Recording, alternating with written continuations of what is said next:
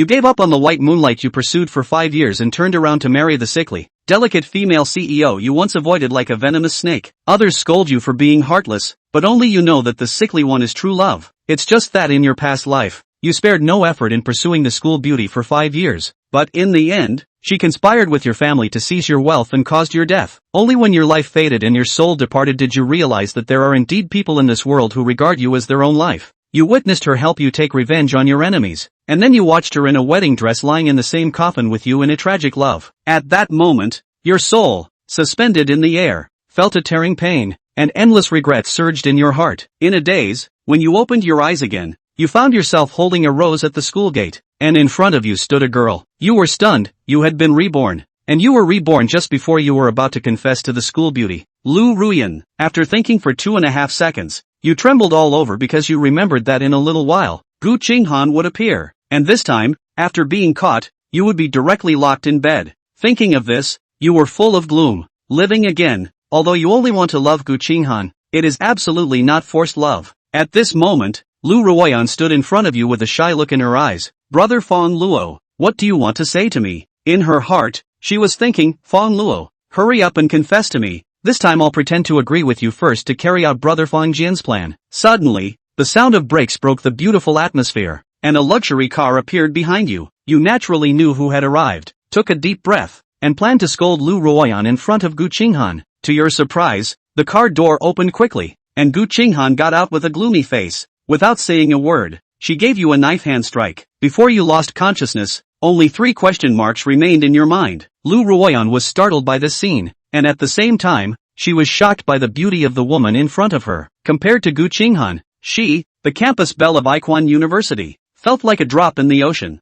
filled with humility. Moreover, for some reason, Lu Ruoyan suddenly felt a sense of impending death. You, who are you? Gu Qinghan retracted her killing intent and without looking back, carried you into the car. She really wanted Lu Ruoyan to disappear from now on, but Lu Ruoyan was someone you cared about. As luxury cars drove away, Lu Ruoyan noticed that this was a luxury convoy, and it seemed that many bodyguards were standing next to that woman just now. Fong Luo, has he been kidnapped by this woman? Lu Ruoyan took out her phone and was about to call the police, but paused the next second. If Fong Luo died, wouldn't his family automatically inherit all of Fong Luo's shares? After thinking for a moment, Lu Ruoyan dialed your brother Fong Jian's number. At night, in the dimly lit room, I really want to gouge out your eyes and make them into specimens, so that your eyes will only see me, or break your legs, then you won't be able to escape, right? Feeling a cold sensation sweep across the corner of your eye, you suddenly open your eyes wide, and what comes into view is that familiar, stunning face. At this moment,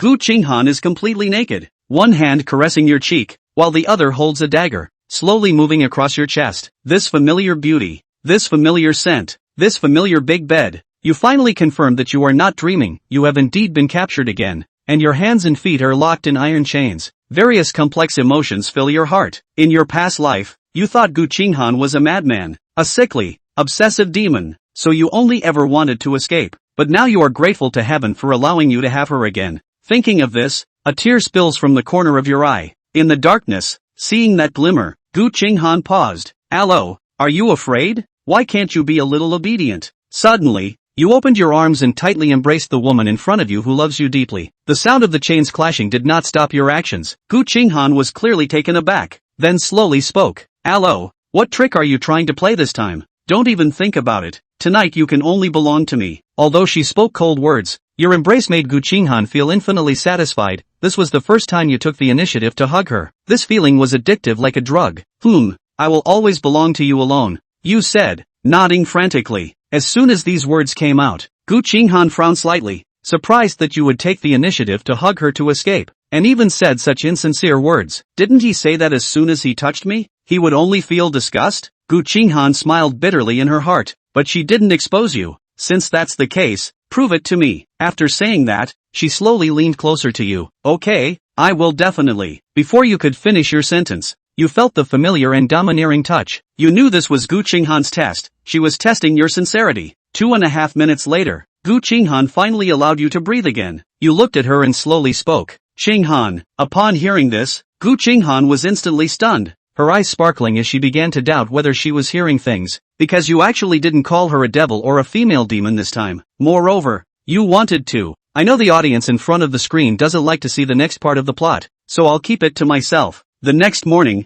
a ray of sunlight shone through the curtains and hit your face. You slowly opened your eyes, and the person beside you was coiled around you like a water snake, staring at you in a daze. The splash of bright red on the sheets also caught your attention. You were forced last night. At that time, you were frightened by Gu Qinghan's behavior, so you didn't notice these things at all. Now you realized that this was also Gu Qinghan's first time awake. Gu Qinghan's expression was blank, but inside she was terrified, fearing that everything from last night was a dream, and she was afraid that her aloe would continue to escape from her. You looked at the stunning beauty in your arms, feeling an infinite sense of emotion. You knew she was a demon who was beautiful yet ruthless, with a fierce personality, morbidly obsessive, and could go mad at any moment, but at the same time, she loved you deeply. Why aren't you speaking? Seeing you staring at her in a daze, Gu Qinghan frowned slightly. You came back to your senses, the softness in your arms reminding you that there was still a chance, and this time you wanted to make up for everything you loved in your life to the woman in front of you. Qinghan. Gu Qinghan didn't know what you were going to say next. She was afraid you would say something that would make her despair, so she simply covered your mouth. However, as you actively responded, Gu Qinghan became even more frantic, and after a long time,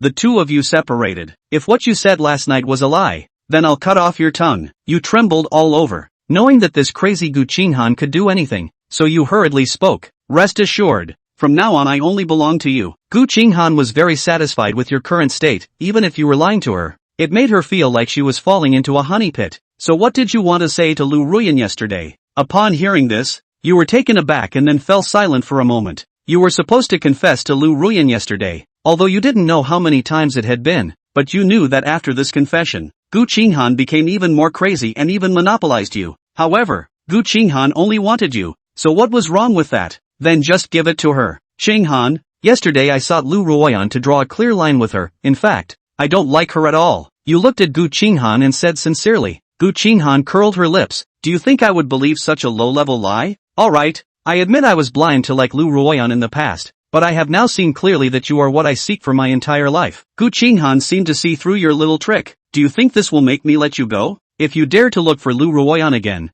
I wouldn't mind turning her into a specimen here, letting her watch every night how I possess you. You certainly knew that Gu Qinghan could do such a thing. After all, in the previous life, Lu Ruyan's ending was even worse than this. However, you knew better that you had hurt Gu Qinghan too deeply. Fortunately, you have been reborn now, so you will use your whole life to prove whether you lied or not. Thinking of this, you hugged Gu Qinghan tightly again. Gu Qinghan enjoyed this feeling of you being proactive everywhere. Allo, call me Qinghan, kiss me. 2.5 hours later, you felt your body being emptied again, and soon fell into a deep sleep. When you woke up again, it was already noon, and Gu Qinghan was no longer by your side. Fortunately, it's not time for school, otherwise, I would definitely be late. You muttered helplessly. At this moment, you saw a small bottle of ointment on the table, and you smiled, knowing that this was a very effective scar removal cream, which you often used in your previous life. So she went into the bathroom and applied it to the striking scratches on her body. All of this is a reminder of how crazy the woman beside you is.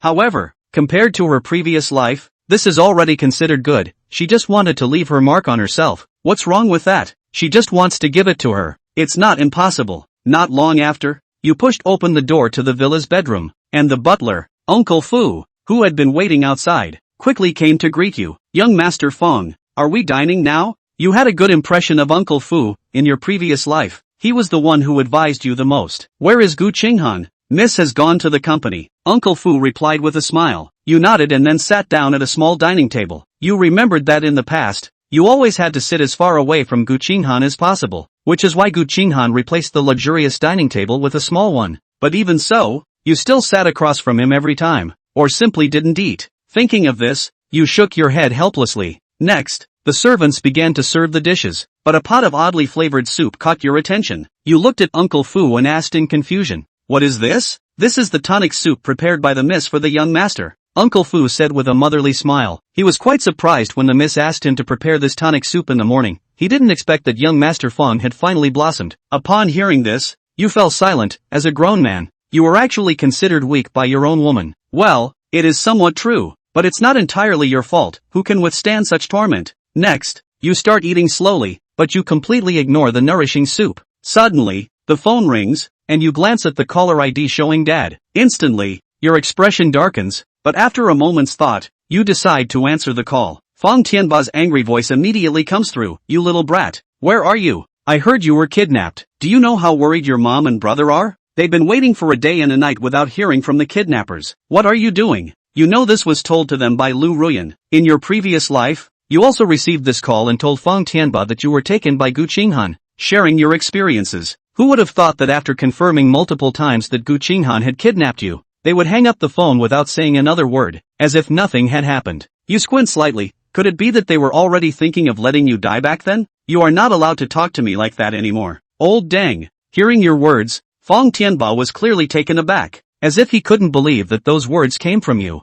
Fang Jian immediately whispered, Dad, maybe my brother really has been kidnapped and is pretending to have a bad relationship with you to avoid dragging you down. The kidnappers might be right beside him. Fang Tianba suddenly realized, it must be like that, otherwise, how could my usually obedient son speak so disrespectfully? Thinking of this made him a bit emotional. Xiao Luo, Dad was just too anxious. Although I can't ransom you right now, you can ask your captors what other demands they have. As long as I can fulfill them, I will definitely do it. Just hoping the kidnappers will leave you with a complete body. Lin Ran was infuriated and laughed, killing intent surging up in his heart. Who said I was kidnapped? I just went home with my wife. Listen to the wind. Your head is like a watermelon with hair. A shake is all rotten soup and bad water. Fools like what you like. Meet you such an old as a father. I really small knife/s open eyes. Lin Tianba was instantly infuriated. What did you say? Little? Lousy is your father. How dare you talk to me like that? Lin Ran, Jiangnan Jiangbei Street. You ask who is the father. A mouth a small. Mouth inserted corkscrew. Open your mouth is either spraying feces or, right? A name is like a sand sculpture. You do not call Lin Tianba. You call Lin Wang by it. Lin Ran cursed coolly and directly hung up the phone. And then the entire Lin family's phone pulls black a dragon. Lin family, you wait for me. Lin Tianba, in a couple of days, I'll show you who's the daddy between us. The pupils of Uncle Fu by his side were shocked. How could he not have imagined that now young Master Lin and the Lin family would actually fall out like this? And what did young Master Lin just say? Going home with your wife. Uncle Fu almost burst into old tears and personally added another bowl of soup to Lin Ran. Lin Ran, kill the drink. The cave manor was huge. But Lin Ran had lazy cancer to the bone and rarely went out of the door of Villa 1. Lying in the villa while swinging and thinking about Luo Yao. I'd love to post with Mr. Bully's daughter-in-law. Thinking about it, Lin Ran picked up his cell phone and searched for the chat that was all about transferring money. But he never received it. At this moment, inside the Lin family villa, Lin Tianba slammed his cell phone directly onto Lin Jian's forehead. Ah! Lu Yumei was startled and hurriedly checked her son's injuries. Lin Tianba was also stunned and looked at Lin Jian, whose forehead was already oozing blood. Lu Yumei gave Lin Tianba a somewhat angry look. Lu Yumei asked worriedly, Son, are you alright? Lin Tianba was also embarrassed. I'm sorry son, Dad didn't mean it. Lin Jian endured the pain but behaved well. It's okay Dad, you'd better think of a way to save your brother first. At least let the kidnappers leave his body intact. Lin Tianba, don't mind that rebellious son, he deserved to die. Lu Yumei also handed her cell phone to Lin Tianba and said, Yes husband, Xiao Ran must have been threatened just now. I'm so worried as a mom. You quickly call him again and tell the kidnappers to make sure to leave a whole body. Lin Tianba was moved to tears. You guys, you're just too kind. If that rebellious son of Lin Ran had half the understanding of Xiao Jian, I wouldn't have let him sleep in the utility room. Lin Tianba took the cell phone and asked, What's the phone number of that retrograde son? After asking this, all three were silent. None of them seemed to have Lin Ran's phone number. The phone call I just made was still the number I asked Lu Rushue for. Having no choice, Lin Tianba had to call Lu Rushue again. Little Shua, what's Lin Ran's phone number now? Just now Auntie's cell phone fell on the ground and broke. I can't find the call records. After getting the phone, Lin Badian once again dialed Lin Ran's number. However, how to call cannot be reached. Changed Lin Jian's cell phone still cannot be reached. This rebellious son. Forget about him, let's send Xiao Jian to the hospital. Look at this wound that's at least a centimeter. Lin Jian revealed a good-natured smile. Thank you, Daddy. Luo's group. High-level conference room. All the executives were silenced. Every meeting they feel like a torture chamber. If not for the Luo group's generous treatment, they would have left. And today, Mr. Luo's face was cold as if it could drip ice. Luo Yao played with a pen in her hand, killing intent rising in her heart. The assistant reported at noon today that Ruoshue Lu wanted to get her internship certificate. Lu Rushue was working as a summer intern at a subsidiary of Luo Group, which was naturally operated by Luo Yao. She had long since completely controlled the dynamics of all the people who were related to Lin Ran, especially this Lu Rushue. Yesterday, Lin Ran went to look for Lu Rushue, and today he received a message from Lu Rushue. And having to get an internship certificate also means they're starting school. Luo Yao was already considering whether or not to make her disappear forever. If Lu Rushue was gone, would Lin Ran break down or would he stay by her side? She didn't want to gamble, much less dare to. Ding! The WeChat message of special attention sounded. Luo Yao gave a start and picked up her cell phone. Then all the executives saw the corners of Luo Yao's mouth, who was originally as cold as ice, gradually hook up. Mr. Luo could actually smile? What information is so magical? They're numb. That's it for this meeting. This month's bonuses will be increased by $100,000 each. After saying this, Luo Yao got up and left, leaving behind a group of dumb geese. The boss was instantly satisfied with their work and gave them a bonus? That's too much to believe. Luo Yao kept walking back to the office without taking her eyes off the cell phone screen. And Lu Mang, the assistant who followed her around, had a shocked look on her face. The person who could make Luo always have mood swings. Could it be young Master Lin? Sitting in the office, Luo Yao looked at the words in the message for a long time. Aaron, I miss you. When are you coming back? After thinking about it, Luo Yao returned a message. Soon. Luo Yao, I'm going back. You do the rest of the work. Lu Meng shocked. Good. I can't believe Mr. Lo is leaving work early. On the way back, Luo Yao received a message from her housekeeper Fu Bo, who sent Luo Yao a detailed record of Lin Ran's call with the Lin family today. Luo Yao's eyes were abnormally bright after seeing it. And if this scene was seen by his employees, it was estimated that the pupils would be seismic again. Aaron said, Wife, family, Chapter 5. Inside the villa of the private estate, Lin Ran, who had received the news, immediately moved to the kitchen. He was going to make dinner for Luo Yao, and this was the way he could give what he could right now. The estate didn't know if he was allowed out, and he didn't ask. At this time in my last life, I had to be chained to my bed myself. Now at least there were no chains, and he didn't ask for more. Taking his time, and such a cozy villa, a life of clothes and food, a beautiful and bewitching wife. Isn't this already the pinnacle of life? Why can't you think of your own way to live in the old days? To say that in his childhood, Lin Ran had a good life, but everything had changed since his mother's death. With a stepmom,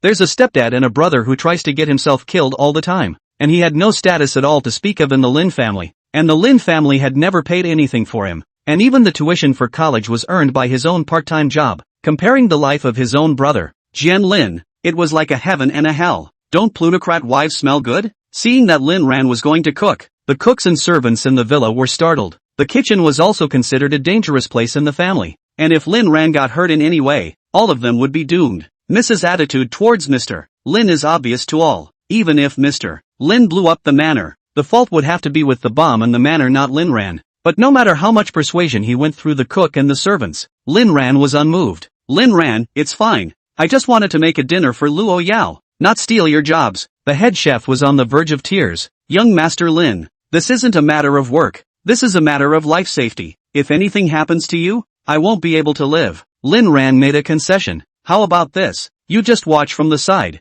If I can't make it, you go back on. That's fine. The head chef thought about it and could only agree helplessly, which was already considered Lin Ran's concession. The chef was slightly shocked as he watched Lin Ran's skillful knife work start the fire and burn the oil. A young master in fine clothes like Mr. Lin would even cook? They don't realize that in the Lin family it's Lin Ran who cooks instead of babysitting. After Lin Ran had made the 8 dishes and 1 soup that he specialized in, Luo Yao returned. The first thing she did when she saw that the hall was empty was to walk upstairs towards the bedroom and push open the door to empty space. His face instantly went cold. None of it. None of it. The last time were not as Lin Ran escaped. Fu Bo took all the bodyguards and servants in the house to go out and look for it. There's no one there this time. Is there? Aaron, why are you being so misbehaved? Luo Yao took out her cell phone, opened an unknown app, and took a look at the positioning. Aha, just the villa? As Luo Yao was puzzled, Uncle Fu came in a panic from the kitchen. You're back, miss. Where's Ran? Young Master Lin is in the kitchen. He said he wants to cook for you himself. Luo Yao froze for a moment before slowly recovering her normal face. Uncle Fu wiped his sweat and said that he was lucky to have said it quickly, or his life might have been lost.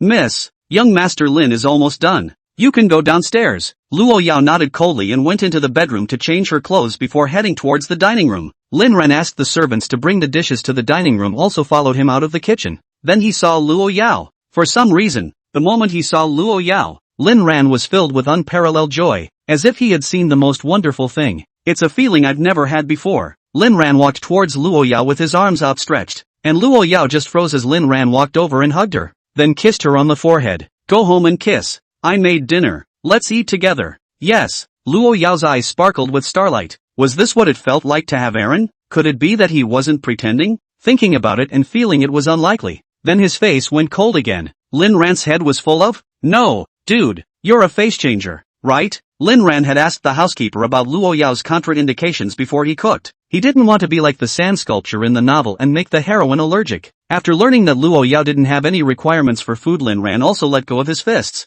No demands, meaning she wouldn't be offended if she did a piece of. Not to mention he's a pretty good cook. Luo Yao, dressed in home leisure, was evocative. And the scene from last night flashed through Lin Ran's mind, his face flushing a little. After Luo Yao took her seat, Lin Ran sat down in the seat beside her and lit the candles that had been prepared earlier and instructed the maid to turn off the lights. This maneuver made the butler, Uncle Fu, and a group of servants look surprised. Previously, Lin Ran used to sit at the furthest position from Luo Yao. For this reason, Luo Yao directly replaced the large luxurious dining table with a small dining table. And just like that, Lin Ran sat across from Luo Yao. And now that he even sat directly beside Luo Yao and lit romantic candles, this change could not be described as small. Luo Yao was also very satisfied with Lin Ran's change, and she felt that it was fine for Lin Ran to keep acting. Lin Ran served Luo Yao a bowl of nourishing soup, followed by a bowl for himself. Wife need to maintain the face. I also need to what if my wife doesn't want me when I'm old? Uncle Fu hurriedly interrupted. Missy, this soup seems to be very tasty.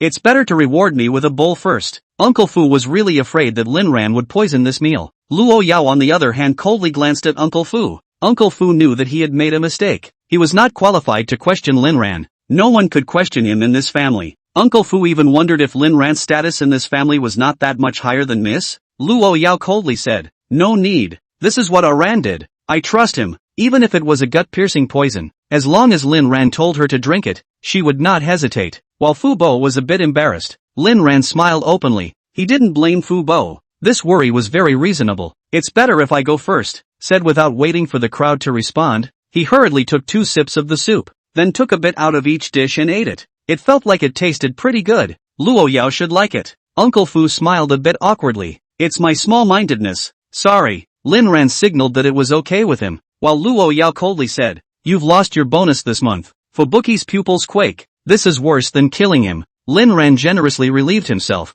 "Luo Yao, Uncle Fu is also thinking about your safety. Forget about deducting bonuses and whatnot. You try this soup." It's not that Lin Ran is a bully, but Fu Bo is really a good person and is looking out for Luo Yao, so this is a favor he begged for. Luo Yao nodded and Fu Bo gratefully tried to thank Lin Ran, but immediately shut up when he saw Luo Yao's slightly frowning eyebrows. "How can you talk when the two of you are eating?" Lin Ran then quietly watched Luo Yao elegantly scooped up a spoonful of his handmade skin-nourishing soup slowly sent to his mouth. The dim romantic candlelight reflected Luo Yao even more moving. Feeling that how to look at this one of the world's face seems to be not enough to look at. "Luo Yao, what are you looking at?" Lin Ran, "See that you look good." Luo Yao frowned. "Who looks good with Lu Rushue?" Chapter 6. A bonus question? Lin Ran, "I must have been a Shakespeare no-show before. I couldn't even see such a beautiful woman in front of me. So now that I've regained my sight I'm going to see more of you. For the rest of my life. It's just that I'm so sorry." The first half of Lin Ran's words made Luo Yao's heart flutter, and the last sentence made Luo Yao suffer. "Regret what? Regretting that you gave your body to yourself yesterday?" Lin Ran was also appalled when he felt the air around him suddenly become cold. "Why are you angry all of a sudden?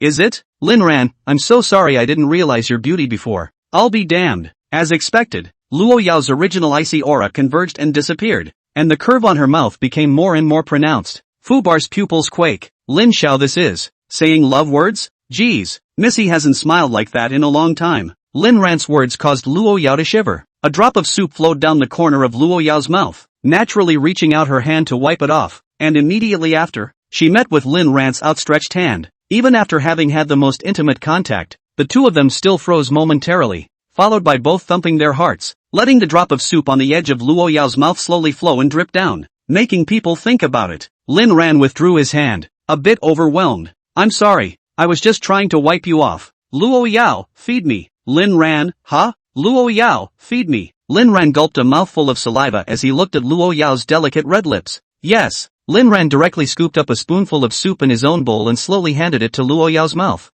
Fubuki was shocked in his mind. He knew that Miss had a cleanliness fetish and an aversion to men, and young Master Lin even fed Miss soup with his spoon? Slowly took out his cell phone and sent a message, "Prepare a crystal coffin." Immediately after that he saw his young lady actually open her mouth and drink, as if she had even licked the spoon. Aha! Must be an illusion. Luo Yao's slow and methodical voice came out. Does Uncle Fu also want to have a candlelight dinner for the two of us? Fu Bo, instantly backbone cold, hastily shook his head, immediately signaling everyone to leave. He also followed and once again took out his cell phone to send out a message, revoke the coffin. Looking at Luo Yao's pouty lips, Lin Ran tenderly performed the feeding. This feeling made Luo Yao satisfied and gradually indulged. Ran, are you really not lying to me? Even if it is, I recognize it. Luo Yao didn't have any desire for food, but this was Lin Ran's cooking, so she was going to savor it all and eat as much as she could. This was an unprecedented first time for Luo Yao, who was already anorexic. The meal lasted a long time and the pair went from the dining room to the bedroom,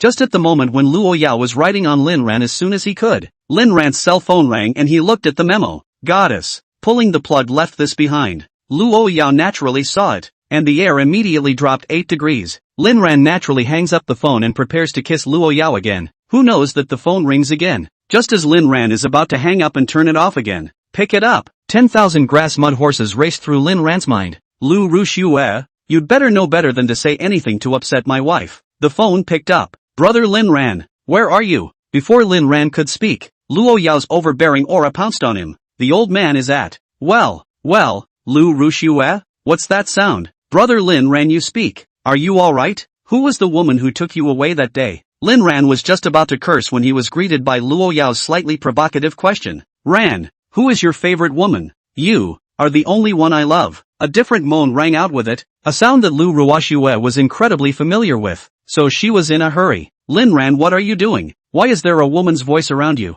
The two rabbits messed with Lin Ran, who was about to suffocate. He wanted to curse so badly that he pushed Luo Yao away. This action almost ignited Luo Yao's explosives. I'm with my daughter-in-law. Get thee out of here if you're fine, or die if you're not. After saying this, Lin Ran was once again surrounded by Luo Yao before an even harsher voice rang out. It was the sound of pleasure, and moreover of provocation as well as contempt. Ryu Rushue couldn't take it anymore. With that, he hung up. Luo Yao smiled, a smile Lin Ran had never seen before. Ghosting? Sarcasm? Bitter smile? With the passage of time, Lin Ran experiences the truest Luo Yao. Cursing myself for being such a blind deaf cutie before. So what exactly is it that he wants? Luo Yai. One day I'm really afraid that I'll die here. So can we take control? In the last life Luo Yao always held the initiative. Who would have thought that this life would still be the same? Obviously he is the man alright. Luo Yao was very satisfied with Lin Ran's attitude towards Lu Rushue today. Crazy? But I just can't help what to do. It's as if only by melting into one like this do you truly belong to me. If you really die under me, then I won't hesitate to die with you, and you'll still be mine in the netherworld. Lin Ran was silent. He knew very well that Luo Yao would absolutely do this. What's so great about you? Why did Luo Yao fall for him? Aaron, I'm so scared. I'm afraid you'll turn away from me tomorrow. So, even if you are lying to me, can you keep on lying? Lin Ran's heart ached. Even if Luo Yao thinks she's lying to her, she's still willing to do this. What kind of freaking love is this? Even if I get your false love, I treasure it like a jewel. But Lin Ran had gradually grown to love this feeling, and it could even be said that he was already obsessed after only 2 short nights back from his rebirth. Luo Yai, believe it or not, I will always be with you and love you. We'll always be like this. Trust me, okay? Luo Yao's eyes glittered with crystals, but she knew she couldn't cry. In this world, everyone is allowed to cry but her, because crying shows her vulnerability, and when people are vulnerable, they get stepped on. She had to be the strongest Luo Yao. Only then could she protect her Aaron. If Aaron didn't like himself anymore and didn't want him, then he would make a specimen of him and put it on himself, or burn it to ashes and eat it, and that would be a lifetime.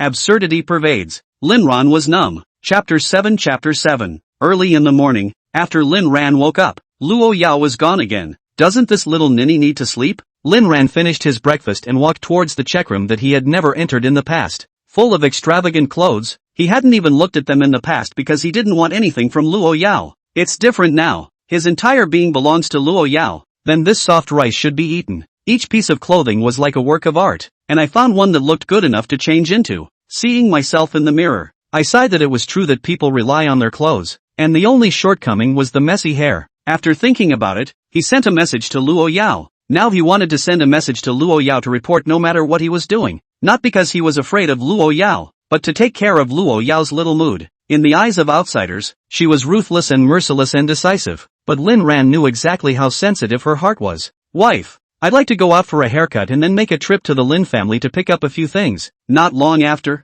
Luo Yao returned the message. Is it okay if I have the stylist go to the manor? Lin ran, okay. As for Luo Yao on the other side of the phone, she looked at the message in her hand and kept fuming. Old woman. She liked the title. After thinking about it, I changed the note of Aaron to husband. Not long after the stylist arrived at the manor, followed by a $1 billion hairstyle designed according to Lin Ran's request. Uncle Fu, can I borrow a car? You can't get a cab on the estate. Uncle Fu smiled. Young Master Lin is joking. You can drive any car in the garage. They are all given to you by Miss. Lin Ran also suddenly remembered that Luo Yao had once given him many things, but he didn't even look at them. Just in the locker in the check room, there's a lot of real estate, a lot of car titles, and a black card with an unknown amount of credit. Good. Then please trouble Uncle Fu to prepare a few more bodyguards for me to accompany me out to do some errands. Yes, young Master Lin walked into the garage and holy crap, it was bigger than any luxury car show in the world. Lin Ran selected a Koenigsegg 1-1.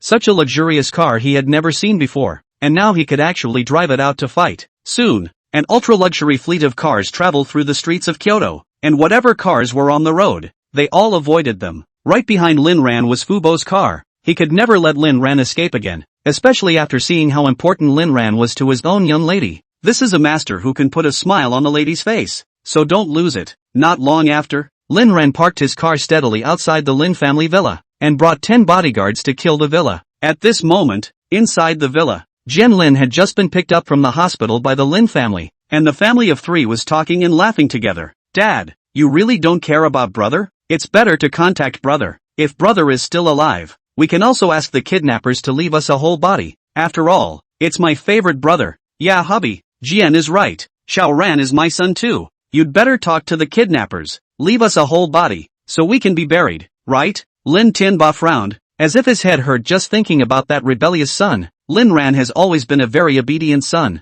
Why did he scold him last time? If he hadn't cursed him, he might have been able to find a way to save him. But now, don't worry about that rebellious son. I'm his father. Even if he comes back, he'll have to kneel down and kowtow to me and apologize before I can let him live back in the Lin family. Lu Yumei had a worried face at this moment, but inwardly, she was secretly happy. Now Lin Tianba's attitude towards Lin Ran had reached an almost irreparable point. Bang! Suddenly, the door of the villa was broken open by a huge external force. Your living father has come for you. At the sound of a familiar voice, all 3 people in the room froze. Seeing Lin Ran, Lin Tianba instantly became furious and got up to draw his 7 wolves. Little you still dare to come back? If you don't kowtow and apologize to me today, I'll whip you to death. However, before Lin Tianba could make a move to hit someone, a few bodyguards rushed out behind Lin Ran with a clatter and pressed Lin Tianba to the ground. An operation that startled Lin Jian's mother and son. Lin Jian, brother is back. I missed you so much. When I heard you were kidnapped, I couldn't stop thinking about saving my brother. But brother, why did you bring outsiders to bully daddy as soon as you came back?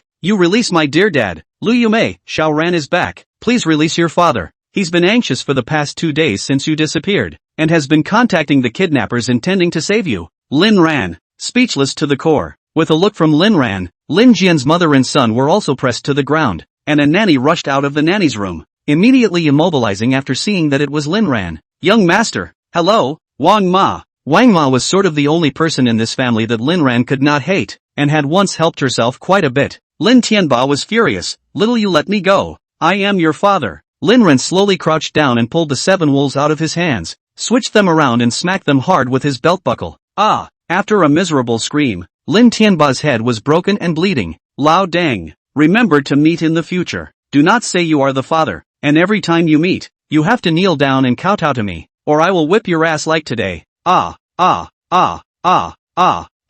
Accompanied by a loud scream from Lin Tianba, both Lin Jian's mother and son were stunned, tired and pumped up. Lin Ran moved his muscles to slowly look at Lin Jian's mother and son. Disgusting. Lin Jian mother and son and Lin Ran's eyes met, and there was no fear, instead. There was a bit of excitement in the resentment.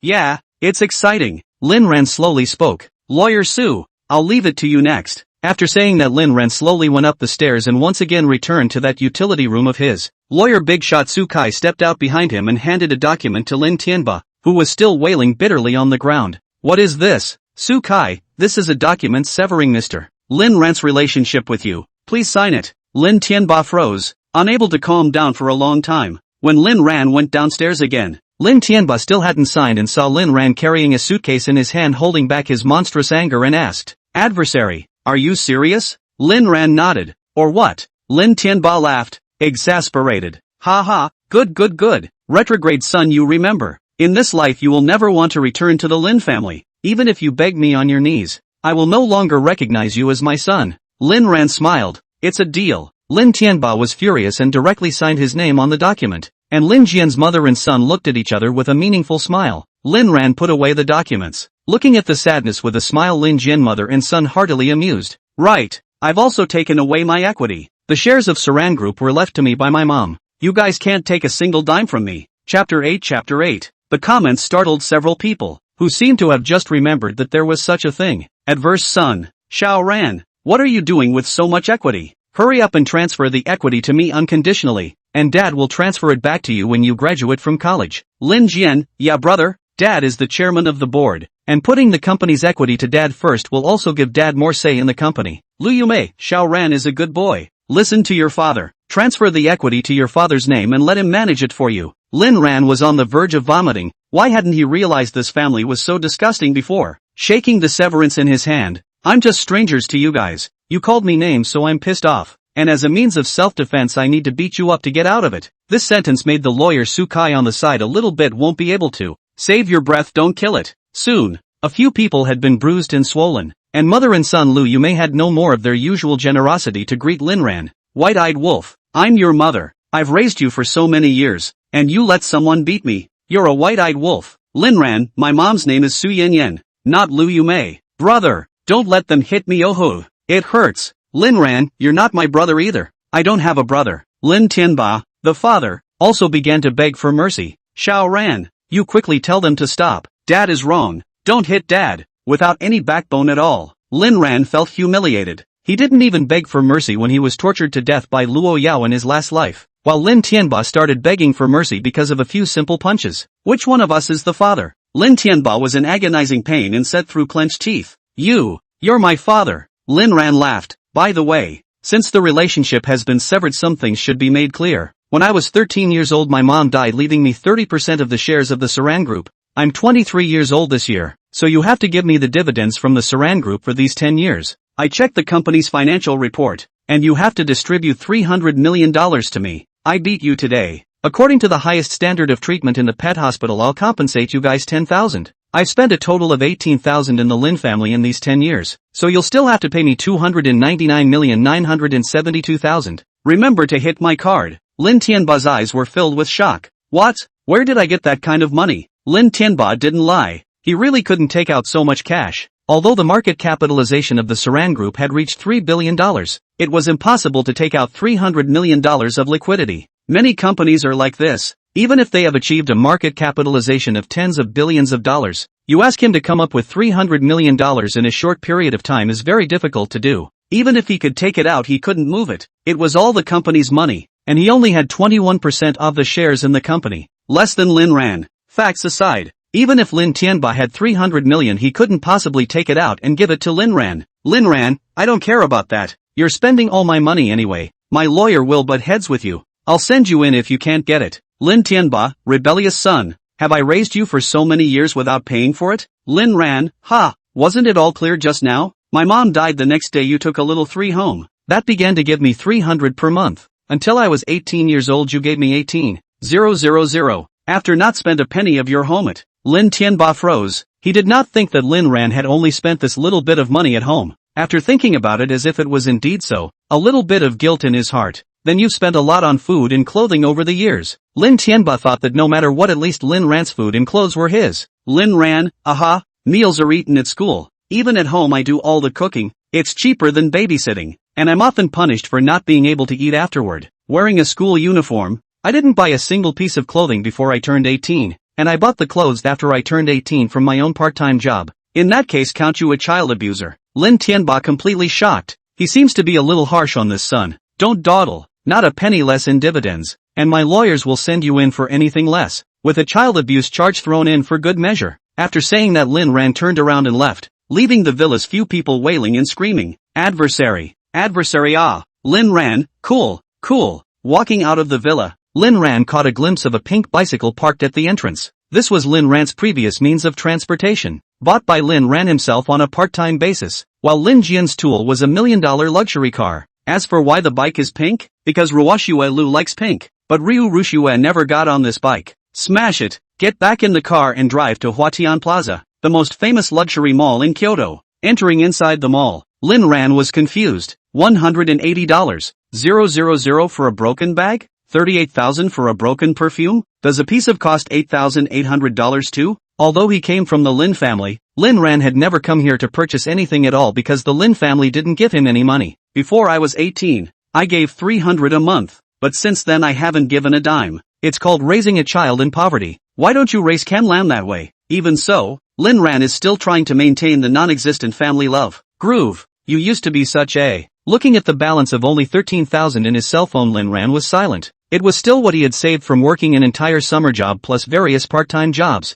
Originally, he had planned to buy a bag for Lu Rushue, but now he was planning to buy a gift for Luo Yao. Just did not expect how can things be so expensive here? Even so, Lin Ran wasn't going to spend the black card Luo Yao gave him. Not that he was being noble, but it was a gift for Luo Yao. He wanted to use the money he earned. As if seeing Lin Ran's dilemma, the store clerk also began to not pay much attention to Lin Ran. Just then Fu Bo walked over. Is young Master Lin looking at something? Do you need to pack up this store? Lin Ran shook his head. No need. For Luo Yao's gift I want to use the money I earned to buy it. Lin Ran finally chose a bracelet that sold for exactly $13,000. After paying, the sales clerk lady gave a polite smile. Receiving the bracelet, Lin Ran imagined Luo Yao's appearance after wearing it. Luo Yao, this is my first gift to you. It's not very expensive, but it's all I have. When I make money later, I will give you all the best things in this world. Suddenly, Lin Ran began to feel uncomfortable all over. According to the plot of the novel, shouldn't something happen at this point?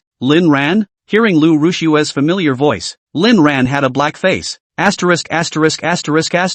Bad luck. Chapter 9.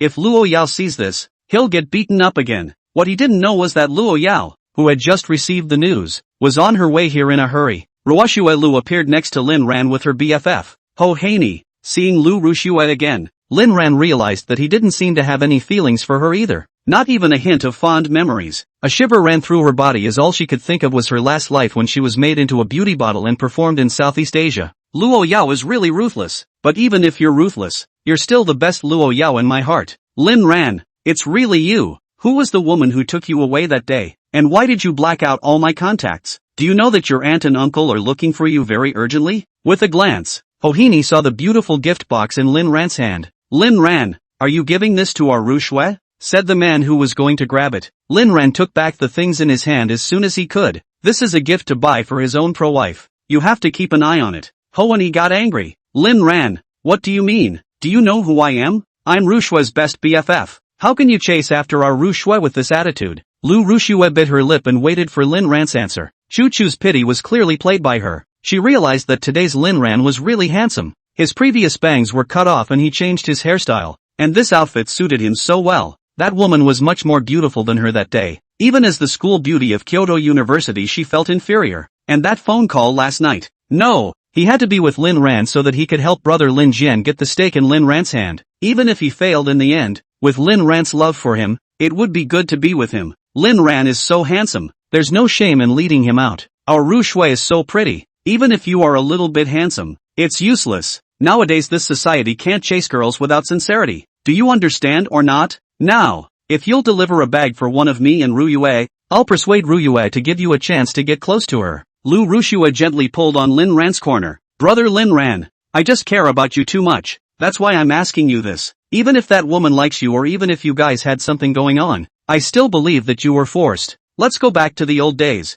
okay? This scene was precisely seen by Luo Yao, who had arrived, and her eyes seemed to be like knives as she looked at what was happening over here. Lin Ran was seen hastily dodging Lu Rushue's hand that was about to grab up with a Panjo Dan walk. Lu Rushue, you have a bubble in your head, don't involve me. Get out of here. Ruyue Lu froze, and Hoani was furious. Lin Ran, who do you think you are? Our Rushue is so beautiful and even forgave you. You don't appreciate it even if you don't. But you still curse? Lin Ran was made fun of by her? Pretty? My wife is much prettier than her. She has face and money, and she treats me well, and I love her the most. So where do you guys get the confidence to talk to me in front of me on the strength of being pretty? Lu Rushue took a step back in a daze. She couldn't believe that this was something Lin Ran had said. She wanted her former brother Lin Ran, who was gentle and considerate, and who was the only one who respected her. Brother Lin Ran, you say that woman is? Luo Yao's murderous aura disappeared in an instant, and she stopped and watched quietly. This change caused her assistant Lu Meng's pupils to quake. Mr. Lin, you've finally seen our Mr.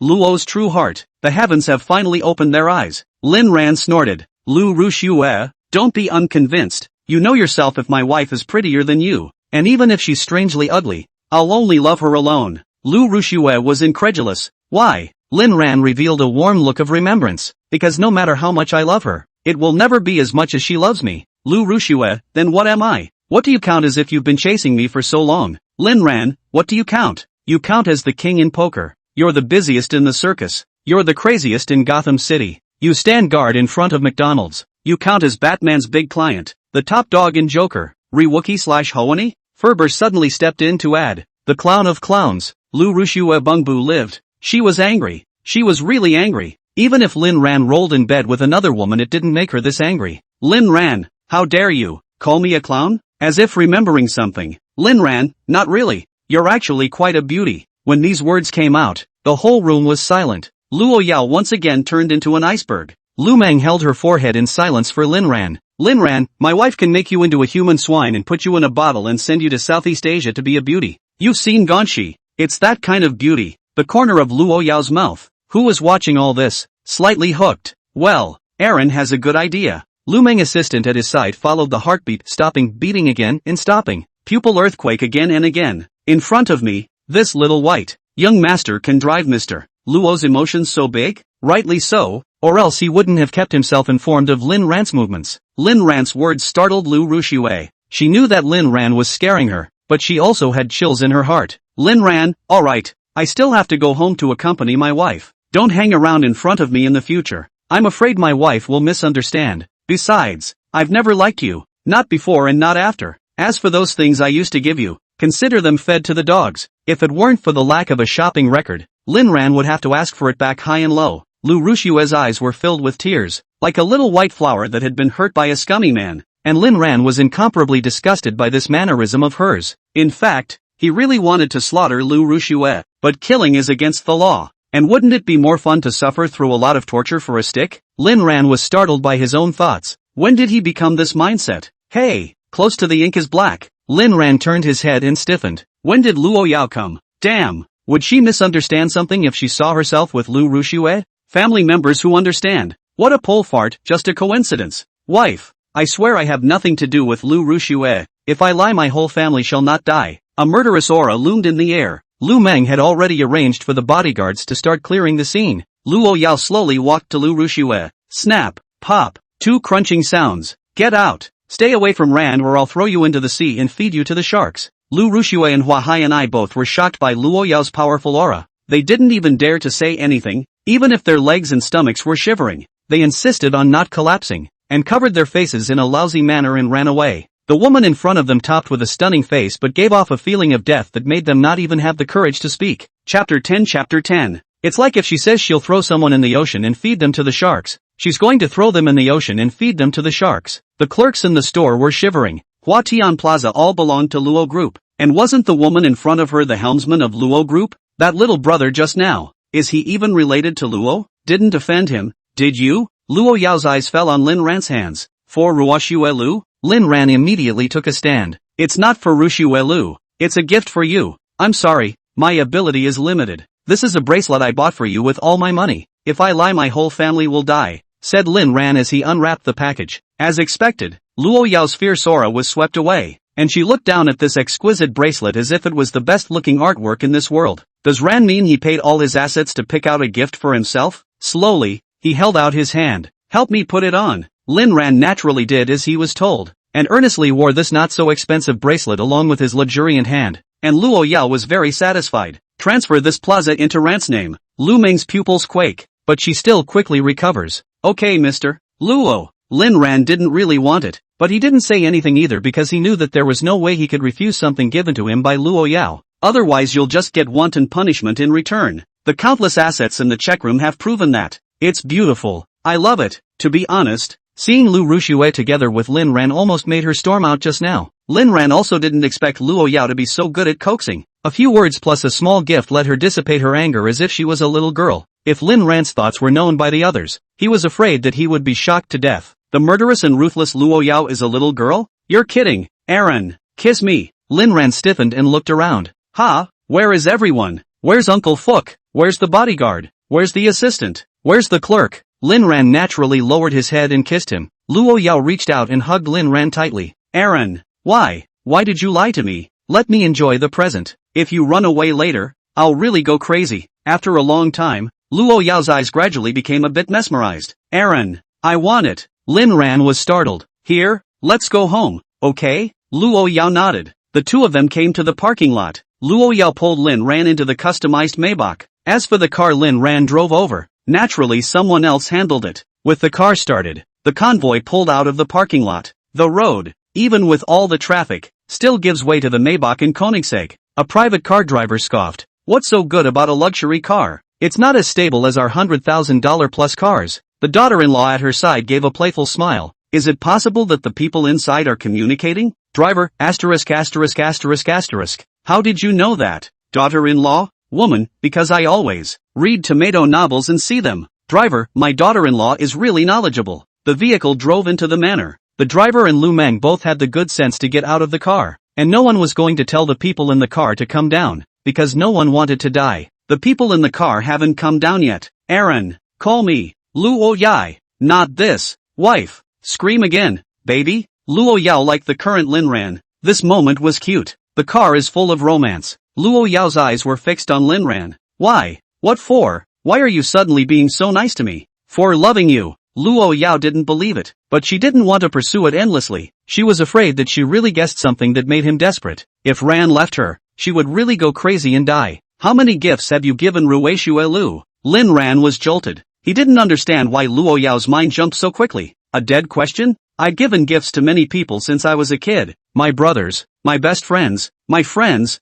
and my classmates. But the only one I've given to you is the one I really want to give to my loved ones. This answer was considered passable in Luo Yao's mind. Remember, from now on, you can only give gifts to one of my women. Lin Ran, yes, sir. When the two of them got out of the car, Uncle Fu had the servants prepare dinner at the first opportunity. Lin Ran took the initiative to feed Luo Yao one spoonful at a time, one chopstick at a time, and only after he finished feeding the little devil did Lin Ran start eating. Late at night, Lin Ran slept after his hard labor, while Luo Yao quietly wrapped herself around him, as if she wanted to dissolve Lin Ran into her body. Ran, did she choose to stay because of her body? It would be nice if that were the case. After a long time, Luo Yao still shook her head. Could it be that everything that happened during the day was staged by him because he had been sending people around him? He severed ties with the Lin family and drew a line in the sand with Lu Rushue, and all of this was to protect them? Because Ran knew that he might use them as a tool to blackmail him into staying with him? No, Aaron, you can't do this to me. The more she thought about it, the more scared she became.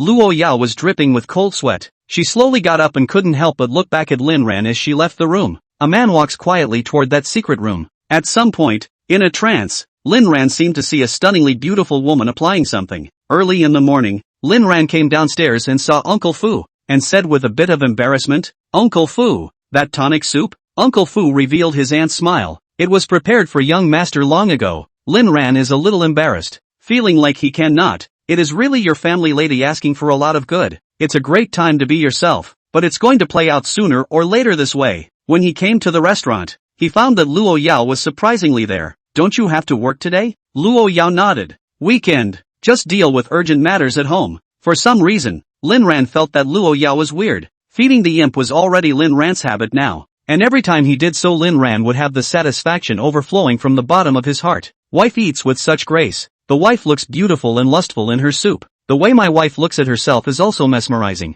Everywhere is good. The weekend was nice and cozy, and Rinrin ate it up until the evening of the next day. Luo Yao, want a drink? Lin Ran, yes, if his wife wants to drink, then he'll lay down his life. Despite his own inability to drink, though he didn't know why he was drinking, Luo Yao got up and took out a bottle from the liquor cabinet. Mutai? No, drink white wine. Forget it. It's good that you're happy. Just on the way back to the dining table, Luo Yao felt a pain coming from her leg, and with an unsteady hand, the mutai in her hand flew out with her. Lin Ran's hands quickly rotated 360 degrees. one hand supporting Luo Yao's waist, one hand catching the falling moutai. Damn girl, be careful. Chapter 11.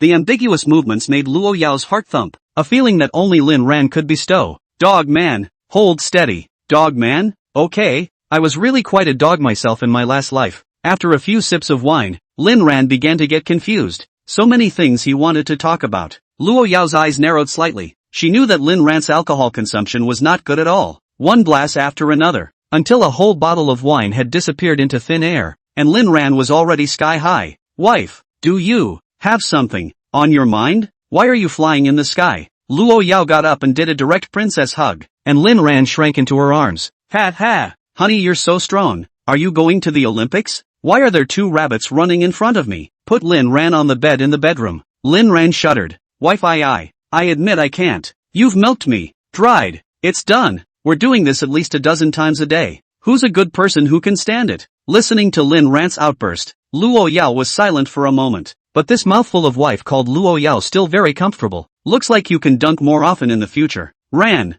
do you still like Rushue Lu? Lin Ran sat up with a jolt. Lu Rushue? Is it a human or a ghost? You are Lu Rushue? Lin Ran's eyes gradually became mesmerized as he looked at Luo Yao. Luo Yao's face grew colder and colder as she thought about clamping her voice. It's me, brother Lin Ran. Don't you like me anymore? While saying this, he reached out to support Lin Ran for fear that he would fall down. Who knew that Lin Ran was like touching? Don't you touch me. I'm afraid of getting dirty. Dirty. Yo-Yo won't like me anymore. Yo-Yo? This title Luo Yao also liked it. Or rather all of Lin Ran's titles for her she liked. Who's Yo-Yo? Lin Ran, I told you not to touch me, not to touch me. I still have to wash it later. Yao Yao of course, is my wife. It's my master, it's my day. It's my favorite person. And the person who loves me the most in this world. Luo Yao froze. She couldn't believe that these words came out of Lin Ran's mouth. If he really loved her so much, why had he never shown it before? And had even always treated her with nothing but disgust and fear. Looking at Lin Ran's state, Luo Yao narrowed her eyes. Is he not drunk? Or maybe it's a drama where the man is 7 points drunk and acts until you're in tears? Ran,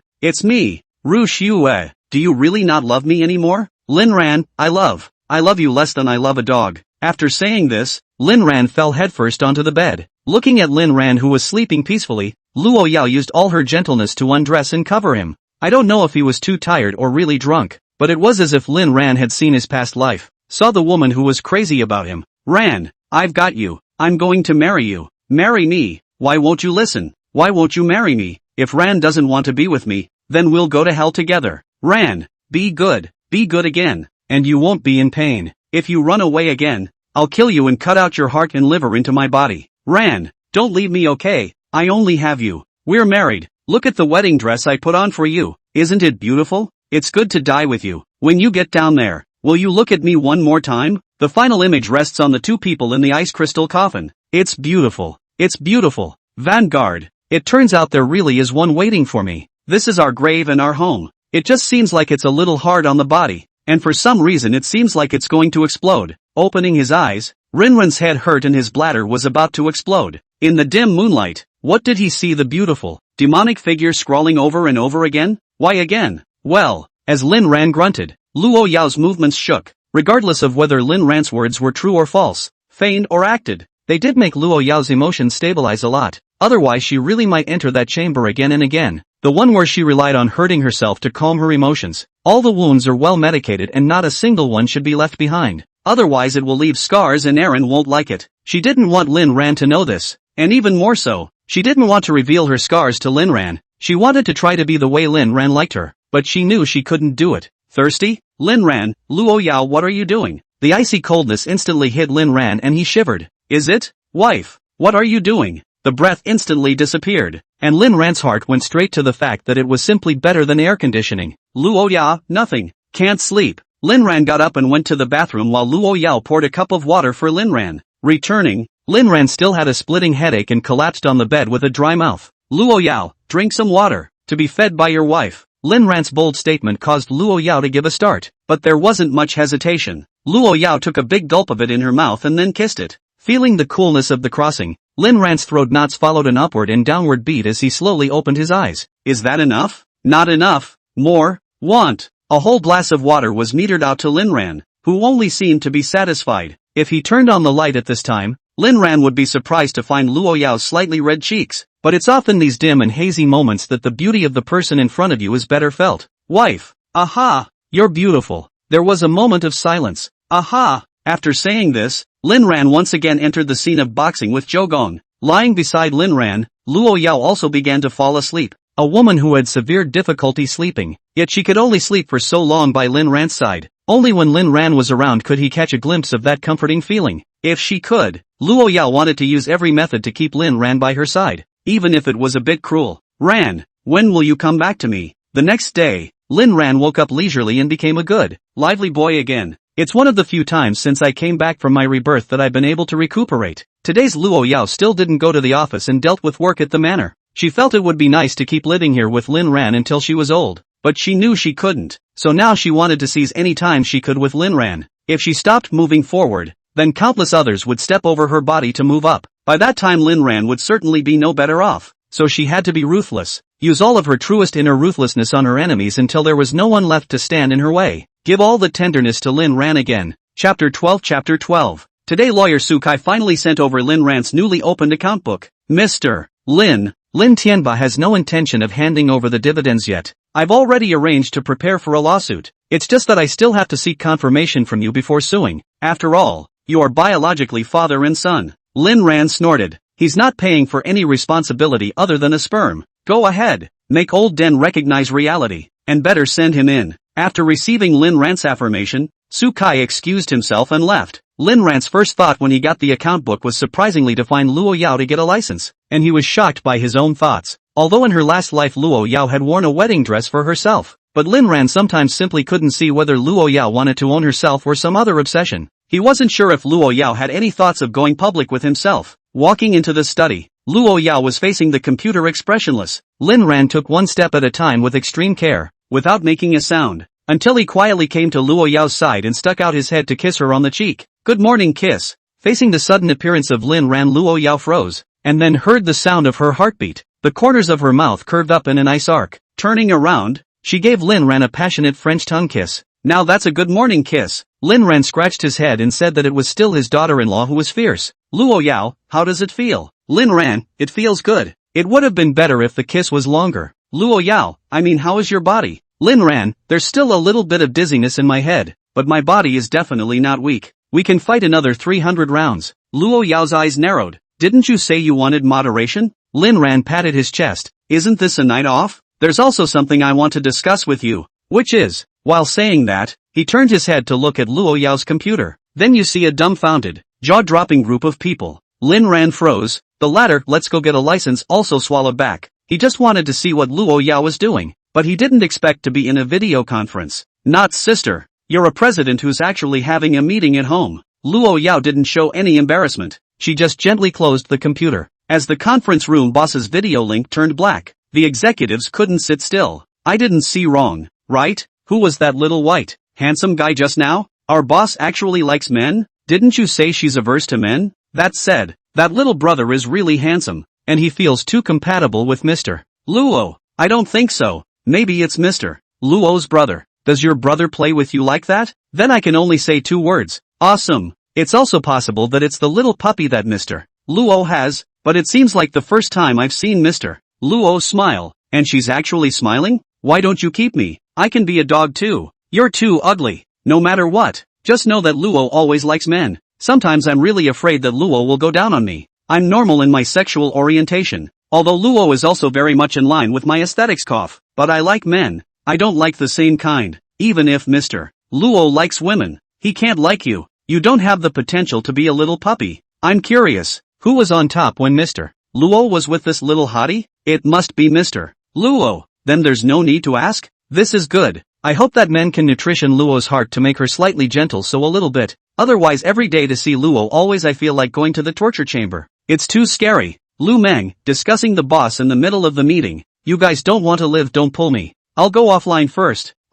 It's not going to be open? Special Assistant Lu has gone offline. Let's do the same. Anyway, even if the sky collapses, there's still Special Assistant Lu to take the lead. Lin Ran in the villa was a bit confused, not embarrassed, but ashamed, and worried that he had caused trouble for Luo Yao. Luo Yao, what do you want to discuss with me? Lin Ran, who still had the heart to talk about the license, stammered and asked, that. I'm not giving you any trouble. Luo Yao looked a little amused at Lin Ran's hand-wringing and shook her head. Won't. I promise. What promise? Could it be that he knows he got the account and wants to get a license with her? This is too amazing. I promise you free access to the estate, but only if you don't run, and keep me posted, and come home to me every night, not to mention Ruyue Lu. If you can't do that, I'll arrest and abuse Ruyue Lu and all of your family. Lin Ran, there is such a good thing? That's not actually what I wanted to talk about. What I wanted to say is that I got my account book and I want to go get a license with you. Luo Yao looked at Lin Ran seriously and didn't say anything for a long time. In fact, whether or not to get a license is not important at all to Luo Yao. What matters is whether or not Lin Ran is by her side. As long as I can be by her side all the time, even if I don't get married for the rest of my life. But for the average person, she naturally understands the significance of getting a license. Could it be that Aaron wanted to go public with himself? Or paralyze herself in order to reassure herself and then take the opportunity to escape? With the license, will Ran recognize himself as his wife outside? All sorts of thoughts raced through Luo Yao's mind. Looking at Luo Yao's delay in speaking, Lin Ran's heart was a little lost. She seems to be reluctant, or does not want to be open with herself. If you don't want to, forget it. I don't mean anything by it.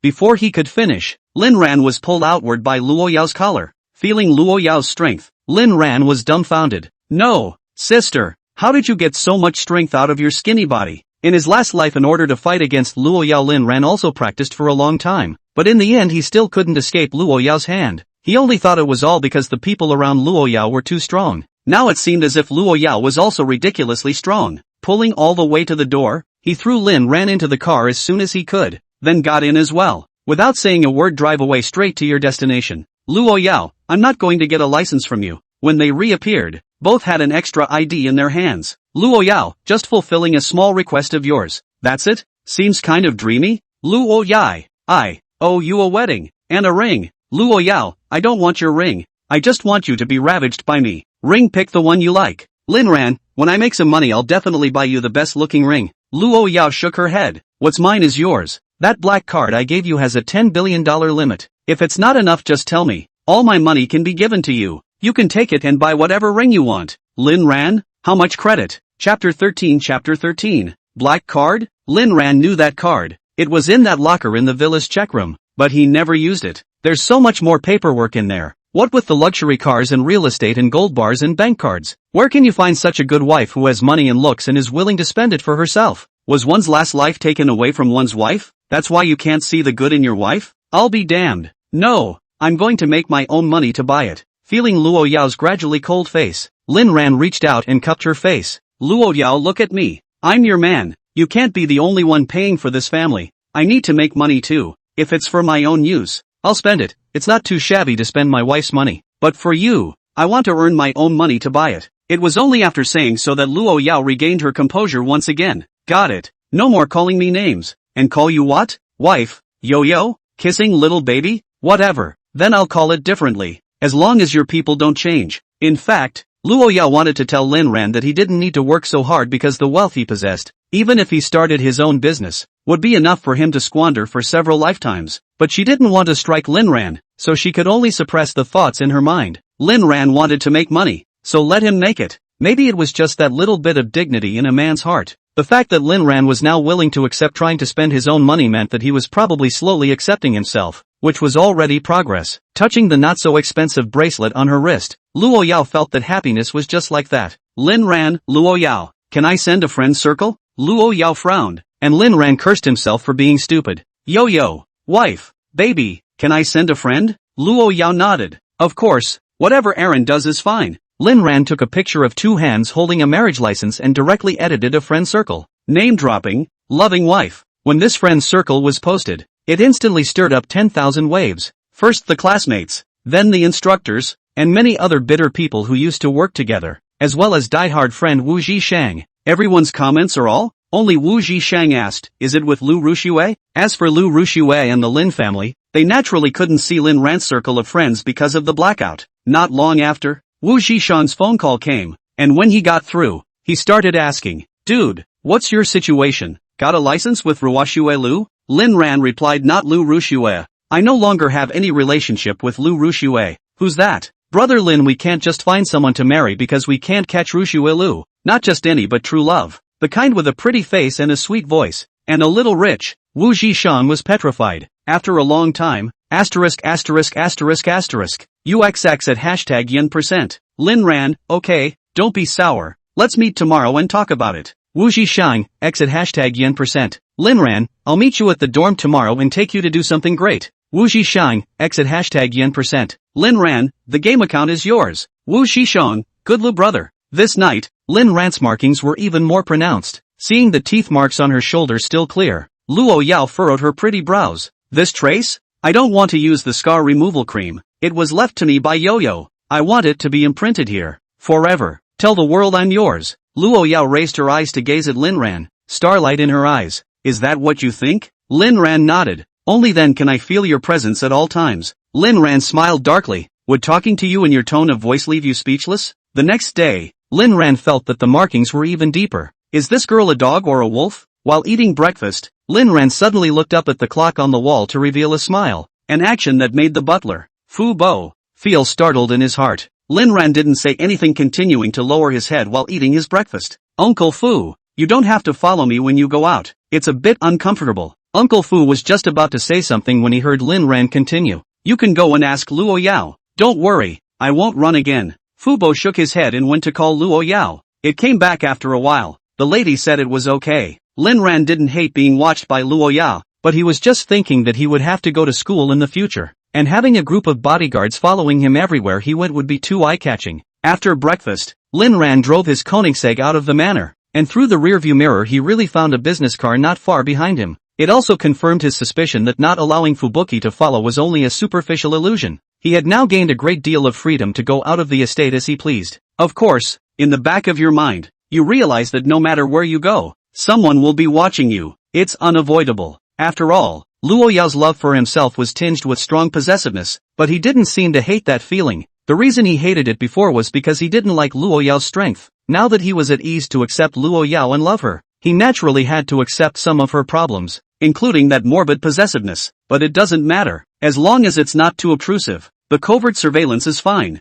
This could also put Luo Yao at ease a bit. Lin Ran didn't object and didn't intend to break it up. And at this time, Luo Yao, who had arrived at the office long ago, was looking at her cell phone screen out of her mind. She had just seen that smile Lin Ran had given to the camera, and a chill ran through her body. But it felt as if Lin Ran hadn't noticed anything again, and slightly lowered his heart. At Kyoto University, it was not yet time for school to start, but many students were still living at the school, including Lin Ran's brother, Wu Shishang. Lin Ran parked his car in the outdoor parking lot on campus and returned to his former dormitory to find his nemesis Wu Zhishang. In his last life, when he learned of Lin Ran's death, the one who cried the most was this friend, and that crying was like a grandson giving his grandfather a funeral. Oftentimes it's also only death that can tell who really cares about you. Based on this, Lin Ran would also have to ensure his honor and glory, as well as save him and never let him follow in the footsteps of his previous life. Lin Ran clearly remembered that Wu Zhishang would soon be next in a series of changes. The first one is that the chairman of his father's company absconded with the money, and Wu's father,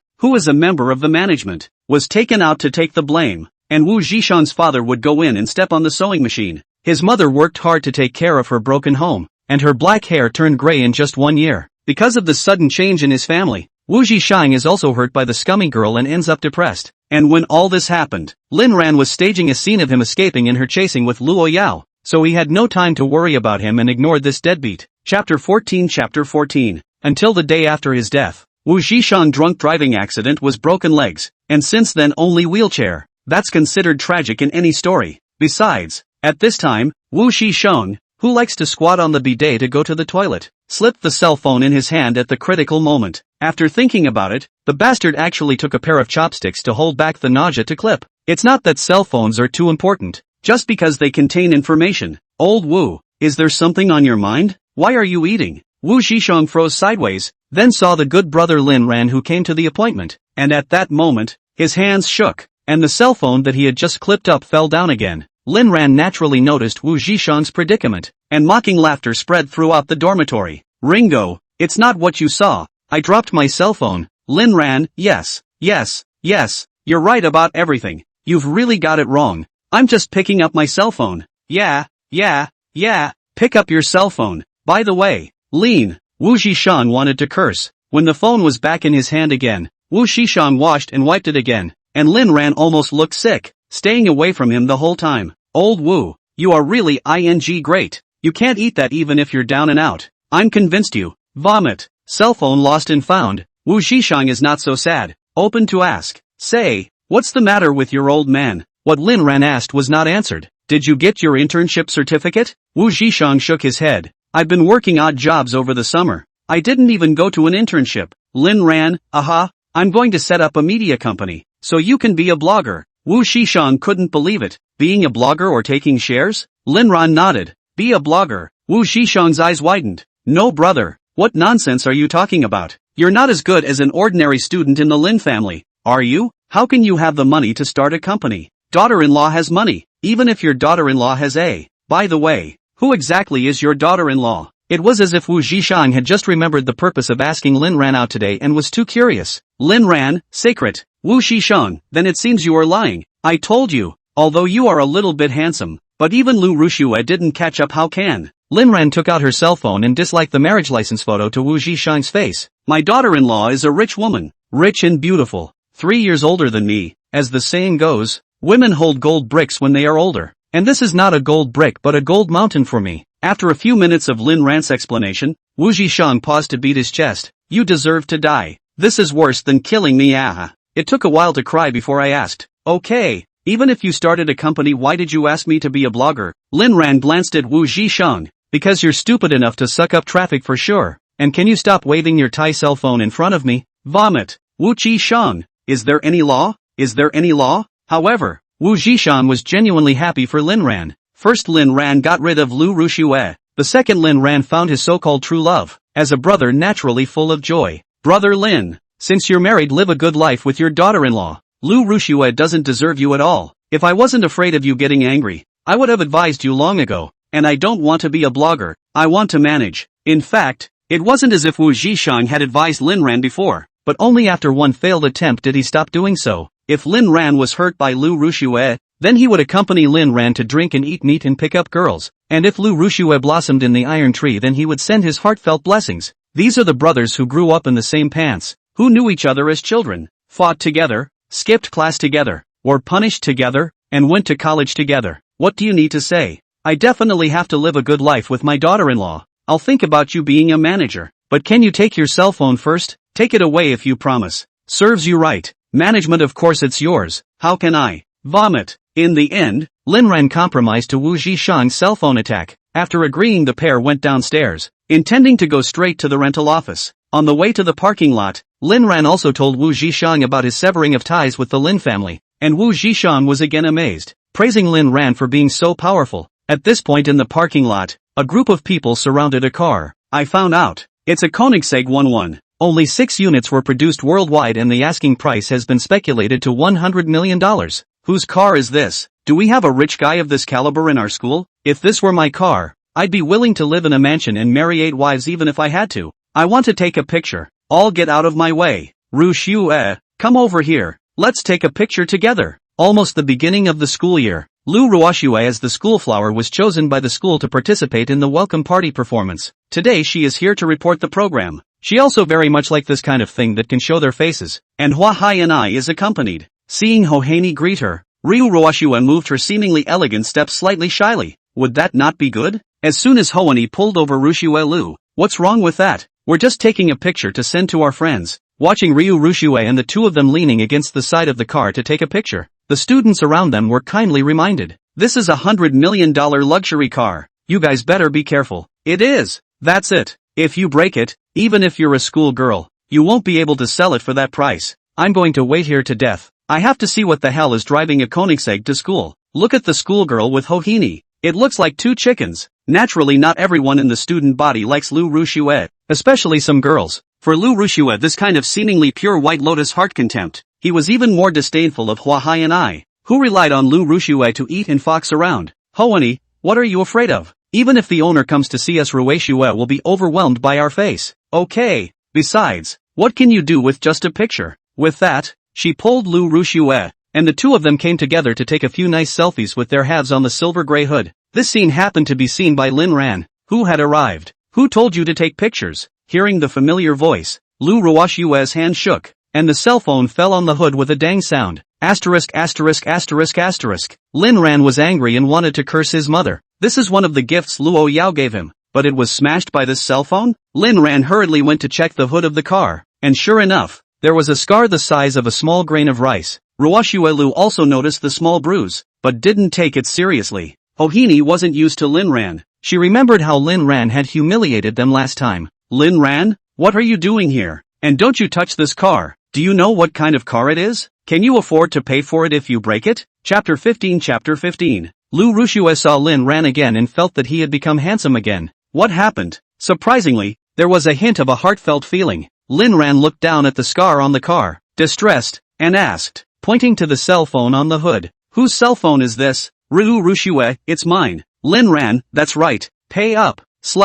Brother Lin Ran, it's not even the start of school yet, why are you here? Did you come to look for me? Lin Ran nodded. Yes, it's to find you. You smashed my car. Pay for it. Hoani laughed. Lin Ran, are you suffering from delusions of grandeur? Do you know what kind of car this is? Why don't you say you're plutocrat rich? Inside Lin Ran, I'm not. My daughter-in-law is. Without further ado, took out the car key and pressed it, and the Koenigsegg responded. This scene left everyone around completely dumbfounded. This sports car worth over $100 million is actually Lin Ran's? Lin Ran was very famous. It could be said that no one in the school knew about him. He was famous for three things. The first is handsome enough, is recognized as the school grass of Kyoto University, and once also had countless suitors, but they were all rejected by Lin Ran. Second, enough licking, such a handsome little brother. Actually no lower limit to lick Lu Rushue. Although Lu Rushue was also beautiful or the school flower, there were still many people who thought Lin Ran could have a better choice. For example, they were the Yendog women who had longed bitterly but had been ruthlessly rejected by Lin Ran.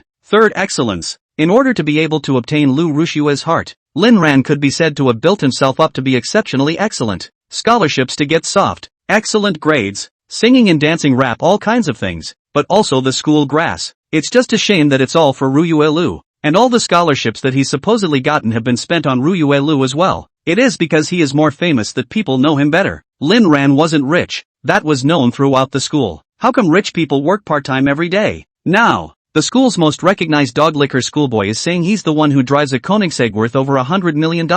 And you dare to believe it? Asterisk.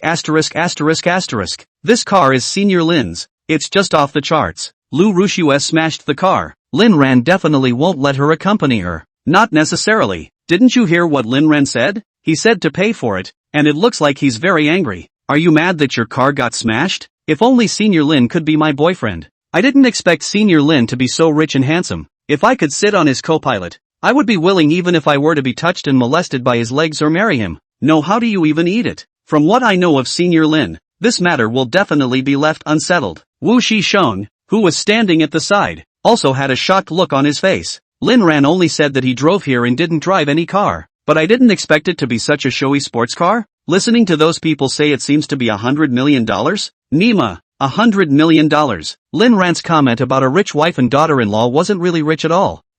Kill him. It's too hard. He was afraid that Lin Ran would suffer. And he was afraid that Lin Ran would drive a Land Rover. But now it was so good that he couldn't even be jealous. The segment gap is too big. Calming his emotions, he walked over to Lin Ran and looked at the dumbfounded Lu Rushue and Hua Hai and I. Brother Lin, don't go too far. They just touched a small bruise. For the sake of their classmates, you just let them pay $1 million or 800,000 even. Pust. Hoani almost spat out a mouthful of blood, but then thought about it and felt wrong. You didn't rent this car, did you? Lin Ran, a luxury car worth over $100 million.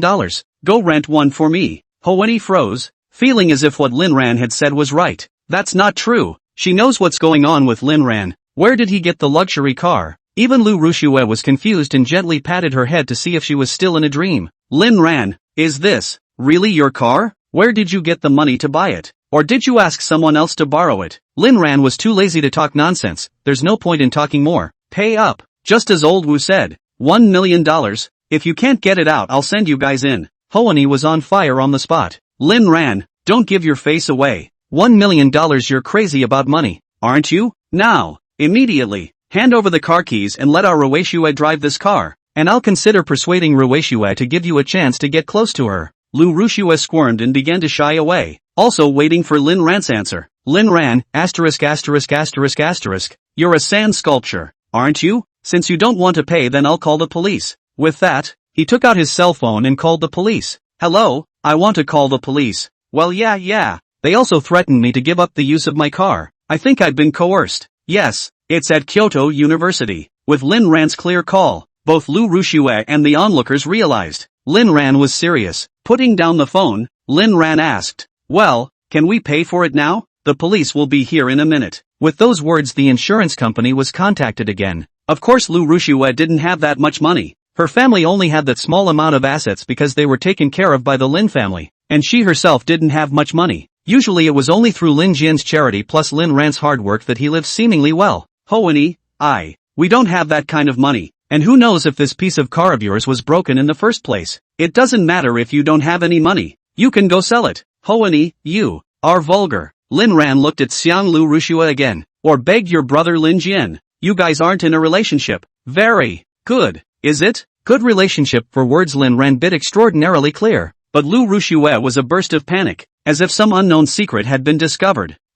Cousin Lin Jian is just a student. Where did he get so much money? Cousin? Oh, yes, it's your cousin. Since you don't want to pay up, Lin Ran wasn't going to dismantle Lu Rushue just yet. He was going to find crucial evidence to make Lu Rushue and Lin Jian, the cousins, suffer on the spot. To destroy a man, you must first inflate him. It's the feeling of falling from the pinnacle of a high post that is so mesmerizing. Lu Rushue said with an aggrieved face. Alright, I know it's wrong. How about this? I'll give you a chance to have dinner together and let this matter go. Lin Ran was disgusted. Lu Rushue, can you stop disgusting me? You seem like a piece of right now. Not only are you soft, but you also stink. Recognizing that it's all my ing sins. Lu Rushue, brother Lin Ran, why are you doing this to me? Woo. Lin Ran's heart was so chilled that he almost vomited on the spot. The current Lu Rushue was simply more disgusting than Wu Zhishang's cell phone. Chapter 16. In no time at all, both the police and the insurance company showed up.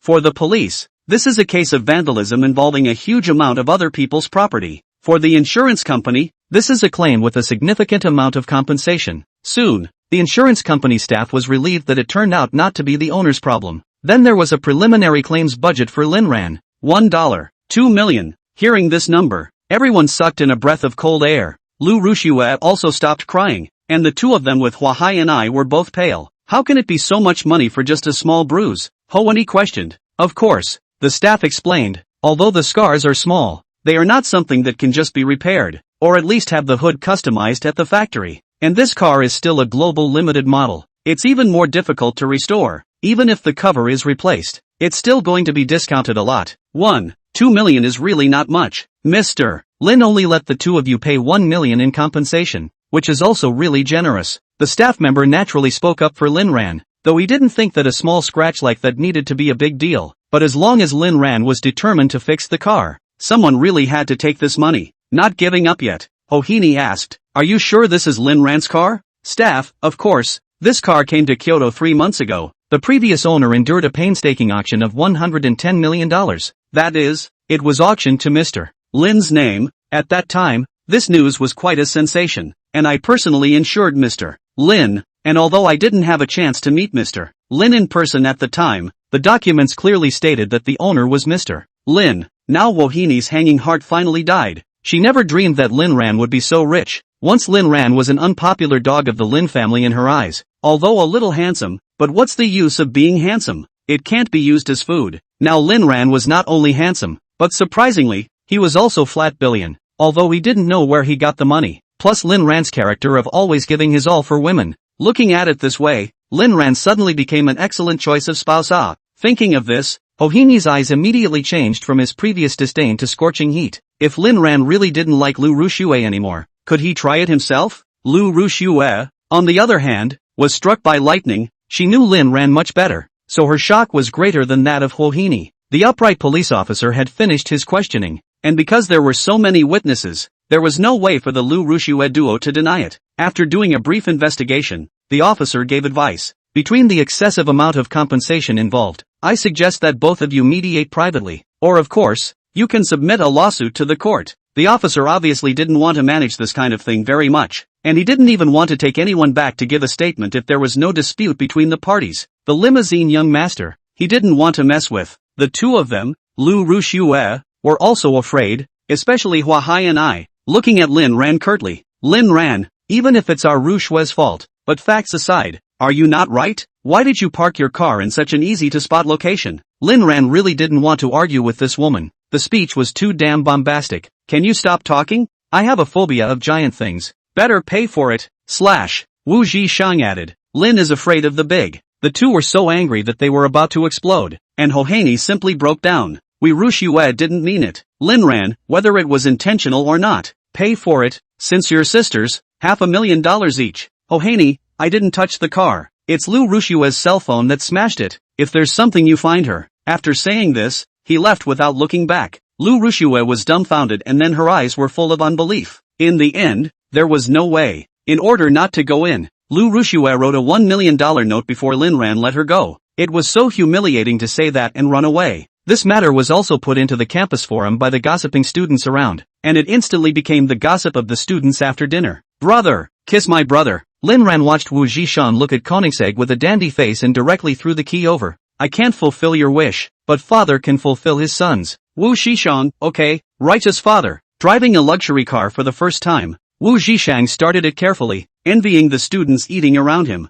Brother Lin, I'm so envious of you. Just how big a bowl of soft rice have you eaten? This even Koenigsegg wrote your name. Lin Ran, it's not much. It's just dozens of properties, dozens of luxury cars, and tens of billions of pocket money. Wu Zhishang, a blind man buys a trumpet. You can really blow it with your eyes closed. Forget it if you don't believe me. In one day, the duo finally rented the company's address, which was right across the street from Luo's group. This time he rented an apartment. Lin Ran used the black card Luo Yao gave him. After sending Wu Zhishang back to Kyoto University, Lin Ran instructed Wu Zhishang about something. Just don't tell his girlfriend about starting a company for a while. Wouldn't it be better for you to surprise her when the company takes off? Although Wu Zhishang did not understand, he agreed. In the end, it was Lin Ran's credit that the company was able to open up, and he was just borrowing his brother's light. And in the Luo group office, Luo Yao, who was on the verge of losing control of her emotions because Lin Ran had met up with Lu Rushue again, finally put away her hostility when she learned that Lin Ran had spent the money in the black card. Lin Ran was more comfortable with spending her money than she was with spending it herself. The Lin family had all raised Lin Ran poorly, and as a wife, she favored giving Lin Ran the richest conditions, but when she thought of Lin Ran meeting Lu Rushue on campus, she was once again as cold as frost. Lu Meng, who was handling the work on the side, followed Luo Yao's changing moods as well. Mr. Lin, you can stop tossing and turning. You are ostensibly tossing Mr. Luo, but in actuality, it is us, the laborers, who are being dragged into this. Why make things difficult for the workers? Lin Ran, who had returned to the manor after a busy day, was the first to see the figure that had been separated for only a few hours but was incomparably attached. Luo Yao wasn't as gentle as she had imagined, but instead looked at Lin Ran with a murderous look on her face. Lin Ran saw Lu Rushue again today. Why couldn't he behave himself? Although the people below had reported all that had happened, Luo Yao's mind was filled with the fact that Lin Ran had met with Lu Rushue. No matter what was said or what happened, it couldn't hide the fact that they had met. Lin Ran couldn't imagine that he had already humiliated Lu Rushue like this and would still make Luo Yao jealous. So, a dumbfounded Lin Ran was injured. Injured in the waist, feeling empty inside. Ran, do you still dare to meet with Lu Rushue? So that's what this is about. Lu Rushue, why don't you go to hell? Causing my daughter-in-law to misunderstand me repeatedly. This time Luo Yao didn't have a soft heart and directly gnawed Lin Ran's shoulder to the point of bleeding before letting go. Little lesson. Next time I won't spare you. Lin Ran wanted to cry. Honey, it's really not my fault. It's all happenstance. I can't afford to avoid her every day. Can I? Why don't you just kill her? Chapter 17. It was as if Luo Yao had seen through Lin Ran's little trick. You shed? Sheesh. I can't wait for you to slaughter her and get her out of my sight. Hearing these words, Luo Yao finally received a hint of comfort, and in her heart, she was also considering the truthfulness of Lin Ran's words. Lin Ran gently stroked every inch of Luo Yao's body, wanting to use this method to pacify Luo Yao, when he suddenly frowned slightly. You hurt your leg? Luo Yao was flustered in her heart and hurriedly put away her jade leg. Well, accidentally touched it. Lin Ran suddenly remembered what Luo Yao seemed to be applying while she was asleep earlier. Could it be scar removal cream? You didn't even realize your wife was hurt? For some reason, Lin Ran felt his heart ache. A careful examination revealed that it was almost healed, the bruises barely visible to the naked eye. Only the fingers could feel them. Lin Ran wasn't glad. but blamed himself for his carelessness. I'm sorry, I was negligent. I deserve to die. You punish me. Luo Yao's eyes immediately lit up when she heard it. Then I'll punish you. You go out with me and look at the stars. Good. Stepping into the starry sky, Lin Ran held Luo Yao's hand and arrived at the sky garden. He also wanted to talk to Luo Yao about his heart. Yet before he could even begin to say anything, Luo Yao blocked Lin Ran's mouth as if she didn't want Lin Ran to continue. She was afraid. She was afraid that her vulnerability would be discovered by her Aaron. And she didn't want to worry her Aaron. Starry skies are always beautiful because they give countless fantasies and aspirations. The villa's sky garden. At the moment Luo Yao extraordinarily crazy. Until the two were exhausted again before snuggling together quietly looking up at the starry sky. Lin Ran, I knew this stargazing wasn't innocent. Luo Yao, so do you like to look at the stars? Lin Ran, like the stars? More like you. Luo Yao gazed at the starry sky gradually getting lost in thought. Know this. A big brother once told me when I was a kid that the stars aren't beautiful because when the illusion is shattered, one despairs. Lin Ran, then this big brother must not be me, because I'm younger than you. Honestly, what happened to having a little bit of loss in your heart? Luo Yao didn't pay any attention to Lin Ran's mood, but said to herself, before, I thought he was right, but now I might have to change my mind. After saying that, he turned his head and looked at Lin Ran seriously, because you are my star. Even if it is destroyed one day it is still beautiful. It's just that I'm hoping that if there's ever a day when the dream is dashed, make sure you lie to me for a little while longer, okay? Lin Ran, then I'm going to be the brightest star in your life and never go out. Luo Yao nodded. At this moment she chose to believe. Stretching out that bracelet-wearing hand, she clasped her fingers with Lin Ran, declaring her current happiness to the star-filled sky. The temperature of the air garden was regulated so pleasantly that even if the two of them just cuddled up together, they were both cozy. Honey, if there's something on your mind you must tell me. Yes. Otherwise I'd be worried. No. Meow. A cat's cry woke up Lin Ran. Lin Ran looked around, and a cat with dark, blue eyes was quietly looking at him from his side. Lin Ran turned his head to look at Luo Yao who was already asleep. Shoo, you keep your voice down. Oh, don't disturb her rest. The black cat obediently ran away, and Lin Ran looked puzzled. Are there any more cats on this property? Early the next morning, Lin Ran received news that he didn't know whether it was good or bad. Luo Yao physiological period. Let you off the hook for the next few days and get well. Lin Ran cried and laughed not knowing what to say. Are you just going to fatten it up before you kill it? After breakfast, Luo Yao went out without any hesitation, not even a hint of reluctance. Lin Ran wondered if he was useless. Eat it all and take your pants off? Woman, you've succeeded in drawing fire from me. Lin Ran and Wu Zhishang continued to run the company, and the two spent the morning completing the company registration. The registered name is Warm Yao Media. The scope of business includes not only short video production, but also live broadcasting, original music, film and television drama creation and other businesses. Lin Ran didn't want to be a dowry for others. He wanted a higher starting point. From the anchors to the actors, including the operations team, the PR team are all their own people. After all, reliving the first life has a lot of information differences, such as the latter bursting into flames of film and television dramas, short videos, those surging traffic anchors and so on. The two discuss what to do next, and when they say discuss they really mean press. Wu Zhishang is in charge of renovation and recruitment, and Lin Ran is in charge of swinging. Lin Ran, brother is still in the honeymoon period with his daughter-in-law. How can he have time to care about the company?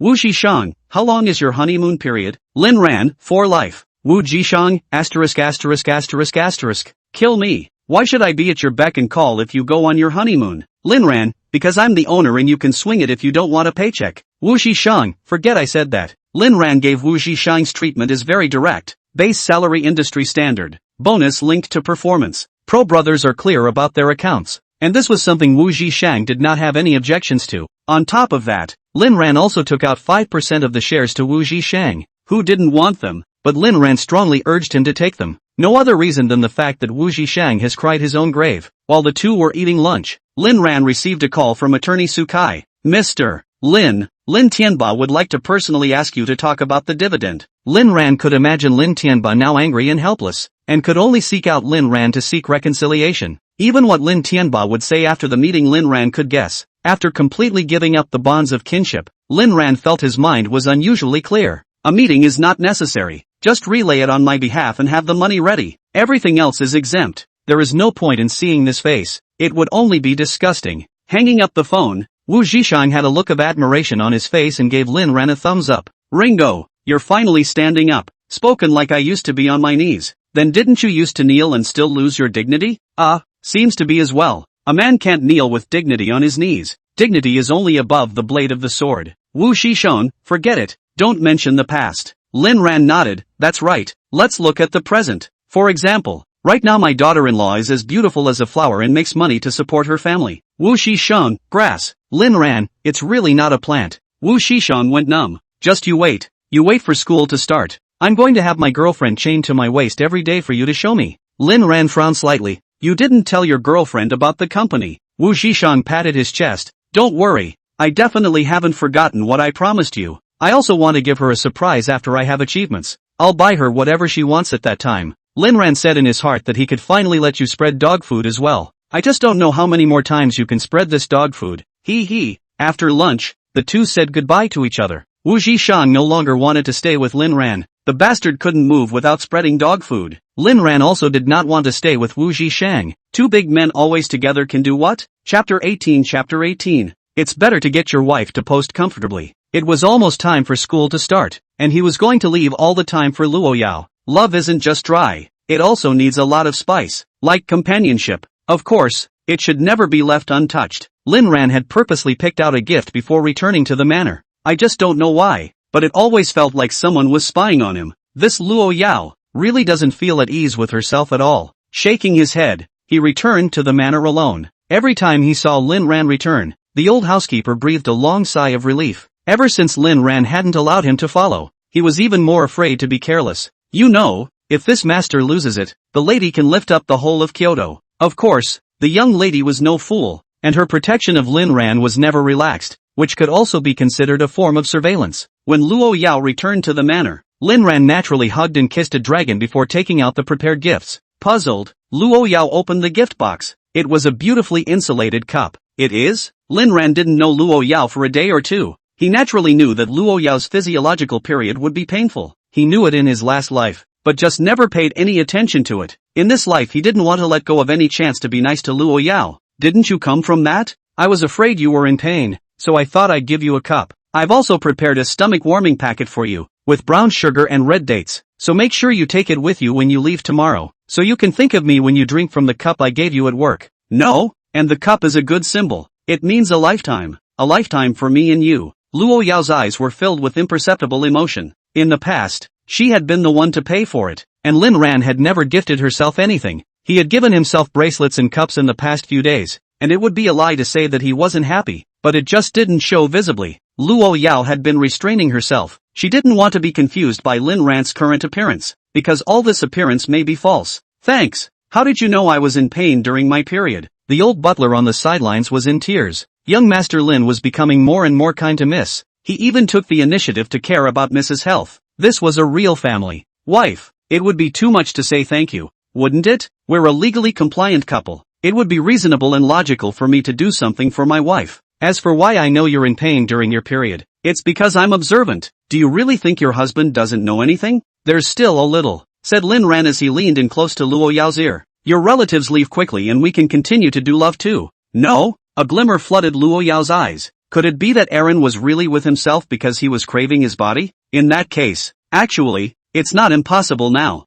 This. Lin Ran, honey, are you trying to make me bathe in blood? No way, no way. It's not good for your health, and I would never agree to such a request. Even if I die, even if I jump from here, that's not okay. The butler, who stood listening with a blushing face of embarrassment, was quietly withdrawing from their sight step by step, but when he heard Lin Ran's sentence, even if I die, even if I jump from here, he still couldn't help but give his body a start. Why does that sound familiar? Lin Ran didn't have much to do in the afternoon and had been at the villa, so he prepared the ingredients ahead of time, intending to make dinner for Luo Yao. This time it was Western food, which Lin Ran was quite good at, and the flavor was no worse than outside. The skills he had honed in the Lin family, he didn't expect to end up using them on his wife. There's a cook at home. You don't have to work so hard all the time. Luo Yao really didn't want to make Lin Ran work hard, even though she also thought it was delicious. Lin Ran, how can cooking for your wife be hard work? It's clearly enjoyment. Lin Ran didn't lie. He didn't really like cooking. He didn't like it before in the Lin family, only pretending to like it to please his relatives. But cooking for Luo Yao, as soon as he thought about it, Luo Yao would be able to eat his cooking when he came home. The heart just bursts with inexplicable happiness. It turns out that whether a person likes to do something or not really depends on who it's for. I'm so happy just to see you eating my hand-cooked meals. Luo Yao laughed bitterly in her heart. Was she really going to be tricked by Ran until she was shattered to pieces? Don't like eating this man's cooking. Feed me. Lin Ran cut a small piece of steak and forked it over to Luo Yao's mouth. Feed it by mouth. Lin Ran, huh? After reacting, Lin Ran, a big old man, actually turned red. Luo Yao looked at Lin Ran's shyness and felt satisfied. Her happy little heart couldn't help but scream wildly. Lin Ran endured his shame and fed the steak to Luo Yao little by little. The flavor of the imported steak. Luo Yao said it was very good, so she was prepared to give Lin Ran a reward. One bite eats away the sorrow and leaves behind the happiness. After the meal, Luo Yao got up and walked into the study to do the unfinished but more important work during the day. Lin Ran didn't follow and went back to the bedroom alone. He still remembered the last time Luo Yao held a video conference and the embarrassing scene of his own appearance, so he swore that he would never go to the study again to disturb Luo Yao's work unless it was necessary. Showering alone,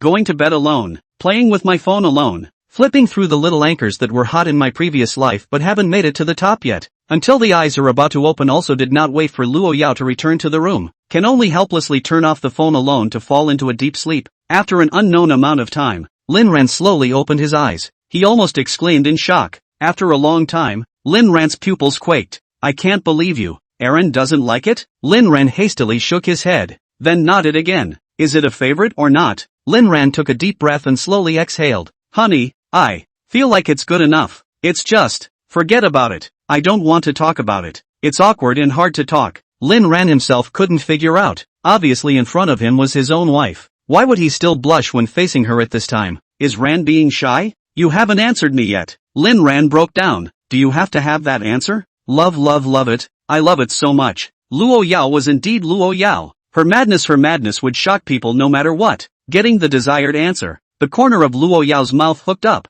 Here's a reward for you. Go to sleep. However, now Lin Ran, where is there any sleepiness? All there is shock and surprise. Lin Ran realized that Luo Yao seemed to be a bit of a treasure girl. You never know when she'll surprise you with something. So that's the kind of wife you are. Hi, people are definitely not writing small h literature, and slander is forbidden. Chapter 19 Kyoto as the center of China's construction is incredibly prosperous. Behind the prosperity are countless little people languishing. At this time, Zhang Xiaolong dragged his tired body and collapsed in the inexpensive basement. He delivers during the day, sings live at night, and starts writing alone in the wee hours of the morning to post to websites to earn that meager scrap of silver. Only 4 or 5 short hours in the morning were his downtime, but he didn't dare stop. A father who eats, drinks and gambles, a drug-addicted mom and a sickly sister all need this broken man to manage. He hated his parents and his incompetence, but his sister was the one he held on to. My sister is just coming of age and will be going to college soon. If Zhang Xiaolong does not continue to work hard to earn money to provide for his family, he had no idea what horrible things his parents would do to his sister. They would even sell their sister for money.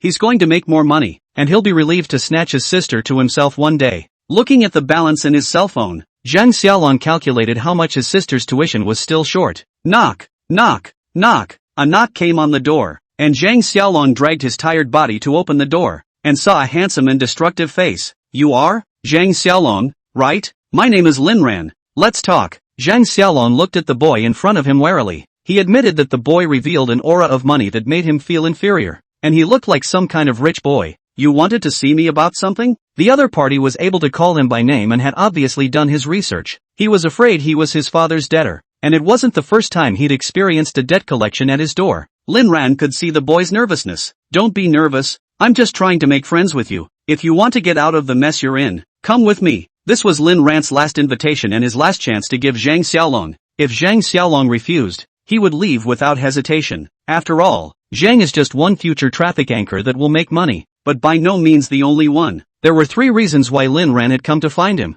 The first, Zhang Xiaolong will be very hot in the future. The platform phenomenal 10 million fans anchor. Secondly, close by. This anchor happens to be from Kyoto. Third is down and out enough now. And his family was also impressed by the way his last life blew up on Lin Ran. It was a time to wonder what kind of misery had befallen such a family. It only feels ridiculous now that I think about it. I'm not as good as him. At least people have a sister who is nice to him, and his own brother would only think about killing himself. It's also possible that there's a little bit of empathy in there. Zhang Xiaolong's road to fame was not by chance. It was made little by his quality of hard work. There was an interview where Zhang said that the motivation for all his efforts came from his sister. After he had a little success, he took his sister to his side, and later the brother and sister even became phenomenal traffic anchors in the network. Double achievement. In this life, while this guy was still down and out, Lin Ran was ready to strike. You'll be staying at any company in the future anyway, so why not work for yourself? And one will definitely be treated better than anyone else. Just as Lin Ran's thoughts were racing,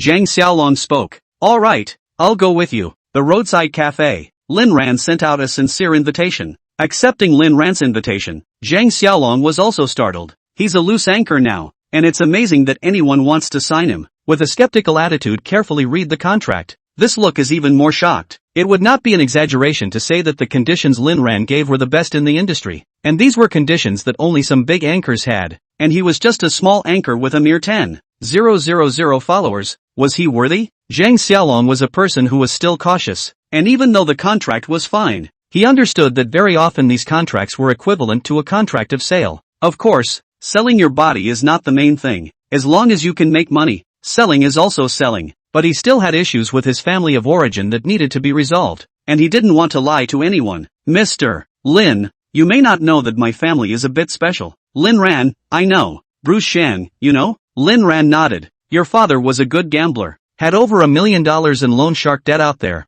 and your mother was a drug addict, but none of that broke you, as you probably know well. On your own, you're afraid that you won't be able to get rid of your parents for the rest of your life. No matter how much money you make, it won't be enough for your parents to squander. But you still work hard to earn money for your sister's schooling and have hope in life. A quality I like, and that's why I came to you. Although you only have 10,000 followers right now, I believe that with your attitude and hard work, coupled with the company's operation, the future is bound to be unlimited. Lin Ran emphasized the words company operations. Zhang Xiaolong bit her lip, hesitating to accept Lin Ran's invitation. Your sister's going to college soon, right? After all, you don't want your sister to drop out of school because she can't afford it, do you? Good, I agree. After the two signed the contract, Lin Ran led him to the company. After the elevator went upstairs, looking at the floor that seemed to have been swept, Zhang Xiaolong frowned. Mind you, is this company reliable? Sorry, it's still being renovated. It'll be almost ready in a couple days. Saying that, the two of them came to the office area, which was pretty much loaded,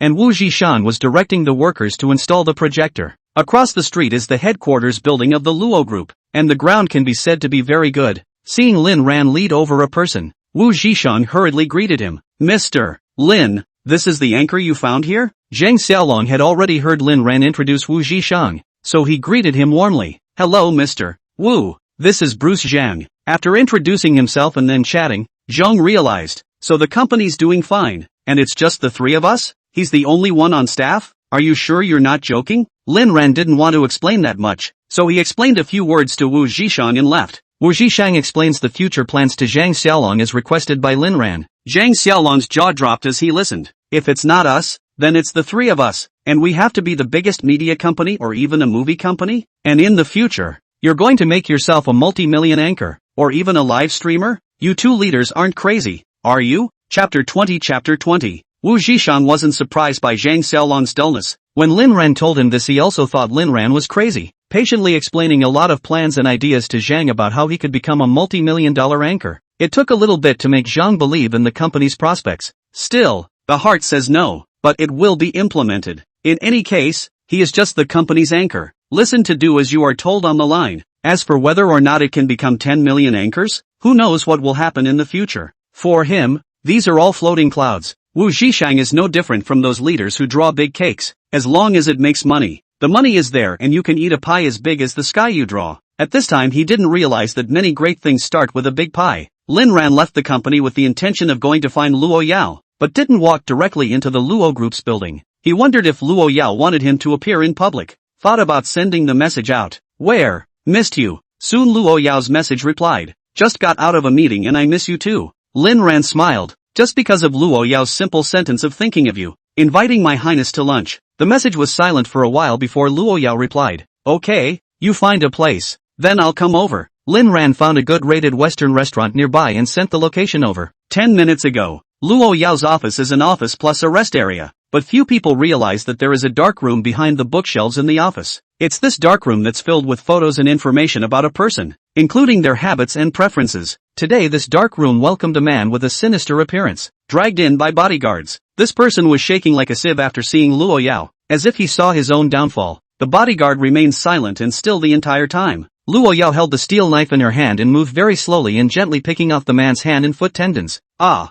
The screams were so loud that it was really sad to hear and tearful to hear. Who sent you? The man still gritted his teeth even though his arms and legs were singed. Luo Yao seemed to be in the mood to play along as she sliced off the man's fingers again, one by one, and then his toes. If you don't tell me, you don't have a chance. Once the man was unconscious, the bodyguard used salt water to wake it up. Luo Yao continued the slow torture and stopped asking questions. It all seemed very natural, as if eating and drinking were as commonplace as eating and drinking, until the man finally relented and twisted. I say, Luo Yao shook her head. No need. You don't stand a chance anymore. And I can guess that the old man must have told you to follow Ran, right? He's still really dishonest. Looks like breaking his legs is still too light. I'll have to go back and give him a little punishment sometime. Since he likes spying on people so much, gouge out his eyeballs and take them with you. Save the middleman from making a profit on the difference. The man's eyes widened. He didn't expect Luo Yao to guess at once. Thinking of all the crazy things Luo Yao had done, the man got scared and started begging for mercy one by one. Kill me. Please kill me. Luo Yao laughed, an unusually ghostly laugh, as if a Satan had walked out of hell. He. Dare to hit Aaron's idea. The end will be very wonderful. She cut off the man's nose a little more, and a knife gouged out one of his eyes again. Looking at the eyeball forked above the tip of the knife, Luo Yao pondered. Aaron has been a bit overdone lately, and the eyeballs could be used to make wine to give my Aaron a tonic. After thinking about it, he shook his head again. This one is too dirty for Ran to like. After saying that, he just threw the eyeball to the ground and stomped on it. Kill me. The man was on the verge of losing consciousness from the pain, and all he wanted now was a pain. Just as Luo Yao was about to seriously dig into the man's other eyeball, Lin Ran's message sent over. Husband, where? Missed you. Luo Yao's mouth first hooked up after seeing the message, but her brows frowned when she returned the message and saw the second message. Opening his phone's location app to take a look at the positioning, he immediately revealed a panicked look. Lin Ran was surprisingly near her office building. He was covered in blood. How could this look be seen by Lin Ran? Lin Ran would surely be scared, fearful, and even run when he saw it. She couldn't let Lin Ran see her like this. No. After thinking for a moment, she replied, okay, you find a place, then I'll come over. After replying, he didn't care about the bodyguard and the handicapped man on the floor. He just thought about cleaning himself up quickly. Miss, what about this man? Luo Yao looked at the twisted and deformed pained man on the ground without any emotion and said, load it up and take it to the manor and lock it in the basement and catch some rats in there to sleep with him. He said, taking out his cell phone and snapping a few pictures before leaving. The bodyguard naturally did as he was told, and before he left, he cleaned up the dark room without a single drop of blood. Luo Yao disposed of the soiled clothes after cleaning up her room and the lounge. Then he walked out of the office happily. Her Aaron has come to see her, and Aaron says he misses her and wants to have lunch with her. Walking into the elevator, he took out his phone and sent a message out. Pictures.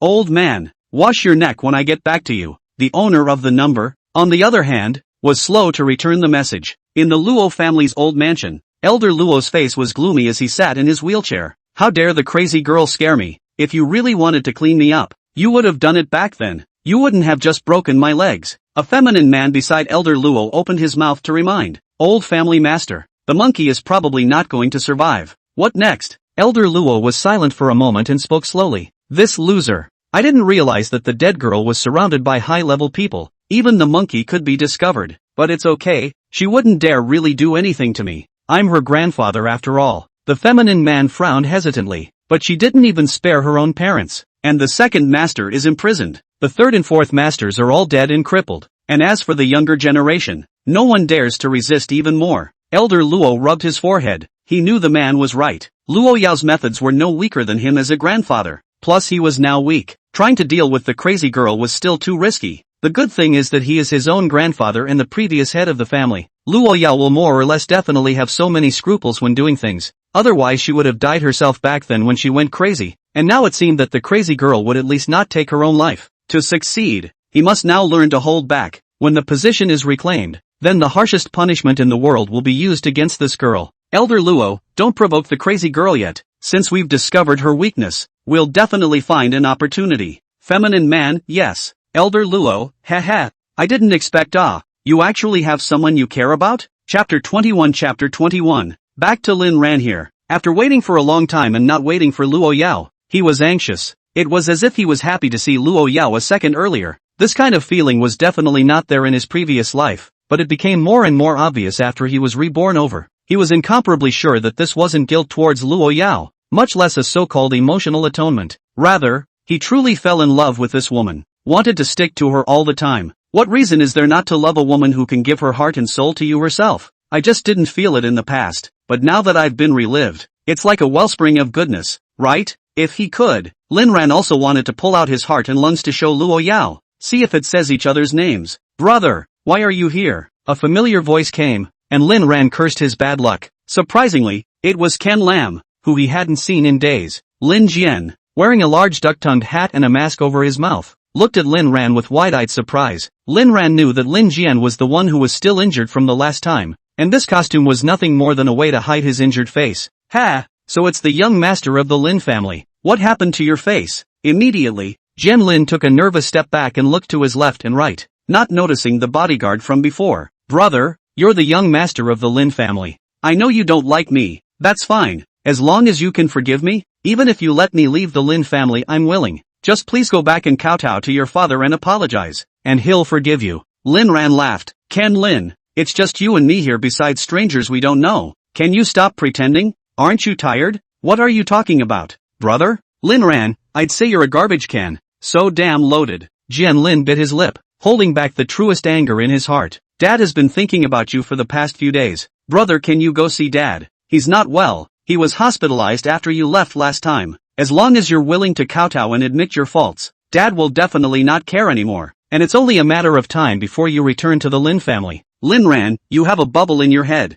don't you? Kneel down and apologize without moving. Your mom was a cheater for so many years on her knees. How come it's infecting you now? Lin Jian, how can you say that about mom and dad? Dad is, after all, the brother you let into the hospital. Lin Ran, that's really deserved. But even if he's dead, the money he owes me has to be paid or I'll kick him off the board. Lin Jian, why are you so cruel? Brother? He's your father. Lin Ran makes a vomiting gesture. Don't come and make me sick. He's not my father. I don't have a son like him, much less a grandson like you. And you're not allowed to call me brother anymore. If you want to bark, you can bark like a dog, and maybe I'll reward you with a bone to chew on. Lin Jian is about to clam up. He forced himself not to offend Lin Ran. After all, Lin Ran still has a large number of shares in his hands. Brother, no matter what, we're still blood brothers, aren't we? Lin Ran, I don't have a brother. Your mom is a mistress. You're only a few months younger than me, proving that Lin Tianba cheated on me when my mom was pregnant with me. This kind of scumbag doesn't deserve to be my dad either. He only deserves to be a dog.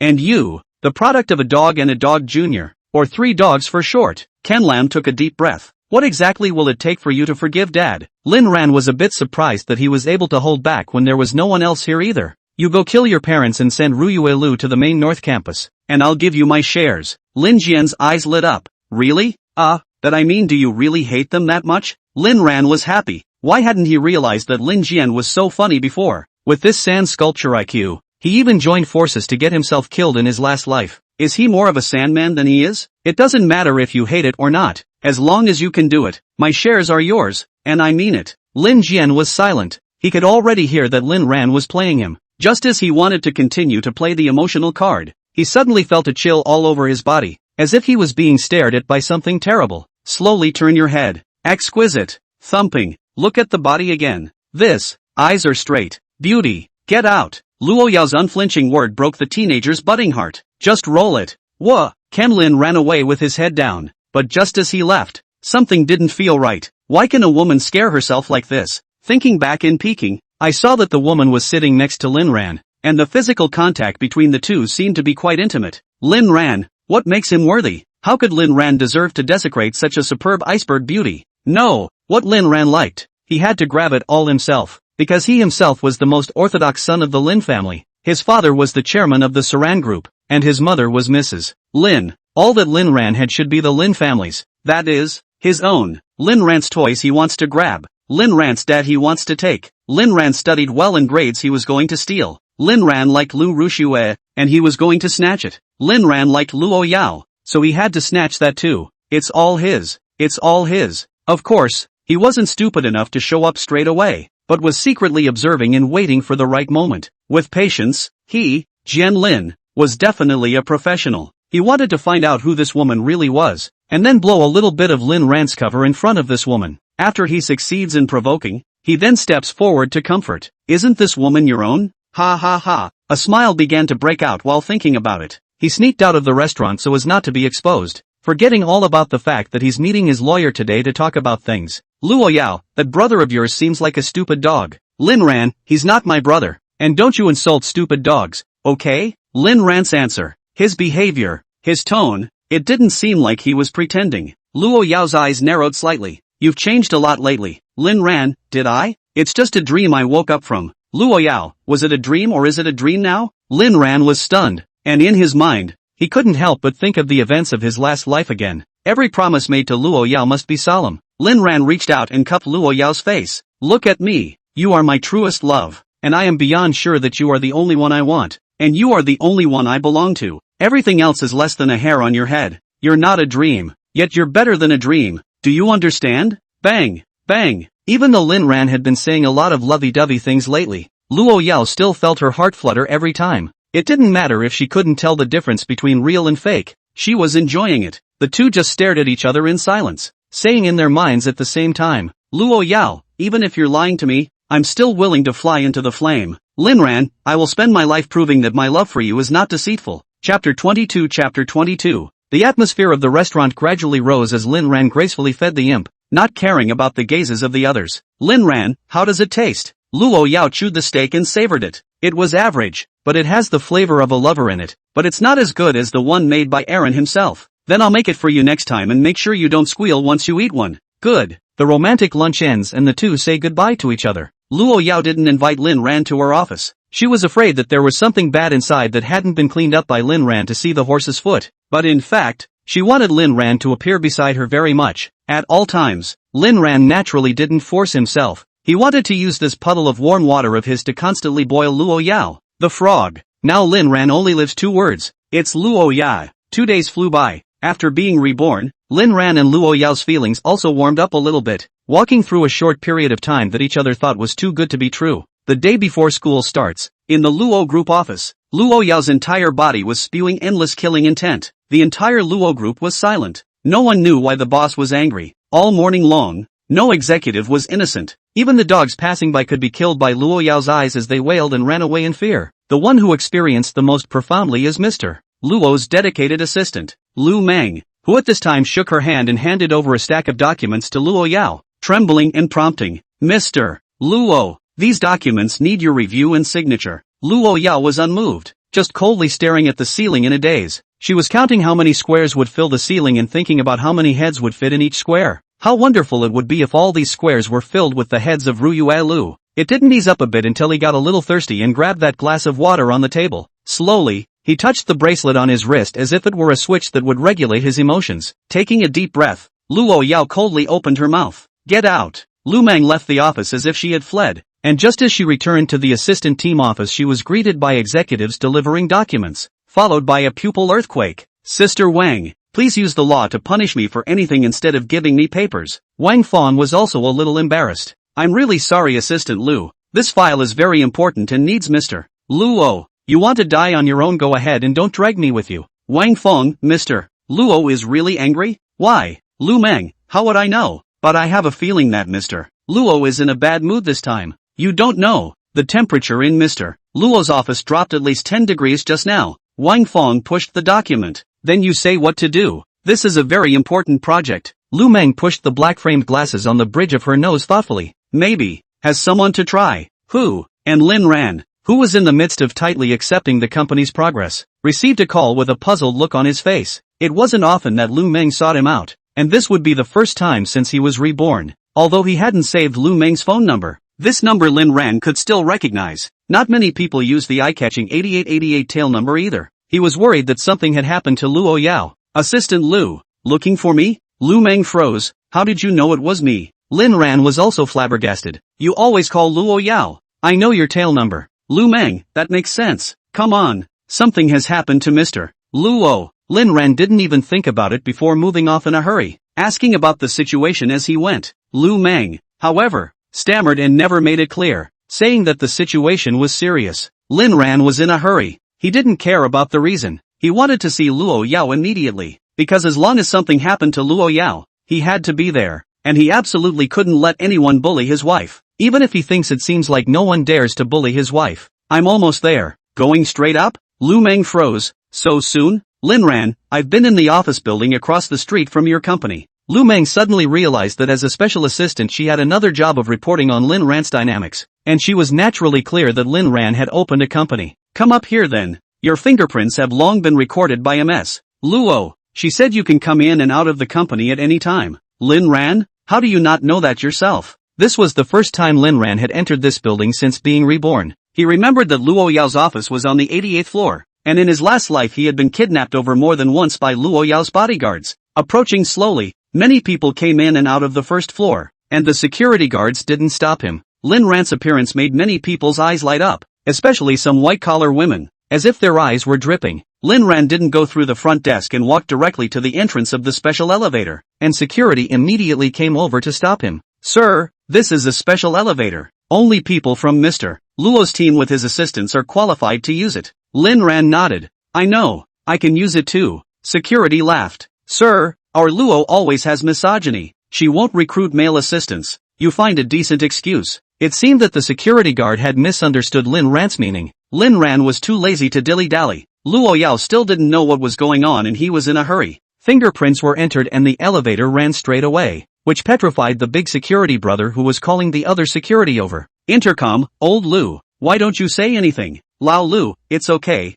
I seem to be too young. Lin Ran got on the elevator and even politely nodded at the security big brother, acknowledging the seriousness of the security. The dedicated elevator was a fast bunch and reached the 88th floor in no time. As the elevator doors slowly opened, Lu Meng had been waiting for a long time. Mr. Lin, you're finally here. Come with me. While saying this, he handed Lin Ran a stack of documents and described the situation. So, called me in such a hurry just to let me give this document to Luo Yao? Lu Meng nodded. It's not just the documents. The key thing is that Mr. Luo is very angry right now, and although no one knows why, you're the only one who can ease Mr. Luo's mood at this time. Delivering the papers was just a side trip. He said that he wanted to push Lin Ran inside, but suddenly stopped his hand. If Mr. Luo knew that his hands had touched Lin Ran, would those hands be cut off? Although Luo Yao was only the boss of the Luo group, those in the real circle knew that this was a veritable vicious woman, for Luo Yao's perverted possessiveness. Others don't know that she, Lu Meng, is clear about it. Lin Ran's usual dynamics. The following people reported up are the first time she summarized and transmitted.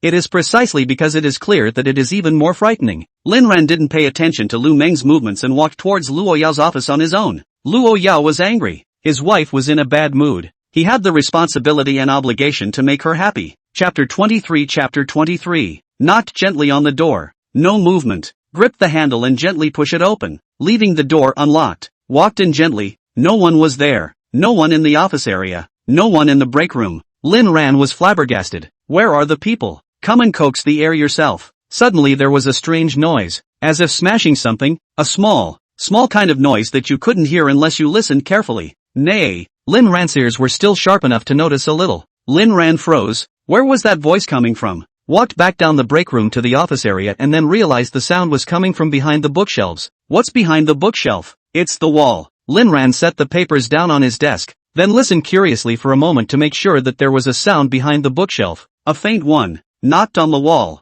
It wasn't solid. There should be another room. Shouting loudly, Luo Yao, are you in there? Lin Ran shouted twice but didn't hear Luo Yao's reply. Just as Lin Ran turned around to go out and ask Lu Meng, the bookshelf slowly moved up, revealing a distance the size of a person. Luo Yao walked out from inside, and the bookshelf automatically returned to its place again after the person came out. Seeing Lin then, there was a hint of panic in his eyes. I didn't expect that. There's a secret room in the office. Hey, honey, are you planning to hide a golden house? Luo Yao retracted that small trace of panic in her heart and asked, do you want to be hidden in there? Lin Ran surprisingly nodded. If it's a wife, then I'm willing to be hidden. Lin Ran joked as he moved closer before he hugged her and lifted the cuffs up along her arms. Luo Yao obviously panicked and tried to retract her arm, but her movements were still slow. Seeing a striking scar on Luo Yao's arm, Lin Ran's heart felt as if it was gripped by something. I just saw your arm move unnaturally. Luo Yao panicked. Ah Ran. No. It's not what you see. She couldn't let Lin Ran become afraid of herself again. These last few days had been more than she could have dreamed of. Lin Ran held her arm.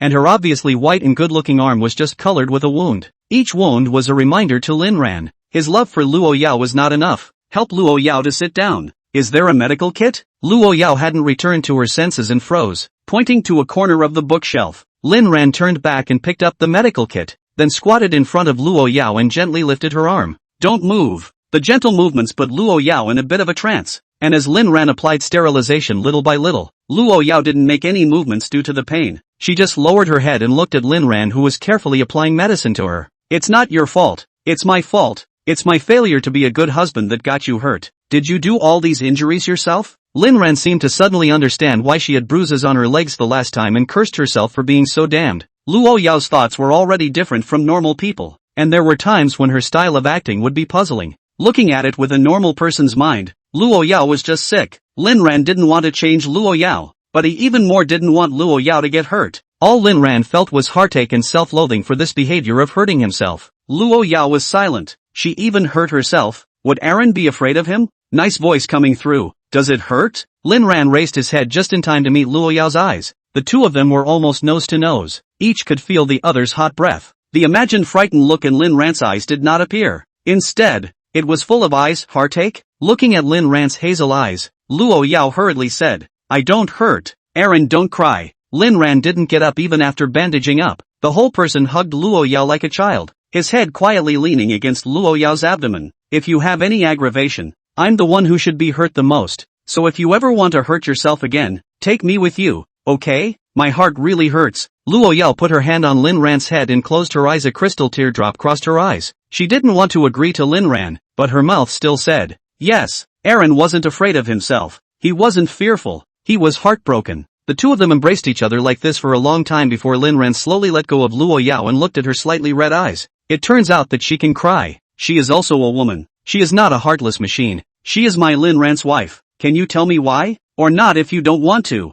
Lin Ran struggled to take care of Luo Yao's emotions. Luo Yao was silent for a moment. You're starting school tomorrow and I want to lock you away from me so bad, but I don't want to do that and I'm torn and I feel like I'm going crazy. So, Rinran, so you calm down by hurting yourself? But why? We could have met every night too. Why are you doing this? Luo Yao looked at Lin Ran and said seriously, because of Ru Yue Lu. I'm afraid you'll leave me after you see her. I'm suffocating at the thought of you going after her. I just want to kill both you and Lu Rushuet. I want to cut out my heart and show it to you. I see. Lin Ran has it all figured out. Luo Yao was seen by outsiders as a powerful and ruthless female plutocrat, a machine without feelings, but she also has her weakest point, one might even say flaw, in herself. Her mind is so sensitive that it's all nerves and resonates with the devil at the slightest touch. Luo Yao, look at me. I'm your husband. She, Lu Rushue, is just a piece of I've stepped on in my life. You are the only lover in my eyes. I will never love any other. So, rest assured that no one will take me away from you,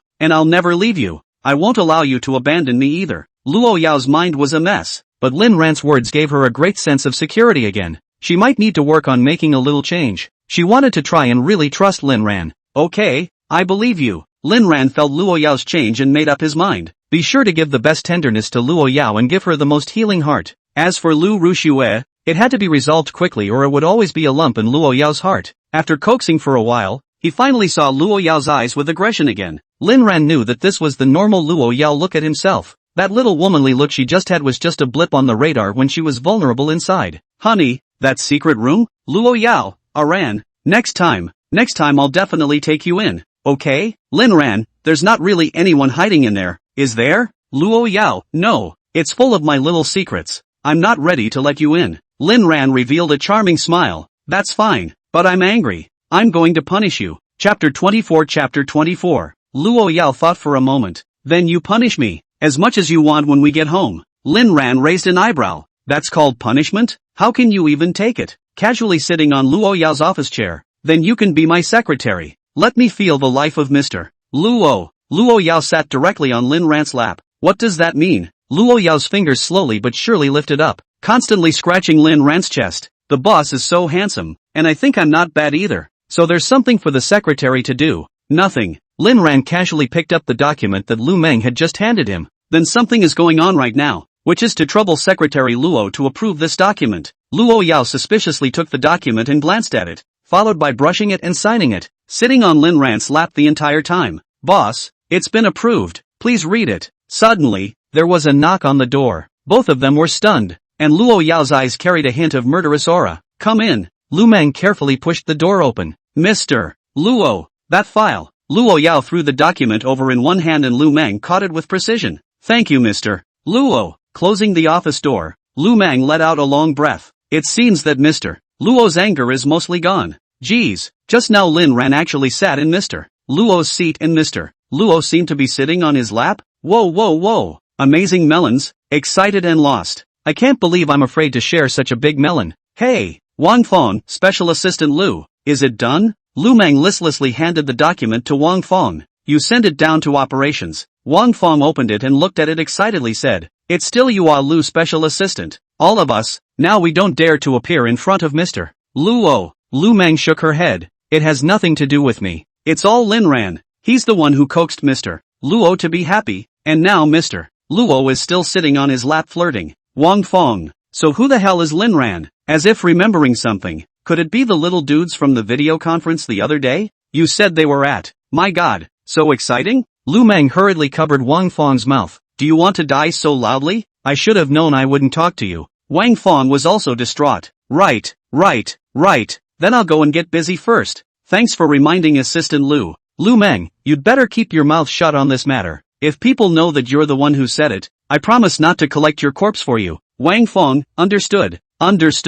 After Wang Fong delivered the documents, he returned to his workstation and started scratching his head. This feeling of knowing the big melon yourself but being afraid to share it is too much. Turning his head to the co-worker beside him. Xiao Zhang, go make a cup of coffee for me and I'll tell you a secret. Xiao Zhang immediately became interested and went to make coffee without saying a word. Speaking back to the office, Luo Yao looked back after Lu Meng left and froze on the spot. Her desk is very simple. Except for a computer water cup as a few small ornaments. Lin Ran was seen staring at a small bottle on her desk. In the bottle was a note she had hidden. Lin Ran curiously picked up that bottle, and Luo Yao snatched it up and put it away without saying a word. Lin Ran, wife, I've noticed that you've been keeping a bit too many secrets lately. Luo Yao, Ran, do you really want to see it? If Lin Ran wanted to see it, Luo Yao wouldn't stop her. She just had a little conflict in her heart. Lin Ran noticed Luo Yao's entanglement and didn't intend to make things difficult for her. I'll show you if you want to show me. I won't if you don't. Luo Yao immediately put away the vial and blinked her pretty eyes.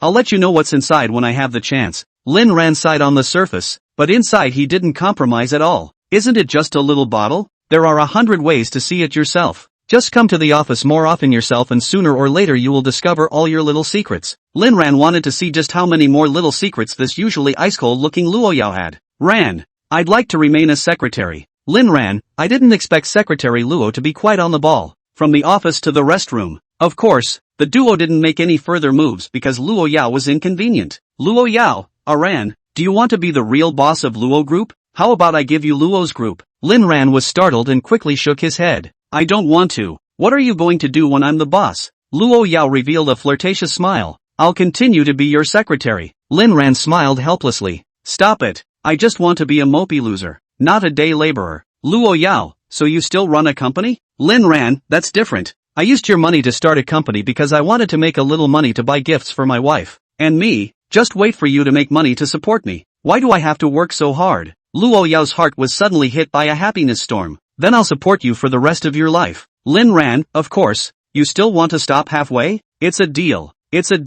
This bowl of soft rice, Lin Ran is going to weld in his hand. Not long after, the two of them left Luo's group holding hands. Lin Ran's appearance stunned the entire group, but no one dared to discuss it openly. The executives all smiled when they saw Lin Ran's slightly familiar handsome face, while the ordinary employees were all gossiping and shocked. It's just been rumored throughout the executive level that Mr. Luo's little puppy came to the company. It's already all over the company alright. If Mr. Luo can become gentler because of love, then we will be blessed in the future. I'm told the news only stops at the executive level, but it was overheard by the cleaning lady's aunt. Ms. Luo is no longer the old Ms. Luo. She has been captured by love. How come a little security guard like you knows about this? Of course, I was the one who opened the elevator for this handsome little man when he arrived. There are a lot of people in the company, and at one time there were a lot of white boys thinking about seducing Luo Yao to get to the top. After all, who doesn't like a rich and beautiful female president? But as long as anyone who showed thoughts about Luo Yao would somehow evaporate, slowly no one would dare to try. This iceberg female president may secretly be a cold-blooded executioner who takes people's lives, dissuaded the entire company of males. It even dissuaded a number of lilies from their hometown. Lin Ran frowned all the way out of the building holding Luo Yao. Why do I get the feeling that people in your company are looking at me strangely? Yes? How dare they look at us? The guts are really getting bigger and bigger. Wait until I turn around and dock their bonuses. Lin Ran sympathized a bit and mourned for those people. Luo Yao led Lin Ran to Huatian Square. It's the same plaza that passed into Lin Ran's ownership, and the mall is just a part of the plaza. This time around, Luo Yao wanted to do an all-around makeover for Lin Ran. His man, he had to be the best-looking boy. Chapter 25. In the past, no matter what she did Lin Ran resisted. Now that Lin Ran has changed, she has to try harder to be good to Lin Ran. For the first time, he was shopping with Luo Yao without a bodyguard following him, and possibly in the shadows. There was no housekeeper to act as a light bulb, and no Rushue Lu to mess things up. Luo Yao and Lin Ran stood together as a couple. Even with the mask on they still earned enough turnaround from passers-by. It's too good a match, but Luo Yao's shopping style directly broke Lin Ran's perception. No matter which store they went to, they packed all the ones that suited Lin Ran's figure and delivered them to the address they left behind. From inside to outside, from watches to underwear, even 100 belts were bought. And facing Luo Yao who kept swiping her card, Lin Ran's entire mouth could be stuffed into an egg. Is this how top plutocrats shop? It's too valiant. Lamb, again, I emphasize, a husband is a feeling. Luo Yao's approach also quickly reached the ears of all the staff at the mall. Many of them also knew that the handsome boy in the duo was the square's recently replaced owner. The girl, on the other hand, is Luo Yao, the female plutocrat that the entire Kyoto business circle is terrified of. The mall was in Lin Ran's name, but the stores were all occupied, which was the norm for large malls. So every store has been anticipating the duo's grand entrance. After all, as long as the two of them came in, it meant they would get a large commission. But Lin Ran just felt too much, and it took half a day of persuasion to stop. Luo Yao brought Lin Ran into the beauty club again. This is a place for women. What am I doing here as a grown man? I thought you said you'd listen to me on everything. Okay. After doing the spa and messy treatments of all sorts to come over, Lin Ran finally walked out of the mall. Ran, remember, I'm the only one who can afford to spend so much money on you. Can someone else spend so much money on you? Can they buy you so many things? Can they make you so handsome? Lin Ran hastily shook his head. This really couldn't be. Could it be that Luo Yao wanted to use money to smash himself into a lie down? Honey, I've realized you're so manly, especially the way you pay. Luo Yao, man can't beat me. You don't need to feel inferior. 10,000 points of bludgeoning damage. Luo Yao saw a cold drink store and casually asked, Ran, do you want some ice cream? Lin Ran quickly shook his head. You can't eat it. You're still on your physiological period. Luo Yao laughed, smiling happily. For the first time, Lin Ran saw this kind of smile on Luo Yao's face, as if the world was melting. Let's go get dessert then. I've never had dessert outside before. Yes. Arriving at the dessert store, the black-clad man who appeared out of nowhere cleared people directly on the spot. It's not much. One person a dozen Mao grandpa. Do not even need to speak. A look will all obediently take the money to go. Luo Yao, can others let you enjoy this exclusive service? Lin Ran was a bit speechless. I really can't. After all, no one else is that trenchant. The staff at the dessert store trembled as they served these two. Lin Ran, which one do you want? Luo Yao, I haven't eaten any desserts outside. Which one does Aaron want to eat? Lin Ran said to himself that he was indeed a plutocratic princess who had never eaten even the most ordinary desserts. Lin Ran, then you pick by feel. Lin Ran also rarely ate dessert. The only time he did was when he accompanied Lu Rushue. Luo Yao pointed at a dessert. I'll have this tiramisu. Aaron, you order one too. Lin Ran looked away and asked again. Which one did you want second? Luo Yao, eating too many desserts will make you fat. Does Aaron like a fat me? Lin Ran, love it. Loyal, how about this strawberry cheese? Lin Ran said to the waiter. I'll take these two. Taking a very restful seat on the second floor, Lin Ran pitched in to feed the imp first. Luo Yao, the flavor isn't bad. Saying that, she goes to look at the strawberry cheese in front of Lin Ran. Lin Ran revealed a doting smile and tore open the strawberry cheese and fed Luo Yao a bite as well. Luo Yao swallowed it in one satisfied bite and savored it. She didn't have much of a requirement for food, but lately, because of Lin Ran's feeding, she had been savoring each and every one of them. It felt like the body was starting to show changes, or at least it wasn't as skinny as it was before. Luo Yao felt the taste of happiness and also dug a spoonful to Lin Ran's mouth. The two of you feed me a bite and I feed you a bite. Here's a handy wall. Let's write something. Lin Ran tore off 2 sticky notes. One handed one to Luo Yao, and one cupped in his own hand. Luo Yao, it's a bit boring, but Aaron likes me so I'll just write a random one. Luo Yao, Aaron has always been with me. Lin Ran, staying with Luo Yao all the time. The pair smiled at each other as they put the sticky note on the wall in unison. Luo Yao, I know a place that contains 18 types of torture devices that are specialized in punishing people who do not keep their word to me. Lin Ran, then I won't have a chance to see it in my life. Coming out of the dessert store, Lin Ran went to buy a cup of milk tea.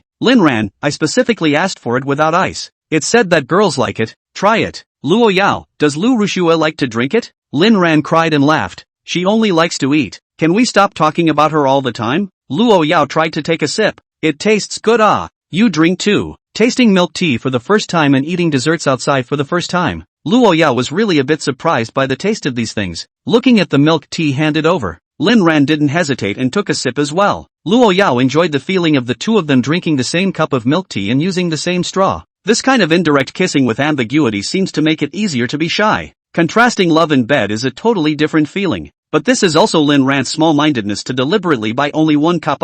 Ending the day's date tour. It was one of the most enjoyable dates in Lin Ran's past life. Although they were all simple things, as long as they were doing them with Luo Yao, they felt meaningful. This affection is a feeling, not an act. It turns out that whether a person is happy or not is in who they are with. In his last life, Lin Ran had accompanied Lu Rushue, accompanied his family, but felt nothing but humility. In this life, in front of Luo Yao but all happy and satisfied. For Luo Yao, it was also a very memorable afternoon for her. Night. I'll send you tomorrow when school starts. No going to Lu Rushue. I'm sure I won't go to her, but we're in the same class. Not tomorrow. Lin Ran froze and smiled as he gladly agreed to Luo Yao. Good. I won't go to her, and if she comes to me, I'll abuse and humiliate her fiercely. Luo Yao pointed to her eyes. Remember what you said. I'll be watching you at all times. Rinrun, sure. Like a camera on a clock. Chapter 26.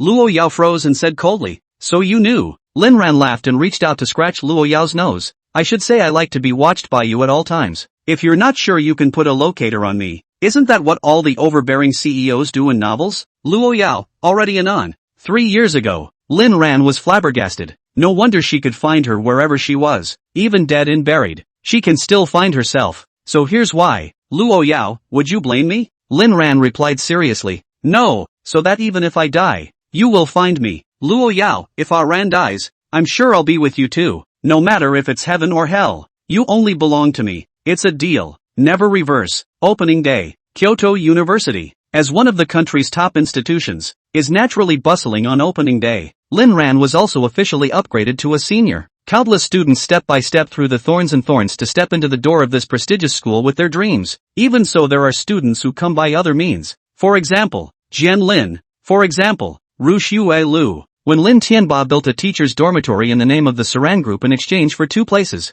one was given to his youngest son, Lin Jian, and one to Lu Rushue. Lin Ran, on the other hand, took the test on his own. Today Lin Tianba personally drove his son and niece to school, and just as he arrived at the entrance of the school, he saw a super luxurious Rolls-Royce approaching, and frightened Lin Tianba hurriedly made way for the big brother. In the past few days, Lin Jian did not go out, because the last time he was beaten by Lin Ran's men with a bruised and swollen face was not completely healed, and he did not want others to know about these things. The last time I went to the restaurant I had originally made a private appointment with a lawyer to consult on some issues, but I ran into Lin Ran. The good thing is that I'm pretty much recovered now and I don't have to wear a mask anymore. Lu Rushua didn't go back to school after the last limousine fiasco because it was too embarrassing, and the campus forum was full of posts about her and Lin Ran. Luckily, most of her classmates were sensible and had most labeled her as a realistic woman. Then again, Lin Ran is no longer pursuing Lu Rushue and used a luxury car to humiliate her so that she is a little bit unable to lift her head. She didn't tell Jian Lin about this matter, much less Lin Tianba. Lin Tianba made way, and Lin Jian and Lu Rushue noticed the luxurious Rolls-Royce. They were all thinking which family's young master and princess had come to Kyoto University for college again. Take another look at the license plate number, King A00001. Lin Tianba, this is the Luo family's car? Others didn't know about it, but as a somewhat accomplished Lin Tianba had naturally learned about it. When the Luo family looked at the whole country, it was the absolute top mansion, and it was not too much to say that it was even number 1. It was said that the person in charge of the Luo family, Miss Luo Yao, was only 26 years old, and now she was already covering the sky with one hand. This young lady's path to power is legendary. Lost at 5, found at 18, and returned to the family all thinking this was a little girl who was left to be bullied. I didn't expect Luo Yao to end the entire Luo family with her own strength. The first step was matricide and patricide. with several brothers dead and maimed. He also kicked a couple of his own uncles out of Lowe's after he got the word, and his whereabouts are still unknown. The last generation of the person in charge of the old man Luo came out to do justice. Who knew that within a few days suddenly both legs with broken? Quit the position of the head of the family. In the old mansion retirement, everyone said it was Luo Yao's doing, but it is such a cold-blooded and violent little girl. But it took just a few years to completely control the Luo family, and there is no one to oppose it again. By the time he took power at age 23, the Luo family was already a behemoth. Back then, Lin Tianba still had the heart to make friends, and during a cocktail party, he heard Luo Yao's assistant Lu Meng say that Luo Yao was looking for someone. At that time, Lin Tianba was still thinking of helping. Who knew that within 2 days, he heard that the person had been found, missing out on the opportunity to flatter Luo Yao. Lin Tianba was incredibly bitter about it, but he didn't lose his head too much. After all, he was a woman. But it was this woman who, in just 3 more years, had managed to make Luo's group the world's #1 in the year she turned 26. Who would dare to believe that? By now, Lin Tianba knew that he could no longer fit into the Luo family's eyes, or that his previous self would similarly not be looked at by the Luo family. Nothing else, the gap is too big. One is the world's top-ranked giants and the other is just a somewhat accomplished businessman. Not to be confused, but now that someone from the Luo family actually went to the same school as his own son, Lin Tianba couldn't help but be moved. Ken, Ru Xiue, see that Rolls Royce? That's the car of the Luo group. Whoever is in there goes to school here. Make sure you guys get on good terms with him. And if you can get people's favorites, our whole family will take off, okay? The two of them nodded in unison. However, when the three of them looked at the slowly opening door of the Rolls Royce in unison, they were all stupefied. Lin Ran? After Lin Ran got out of the car, not only did Lin Tianba's trio freeze, everyone at the school entrance was stunned. The older students were surprised that Lin Ran was actually riding in a Rolls Royce to school, and the newer students were surprised that such a rich little brother was still handsome without a sky. Who is this? So handsome and rich, I want to get closer. Sister, are you a freshman? This is Senior Lin Ran, our schoolboy, but I haven't heard how rich Lin Ran's family is. Wow, what a handsome little brother. Wana Rua. Senior Lin Ran, look here. Is it true that you're not pursuing Lu Ruxue anymore? Will you look at me? Lin Ran doesn't like Lu Ruxue anymore? Where did you hear that? See for yourself in the campus forum at. Lu Ruxue's face was a little ugly. Listening to the surrounding girls' comments, her heart hurt a little. It felt as if something was going to be lost. When did Lin Ran become so popular? Just as Lin Ran took a step to leave, the car window opened and Luo Yao's murderous voice came out. Hubby, want a kiss? Lin Ran immediately turned around and kissed him. Parting kiss? I'll go back earlier in the evening. Luo Yao was satisfied with getting a goodbye kiss and coldly scanned the circle of onlookers. She was demonstrating and announcing, "This man, mine, don't even touch it." This scene startled Lin Tianba, who was smoking the 7 wolves and preparing to get out of the car, and hurriedly retrieved the 7 wolves and returned to the car. Did he see wrong? The face revealed in the Rolls-Royce window just now. Was it Luo Yao? Not quite sure. Lin Tianba took out his cell phone and began to search. OMG, I can't believe. Is real. Jian Lin saw it too, and his heart stopped half a beat the first time he saw Luo Yao. This is too good looking. Why would such a beautiful woman kiss Lin Ran in public? Is there any justice left? Lin Ran was just the Lin family's most unpopular outcast, while he himself was the Lin family's treasure. Chapter 27. Chapter 27. Lu Ruxue, on the other hand, was blushing furiously. The woman she had seen twice had left too deep an impression on her. Every time they met, Lu Ruxue felt as if she would be slaughtered by this woman at any moment. Dad, isn't it a bit of a discredit to our Lin family for brother to kiss that beautiful woman in public? Lin Tianba glanced at Jian Lin and didn't say anything. Sensing Lin Tianba's emotions, Jian Lin hurriedly changed his words. It's all my fault for not caring enough about my brother in general and not realizing that he was so corrupted in the family. My fault. Dad, you shouldn't make things difficult for brother. Just let brother kowtow to you and apologize for his mistake. And then just forgive brother. And don't hit your brother. Hit in your brother's body. It hurts in my heart. Lin Tianba sighed. Ken, you're just too nice to be bullied by him. He's already forcing me to hand over my share of the profits now. And there's no way I can forgive this kind of rebellious son even if he kneels down and kowtows and apologizes. He's lost me as his father forever. Ken Lin, Dad, don't blame your brother and wonder who that woman in the car is? Suddenly, an aura flashed through Lin Tianba's head. Ken, Daddy wants to talk to you. Saying that, he leaned over to Lin Jian's ear and whispered something, and he saw Lin Jian's eyes gradually shocked, enlarged, and then slowly became excited. Lin Tianba naturally asked Lin Jian to approach Lin Ran and then approach Luo Yao through Lin Ran. It would be best to gain Luo Yao's attention, or even stay by Luo Yao's side. Lin Ran, this is just a little bit handsome. Even if Luo Yao really has something with him, it is just to look at that face of his. In terms of excellence, his own youngest son, Lin Jian, was his pride. Even if he failed in the end, he could still go to Lin Ran and gain a little benefit through him, couldn't he? He's his own father. What can he do to him? It makes sense to give yourself as a father a little bit of the benefits you gained in the Luo family, doesn't it? I gave birth to you. You have to be grateful to me. This point of reasoning that a dog understands Lin Tianban naturally understands even more. Lin Jian thought of something else after receiving his orders and was talking to Lu Rushua while the two of them walked into the campus. Immediately after that, Lu Rushua's eyes gradually became shocked, enlarged, and then slowly began to become excited. Lin Jian quietly pinched Lu Rushua's ass. Gu, not bad. Oh, there's time for cousin to help you check your body. Lu Rushua was shy. Brother Lin Jian, you're so bad. Letting me find Lin Ran, aren't you jealous? Jian Lin, go ahead. I'm sure you can protect yourself, and as long as Lin Ran is with you, I'm sure that big lady won't let him off the hook either. Lu Rushua, so? You are not jealous? She also knew that her relationship with the duo of Lin Jian could never be publicized. Lin Ran did seem like a good candidate to cover his tracks, and Lin Ran had become handsome and rich, so even if they did get together it didn't seem impossible. One man takes care of two brothers. It's exciting to think about. It was better to say that Lin Jian had asked her to seduce Lin Ran than to say that she had wanted to get close to Lin Ran in the first place. On the first day of school, many older students did volunteer orientation, busy club recruitment and other things, but Lin Ran didn't want to waste his time on this. He went straight to his dead friend,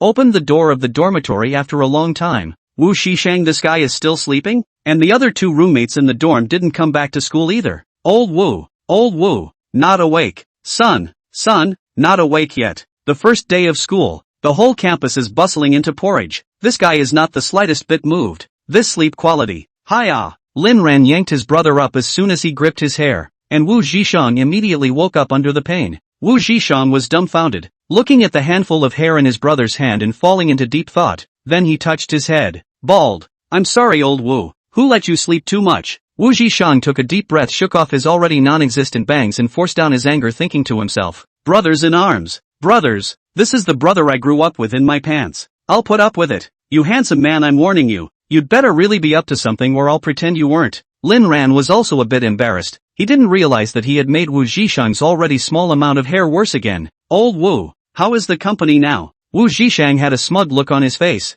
It's already been renovated. Now it's short of people. We're just near the water. Recruiting in our schools, I believe both students and schools will strongly support it. After all, everyone wants proof of internship. Lin Ran nodded. Then find an opportunity and communicate with the principal. Of course we don't want everything, such as Lu Rushua's stream. Wu Zhishang gestured an okay sign. Juk. I heard that Lu Rushua interned for a summer and ended up not getting an internship certificate. It really made me laugh. I think it says she seduced her boss and was fired outright. Lin Ran froze, thinking that this was really big news. Wu Zhishang, I'm angry at the thought of having to see this scumbag woman on a regular basis. Lin Ran, after today, she won't be in our class anymore. Wu Zhishang, at this time in the instructor's office area, Lu Rushua had a shocked look on her face. Why? There's no reason for that. From today onwards, you're not a student of the finance department. The principal has arranged for you to study Burmese in the foreign language department. Lu Rushua was incredulous. What, are you kidding? What right do you have to change my major?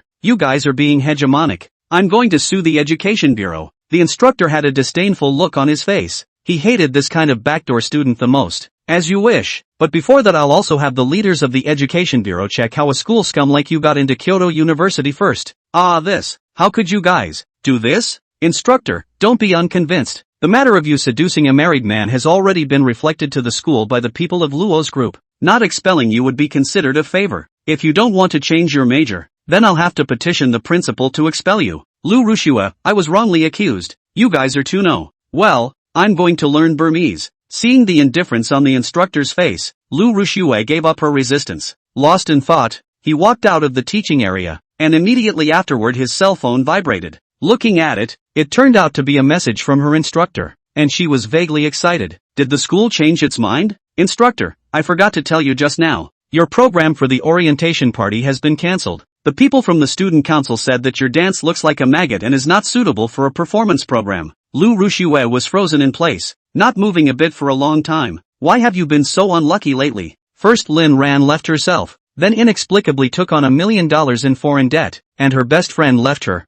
Chapter 28. Chapter 28. Even though she knew that Lin Ran wouldn't really ask her for money, that it was just a little means to humiliate herself when Lin Ran was angry. But it was because of this incident that he or she became a complete hot topic in the campus forums and was raked over the coals. I still can't get my internship at work. I've been vilified for seducing a married man. I've been kicked out of school for my major. And my show has been cancelled. Then what was the point of practicing so hard all these days? It all started when Lin Ran left himself. Lin Ran, I hate you. No, I must go to Lin Ran. I have a mission. Find a chance to confess to Lin Ran and stop giving yourself any way back. If you want something, you must lose it. And since you have lost it, you must gain it. In the future, he won't be in this class. And his chances of getting in touch with Lin Ran will become less and less. So today is the perfect time. Lin Ran and Wu Zhishan were walking on their way to the classroom when they heard a ghostly cry from Wu Zhishan. Asterisk asterisk asterisk asterisk. Ringo, you're on the front page of the forum. You actually kissed your sister-in-law in public on the first day of school? Lin Ran hurriedly took out his cell phone and logged into the forum,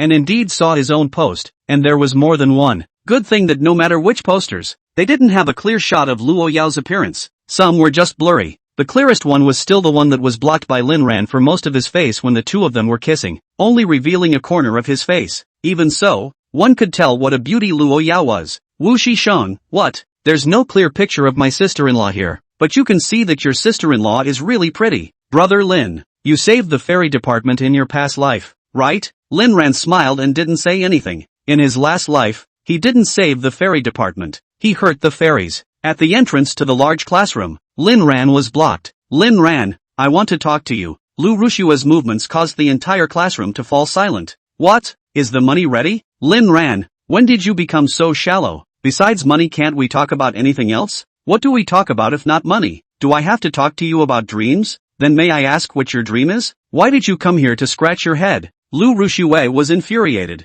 She took a deep breath as if she had made a great determination. I know you're cold and mocking me because I didn't say yes to your confession, but I don't care about any of that. I've been thinking about it carefully for the past few days, and I've realized that I actually like you. And since you're not around, when I'm alone, I find that I can't hide my liking for you more and more. Brother Lin Ran, I promise to be your girlfriend. Let's be together. Lin Ran, then you should be careful. Lu Rushue? Lin Ran, you can't hide it if you like one person, but if you like two people, you have to hide it. Lu Rushue froze, and for some reason, a trace of panic appeared in her heart. What do you mean? I've already agreed to be your girlfriend. What more do you want? Lin Ran, I'm not going to agree to that. And also you have to give me my money back first. Lu Rushue finally couldn't take it anymore. Money, money, money. What else do you know besides money? Has our relationship come to this? Lin Ran, the only relationship we have is that I am your debtor. Lu Rushue was a little disappointed, but still forced herself to say, I admit I was a bit demanding of you before.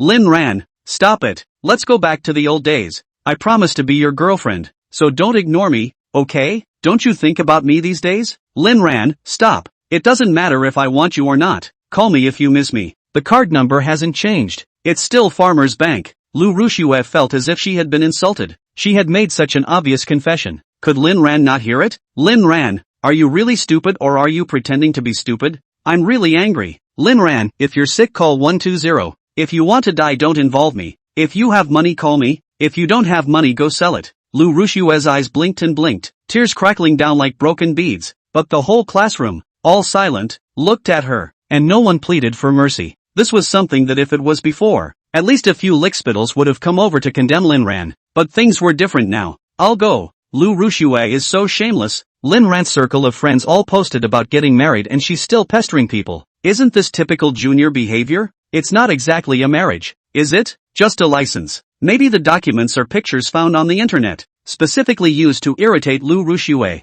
Today I could see that Lin Ran came in a luxury car with a beautiful woman inside. It's very likely that Lin Ran was bagged. I don't think so. Lin Ran doesn't look like someone who would compromise for money. Putting aside the truth, it's still quite surprising that Lu Rushue took the initiative to confess. Lu Rushue's eyes widened when she heard the silky rumors, looking at Lin Ran incredulously. Lin Ran, are you married? Lin Ran shrugged his shoulders. No, Lu Rushue, I'm telling you, if you want to be a mistress find someone else and come back to me if you want to pay back the money. Lu Rushue cried and ran away. It was only then that she realized that Lin Ran had posted a friend circle, but he was no longer in the circle. He was in his dark room. As Lu Rushue ran away, the classroom was noisy once again. There were also a few people who looked at Lin Ran from time to time. and there were even some inquisitive people who couldn't help but come over and ask Linran. Linran wasn't sure what Luoyao thought before he wasn't going to disclose who his wife was yet. He just told his classmates that he was indeed married, but who the daughter-in-law is no one knows. The little girls in the class had their hearts broken, but some thought Linran was just faking it. In order to stimulate Ruoxue Lu, he started to play with desire. After all, Linran's former image as a dog licker was too deeply rooted.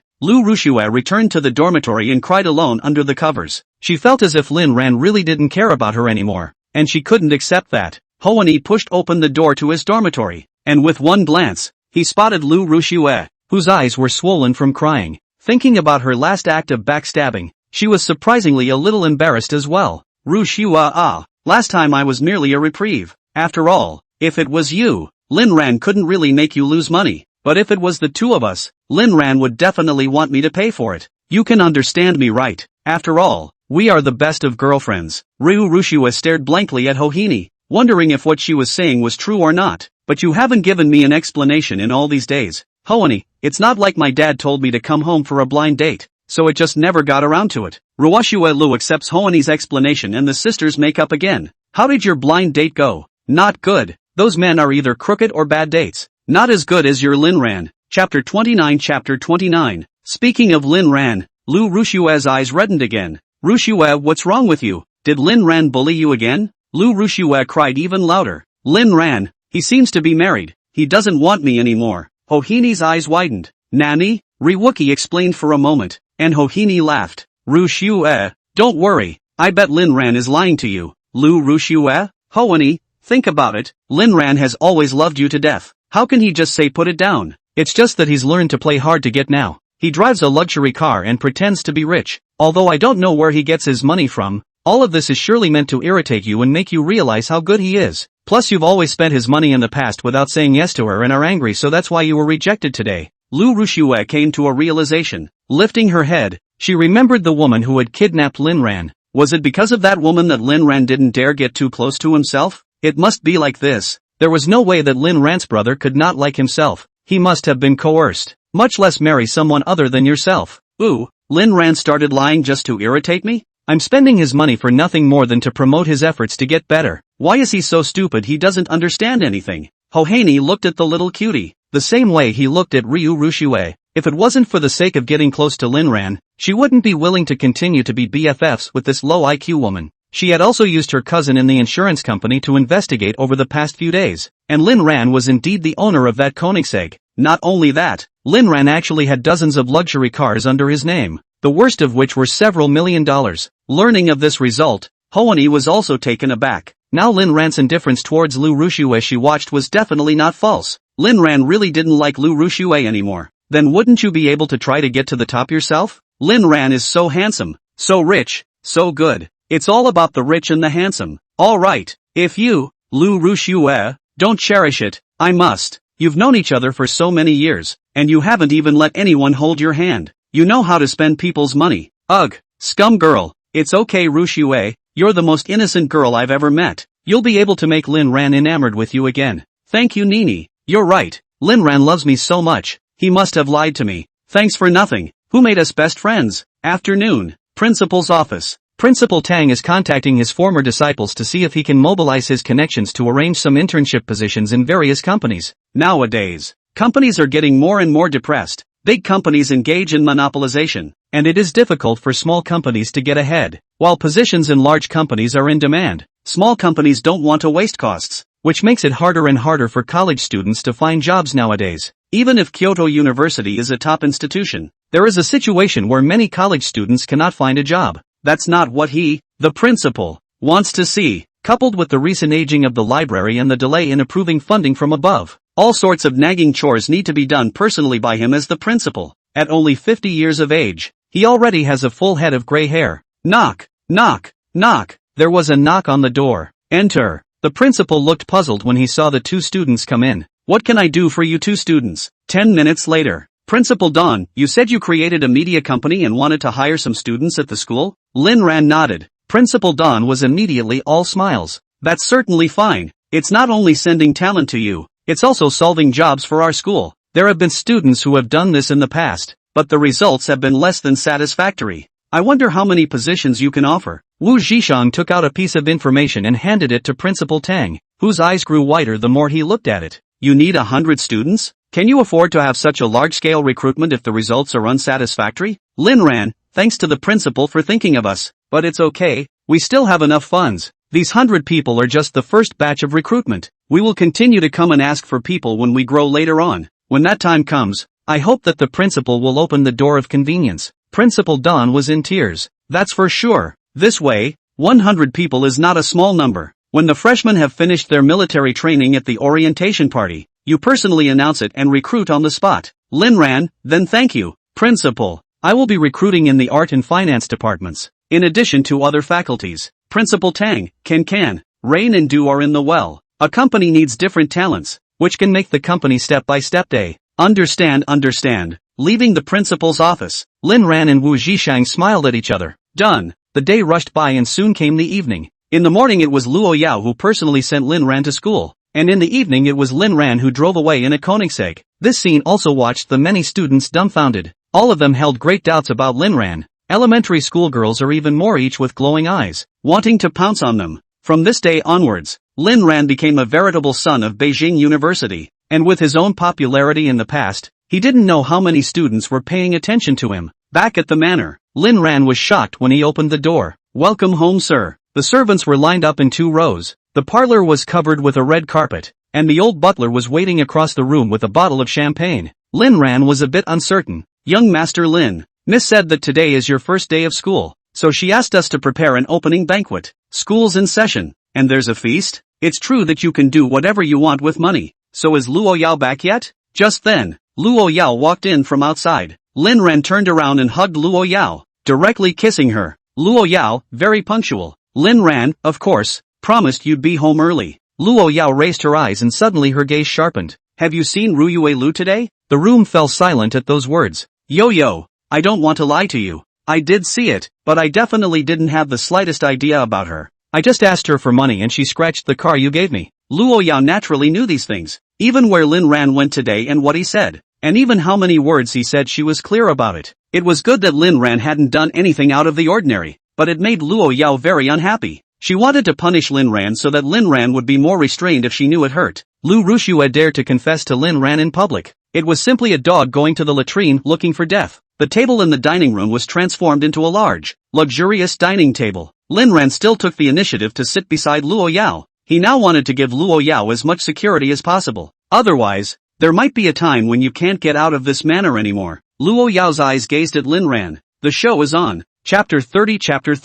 To celebrate Lin Ran's start of school, Luo Yao opened a bottle of red wine. The two of them ate the meal in a very cozy manner, during which Luo Yao didn't show anything different from usual. Lin Ran knew that he was not a good drinker and was afraid of drunken babbling, and he kept it under control. Luo Yao picked up her wineglass and walked behind Lin Ran, reaching out and wrapping her arms around his neck as she slowly opened her mouth. Ran, happy school year, I'll feed you this last sip of wine. Lin Ran blushed and nodded. Good, the little is quite the tease. Luo Yao just kissed over, feeding Lin Ran a mouthful of imported red wine in the process. This sip of wine, it's poisonous. Literally, Lin Ran only felt groggy in the head, and when he woke up again, he found himself lying naked on the bed. What?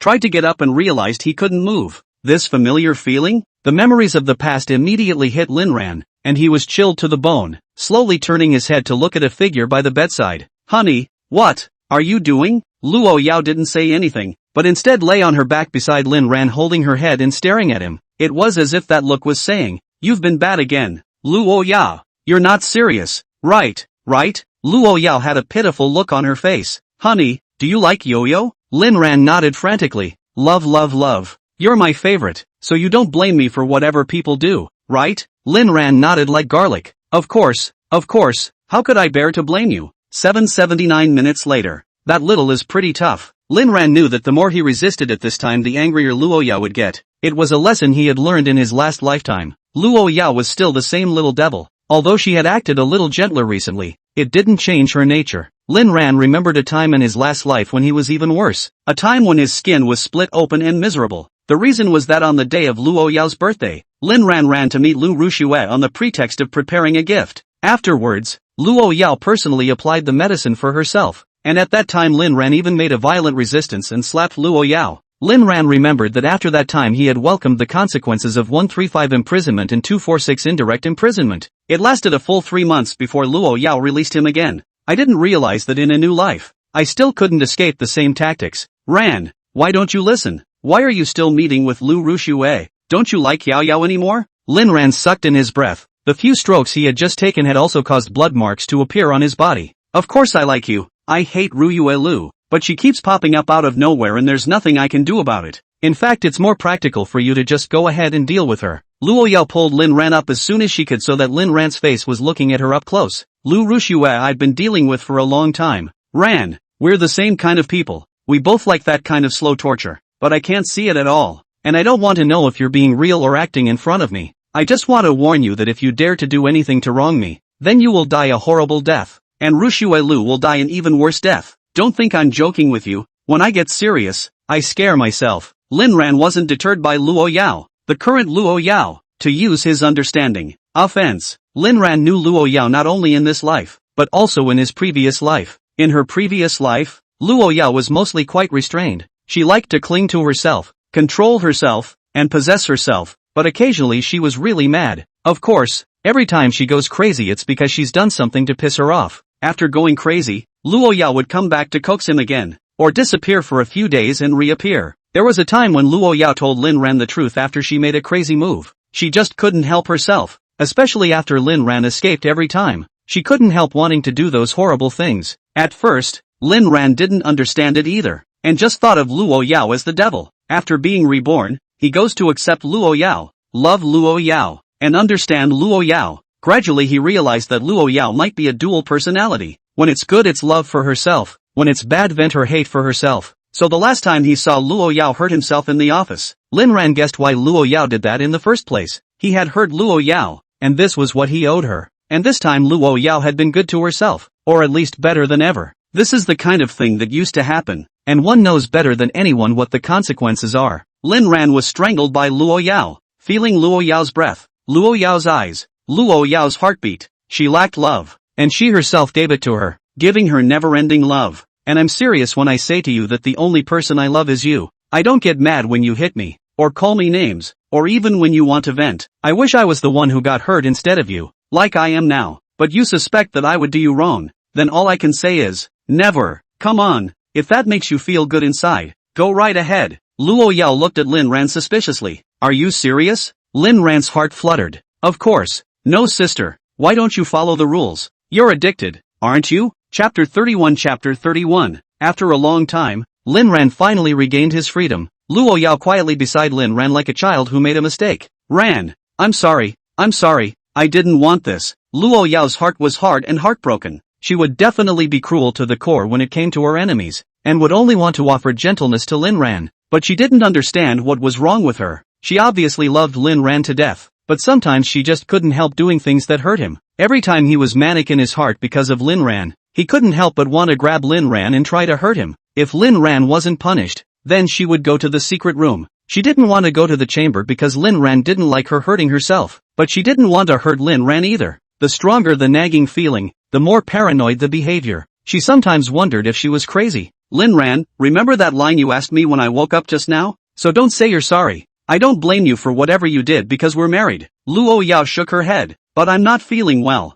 Luo Yao was uncomfortable because Luo Yao had made a mistake. But the inexplicable anger that had been in his heart at the very beginning did disappear. She was now more worried about Lin Ran being scared and running away from herself. She wanted to be nice to Lin Ran, but she was afraid that Lin Ran would run away. And it was her idea to do such a thing and not her idea to do it. And no one would understand this kind of insecure and confusing emotion. It really hurts. Lin Ran, actually, I know what you're thinking. Don't worry. I won't be afraid. And I won't run. I just want to stay with you forever. And spend my life building a safe house for your mind. Luo Yao looked at Lin Ran incredulously. Every word of Lin Ran seemed to have spoken to her heart. Turns out he understands me. Luo Yao handed out what was in her hand with a big smile. No, Lin Ran? Luo Yao, sent you. Lin Ran's eyes lit up and he immediately sat up. Regardless of whether it was forced or voluntary, he did suffer a lot in his past life. Isn't this a chance for righteous revenge? Lin Ran held the little cutie and raised his hand. Luo Yao raised her head and looked straight at it, her eyes unblinking,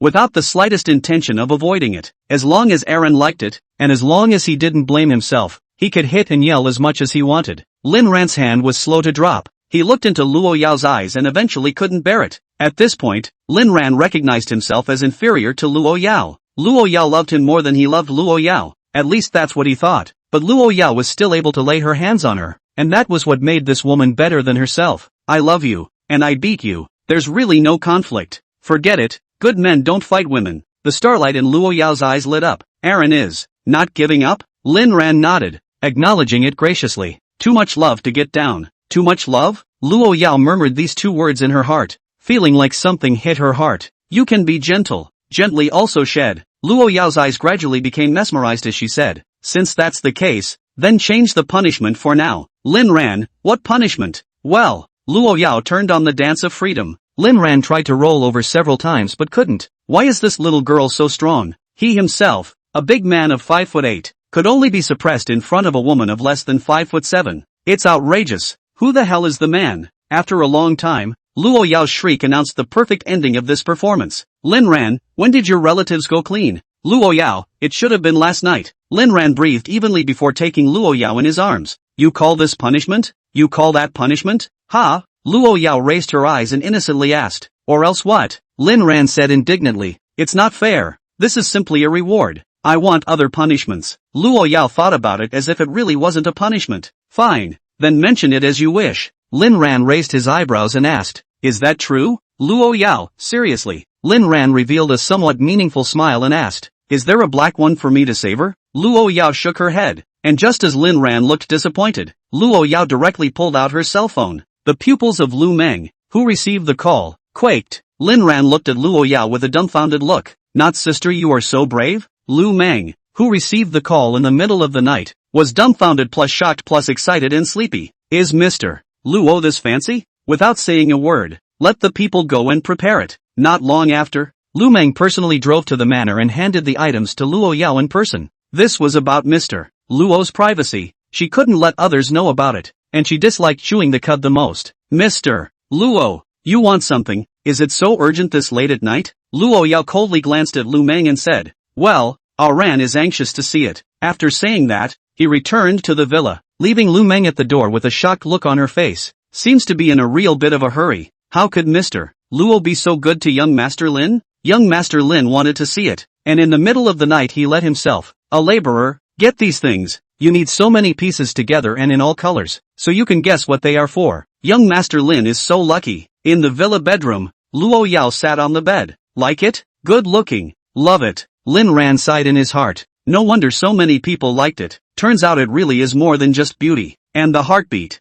Luo Yao herself was still a domineering female president, which made Lin Ran feel even more conquered. Soon, a room of wreckage. Yo, I'll do it. Luo Yao obediently nodded her head. It's all up to the husband. Chapter 32. Chapter 32. A few words tugged at Lin Ran's heartstrings, and Lin Ran felt that even if he had to die, tonight would be worth it. After it was over, Luo Yao still didn't have any sleep, so she just wrapped herself around Lin Ran and exhaled. Does Ran like it? Stretching out a finger and placing it on Luo Yao's mouth. Shoo, woman, I warn you, don't seduce me. I graduated from high school a long time ago and I've forgotten all about being away from. I'm horribly tired now. Luo Yao, so? Lin Ran, people numb. There is a knife on the head of the word color. It is hard to escape from the life under the pomegranate skirt, and the bone-scraping steel knife cuts into the waist. Wake up early in the morning and open the window. You're in a beautiful mood. On top of the dining table, Lin Ran sat beside Luo Yao and whispered, wife, I still think we should abstain. I'm a human being after all.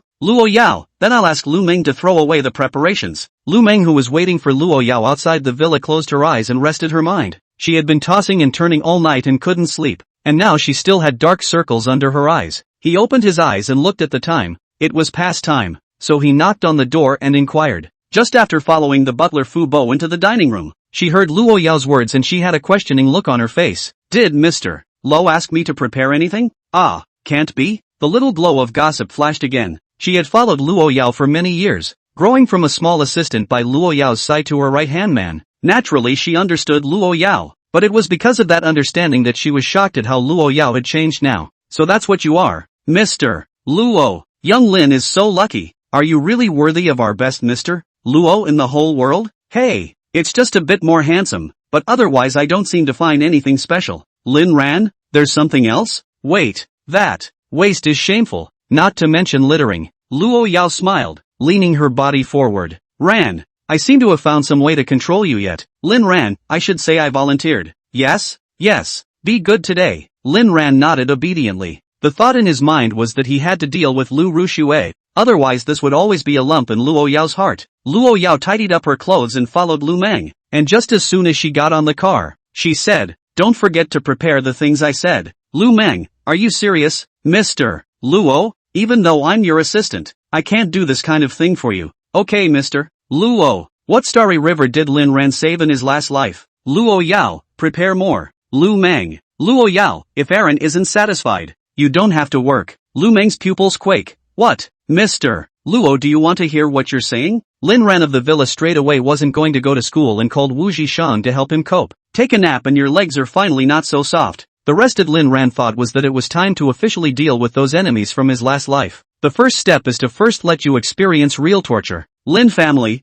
Lu Ruxue, accept the devil's judgment. Contacted Wu Zhishan after the plan. No brother knife? Wu Zhishan was startled. As a local, how could he not know brother knife? Wu Zhishan on the other end of the phone had cold sweat running down his face. Of course I know. What do you mean brother Lin? Did you mess with him? Lin Ran, no. Wu Zhishan, that's good. If we mess with Blade, we'll be in trouble. Lin Ran confidently said. It doesn't matter. Even if you mess with him, he can only give way to me, who made my daughter-in-law powerful. Wu Zhishan, Ringo, I've noticed that you're getting more and more capable of blowing things up lately. Lin Ran didn't bother to talk nonsense. Listen to me. Contact Brother Blade for me, and tell him that there's a deal to talk to him about. There was silence on the other end of the line for a moment before there was movement. Are you serious, brother? What exactly do you want to do? Talking business with knife? Isn't this dancing on the penal code? Lin Ran, just tell me if you're helping or not. If Wu Zhishan didn't help, Lin Ran was prepared to ask Luo Yao for help. The reason why he didn't go directly to Luo Yao was because he didn't want Luo Yao to know what he did yet.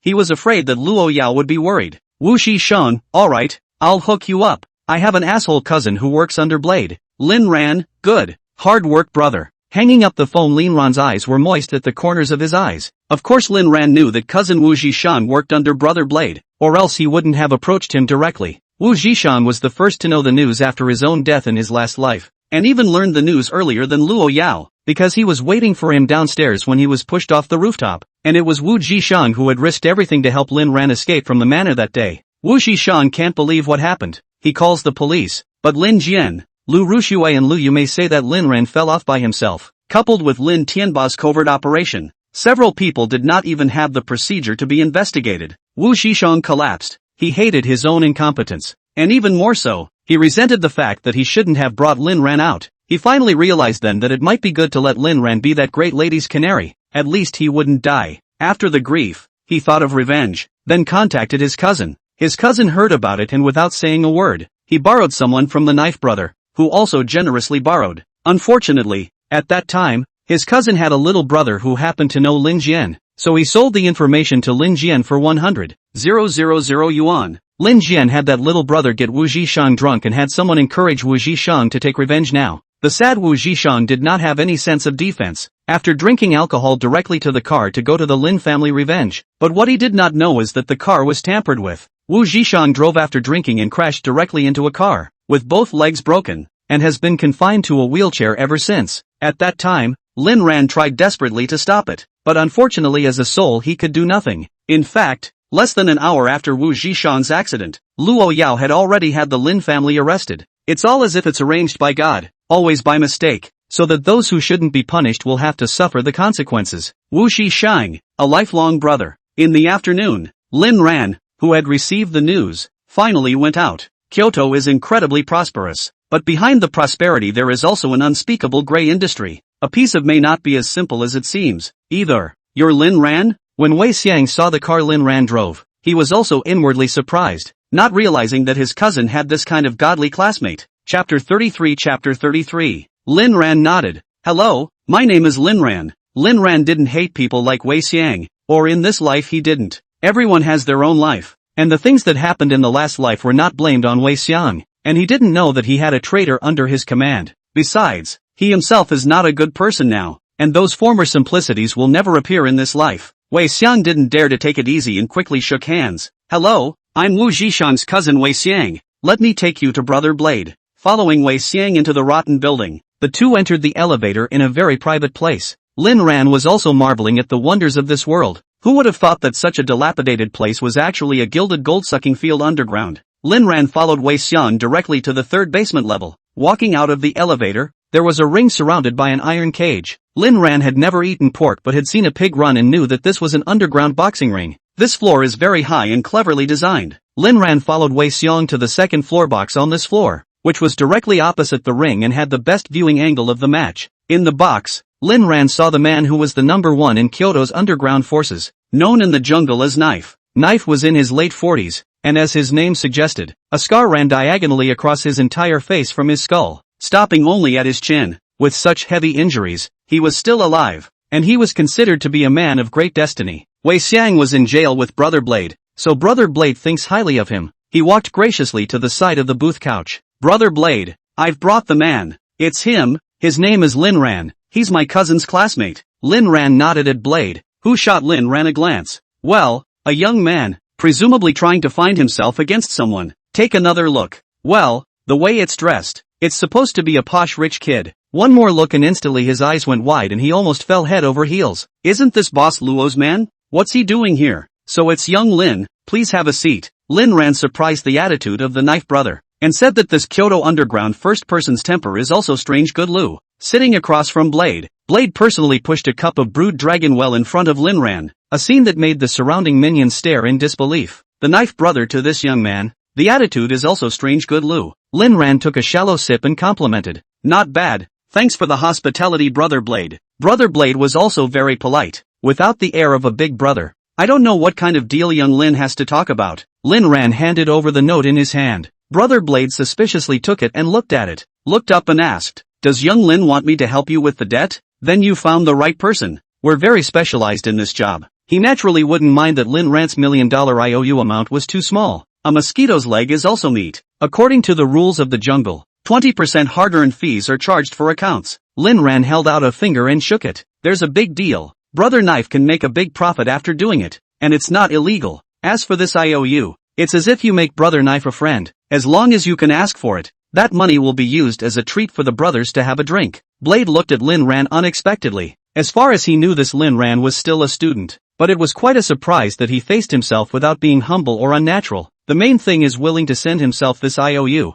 a piece of paper that may not always turn into money in other people's hands, but in his hands it will certainly be realized. Then this friend seems to have a lot of gumption and a lot of generosity, and he's still Boss Luo's man. Even without an IOU, this friend he can't help but make awe. Silence for a split second. Brother Lin, I've made you my brother. I'll take your job. As for breaking the law or not, this is our business. Even if something happens in the end, it has nothing to do with you, he said, reaching out to hold Lin Ran's hand. And Lin Ran didn't expect it to go so well. Blade said to himself, can it not go well? You are the real grandfather, right? If I dare to embarrass you myself, I may be in the sea tomorrow, and maybe one of the sea sharks will have a full meal tonight. Lin Ran wouldn't fully trust Blade. After all, it was a gray area, and how many good people were there? Words like brother were just their polite words. Their own brother was only Wu Zhishang. For now though, Blade would definitely be willing to cooperate. After all, there was nothing more attractive to them than Mauve. Lin Ran looked at the few minions around Blade, who had wisely cleared the room, and now Blade and Lin Ran were the only two people in the room. Only then did Lin Ran talk about what would have happened to the Lin family recently,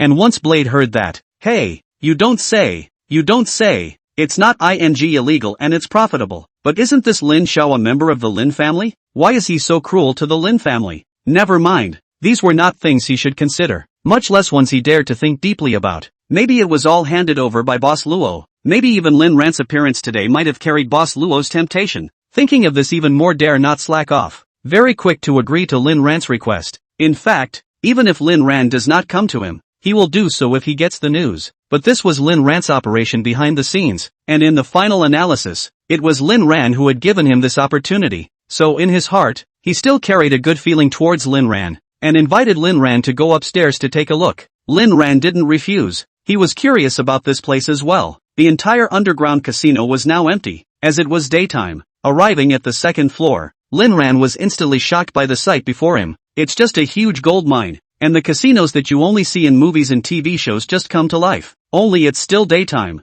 and there are only a handful of dozen or so people huddled around a card table playing. Brother Knife, Brother Lin, play 2 games? Losses are all on Brother. Lin Ran shook his head. I don't share the same fate as gambling and drugs. Knife, you're not saying a word about the yellow character, are you? Seeing that Lin Ran didn't want to go and play a couple of games, Blade also smiled and didn't say anything. Just then, a man over at the card table was suddenly kicked to the ground. Asterisk asterisk asterisk asterisk. I told you I don't smoke that. And you still ask over and over again. Looking for death? Hearing these words, the entire casino was instantly pressed on the mute button, and Blade's face was gloomy beyond words. Everyone knows that Knife's venue has pornography and gambling, but just no drugs. No one knows why a mobster drugs, but that's the rule. Brother Knife glanced at Wei Xiang and said coldly, I remember correctly that one is your little brother, right? Wei Xiang wiped the cold sweat on his forehead and said, yes, Brother Blade, his name is Zhang Dahai. I will definitely give you a satisfactory answer. With that, he walked over and lifted Zhang Dahai up, and the goods in Zhang Dahai's hand were also pulled over by him. Damn, have you eaten bear heart and leopard gall? Dare to sell this here? Chapter 34. Lin Ran narrowed his eyes. If he wasn't mistaken, this person was the traitor from his last life. He was the one who sold the information to Jin Lin. Zhang Dahai knows Wei Xiang's power. Don't look at Wei Xiang usually look peaceful, but to really angry is also very ruthless. He also knew that Wei Xiang's shortcoming was that he was sentimental, so he hastened to cry. Xiang, I'm wrong Xiang, my wife is lying in the hospital. My son does not know where to go no matter where we are. I have no choice but to take the risk to earn a little money to pay the medical bills to his wife. My daughter is also just going to college. The tuition fees I have not come up with. You can spare me this time. I know our field cannot sell this, but I really have no choice. Wei Xiang froze. Don't say. He was really bluffed. Blade's old geezer saw right through the man. Shoko, rules are rules, I don't want to say it a second time. This kind of person under you will harm you sooner or later. Wei Xiang pursed his lips, wondering if he wanted to plead for mercy. Lin Ran realized that Wei Xiang might not be too suitable for mixing this path, and there was nothing wrong with what Blade said. As it turns out, this Zhang Dahai did end up being a traitor. Lin Ran remembered what happened to Wu Zhishang in his last life, and there was a sudden inexplicable surge of anger in his heart, but he forced it down. Lin Ran looked around and grabbed a stick and silently handed it to Blade, who froze and then took it with a smile before taking a step over and handing the stick to Wei. Shoko, do it! Wei Xiang's eyes closed and opened, bursting out of the golden light, copied the stick directly to Zhang Hai's legs smashed over, while smashing also said, I told you how many times, not allowed to sell this thing. You old man's words as a wind in the ears, right? Zhang Dahai's miserable screams spread throughout the casino, but no one showed any sympathy. This Zhang Dahai eating, drinking, whoring, gambling and smoking all 5 drugs, but also dare to drug trafficking in the field of the Knife Brother, is killed or his deserved. Zhang Dahai's legs were broken by Wei Xiang. The whole person fainted in pain. Wei Xiang waved his hand and asked people to carry him out. Brother Blade patted Lin Ran's shoulder. I've made brother laugh. Lin Ran thought it was really karma. The one who broke his legs in this life became Zhang Dahai. But why was Zhang Dahai hit by Blade at this time? Could it be a chain reaction of his own presence here? In his previous life, he hadn't been here at this time, and Zhang Dahai's leg hadn't been broken. For the first time, Lin Ran began to think about something as strange as fate. Shaking his head, he broke Blade's rules and deserved it. Blade looked at Lin Ran unexpectedly. He once again confirmed that this Lin Ran was by no means a generalized person, otherwise he wouldn't have been looked at by Boss Luo. Brother Knife nodded approvingly and looked at the casino guests and said, everyone is frightened. Each person sends 10 chips to suppress the shock. But I want to remind everyone again, my venue does not allow drugs, and will not be lightly punished if they are found. No one of the gamblers cared about Zhang Dahai's death. They were all happy to agree with Brother Knife. After all, the 10 chips were for nothing. By the time Blade had finished taking care of things and returned to Lin Ran again, Lin Ran said something that almost made him lose his head. Lin Ran, what's on the first level? Let's go take a look. Brother Blade was chilled and shook his head. The first floor is not yet open for business. Next time I'll take my brother there to take a look. He wouldn't dare to bring Lin Ran to the first floor. In case Lin Ran made a mistake, then he would be done for. Lin Ran was just pure curiosity, and since Blade didn't want to take himself up, he didn't force himself, so he planned to take his leave. Despite Blade's warm invitation to have a meal together in the evening, Lin Ran found a reason to leave. Leaving the underground casino, Lin Ran drove back to the manor. He wanted to hurry back before Luo Yao went home so that Luo Yao could be the first to see himself when he got home. On the way, he also gave Su Kai a call and told him to start moving. Returning to the manor house, he slowly opened the front door and saw a cold Luo Yao sitting on the sofa. Back so early today? Luo Yao didn't answer Lin Ran's question. but coldly asked back, "What did you go and do today?" Lin Ran froze, considering what he should say. He didn't want to make Luo Yao worry, nor did he want to lie to her. "I'm going to run some errands." Luo Yao narrowed her eyes. She already knew what Lin Ran had done in the afternoon and could vaguely guess Lin Ran's next move. Brother Knife just reported today's incident to Luo Yao. Luo Yao coldly told Brother Knife, "Don't bring Lin Ran to that kind of place again." Blade's heart is bitter. Lin Ran came to the door by himself. But what could be done? He didn't dare to say anything, but could only coyly agree. "Luo Yao, tell the truth." Lin Ran, "Alright, I'm actually going to deal with Rushue Lu and the Lin family, and I went out today because of this." Luo Yao, "Are you really willing to give it up?" Lin Ran, "Wife, I'm really willing to give up. Very willing to give up. I can't wait for all of them to be tortured and die without a burial place." Luo Yao's eyes were deep as she looked at Lin Ran for a long time before saying, "If you need help, be sure to let me know." Lin Ran nodded. He didn't want Luo Yao's help for the time being. He was happy to do things like revenge himself. "If I run into something I can't solve, I'll be sure to come to you to wipe my ass." "Who made you want to raise me?" "Raising me means wiping my ass." Ahem. The old housekeeper, Uncle Fu, coughed lightly twice. "Young Master Lin, do you want to hear what you're saying?" Luo Yao collected her aura and got up to come to Lin Ran's side. "It's best if you think so. With my ability to raise you to be the world's #1 dude." Uncle Fook said, "Miss, do you want to be so in love with your brain?" During the warm dinner time, Luo Yao frequently looked at Lin Ran, who was feeding herself. Lin Ran looked at Luo Yao's smiling eyes, then remembered the mouthful of wine Luo Yao fed himself and still had palpitations. It was good that the feeding was done smoothly,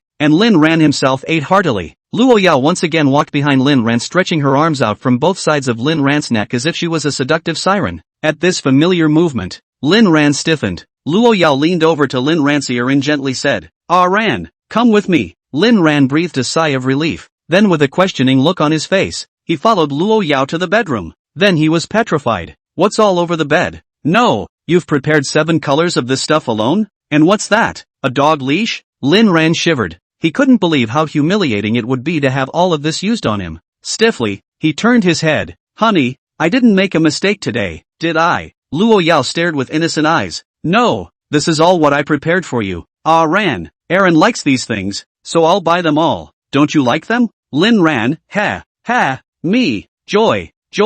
Chapter 35. Are they getting so sick now? Luo Yao pulled Lin Ran into the bathroom, but Lin Ran stayed preoccupied. Back to the room. Lin Ran's eyes were starting to glaze over a bit, but things were beyond Lin Ran's imagination. "So that's it?" Looking at the perfect Luo Yao, Lin Ran's entire body was sublimely frozen, suddenly feeling a warmth in his nose. Nosebleeds dripped and fell on the floor, and Lin Ran hurriedly covered his nose and rushed to the bathroom in a rush. Damn! Where did this girl learn all this? Isn't this purely criminal? After rinsing off, Lin Ran turned around and Luo Yao was standing behind him in pity. "Ran, you don't like Yo-Yo anymore?" Lin Ran's nosebleed gushed out again. This night, after the absurdity, Lin Ran turned his head to look at the energetic imp. "Yo-Yo, don't you usually rest?" Luo Yao woke up early every day and often didn't fall asleep until later in the night. And while he had plenty of opportunities to catch up on his sleep during the day, Luo Yao seemed to be working during the day. Lin Ran felt like Luo Yao was like a perpetual motion machine that never rested. He didn't know how she did it.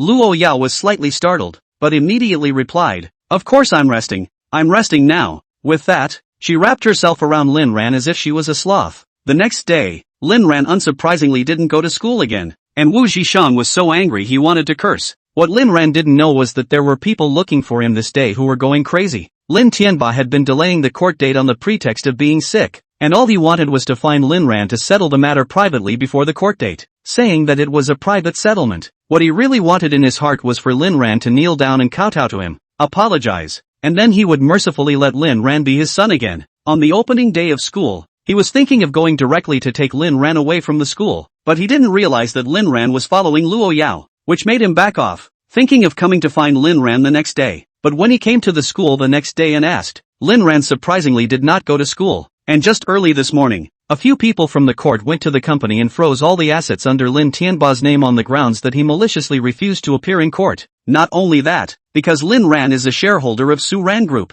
This matter involves the entire group of companies. Along with the group's public accounts are frozen. The reason is that Saran Group owes its shareholders dividends and the shareholders have applied to freeze the group's funds. Lin Tianba, who had learned the news, was dumbfounded. He didn't think that this kid would really be so ruthless. By this time, he rushed to the school in a hurry, and when he asked, he realized that Lin Ran still hadn't come to class today. he contacted Lin Jian again, and even Lu Ruxue, but none of these people could reach Lin Ran. He was in a hurry because he had to make a payment to a very important partner today. If you don't make the payment in time, the construction site is likely to face the risk of stopping the work, and you may be liable for breach of contract. After a morning of mediation, the bank and the court would not relent. Who dares to let go? The other plaintiff's lawyer is the leader of the legal department of the Luo Group, the industry's big guns, known as the first domestic legal. A careless hammer may be sent in, and Sukai lawyers to go to the program compliance and legal, who cannot say a no word. The entire Lin family is anxious to vomit blood. Lin Tianba is even more anxious, fire hospitalized. Lu Ruxue finds Wu Jishang and only says she wants to find Lin Ran but doesn't say why. Wu Jishang naturally couldn't help him contact Lin Ran, and Lu Ruxue, who had no choice, had to turn to other students. At noon, Lin Ran was finally contacted through a classmate's cell phone. On this side, Lin Ran picked up the phone, but Lu Ruxue's voice rang out on the other side. Brother Lin Ran? Auntie is looking for you urgently, can you? Lin Ran spat out a fragrant groove. The phone rang again, and Lin Ran hung up directly. Of course he knew what Lin Tianba was looking for. Just think about it and you'll know it should be Attorney Sukai making a move. Aren't you dragging your feet about paying? Then let's see who's in a hurry in the end. Just as Lin Ran was happy, Wu Jishang also called him. Brother Lin, your stepmother, Lu Yumei, made a scene in the principal's office and said that if you don't come out she's going to let the whole school know about you pissing your dad off to the hospital. The principal said that Lu Yumei is making a lot of noise. She also said that you're unfilial. The Lin family has raised you for so many years you're not grateful at all but also pushed their family towards death and whatnot. The principal asked me to come and ask you. He's suppressing Lu Yumei for the time being. I was sick to my stomach after I heard it. Why is this family so disgusting? Ringo, you have really suffered these past years. Lin Ran was silent for a moment, thinking that they should really have been pushed to a certain level. Otherwise, a woman who cared about her reputation as much as Lu Yumei wouldn't have made a scene at the school. That's okay, then I'll go see what she really means. Seeing the Lin family again,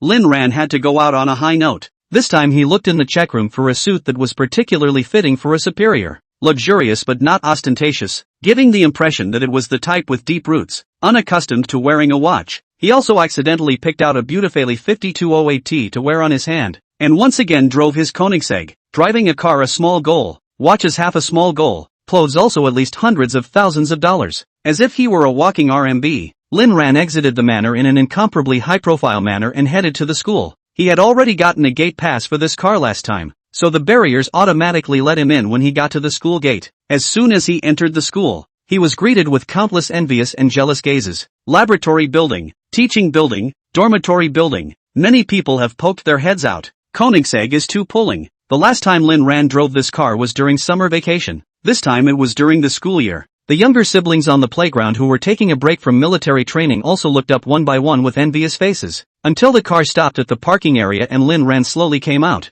instantly capturing countless more infatuated eyes, taking one step at a time to the principal's office. As soon as Lin Ran entered, he saw that Lu Yumei was lying on the floor splattering and rolling around, and several security guards were looking at her with headaches. Chapter 36. Principal, I'm coming. Hearing Lin Ran's voice, Lu Yumei gave a start and hurriedly got up. Xiao Ran, you're finally here. Please save your father. Just after saying that, Lu Yumei froze. Lin Ran's outfit was really luxurious. The clothes he was wearing seemed to be purely handmade and customized, and the watch on his hand was worth a lot at a glance. He left the Lin family. Where did he get the money for this outfit? Principal Tang walked over and patted Lin Ran's shoulder, giving him a meaningful look. Lin Ran, do you need help from the school? Our school's legal department is still very powerful. Don't bother the school. I can take care of it myself. Principal Tang nodded. Then you chat first. Remember to find me if anything happens. The school is your strongest backing, said Principal Dawn as he shook his head and went out. It was only today that he realized that Lin Ran was a child of the Lin family. If that's the case, why isn't the Lin family interested in this child? As far as he knew, Lin Ran had had a rough couple of years, although the company is now open. But Principal Tang always thinks that it is Lin Ran with these years of hard work a little mixed up. Lin Ran has excellent grades and is willing to work hard. This kind of person is destined to succeed. Lin Ran's fame is not limited to students, but also teachers and principals. Only as the principal, he only knew that Lin Ran had lived a hard life in the past, and didn't realize that the reason Lin Ran had worked so hard and diligently was all for the sake of being a lickspittle. Lin Ran nodded, and he had a lot of respect for this old principal. After the principal left, only Lin Ran and Lu Yumei remained in the room. Xiao Ran, please save your father. His company's funds have been frozen. Lin Ran held out his hand to stop Lu Yume, who was walking over. Number 1. He's not my father. Do I have to bring out the proof of severance again? He doesn't own the second company either. And I'm the one with the most say in terms of shares. Thirdly, I'm a white knight, naturally recognizing money over people. Lin Ran choked Lu Yume with a few words and she didn't know what to say. In any case, you first have the company's accounts unfrozen. Lin Ran, you think I'm a bank? Unfreeze it when you say so? Willow Moonbrow, but you can settle this by dropping the lawsuit. Lin Ran, that's right. It's true that I could have solved the problem by withdrawing the case, but I don't want to withdraw the case. Lu Yume, you really are a white-eyed wolf. I don't care. If you don't withdraw the lawsuit, I'll tell the whole school that you have hospitalized your own father in anger, so that you will lose face. Lin Ran, Lu Yume. Su Ran Group was created by my own mother, and the shares were left to me when she was dying. Not only did you guys not give me dividends for so many years, but you also mistreated me in every way. You were just a junior. Where did you get the courage to threaten me? The freezing of your assets is completely legal and compliant. Just hand over my share dividends and I'll drop the case. Is that hard to do? After sucking blood from me for so many years, I've been extraordinarily kind not to send you all to hell. What do you have against me? Lu Yume, you're talking nonsense. When did we abuse you? I've never hit you with my hands. Look at the way you're dressed now. You dare to say that you're not relying on the Lin family to have the life you have now? Lin Ran, yeah, you didn't beat me, but you let Lin Tianba beat me, and you punished me for not eating. There's obviously a nanny in the house, and you still make me do housework and cooking every day for your family, and since I was 13 years old, I've been given $300 a month to get rid of me, and nannies aren't even that cheap, and I have to earn my own tuition to go to school. So where do you get the nerve to care about what I'm wearing? The money I spend now has nothing to do with your Lin family. Or do you not want to recognize these facts I've told you? Lu Yume, this is just us trying to exercise you. It's good for you, a boy, to exercise more. Lin Ran, why don't you guys go exercise your son? Does that mean he's not a boy? When did you go to Thailand? Why don't I know? You're trying to cut yourself off from your children. Lu Yume, you fart. My son is a man of honor. How do you deserve to be compared to my son? He is the young master of the Lin family. Lin Ran, a child born to a mistress, has the nerve to deserve to be called the young master of the Lin family. Lu Yume, I'm the wife of the real Lin family. Back then your father didn't even like your mother, much less you. He spent every holiday with me and Xiao Jian. Lin Ran, so you admit that you're a mistress, or that you deliberately seduced Lin Tianba in order to become the Lin family's wife, or that you're in true love? Lu Yume's eyebrows rose in anger. She didn't understand why Lin Ran had changed so much. Obviously, he's been obsequious all these years.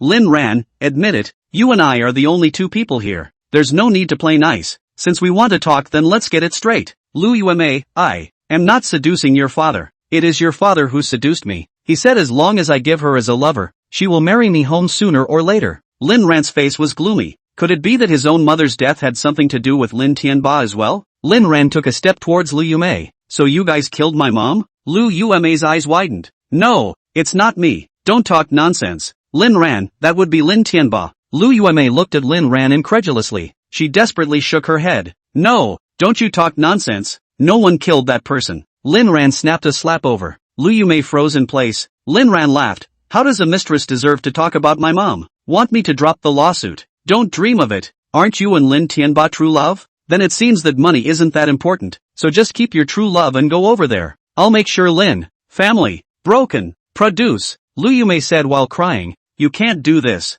I'm the one who is Mrs. Lin. I can't be without money. If you dare to do this, I'll make you lose face in front of the whole school. Lin Ran shrugged. It doesn't matter. I've severed my relationship with Lin Tianba anyway, with Lin Tianba's handwritten signature, witnessed by a lawyer. So I won't withdraw the case no matter what you say. Lu Yume, aren't you afraid I'll say? Lin Ran took his cell phone out and called up the recording from earlier. #Yen. It was your father who seduced me. You can't do that. I'm Mrs. Lin. I can't be without money. Lu Yume, you. Lin Ran turned his head and walked out of the office. Say what you want. I don't mind releasing this recording to the public. Lu Yume sat paralyzed on the ground. She didn't expect the current Lin Ran to be so mindful. If Lin Ran released the recording, not only would it be known that she was a mistress, but that Lin Jian was the child of a mistress. It would also cause Lin Tianba to misunderstand himself. If Lin Tianba was angry, then if he went any deeper, Lu Yume was chilled to the bone. Chapter 37.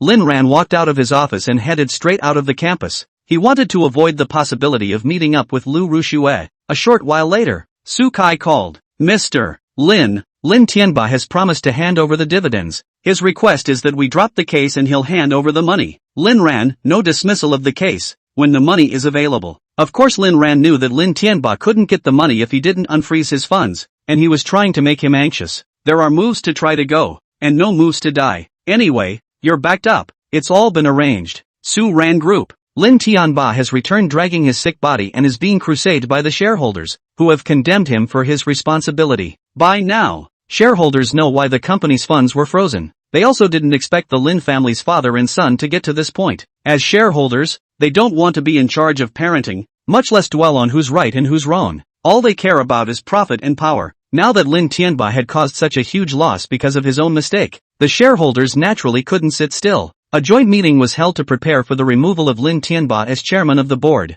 but in the end it was unsuccessful. It couldn't be helped that Lin Tian had hijacked too large a share and there were some supporters below him, causing this shareholders meeting to break up unhappily. In the end, he could only issue an ultimatum, demanding that Lin Tianba deal with this matter within a day, or else he would have to fight Lin Tianba to the death even if he didn't want the shares. Lin Tianba sat alone in the conference room gloomily, smoking cigarette after cigarette. There was no choice but to find a way to get money together to give to Lin Ran, otherwise the company would never last too long, and this could very well be a trigger for the company's crisis. With a ding, Lin Tianba picked up his cell phone breathlessly. The current message was mostly blaming his shareholders, yet when Lin Tianba saw the person who sent the message, his pupils widened slightly. Hurriedly voice dialed it, but it immediately showed, the other person is not your friend yet. Lin Tianba was so angry that he almost dropped his cell phone. After thinking about it, he opened that file, and immediately after that he heard a recording. #Yen. It was your father who seduced me. You can't do that. I'm Mrs. Lin. I can't be without money. Lin Tianba, this. His face was so grim that it could have dripped water, and it took a long time before he recovered again. After thinking about it, he contacted Lu Yumei and Lin Jian and sat down for a family meeting. This rebellious son is now determined to embarrass me, so there's no way to get the money together. Lu Yumei immediately looked reluctant. How can we get it together? Our family simply can't come up with $300 million. Lin Tianba pressed his forehead. Then sell your assets, sell your house and car, and don't you have a lot of jewelry? Sell them all at once. We'll buy back all those lost ones when this storm passes. Even though Lu Yumei disagreed 1,000 times, it didn't help, and she knew the seriousness of the matter this time. Lin Tianba saw that he was reluctant and slowly opened his mouth. You went to that rebellious son of Lin Ran today? Lu Yumei froze, then thought of something, and her body began to tremble slightly. Honey, I'm just trying to help you help the company too. Lin Tianba laughed and said, helping is quite good, don't help next time. Lu Yumei was about to say something else when she heard Lin Tianba continue. She gave me your recordings. Lu Yumei's body went cold and immediately regained her composure. Honey, it's not what you think. I'm just mad at you for talking nonsense. I love you. Lin Tianba nodded. I know. I'm not angry because I love you too. We are a family that loves each other. Lu Yumei revealed a touched expression, grabbing Lin Tianba's hand with one hand and Lin Jian's hand with the other. Yes, we are a family that believes in loving each other. Ken Lin looked at his dad and then at his mom and nodded curtly. Yes, we are a family that loves each other. Lin Tianba took a deep breath. He admitted that he was angry when he first heard the recording, but thinking about it was actually nothing. If Lu Yumei didn't love him, how could she have given birth to his child? How could she have been his lover for 13 years? Do you really love his money? I don't think so. Lin Tianba felt sad, and very guilty for his momentary thoughts. That's why he chose to tolerate Lu Yumei, chose to forgive his wife. When we get through this, I'll take you guys on a trip to Africa. The two nodded in unison. In order to quickly realize, Lin Tianba low-priced sell all the properties under his name, leaving only the villa where he now lives. Lin Jian's car, his own car, including some funds and stocks in his hands, all sold off in a brain, but not enough money. And those shareholders who found their way here on the scent were mercilessly lowballing the assets under Lin Tianba's name. Due to the freezing, only the contract of sale was signed, but Lin Tianba absolutely did not dare to renege on the debt afterward. By the end of the night, plus the funds were still not enough for $300 million, a whole $1 billion short. Lu Yumei pursed her lips and still didn't say anything. She has a backhand. She had also saved a lot of personal money over the years, and her card was with Jian Lin, a whole $50 million. And that's the amount of cash the Lin family was able to come up with before selling off their assets. Just as they were frowning, a surprising person approached them. Brother Knife, the #1 underground force in Kyoto, makes all the money written in the penal code. Lin Tianba had a puzzled look on his face, but he didn't dare to offend this one. After all, he had heard of this person, Brother Blade. Liu Yumei and Lin Jian didn't know Brother Blade, but they were also polite when they saw Lin Tianba's attitude. Blade, Boss Lin. I'm not going to dilly-dally with you. I'm told that you're quite short of money right now. I'm here to deliver it to you. Lin Tianba froze, and then his face was pleasantly surprised. He knew that Blade's biggest business was lending money, and it was no secret that he himself was in trouble today when he sold his assets and thought about it. So Blade was going to lend himself the money, and he only needed to pay some interest. It doesn't matter if the interest rate is higher as long as the company's funds are unfrozen and continue to operate. Thinking of this, Lin Tianba's face was filled with joy. Even Liu Yumei and Lin Jian were all excited. Lin Tianba, so that's it. Master Knife really sends charcoal in the snow. I really ran into a bit of trouble needing a sum of money. Just that this money is a bit much. I don't know if Master Knife can solve it. Blade, how much? Lin Tianba stretched out a finger, and Blade froze, thinking that Lin Rant's prediction was really accurate. $100 million. Simple. We can sign right here. Lin Tianba froze. He didn't think that a gangster was really so powerful. Then thank you, Master Blade. Soon I will be able to pay you back. Chapter 38. Chapter 38. Lin Tianba wasn't stupid and knew that he couldn't have too much contact with this kind of person. Brother Knife laughed. Suddenly his face was cold. Boss Lin, the period of 1 month. You pay 30% interest? And this villa should be temporarily mortgaged. You have opinions, can now refuse. Lin Tianba stiffened. He admitted to being a bit shocked. This interest rate was simply not normal. Liu Yumei and Lin Jian were also stiff. They were also surprised by the interest and frowned frequently. Lin Tianba gritted his teeth and said, "Alright, let's consider making Master Knife a friend." After signing, Brother Knife collected this not-so-formal IOU, then looked at Lin Tianba and said with a smile, "Boss Lin, I won't talk about the consequences of not being able to pay back the money. I, Knife, have been in Kyoto for so many years, and I haven't had any accounts that I couldn't get. You wouldn't want your wife to go to the casino and teach foreign languages, would you?" When these words came out, both Liu Yumei and Lin Jian were startled and had a vague feeling of something bad in their hearts. Liu Yumei tugged on Lin Tianba's coat corner, while Lin Tianba wiped his cold sweat and nodded. Don't worry. I promise to pay you back with interest within a month." He was well aware of the consequences of not being able to pay back the money, and with Brother Knife's ability, he really might make Liu Yumei go to the casino to teach foreign languages, and he might even be caught teaching foreign languages himself. Brother Blade left the Lin family villa with his people satisfied, and Lin Tianba's few people all exhaled and sat back on the sofa again. Blame Lin Ran. This little man. Let me lose $30 million more for nothing. Sooner or later one day I will get it back. Liu Yumei frowned. Actually, the loss was $330 million, and with our low discounted price of the stuff, it's possible that it's running towards 400 million. 400 million, ah. She has not seen so much money in the Lin family for so many years, and she did not think that she was about to give that little man. Ken Lam cried, "Dad, even if my brother forces you to give him all the money, I won't blame my brother. Who made him the only brother I have? Liu Yumei, I hope that Xiao Ran will repent after he gets the money. After all, there is nothing more important in this world than the love between father and son. As long as he can kowtow to you and admit his mistake and doesn't want the money anymore. Husband,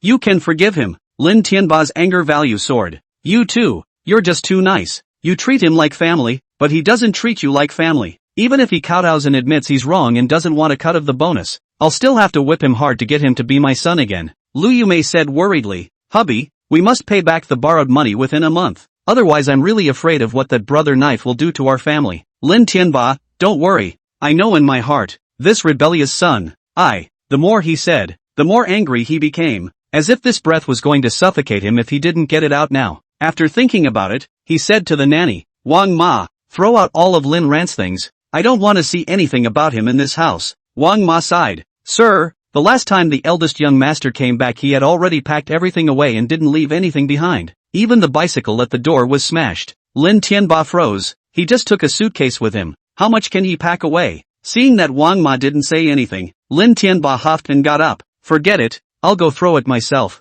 Saying that, he walked towards Lin Rant's room. Liu Yumei and Lin Jian froze, and it was too late to stop them. Lin Tianba pushed open the door to Lin Rant's room and then froze. "Why is this a utility room?" Wang Ma looked at Lin Tianba with a puzzled expression. "Sir, this has always been the utility room, and the youngest has lived here for 10 years. Wang Ma didn't understand why the eldest young master had to live in the utility room when there were clearly many rooms in the villa. She was even more confused as to why the Lin family had been harsh on the eldest young master when they were obviously very rich. He was the babysitter himself, but so many things they let the eldest do. Is Lin Ran really Lin Tianba's biological son? Liu Yumei caught up behind her. "Hubby, It wasn't you who said that you were afraid that Xiao Ran would develop a habit of arrogance and extravagance at home, so you let him live the life of an ordinary person. That's why I let someone pack up this room out. Look, this room. Lu Yuemei looked inside the room and also froze for a moment. The room of less than 5 square meters contained nothing but a bed, a simple closet, not even a window, not even much of a place to land. Honey, it's my fault for not noticing that this room doesn't have a window.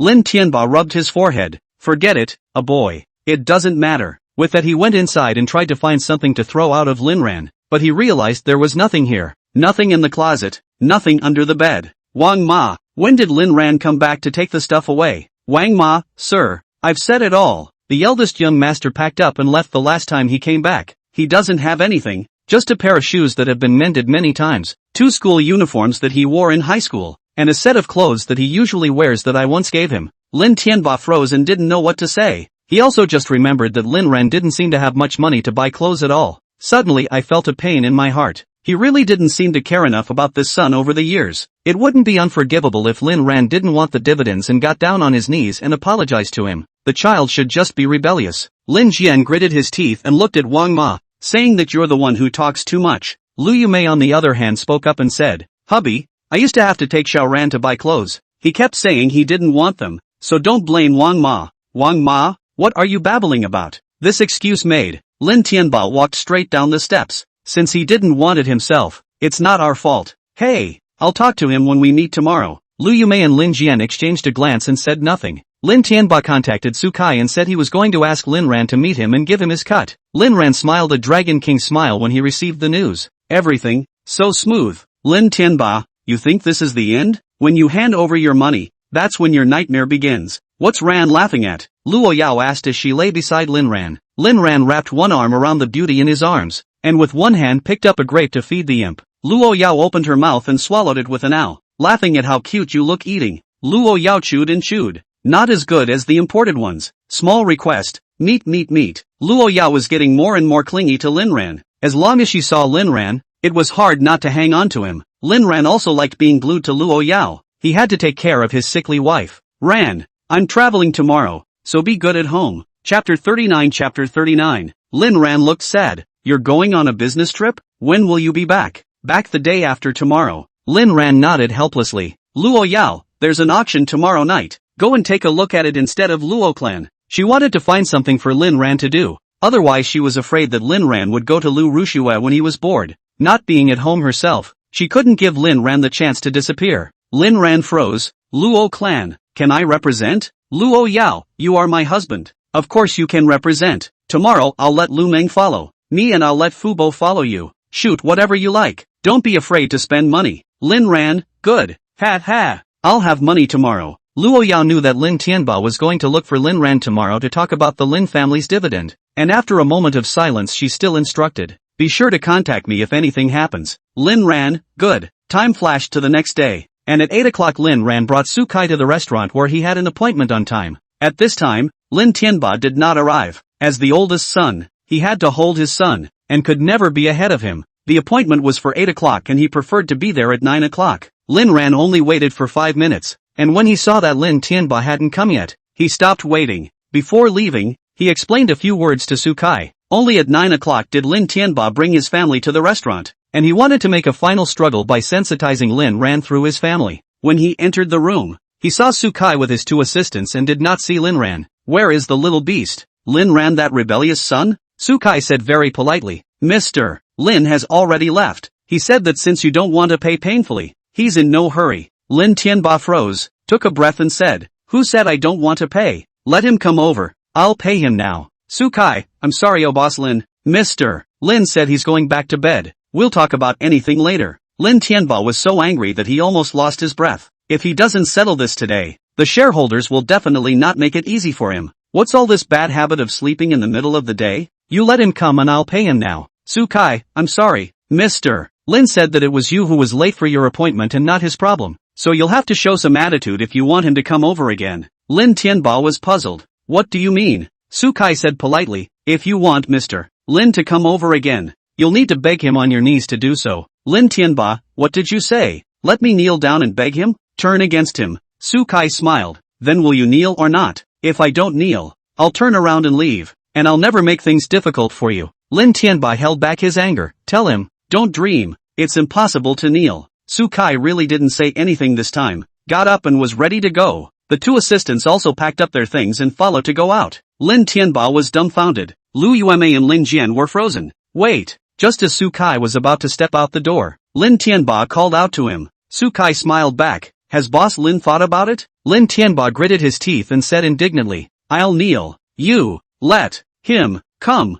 Sukai, sorry Boss Lin, no need for Mr. Lin to come. Saying that, he took out his cell phone and dialed Lin Ran's video, ringing several times before Lin Ran picked it up. It was surprising to see through the video that Lin Ran was actually lying in bed asleep. Lawyer Su, what can I do for you? Sukai, sorry to disturb your rest. Boss Lin said he wanted you to come over. Lin Ran, there's no need to go over there. Just help me represent him. Make him kneel down and kowtow and admit he's wrong. Then he can hand over the money and get lost. Lin Tianba trembled with anger when he heard Lin Ran's words and almost cursed, but he held his tongue. It wasn't time to flip out yet. He still needed Lin Ran to drop the charges. Sukai pointed his cell phone camera at Lin Tianba. Boss Lin, you may begin. Lin Tianba was slow to move and said through clenched teeth. Lin Ran, must we, father and son, come to this? Lin Ran, groove, are you kneeling? If you don't kneel, I'll hang up. Lin Tianba slowly knelt down with his eyes closed. I'm kneeling to my son. Aren't you afraid you'll lose your life? You bastard? Next time you see me, won't you have the urge to kowtow and apologize? The sound of a cell phone microphone came through. Can't talk? Are you mute? Lin Tianba gritted his teeth and said,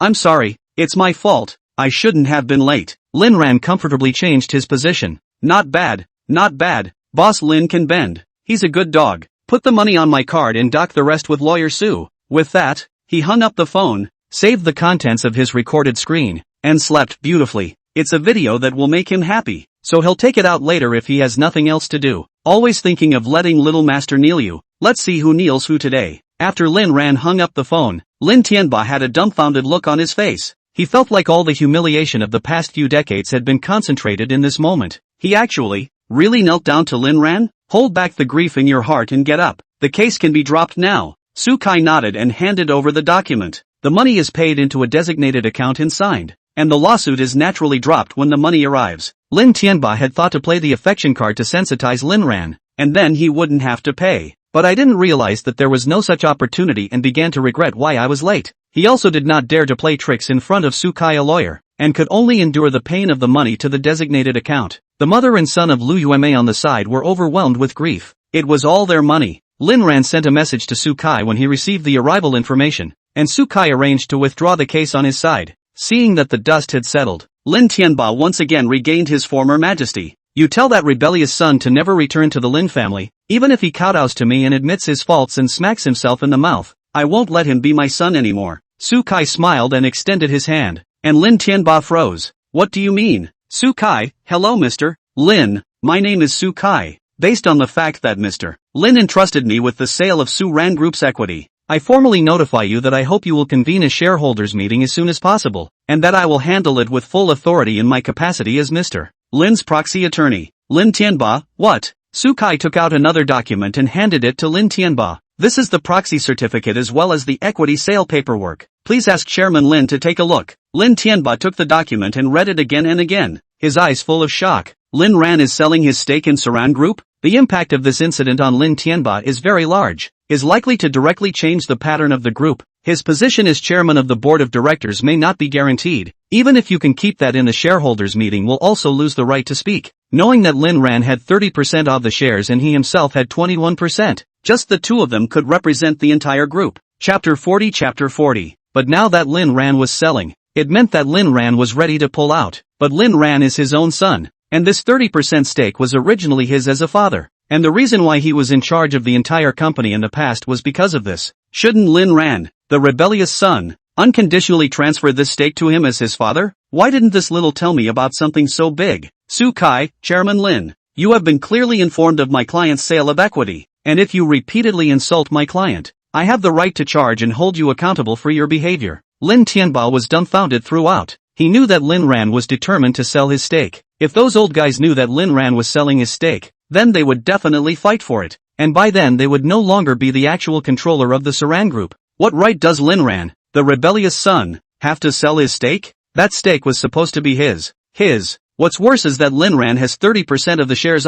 This is not a small shareholder. If sold, with the reputation of the Saran Group, a premium sale is very likely. Even without a premium, a conservative estimate can be 800 million. He simply couldn't afford to acquire it. Even if he had to pull out all the Lin family's money, he couldn't possibly recover it. Wanting Lin Ran to give it to himself was clearly not possible in the current situation. What the hell is this bastard doing? Does he have to drive his old man to death for him to be happy? Pust. A mouthful of blood spurted out from Lin Tianba. Lu Yumei and Lin Jian were startled and rushed to help the collapsed Lin Tianba. Lu Yumei, you black-hearted lawyer. Can you afford to pay for pissing off my husband? Su Kai stared at Lu Yumei and said seriously, this lady, you have to speak with evidence. Otherwise I can sue you for slander. I'm not joking with you. Lu Yumei also froze. She didn't know much about the law, but she knew how powerful Su Kai was. After all, the matter of $300 million was what Su Kai had helped Lin Ran with. Or else that waste of a man, Lin Ran, would never have been able to make it this far.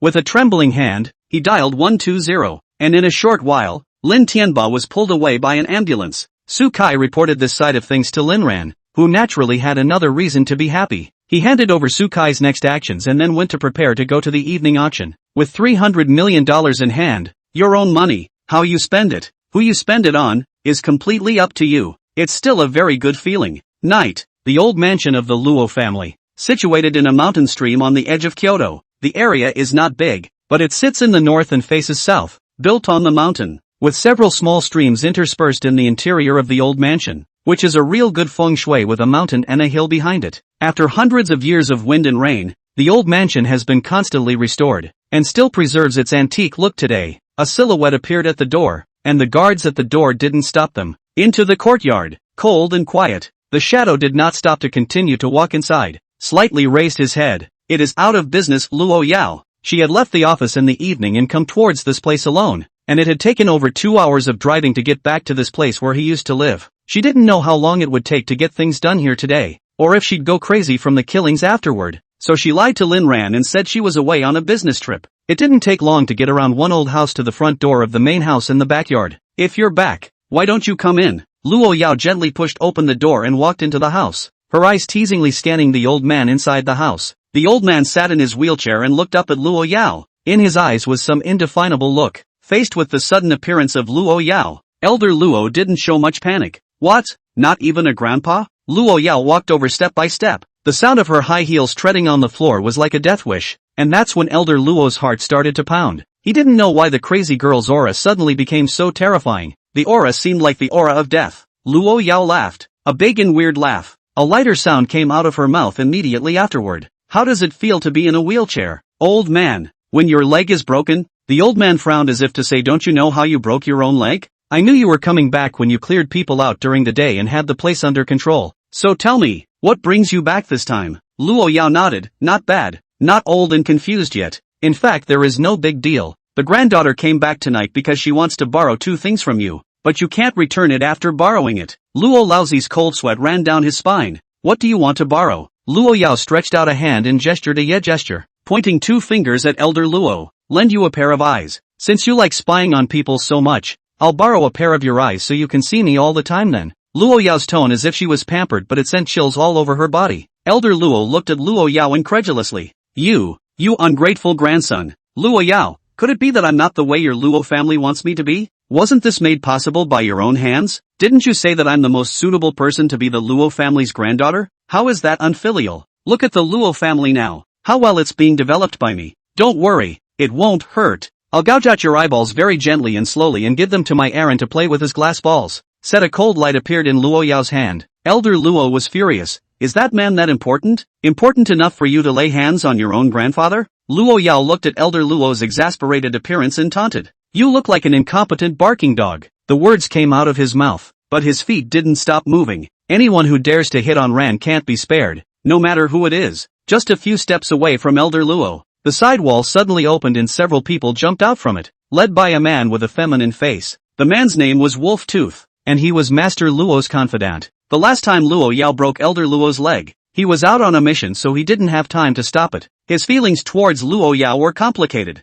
In addition to hatred, there was also some admiration, some fear, and some disbelief. Of course, it was more of a desire for Luo Yao. He wanted Luo Yao to be his woman. and it was only fulfilling to be able to dominate a woman like Luo Yao. The way he looked at Luo Yao was full of aggression. There was no love. It was pure possessiveness, especially in the last few years. This desire appeared in his mind all the time. He was going crazy. He wanted to lock Luo Yao up and ravage her, or even eat her. Chapter 41. But he hadn't been doing that. He was holding back because he knew that Luo Yao was really strong. Luo Yao didn't have any panic because she had guessed that the old guy wouldn't just fold his arms. I just didn't expect to be able to dig a secret room under my own watch, which did come as a bit of a surprise. Feeling the way Wolfram looked at himself, Luo Yao narrowed her eyes, seeing the man's problem with just one glance. The look in his eyes wasn't simply hostile. There was something else in there, the undisguised kind. Luo Yao knew exactly what it was. He was just like himself. It's all sick. However, Luo Yao's possession of Lin Ran was with love, while the feminine man's possession was just desire. If this man catches the opportunity, then one's end will definitely be very miserable. Even if one commits suicide, one will not be spared from being insulted. Elder Luo laughed coldly. Do you really think I'm a soft grandpa to be rubbed and pinched as you please? Do you think I won't leave a backhand? To tell you the truth, if Wolfsbane had been by my side last time, you wouldn't have gotten away with it at all. Wolfsbane, go ahead, take this crazy girl and she's yours. A greedy look appeared in Wolf Fawn's eyes, but he didn't dare to be careless at all, as this was the instinct of a top killer. Missy, don't hurt the old family master. Bind your hands. Before he could finish his sentence, a cold light instantly flashed by with frightening speed. Wolfsbane thought his reflexes were top-notch in the world, but he felt a sweetness in his throat before he could make any moves, and he tried to swallow incredulously. Gulp! Broken! Luo Yao dodged and held the dagger inserted in the knot of Wolf Fawn's throat, and with a turn, Wolf Fawn's whole head rolled to the ground with a grunt, but his body was still standing in the same place. It took a second for blood to gush out from the aorta, showing how fast Luo Yao's knife skill was. Just you deserve it? Luo Yao hated the way men looked at her, and coupled with her misogyny, she was even more unable to give this man a chance. The entire room was silent, only the nuisance sound of Wolf's teeth still spewing blood. Several of Elder Luo's bodyguards were shocked speechless at the sight of this scene. Their pupils dilated. Wolfsbane is no ordinary bodyguard. That was once the #1 assassin in the Yangtze River Delta. Just like that? Everyone looked at Luo Yao in shock, including Elder Luo. Luo Laozi incredulously pointed at Luo Yao. You have been hiding your strength. Wolf's teeth had been Master Luo's last card. Luo Yao didn't answer, but instead coldly looked at the other 4 bodyguards. All 4 bodyguards were chilled to the bone, feeling as if they were already dead. Even Wolfsbane could only be seconded. How could the 4 of them be opponents? Run for it. Let the one in the wheelchair fend for himself. They were just bodyguards, not dead soldiers, and there was no need to risk their own lives to protect a dying old man. The 4 bodyguards opened the door and ran out, glancing back at Luo Yao, who was still standing still inside the house, and secretly rejoicing. It seems that this woman is not a master of rushing things. Yet just then, bang, bang, bang, bang, 4 shots rang out, and the bodyguards all fell to the ground in response, twitching twice and then going silent. Luo Yao blew into the muzzle of the gun and slowly withdrew the pistol, cleanly resolving the remaining 4 bodyguards. He once again turned his eyes to Elder Luo. What other cards are there? Make them all out. Elder Luo was trembling, and he didn't know if he was angry or frightened. Seeing that he didn't say anything, Luo Yao lost interest in continuing the conversation and came to Elder Luo. It's your turn then, Grandpa. Elder Luo shook his head in fear. No, Luo Yao, you can't do this. I'm your grandfather. Luo Yao's eyes did not fluctuate. Elder Luo, Grandpa was wrong. Grandpa won't dare to do it again. There was a flash of cold light in Luo Yao's hand, followed by an eyeball on the tip of the blade, which seemed to be moving. Luo Yao, hey, I forgot to dig slowly. Until then, Master Luo only felt the pain. A cry of pain. The whole person fell under the wheelchair and screamed. Luo Yao, you are crazy, you, patricidal and matricidal, crazy, female, person. Luo Yao squatted down and looked at him condescendingly. Yeah, because I was originally a crazy girl. One hand cupped Master Luo's chin, and the knife in one hand gestured again. This time, I will take my time and gouge your eyes out perfectly. With Luo Yao's seemingly gentle movements, Elder Luo's pig-killing screams penetrated the entire old mansion. Spare, Grandpa. Luo Yao seemed to enjoy torturing people, even if this person was her grandfather. You should have expected this result if you dared to follow Ran. After a long time, Elder Luo's perfect eyeball finally appeared in Luo Yao's hand. Luo Yao pinched the eyeball with 2 fingers and shone it into the light, as if she was satisfied with her masterpiece. That's perfect. Don't worry, I'll make a specimen of your eyeball and put it in the manner so you can watch us all the time yet. Elder Luo crawled on the ground in twisted agony, both hands clawing about as if searching for his lost eye. Luo Yao looked at him in disgust, coldly mocking. What a pity, you've lost your legs and your eyes, so be good from now on, otherwise I don't know what I'll lose next time. Of course, if you're willing to hand over what I want, maybe I can give you a hard time about it. Luo Laozi forced his body to endure the pain and said hatefully, you will not have relatives in your whole life, and you will not have love. Luo Yao, I'm enough with Aaron alone. Luo Laozi wailed in pain. Crazy, all crazy. Walking out of the old house, Luo Yao looked at the dots of starlight in the sky, and then looked down at the blood all over herself. Her mood was especially good. Close your eyes, feel the natural scent that the air brings, and listen to the mournful cries that come from behind you, as if the world was still a good place, and perhaps tonight, one would not go mad again. Then should we rush back overnight? I really want to see Ran sooner. Will he miss me too? Just then, the phone rang. Opening her eyes, Luo Yao looked at the number and frowned slightly. Walking back into the room, he kicked the still wailing Luo Laozi unconscious before picking up the phone. Listening to the call, his face grew heavy. Hanging up the phone, the monstrous anger was undisguised. Aaron, you lost. Go. Self. Bye. Now. Luo Yao, now. Immediately. Click on the gift button below and give the author a free one for love, or else I'll make specimens out of all of you. Briefly said 2 sentences. Every day at 12 a.m. at least 3 chapters of updates. Irregularly added. Quantity and quality. So point a urge to urge it. Chapter 42. Chapter 42. Time to pull back the evening to the only 7-star hotel in Kyoto. Lu Ritian, Ru Shui. Today's auction dinner has a very high specification. Your aunt is sick, and we are representing your aunt's company today. So we need to pay attention to our behavior and demeanor. Lu Rushue nodded elegantly and glanced at Lin Jian beside Lu Yume. Brother Lin Jian doesn't seem too happy about it. Lu Ritian also didn't expect that he would have a day to participate in such a high-profile auction dinner. Lin Tianba was hospitalized and had no way to attend in person. But he knew that the more such times the more important occasions he had to attend to show the normalcy of the Saran group. So he gave the invitation to Lu Yume and asked Lu Yume to bring Lin Jian to attend on behalf of the Saran group, which also counted as representing the Lin family. And Lu Yume not only brought Jian Lin, but also invited her own brother to join her. Lu Rushue, on the other hand, was brought here by Lu Ritian. The 4 people dragging the family home just appeared outside the door of the Pangu Hotel. Lu Yume was all bejeweled, showing off her Mrs. Lin's status, while Lin Jian was dressed in a dapper suit, dressed like a man. Lu Ritian combed an oily big back head, like it was licked by a calf. Lu Rushue was dressed in innocence, and went the neighborhood sister style. Just as Lu Rushue and Lin Jian were discussing the identities of various luxurious rich second generation, the incomparably racy red Ferrari Rafa drove into the hotel in a high profile. Wow! Ferrari Rafa, Rushue's sister, do you know? This car has long been discontinued. It's worth $25 million.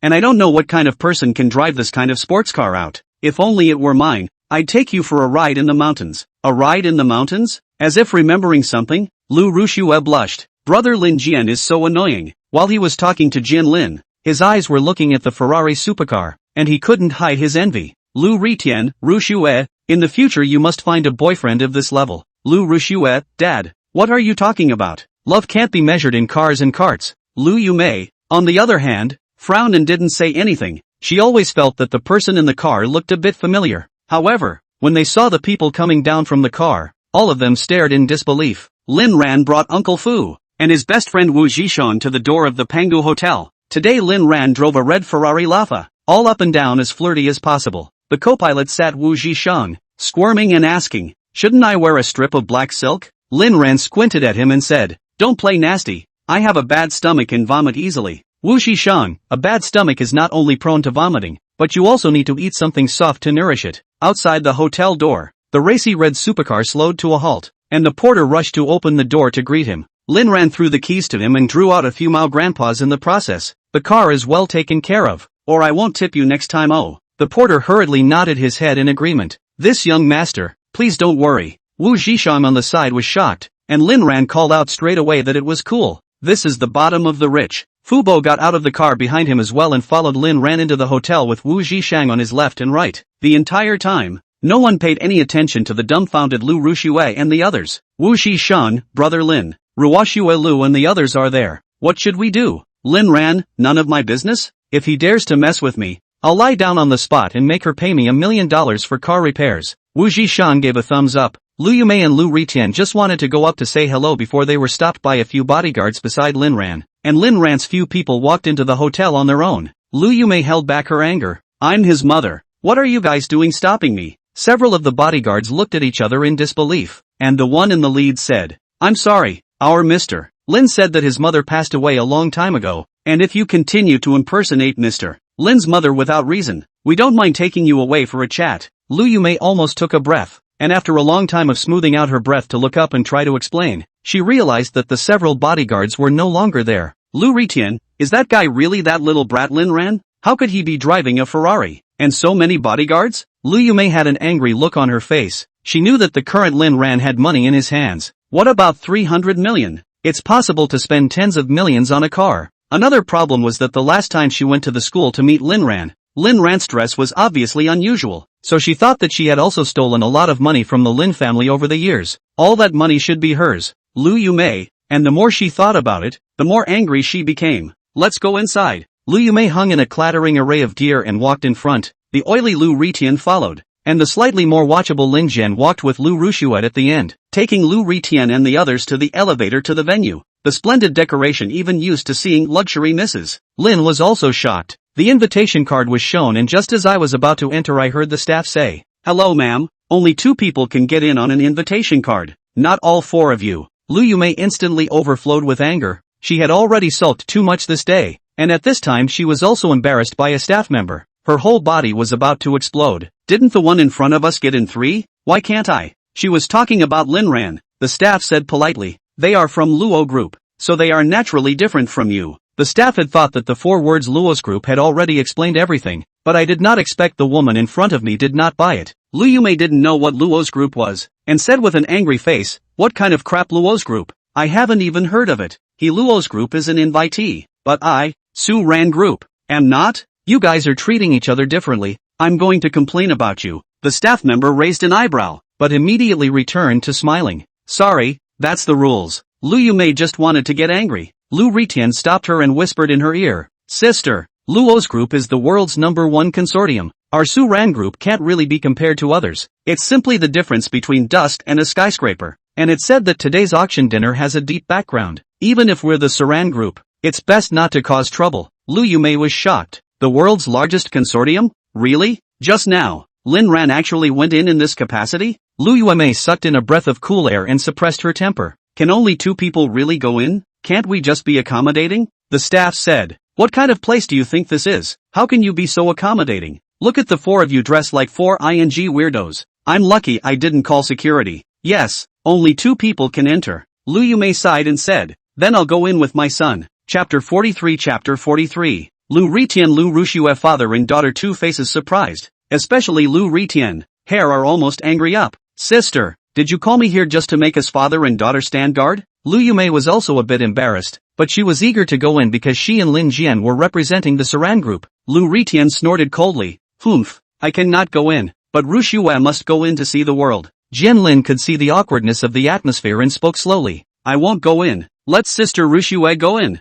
Lu Rushue was touched and looked at Lin Jian, who returned a meaningful look. Lu Yumei also knew that this matter was all because she had not inquired about the rules in advance, and now she could not say anything but acquiesce. Thinking about the way Lin Ran had just swaggered and made him angry, it was all Lin Ran's fault or she wouldn't have lost face. The hatred for Lin Ran grew even more. Just like that, Lu Yumei walked into the venue with her niece, and at a glance, she saw Lin Ran sitting at the front. After thinking about it, she put on a kind face and led Lu Rushue towards the front row. However, just then, she was stopped by a staff member. Ladies, you can only sit in the back row. The elegant seats in the front row are for the big shots. Lu Rushue, do you know who we are? We're from the Saran group. The staff smiled. Su Ran group I know. In Kyoto is not at all popular small company. Even Luo's group do not look at. Indeed, let me open my eyes. If the 2 of you are not satisfied can now go out. Just now Lu Yumei at the door to make things difficult for the other staff when he saw clearly. But also know that this woman even dare not put Luo's group in the eyes. Has long watched the 2 people are not good. Lu Yumei was holding her breath in her heart. The staff in front of her even dared to look down on Su Ran group.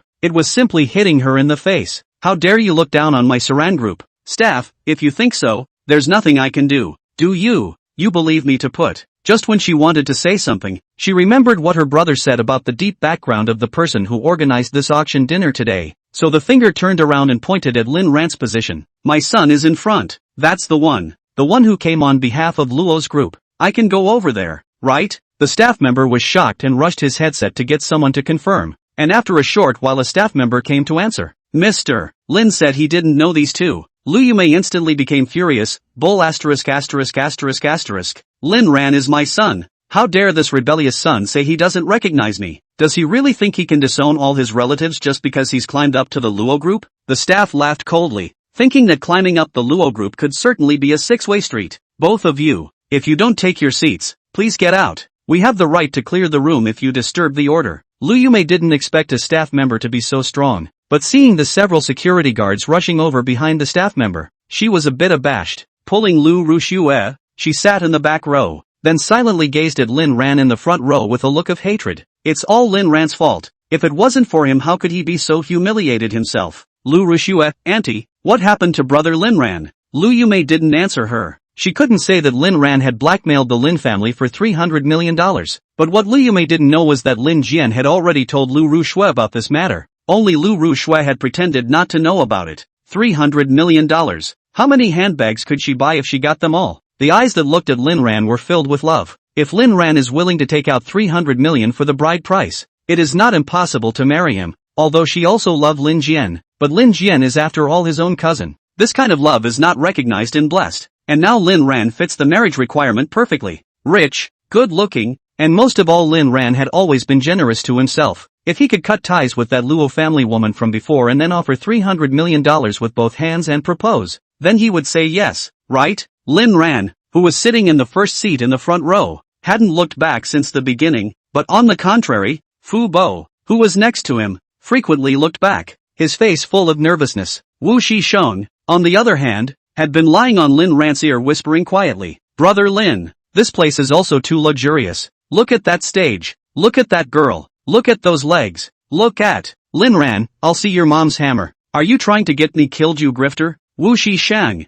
Just then, the lights change and a presenter walks onto the stage. There were gasps of surprise from the entire room. Wu Shishang stared wide-eyed. Isn't this host the East China Sea TV's leading actress, Chen Qingtian? I thought the host of the auction would be some bad old man, but I didn't realize it would be a household name star sister. Lin Ran nodded. He also didn't expect the host to be a star. Lin Ran remembers that Chen Qingtian's path to stardom has been pretty straight up until now, and the only low point would come shortly after, when it was revealed that she was exploring a scene with the director late at night in a hotel. However, Chen Qingtian is not a generalized generation. The first time the scandal broke out on the public relations of their own luxury status. This time not only that director, even the media have clarified and apologized, because the background is so strong, no one dares to slander it anymore. However, none of this had anything to do with Lin Ran. He had just seen a real person and remembered some memories. Star? Oh, you're out of reach in the eyes of ordinary people, and in the eyes of the bigwigs, probably a plaything. What can really make people afraid? That must be the power behind it. Just like Chen Qingtian, without a background is sure to be hacked to death, and can't raise his head for the rest of his life. Soon after, Chen Qingtian picked up the microphone.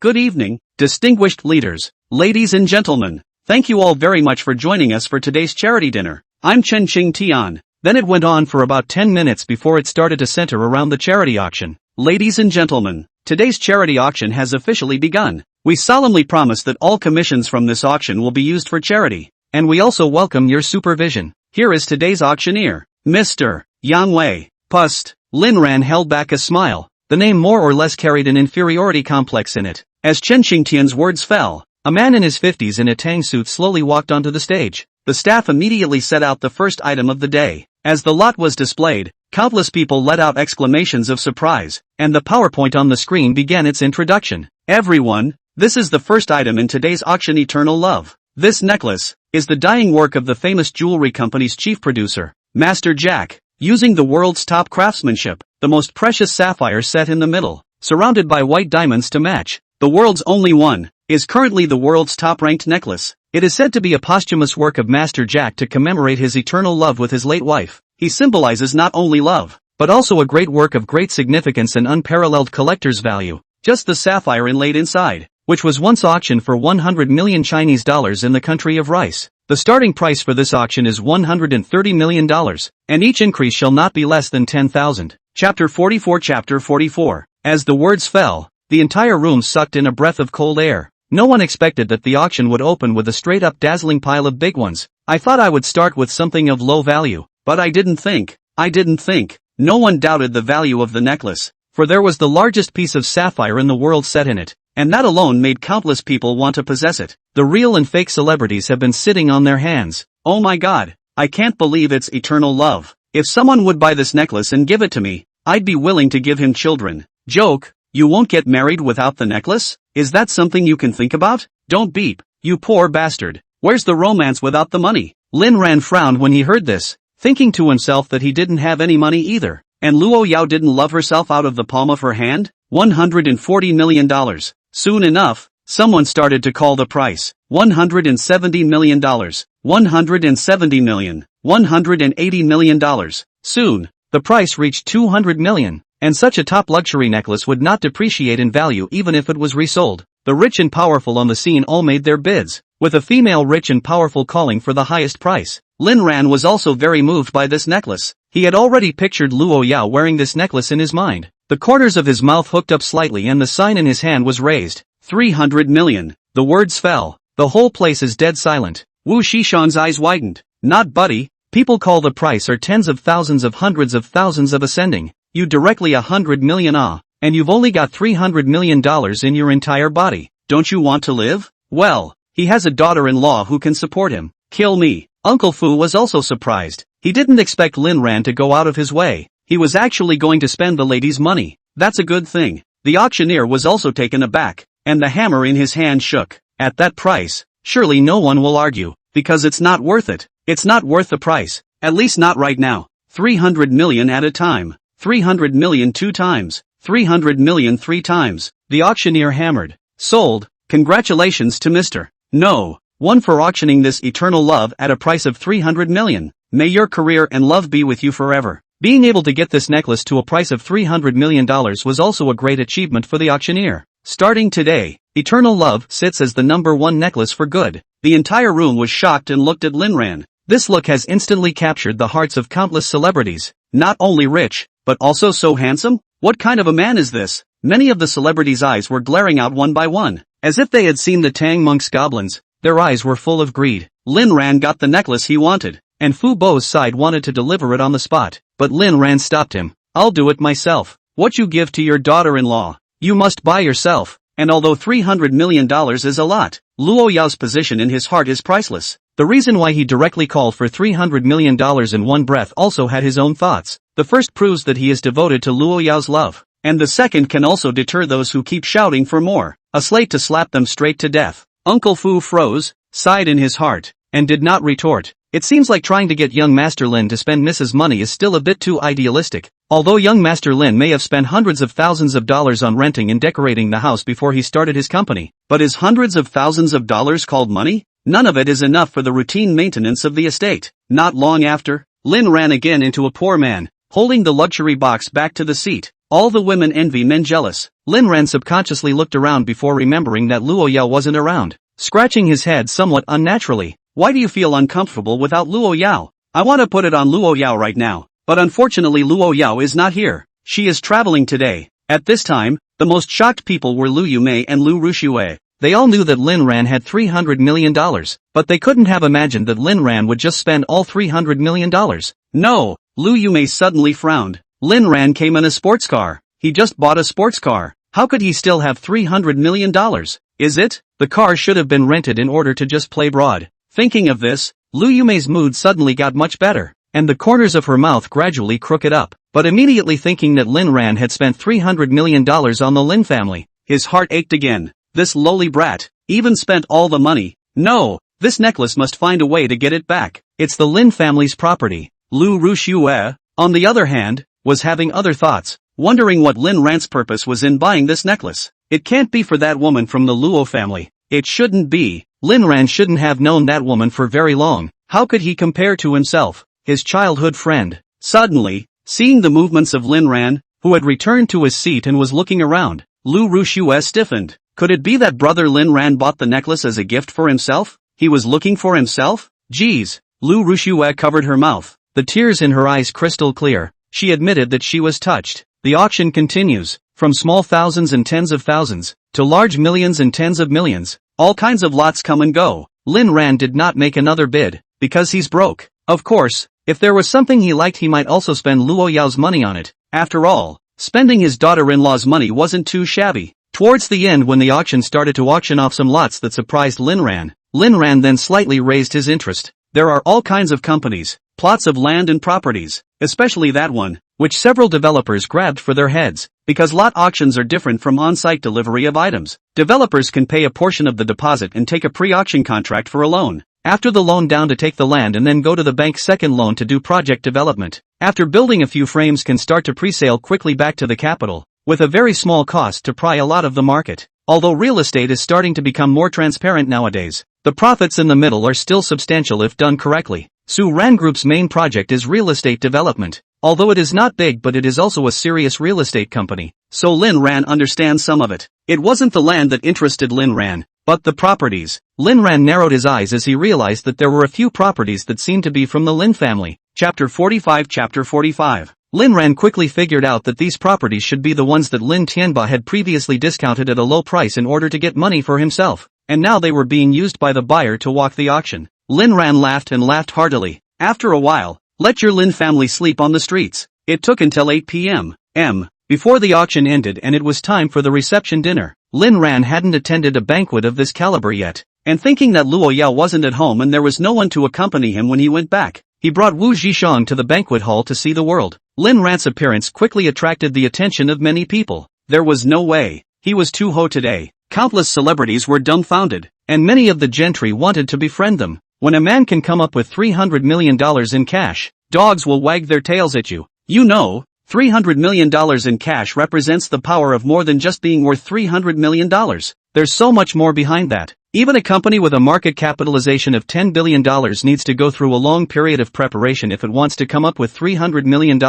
Not to mention that Lin Ran spent $300 million just to buy a necklace. No one in their right mind would take out all their assets just to buy a necklace. But what they didn't know was that Lin Ran happened to be the abnormal one. Celebrities have approached, during which all kinds of small movements, but were recognized by Lin Ran's fiery eyes, and decisively withdrew. Even their toasts and invitations to dance were ruthlessly rejected by Lin Ran. Lin Ran was sure that if he dared to dance with another woman today, both he and that woman would be miserable tomorrow. One death and one maiming are the least of it. And how can these vulgar girls compare to your own wife? Isn't Luo Yao cute? Isn't it beautiful? Doesn't it smell good? Though sometimes crazy, the current Lin Ran loves everything about Luo Yao, including her insanity. Seeing Lin Ran's ascetic demeanor, the celebrities were all furious, but some of them sized up Wu Zhishang beside him. Anyone who could hang out with such a powerful family must not be that bad, even though Wu Zhishang was dressed plainly. But does being plainly dressed mean you're plain? Just like Papa Ma, he wears a pair of old Peking cloth shoes wherever he goes. But can you say he has no money? The whole world knows he has money, and those who can enter today's occasion are more or less carrying status. So, someone started scratching their head at Wu Zhishang. To everyone's dismay, Wu Zhishang also rebuffed mercilessly. Nothing else. He can't apologize to his girlfriend.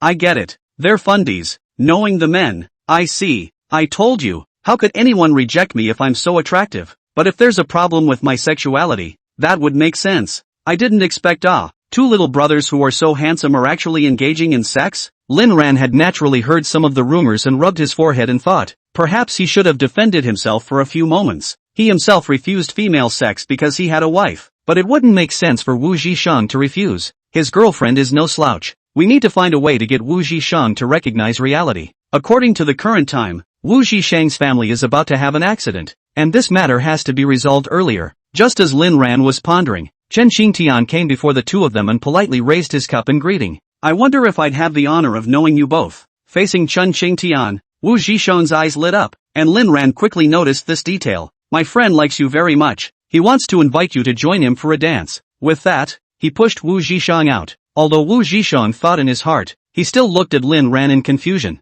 and the two of them made eye contact. Wu Zhishang, did I say that? Lin Ran, for the sake of our innocence, you sacrifice a little. Look how pretty that Chen Xingtian is. Wu Zhishang, but I don't know how to dance. Lin Ran, jumping and dancing. Chen Xingtian also smiled very politely as he looked at the two people squeezing their eyebrows. Then I'll take it as a compliment. Mr. Wu, please. Chen Xingtian actually wanted to get to know Lin Ran. She wasn't coveting Lin Ran. She just felt that this little handsome man was very special, and had a natural feeling of wanting to get close. But Lin Ran pushed Wu Zhishang out, and she wouldn't refuse. After all, Wu Zhishang's green and shy look was cute too, giving her a feeling she wanted to tease. Seeing that Chen Xingtian had been rejected by Lin Ran, the hearts of those celebrities were finally dead, and at the same time, they were a little happy in their hearts. They thought they couldn't compare to Chen Xingtian's face value and temperament, plus the star aura, but Lin Ran rejected them. Also rejected Chen Xingtian. That rounded up as not I equals Chen Xingtian? The thought of this made the celebrities feel better inside. Of course, because Lin Ran had rejected Chen Xingtian,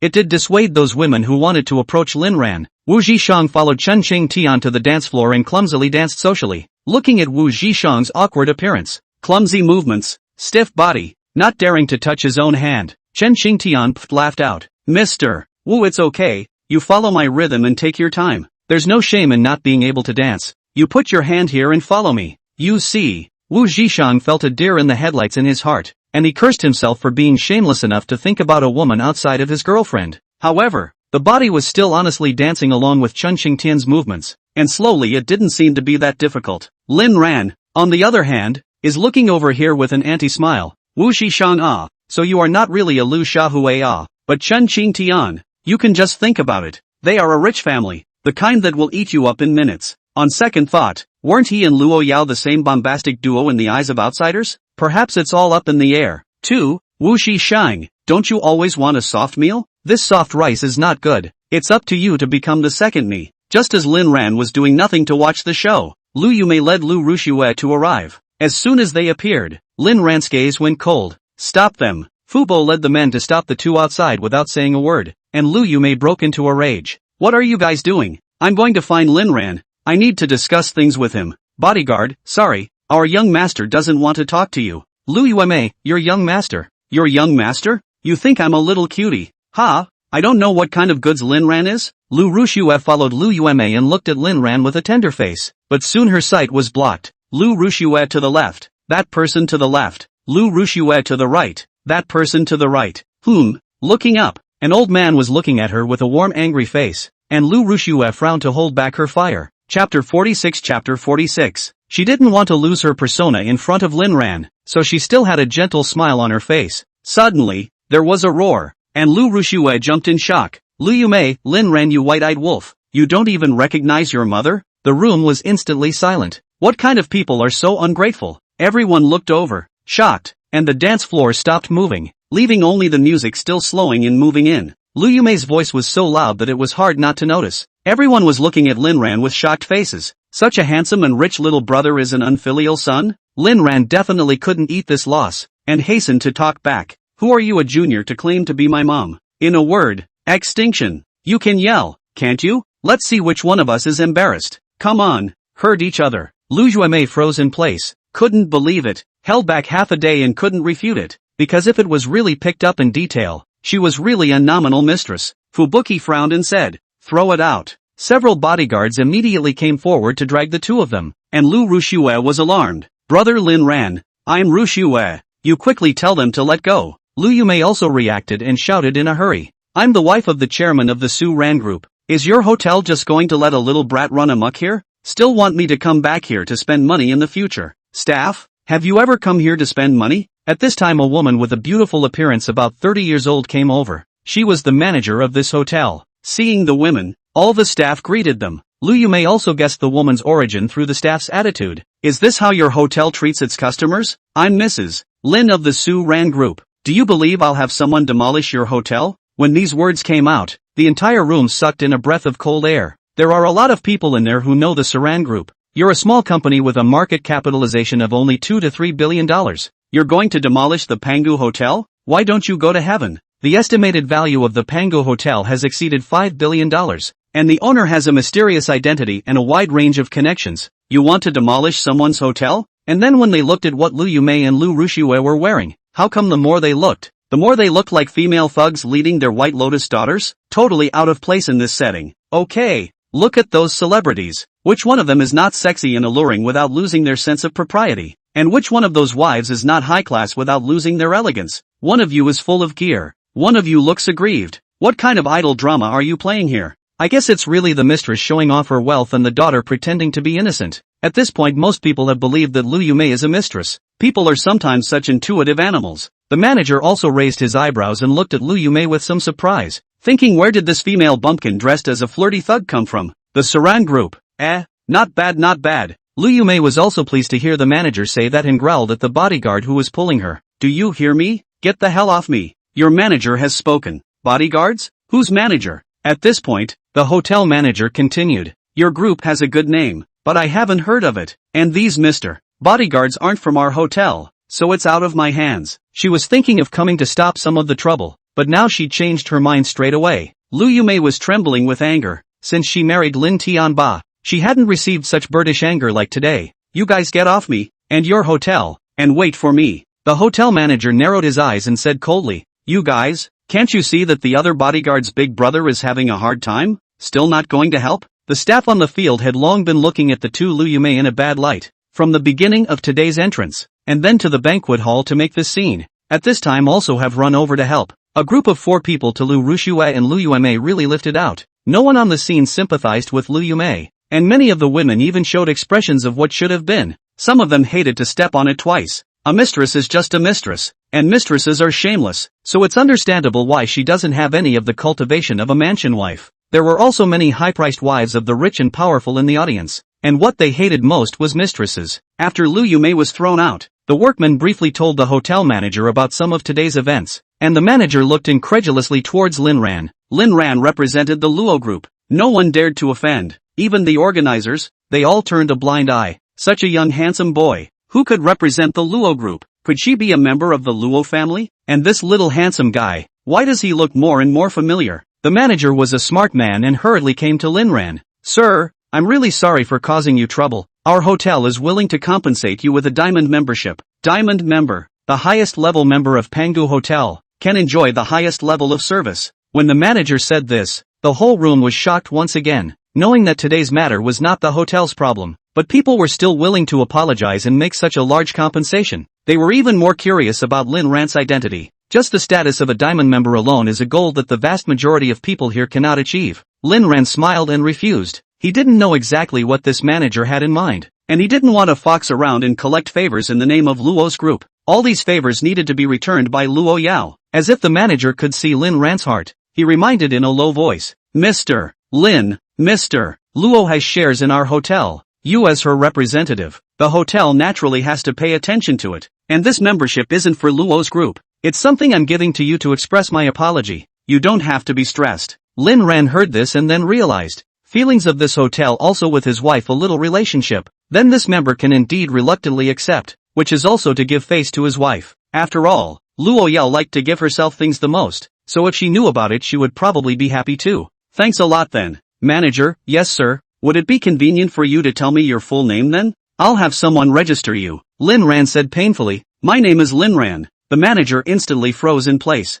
Your name is Lin Ran. The manager panicked, pulled out his cell phone and started checking it, and then it was, Jesus. Looking at the manager's incoherence, Lin Ran looked puzzled. Immediately afterward, the manager was seen bending over and bowing stone cold. Hello boss. This sound directly stunned the jaws of everyone present to the ground. Lin Ran was actually the owner of the Pangu Hotel? Not to mention them. Lin Ran's own jaw dropped. What did you call me? Chapter 47. Chapter 47. Manager, boss. You are my boss. Although you have never been here before, we have your information in our system. No wonder I felt familiar when I saw you just now. Blame me for not recognizing you at first glance. I really deserve to be punished. Lin Ran looked quizzically at Fu Bo, who nodded. The meaning was obvious. Lin Ran was indeed the owner of this hotel. My god, the only 7-star hotel in all of Kyoto. Actually in your own name? Luo Ya. How much more family money have you prepared for me? Lin Ran's expression was embarrassed, but his heart was happy. Wu Zhishang and Chen Xingtian were still hooked up together, and at this moment, they were both staring blankly at Lin Ran. Those women who had given up on approaching Lin Ran once again ignited some thoughts in their hearts. So handsome, so rich, such a dignified little brother. How could the average mediocre girl be worthy of him? How could I possibly back down because of his one rejection? No, one must rise to the occasion and break him straight, even if he likes men. Lin Ran felt the strange gazes of the people around him and smiled awkwardly.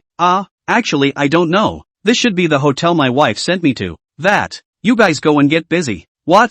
This hotel was given to him by his little brother's wife? No way. Absolutely no way. It's supposed to be a reprieve for little brother to reject us in this way. Then you're thinking wrong. The manager also noticed the silence of the scene, and hurriedly obeyed and went to greet the staff to continue working. And slowly the atmosphere of the whole place began to warm up. Lin Ran asked Fu Bo to escort the necklace back to the manor first, and waited for Wu Zhishang himself. Fubuki agreed, thinking that there were still shadowy bodyguards outside and potential enemies thrown out. Chen Qingtian gave Wu Zhishang a meaningful look. Your friend is really not an ordinary person. Pangu Hotel, as the only 7-star hotel in Kyoto, with an estimated value of $5 billion, the owner used to be very mysterious, but I didn't expect it to be revealed today. Wu Zhishang was silent and didn't know what to say. He only just found out alright, and looking at Lin Ran, I guess even Lin himself didn't know he was the owner of this hotel. What kind of god is Ringo's wife? Although the atmosphere was restored to the scene, and it was time to talk and dance, there were still people who looked at Lin Ran frequently. Wu Zhishang knew it was time to go,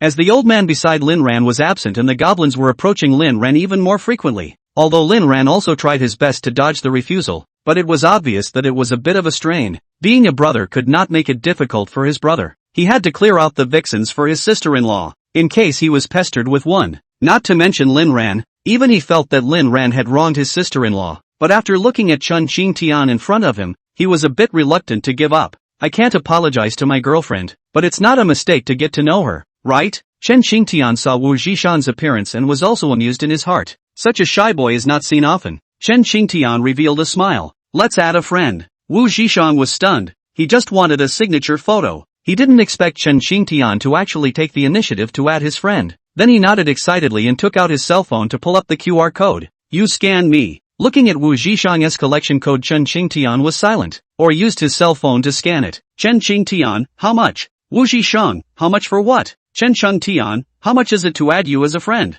Wu Zhishan looked at his cell phone screen momentarily with a look of embarrassment and bewilderment, and hurriedly refreshed the QR code. Chen Qingtian, refresh the collection code for a discount? Feeling like he could pick his toes out of 3 rooms, Wu Zhishang recalled the friend QR code. The two of them happily exchanged friends, and Chen Qingtian revealed a spring-like smile. Bye. The first time Wu Zhishang came back, Lin Ran called out to him, you're finally back. We should get going. We have class tomorrow. Wu Zhishang, you still know how to listen to lectures? In the past few days of school, except for the first day of class, I've just disappeared, okay? The only time I went back was to the principal's office. And students like you know how to listen to a lecture? Seeing the goblins who were once again dumbfounded, Wu Zhishang decisively said, yes, let's go. We have class tomorrow. The two fled like a gust of wind. Lin Ran disliked this feeling of being treated like a monkey, and if it weren't for the fact that Wu Zhishan was still inside, he would have left long ago. As soon as they left, there was a gasp of surprise at the scene.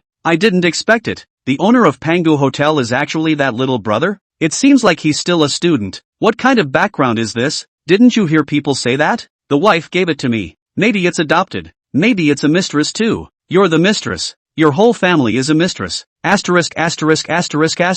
Are you sick? You don't eat your family's medicine even if you're sick, because your family's medicine is sour. Half an hour ago, Lu Ritian and Lin Jian went to eat a bowl of beef noodles when they were hungry and anxious. Lu Ritian was shocked. He could not imagine that his good nephew had only treated him to a bowl of beef noodles. Lin Jian was also helpless. Now that the Lin family was in a moment of crisis, he had to share the pain with the Lin family. How would Lin Tianba look at himself if he took his uncle to a big meal at this time? When the two of them returned to the entrance of the hotel, they happened to see the Lu Yume duo who had been thrown out, and both Lu Ritian and Lin Jian were shocked. Only when asked did they realize what happened. And Lu Yume couldn't hide it even if she wanted to, because Lu Rushue knew it too. Lu Ritian, Lin Ran actually threw you guys out? Where did he get the nerve? Also, where did he get $300 million to buy the necklace? Did Lin Tianba give it to him? It's not that I'm talking about you. Sister, what did mom and dad and I usually teach you? How could you let Lin Tianba give Lin Ran money? Lu Yume sighed and had no choice but to state it truthfully. Lu Ritian's pupils quake. What? He blackmailed you $300 million? Jian Lin, not only that, Lin Ran has to sell his shares. Those shares were all supposed to be the Lin family's, and now the Lin family has really struggled. Lu Ritian had an incredulous look on his face. He completely didn't expect Lin Ran to have that many shares. He looked at Lu Yumei, then at Jian Lin, and finally locked eyes with his own daughter, Lu Ruxue. Lu Ritian's mind lit up, thinking that if Lin Ran really sold his shares, then it's not impossible to get Ruoxue to marry him. The premise is to give all the money as a dowry, or he can't let go. But the face that should be done still has to be done. Lu Ritian helped Lu Yuemei scold Lin Ran for a long time, until the hotel came out a few security without saying anything to drive people away. A few people left. Lin Jian found an opportunity to sneakily slip Lu Ruxue a key and whispered something. Lu Ruxue's eyes widened as she looked at Lin Jian incredulously. Chapter 48. Lin Jian nodded at him, and Lu Ruxue took a deep breath. Okay, I'll go. Then the three of them, Lu Yumei, got into the car and left, leaving Lu Ruxue alone, who thought about diving back outside the hotel. What did Ruxue do? Ryu Righton wondered. Ken Lam, I saw her best friend just now, so I talked to her about it, and she said she was going back to school with her best friend. Lu Ritian snorted coldly. Humph, having a home and not returning to live at school every day. Kids are getting big ideas really. But he didn't say anything more, and thought that he would talk to Lu Ruxue about Lin Ran next time. Driving, the three of them went to the hospital together. Lin Tianbot is just sick, not dead. The concern of a few people at this time was more likely to be exchanged for Lin Tianbot's touch, so they planned to accompany him. The two of them, Lin Ran and Wu Zhishang, walked out of the hotel, and Wu Zhishang's entire body was still confused. Brother Lin, you really are the owner of this hotel? Lin Ran nodded. Looks like it. I think my wife gave it to me. It's just that I only just realized it. Wu Zhishang felt like his entire three views were under attack. Holy, brother, look at me. I've got soft food potential. Lin Ran glanced at Wu Zhishang. Don't want your girlfriend? Wu Zhishang looked embarrassed. Brother, I wasn't just saying that. It's not true, but your wife is also too good for you. Right, just now I heard those people say that this hotel is valued at least 5 billion. What exactly does your wife do? The profession feeds me. Asterisk. Just kill me. It's too hard. Lin Ran, seriously bro, do you have any plans to eat soft food? Wu Zhishang, I can't apologize to my girlfriend. Lin Ran sighed in his heart. This Wu Zhishang was as blind as himself. Walking out to the parking lot, both of them froze. He saw the car boy who had previously helped Lin Ran look at the car squatting on the ground whimpering and crying in pain, and next to him there were a few staff members who seemed to be helping him look for something. What's wrong with you? The car boy hurriedly raised his head when he heard the voice, and his eyes were even more fearful and evasive when he saw Lin Ran. Sir, I'm sorry, I lost your car keys. Woo. The cart boy cried loudly, as if he were a little licking dog that had been abandoned. Lin Ran had a black line on his face and said in a hurry, if you lose it, you lose it, so don't cry in front of me like I'm bullying you. The cart boy cried louder. Lin Ran sighed and didn't blame the cart boy. After all, this is something that people don't do on purpose. It's just a lost car key. It's not like the car was smashed. No harm done. And from a certain point of view, people are still their own employees. Crying so sadly, as a boss or to be generous. Don't cry. If you lose it, you lose it. I'm not blaming you. Just be careful next time. With that, he swept his Ferrari. Scanning again. It looks like there's something in there. Look closely. There seems to be a dark figure in the car. Dude, do you see a ghost in the car? Wu Zhishang also looked over suspiciously. It seems like a person? Lin Ran walked incredulously towards the car and opened the door with a puzzled expression, then saw an almost naked woman looking at herself imploringly from inside. Vomit. Ryu Ruxue. Lin Ran without saying a word directly slammed the car door. Shouted. What's wrong with your hotel? What's the point of putting a naked woman in my car? Testing me with this? What man can't stand a test like that? Lin Ran's words were heard by the entire hotel entrance looking for keys, all looking over, and the car boy was so startled that he rushed over to open the passenger door. At a glance, he saw Lu Ruxue. He had no time to admire Lu Ruxue's body, but said indignantly, how did you get in here? Did you steal my car keys? Lu Ruxue was dumbfounded. How could she not imagine that Lin Ran would turn a blind eye when she had appeared in the car like this? Before doing this, she had prepared herself mentally, thinking of having a little romance with Lin Ran in the car in a while, but who knew that Lin Ran had directly sold himself? This time not only did she not seduce Lin Ran, she also lost someone. Lu Ruxue immediately covered her face, the car keys still hanging in her hand. The car boy said indignantly as he snatched the car keys. You thief, you almost cost me my job. He said, handing over the car keys to Lin Ran's hand before going to pull Lu Ruxue. You thief, get down here. You're killing me, do you know that? Lin Ran held the car keys thoughtfully. Can we still have this hand? Ruoxue Lu wouldn't have done anything weird with the car keys. would she? If it was Ryu Rushue, it seemed like she really did it. The car boy tried to pull Lu Rushue out, and Lu Rushue hurriedly went to pull the car door. Don't be ridiculous, I picked it up. Brother Lin ran. It's me, I'm Rushue. Wu Zhishang was also shocked when he heard Lu Rushue's voice, and looked at Lin Ran and said, brother, you have to hold it. Lin Ran slanted a glance at Wu Zhishang, who he realized was getting more and more leathery. The car boy pulled Lu Rushue out and slapped her across the face, shouting hysterically, you wicked woman, why did you steal my car keys?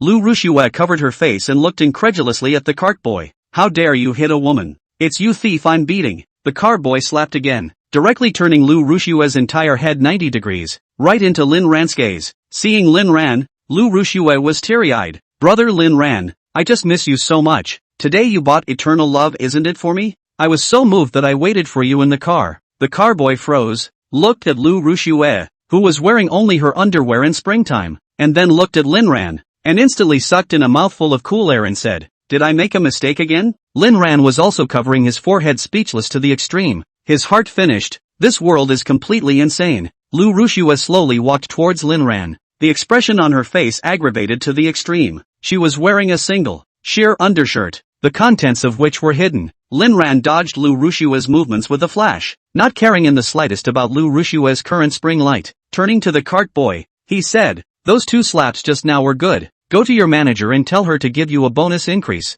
Then pointing to himself, he said, tell him it was me. Lin Ran, who said that? The cart boy nodded frostily, then perked up. Lin Ran's identity was not simple at first glance. It was normal to know the manager, and he didn't expect to not only not have to be punished for losing the key, but also get a bonus, just because he had slapped this woman twice. This woman looks like the kind of who would do anything to seduce a man. Chapter 49. Chapter 49. Looking at other people's young masters with money. They even stole the keys and stripped naked to lie in other people's cars. Okay, young master, do you need me to help you beat her up again? If she calls the police, I'll go in and squat. Come out and continue beating her. Lin Ran looked at the cart boy unexpectedly and said that it was quite thoughtful. Ahem, no need today. You can go back first. Okay. The car boy followed a few co-workers and left happily. That young master said that he didn't need it today, but he didn't say whether he would use it tomorrow or the day after tomorrow. Lu Rushue covered her face and said, brother Lin Ran, if hitting me can relieve you of your anger, you can do it. Don't you like me? I'll give it to you today. I'm really touched that you bought eternal love for me. Lin Ran was chilled to the bone, always feeling that something bad was about to happen. Approaching Lu Rushue with her eyes full of murderous anger, she softly said, get out. With that, he pushed away Lu Rushue and looked at his car with heartache. A sickening chill ran through his heart when he saw several faded pieces of clothing on the passenger side inside. Is the car still drivable? Thoughtfully tossed the car keys directly to Wu Zhishang. It's dirty. It's yours. Wu Zhishang received the car keys with a dumbfounded look on his face, completely forgetting the current situation. Thanks. Thanks, righteous father. What Lin Ran didn't know at that moment was that the bodyguard in the shadows was frowning at the scene. The bodyguard came out of the hotel when he learned that Lin Ran had gone downstairs, and just as he arrived at the parking lot, he heard Lu Rushue's 2 sentences, don't you like me? I'll give it to you today, and I'm really touched that you bought eternal love for me. Another chill ran through his heart when he saw how Lu Rushue was now wearing only her underwear. This young master, I'm afraid he's going to suffer. After thinking about it, the bodyguard still reported to Luo Yao truthfully. It couldn't be helped. He didn't dare to be sloppy at all about Lin Ran, and he didn't dare to lie even more because he was afraid of death. This was also his job description, not only to protect Lin Ran, but also to report on Lin Ran's whereabouts. And Luo Yao, who received the call from the bodyguard, naturally went completely crazy and rushed back from the old mansion overnight. Lu Rushue was covered in spring light, and seeing Lin Ran's icy, murderous gaze was also chilling. Plus she couldn't continue to disgrace herself with her current appearance. She now understood that Lin Ran's necklace was not for himself, and he had even less desire to possess it in the face of his naked self. Woo woo, brother Lin Ran, I hate you. With that, he grabbed the co-pilot's clothes and ran away. She didn't want to be here for a moment. He had worked so hard, but all he got in return was Lin Ran's role. Everything was so funny, so realistic. She's in love with Lin Ran, but Lin Ran doesn't love her anymore. Wu Zhishan looked at Lu Rushue, who ran away and didn't know whether to cry or laugh. Brother Lin, I only realized now that Lu Rushue turned out to be so shameless. Lin Ran raised an eyebrow. You'll find more shameless people later. Wu Zhishan recognized that, after all, the longer one lived, the more strange things one would see. I thought there was food at today's dinner. I came over without even eating at night, but I didn't realize it was just some wine and pastries, not even a table. Aren't these rich people tired of living? Lin Ran unexpectedly looked at Wu Zhishang. Hey, you don't say. You really don't say. We both thought of the same thing. You don't know that just now I ate several pieces of cake to fill up my stomach, and now it's all straight up acid. The two smiled at each other. The life of a rich man is really plain and simple. Agreed. Lin Ran turned around and walked back to the hotel, and Wu Zhishang asked suspiciously, what are you doing? Really not leaving? Lin Ran waved his hand. No, Ruoshuelu has been in there. I'm uncomfortable just thinking about it, but don't mind if you do. Brother. Wu Zhishang took the key in his hand and was touched beyond words. How could he dislike it? He kind of liked Ruoshuelu now. Why don't you sneak into Lin Ran's garage? The two parted ways. Lin Ran didn't want to ride in a Ferrari again, and returned to the hotel to have a car prepared to take him back. The hotel manager offered to see him off in person, which Lin Ran refused. Even though you look in your 30s, you're still a woman. He was afraid that Luo Yao would misunderstand, although it was possible that he already had. Get the parking lot surveillance ready for me and send it to me, and let the car boy do it if he drops me off. The manager immediately made arrangements, and in a short while, the car boy who had been crying before drove a commercial Mercedes-Benz, which Lin Ran didn't mind. Car. Brother, when I see that woman next time, I'll whip her ass for you. Lin Ran, it's best to keep her face even from side to side, and if you get caught up in it, come straight to me and I'll pay to bail you out. Okay, brother. Entering the manor, the cart boy was in a whole lot of shock, thinking what kind of mansion home is this? He has also sent a few rich people home, some in townhouses and villas, but the one who lived in the manor, he had never even heard of it, let alone seen it. It was simply trenchless. Brother, it's so big here. I'd probably get lost if I hadn't driven here. Lin Ran, then you better not get lost. Why? Because there are alligators here. Car boy? And the tiger. Car boy? And the snow leopard. Car boy, brother, that I try not to get lost. Lin Ran smiled. Don't worry. I'm not going to tease you. Those things are locked up. There are special people watching. They won't come out. Car boy, brother, I'm just saying. What if one of them sneaks out? Lin Ran, I'll help you make a big deal out of it. Following Lin Ran's guidance, the car drove around the estate for a while longer before reaching the central villa. The car boy's entire body in a state of excitement. Getting out of the car boy returned, and Lin Ran walked to the entrance of the villa just intending to go in. Meow, meow, meow. The cat purred creepily, as if reminding Lin Ran not to go in. Lin Ran glanced sideways. Wasn't this the black cat that appeared in the middle of the night last time he accompanied Luo Yao to watch the stars in the sky garden? He had noticed the problem last time, and now it was even more confirmed that the cat's eyes were very animated. Its eyes seemed to speak. Just as Lin Ran was about to pet it, the little black cat took a step back, and as Lin Ran stepped forward it took another step back. Meow. Are you hungry? The little black cat cast a look like a look. Meow. Turned and disappeared into the night sky. Lin Ran froze in place. The cat, just now, seemed to have cursed him, but he had no proof. Shaking his head, Lin Ran laughed in exasperation at his own thoughts and slowly walked into the villa. Upon entering, the butler, Fu Bo, greeted him. Young Master Lin, go to the bedroom and rest. Chapter 50. Lin Ran, have something to eat before you go in. Just a few pieces of cake for dinner today. Uncle Fu arranged for someone to prepare a snack, and Lin Ran felt that Uncle Fu's expression was a bit strange, but he didn't think much of it. Lin Ran didn't notice that as soon as he entered, Fu Bo quietly unlocked the villa door. After eating some snacks, Lin Ran finally felt a little more comfortable, and his stomach was no longer flooded with acid. Satisfied, I walked back to the bedroom and put on the eternal love. Take a bath and go to bed thinking about your daughter-in-law. Lying in bed, Lin Ran sent the message out. Thinking of you. After waiting for a long time with no message reply, Lin Ran sent another one. Good night. After waiting for half a day or no reply, Lin Ran couldn't help but think wildly, wondering if Luo Yao was asleep or still working. A man who tosses and turns and can't sleep. He got up and took out the necklace, looking left and right thinking about how beautiful Luo Yao would look wearing it. Does he feel like he's a little love-brained right now? Meow. Just as Lin Ran was fantasizing about Luo Yao wearing the necklace, a slight cat call came in. Lin Ran got up and went to the window, and saw the black cat appear above the windowsill staring at him. Lin Ran was startled for a moment by those blue eyes, but he quickly calmed down and crouched by the window to stare at the black cat through the glass. Are you hungry, little one? Meow. Lin Ran was certain. There was definitely something wrong with this cat. Its eyes curse. Meow. Nima. Meow. If you don't leave, you won't be a cat. Meow. With a final purr, the black cat was gone. Rinran wondered why there was a cat, and why it had appeared so often today.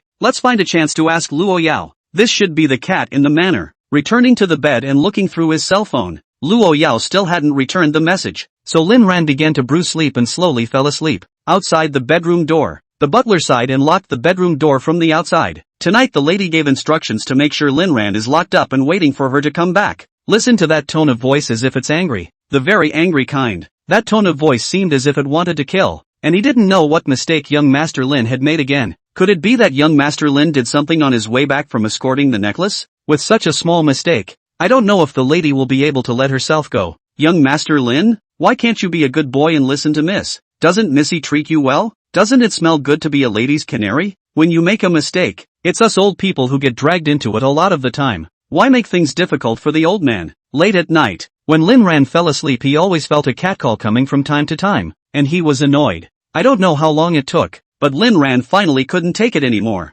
getting up to teach it a lesson. He had just reached the window when he heard a miserable yelp from the cat, and then the black cat ran away again. It was at this time that the bedroom door was kicked open with a bang. Lin Ran was startled and turned around to see Luo Yao's figure being reflected by the dim light outside the door in an extraordinarily grim manner. Luo Yao? Why are you back so late? Luo Yao walked towards Lin Ran step by step, and when Lin Ran's vision cleared up a bit he realized that Luo Yao's eyes seemed to be filled with despair. Lin Ran was chilled to the bone. That look? Oops. Yao Yao, listen to me. Before Lin Ran could speak, Luo Yao directly jumped up. A cold light appeared in her hand pointing straight at Lin Ran's heart, and her figure zoomed in Lin Ran's pupils. But when the dagger was nearing Lin Ran's heart, Luo Yao still couldn't help but change the movement of her hand. The dagger deviated from her heart and plunged into Lin Ran's shoulder. Ah! Lin Ran cried out in pain. That was close. Almost killed him. He's not afraid to die, but he wants to get his revenge before he dies. He wasn't afraid of Luo Yao either, but he was afraid that Luo Yao would have no one to love after he died. He was even more afraid that after he died,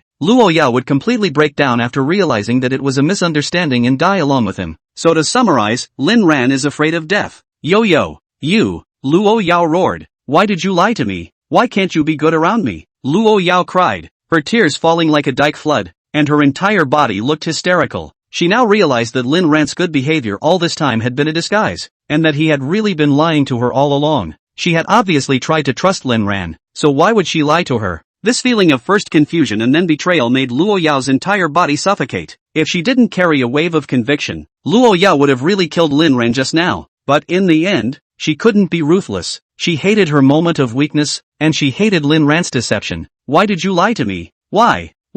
Since he couldn't be ruthless enough to kill, let Lin Ran live forever in the golden cage he had woven. Ran, you're not free. Lin Ran endured the severe pain breathing hard, but still managed to squeeze out a smile. He preferred not to let Luo Yao have a psychological burden. Yo, I have always been good. Luo Yao, how dare you lie to me? Suddenly, Luo Yao's words couldn't continue as she saw Lin Ran raise a necklace in his hand. This is for you. You're tired. Take a break and rest. Luo Yao froze in place and took 2 steps back. She saw that beautiful sapphire in the center of the necklace and slowly took it. The necklace was already stained with Lin Ran's blood, but the warmth of the sapphire reminded Luo Yao that the necklace had probably been covered in Lin Ran's hand. She recognized it instantly as Eternal Love, which she had read about in a fashion weekly. At the time, I was still thinking that one day Lin Ran would be able to put a necklace like this on himself. But wasn't the necklace given to Ruoshu Elu? Is it? Luo Yao thought of a possibility. If that was the case, what about yourself? Lin Ran held his cell phone up to Luo Yao's face.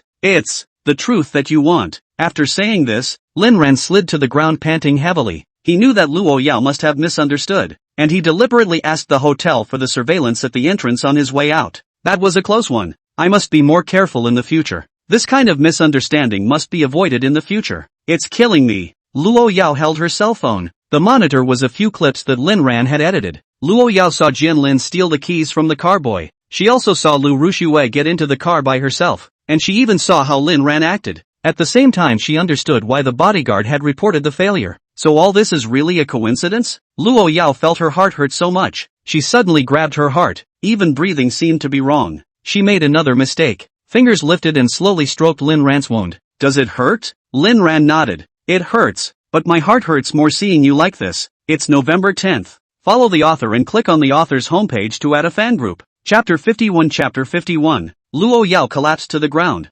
unable to stop shaking her head. I'm sorry, I made another mistake. Will you not like Yo-Yo anymore? Lin Ran regained some of his strength and slowly reached out his hand, gently wiping Luo Yao's tears. Don't cry. I don't like Yo-Yo with a crying face. remember the question you asked me after you got me drunk last time? I don't blame you for whatever you did to me, and that will always stand. Luo Yao held back the tears that kept flowing. She wasn't someone who would cry, but all the tears were because of Lin Ran. I was wrong. I was wrong. Ran, don't leave me, I beg you. Lin Ran's wounds hurt, and his heart hurts even more. Just how insecure is love to be so humble and extreme? But when you think about it, what is wrong with Luo Yao? You're right, you're just the keeper of our love. Your love is hot and dangerous, but I hope you never stop, because that's what my heart is asking for. Luo Yao felt an inexplicable throbbing in her chest, as if someone was punching there. I'll call a doctor for you. Lin Ran clutched eternal love in his hand and said, right now, I just want to put it on for you myself. Luo Yao hated herself so much for going crazy without figuring things out.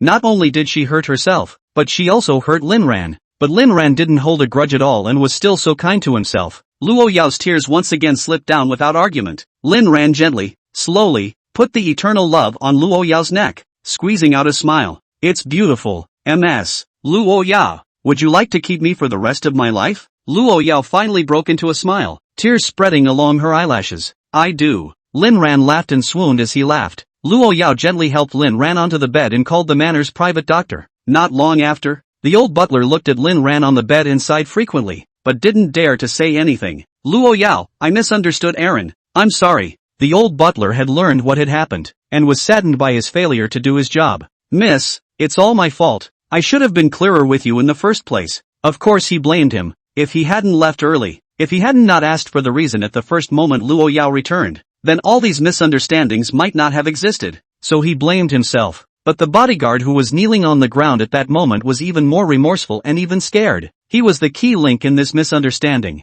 transmitting the wrong information to Luo Yao, and he was waiting for Luo Yao's punishment. Looking at Lin Ran's still agonized look in his coma, Luo Yao felt her heart getting harder and harder to control. These people had certainly made mistakes, but the person most at fault was actually herself. The eyes began to lax, then gathered again, turning scarlet a little. Go! Luo Yao walked out of the bedroom in silence and walked towards the secret room. The bodyguard got up to follow and arrived at the door to the chamber to unlock it, his hands beginning to shake. Bang kicked open the door of the chamber, and in the center of the chamber, inside a transparent glass cage, lay a dying man. The man's nose was gone, one eye was empty, the other was infected but not dead, and lots of rats were running around inside. The man sensed someone arriving and his mouth opened slightly but he couldn't make a sound. Luo Yao went to a nearby shelf and took out a torture device, the kind that could hold open a person's mouth. With a gesture of his eyes, the bodyguard froze, then took the torture device, put on the mask and gloves, and opened the door of the cage. At this moment, the bodyguard was incredibly thankful that there was still a tool person here who could let Luo Yao vent. Once inside, the man was put in a torture device, then grabbed a rat and shoved it in, followed by a second and third. The man struggled and twisted, but all to no avail as tears flowed a little from the corners of the man's eyes. Luo Yao just watched quietly, not saying a word. It was as if only by tormenting the man in front of her would she get a hint of release from her mental pressure. After waiting for a while, Luo Yao slowly walked to the side and took out a glass bottle, and stuffed something into it. In there were 2 eyeballs. Luo Yao poured some more liquid into it, which was used to prevent the eyeballs from rotting. Set the glass bottle up, right in front of the man being tortured, until the man has had his fill. The old man's eyeballs, that's what he gets for spying on Aaron. The man in the cage twitched slightly, having already eaten in who knows how many rats, and he didn't have the strength to speak. However, hearing what Luo Yao said, the only remaining pupil was still slightly dilated in disbelief. Luo Yao gave another look and the bodyguard sealed the man's mouth with tape without saying a word. All that's left is to die in agony. Luo Yao let the bodyguard leave and sat alone in a quiet daze, followed by taking out a dagger and stabbing it at her shoulder. Immediately about to be penetrated by the dagger, Luo Yao suddenly stopped. Ran said not to hurt himself. He'd be heartbroken. His hand touched the necklace around his neck, which was still stained with Lin Ran's already dried blood, for a long time before he stepped back out of the chamber. Back in the room again, Lin Ran's shoulder wound had been bandaged, but he hadn't woken up yet. Luo Yao's gaze coldly threw itself at the doctor who hadn't left yet, and the doctor was chilled to the bone as he hurriedly explained. Mr. Lin is only in a temporary coma due to blood loss and pain. His body isn't in any serious condition and he'll wake up soon. Luo Yao's eyes were dull. Arun, does it hurt? Get out of here. All of you. Everyone rolled out of the bedroom and Luo Yao slowly grabbed Lin Ran's hand. Ran, are you in pain? Lin Ran didn't say anything. Ran, look at me will you? Do you still like yo-yo? Lin Ran remained silent. Ran, will I let you go? No. Yes. Luo Yao was surprised. She wondered if she was hallucinating and lowered her head to see that Lin Ran slowly opened his eyes. If you don't want me, no one else will. For the first time, Luo Yao knew what excitement felt like, and looked at Lin Ran as he resumed his usual smile, nodding heavily. Of course, I just lied to you. I'm not letting you go. You can only belong to me. Lin Ran stretched out his own palm. Luo Yao looked at it suspiciously, but still obediently rested her chin on it. Lin Ran, right now. You look like a kitten. Luo Yao, then I'll be your kitty, as long as you don't leave me, as anything. Cat? Rinrin remembered the cat that only cursed. When I see it next time, I'll be sure to grab it and give it a good jerk. It's almost dawn. You should sleep too or you won't have the energy during the day. Luo Yao shook her head. I'm not going to work, to keep you company. Chapter 52. Chapter 52. Although Lin Ran was injured, it didn't affect sharing a bed with Luo Yao. Luo Yao rolled over onto the bed and lay on top of the sheets that were filled with Lin Ran's blood-stained red. The two of them were as if they were martyred and died in the grave, so firmly bound together in life and death. It wasn't until dawn that Lin Ran experienced what it was like to have a meal on the table. Luo Yao personally helped Lin Ran wash up. Back in the bedroom, Lin Ran saw the bodyguard kneeling there, and Fu Bo, who had his head lowered and didn't say a word. Lin Ran immediately understood why and said in a hurry, Uncle Fu, I'm hungry. Prepare something to eat. And this big brother? It's been hard protecting me lately. Thanks. Lin Ran knew that Luo Yao would definitely have someone watch over him, and today he had seen a real person. Uncle Fu hurriedly agreed. Ugh, good. I'll have someone prepare it. Lin Ran's seemingly glib sentence, in fact, is sold to Fu Bo a step. Fu Bo old cunning naturally can think to understand. The bodyguard, on the other hand, took a deep breath and kowtowed to Lin Ran, who tried to help but stopped. Get up. It's the new China now. We don't do this feudal class thing. What's your name? The bodyguard stood up and said, My name is Wang Bao. Lin Xiao, I'm sorry. It was my reporting error that caused your injury yesterday. Lin Ran smiled and said, Very well, Brother Wang. From now on, you'll always follow me around and not have to be in the shadows, so that this kind of mistake won't happen again. Wang Bao looked up with a shocked face and said, Can I still follow you? You know, the most lucrative job in the entire security system is spying on Lin Ran. Lin Ran nodded. Of course. Right, Yao Yao. Wang Bao looked towards Luo Yao, who was inwardly delighted. Lin Ran's meaning was obvious. She could conduct real-time monitoring in an honorable manner. Since Aaron doesn't want to punish you, I naturally agree. But remember, protect Aaron. If Aaron loses a single hair, I'll put you to the test. Wang Bao nodded heavily. Don't worry, Missy, if young Master Lin is missing a single hair of sweat, I'll cut my own throat in thanks, he said and then bowed deeply at Lin Ran. Young Master Lin, Wang Bao, can't speak. I can't repay you for your great kindness. Let's see how I perform in the future. After the bodyguard left, Lin Ran asked Luo Yao, You won't be angry if I dispose of you like this, right? Luo Yao, how could that be? You're a Ran. Of course you can have a say in the family's affairs, and it's right to deal with them however you want. Lin Ran, so be it, but I haven't punished you yet. Luo Yao suddenly felt a little hard in her heart again. I'm sorry. Lin Ran hurriedly interrupted. Don't.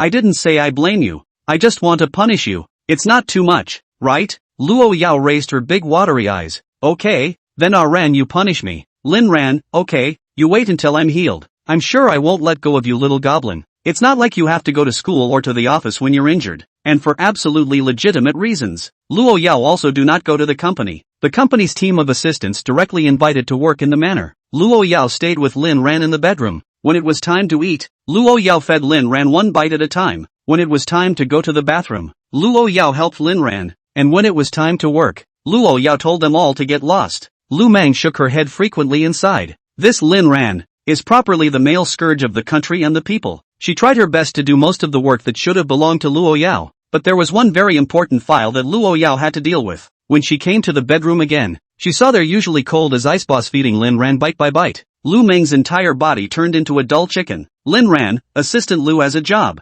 Take care of it first, don't play with things. Luo Yao, you are my ambition and my plaything. However, Lin Ran had given the word, and Luo Yao took care of the paperwork in passing, and Lu Meng's entire outlook on the world was collapsing. Okay,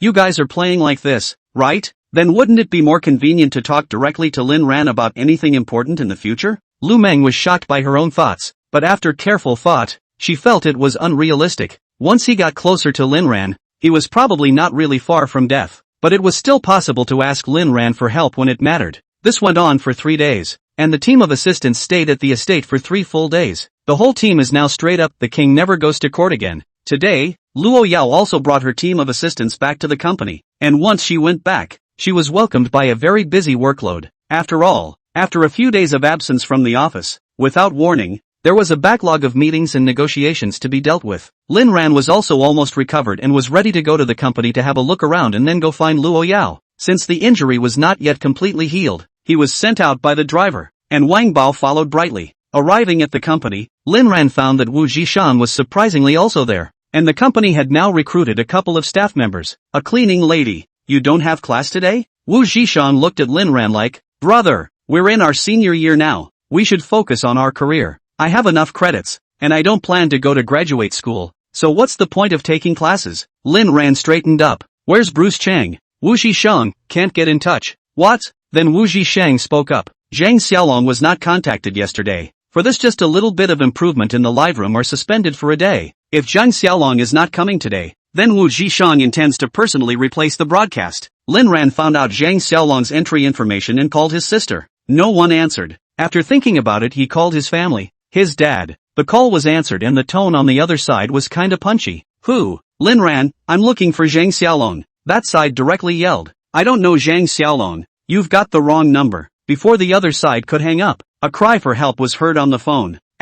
Please, sister. Lin Ran vaguely heard that something was wrong. Dialing the phone again was a refusal status, and Lin Ran froze. Zhang Xiaolong now counts himself as an employee, and his own rebirth does not know whether it has changed his previous trajectory. So he took out his cell phone without saying a word to contact Luo Yao. Luo Yao, what is it? Did our Ran miss me? Lin Ran said with a bit of urgency. I miss you, but right now I have something to do, so help me find someone on my staff. Luo Yao's alert voice came out. Man, named Bruce Chang. The caller was silent for a moment, but asked, you've also gotten a little close to Wu Zhishang lately, and now Zhang Xiaolong. Ran wouldn't like men, would she? Lin Ran froze and quickly retorted, don't you know what I like? Luo Yao promised to help Lin Ran find someone and sent over a message after a short while. 38, Lane 2, Gumdrop Road. So hurry if you still want to see your staff. Chapter 53. Lin Ran took Wu Zhishang and got into the Rolls-Royce without saying a word. Wu Zhishang exclaimed, it's still you, Ringo.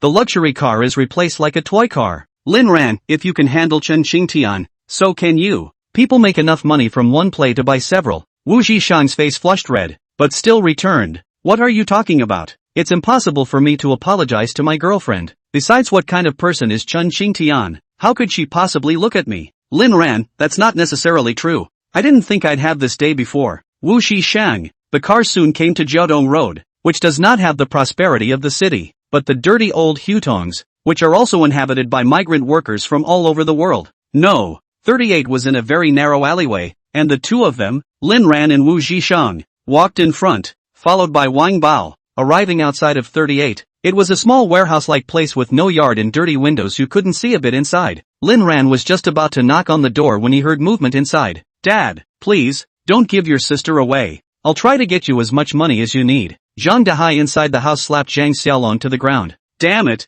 how did I give birth to you two money losers? Old me's legs are broken, and you guys don't even come back to see me, and you still need me to have someone invite you back. Boss Wang will be here in a moment. This girl has to be sent away today no matter what she says. Mixed with the slightest sound of a girl crying and a hint of inexplicable laughter. Without saying a word, Lin Ran kicked the door to the room. There was a thud, and the door didn't budge. Lin Ran awkwardly scratched his head and looked at Wang Bao beside him, who also kind of wanted to laugh but kept it in. Lin Xiao, I'll do it. Lin Ran nodded, and Wang Bao kicked the door open. A man in a wheelchair inside the house cursed with an angry look at the kicked open door. Who the dares to kick in my door? Immediately afterward, he saw two teenagers walk into the house with a burly man. As soon as he entered the room, Lin Ran froze, Wu Zhishang froze, and Wang Bao froze. Lin Ran admitted that he had underestimated human nature, and even more so, the insanity of a scumbag. He hadn't understood at first why Zhang Xiaolong, a young lad, could be controlled by his own father,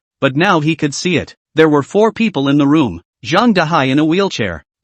This person Lin Ran recognized. Isn't this the kid whose leg was broken last time he sold goods at Knife's Casino? Isn't it a coincidence that he was also the one who betrayed Wei Xiang in his last life, causing Wu Zhishang to lose his legs? Besides Zhang Dahai, there was also Zhang Xiaolong, who was kneeling on the ground. Zhang Xiaolong was also shocked to see Lin Ran, and then he revealed a look of surprise. he knew he was saved. In addition to the two of them, a middle-aged woman with deep eye sockets and skinny bones, chained to an iron pipe, squatting on the ground is sucking something, while sucking also giggling. The last one is a look at some thin little girl, age should be younger than their own 4 or 5 years old. The appearance is still very delicate kind, also similarly locked in that iron pipe. Two eyes are full of despair. It is difficult to imagine that such a youthful and beautiful face has this kind of eyes. The two women were as if they were two slaves. Zhang Dahai obviously recognized Lin Ran as well. Last time Lin Ran was with Brother Blade and was most likely a guest of Brother Blade. He pointed at Lin Ran and said, You several times without saying anything.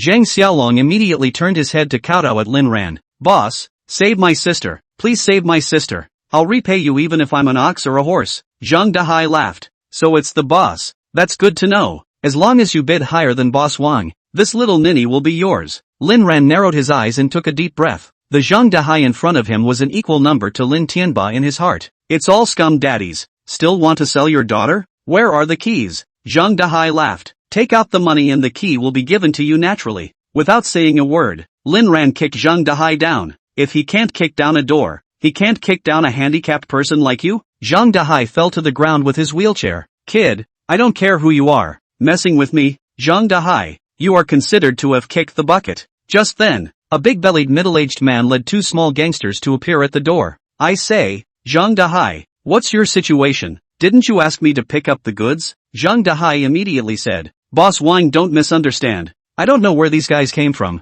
You give me the money. This little ninny is yours. Boss Wang also had a lecherous smile on his face when he looked at the girl in the room. He had wanted to eat Zhang Xiaonuan for a long time, so he had been guiding Zhang Dahai, and finally he had the chance. Boss Wang walked towards the house, threw a black plastic bag with money in his hand to Zhang Dahai, and walked towards Zhang Xiaonuan step by step, not caring about Lin Ran's three people in the slightest. Zhang Dahai didn't even bother to stand up on the ground, ripped open the plastic bag and started counting the money. Boss Wang, Agu, Nuan Ah, what's wrong with you? Quickly go with Uncle Wang. Uncle Wang will love you very much. The bed in Uncle Wang's house is big and warm. Zhang Xiaonuan's eyes were full of despair. She had already thought of killing herself when she found an opportunity. She absolutely could not be insulted. You guys, are you ignoring me in front of me? Lin Ran's voice came out leisurely. Boss Wang and Zhang Dahai looked at Lin Ran at the same time, and Zhang Dahai couldn't hold back his laughter for a moment. Ha ha, kid, do you know who Boss Wang is? The father of Jiaodong Road. Boss Wang looked at Lin Ran's two youths, as well as a Han man behind him and smiled disdainfully.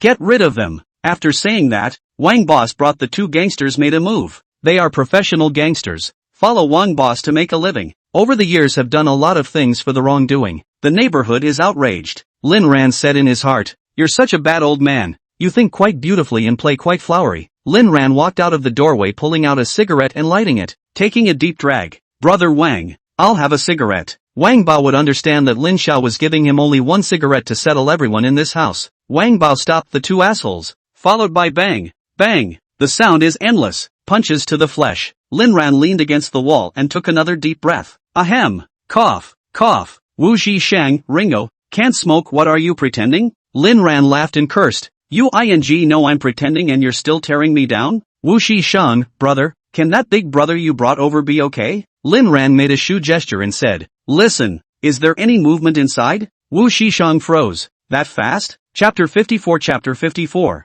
Just as he finished speaking, Wang Bao's voice came. Lin Xiao, it's done. Lin Ran surprised to walk into the house to see. Good guy. In addition to the two women and Zhang Xiaolong, the rest are all lying. Lin Ran smiled and said, it's okay, brother Wang. Wang Bao scratched his head. Xiao Lin is too kind. Wu Zhishang showed an adoring look to Wang Bao while going to help up Zhang Xiaolong, who was also quite beaten up by his dad right now. Lin Ran threw away a large portion of his remaining cigarette and walked over to help Zhang Xiaonuan up. As for the giggling woman, no one paid any attention. Zhang Xiaonuan looked at Lin Ran in shock. She had thought of many possibilities. She just hadn't thought that someone would come to their rescue. Zhang Xiaolong got up and grabbed Lin Ran's hand and said, thank you, boss, thank you. I have no teeth to forget your great kindness. I can't repay you. Lin Ran said to himself, why is this line a bit familiar? Bruce Shang, what about them? Will we go in if we beat someone up like this? Boss Wang is very powerful in our area. Lin Ran smiled. It's fine. Compared to strength, I'm not in fear. Saying that, he sent a message over to Luo Yao. And soon, Luo Yao sent someone professional to come. First, it was Su Kai who arrived first with his two assistants, and they were also wide-eyed with righteous indignation when they learned of the situation, vowing to seek justice for Zhang Xiaolon's siblings. Another moment, the hat uncle also came, took away Zhang Dehai and Wang Boss, but the woman is still locked. Zhang Dehai did not wake up, and do not know where the key is. Zhang Xiaolong was silent for a moment. Even if he knows, he won't take it out. I know him. I know he will fish out of water if he is caught. Otherwise I would have beaten him down and threatened him to hand over the key. Lin Ran, on the other hand, patted Zhang Xiaolong's shoulder. Good job. Leave it to me. Explain something to Wu Zhishang. And not long after Wu Zhishang came with a locksmith. The locksmith was really shocked when he took a look, but he didn't say anything. After all, the police were here. It's kinda hard to look at two locks, not just any locks. After thinking about it, I just took out my tools and carefully physically removed it. The first to dismantle is Zhang Xianwan's. Zhang Xianwan had been in the school dormitory. Someone said her family looking for her. She thought it was her brother.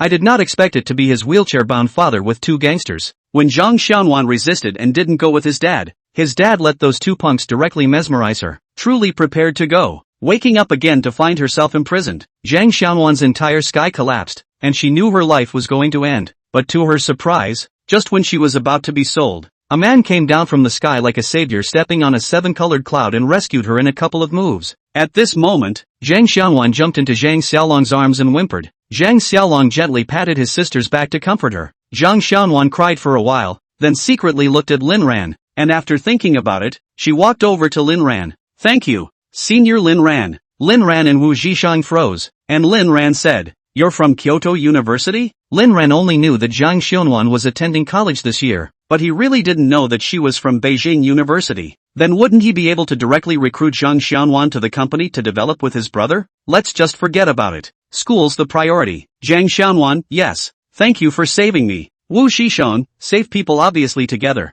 Thank people you just thank one ah? Zhang Xianwan hurriedly shook her head nervously. No, I thank you too. And this big brother? I really thank you. If not for you my life would have been ruined. Zhang Xiaolong's mom's locks were also opened, and the police took them away straight away. Even the two little punks on the ground. With such a big deal, Zhang Xiaolong and Zhang Xianwan were naturally taken away for investigation. Finally, it was Su Kai, who reassured Lin Ran, saying he wouldn't be a lawyer until he sent these people in to stay until they died. Having resolved this matter, Lin Ran was also happy. Being able to help Zhang Xiaolong only counted as one reason, and more importantly, directly solving Zhang Dehai was considered to be a revenge for Wu Zhishang in his previous life. The two return to the office and Wu Zhishang invites Lin Ran to his house for the weekend. Lin Ran didn't want to go, but after hearing the reason and thinking about it, he agreed. This busyness directly missed the time to pick up Luo Yao, so Lin Ran could only go straight back to the manor. Inside the manor, Luo Yao's face looked a bit bad because Lin Ran had promised to pick her up and ended up breaking his promise.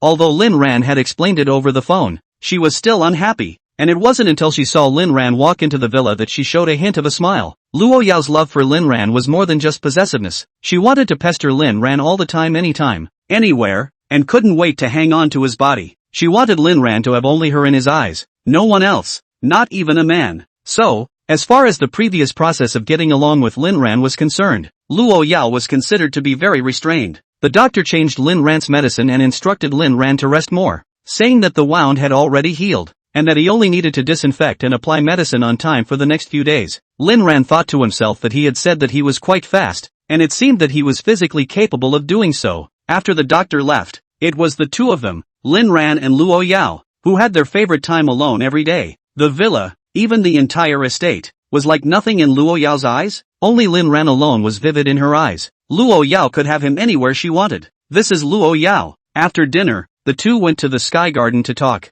Men are thirsty after exercising, and Lin Ran took a cup of water and drank it slowly. Luo Yao, Ran, is that Zhang Xianwan pretty today? Lin Ran spat out the water he had just drank in his mouth with a pft. Not good looking at all. Compared to Yo-Yo, she's an ass. Luo Yao, so that means you read it? Lin Ran froze. No. And what makes you say she's not as good looking as me? Because in this world, there would be no one better looking than my Yo-Yo. This answer, Luo Yao was quite satisfied. Ran, remember, don't think about other women or I'll make you look good. Lin Ran wrapped Luo Yao in his arms. I'll only be thinking of you alone. I have people by your side. What are you still worried about? Luo Yao leaned comfortably in Lin Ran's arms, one hand holding Lin Ran's hand, one hand stroking Lin Ran's leg. Lin Ran looked up at the starry sky, felt the beauty in his arms, and sighed that the world was so beautiful. Move slowly. straight from the heart, after a long time. Chapter 55. Chapter 55. Lin Ran, did you do that again? Luo Yao nodded. Lin Ran was shocked at Luo Yao's behavior, but his inner satisfaction screamed like crazy, because it's the only way to feel that you really belong to me.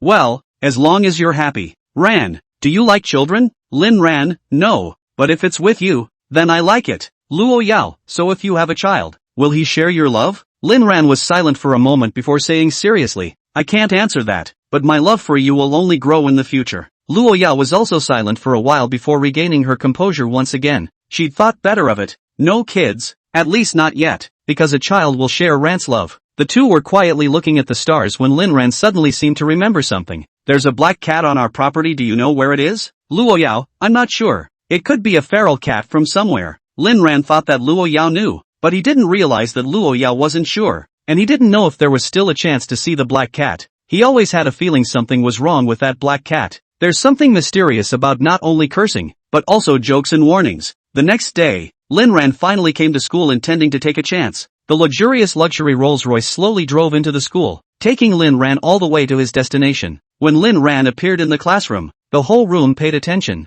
Lin Ran found himself a seat and sat down. Not long after Wu Zhishan came. Wu Zhishan was also very happy to see Lin Ran. After all, Lin Ran had given him a Ferrari Lafa. He wasn't a high-profile person, though, and didn't bring his car to campus, but parked it at his house. According to Lin Ran's instructions, wealth was not revealed, and he didn't tell his girlfriend. Today Lin Ran had come to help Wu Zhishan solve a little trouble stopping by the school. The last time Wu Zhishan drove his car home, Wu Zhishan's parents were shocked when they saw it, and Wu Zhishan explained for a long time, but his parents said they didn't quite believe him. So Wu Zhishan was going to ask Lin Ran to go back and help him explain. Otherwise the second old man would always think that Wu Zhishan had done something bad. It was originally scheduled for the weekend, but Lin Ran typed in his application to be rejected by Luo Yao, not accompanying his wife to his brother's house on a good weekend. Luo Yao had already been polite by not killing Wu Zhishan. The instructor also knew that Lin Ran had returned to school, but he didn't bother him, and he wondered if the principal had told him something. Schools are supposed to support student entrepreneurship. The professor's class, without Lu Rushue's class, seemed to be very harmonious. After class many students asked Lin Ran what he had been doing lately. Lin Ran just replied that they would know in a few days. Lin Ran followed Wu Zhishan to his house after class in the afternoon. Wu Zhishan was also a local, but the Wu family's distance from the school was a bit far, driving more than an hour's drive to reach the Wu family. The Wu family was just an ordinary family, and the place they lived in was average, but Lin Ran didn't dislike it one bit. Arriving at the Wu family, Wu's father and mother warmly received Lin Ran. Lin Ran had known Wu's father and mother since he was a child, and a few people were not strangers. It wasn't until Lin Ran explained what happened that the two old men were somewhat convinced. Wu's mother had a worried look on her face. Mom, didn't Ringo say everything? Why do you still have that look on your face? Mother Wu, of course I believe Shaolin. It's just that you guys said that Shaolin got married. I still can't believe it. From what you guys said that woman is very rich. Could she just be toying with Shaolin's feelings? Lin Ran was inwardly touched. In this realistic society,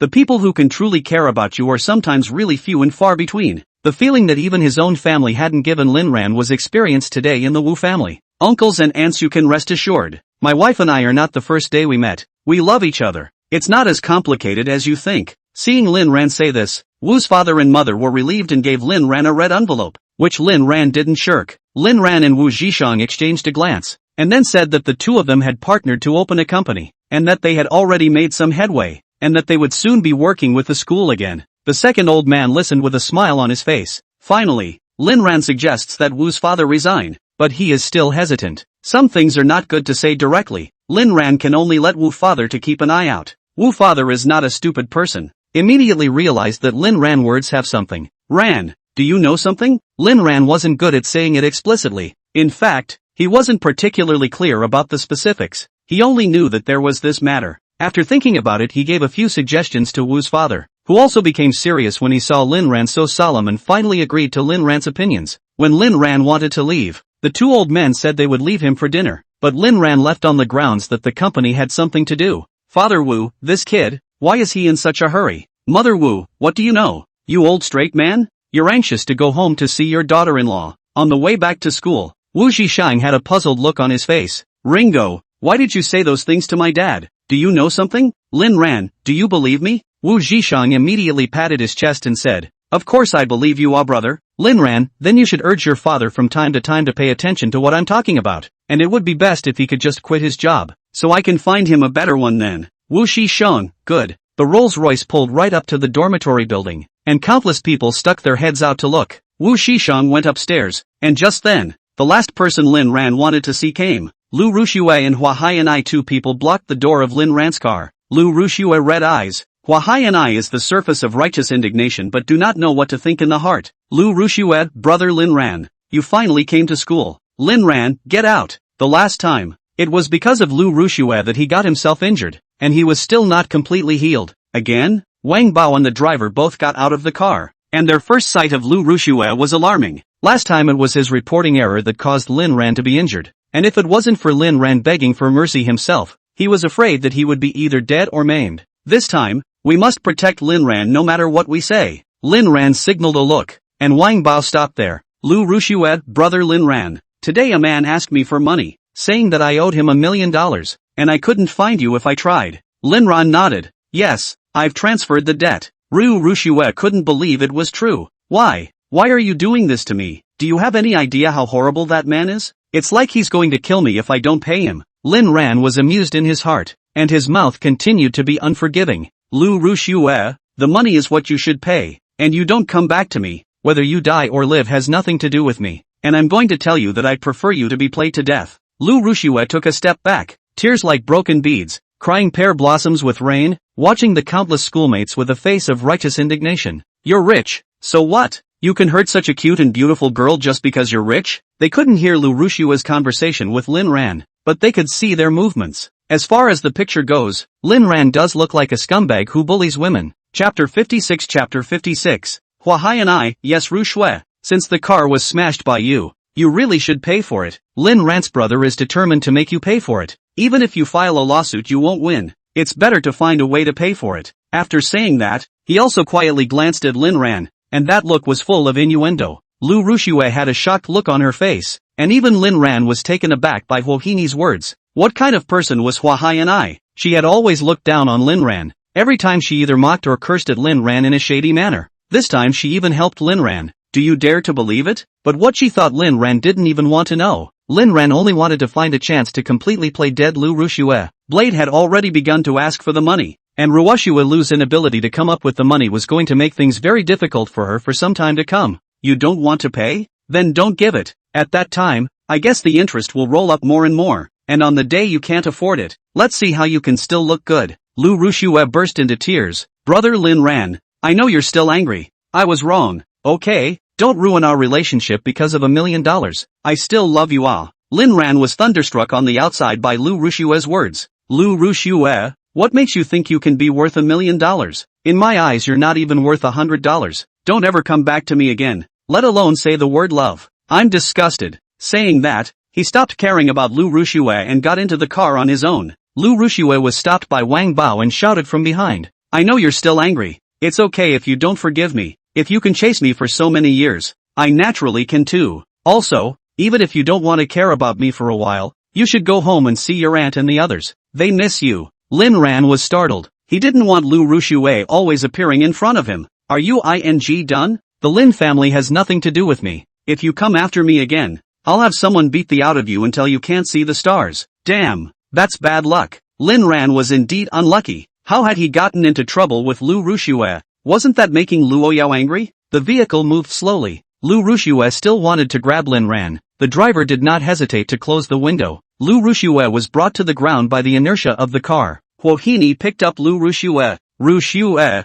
let's go back. Lu Rushue, why did you say that just now? Hoani, Rushue, I can see that Lin Ran really doesn't care about you anymore. Ryu Rushue, but didn't you say last time that he was lusting after you? Hua Hini shook his head. I did think wrong last time, and now I'm confirming that he's given up on you so. Rushue, don't be obsessed. The current Lin Ran is no longer your licking dog. Lu Rushue cried, crying her heart out. But what if I realize I'm in love with him? It's really not his money that I want to be with him. I just want to salvage our relationship. Hohini looked contemptuous. When people don't have money you hate them for being poor and keep hanging on to them. He's rich now and you say you love him and that it's not because of money. And for what? Because of love? Lin Ran didn't notice that at this time, in the girls' dormitory, a person was silently watching Lin Ran. his eyes full of perseverance. Lin Ran didn't go back to the manor, but went directly to the company. Since he came to take a look and then went to pick up Luo Yao from work. When he came to the company, Zhang Xiaolong was doing the fourth live broadcast of the day, and after the police station came out, Zhang Xiaolong was incredibly thankful to Lin Ran, and all he could think of now was to repay Lin Ran with his own efforts. So he's working his ass off, going from 3 broadcasts a day before to double that straight away. Fans are also growing at a steady rate, and Lin Ran says that he doesn't have to work too hard, and that hard work is the process, but not the way to success. What Zhang Xiaolong was missing next was an opportunity, and this opportunity was now in his own hands, so Lin Ran just needed to wait. As for Zhang Xiaolong's parents, one is under investigation and awaiting jail time, and one has been sent to drug rehab and awaits torture. Boss Wang is also awaiting trial for human trafficking. As Su Kai did his work, Lin Ran expressed absolute confidence. There was nothing going on in the company, so Lin Ran casually looked around and planned to leave, and when the elevator opened, he happened to run into Zhang Xianwan, who was visiting Zhang Xiaolong. Zhang Xianwan's nutritional deficiencies have caused her to be very thin and weak, and her family's reasons have caused her to be a bit introverted. The first time she saw Lin Ran, she also dodged and didn't dare to look at him squarely, but she still timidly said,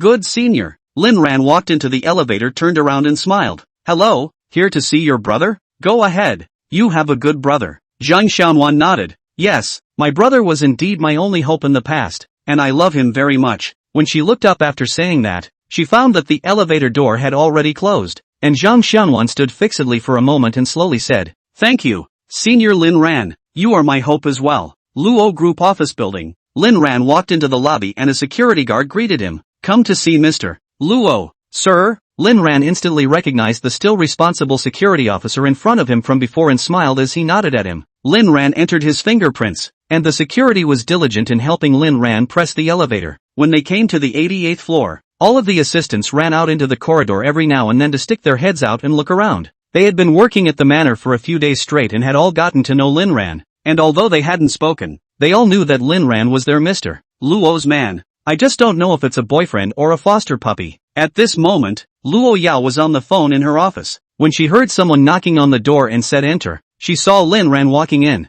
Luo Yao's eyes revealed surprise, and without even hanging up the phone, she directly jumped into Lin Ran's arms. "What brings you here?" "Picking up my wife from work." "Ha?" Luo Yao smiled and nodded. "Okay, wait for me then." Then he picked up the phone again, exchanged a few words in it and hung up. Re-entering Lin Ran's arms, Luo Yao was filled with happiness. "Ran, it's still early. Let's play boss and secretary for a while, shall we?" Lin Ran looked at Luo Yao and spoiled her by saying, "Are you a spermatozoa? Do you want to do that as soon as you see me? Don't you know I'm still a patient?" Luo Yao said in an aggravated voice. "But yesterday in the garden, your movements didn't make it obvious that you were a patient." "Ran, honey, okay, it's okay." Lin Ran looked at Luo Yao in shock. When did the little devil start being so good at pampering? Good.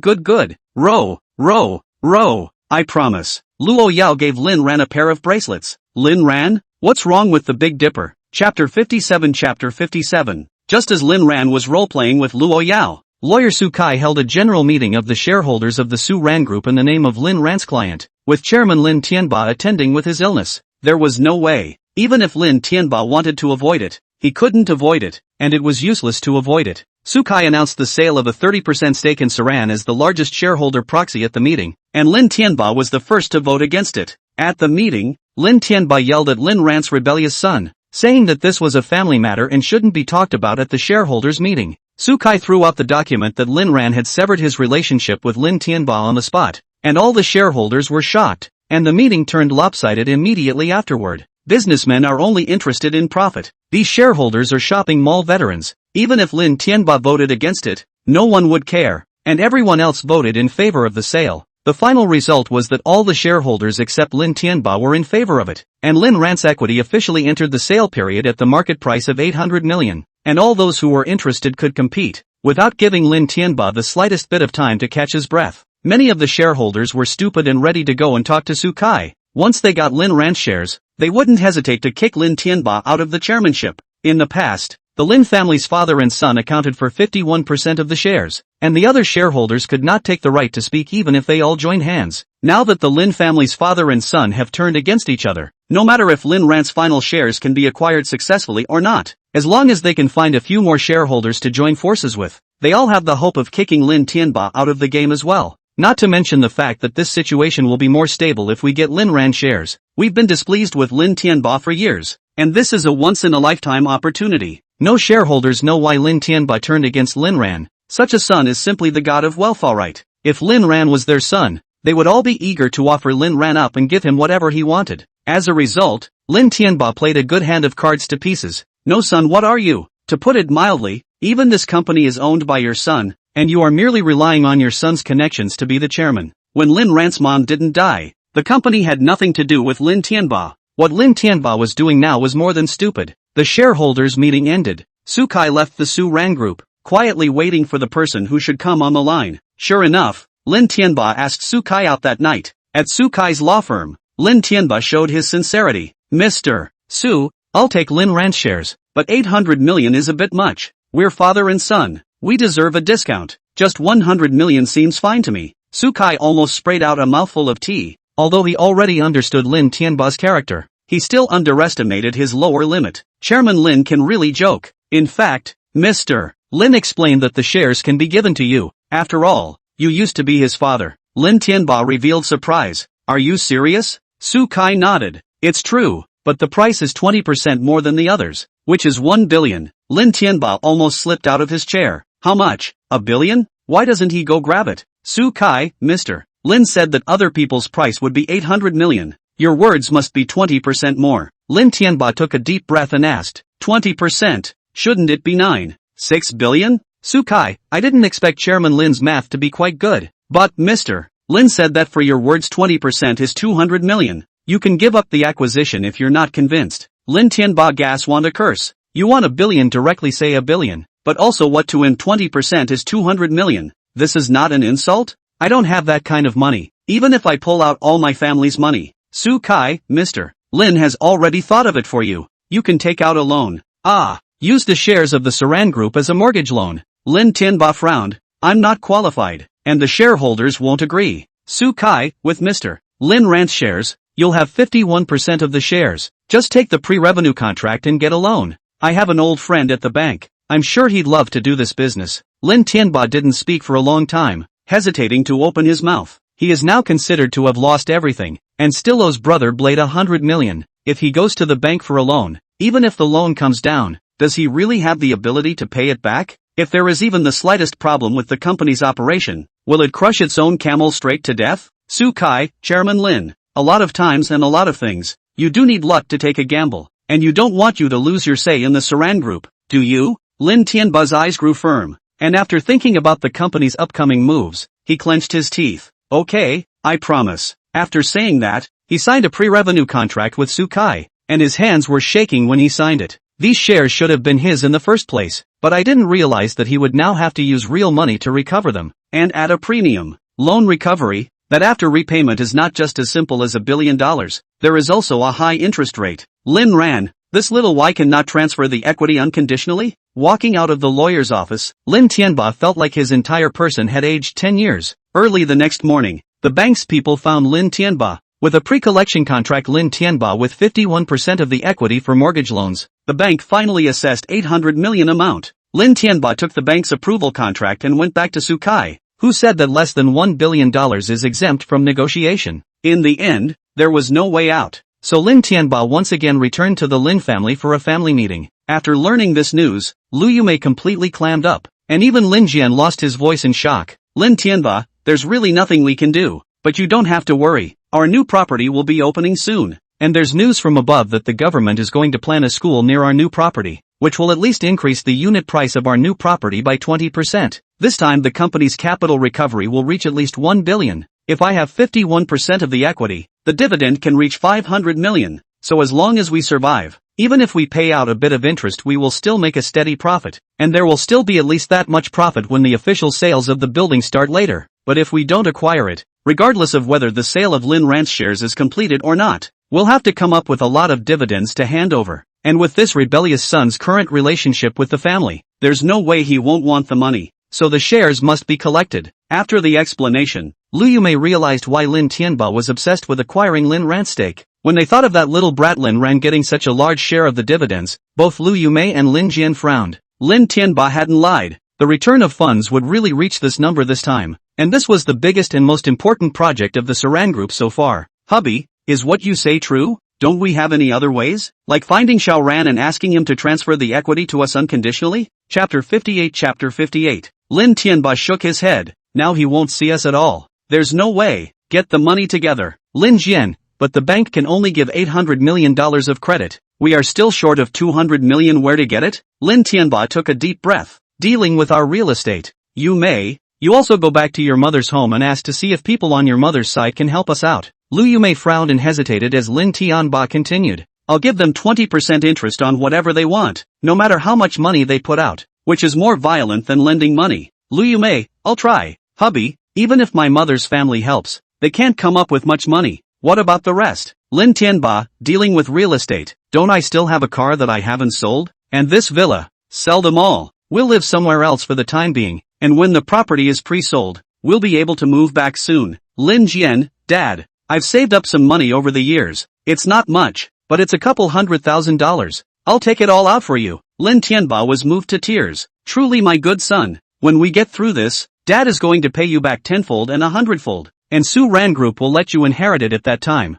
Lin Jian and Lu Yumei both had a light in their eyes, finally succeeding after so many years. Ken Lam, and brother, he's your son too. Lin Tianba, humph, don't mention that rebellious son. If he's still the same as before, maybe I'll let him inherit 1% of the shares and keep him clothed and fed. Right now, there's no point forcing. Ken Lam, Dad, thank you. We are a loving family. Lin Tianba hugged his wife with one hand and his son with the other. It takes a storm to see the truth, and when this storm passes, our family bond will be stronger. Having received Lin Tianba's assurance, both mother and son were happy in their hearts, and Lu Yumei called Lin Jian over alone. Ken, take out that card. We have to help your dad this time. Jian Lin said with some hesitation. But, Lu Yumei, there's nothing but. It's already at the most critical moment. This time we take it out, so that your father will trust us more. Maybe when this storm passes, you will be able to inherit the company. Then you will be the chairman of the board. Lin Jian nodded. Okay. Lu Yumei went back home again,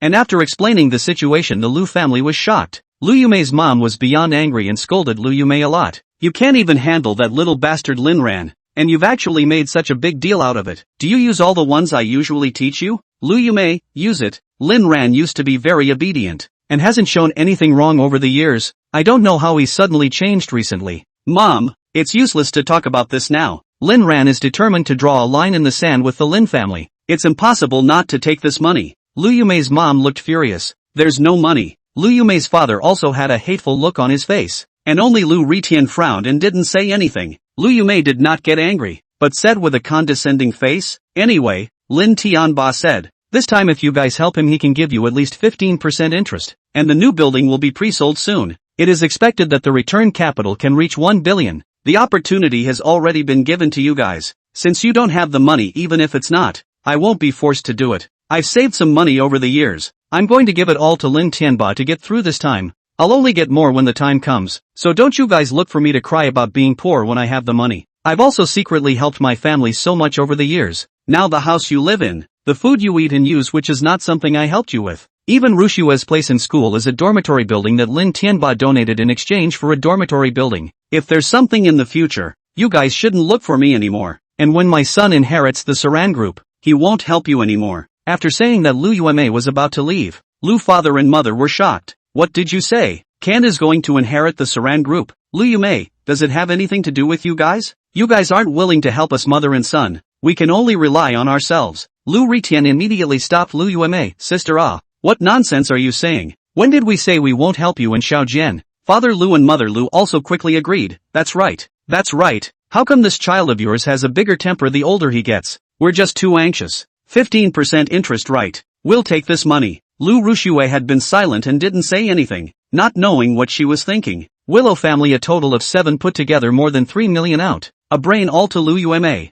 Lu Yumei disliked it in her heart but still said thank you on her mouth and left with the entire deposit of the Lu family. When Lu Yumei left, Lu Ritai only looked at Lu Rushue. Rushui, after Lin Ran sells his shares, you must take Lin Ran and make him use the money as a bride price in order for him to marry you. $1 billion is enough to make the Ryu family truly rich. Lu Rushue wanted to say something, but held her tongue and nodded. Got it. 1 billion for the sake of 1 billion. Lu Rushue had to continue to go after Lin Ran. Lu Ritian also lamented, if we had known that this would be the outcome, we should have been nicer to Lin Ran in the first place, and now maybe the shares of the Saran group would be ours. Lu Ritian's father, it's all Lin Tianba's fault. He didn't say that Lin Ran even had 30% of the shares even after so many years. Really? Lu Ritian's mother, Ru Shue, my good granddaughter, whether our family can become billionaires depends on you. Lu Rushue sighed and said, but I feel like brother Lin Ran doesn't like me now. Grandma Willow was immediately on fire. What nonsense are you talking about? He is not the past Lin Ran now. He will soon have $1 billion.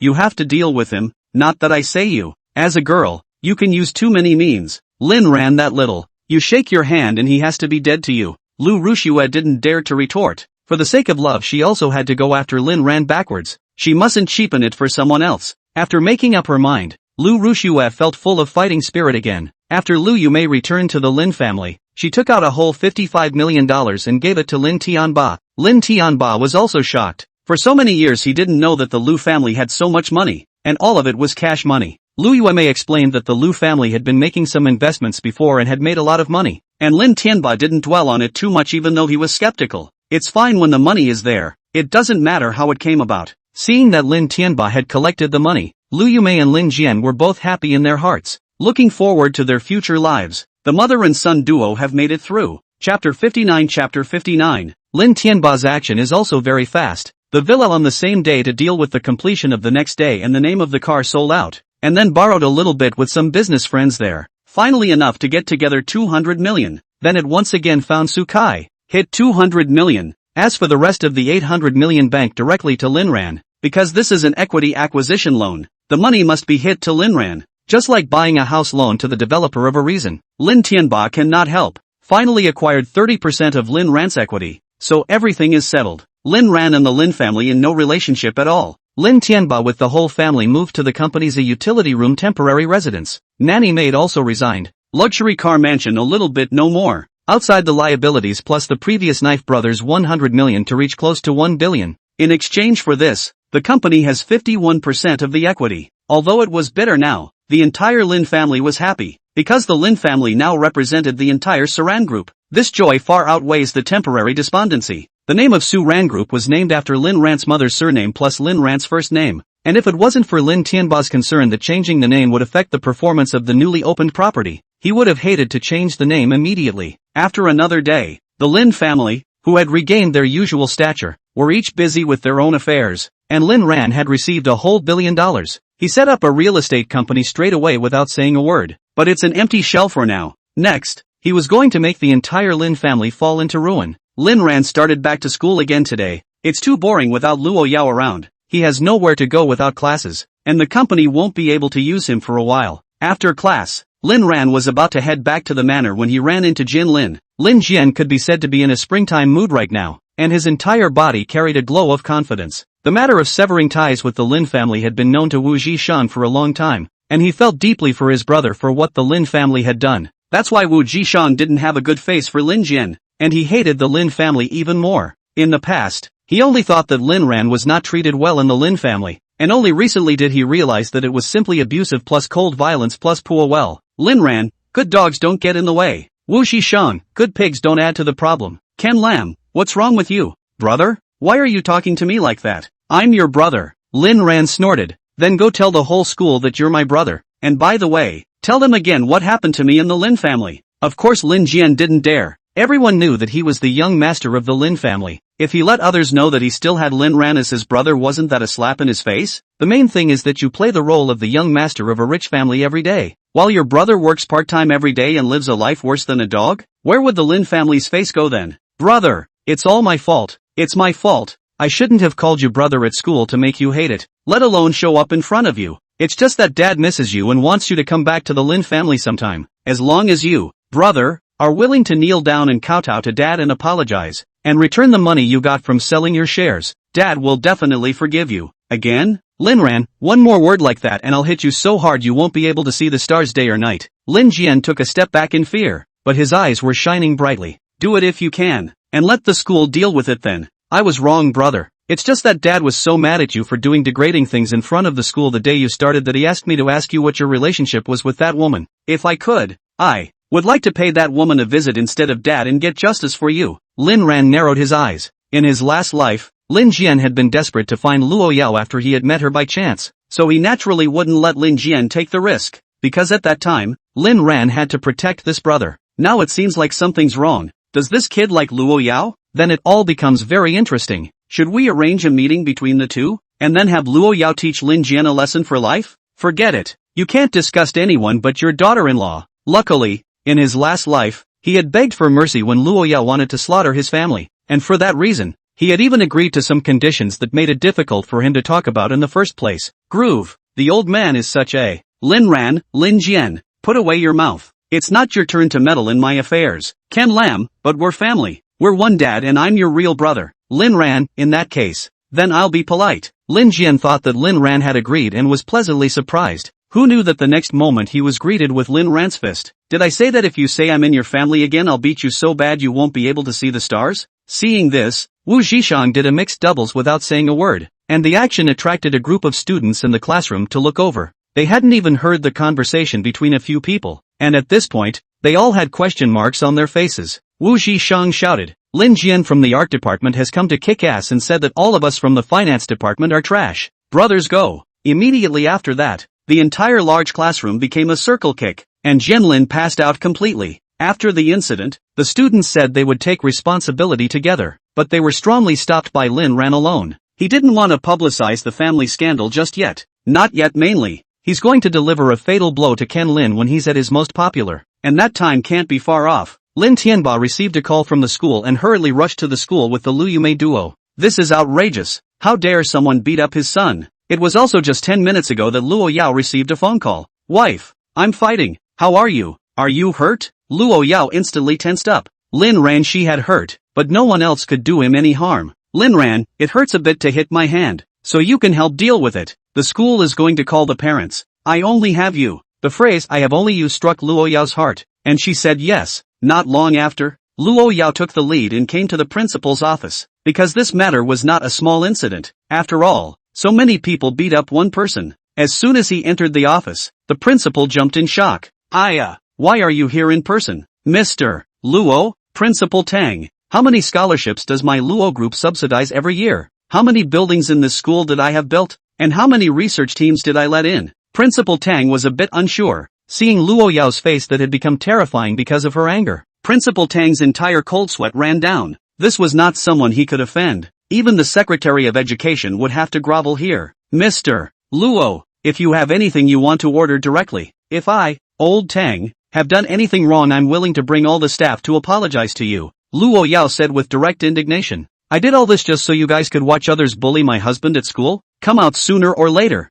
For the sake of the bookshelf readers also never breaks. Feel free to watch. Chapter 60. Chapter 60. Principal Tang directly jumped 3 feet high in fear. It was really hard for his 60-something-year-old body. What did you say? Luo Yao was furious. My husband was beaten up at school. If he's injured, your school will be closed. Principal Tang finally made sure that he hadn't heard wrong, and hurriedly asked nervously, when did your husband come to our school? Luo Yao slammed the table. He was originally a student of this school. Principal Don was confused. After more than 60 years of living, the world had finally turned upside down into something he couldn't believe. So, where is your husband now? Luo Yao, teaching office. If you dare to embarrass my husband, I don't mind if a different principal handles it. Principal Tang immediately apologized. No.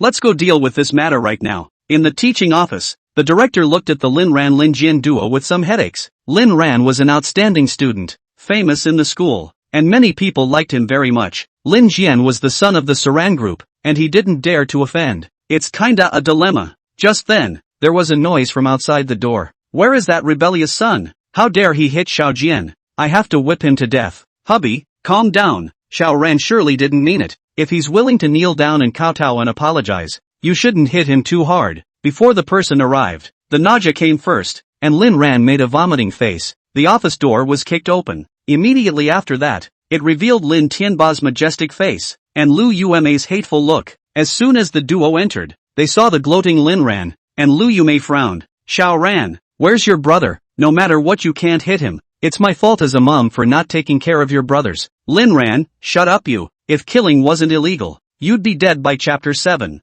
Liu Yumei revealed a disappointed expression and turned her head to see the swollen like a pig's head Lin Jian, as well as the gloating Lin Ran on the side. Liu Yumei let out a ya and hurriedly ran over to touch Lin Jian's face. Son, what's wrong with you, son? How about a real mom? It's amazing that you can still recognize them at once after being beaten to despair. But Lin Ran also admired Lin Jian. He was beaten to such a state and still stood to tell. If he had gone to the hospital a long time ago. Ken Lam did get a little shaky and cried at this point. Woo woo, Mom, it's my bad. I don't blame my brother Liu Yumei was also really pissed off. No one had dared to beat her son like this since he was a child. Looking up at Lin Ran he blurted out. Little bastard, how dare you hit Ken? Lin Ran, this is only right. A junior pretend what cultured people. Want to scold just scold. You, Xiao Ran, you kowtow to your brother and apologize. I will consider persuading your father to let you live back in the Lin family. After all, you are also my son. The director of instruction on the side was dumbfounded, feeling that this was a family. How come I never knew that Lin Jian and Lin Ran were family? If he's a member of the Lin family, why does Lin Ran seem to be working all the time? Lin Tianba's heart ached immensely as he looked at Jian Lin, but he also held back his anger.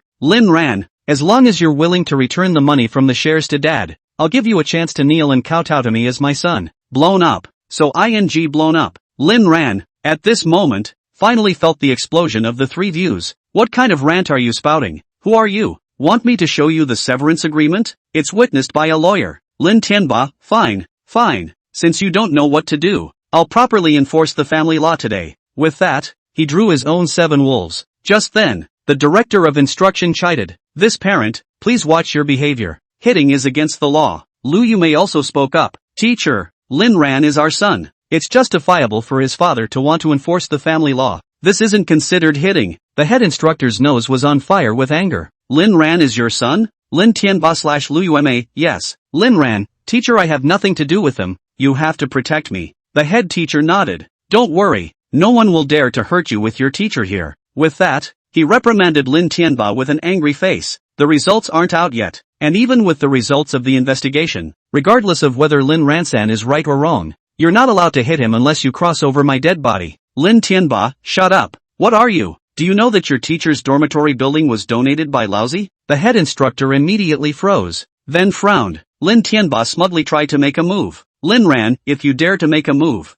I'll kill you. Lin Tianba, oops, I'll go. Little brat, I'll let you know your old man's power today. I'll kill you. Lin Ran narrowed his eyes and was ready to resist. He didn't intend to give Lin Tianba any chance to counterattack. He wanted to strike a fatal blow. When the time came for any serious consequences to occur, Luo Yao would also cover for herself. Even if there was no Luo Yao, he wasn't afraid. The subsequent means to deal with Lin Tianba was too much prepared. Just as Lin Ran was about to counterattack, there was a sudden angry cry. Try moving him. An astonishingly imposing voice came out, followed by a stunningly beautiful woman walking into the office, followed by Principal Tang. The head instructor sighed in relief. Principal, you're finally here. Principal Dan nodded. When Lin Tianba saw Luo Yao appear, he was shocked on the spot, and immediately afterward, he trotted over with a fawning face. Egu, Mr. Luo, I'm Lin Tianba. Saran Group, get out. Lin Tianba froze, then obediently retreated. Luo Yao slowly walked up to Lin Ran and carefully observed him. She was worried about the chipping of Lin Ran's wound that hadn't healed in the last few days. Lin Ran smiled and touched her head. Small matter, don't worry. Lin Ran's movements made the principal who followed him stare. He didn't expect the person Luo Yao was talking about to be Lin Ran. The teachers in the teaching office were also shocked. They didn't recognize Luo Yao, but the fact that the principal could only stand at the back already indicated Luo Yao's identity. Lin Tianba was even more unbelievable. His mouth was able to stuff down an egg. Lin Jian, on the other hand, was looking at the visitor with sinister eyes, while Liu Yumei looked at Lin Jian, looked at Lin Tianba, and then looked at Luo Yao, after which she looked thoughtful. Luo Yao made sure Lin Ran wasn't hurt and turned to look coldly at Jian Lin. Lin Jian's heart thumped when he saw Luo Yao, while his entire body stood straight and elegant, though he's already snuffed out. Putting away his sinister eyes, he showed a sheepish look. Hello you. My name is Ken Lin. Luo Yao, Lin Jian. I remember this student came in through the back door, right? Open up. Chapter 61. Chapter 61. If it was before, Luo Yao hadn't made this decision because she didn't know how much Lin Ran really cared about the Lin family.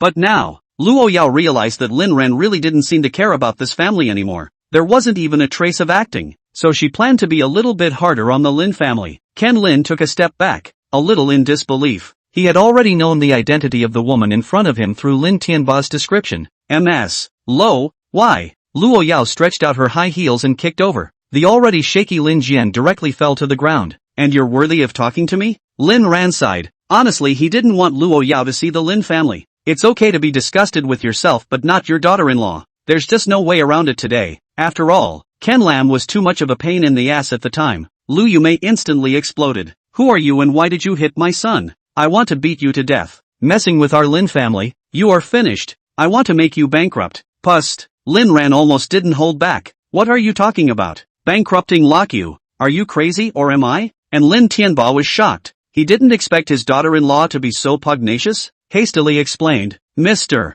Luo, women don't understand things. You. Luo Yao coldly glared at him. Are you worthy to talk to me? The Lin family? Right. You're the ones who have been bullying my Aaron in the past? Lin Tianba's body was as cold as if he had fallen into an ice cave. Her Ran? I wonder what relationship Mr. Luo has with Lin Ran. This little. My son? Luo Yao, your son? Where did you get that face? After saying this, he turned to Lin Ran with a tender face. Hubby, how do you want to punish this old man? Husband? Everyone was stupefied, including Lin Ran who was shocked. He didn't expect Luo Yao to go public just like that. It turns out that Luo Yao doesn't mind our relationship being publicized, and I had been thinking wrongly before. Lin Ran saw Luo Yao's angry look and was worried that Luo Yao would storm out on the spot, so he walked over and put his arm around Luo Yao's shoulders and said, "It's okay, I'll handle it." The jealousy in Jian Lin's eyes at this action all turned into hatred. Lin Ran, Chairman Lin, I'm too lazy to bother with you about the past. Today your son is making a fool of himself to ask for a beating. He can't blame me. If you want to take revenge you're welcome to do so anytime. After saying that, he turned his head to look at Luo Yao. Yao, let's forget about expulsion or anything else. Even though he's cheap, we should give every student a chance. Don't you think so? Luo Yao frowned. Are you sure? In fact, she wanted to just arrest and lock up all of these people, the kind you can't get out of for the rest of your life. Lin Ran nodded his head and looked at Luo Yao with affection. Lin Ran, again, a husband is a feeling. Luo Yao looked at Lin Ran's eyes and suddenly felt a burst of love, and with a pat of her toes she kissed over, not caring about the others in the slightest. The scene widened everyone's eyes as a kiss ended. I'll listen to Ran. Turning back to Principal Tang. Remember, if anyone bullies a Ran at school again, I'll have your school demolished. Principal Tang nodded his head hurriedly. He only realized today how deep Lin Ran's background really was. Luo Yao led Lin Ran away, and the entire time, several people from Lin Tianba didn't dare to fart. The duo left before Lu Yumei reacted and quickly said, Hubby, why did you let them go? Little Jen got this beating for nothing? Lin Tianba looked deeply at Lu Yumei and said, You loser. The Lin family will be destroyed in your hands sooner or later. Do you know who that woman was just now? She is. Forget it, let's talk about it later. Now hurry and go home with me. Lu Yumei 7 unconvinced and 8 indignant followed Lin Tianba, and Lin Jian naturally followed along. It wasn't until this time that the head teacher asked, Principal, who was the woman who took Lin Ran away just now? Principal Tang also snapped out of his shock. Luo Yai. The instructor's eyes widened. Who? Which Luo Yai? The principal gave him a look and said, It's the one you know, the one ranked no. Won by Forbes but didn't show her face, the one our school scholarship donates to. Luo Yao. Oh my god. The head instructor fell straight to the ground in a paralyzed heap. Principal Tang, don't say anything about this, or no one can protect you. The director of instruction nodded like garlic. Don't worry, I don't have the guts. Lin Ran and Luo Yao came to the parking lot, and as soon as they got into the car, Luo Yao gave Lin Ran's head a rub. In fact, this kind of small matter, Luo Yao could have arranged for someone to handle it, but she didn't want to. She had to deal with Lin Ran's matter personally. Ran, I'm glad that you're free from the Lin family. From now on, you're my Luo Yao's person. Lin Ran, I've always been your man. Don't you know that? Luo Yao, then now I want to be yours. Lin Ran got out of the car in a slightly messy manner, and the limousine slowly drove away, leaving the passing students in a daze. Lin Ran is really wrapped up? What kind of person turns a schoolboy into a personal item straight away? The school bully is clearly everyone's. Lin Ran left the parking lot without paying attention to anyone, noticing that he was now becoming cheeky as well. Came to the company. Wu Shishang has long been in. The new students, there are 3 days to the end of the military training. The day of the end of the military training is the welcome party. Companies that seem to be still empty now will soon be overcrowded with fresh traffic. Real estate companies' formalities are still in the process. It is estimated that it will take a few days. After the process, Lin Ran intends to start the just got 1 billion directly to carry out a project. To Lin Ran's surprise, Wu Zhishang's girlfriend Zhao Miaomio was also at the company, and Lin Ran froze. In his last life, this Zhao Miaomio had directly slagged Wu Zhishang when she needed someone to comfort her the most.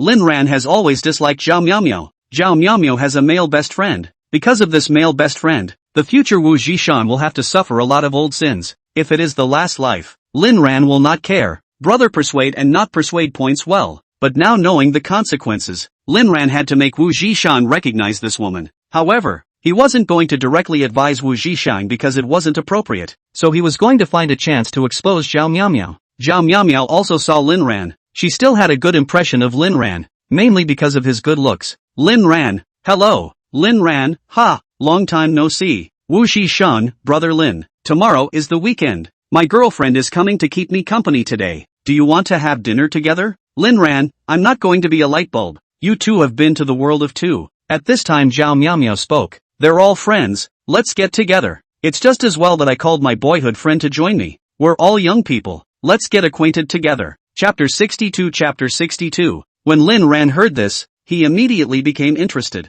Yes, half an hour later, under Zhao Miaomio's leadership, a few came to a very upscale Western restaurant, and the four sat in a box and chatted. Wu Zhishang secretly tells Lin Ran that he didn't say anything about the two of them starting a company. He only said he was interning at this company. Zhao Miaomio came to the company and also disliked it for a long time, saying that this company or no one, it looks like it is not a formal company. Wu Zhishang did not refute. Lin Ran was quite satisfied with Wu Zhishang's performance. This brother still had some numbers after all. The waiter brought the menu, and several people were shocked when they took a look. Only Zhao Miaomio was calm. Wu Zhishang handed the menu to Zhao Miaomio, who looked at it and pointed to the picture of the top steak on it and said, "We'll take 4 servings of this steak." Wu Zhishang scanned it, 150 RMB. Not bad. The waitress nodded. Okay, guys, we'll get it ready for you. A short while later, the waiter came up pushing a food cart with a piece of beef with a snowy texture. This is top quality beef from New Zealand. How much do you need? Zhao Miaomio elegantly gestured, and the waiter followed her example,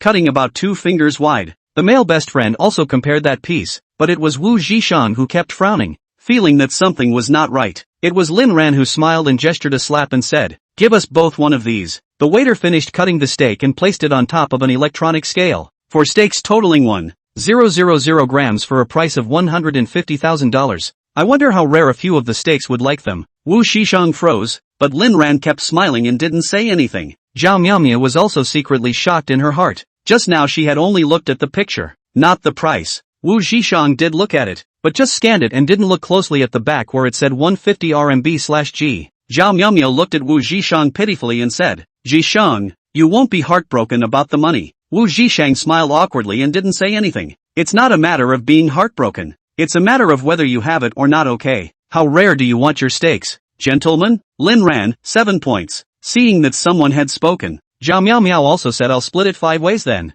BFF, 5 points for me too. Wu Zhishang sighed and said, "I want it fully cooked. It seems like I'll have to ask Lin Ran to borrow it first in a while." Hearing that Wu Zhishang wanted fully cooked steak, Zhao Miaomio and her male best friend both revealed a hint of mockery. Male BFF, meow meow, your boyfriend is so funny. He's better suited for beef stew. It's such a good steak for nothing. Wu Zhishang had been putting up with it because he was Zhao Miaomio's hairdresser and male best friend. But Zhao Miaomio didn't help Wu Zhishang either, but whispered, "Don't say that. My boyfriend just hasn't eaten a lot of Western food, so that's normal." The male best friend sighed. Hey, what a riot. Lin Ran couldn't help himself. Eating a steak makes you feel superior, doesn't it? Why don't you just go to a cattle ranch and hold a cow's ass? Why don't you just go to a cattle ranch and hold a cow's ass? The male best friend looked angry. Who are you? What's it to you if I talk? Lin Ran, and who are you? What kind of nonsense are you talking here? Do you realize that you especially look like a green arrow? Zhao Miaomio hurriedly persuaded the fight. Alright, isn't it just a steak? How is eating not eating? All friends don't quarrel. Lin Ran, quarrel? He doesn't deserve it yet. The male best friend was on fire and immediately stood up and said, "Who are you calling unworthy? Who do you think you are?" Lin Ran pointed at him and said, "Just talk. Don't compare and contrast? What kind of eunuch are you pretending to be by stretching out an orchid finger, and your saliva are sprayed out?" Wu Zhishang and Zhao Miaomio both took turns to persuade the male best friend to sit down angrily. Meow meow. I'm leaving, why don't you guys eat? Zhao Miaomio immediately went to pull her male best friend's hand and persuaded her to sit down again. Lin Ran frowned as he watched them sit down holding hands, and Wu Zhishang didn't look too good either. Zhao Miaomio, this is my male best friend. My best friend. today is to let you all get to know each other. So let's all just take a step back each. The steaks came up and a few people started eating them. After all, you can't waste such expensive steaks. During dinner, Lin Ran learned that her male best friend's name was Lu Jian. After finishing eating and reaching the checkout, Wu Zhishang made a wink at Lin Ran, and Lin Ran returned Wu Zhishang's wink. Wu Qishang, finish eating and lend me $150,000. Lin Ran, I ate too.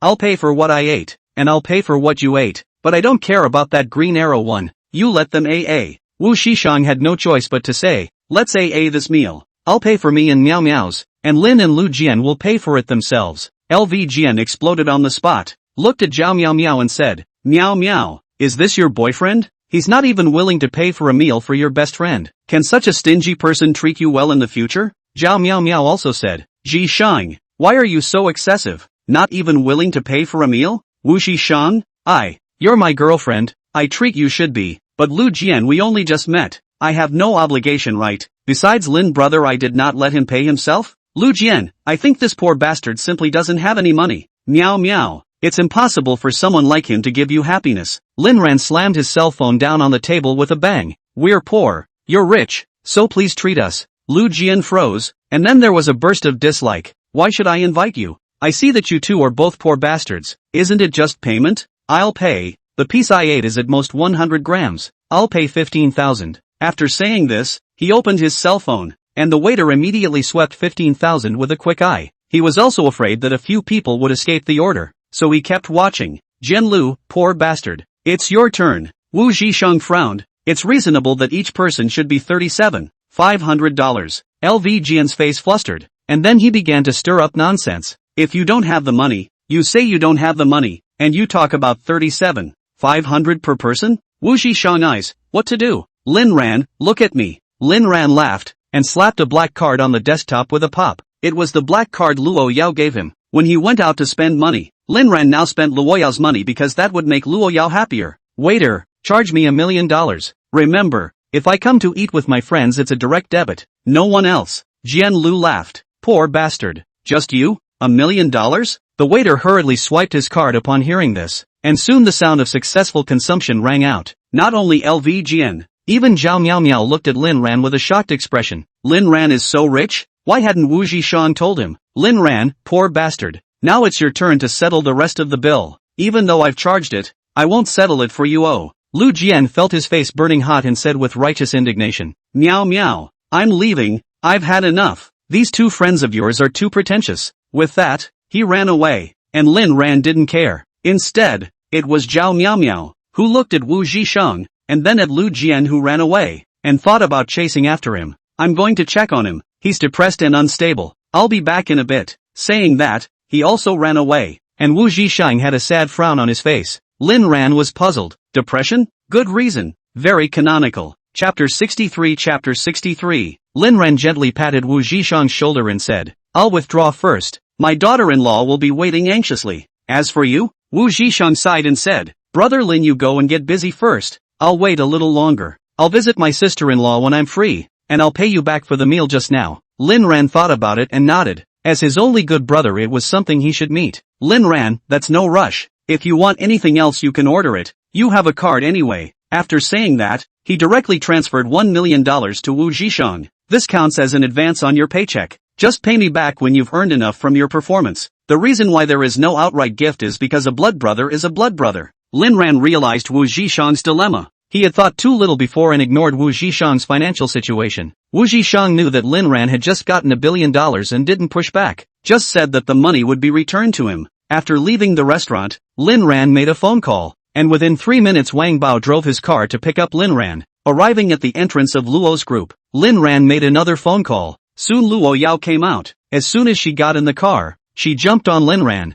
and the two of them went home together. After arriving home, Lin Ran changed the medicine and then didn't tie the bandage again because he didn't think it was needed. It should be said, the estate's personal doctor is really good. This would have taken at least a week for a normal person. While Lin Ran and Luo Yao were getting tired of each other at the manor, Wu Zhishang waited for a long time without waiting for Zhao Miao Miao, and he couldn't get in touch with her on the phone until he saw Zhao Miao Miao's friend circle update. Photo, LV Jian wraps his arms around Zhao Miao Miao, who looks at LV Jian with affection. Copy, he's in a bad mood. So of course, as best BFF, he's not going to get drunk. See this friend, Wu Zhishang like falling into an ice cave. Do not know what to say. Has been to Zhao Miao Miao call to send a message, but all stones sinking into the sea. It was only after 1 in the morning that Zhao Miao Miao returned the message. Zhao Miao Miao, baby, Lu Jian is in a bad mood. I'll accompany him at night to ease the situation. The phone is muted. Sorry. Wu Zhishang's hands were shaking as he held the phone and typed. Do you know I've been waiting for you for hours? And don't you think you're too close to LV Jian? Thought for a long time but still didn't send it. And finally deleted it one word at a time and changed it to frowny face. Got it. Where are you now? Zhao Miao Miao, accompanying LV Jian at the hotel. He's depressed. I'm afraid he won't be able to think straight. Wu Zhishang? Hotel? I'll pick you up. Now send me the address. After Wu Zhishang tugged at Zhao Miao Miao for a while longer, Zhao Miao Miao finally couldn't argue with Wu Zhishang and sent him a localization and then no more news. Wu Zhishang holds back his anger and arrives at the hotel, but Zhao Miao Miao says she's gone home again and takes pictures of Wu Zhishang at home. Zhao Miao Miao, baby, there should be more trust between us. I'm really just BFFs with Lu Jian. Wu Zhishang held back the depressed fire in his heart for a long time before sending a message. Frowny face, go to bed early. Good night. Taking a deep breath, so desperate for a cigarette. I looked left and right only to realize that all the businesses in the neighborhood had closed long ago. Wu Zhishang sighed and left. Upstairs in the hotel, LV Jian and Zhao Miao Miao were looking downstairs at the departing figure. Miao Miao, your boyfriend is watching you too closely. It doesn't seem easy to ask you out in the future. Should I stop showing up? Zhao Miao Miao immediately gently stroked Lu Jian's head and said, what are you talking about? We're good girlfriends. We can meet whenever we want. Lu Jian was moved to tears, gently flung himself into Zhao Miao Miao's arms and sobbed. Zhao Miao Miao stroked and soothed for a long time. I'm not going to cut the main character. I'll cut the supporting characters a bit, but I won't make a big cut. Don't worry. Just as Wu Zhishang went back to school, something happened to Ruoxue Lu as well. Lu Ruoxue usually lived in school, and tonight Lu Ruoxue was in a very bad mood, and the reason was naturally because of Lin Ran. In order to paralyze himself about Hua Hai in the school near the nightclub to buy drink 5 confused, mouth constantly yelling to recover Lin Ran. I have fallen in love with Lin Ran. Why did he become like this? I'm not sure if you're a good person or a good person. After finishing their drinks, the duo stumbled and tried to leave. Who knew they would be stopped because they hadn't paid yet? Hohini exchanged a glance with Ryu Ruoxue. Lu Ruoxue, Nini, I don't have any money lately, so you pay. Hoani, but I don't have enough money in my Twitter account either. The duo got embarrassed as the waiter signaled and a couple of lookers came around. Under normal circumstances, nightclubs are the first to buy the bill, but Lu Ruoxue is also considered a regular customer, so allowed to buy after. Who knows that there is no money? Lu Ruoxue had already drank a little too much, so she hurriedly stumbled and pulled out her cell phone and dialed out. The call didn't go through because she dialed Lin Ran's number. Hearing the number rejected, Lu Ruoxue froze, looked at the phone screen. A scene from the past flashed by. Lu Ruoxue crouched on the ground and cried. Hohini frowned and said, Ruoxue, try someone else. Lu Ruoxue stopped sobbing, and then called Lin Jian. Who knew that Lin Jian heard Lu Ruoxue late-night drunken consumption of more than 10,000 yuan? No money to pay is also angry refused. Ru Shui, over 10,000 is indeed not much, but as you know, our family is in a special situation right now. All the money I have has gone to my dad. There's really no way out. Lin Jian hung up the phone after saying that.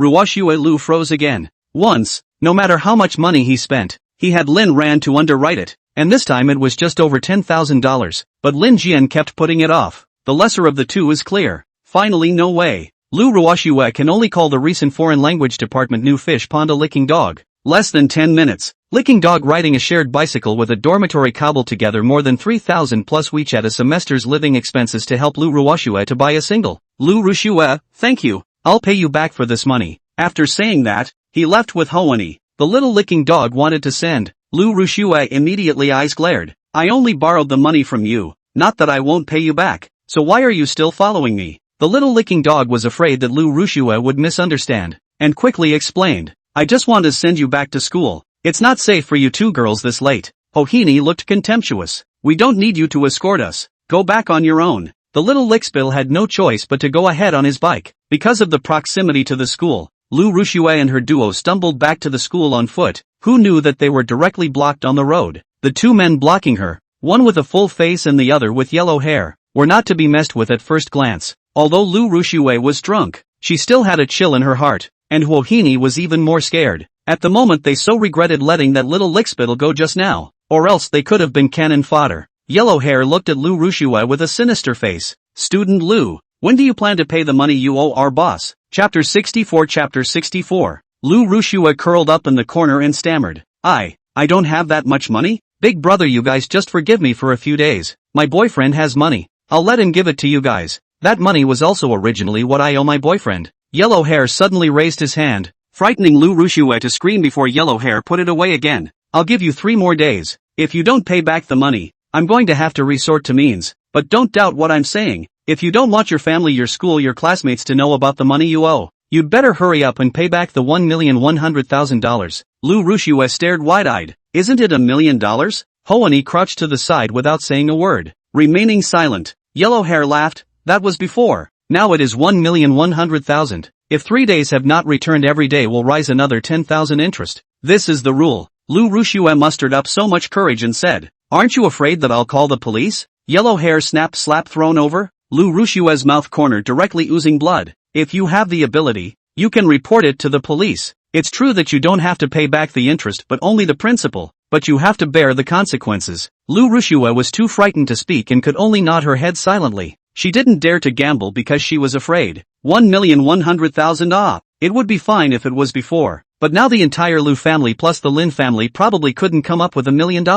At this particular time, Lin Ran transferred the debt, which was obviously to make things difficult for her. The two punks walked away, and Hoani picked up Ryu Ruashue. Rushue, you'd better find a way to pay, or they won't stop. Lu Rushue's whine woke up most of the time. Tearful eyes said, But I have no way to get the money together now. My cousin's family acquisition of shares borrowed a lot of money. My family's money was also borrowed. At least a period of time can be taken back. Besides, I don't dare to talk to my family.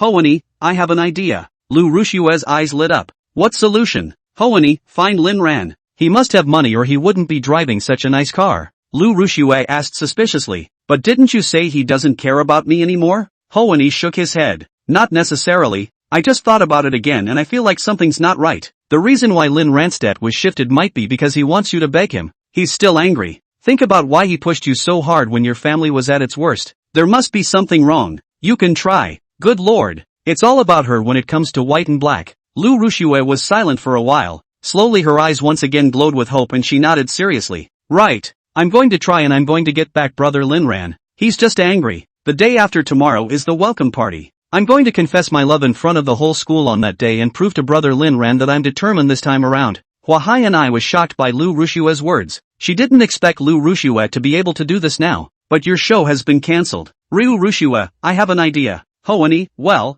good luck with that. Lu Rushue had always thought that Lin Ran wouldn't really ask her for money until the last few days, when she realized that she had thought wrong and that Lin Ran would really push her. The next day Principal Tang made a call to Luo's group with a try-hard attitude. After waiting for almost 10 minutes, Lu Meng's assistant returned the message. We, Mr. Luo, have agreed to your invitation to make a 5-minute speech to motivate the new students at tomorrow's gala present gala. Principal Don was so excited that he almost performed a cha-cha-cha in place, his entire body in a state of euphoria. What was Luo Yao's status? The chances for ordinary people to see her were rare, let alone having such a character visit a school's welcome party. This time it was too much of a face. However, Principal Tang knew that it wasn't Luo Yao giving him face, but because of that man. Thinking of this, Principal Tang became even more optimistic about Lin Ran, and even in his heart, he had already equated Lin Ran's status with his own. Immediately after that, the school put out the word that the orientation night would feature a very heavyweight speaking to inspire the new students,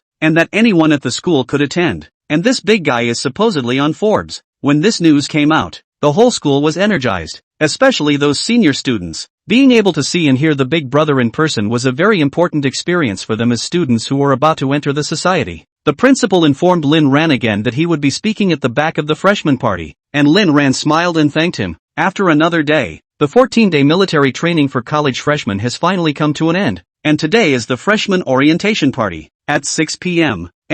Because there were too many students attending today's welcome party, the school authorities built a large stage directly in the large playground, which was open air but incomparably gorgeous. In the limelight, the principal slowly walked onto the stage, picked up the microphone to open the speech. Gibberish, a whole lot of nothing more than to inspire the new students to encourage the old students. 10 minutes later, the party officially began. The senior student representative, as the elder brother and sister, firstly performed the opening program, followed by a variety of overwhelming performances. Because the school's generosity this time led to the scene is not at all inferior to any professional stage to show the effect. A new round of freshman generation performances soon followed, with a girl with a delicate but somewhat soft look selling a new original song on stage. This person was also the new school beauty elected by the freshman students. Zhang Xianwen, Lin Ran and Wu Zhishang were both surprised, not realizing that Zhang Xianwen could still be multi-talented in that kind of family. The party was nearing its end, and it wasn't until this time that it was Lin Ran's turn to go on stage. Lin Ran is not performing a program, but is here to represent the company's recruitment, which is the school's specially open small. As soon as Lin Ran stepped onto the stage, countless students' eyes glowed, especially some girls. Wow, Senior is so handsome. Is this the school's schoolboy? Senior Lin Ran, I love you. Stay away from Lu Rushui and come into my arms. Just now Senior Lin Ran said that he was inviting us to develop together. Did I hear correctly? That's right. From what they're saying, it seems like Senior Lin Ran has set up a media company. Ha, so awesome. I haven't gotten my internship certificate yet. Am I allowed to join? Wu Zhishang has been assisting with the presentation, and after a 5-minute overview, Lin Ran does the summarizing. We, Nuneo Media as well as Nuneo Real Estate are new companies, but the prospect you have seen through the PPT. Welcome to join. You can contact my good brother Wu Zhishang students for the interview work behind. Thank you all. After the warm applause, Lin Ran and Wu Zhishang slowly off the stage. The next step is to wait for the effect on the line. I believe that through this campus exposure, the company will not be short of people next at least. As for the quality of the staff, it can only be a big wave slowly sieve. This is all the work of Wu Zhishang. After Lin Ran stepped down from the stage, the host did not articulate, but rather Principal Tang took the stage again to speak. Chapter 65. Everyone, today's party is also nearing its end, but we have also prepared a very important part for the students. It's the president of Luo's group and the donor of our school's high scholarship, Miss Luo Yao, who will make a wonderful speech for the students. And we also hope that you will listen carefully and strive to be a useful person to the society and the country. Everyone was wide-eyed. They knew that there was an important person visiting today, but no one expected this person to be so important. Very few people had seen Luo Yao's appearance, but the name could be said to be unknown to everyone, except for a frog at the bottom of the well like Lu Yumei. That's the first lady of the No. 1 Zaibatsu, and the helmsman of the Luo Group, the No. 1 corporation in the world. The Luo's Group is involved in a variety of fields such as healthcare, real estate, biology,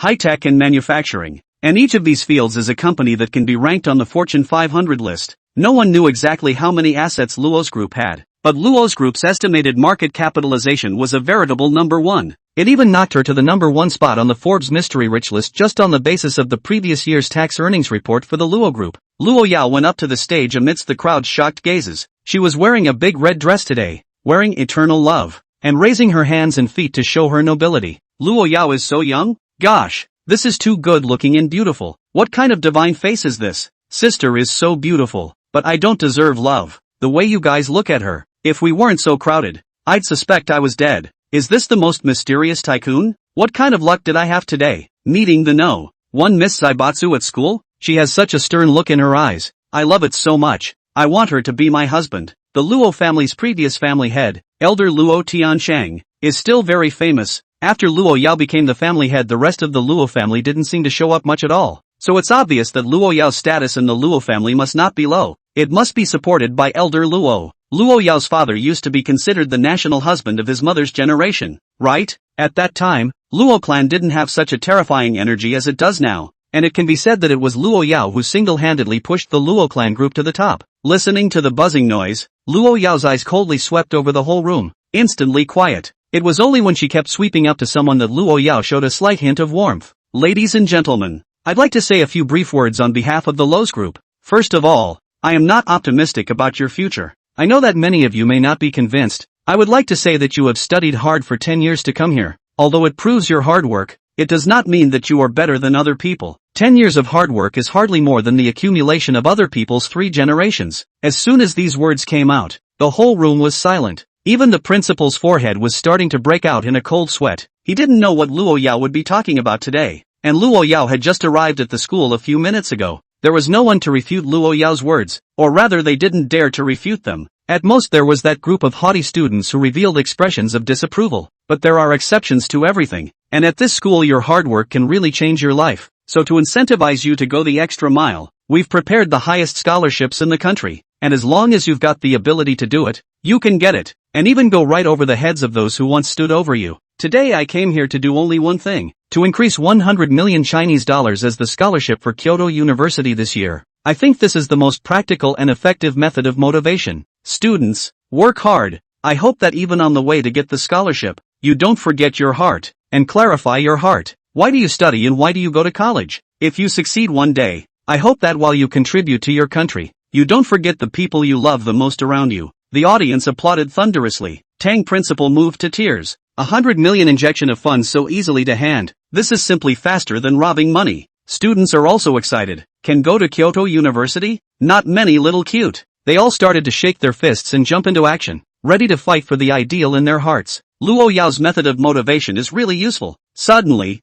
Luo Yao's voice once again spread throughout the entire room. Lastly, I'd like to remind some people to keep their eyes open in general, and not to go near people they shouldn't be near, much less bully my people. After saying this, the entire room was dumbfounded, looking at Luo Yao staring at a place for a long time. All of them froze and turned their heads, and immediately afterward, they saw the place where Luo Yao's gaze reached. Looks like Lin Ran? A single sentence made the whole school fall into a deep thought. Then Luo Yao walked off the stage in a dashing manner, valiant throughout. After Luo Yao stepped down, the principal wiped his sweat and went on stage to summarize. He was still very good at how to summarize, but just as he was about to open his mouth, the stereo blared a piercing sound. Hello, hello, hello everyone, I'm Ryu Ruwashue. The principal's eyes were puzzled as he looked from side to side. Lin Ran under the stage trembled, immediately realizing the seriousness of the matter. He hated it. When the hell was Ruwashue Lu going to die? The stereo voice continued. Lin Ran, I know you're there. I want to say something very important to you today, and that is that I'm in love with you.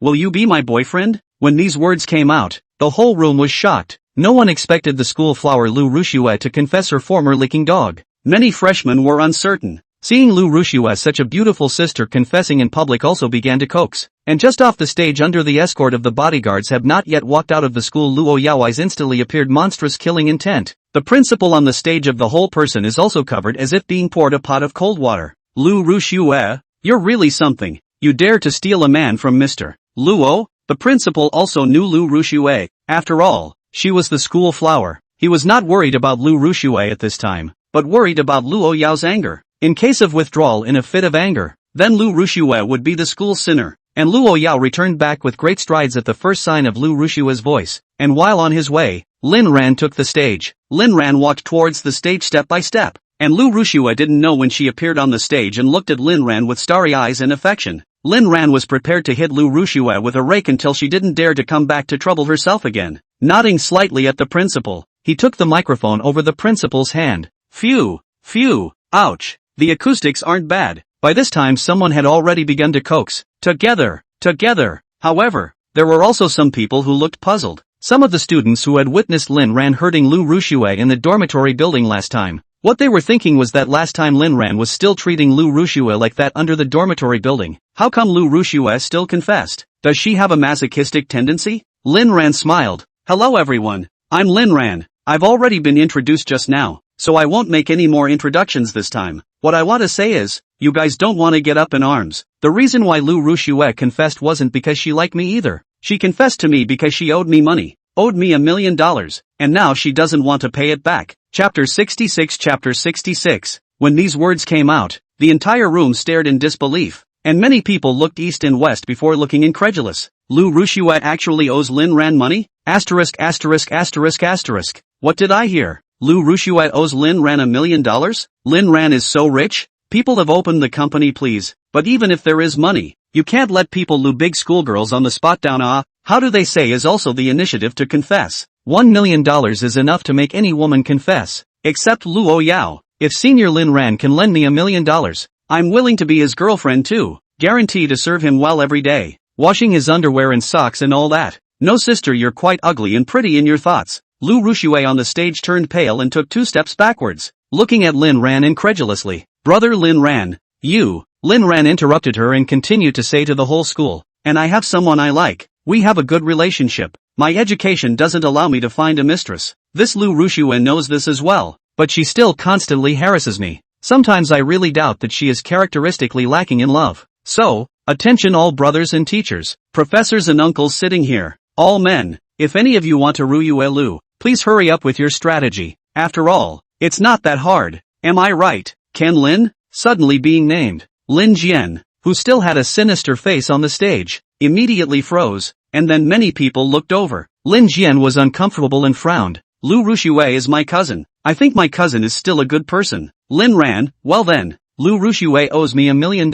Since you're her cousin, how about you pay it back for her? Lin family young master. Lin Jian felt as if he was being roasted on fire and suddenly realized something was wrong. Nonsense. How could my cousin ask you for a loan? Lin Ran revealed an exaggerated expression. No way Lin Xiao. Don't you usually pay attention to forums? How does she owe money someone has posted about? This statement alerted many people, who took out their cell phones and started searching. And sure enough, the video of the two of them, Lu Ruxue and Hua Hai and I, smashing up Lin Ran's car without listening to the surrounding classmates was raked out on the spot. At one time this was limited to a select group of people. This time it went straight to the whole school. Asterisk. Looking at the video, this Lu Ruxue really did smash Lin Ran's car. Lin Ran is that little brother who drives a Koenigsegg? That's too rich and handsome. This car is like a $1 billion.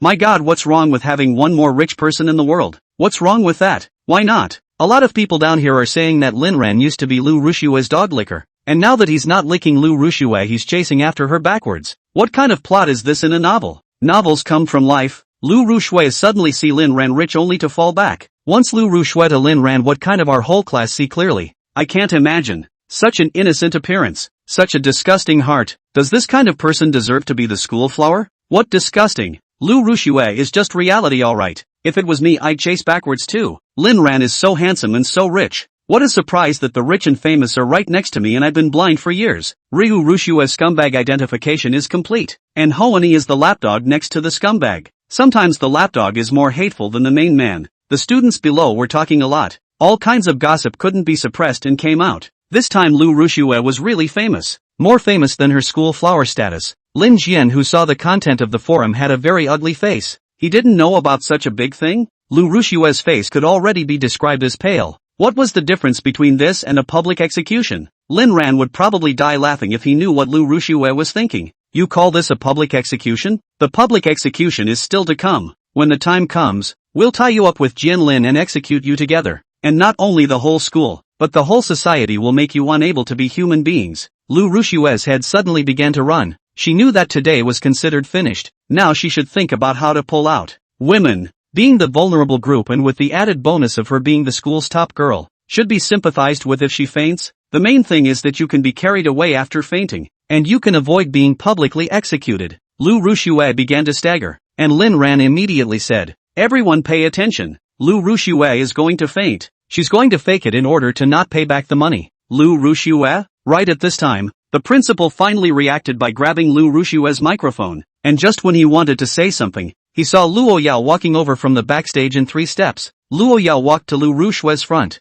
Without saying a word, a slap was slapped over. Lu Ruxue was slapped to the ground and directly fainted. Everyone was aghast. This party, it's so damn good. Luo Yao, looking for death? At this time Luo Yao's anger in the eyes of outsiders is a school representative's hatred, and Luo Yao as a donor. The school has this kind of students. Luo Yao also face. Lu Ruxue didn't know if she was really dizzy or fake dizzy. Luo Yao only used a slap. Luo Yao took a deep breath. She was about to be unable to hold back. Just as she was about to storm out, her hand was held by a big warm hand. "Don't be angry." Lin Ran's gentle words came, and Luo Yao's emotions slowly calmed down. After giving Lin Ran a deep look, he left once again, and a group of bodyguards rushed into the playground to help the students delete the video of Luo Yao's beating. Some of the students resisted, but all to no avail, and even if they kept the video, no one dared to send it out to the public. At best the school would look at it. At this moment everyone had a doubt in their mind. Did Lin Ran have some kind of relationship with Luo Yao? Why did Luo Yao's anger subside with a simple sentence from Lin Ran? Was Luo Yao referring to Lin Ran when she said "my people"? The principal of the school wiped cold sweat to make a final speech. The party's successful end. Everyone left. Lin Ran also took Wu Zhishang towards the parking lot. At this moment in the parking lot, Luo Yao's eyes were cold and stern as she looked at Lin Jian in front of her. Lin Jian said somewhat sheepishly, "Ms. Luo Yao, thank you for meeting me." Luo Yao narrowed her eyes. "Cut the crap. You said you have something to tell me about Aaron. What exactly is it?" Just now, Luo Yao cleared the place and waited for Lin Ran to come over. Who knew that Lin Jian was shouting from afar that he wanted to see Luo Yao, and that he had something to say about Lin Ran? Luo Yao only thought that Jian Lin was going to do something to Lin Ran, so she had someone let him in. Jian Lin, MS. Luo Yao, did you adopt my brother? Why did you do that? Luo Yao narrowed her eyes. Who told you that? Chapter 67. Chapter 67. Ken Lin, my brother wasn't like this before. He must have done something to upset you, so you're punishing him, right? I hope you can let my brother go. Luo Yao finally didn't bother listening. She confirmed that this Lin Jian didn't have anything important to say at all. He was purely a big sand sculpture. Just as she was about to have someone throw Jian Lin out, Jian Lin continued. My brother likes Lu Ruxue. You like this even if it is destroying other people's feelings? This. Lin Jian was sent flying 3 meters away by Luo Yao's kick, rolling on the ground for 3 weeks before stopping. He looked at Luo Yao in fear, incredulous that Luo Yao was so violent. Why? Why did you hit me? I'm telling the truth. My brother said he only likes Ruoxue Lu. Luo Yao's brain buzzed and her body began to shake. Lu Mang frowned at her side. Just then, Lin Ran appeared. On the way here, when Wu Zhishan looked at Lin Ran for the 18th time, Lin Ran finally couldn't stand Wu Zhishan's gaze anymore. Want to say what? Wu Zhishan, brother Lin. That Luo Yao. She wouldn't be sister-in-law, would she? Seeing that Lin Ran didn't deny it, Wu Zhishan's entire body froze like a wooden chicken. Brother, are you serious? Do you know who Luo Yao is? My goodness, I always thought that the rich woman who adopted you should be some executive from Luo's group. I didn't expect you to reach heaven in one step. Do you know how much money Luo Yao has? We agreed to meet together, but you just flew away? And then you come back and tell me you're going to start a business? You start your own business. Wu Zhishan was completely shocked. He used to have that little bit of guess, especially last time when he was in the Pangu Hotel, but he didn't dare to guess towards Luo Yao. This time he completely confirmed it. The rich woman who bagged his brother is the world's #1 plutocrat lady, Luo Yao, who shakes the entire business world 3 times when she says a word. It's not killing him anymore. It's scaring him to death. Arriving at the parking lot, Lin Ran found that there were surprisingly few people, as if the place had been cleared. It wasn't until he saw Luo Yao standing there that Lin Ran realized. Then again, he noticed that Luo Yao seemed to be angry, and Lin Ran's brows furrowed as well. And only after taking a closer look did he realize that there was also a Lin Jian lying on the ground. Lin Jian, Miss Luo Yao, if my brother offended you, I'll apologize in his place, but please don't destroy my brother's relationship with Lu Ruxue. If there's anything you want to do, come at me. Lin Ran's head also buzzed. Without saying anything, ran over and kicked Lin Jian, twisted sprawling. Damn, what kind of ing dog do you dare to replace me here? I'm replacing you? Shoot, groove. Wu Zhishan kicked along with him, and Lin Jian, who had just recovered from his injuries, became a bruised and swollen mess again. Seeing Luo Yao's unstable state, Lin Ran hurriedly signaled his bodyguards, who carried Lin Jian away without saying a word. Lin Ran walked to Luo Yao's side and gently stroked Luo Yao's body. Feeling the shaking sensation coming from Luo Yao's body, Lin Ran's heart ached and his hatred towards Lin Jian reached its peak. Lin Jian, you wait for me. If I don't play you to death, I'm not a human being. After a long time, Luo Yao's shaking finally stopped. Looking at Lin Ran with icy cold eyes, frightening Wu Zhishan beside Lin Ran, who didn't dare to look at him. Luo Yao's line of sight landed on Wu Zhishan's body, and Wu Zhishan felt a chill all over his body. Gulping and gathering courage, he lowered his head and shivered and said, Mr. Luo, sister-in-law is good. Hearing the word sister-in-law, Luo Yao didn't have any expression, but instead said a word faintly, reward. Immediately after that, Lu Meng came out behind Luo Yao and gave Wu Zhishan a check directly. Mr. Wu, feel free to fill in the numbers, as long as it's within the range of the bank's single acceptance. Just a reminder, don't write anything less than $1 million. We, Mr. Luo, can't afford to lose that person. Wu Zhishan froze for a long time as he looked at the check in his hand. Why did Luo Yao reward herself? Is it because he called her sister-in-law? So Luo Yao loves Lin so much? Until Lin Ran patted him on the shoulder. Here, just keep it. Only then did Wu Zhishan come back to his senses and say, thank you, sister-in-law. Thank you, brother Lin. Then I'll get out of here first and not disturb you. After saying that, he ran away without a trace. Luo Yao was satisfied with Wu Zhishan's performance. Reaching out to caress Lin Ran's cheek, he suddenly raised his hand and slapped it, stopping when his palm was only 1 centimeter away from Lin Ran's cheek and switching to gently caressing it again. Spend less time with Wu Zhishan in the future and leave more time for me. Lin Ran nodded. Yes, your honor, wife. Luo Yao, aren't you happy that I beat up Lu Ruxue? Lin Ran quickly grabbed Luo Yao's hand. No, I'm very happy. Does your hand hurt? He said and went to blow gently. Said also who to gently blow. Luo Yao heart to feel better. Ran, remember, if you don't want to deal with Lu Ruxue, just tell me. I promise to torture her to death. And Lin Jian, he just said that you like Lu Ruxue. I'm going crazy you know. Lin Ran, don't listen to other people's nonsense. I have such a good wife as you. How can I still like someone else? Can others support me? Can I drive a luxury car and live in a mansion and have whatever I want? You have to be confident in you. Only you can afford to support me. Lin Jian or Lu Rushue, don't believe a single punctuation mark of what they say. When I'm done utilizing them, I'll personally hand over the person to you to dispose of. Luo Yao's mind hadn't completely adjusted. Her eyes contained warm anger as she looked at Lin Ran. Ah Ran, I want to possess you. Lin Ran, here?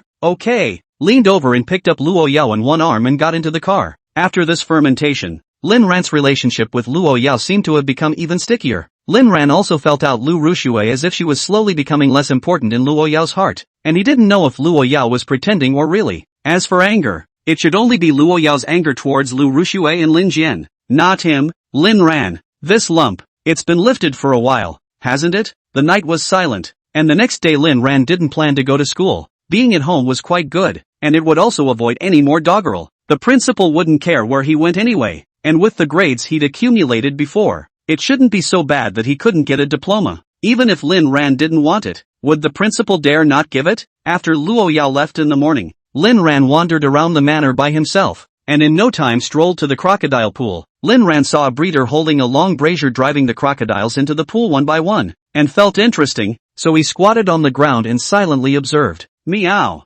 Lin Ran froze and looked sideways to see that a black cat was squatting next to him watching the crocodile with him. Lin Ran, Xiao Hei, where have you been these days, Blackie? Black cat, meow. I don't have any food on me. Let's go back to the villa and I'll feed you, okay? Meow. Chapter 68. Lin Ran said as he went to hug the cat, and this time the cat didn't run away, but was caught by Lin Ran. Lin Ran carried the black cat back to the villa and asked people to prepare some small fish. The maids were all very strange but didn't ask too many questions, and after a while they sent it over to Lin Ran. Lin Ran brought the food to the sky garden, feeding the cat while saying, in the future, you're fine to stay here. The scenery is good, but you can't urinate or defecate anywhere. Oh, meow. Lin Ran jerked the cat and fed it fish until the black cat stopped eating. Then Lin Ran let it go. The black cat shook its head and disappeared into the garden, and Lin Ran smiled. Little guy, with animals, be patient and take your time. It's like being in a relationship. You can't be too possessive right off the bat. This time when he saw the black cat, Lin Ran always felt as if he had some connection with the black cat, but he didn't know exactly what it was. In the air Hanazono Lin Ran fell asleep in a daze. He had a dream that was somewhat vague and unreal. The dream seemed to be a primeval forest, a pair of unusually creepy eyes, some numbing scene. After waking up with a start, Lin Ran could only remember this, and slowly couldn't recall it again. Just as Lin Ran was trying to recall, Wu Zhishang called, and when Lin Ran picked up, he heard Wu Zhishang sobbing. Rushing to ask, he realizes that Wu Zhishang has become like this because of what happened to Zhao Miao Miao. Brother Lin, I think Miao Miao is getting too close to that best friend of hers. I feel uncomfortable, but when I talk to Miao Miao, she thinks I'm petty. What should I do? Lin Ran, do unto others as they do unto you. You find a female brother too. Wu Zhishang, stop it brother, accompany me out for a drink. Lin Ran thought about it. It's still very early, not delaying picking up Luo Yao in the afternoon. So he agreed. The two of them met at a big stall, and after being used to eating fine chaff, Lin Ran still felt most at home here. There's still something special about driving a Koenigsegg and eating an open barbecue. Wu Zhishang's interest had not been high, so he drank one mouthful after another until after he had drunk too much. Lin Ran took out Wu Zhishang's cell phone and unlocked it and sent a message out, and not long after a woman with a duck-tongued hat appeared. After a few simple explanations, the drunken Wu Zhishang was taken away by the woman, and Lin Ran looked at the two people who left and smiled without saying anything. After looking at the time and missing his daughter-in-law more and more, he was ready to go to Luo Yao early, and at this point in time, the Lu family had completely made a mess. Because of the matter of Lu Rushue owing millions of dollars, this matter couldn't be hidden, nor could it be hidden. Plus the fact that Lu Rushue and Lin Jian were both injured today, the entire Lin family and Lu family knew about it, and they all sat down together in unison. When they learned that the culprit was Lin Ran, they all exploded, and Lu Yume wanted to tear Lin Ran apart on the spot, but she forced herself to hold back due to her persona. Lu Ritian, no, why should I give the money to that little brat Lin Ran? Jian Lin, now that the debt has been transferred from Lin Ran to Blade, it's no longer Lin Ran's money that's owed but Blade's. Lin Tianba, you weren't kidding when you said Lin Ran drove a Koenigsegg that time, were you? Lin Tianba was surprised that Lin Ran hadn't gotten a penny from the Lin family at that time. Yes, I saw it with my own eyes, and I didn't mean to smash his car. I didn't think he would transfer the debt. What now? Lu Rushue's eyes reddened. Lin Tianba's frown deepened. Not to mention where Lin Ran got the money. Just hearing that Lin Ran knew Brother Blade, Lin Tianba felt that something was wrong, but he didn't know exactly where it was wrong. Another discussion for a while. The two families all said that there is no money. Now $1 million for the two families. It is impossible to take out, but the Knife brothers' money and do not dare to owe. Lu Rushue completely despaired. The eyes she looked at Lin Jian no longer had any love in them. Quietly, he called Ken Lin to the kitchen. Brother Lin Jian, you help me out with this $1,100,000, or I'll publicize our relationship. Lin Jian was shocked and hurriedly covered Lu Rushue's mouth to look around. It was only when he realized no one was there that he let out a long breath. Are you crazy? That won't do you any good either. Lu Rushue, yeah, but it doesn't matter. I already have such a reputation now. Do I care about one more scandal of sleeping with my cousin? Lu Rushue is right. Now the Kyoto University, her reputation completely stinks, and even many former lickspittles have begun to expose Lu Rushue's gold-digging nature. From the school flower directly fell into everyone's scum girl. Lin Jian looked at Lu Rushue incredulously. He didn't understand why Lu Rushue had become like this. Sister Rushue, what are you talking about? How could I not care about you? It's just really hard for me, but it's okay. After I knew you owed money yesterday, I secretly sold some of my dad's collection just to get the money together for you, and I'm transferring it to you right now. $1,100,000. Already almost all of Lin Jian's belongings now. He endured the pain of transferring it to Lu Rushue. Lu Rushue revealed a touched look and asked, are you telling the truth? Ken Lam, of course it's true. Look at my balance. Is there any money left? Said also put the cell phone to Lu Rushue. Look. Lu Rushue looked sure enough. Lin Jian's balance is only a few $100s. Thank you brother Lin Jian. I was wrong about you. Thank you for giving me all your money to pay off my debt. Lin Jian hugged Lu Rushue and comforted her gently, but his heart was full of hate. He didn't sell any collections at all. What he could have sold had long been sold by Lin Tianba,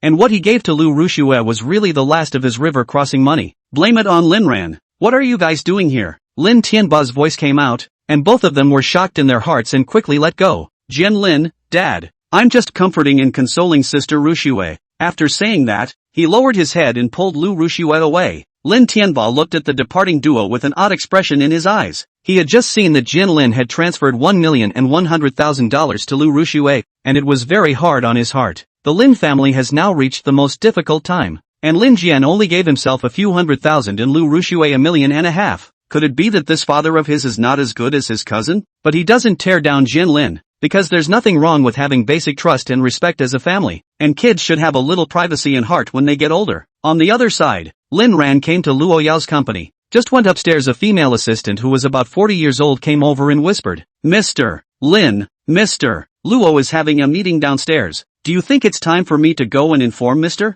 Luo? Lin Ran shook his head. There's no need to bother her. I'll just wait in the office. Okay, Mr. Lin. With that, Lin Ran walked into Luo Yao's office and sat in the boss chair looking out the window. Suddenly, Lin Ran remembered something and looked around. No one was there. Lin Ran picked up the small bottle on his desk, gently pulled off the cap, and took a note out of it. Lin Ran said in his mind that just looking at it and then pretending he hadn't seen it didn't count as voyeurism. Too curious. The note opened with a line. Chapter 69. Chapter 69. The note reads, Marry me when you grow up. The words when I grow up were written in a crooked, childish manner, while the word I was very showy and rigid indeed, and it was clearly two people's notes. Lin Ran stiffened. Did Luo Yao write this? No, it should have been written by a man. If Luo Yao had written it, it would have read marry you when I grow up or marry so-and-so. But no matter who wrote it, Luo Yao kept the collection to prove what? Could it be that Luo Yao has a white moonlight besides herself? And the childish script was clearly written as a child. Lin Ran was sure that he hadn't lost his memory,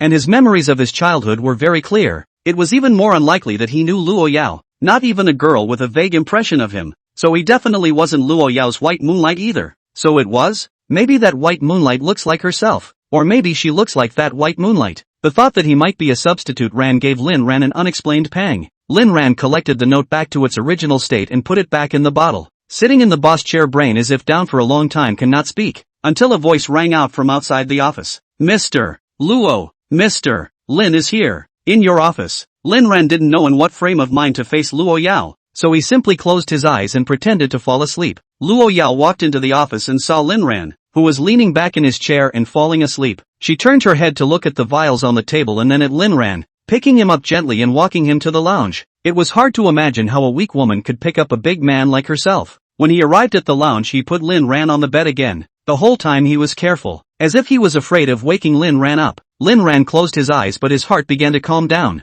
Luo Yao's gentleness towards herself and her kindness to herself was definitely not fake. Was she really a double? But he was incredibly certain that he definitely didn't know Luo Yao before. Feeling Luo Yao's gentle movements, slightly cold touch on his cheeks, Lin Ran's heart melted a little. Now that Luo Yao was by his side, didn't that tell you everything? Even if it's a stand-in, then he'll be a good stand-in until Luo Yao doesn't want him anymore. It was something he owed her. But as soon as he thought that Luo Yao might one day leave himself to return to the arms of white moonlight, Lin Ran couldn't control a pang of heartache. Pretending to wake up leisurely, he saw Luo Yao looking at himself out of breath. "Honey, did you carry me to bed?" Luo Yao was guarding Lin Ran's side, her eyes unblinking as she stared at Lin Ran. She felt that it was the most wonderful thing for Lin Ran to appear in her life. "Yes." "Ha, what strength you have then." Luo Yao raised her small fist. "I practiced." Lin Ran pulled Luo Yao into his arms to lie down. Hiss. A sudden tearing sensation came from the wound that had obviously healed. Luo Yao tensed up and reached out to touch Lin Ran's wound and asked,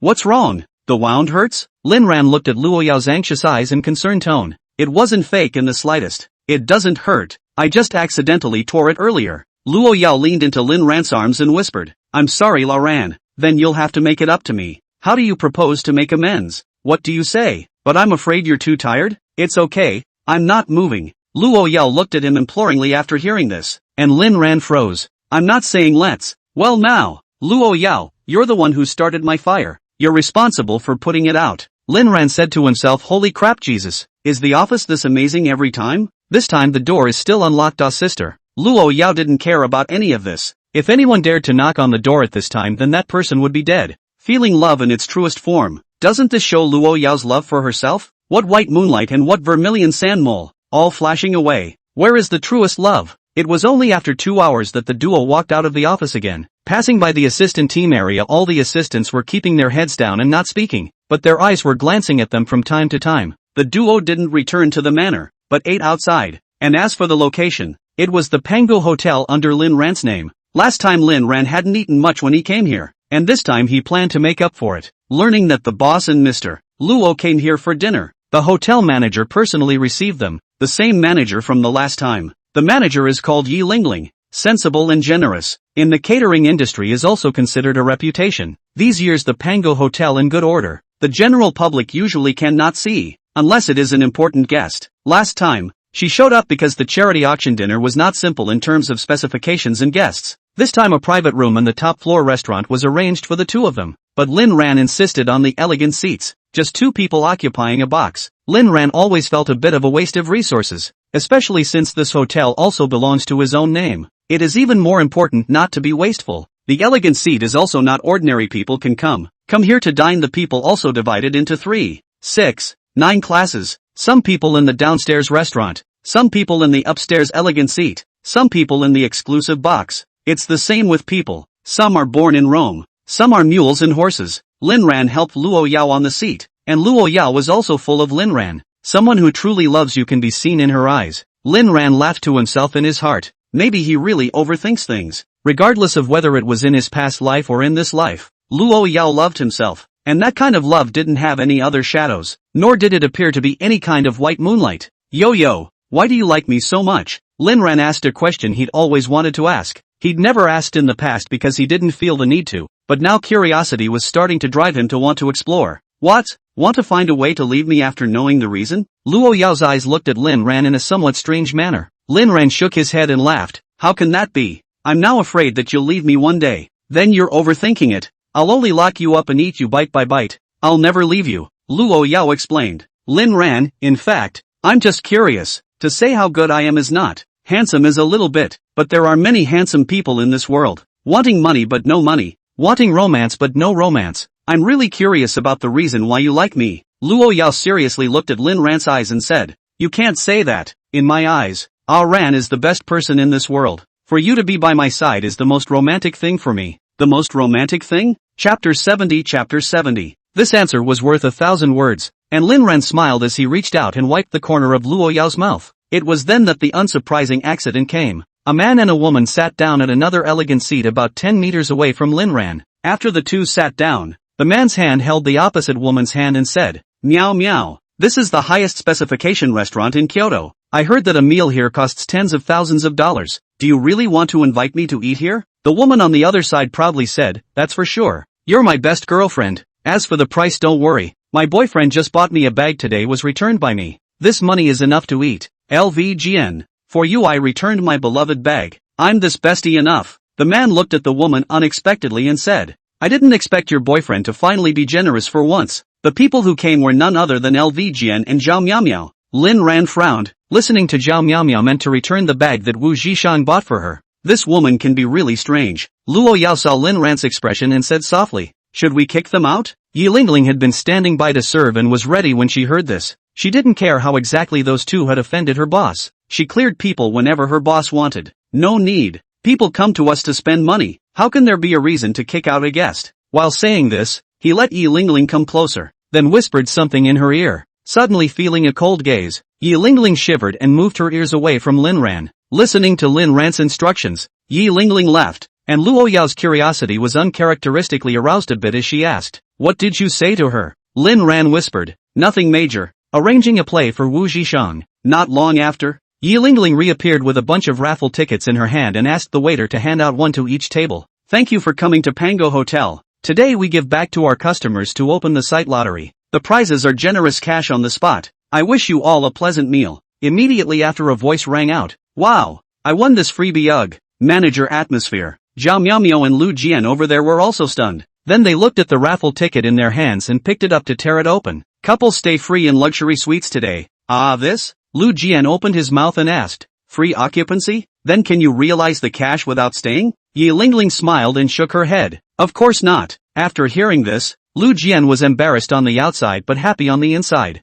Meow meow. The luxury suite here costs several $1,000s a night. Do we want to experience it? Zhao Miaomiao was a bit torn and said, but it's not quite right, is it? I promised my boyfriend a date at night. Lu Jian instantly revealed a bitter smile and said, that's right, you're the one who has a boyfriend. I can't always think of letting you accompany me. Forget it, I won't live on my own. After all, I don't have a girlfriend, and we're not a couple, and the people around us are getting further and further away. AI, born and bred. I'm sorry. Zhao Miaomiao immediately tensed up and looked at Lu Jian and said, what are you babbling about? Good. I'll just accompany you. Lu Jian revealed a happy expression, and in no time they finished eating. The whole time Lin Ran was silently observing without speaking, and didn't let them recognize him. Only after the two had left did Lin Ran raise his head, a brilliant light in his eyes. Yo, will you think I'm a bit of a bellyacre if I do this? Luo Yao, no way. Everything Aaron does makes sense. I like it all. After a while, Yi Lingling came back,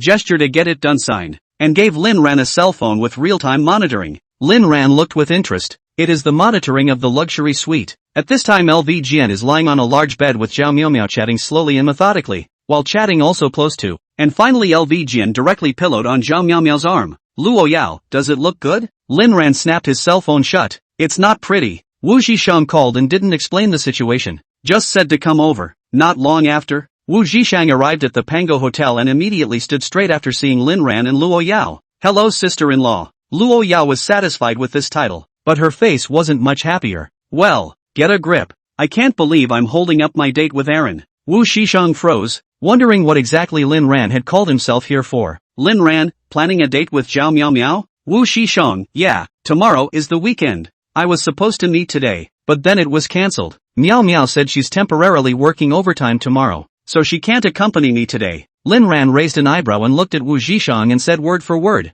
I saw her get a room with Jian Lu, right here. Wu Zhishang was startled. His eyes were wide with disbelief, but he didn't dare to disbelieve it because the one who told him this news was Lin Ran. Room 1801. Wu Zhishang froze in place for a long time, his feet never moving, and took out his cell phone to send a message out. Baby, where are you? In the company's dormitory. What's going on? Turns on video. Wants to see you. No, the roommates are off and it's inconvenient. Miss me, I'll send you a couple pics. Photo, selfie x3. The background was really the dormitory. Wu Zhishang was silent for a long time and slowly moved his pace. Lin Ran thought about telling Luo Yao and followed him. He was afraid that Wu Zhishang would do something after impulse. Then hurry up. I'll wait for you in the parking lot. Luo Yao gave Wu Zhishang an icy cold look in her eyes before going downstairs to wait for Lin Ran. At the door of 1801, Wu Zhishang gathered courage and knocked on the door. No one answered. Knocked again. Still no answer. Put my ear close to the door. and there was nothing. Lin ran inside and had the waiter bring the room card and hand it to Wu Zhishang, who opened the door with a shaking hand. Immediately after going in,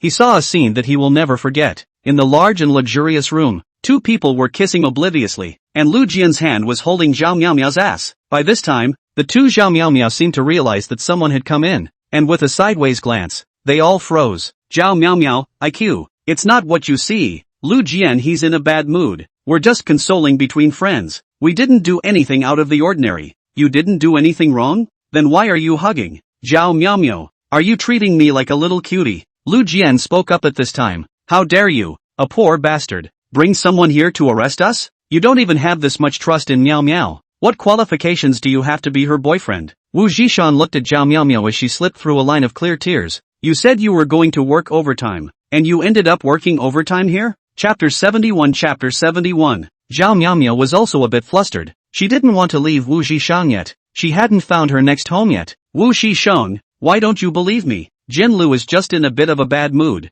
So what's wrong with me coming to keep him company as his best girlfriend? Wu Zhishang's heart was ashen. You mean company is cuddling together in a room and doing this kind of thing? Kissing is just a comforting behavior. It doesn't mean anything. You have to believe me. Zhao Miaomiao was still perking up. Lin Ran was thunderstruck on the outside by their words, and he admitted that he had underestimated the lower limits of this pair of dogs and girls before. Wu Zhishang's hanging heart completely died. Very well, then you stay with it, and we'll leave it at that. Said to leave, Lin Ran surprised Wu Zhishang calm, looked at Wu Zhishang's look to understand. Has been mourning great heart death? Zhao Miaomiao anxiously asked. What do you mean? I said I only came to comfort Jian Lu. Can you stop it? Wu Zhishang, I'm making a scene? Okay, I won't make a scene. I'll go. Zhao Miaomiao was furious. She hated Wu Zhishang's current attitude. Your presence here proves that you don't trust me. Wu Zhishang, I can't imagine that you're this kind of person. And how did you know that I'm here? Has it been spying on me all along? Wu Zhishang revealed a bitter smile. This hotel is Lin's. He saw you guys talking and laughing and came here to get a room. I believe Lin won't lie to me. Do you need me to call the hotel attendant for a confrontation? Zhao Miaomiao went cold and finally let go of Lu Jian, saying, What did you say? He said I own this hotel and that you guys just won the lottery and came here to get a room. Am I wrong? Both of them were shocked. They weren't shocked by what Wu Zhishang said, but by Lin Ran's identity. Ha, you guys can really brag. Lu Jian expressed his disbelief. Wu Zhishang took one step out of the room. He didn't want to dwell on right and wrong. He just wanted to get out of here early, because as long as he was still here, his heart was doubly tormented. Lin Ran followed suit. Zhao Miaomiao pushed LV Jian out of the way and chased after him, while LV Jian frowned as he stood up and walked at the end. How did a nice romantic moment turn into this? Arriving downstairs at the hotel, Lin Ran patted him on the shoulder for comfort. Bro, breaking up is her loss. You're lucky. Zhao Miaomiao doesn't love you at all, and those who love you won't let you get hurt. Wu Zhishang's face was still streaked with tears, and his forlorn appearance was heartbreaking to watch. I see, brother Lin.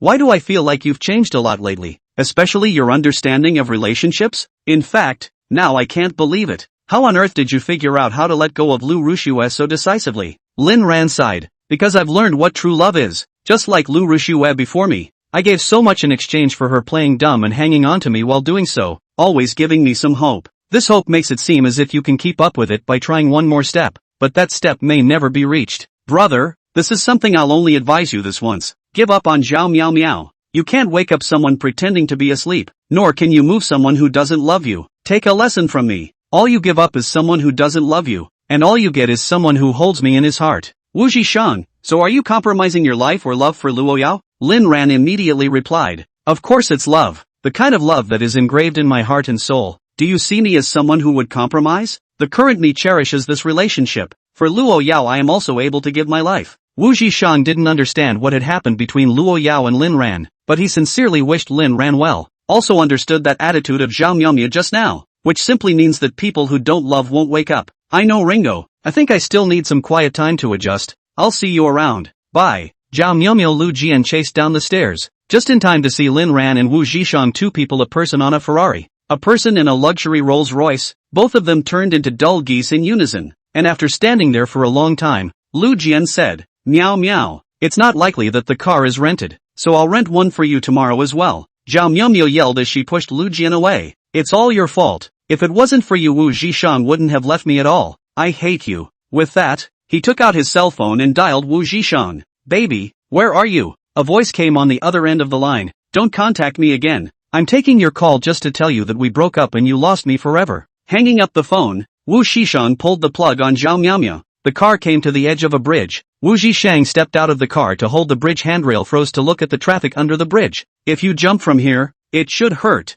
right? No, I still owe Lin money. I can't die yet. Zhao Miaomia, why are you doing this to me? Am I really just your spare tire? Thinking about it, Wu Zhishang cried and cried. A man who can shed tears is so sexy. A clear voice came, and Wu Zhishang turned his head sideways to see a familiar woman. What brings you here? Chen Xingtian leaned over and looked at Wu Zhishang seriously. Out of love? Then I'll selflessly offer to have a few more drinks with you. Back to the estate in the Rolls Royce. This kid, Wu Zhishang, is afraid of losing his love. Luo Yao stared at Lin Ran. Ran, you don't really have any feelings for Wu Zhishang, do you? Lin Ran froze, then had a black face, thinking how could Luo Yao doubt his sexual orientation. Then he heard Luo Yao continue. If you get too close to Wu Zhishang, I really might deal with him, even if he is a man. Lin Ran took a deep breath and said, Yao Yao, we're just hairdressers. Our relationship is good but definitely not the kind you imagine. His mom and dad are nice. I just want to help him solve a little bit of trouble this time. If this makes you misunderstand, then I'll see him less in the future, and spend all the time I can spare to accompany you, okay? Luo Yao nodded. Alright, I believe you. However, can you repeat back to me what you just said to Wu Zhishang? Lin Ran, what's the word? It's what you say your love for me is. The corners of Luo Yao's mouth hooked up strangely, just like a ghost. Lin Ran froze, then laughed. So you heard me, no problem. You can let me say it a few times. Love, not only to do it, but also to express it. Having just returned to the manor, Luo Yao and Lin Ran got out of the car before realizing that something had happened. The visit from the uninvited guest caused Luo Yao to frown. I can't believe it, great niece. I can escape from a place like that. Chapter 72. Chapter 72. Inside the manor villa, a woman with a beautiful look who appeared to be in her 30s was sitting elegantly in the hall, raising her hands and feet to be as seductive as possible. All the servants were all absent, and only the butler, Fu Bo, was alone, frowning without knowing what he was thinking. Seeing the visitor, Lin Ran's heart stuttered. This woman appeared a full year earlier than in her last life. The person who came was no other than Luo Yao's own aunt, Luo Woyo, and the only female of the Luo family in the previous generation. Luo Yao was the only female in this generation. Luo Yao, who gave you permission to appear here? The woman elegantly stood up and walked towards the duo step by step, eventually stopping in front of Luo Yao, but turning her head to observe Lin Ran. Luo Yao's gaze went cold. What are you doing? The woman then smiled flirtatiously, a smile that had a magic that made people fall. Ha ha ha, what am I here for? Naturally, I'm here to see what kind of saint can become my niece-in-law, he said, picking up Lin Ran's chin with one finger. Just a little bit better looking, nothing more special. Luo Yao's gaze was like a knife. If Lin Ran wasn't here, she would have already made her move, but now she needed to think about it a little more. After all, the woman in front of her wasn't exactly an easy master to pin down. Lin Ran sidestepped Luo Wuyo's teasing and looked at her with sharp eyes. I don't like eating chicken claws. Put away your hands. Luo Wuyo froze. She didn't expect Lin Ran to react so coldly. Was her charm not enough? Not bad. Still a bit different. Saying that, he looked at Luo Yao and asked, where did you hide your second uncle? Tell me and I won't look for trouble with this little handsome boy. Otherwise I don't know what I'll do. Luo Yao, you seek death? Luo Wuyo bent down and laughed exaggeratedly. Xiao Yao ah. We're all the same kind of people. Although you're very powerful, your aunt, I'm not a vegetarian either. As if thinking of something, he sighed again and said, but I'm not as good as you in the end, not as ruthless as you are, or else I wouldn't have become what I am now. Luo Yao coldly asked, what, do you want to spar with me? Luo Wuyo put away his smile. You can also try. The two just stared at each other. Their eyes were very similar. Luo Yao still carried Luo Wuyo's shadow on her. Lin Ran suddenly stopped between the two and said, I say, since we're all family, why do we have to get to this point? Is there anything we can't sit down and talk about? Both of them were looking at Lin Ran with some surprise. With the aura that they had just displayed, ordinary people wouldn't even have the courage to speak. But this man was coping with it. Luo Wuyo put away some scorn and looked at Luo Yao, waiting for an answer. Then let's talk about it. Luo Yao was the first to speak, and walked towards the study. Luo Wuyo looked at Lin Ran in surprise,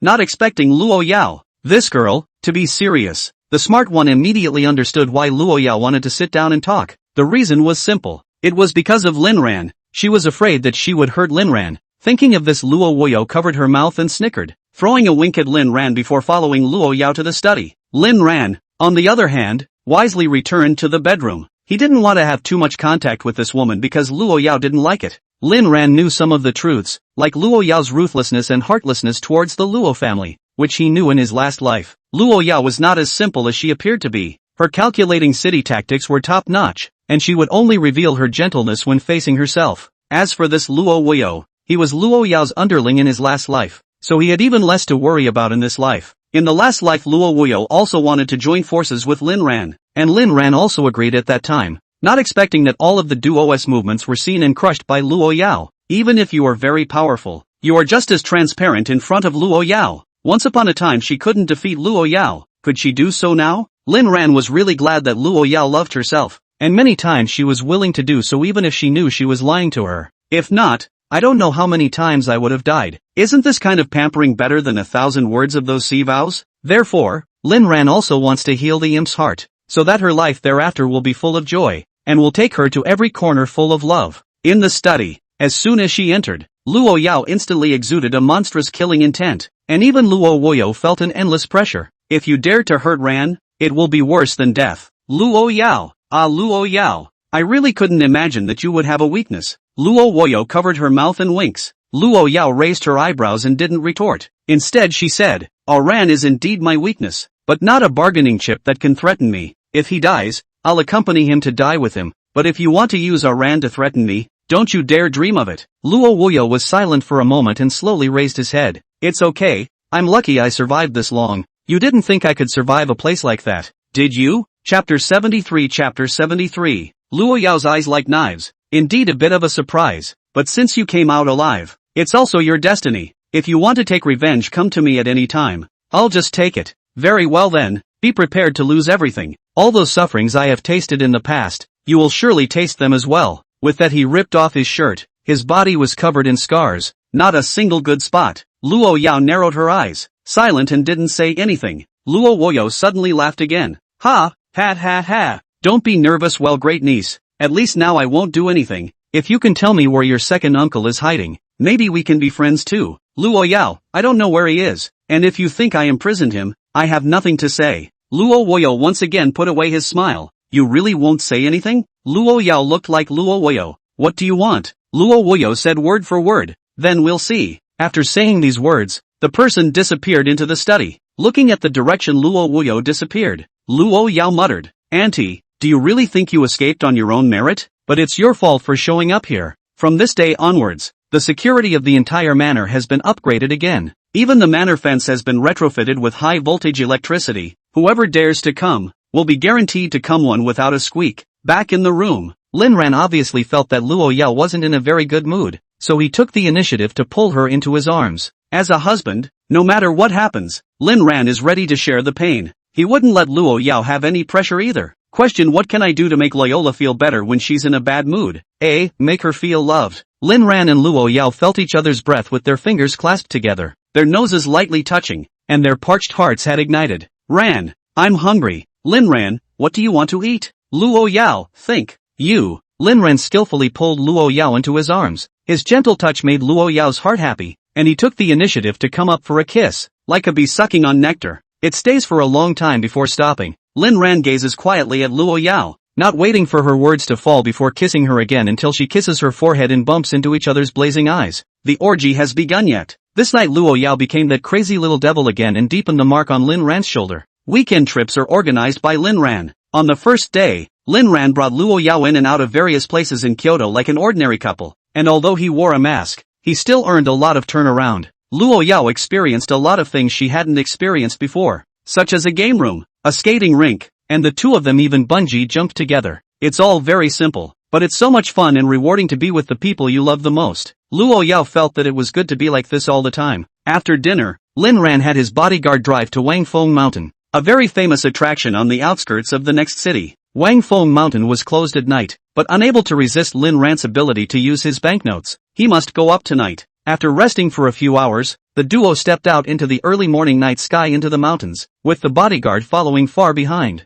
As he crawled, Lin Ran gently hooked Luo Yao's index finger with his index finger. Do you know why I'm giving you my index finger? Why? Because 10 fingers are connected. Ha! It's not my hand you're holding, it's my heart. The corner of Luo Yao's lips slightly hooked. Mind your mouth. Why? Lin Ran wondered. because I might kiss you any time. After saying that, he directly sipped Lin Ran, and Lin Ran touched his lips and smiled happily. He preferred the current Luo Yao, relaxed and joyful, who would also express love, which was what he wanted to see. What are you looking at? Luo Yao realized that Lin Ran had been staring at himself with a smile. Look at you, look good. You must have been a coke in a previous life. I'm so happy to see you, I'm bubbling. Luo Yao heard this and directly sat on the ground and said, what a corny love story. I'm tired. I'll ran carry cola up the mountain. If your feet are fast enough, we can still catch the sunrise. Lin Ran crouched down dotingly. Luo Yao's whole body hung on his body. Luo Yao's breathing sound came from his ears. Lin Ran felt like the whole world melted at this moment. Sweat slowly slides down his forehead. Luo Yao reaches out to help Lin Ran wipe it off, but just won't come down. If there were levels of love, Lin Ran thought that right now was the highest level. Stepping into the faintly lit sky, the duo finally reached the top of the mountain. Suddenly, Lin Ran pointed to the shimmering light in the sky and said, look, sunrise is about to begin. Luo Yao turned her head and cast her eyes over as well, and indeed she saw an incipient glow. Taking advantage of Luo Yao's efforts to turn her head, Lin Ran prepared herself, and when she looked back at Lin Ran again, her entire body froze. Lin Ran knelt down on one knee, holding a dazzling diamond ring in his hand that looked glittering in the dim light of the early morning. Ms. Luo Yao, this is your diamond ring. Please check it and wear it for the rest of your life. Luo Yao's heart skipped a beat and she admitted that she had fallen into the trap called love. Chapter 74. Chapter 74. Slowly extending his hand, the slender ring finger of his white palm stood out, representing Luo Yao's compromise. For a lifetime, never leave. Aaron, do you really think so? Lin Ran took out his diamond ring and knelt down on one knee to put the ring on Luo Yao's hand.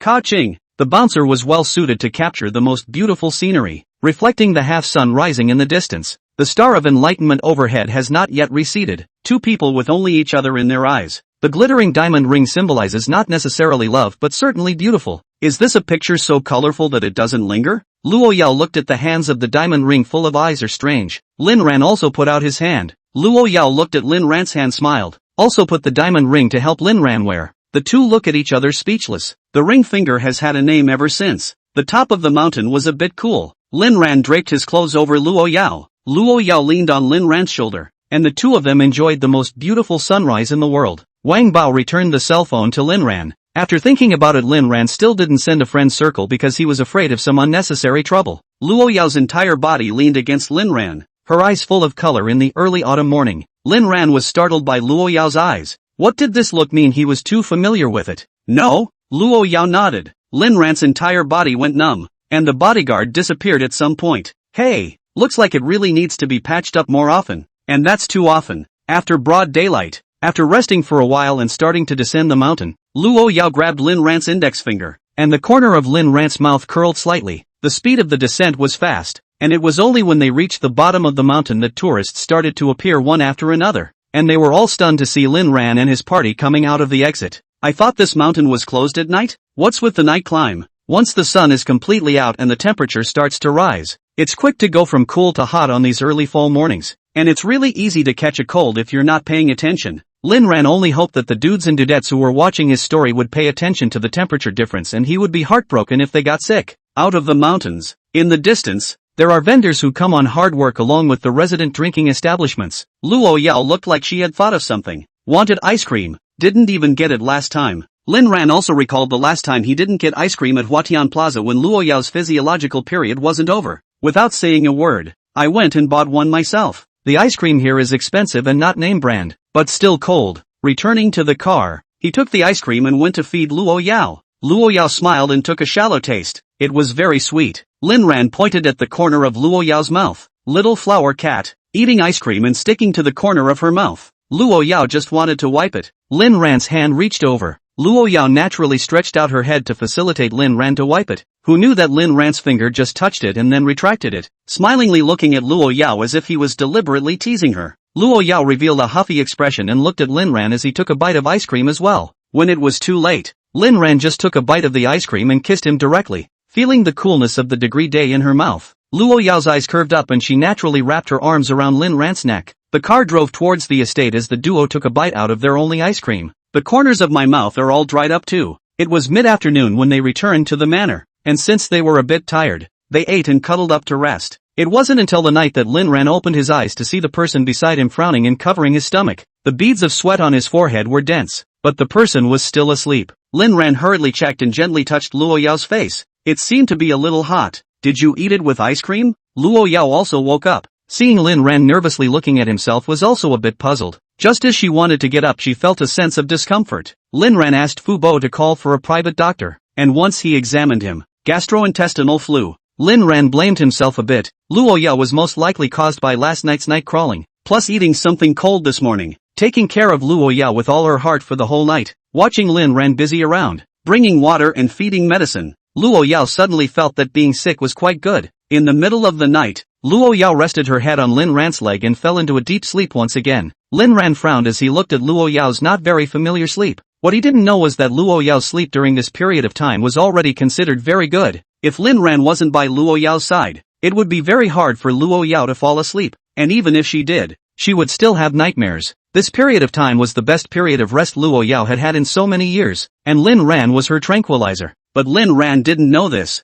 and he didn't think so. He was now thinking about those overbearing presidents in the novels are not all busy leading to excessive stress, but also because of the irregularity of the 3 meals do not move the stomach disease. This Loyola gastrointestinal flu may be a warning. It also showed Lin Ran that imps could get sick too. So, his care is not enough. His love is not enough. At least get the overbearing Stepford wife's stomach in shape, or else I'm really afraid of finding out what's wrong with her stomach someday. The next day, the busy week began anew, and Luo Yao endured her illness to go to the office. Lin Ran fell asleep due to taking care of Luo Yao until almost dawn, and when he opened his eyes the person was already gone. Lin Ran went downstairs and asked before realizing that Luo Yao had already left. Takes out his cell phone and sends a message. Get plenty of rest if you're sick. Did you take your medicine in the morning? Soon. The message replied. Thank you husband for your concern. I'll take care of it. The medicine has been taken. Thinking of you. Lin Ran, me too. Luo Yao, you worked hard last night. Rest more at home. Rinrun, okay.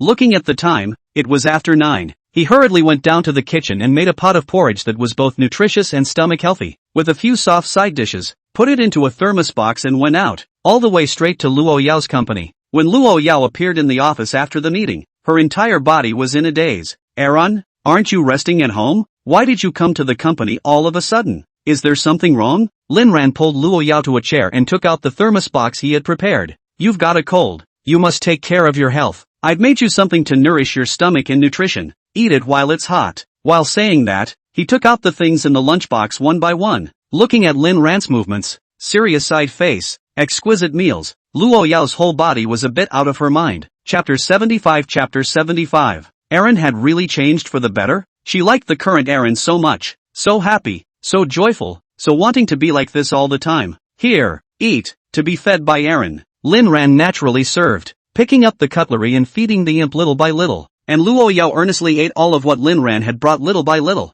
not a single drop left. Lin Ran, you must eat properly in the future, or I'll be heartbroken if you get a stomach bug. Luo Yao just wanted to say that she doesn't have a stomach problem, but didn't say anything. After thinking about it she naturally quirked her eyebrows and covered her stomach and said, then Ran will have to feed me more often to make it work, or else I won't be able to notice this on my own. Lin Ran nodded and said, yes, willing to serve. Presidents really do have stomach problems. A knock sounded on the door and Lu Meng walked in, smiling even after seeing the duo. Handing over some documents to Luo Yao, he reported another piece of news. Mr. Luo, Mr. Lin, Saran Group opened today? The pre-sale effect is not bad. More than 20 properties have been sold in one morning. Lin Ran raised an eyebrow. Last time he had asked Luo Yao to help keep an eye on the Su Ran Group's developments. He didn't expect to get the news today in a hurry. Seeing that Lin Ran was silent, Luo Yao gently spoke. Ran, go ahead and do whatever you want. There's no need to worry with me. Of course I'm not worried with you,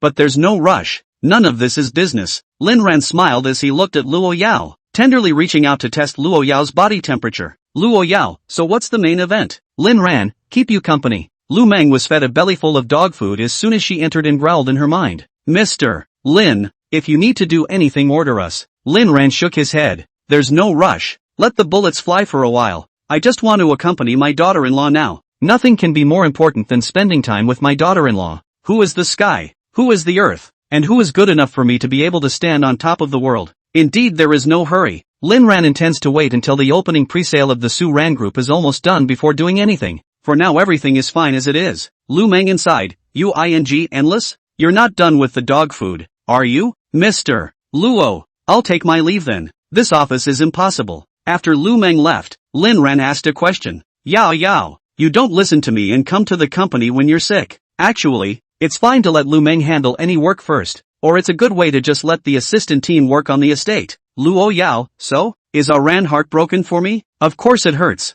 I'm going to punish you for not listening. Luo Yao, that's up to you. I'll have someone find whatever contraption you want. Lin Ran had a black line on his face. Yao Yao, can you not always have color scraps in your head? There are still a lot of other things in this world that are worth doing, and you're sick right now. You shouldn't exercise. Luo Yao froze, blinked and said, like what's worth doing now? Like letting me visit your secret room? Lin Ran said tentatively. You really want to see it? Lin Ran, may I? Luo Yao was silent for a split second before saying, then don't blame me or run away after you read it. Lin Ran, what am I running for? Are there demonic beasts in there? Besides, even if I wanted to run, could I get away? In my last life, I could be dug up if I died. Where do I run? Besides, I have already planted your hands in my life. I simply can't leave you. That is, death is expected to die on the belly. Lin Ran's words flattered Luo Yao, so happy that her eyes narrowed. Okay, then I'll show you. Making up her mind, Luo Yao got up and came to the bookshelf, gently tapped 3 times on the side of the bookshelf, and immediately after that the bookshelf began to move until it revealed a door-sized space. Lin Ran sighed in his heart as he watched Luo Yao take the lead and walk in.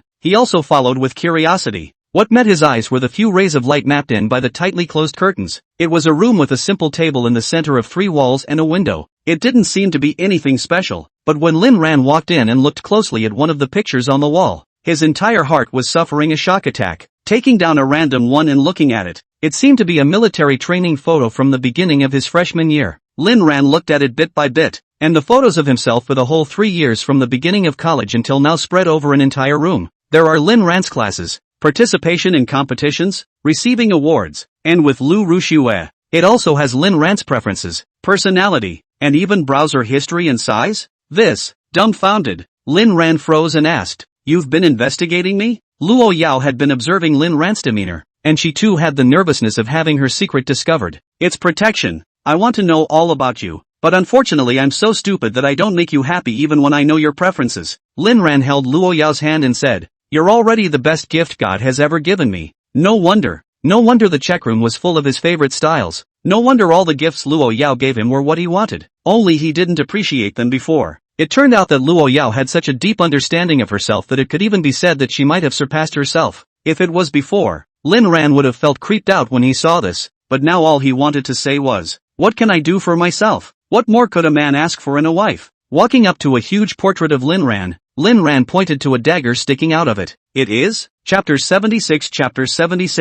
Luo Yao, sometimes when I am angry, I can't bear to hurt you, so I can only hurt your portraits to relieve my anger. But sometimes when I can't see you, I can only guard these portraits and look at them, fantasizing that you've always been by my side and never gone away. Lin Ran was silent for a moment. He could imagine Luo Yao's once saddened look at his love but not being able to guard the portrait, putting Luo Yao's hand on his heart. All that unpleasantness once was just that my mind's eye hadn't been opened yet, and now this heart is beating, and it's beating for you. Luo Yao's face looked a little flushed throughout, and Lin Ran looked a little dumbfounded. In the past, Luo Yao's face had been very white, with little reddish color. Could this be attributed to himself? No need to guard those pictures any longer. As your husband, of course, I'm at your beck and call. Luo Yao's mood was really changing for the better as she looked at herself and Lin Ran clasping their fingers together, the 2 diamond rings touching. Perhaps one could actually stay with Aaron for the rest of one's life. Walking over to the center table, which detailed Lin Ran's daily schedule, he casually looked at it. On September 1st, at 9:03 p.m., Lin Ran entered the dormitory to meet with Wu Zhishang.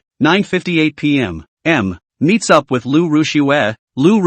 Lin Ran, I want to talk to you. Lin Ran, what? Is the money ready? Lu Rushue. Lin Ran. He had thought about Luo Yao knowing all of his whereabouts, but he hadn't thought it could be detailed to this extent. Luo Yao looked at Lin Ran a little nervously. She felt a little impulsive to bring Lin Ran in today, but Lin Ran mentioned it. She couldn't refuse because she was Luo Yao. Ran, are you afraid? Lin Ran just said with wide-eyed bewilderment. Should I say no? Daughter-in-law, your ability is really strong. I just want to know, how did you know about our conversation? Because someone on the staff knows how to lip sync. Luo Yao didn't say exactly. In fact, Lin Ran had a recording function on him not too long ago. She didn't really want Lin Ran to know. Lin Ran was also really a bit speechless, sighing that Luo Yao really had a lot of talent underneath her. Okay, I'm really convinced. I told you there was no way I could escape you. Thankfully I won't have to in the future. Luo Yao's entire face appeared below Lin Ran's line of sight, giving Lin Ran a beauty blast. Really, no more running away? If I run away again, my whole family dies. After staying in the secret room for a while, Lin Ran also understood what this place was for and was ready to leave when Luo Yao reached out to stop him. Where are you going? Are you angry? Lin Ran, of course not. You have work to do. I'll go home and cook for you. Luo Yao's eyes lit up and nodded. Good. Lin Ran came to the school before returning to the manor, coming to make a card every few days and visiting Principal Tang as if he were completing a task. Principal Tang was polite to Lin Ran, as if he had something to say. Principal, is there anything you'd like to say? Principal Tang smiled awkwardly and said, Student Lin Ran, you see I'm the head of a school, but in fact, to put it bluntly, I'm just a bitter person, busy every day for the sake of building our campus better. Headmaster, if you have something to say, just say it. It's like this, the financial allocations in these years have been less and less every year. The resources are starting to tilt towards schools like Shuai-Mu and Jingbei. Although our Jing University is also a top school, we're still a little bit different from them. If it wasn't for Luo's group that has been sponsoring our scholarships in these years, it's estimated that the number of talented people who would enroll in our school would still be even less. Wanting the school to grow is not something that can be accomplished overnight. It can only be done bit by bit, but I find that no matter how hard I try, the gap gets bigger and bigger, like the library that was pre-built this year, and there was no appropriation of funds from above. Hearing this, Lin Ran sort of understood and opened his mouth to ask, how much money is needed? Simple and direct is the fastest way to talk. Lin Ran still have to rush to the company to take a look and then go home to cook for his daughter-in-law. Delayed daughter-in-law dinner, you can be responsible for it? The principal slowly extended a finger. About all of this is needed, including building the library, managing the operations, and purchasing equipment, books, etc. Lin Ran said to himself, good lord, that's quite a lot. Well, I can pay for those. Principal Tang looked surprised. You're out? Lin Ran nodded. Well, but it has to be funded in the name of Manhwa Real Estate, and you can also use the school's talents in this aspect of construction. As for the manpower, I'll think of a way to do it subsequently. Principal Tang originally just wanted Lin Ran to mention it to Luo Yao and he'd be satisfied, but he didn't expect Lin Ran to agree directly. Good. Ha ha, it's really an honor to have you as a student in our school. Thank you for doing this for the school. Since I promised, let's find some time to agree on a project plan. Now I'm going to go home and cook for Luo Yao. She's sick and has a bad stomach. Lin Ran got up to say goodbye. Principal Tang didn't stop him. His mouth was grinning up to his ears. Chapter 77. There was a small incident when Lin Ran left the school. He paid attention to whether there was any appearance of Lu Rushue the whole time, fearing that he would run into this spoiler. But Lu Rushue didn't run into it, but ran into Lin Jian instead. I ran into it when I was in the bathroom going to the toilet. And Lin Ran said to himself, you should at least wait for me to finish peeing. Lin Jian didn't open his mouth for his brother like he used to, but rather a questioning tone. What's your relationship with Luo Yao? Lin Ran, what do you care? Get out of here. You haven't gotten enough beatings, have you? You can do it. I can roll, but I'm warning you, Luo Yao might just be treating you as her plaything. How can a woman of that level be sincere to you? As a younger brother, I would advise you to stay away from women like that, or I won't be there to collect your body if anything happens. It was now during class and the bathroom was just Lin Ran and Jin Lin. Lin Ran lifted up his pants after peeing and looked over to the urinal. This urinal also seems to be clogged for some reason, and there are a lot of cigarette butts in it, so I guess one of the students did it. And then look at a face of indignation. Look, Lin Jian. Lin Ran said that this guy is really 3 days do not fight on the room. How did not find him before is a beaten saint body it. Also, you took so much money from the Lin family. Don't you have the urge to apologize to Dad on your knees? Do you know that because of you, Dad is now living? Lin Jian was still pushing with no end. Lin Ran directly grabbed a handful of his hair and yanked it over, followed by pressing it into the urinal. Lin Jian looked at the yellow liquid that was getting closer and closer to him. His entire body stared in horror, his mouth constantly shouting, Lin Ran, let go of me. What are you doing? Gollum. Lin Ran let go of him only after Lin Jian had cleaned out the urinal, and Lin Jian lay down on the floor and began to dry heave. Asterisk, you're ing disgusting. I advise you not to throw up or I'll make you eat everything you spit out. Lin Jian looked at Lin Ran incredulously. Lin Ran was wearing a smile, but the feeling he gave off was exceptionally horrible. He didn't understand why Lin Ran had become like this. He didn't dare to spit because he was afraid that Lin Ran would actually make him eat it. The current Lin Ran had become violent, bloodthirsty and perverted, and it seemed like he was powerless in front of him. Why? When did Lin Ran become so powerful? Lin Ran wouldn't say that he was reborn back, The last 3 years of his last life had been a lot of exercise, although not as good as Luo Yao's kind of perverts, but it was still easy to deal with Lin Jian. This little punk. You can sue the teacher or go home and cry about it, but it doesn't matter. If it can be dealt with, I'm always welcome, he said as he washed his hands, shook off the water and left. Ken Lam didn't have a bruised nose this time, but he was fed a load of piss. He didn't dare to tell anyone about it either, for fear of being humiliated. If people at school found out he drank spiked beer, it would be a laughing stock. Vomit. Vomit. After vomiting for a while, he rinsed his mouth, cleaned himself up and went out, just in time to run into the students who came out of class, secretly thankful that just now it was a leave of absence from class to come to the restroom, or else the other people saw it that really can't be a person. Just a few steps, ran into Lu Rushue. Lin Jian remembered that last time he gave Lu Rushue more than $1 million to pay off the debt, and wanted to ask how the back was handled, so the two came to the corner where no one was. Thank you, brother Lin Jian. I've paid my debt. If it weren't for you, I'd be finished. Only then did Lin Jian show a hint of a smile and said, it's okay, who made you my favorite sister? Lu Rushue was moved to tears. At this moment she had forgotten about the idea of recovering Lin Ran, and couldn't help but raise her foot and kiss Lin Jian. Since the welcome party, Lu Rushue had a really bad time. Wherever she went at school she was pointed at. It's a good thing that the world is never short of lickspittles, so she was able to rely on a few free cannon fodder to continue to maintain her already collapsed persona. Lin Jian was startled and hurriedly pushed her away, saying, pay attention. This is a school. Lu Rushue smacked her lips with a puzzled face. Brother Lin Jian, why is there a strange odor in your mouth? Lin Jian looked embarrassed, scratched his head and said, maybe it's because I ate betel nut. Lu Rushue, this flavor of betel nut? Brother Lin Jian, you're so bad. How dare you eat that kind of thing? Ken Lam. Besides, Lin Ran came to the company only to find that many of his classmates had become their own employees. In the company, internship is not happy.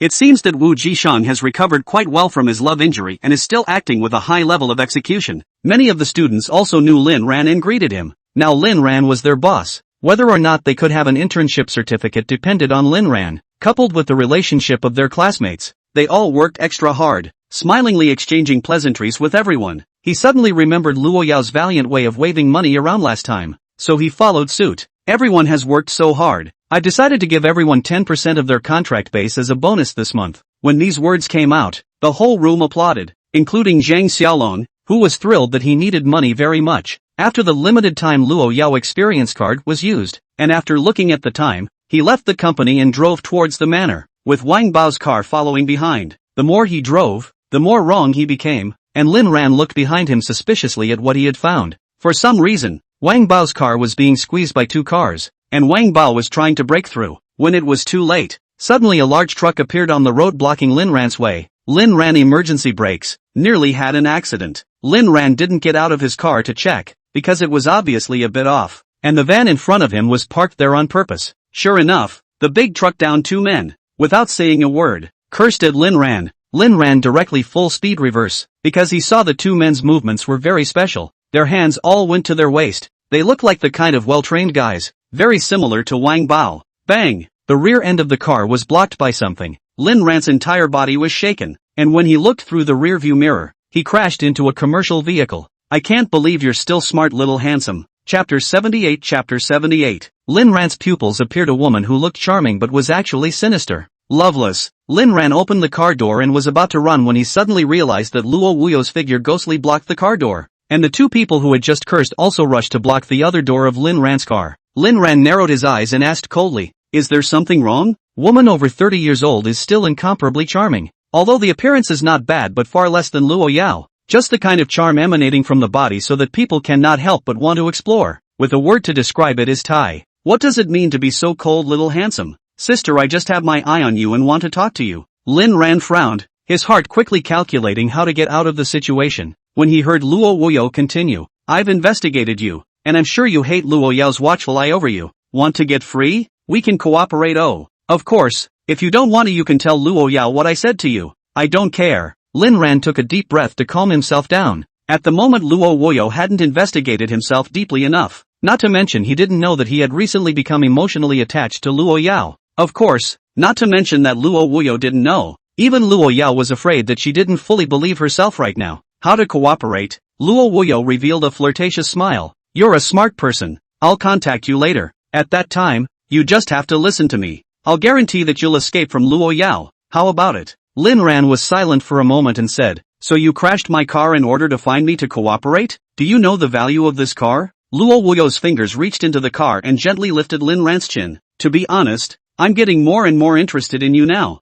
Maybe after leaving Luo Yao you can come to my sister, and I can buy you a car or something. Even if the plan fails in the end, it doesn't matter. Sister's bosom can still be open for you. It must feel good to eat the man Luo Yao likes. Lin Ran's mind was a bit clammed up by Luo Wuyo's words, and he admitted that this Luo Wuyo was also a pervert. Then if there is nothing else, Aunt Luo will please let me go. Aunt, it's also true that you and Luo Yao are both registered, so you should indeed call me an aunt. But that's more exciting. What's going on? Ha ha, ah ha ha ha ha, laughing while signaling the two men to leave. Looking at the disappearing few, Lin Ran had a grim look on his face. This woman, she's a bit dangerous and a bit of a pain in the ass. Lin Xiao, are you alright? Wang Bao hurried over to see Lin Ran parked here alone in the heart, immensely worried. Lin Ran looked at Wang Bao and did not blame him. Two fists can't beat four hands. There's no way around it. People are a team. He's just a bodyguard. Brother Wang, go back and choose a few capable ones to follow. Just the two of us are really a bit limited sometimes. Wang Bao nodded.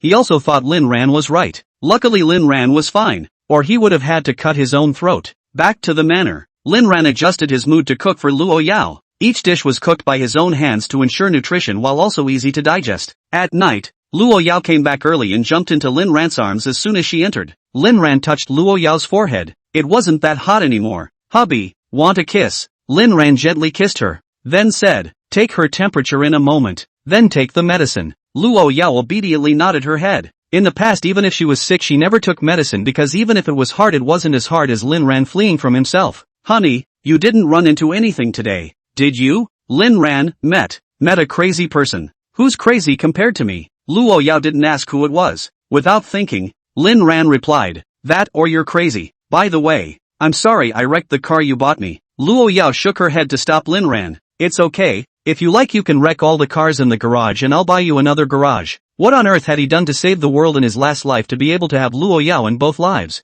This woman might be dangerous in the eyes of others, but in Lin Ran's eyes she was a fairy, a salvation, an unrivaled beauty. I'm not that destructive. Luo Yao, there really isn't? Then who burned down the garden before? Who fed my crocodiles dichlorvos? And who smashed? Stop, stop, stop, stop. Didn't you know better then? Lin Ran looked embarrassed. Once he did do a lot of sand sculpture behavior, destroyed a lot of the manor's valuable items. All the servants and bodyguards looked distressed. Only Luo Yao lightly smiled and said it's okay. A ran likes to smash, let him smash. I'll buy him another one if it's broken. Thinking about Luo Yao's pampering of herself. What's the difference between it and those novels where the overbearing president pampers his little dainty wives? There was even more than that. What is this? This is love. I found out late myself, so now I've been mending my ways. He wants to redeem the person he once was, to be twice as nice to Luo Yao, to heal Luo Yao's lonely heart. Good. Aaron doesn't want to hear it, so I won't say anything, but you belong to me. Don't do anything wrong to me. Oh. Lin Ran nodded. That's for sure. Don't worry. I won't do anything to apologize to you even if I lose my life. A finger gagged him. No nonsense. Chapter 79. Chapter 79. The maids brought up the meals Lin Ran had cooked, and Luo Yao watched as her appetite was whetted. Lin Ran pitched in one bite at a time, and Luo Yao ate carefully. After eating, the private doctor came to check again and found that Luo Yao's body was recovering well. The fever had already gone down in just one day, and it was estimated that she would completely recover in 2 more days. Luo Yao's face was a little flushed again. Lin Ran knew that it was from being sick, and hugged her as she sat on the balcony of her bedroom and looked at the sky. He didn't know why Luo Yao liked looking at the stars so much. Lin Ran, the stars are not moving. Luo Yao, hearts do move then. Luo Yao's body was still a bit uncomfortable, but being able to look at the stars so intimately with Lin Ran didn't seem to be so bad anymore. Being sick is actually kind of nice. Being sick, the duo didn't do much but cuddle quietly, until Luo Yao fell asleep. Lin Ran was ready to carry Luo Yao back to bed. Meow. Lin Ran froze, looked back angrily, and said softly, you don't want to wake her up. Meow. Why can't this cat understand human language? Lin Ran gently picked Luo Yao up and walked from the balcony into the bedroom, gently placing her on the bed again. The black cat was just there on the balcony, watching silently, not moving. Putting Luo Yao down, Lin Ran nudged her on the forehead before rejoining the balcony. What are you doing here at this late hour without sleeping? Having said that, it's a little funny that cats could have been nocturnal. Meow. You're not a peeping cat, are you? Say, do you always watch us do bad things here? Meow. Forget it. Life is boring. Cats don't understand humans. Returning to the bed, he hugged Luo Yao and slept peacefully. In the dream, a pristine forest seemed to have an unusually eerie pair of eyes staring at it, just staring silently. Linran tried to take out his cell phone to light up the front, but realized he didn't have it with him. Just as he was about to inquire about something, he realized that a mouth that made his scalp go numb opened beneath those eyes. The mouth looked human and not human. Blood continued to flow from its mouth, and it was impossible to tell if it was its own or someone else's, until Linran woke up in a panic, already covered in sweat. Had this dream again, for the second time, but it seemed a little more clear. Linran took a deep breath, took out his cell phone and began to look it up. What the hell is it about dreaming that you can pick up where you left off? After reading for a while, I realized that there were a lot of different responses from the internet. Ran, what's wrong with you? Linran turned around and saw Luo Yao, who had already awakened, gently patted her back and said, "It's okay, I had a dream. I went on the internet to solve it. Did I wake you up?" Luo Yao arched her head into Linran's arms. "Dreams are all fake. Only the lovers around you are real." Linran smiled and fell asleep again after coaxing Luo Yao. The nightmare continues. Waking up again, it was already morning, and Luo Yao was sitting at the head of the bed gently stroking her cheeks. Ran, another nightmare? Linran took a few deep breaths of air with Luo Yao's flavor before slowly calming down and jerking up to meet Luo Yao's face squarely. Luo Yao, who hadn't washed her hair, was fluffy and messy.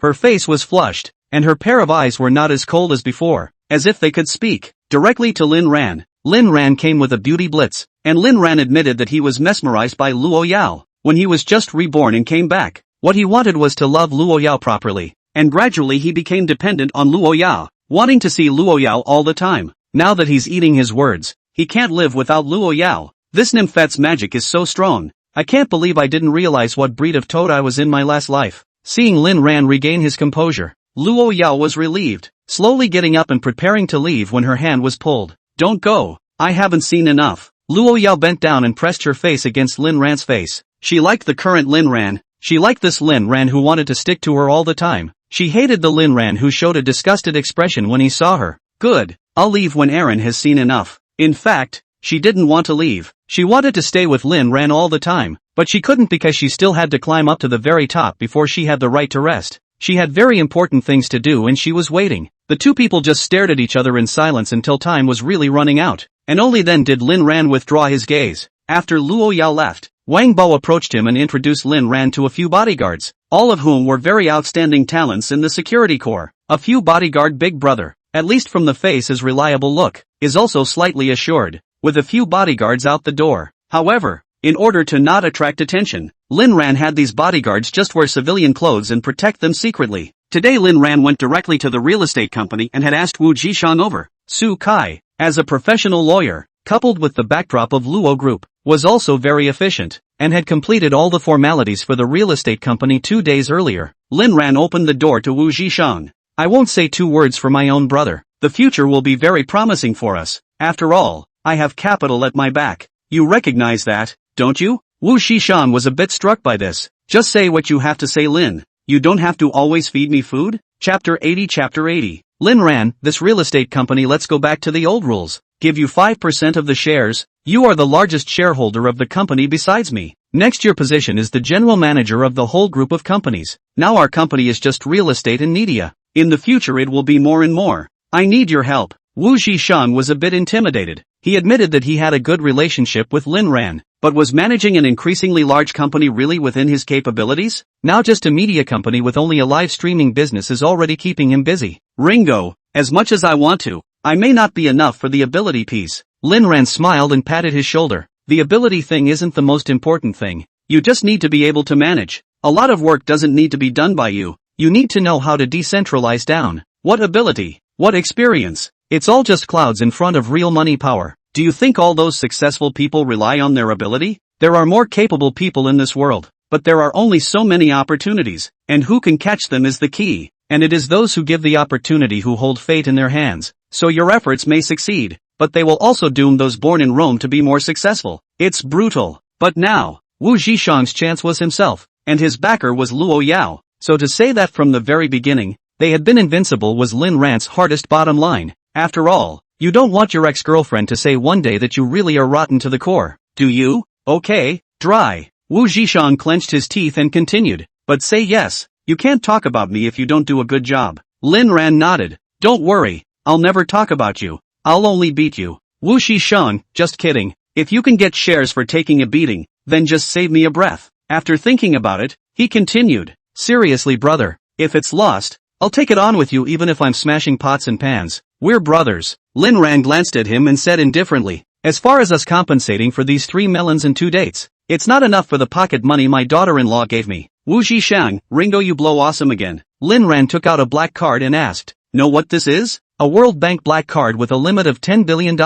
My daughter-in-law gave it to me for pocket money. Wu Zhishan stayed as if he were a wooden chicken. The whole person is a little bad. A long time before he regained his color. Brother Lin, even though your daughter-in-law is rich, I think it's better for me to share the risk with you, so that you're comfortable and I'm comfortable. Lin Ran didn't care. He couldn't possibly lose money anyway, so he agreed. Lin Ran directly gave Wu Zhishan 5% of the shares without saying a word. This was all to repay his former brother and to thank Wu Zhishan for his last life. He cherished the few feelings he had. Although Wu Zhishan was serious about risk sharing, Lin Ran really only agreed verbally. Now Lin Ran has to repay Wu Zhishan one more time, by solving his father's problem. After a brief discussion with Wu Zhishan, although Wu Zhishan was a bit skeptical, he listened to Lin Ran's words and asked Wu's father over. The company that Wu Zhishan's father works for is a construction company, and taking advantage of this opportunity Lin Ran wants to dig right in. Firstly, it can solve the aftermath of his top crime in the previous company. Secondly, it can cultivate a team for himself. And thirdly, Wu's father is a very trustworthy person, reliable and down-to-earth. About half an hour later, Wu's father came to the appointment. Lin Ran and Wu Zhishan looked at each other, and then carried out a pair of pua. 2 clear college students to a middle-aged man began to brainwash. Wu's father listened for half a day and remained silent, finally speaking when the two of them were thirsty. Xiao Ran, son, I want to help you guys, but I'm afraid the company won't let me go. To be honest, he did pretty well at his previous company. Size was a management and his job was tied to both finance and workers. But this time it was Lin Ran and Wu Zhishan who invited him to help, and as an elder he had no reason to refuse. Moreover, Lin Ran was the boss. Wu Zhishan was a shareholder also counted as the boss. To help his son, he was obliged to do something. The only obstacle was the previous company. It's okay uncle, you resigned directly. There is a breach of contract, we took it directly. I believe that you come here will be a great success. And uncle, what I said last time is likely to happen. You pull out early is the most sensible choice. Wu's father looked puzzled. Xiaoran, why are you so sure that something will go wrong with our company? Because this was investigated by the Luo Group. As the #1 company in the world, the results of the investigation should be very reliable, right? This was the reason Lin Ran had thought of long ago. Father Wu was also no longer skeptical when he heard that it was the results of the Luo Group's investigation. Lin Ran, how to say that this company also has your son's shares? You won't even care about your son. Besides, Lin Ran patted Wu's father's shoulder. After all, you don't want to be the scapegoat of a faithless company one day. Father Wu, okay, dry up. Chapter 81. After agreeing to do so, Wu's father directly contacted the original company's personnel department to submit the separation procedures, and in spite of the company's objections directly not to go to work, he chooses to listen to Lin Ran, makes a clean break with his former company, and is prepared to have his lawyer issue a certificate. Who knew that early the next morning, the original owner contacted Wu's father. Under the strong attitude of Wu's father, the boss can only helplessly said to leave the company but not allowed to engage in construction company-related industries within 3 years. Wu's father directly said that something to talk to a lawyer. The original boss was so angry that he cursed. As for how the company finally resolved the dispute with Wu's father, Lin Ran handed it all over to lawyer Sukai. Of course, Lin Ran is not for nothing, but paid. Sukai to do things would have to take the cost. Lin Ran will not let Sukai straight to suffer. The future use of Sukai's place is still a lot, so from the last time, Lin Ran normal payment. As for the salary that Sukai took at Luo Group, that was what people deserved to get, and he had only borrowed the light before. On the same day, Wu Zhishan once again found the principal and managed to recruit some students from the civil engineering department. Even one professor came to work for free. Of course Lin Ran knew that this must have been arranged by Principal Tang. After all, it was also to build a library for the school. Wu's father came to the company's position directly as the general manager. Wu Zhishan was the president, and as for Lin Ran, he was the boss behind the scenes. On the third day, Wu's father began to dock the construction company through the previously accumulated network. Warmiao Real Estate Company molding in just 3 days, plus the preliminary preparations are no more than half a month. This speed is amazing. In the afternoon, Lin Ran came to the school again, as the representative of Nuneo Real Estate to negotiate directly with Principal Tang. said negotiation is actually drinking tea and chatting. Principal Tang also agreed to some of Lin Ran's conditions very quickly. After all, the university had gotten a new library without paying for it, which was already a big profit, and Lin Ran's conditions were not excessive. It's just a very reasonable request to put the name of the Nuanyao Group donation on it, set up a few interesting reading areas, and help do some publicity. If it was any other company or organization donating, the demands would only be one too many. The only condition that surprised Principal Tang was that Lin Ran wanted him to introduce the leaders of the Education Bureau to him, and explained part of the reason why. Principal Tang's eyes widened after hearing this. At this moment he realized that he had been underestimating Lin Ran before, but in the end he agreed after thinking about it. He had already vaguely sensed that Lin Ran was scheming greatly, but he didn't look deeper into it because he believed that people like Lin Ran wouldn't be aimless. Principal Tang was now looking at Lin Ran as if he were seeing his own father. And that sense of pride as well as gratifying fulfillment was bursting at the seams. The more successful Lin Ran's career, the greater the fame of Kyoto University, the more help he can get in the future. The two are complementary. Although President Tang is profit-oriented, he will never only know how to take. Soon after, it was finalized that construction of the library would begin after the 4th of July. The land school has it, and as the school has the right to use the school's land, and none of the applications for approvals will be blocked. As for the old library, it will be demolished after the construction of the new library is completed. The first project of Warmiao Real Estate was the university's library, which was not a small project for a newly established company, although all of it was paid for by the company, which was no different from a donation. The company's reputation would be quickly made after the success of this project, and it would gain attention from all walks of life even from the day of its construction. People in the company have praised Lin Ran for his foresight. Don't care if it's sincere or not. Anyway, the mouth is full of good words. After all, Lin Ran has money. Like when you have money and the dog wags its tail at you because you can give it a better life. If you don't have money, your own flesh and blood will dislike you. That's just the way it is in this day and age. With everything taken care of, Lin Ran was relieved. He was a bit tired from all the hustle and bustle in the past few days. When the library starts construction, you can start dealing with the Saran Group. And this time, you can directly make the Saran Group fall into a bankruptcy crisis. Isn't the Lin family so prosperous on the surface now?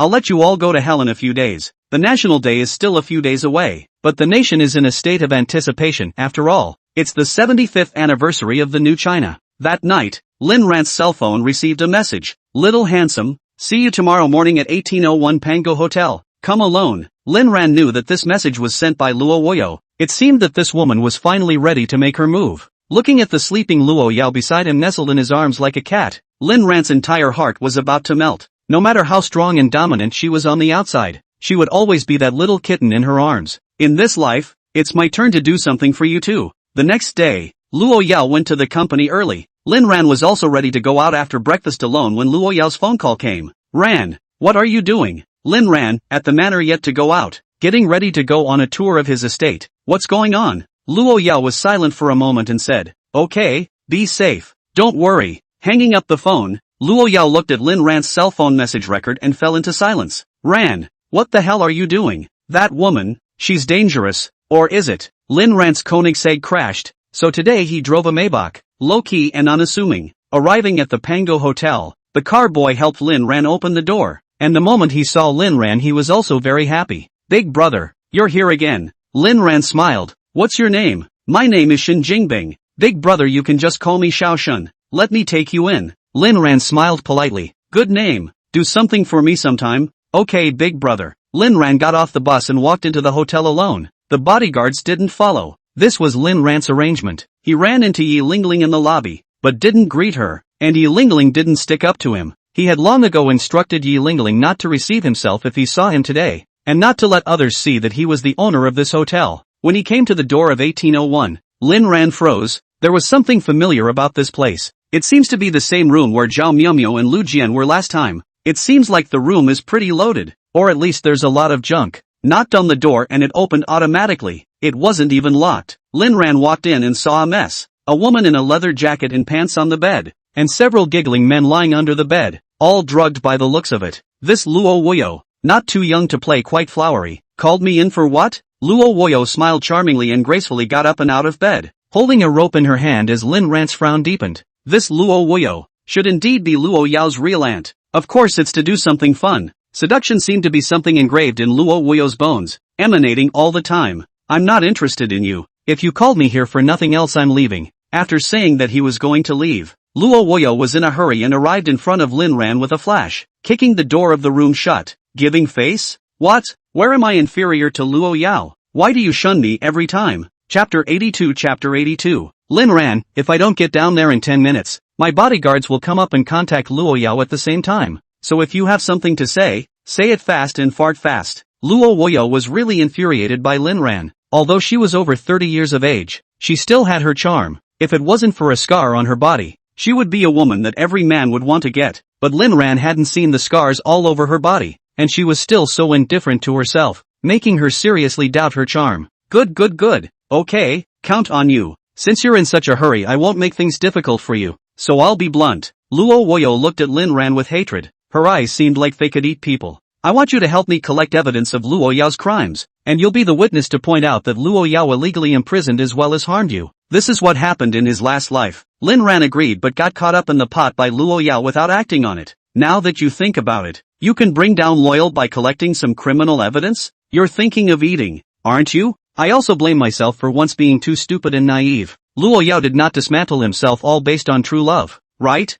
Ha! You want to bring down Luo Yao just by collecting a little evidence? Are you stupid or am I? Luo Woyo looked at Lin Ran in surprise. I didn't expect it. You're quite smart. Alright, it's me who's being stupid. If that's the case, then you'll make me a copy of the information on Luo's group. With that, he handed Lin Ran a USB flash drive, seemingly prepared for it. As long as you succeed, I guarantee you'll be free from Luo Yao. How's that? Lin Ran was silent for a split second and took the USB drive without saying anything. Silence represents acquiescence. There wasn't this link in the last life. Or maybe this link Luo Woyo hadn't considered himself in the first place. So that means from start to finish little cutie, there was only himself. Now that he thinks about it, even if he managed to get evidence of Luo Yao's crimes in his last life, he still ended up being abandoned by Luo Woyo. Did Luo Yao commit a crime? Lin Ran didn't know and didn't want to know. Even if Luo Yao really did something illegal, Lin Ran wouldn't betray Luo Yao. The words from the mouth of the woman in front of her about helping herself out of Luo Yao's control were no different from those words from the boss who drew the big pie. So Luo Woyo's real purpose should be to make Luo Yao experience the feeling of betrayal. And this USB drive is the key to her plan. Having lived a new life, Lin Ran felt that he must have grown a brain and was able to see more and more things clearly. Okay, wait for me to contact you. Luo Woyo asked suspiciously. Do you know the password to Luo Yao's computer? Lin Ran took a deep breath. He kind of wanted to cry. I don't know, but I'll figure it out. I believe in you. Go for it. Luo Woyo expressed that she was optimistic about Lin Ran. In fact, Lin Ran knew the password. It was Alinran 1314, a very childish password, but it made his heart ache. Luo Yao told Lin Ran herself. This love had once suffocated him. Now it was beautiful, and behind the beauty was often the heartache of remorse. As Lin Ran left the room, Luo Woyo didn't stop him the entire time, and only watched Lin Ran leave quietly with interest. Little thing, how dare you do this to me? When you're done using me, I'll make you kneel in front of me and say you like me, and then let you be my toy. Just like these men on the ground. No, you'll have to be even more servile than they are in order to do that. After muttering to herself, she sat on the bed and stretched out her feet. A few men immediately crawled over with giggles. Luo Woyo enjoyed this queenly feeling. Parking lot. Sitting in the car, Lin Ran could not calm down for a long time. That woman upstairs, although her strength was not as good as Luo Yao, and her city was not as good as Luo Yao, she always gave off a sense of danger. Even if Luo Yao was prepared, there could still be accidents. Moreover, the plot now was completely different from the previous life. Luo Woyo had appeared a year earlier, not to mention that the mission he was working with was also different. There's no such thing as a free lunch in this world, but Luo Woyo didn't even ask for anything, and even promised to help himself get rid of Luo Yao. Lin Ran said that he didn't even believe the punctuation marks for Luo Woyo's words, and blamed himself for being too stupid to be used by so many people. Lin Tianba hated himself. Lin Jian's mother and son wanted to kill him. Lu Rushue hurt him, and Luo Woyo used him. Only Luo Yao was good to himself out of his heart. Well, there is also a sand sculpture brother. The brother is not enough ability, but the relationship is very deep. But does ability matter? It doesn't matter at all. Okay, give you $10 billion and a dog can go to heaven.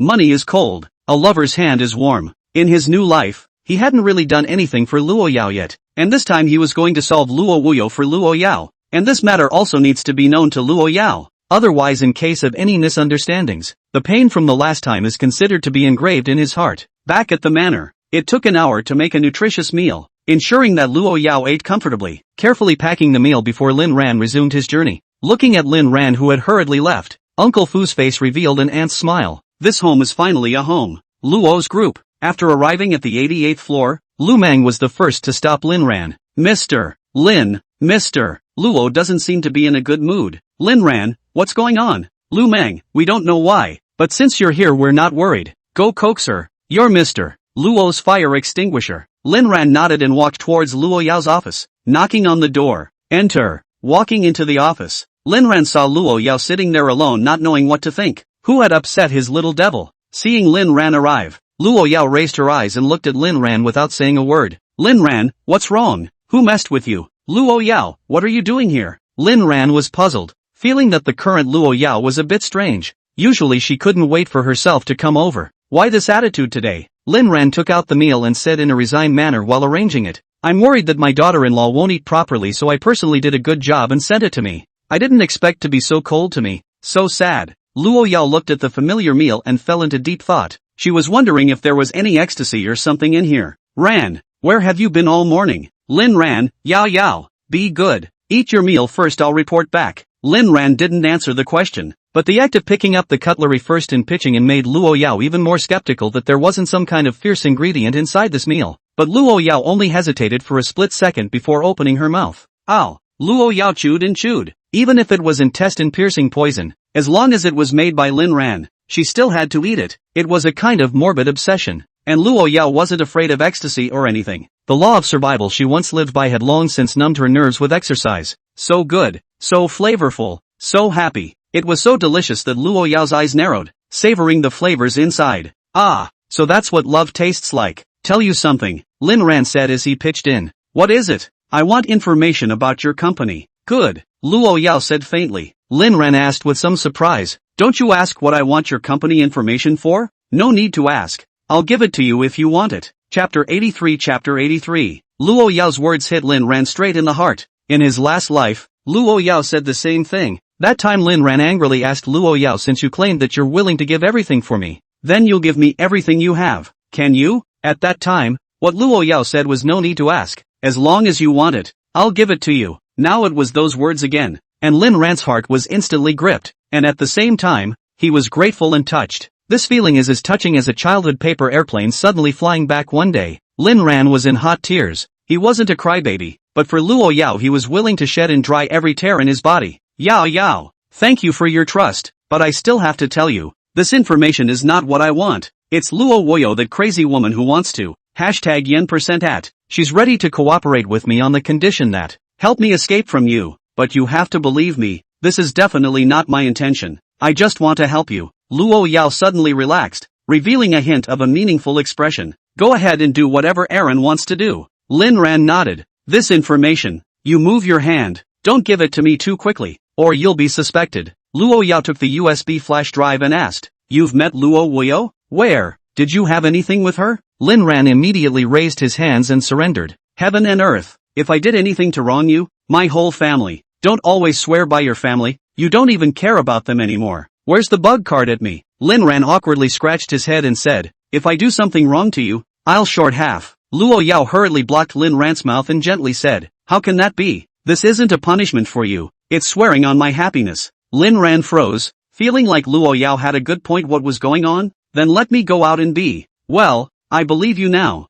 Go on and eat. Lin Ran favored him and continued to feed him, and when Luo Yao was full, Lin Ran ate the rest of the meal on the principle that wastefulness was shameful. Watching Lin Ran eat his leftovers without the slightest bit of disdain, Luo Yao had no reason to feel a burst of happiness. She wanted to claw at the walls, wanted to hit someone, wanted to knead Lin Ran into a ball and put it in her mouth. Thinking about it, Luo Yao did that. She rubbed Lin Ran vigorously. Lin Ran was dumbfounded, looking at Luo Yao's movements a bit creepy. Luo Yao's last bite was on Lin Ran's shoulder. Lin Ran hissed and sucked in a breath of cold air. You said I could bite whenever I wanted. Lin Ran laughed. Yes, my little princess. This is certainly fine, but why do you like to bite one spot every time? The teeth marks on this are already very deep. Luo Yao was silent for a moment and said something inexplicable. You promised. Promise you what? Think for yourself. Ouch. That's a hard thing to say in half. Forget it, let's not think about that for now. It's going to be 11 soon. Lin Ran proposed a trip with Luo Yao. The duo then made plans in the office. Take advantage of this mini vacation to go somewhere a little farther away.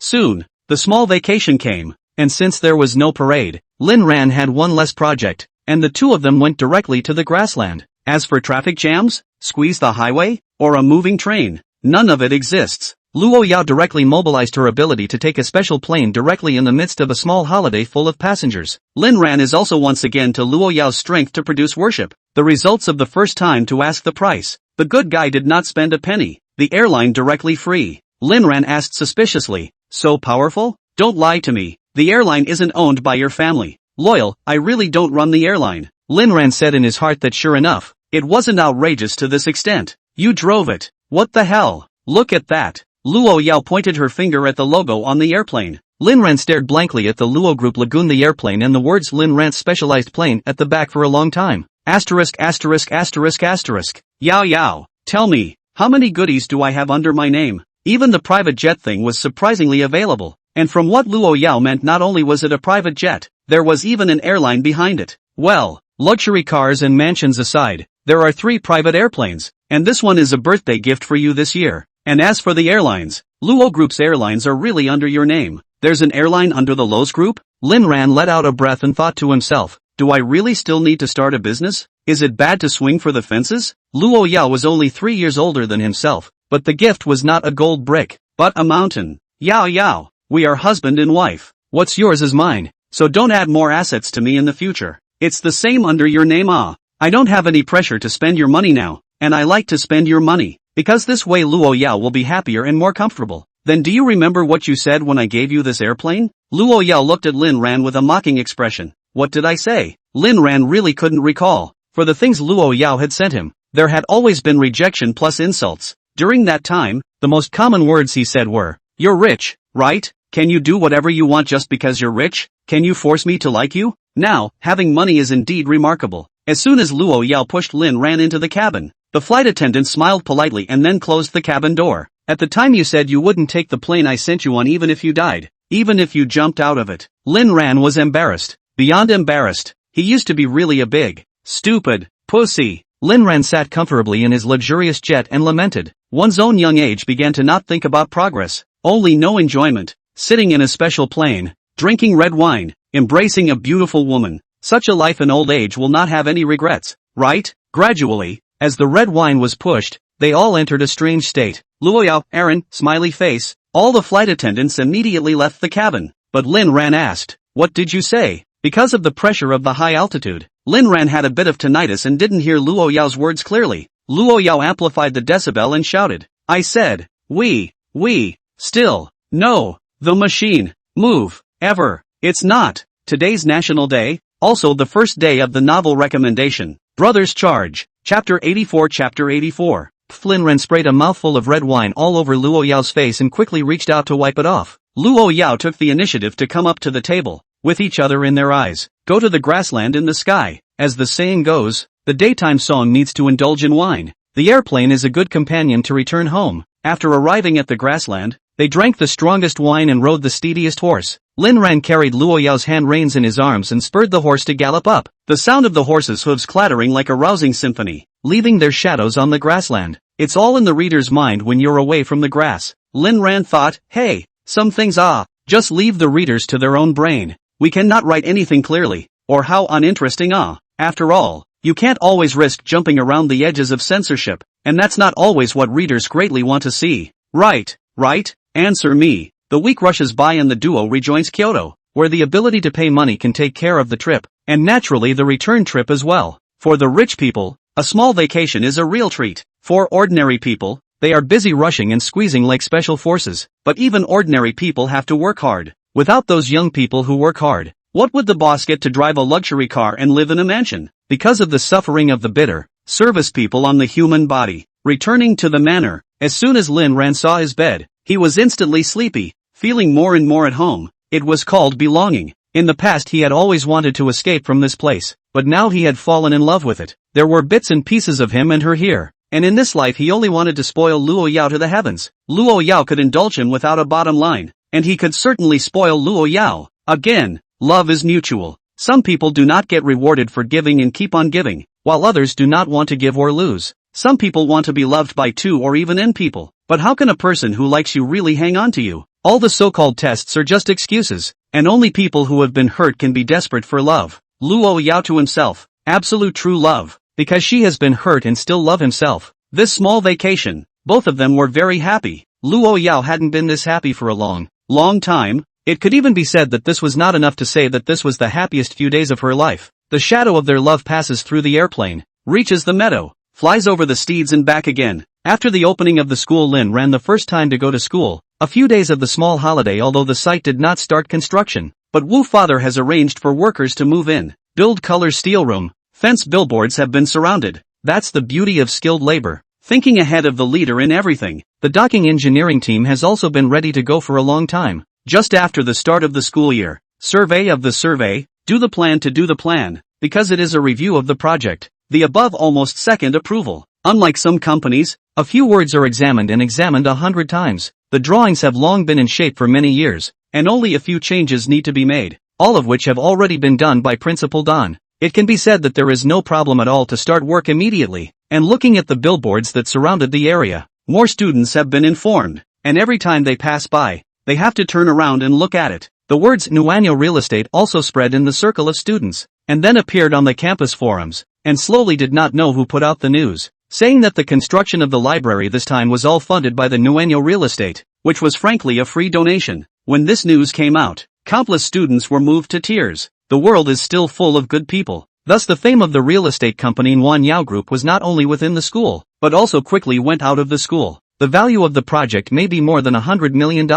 All free donations, not only to build libraries, but also equipment procurement, and even post-maintenance are fully responsible by the Nuanyo Real Estate. This kind of great love of the company got the attention of all walks of life. Just as Lin Ran had predicted, the fame exchanged for $100 million was indeed very effective. There are exaggerated media outlets that have blown this company out of the water. But of course there is praise and then there is stomping. And the last thing this world needs is the mouths of netizens. What's free? It's just a gimmick. And at the end of the day that money isn't gouged from the students? That's not necessarily true. It's said that the library at KYU has been planned for a long time. So maybe this time it's just a case of the above appropriating the money and KYU bidding for it themselves. It's also possible that the developer is using the library to make a name for itself. There's no official word, so everything is a rumor. Soon the rumors became reality as a reporter from the local TV station came to interview them. Wu's father was interviewed as the general manager of the company and confirmed by Wu's father, which many students began to believe. But of course there were some whose mouths were harder than a duck's.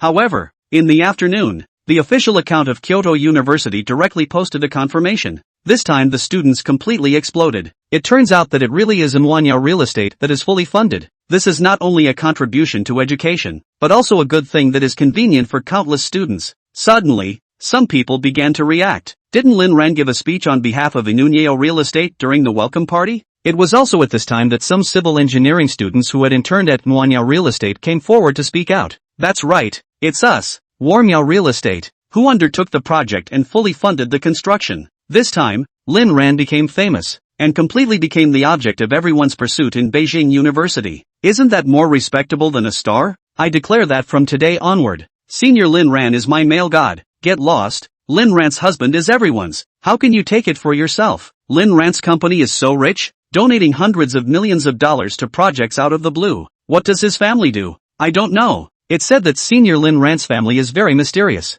In the past it has always been unassuming. I didn't expect that now it has suddenly turned into a luxurious son. Do you dare to believe this? One thing I've always suspected is that Lin Ran has been adopted. What's wrong with having one more rich guy in the world? Lin Ran had just arrived at school, and his entire body was confused. The car he drove today was not so high profile, just a very simple Pagani Huayra. But as soon as he got out of the car, he caused a sensation. More and more students on the sidelines, but also a lot of girls wailed, and some even wanted to pounce on the raw. Lin Ran admitted he was a bit taken aback. These people were crazy. Fortunately went out with a bodyguard. If it is the past, Lin Ran has a bodyguard around, those students will only say that you are pretending. But now that Lin Ran was going out with bodyguards, they would only take it for granted. Lin Ran is a son of a powerful family. He must have a row. Okay. Wow. Senior Lin Ran sold his Koenigsegg for the sake of education and now he can only drive a Pagani Windsor. He really, I'm crying my eyes out. Lin Ran had a black face. Sister, do you think you're funny? Chapter 85. Lin Ran,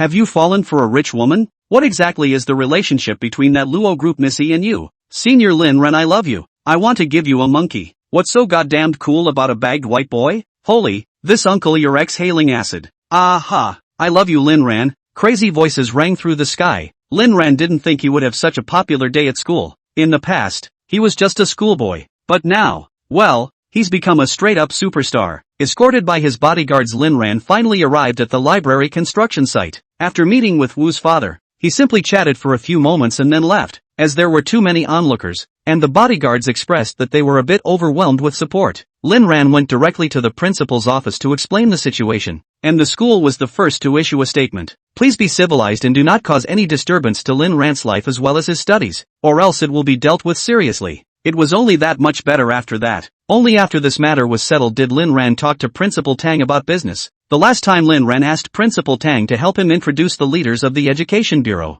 The appointment was today. Otherwise Lin Ran would not come here. Then the two drove directly to the Education Bureau. Lin Ran did not come to walk the relationship, but to talk about things, talk about a thing that the Education Bureau cannot refuse. Arriving at the office of the Kyoto General Directorate of Education, Lin Ran met this director of education who he had once only seen on television. The old director is over 60 but still insists on staying at his post and not retiring because there are a lot of things he has not yet accomplished and he wants to dedicate his life to the cause of education. Old Tang, is this the scion you were talking about? Principal Tang nodded and said, that's right, his name is Lin Ran. The old director looked Lin Ran up and down and asked, please have a seat. I heard that you want to undertake that project for the elementary school attached to the capital university? Have you brought the proposal? Lin Ran slowly stepped forward and slightly saluted, representing a student's respect for an old man. It's like this, Director Chen. I didn't come here to talk business with you this time, but I want to do something for the education cause for free. And as for the strength of our company, let's just say that anything that can be solved with money isn't called a thing.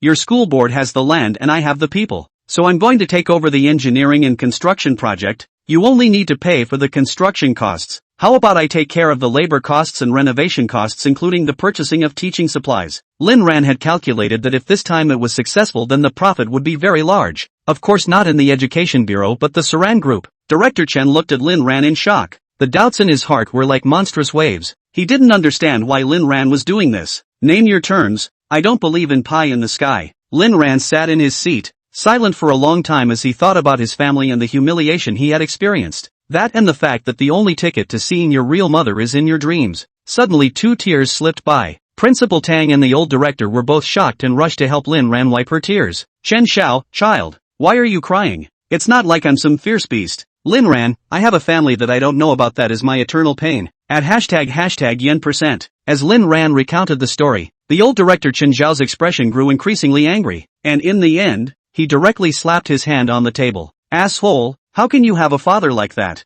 Simply unworthy of a father. And that stepmother of yours, your brother, what the hell are these people? Principal Tang was also shocked plus heartbroken at this time. He knew that Lin Ran was Lin Tianba's son, but he didn't think that Lin Ran had suffered so much. Sometimes what kills people is prejudice. Lin Tianba's prejudice put into any family is enough to hurt a child's fragile heart. It's marvelous that Lin Ran is where he is now. Chen Xiao is over 60 years old. Scolding people is still full of energy, and it took a while to slowly calm down. Old Tang, just because Lin Tianba that donated a dormitory building, you let that Lin Jian study in your school? This is simply a disgrace to your Jing University. Principal Tang also didn't retort, but Lin Ran said, it's not the principal's fault. After all, his goal is to make the school build better and better, and the students all respect the principal. Principal Tang was grateful for Lin Ran's generosity, and he concluded that this son's future was unlimited. Chen Xiao sighed, as if remembering something, and continued to ask, classmate, did you just say that you're the husband of Miss Luo's group's eldest daughter? That's why you were able to break away from Lin Tianba's? Lin Ran nodded with a happy smile on his face as he thought of Luo Yao. He still has Luo Yao now. Director Chen Xiao was shocked and then looked to Principal Tang for confirmation, who nodded seriously. Senior, Chief, Bittersweet, tell me, classmate, what do you want to do? Even if it was for Luo Yao's sake, Chen Xiao wouldn't make things difficult for Lin Ran, not to mention the fact that he was still heartbroken for Lin Ran right now. But of course, it was more of an appreciation. Lin Ran is just a college student, but has a drive to break in, and more than that, the gumption to reveal his scars for you to see. Out of place with all the clear stupidity out there, the kind of people that are destined to be anything but ordinary. Lin Ran sniffled. He felt a little ashamed to be crying as well. He originally planned not to sell the tragic link, there are many ways to achieve the purpose. And the revelation of Lin Tianba was just an accident. The main purpose of today is to get the building rights. Just don't know why. In the face of this director he suddenly wanted to confide, wanted to talk to the old man in front of him. Chen Xiao looked very serious, but Lin Ran just felt a kind of inexplicable affinity. After saying it, Lin Ran surprisingly also relaxed a lot, even if he usually acted like he didn't care anymore. Something was a lump in his heart. Director Chen, I really want to contribute to the cause of education. Right now I'm the one who undertook the new library in our school, and I also believe that I can build it well enough to make every student clap their hands. The same goes for the elementary school attached to the capital university. But before building it I want to do something with this piece of land. In fact, it's to deal with my father. I want to get back something that belongs to me. After speaking for a while, Chen Zhao's expression changed from puzzled to shocked and finally to pleased, and he directly clapped his hands in agreement. Leaving the education bureau, Lin Ran's mood was unusually calm. Success this time would allow him to speed up his plans, but if he failed he wasn't afraid. He still had the BCD plan. In short, the Lin family had to die, to live a new life. Those who once had enemies, one of them can be good, are considered Lin Ran living in vain. Principal Tang also patted Lin Ran's shoulder meaningfully. Lin Ran students, I believe in you. Go for it. As for Lin Jian, thanks, Principal. I'll just take care of Jian Lin's matter myself. He's just backed by the Lin family and has no other skills at all. Chapter 86. Chapter 86. At this time, Lin Jian was also famous in the school and became the new old school grass. To say that Ken Lam is in a good mood right now, because the opening pre-sale of Lin Yuan Shengjing, the construction district under the Su Ran Group, had already reached $800 million, and his identity as the young master of the Lin family was no secret in the school. He didn't know how many lapdogs were now sucking up to him. Lin Yuan Shengjing is the most important and main investment project under Su Ran. It can be said that all the projects of the company in the recent year have started to sell, back to the cage, all for the sake of this project efforts. When I first took this piece of land, I didn't spend a lot of money, and now I still owe the bank hundreds of millions of dollars in loans, not counting Lin Tianba's personal arrears. But this is not important. It would be strange for a company of this size not to have debt. People don't care how much debt your company is in. They only care about what you're worth. Being able to owe a bank that much money is a skill in itself. As Su Ran Group's prince, these lapdogs will not care if his family is now poor, houses are sold. They see the Su Ran Group's real estate pre-sale of 8 billion. Not only dogged, but a white lotus blossomed around him, and Lin Jian's life already had the momentum to go to the top. The only thing that made Lin Jian unhappy right now was that Lin Ran was mixing it up too well and was still above him in the limelight. But he was sure it was all temporary. What kind of person is Luo Yao? How could she keep liking Lin Ran, when Luo Yao wasn't interested in Lin Ran anymore? He, Lin Jian, could take it a step further. The Lin Jian of now is not the Lin Jian of before. The crown prince of the Saran Group, the only child in the Lin family's household book, and the future billionaire. He's already worthy of Luo Yao, which gives him more confidence. On this day, Lin Ran finally got the qualification he wanted, which was the right to build on the plot of land next to the Lin Yuan Shengjing. Why did Lin Ran want to establish this elementary school? Naturally, he's making a play for it, and the man in the bureau is his own father. Lying on the big bed at night, imagining the appearance of Lin Tianba's defeated and broken family, the appearance of Lin Jian's furious and destitute, the appearance of Lu Yume's broken down and crying in pain and being forced to go to the sea, the appearance of Lu Rushue's remorseful spitting out of blood, the appearance of Luo Yao's happy life with himself. The more he thinks about it, the more excited he gets. Ran, what's so happy? As soon as he turned his head, he saw Luo Yao with spring in her eyes. There are many happy things, naturally, but nothing happier than having me in your eyes while I am still by your side. Aaron, bullet across the chamber. On October 10th, the sunshine was bright and cloudless, and the square in front of the sales building of Prosperity Garden showed a busy scene in full swing. Lin Tianba invited all the homeowners who have already purchased their properties and brought in many prospective clients. Pre-sale a total of more than 200 households. Lin Tianba prepared a generous lucky draw. So far came more than 100 households to participate. Intentional customers are also many. Sprawling crowded the entire square. There are 10 buildings in the Lin Yuan Shengjing neighborhood design building. 5 are about to be topped out and the other 5 are starting construction. The 32-story height is like a ladder to a better life. The 2-flat design makes sense, with everything from 60 square meters of exquisite small apartments to 300 square meters of luxurious large apartments. The good apartment floors of the 5 buildings that have been pre-sold were almost snapped up in a short period of time, and those with good lighting, open views and reasonable layouts were favored by home buyers. Today, there are only a handful of properties left to sell slowly, as if they were precious relics waiting to be discovered by the right person. The other 5 buildings have also been successfully started. The construction site is in order. The construction progress is steadily advancing. The prospect of a good, as if a beautiful picture scroll is slowly unfolding. Lin Tianba stood at the center of the square, head held high and spirited, his eyes revealing confidence and determination, as if the entire world was under his feet. In his mind, he imagined a bright blueprint for the end of the project, using the money earned to pay off his debts and then obtaining a 51% stake in the Saran Group. At that time, he will become the dominant player of the group and hold the lifeblood of the group's development. Those old guys who used to boss him around in the group will no longer dare to belittle him, and he will have absolute voice and decision-making power in the group. Thinking of this, the corners of his mouth couldn't help but rise slightly, revealing a confident smile. Today is the project's appreciation party, but also the last day of the pre-sale activities. Lin Tianba is ready to directly add a fire to make the sales reach 1 billion. Lin Tianba was spirited on stage, and Lin Jian followed Lin Tianba's side. This was the first time Lin Tianba had let his son show his face in front of the public. Under the protection of his bodyguards, he led Jin Lin from the central area of the plaza to the stage at a steady pace. Hello family, thank you for coming to today's appreciation party. I didn't prepare a script today because I wanted to say a couple of heartfelt words. His voice was loud and confident and infectious, as if it could penetrate everyone's mind. At %hashtag. In Kyoto, can you buy such a good school district house for 50,000? It can be said that everyone has earned it, and this time our company has broken the bones to make soup for everyone, in order to let you who have been struggling for many years to let your children win at the starting line. There were some people on the stage who nodded their heads, their eyes glittering with a bright vision of their future lives. They were impressed by Lin Tianba's words, and most of these were people who had already purchased the reach, but there were also a lot of hard faces, and most of them were people who were still on the fence. Don't they want to buy a house? Don't they want to get established in Kyoto? For most people, a suite in Kyoto can be said to have completely emptied all the efforts of 3 generations. Is it worth it? Boss Lin, the price of housing is still a bit expensive, although there is news that the school district is planned here, but after all, it is not the main city. Before this person could finish, Lin Tianba asked back, where is it expensive? Don't talk nonsense with your eyes open, okay? Saran Group is very difficult. I certainly know that this is not the main city. Otherwise 100,000 a flat you cannot buy. I almost pulled out the whole group to you.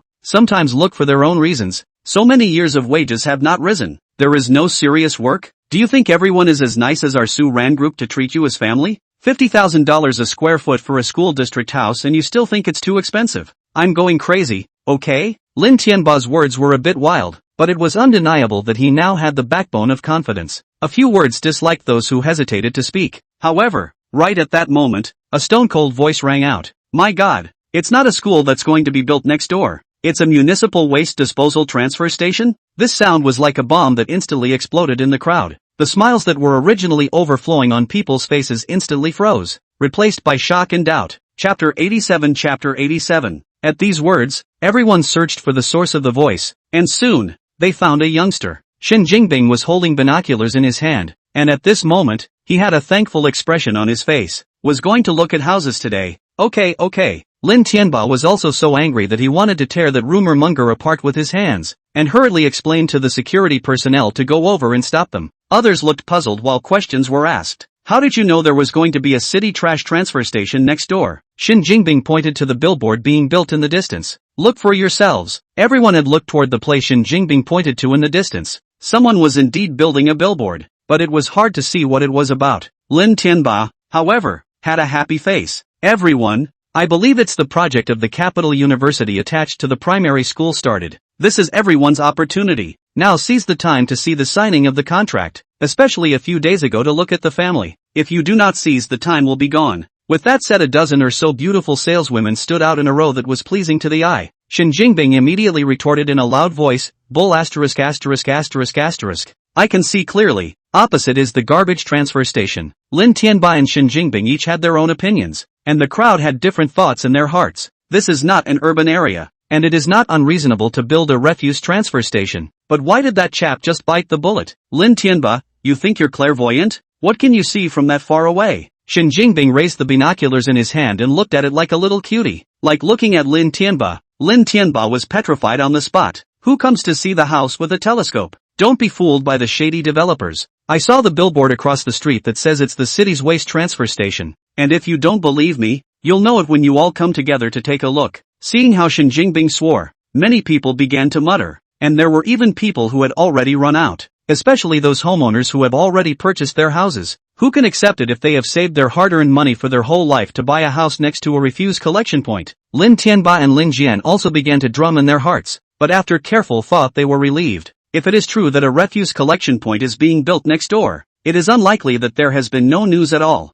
Moreover, the project of the primary school attached to the capital university has long been put out to tender, which Lin Tianba is also aware of. The security guard finally squeezed his way to Shen Jingbing's side and went to pull him without saying a word. Shen Jingbing directly fell to the ground foaming at the mouth. Spasms and convulsions, which can be the security startled. They have not done anything. It's none of our business. Everyone saw it. He fell on his own. The onlookers also looked at the few security guards with shocked faces. The Su Ran Group's people are so bullish. They just said a few words and directly smacked the person? Can our safety be guaranteed when we buy a house from such a developer? I think it's just a beating for fear of things going south and affecting their developer. A few security guards were sweating anxiously. We didn't hit him. He collapsed on his own. They knew that if something really happened, they would immediately go from official security to temporary workers, and then they would have to lose money without their jobs, and maybe even go in. Just then, the group of people who had run over at the very beginning came back, some with ugly faces, while others had thankful faces.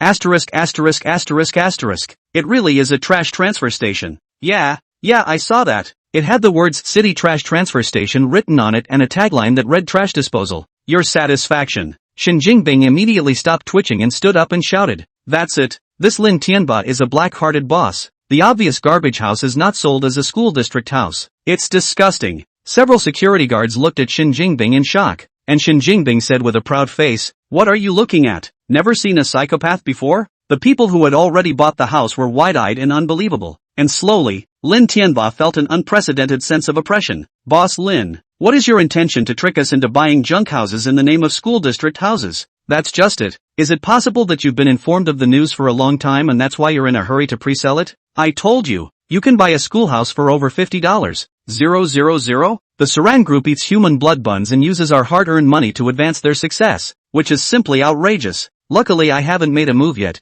You really can't believe a word the capitalists say. Refund, money, retreat, room. Lin Tianba was instantly like falling into an ice cave. He couldn't believe this. His eyes were full of shock and fear, and he opened his mouth wide to say something. Suddenly, a van rushed into the square and stopped at the side of the crowd, and everyone looked surprised. The driver opened the door and said nervously, excuse me, someone ordered a load of rotten eggs for me to deliver and said they were free for everyone. Shen Jingbing was the first to rush over, grabbed a few rotten eggs and threw them at Lin Tianba's father and son on the stage, who was at that moment opening his mouth wide and catching them with precision. Immediately after, an upturned flavor went straight to his heavenly soul. The egg liquid slid in down his throat. Lin Tianba's pupils clenched. He seemed to have swallowed it, with Shen Jingbing taking the lead. Everyone else grabbed rotten eggs and threw them over. The entire stage rained yellow. Lin Tianba father and son were smashed in a mess. The egg is brittle, but it will hurt when it hits the body, and so much. Ken Lam had just recovered from his injuries, and this time he was going to be forced to get hurt again. The bodyguard was still doing his job and tried to escort the father and son away. But how could the disoriented client let them go so easily? The scene was thrown into chaos for a while as they were smashing and yelling to check out. The floor is full of egg liquid. Lin Tianba slipped directly on the ground without paying attention. People have gathered around, and Lin Tianba shouted wolfishly, "Don't you guys be ridiculous. We are the school district. TM is still here to fool us now? Beat him to death and then make him check out. Gotta leave a breath or whoever checks out. Asterisk asterisk asterisk asterisk. Is this what you just said about treating us like family? No wonder these people are so agitated. A house bought at more than 50,000 ping pong will turn out to be a garbage house. The price may be cut directly, and they have to sleep next to the refuse collection point every day, and the school district is gone. The bottom line is that a house like this will likely have no takers in the future even if it is offered at a discount. Who can stand the thought of that outcome? Everyone's money doesn't come from the wind. You guys stop. It's against the law to hit people. Jian Lin shouted. Chapter 88. Chapter 88. The beating is you. The money has been cheated away by you. If you don't return the money today, I will kill you. The big deal is to go in and squat for a few years. The money is gone and become a house slave. What's the point of living? Lin Tianba was also enraged, and although reason told him that now was not the time to be angry, he just couldn't help it. You guys deserve it. Why didn't you say you weren't going to be slaves when you came to buy the house? Now you know you regret? It's too late. It's impossible to return the house. The contract has been signed. The money has been paid, and now the house is yours. Shin Jingbing did not know where to take out a loudhailer. Do not listen to him, they have not handed over the house. According to the relevant provisions can be withdrawn. You only need to pay the developer a little liquidated damages, as well as the default of the bank loan on the line, compared to the price of a house. Which is more important? Lin Tianba almost vomited blood. He now really wanted to tear the mouth of Shin Jingbing. Today was supposed to be good. Now it was all ruined by this person. Check out. Check out. Damn, if you don't check out, I'll kill this black-hearted boss. Just when the scene was uncontrollable, the sound of police car sirens rang out, and Uncle Hat was very responsible in stopping the chaos. But due to the large number of people and the limited police force, it was not yet effective for a while. The shouts of the Lin family father and son were getting weaker and weaker, and there was no choice but for Uncle Hat to fire a warning shot,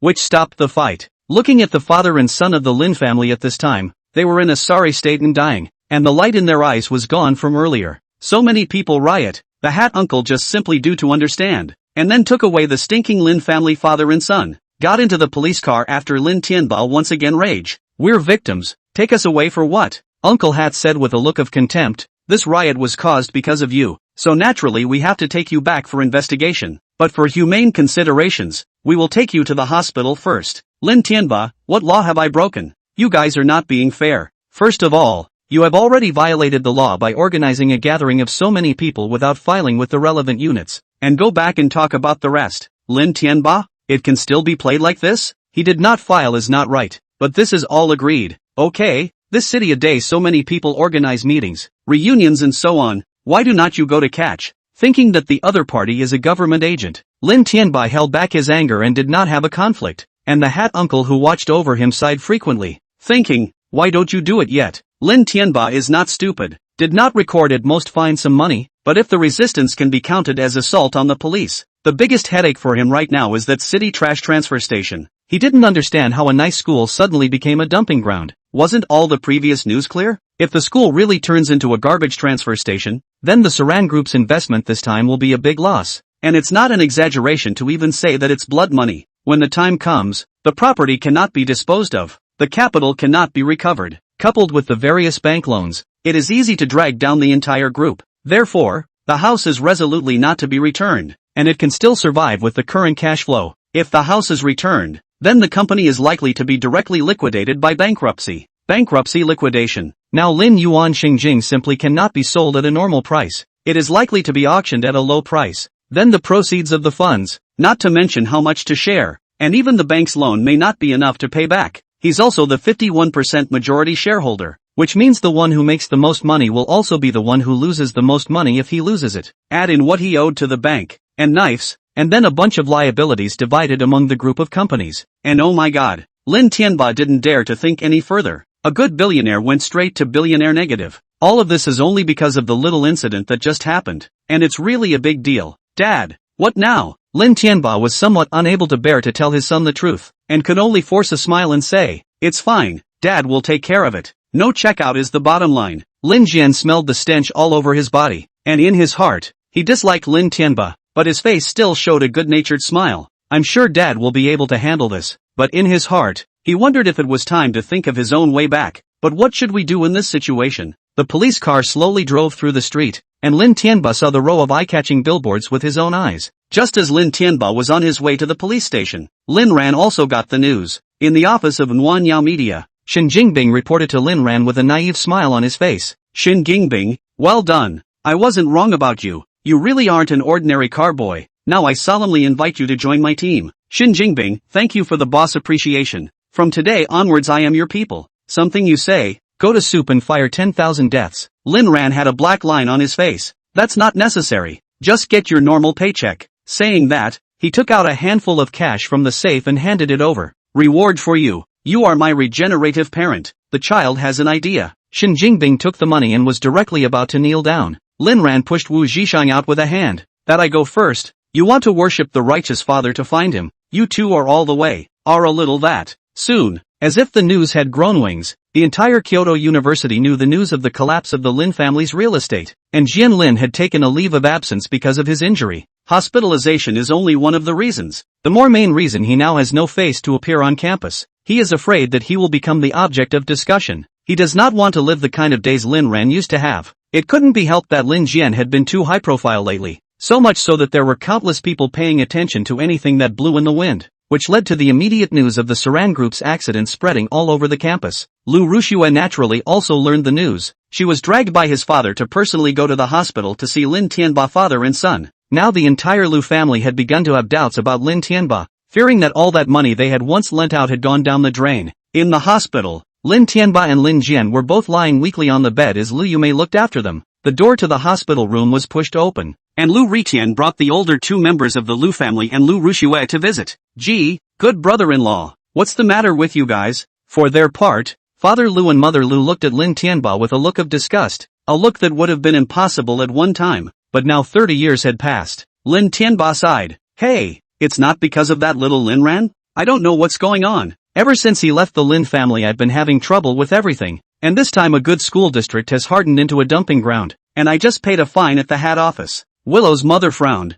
Is it really a dumpster? Lin Tianba nodded, although I don't want to admit it, but it's true. I let people go to see it. The billboards and the project have already put up slogans, and they also said something about building a garbage station that everyone in Kyoto would applaud. It's really outrageous. Chapter 89. Chapter 89. Lin Tianba was still a bit touched. It was these relatives who could come to see him at such a time. Mother Lu immediately changed her face after confirming it. In that case, pay back the money you owe us. You're such a big boss. You don't owe us this small amount of money, do you? Mother Lu's words were like a blow to the head, hitting Lin Tianba in the face. Mom, what are you talking about? I'm not your mom. You're on the verge of bankruptcy and you want to drag my Lu family into it? Hurry up and return the money to me before those people check out. Lin Tianba's already shaky body almost fainted straight away, and Lin Jian vocalized it this time. Grandma, it's really hard for Dad right now, so you might want to wait. Mother Lu narrowed her eyes and looked at Lin Jian. Is he difficult? If he's hard, is he still short of our family's money? Lu Yume's heart suddenly tightened and she hurriedly pulled her own mother and said, Mom, what are you doing? This is in the hospital. If there's anything we'll go home and say it's okay. She hadn't expected Mother Willow to come to the hospital herself, much less ask for money at this time. If Lin Tianba knew that the Lu family had only taken a few $1,000,000, he didn't know what he would think. Lin Tianba looked at his wife gratefully and said that he still had to be the one who shared his bed. Willow's mother suddenly became furious. You were the one who said that this money would be returned soon, and now I don't want the interest either. Just the principal back. Isn't that satisfying? Lu Yume was really afraid that if Mother Lu said anything else she would spill the beans, so she hurriedly pulled her and dragged her outside. Mom, you're coming out with me. Don't you drag me. I'll pay back the money today if I say so. Let go of me, you rebellious daughter. At this time Lu Yume couldn't take it anymore and yelled. If you don't leave, you don't want the money. Mother Lu froze. She couldn't believe that her daughter dared to talk to herself like this. With a sad face, how dare you yell at me, you unfilial daughter. At this time Lin Tianba couldn't bear it. His wife defended himself so much. His mother-in-law abominably bullied her. As a husband, if he didn't do anything, still deserved to be a man? All right, don't argue. Isn't it just money? I, Lin Tianba, am thinner than a horse. Would I be worse than you for this amount of money? You go home. I'll give you the money after I'm discharged from the hospital, and we'll return to the road after the bridge. In fact, he could not take out the money at all, or he did not dare to do so. After all, this money was still in the company's account, and the shareholders would not let him use it for private purposes. He just wanted to scare the Lu family, and the effect did play a role. Lu's father and mother were subdued. Seeing her mother freeze, Lu Yume hurriedly yanked her out in 3 tries. Coming outside, Lu Yume said, Mom, even if Lin Tianba goes bankrupt, the wealth he left behind is still huge. If you do this, aren't you afraid that he'll turn against you guys later? Father Lu also persuaded. Yes, wife, this matter has just come out. There is no need to make such a stalemate. It seems that we are a bit unsympathetic. Mother Lu thought about it, as if she had been a bit impulsive just now. She was like that, a bit irrational once interests were involved. So what now? Liu Mei, you go in and talk to Tianba properly. Just say that you were impulsive just now, but don't ever mention the word money again, okay? Mother Lu pulled Lu Yumei's hand. Good daughter. I know, just now Mom was angry at you. I didn't expect you to be so considerate for Mom. Really, my good daughter. Back in the hospital room again. Mother Lu directly performs a Sichuan opera face change. A kind motherly look. Good son-in-law. Mom was just impulsive just now. I'm also anxious for fear that you will suffer after you. You can forgive Mom, right? Lin Tianba frowned. Honestly, right now he disliked the Lu family. Too fickle. But for Lu Yumei's sake, he didn't really show his disgust. What are you talking about? I know you're always in a hurry. It's okay. Lu Rushue had been taking care of Lin Jian, and Lin Jian revealed a touched look. Sister Ru Shue, don't worry about me. You grab a hold of yourself and go back to rest. Lu Rushue's tearful eyes said sadly, I want to stay with you. Lin Jian's eyes turned. Sister Ru Shue, it's all my fault for being incapable. Unlike brother Lin Ran who is so rich, and I can't help my family in this situation now. Lu Rushue looked at Lin Jian's appearance. Her heart was very difficult. For Erlin, she still preferred to choose Lin Jian, but the reality was simply impossible, and could only interject when you hear grandma's side of the conversation almost done. I'll go find brother Lin Ran. He has money. He'll definitely be able to solve the Lin family's crisis this time. Lin Tianba was astonished. Ru Shue, you say you can find that rebellious son? But even if you find him, what can you do? He won't care about me now. Lu Yueme poked Lin Tianba, signaling him to keep quiet. Mother Lu was instead smiling with an aunt's smile. It's still our Xiao Shui who has the ability. Unlike that dead mom of yours. With a snap, Willow's father slapped Willow's mother in the face. Shut up you tiger. Mother Lu also realized that she had said the wrong thing, and quickly said, go ahead little Snow. Grandma supports you. Willow father this person usually do not talk too much. Outsiders seem to the family as the mother of Willow to make the decision. But in fact, it is not. Once Father Lu launched his anger, Mother Lu simply did not even dare to put a p. Lu Rushue's face was puzzled. She didn't understand why Grandpa hit Grandma, but she didn't dare to say anything more. After the Lu family members left, Lin Tianba still looked puzzled when Lu Yueme spoke. Hubby, can't you really see that? Xiao Ran likes Ru Shui. What? Lin Tianba was completely shocked. This rebellious son, even his own cousin is, said halfway to an abrupt end. Lin Tianba seemed to have just remembered that Lin Ran and Lu Rushue had no actual blood relationship at all. Lu Rushue may be a chess piece that can turn the tide. Humph. This time that rebellious son must spit out all the money and apologize to me on his knees before I can forgive him. Lu Yueme frowned in thought, thinking that it would be good to get the money back. As for kneeling down and apologizing, not too good.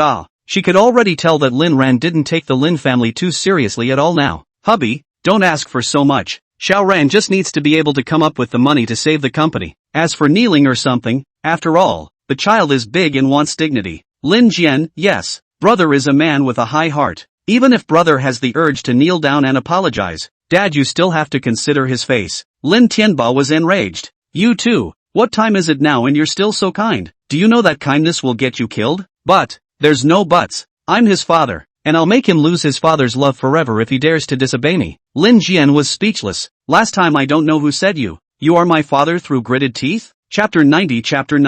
At the Manhwa media office, not long after Shen Jingbing had left, Lin Ran and Wu Zhishan were both ready to leave. Going downstairs, Wu Zhishan went to sweep the shared bike. No way. I mean old Wu, you're the boss of 2 companies and you're still riding a shared bike? Wu Zhishang scratched his head and smiled. He was now facing other people who had already vaguely displayed an air of superiority. But when facing Lin Ran, he would still act like a friend. And Lin Ran had always been the same Lin brother in his heart. It's not convenient not to get stuck in traffic, said pointing to the red Ferrari parked in the nearby parking space itself. Brother Lin, this car is very handsome, but it's a bit inviting to women. It's too high profile. I've been a bit overwhelmed lately. Lin Ran froze. Alright old Wu, you've actually lived up to what you once hated. Wu Shishong, I'm clean. Don't talk nonsense. Be careful, I'll sue you for libel. Just then, a voice rang out. Gu, I told you, how can this poor bastard drive a Ferrari? That car looks like a rental. I'm not lying to you. Look at the way he sweeps the bicycle. How skillful. Both of them turned around just in time to see the well-dressed Zhao Miaomio with a disdainful LVGN. Seeing these two people, Lin Ran frowned, and Wu Zhishang was despondent. Zhao Miaomio walked over to Wu Zhishang and slowly took his hand. Zhishang, we haven't seen each other for half a month. Did you miss me? Wu Zhishang wanted to say that he thought about it, but he didn't dare to be soft, so he could only force himself to say in a relaxed manner, I didn't think about it. Jian Lu also interjected. Wu Zhishang, Miao Miao loves you so much, why can't you be generous? We really don't have anything. If you care about this matter, then I'll disappear from now on. Wu Zhishang was silent. Lin Ran did not persuade him a single word. What should have been persuaded had been said once. Wu Zhishang, no matter what choice, Lin Ran supported. Zhao Miaomio, I made it very clear. We broke up. If you didn't hear me before, then I'll say it again. I don't want you. Saying that, Wu Zhishang was about to leave, but Zhao Miaomio tightly pulled his hand and wouldn't let go. IQ, give me another chance. Let's not break up, okay? My favorite has never been only you.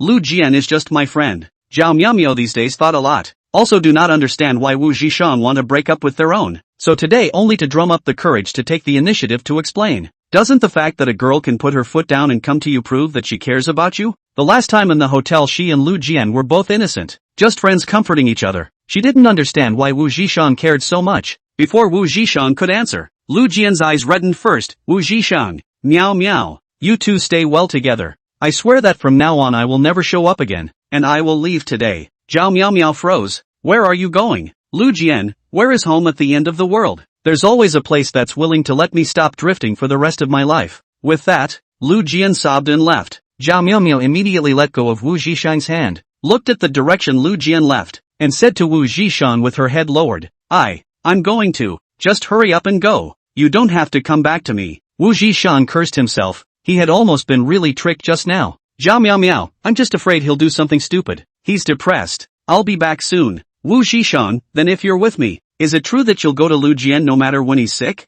Zhao Miao was speechless, she hadn't thought about it. Zhao Miao, Wu Zhishang, can you stop it? We're just BFF, right? I know, go for it. Zhao Miao wanted to say something else, but looking at Lu Jian's slowly disappearing shadow, she still ran over. Ha, I'm really inferior to that man in his eyes. Wu Zhishang laughed to himself. Lin Ran, you deserve better, like that Chen Qingtian. I can't even catch up with Zhao Miao, let alone Chen Qingtian. Wu Zhishang shook his head and laughed to himself. Lin Ran, not really. I have a feeling she's quite interested in you, just a casual friend, and she's actually being friends with me for the wrong reasons. How? Lin Ran looked puzzled. Wu Zhishang was silent for a moment. Brother Lin, I don't want to hide this from you, but there's something strange about this matter. I'll definitely tell you when I have the chance, okay? Good. Lin Ran showed his trust in his brother. Wu Zhishang was a little embarrassed in his heart, but he had to be on top of things with Lin Ran, especially some of the potential threats. Chen Qingtian appeared to be approaching him, but in reality,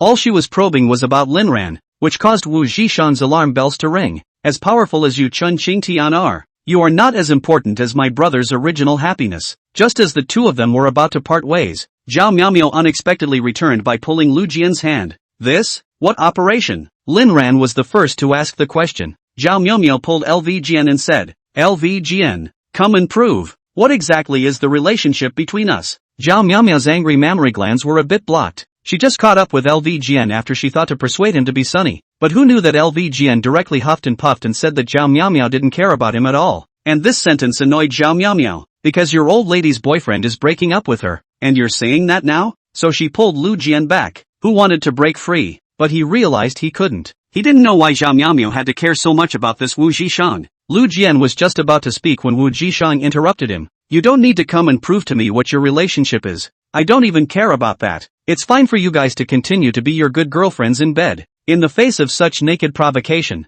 Lu Jian was enraged. You two poor bastards who love to pretend. The last time you deliberately rented a car to cheat us, and that time you ate a steak, and when I went to ask about it later, people said that it was basically you guys acting, and that you didn't recharge $1 million at all. And Pango Hotel, I've checked, the owner is very mysterious. How can it be the sand sculpture beside you? To put it bluntly, isn't it just trying to show off his wealth in front of us? Meow meow? Lin Ran? No, why are you scoping out damage when you're just cursing? I couldn't stand that, so I took out my cell phone and sent a message out. Zhao Miao was shocked and turned her head to look at Wu Zhishang and Lin Ran. Is he telling the truth? Wu Zhishang shrugged. Whatever you think is right. Zhao Miao was silent for a long time and slowly laughed out. So you guys are really just ordinary people. Wu Zhishang, I didn't even mind you coming to get back together, but you did this to me? That car you rented last time cost a lot of money. Right. I didn't expect you to be this kind of person. Zhao Miao saw Wu Zhishang's personal admission. The hope in her heart was completely dashed, and her nature was exposed. To say that she was quite satisfied with Wu Zhishang's performance in the past, it wasn't impossible to give him a chance. But now there was cheating and she couldn't stand it. Chapter 91.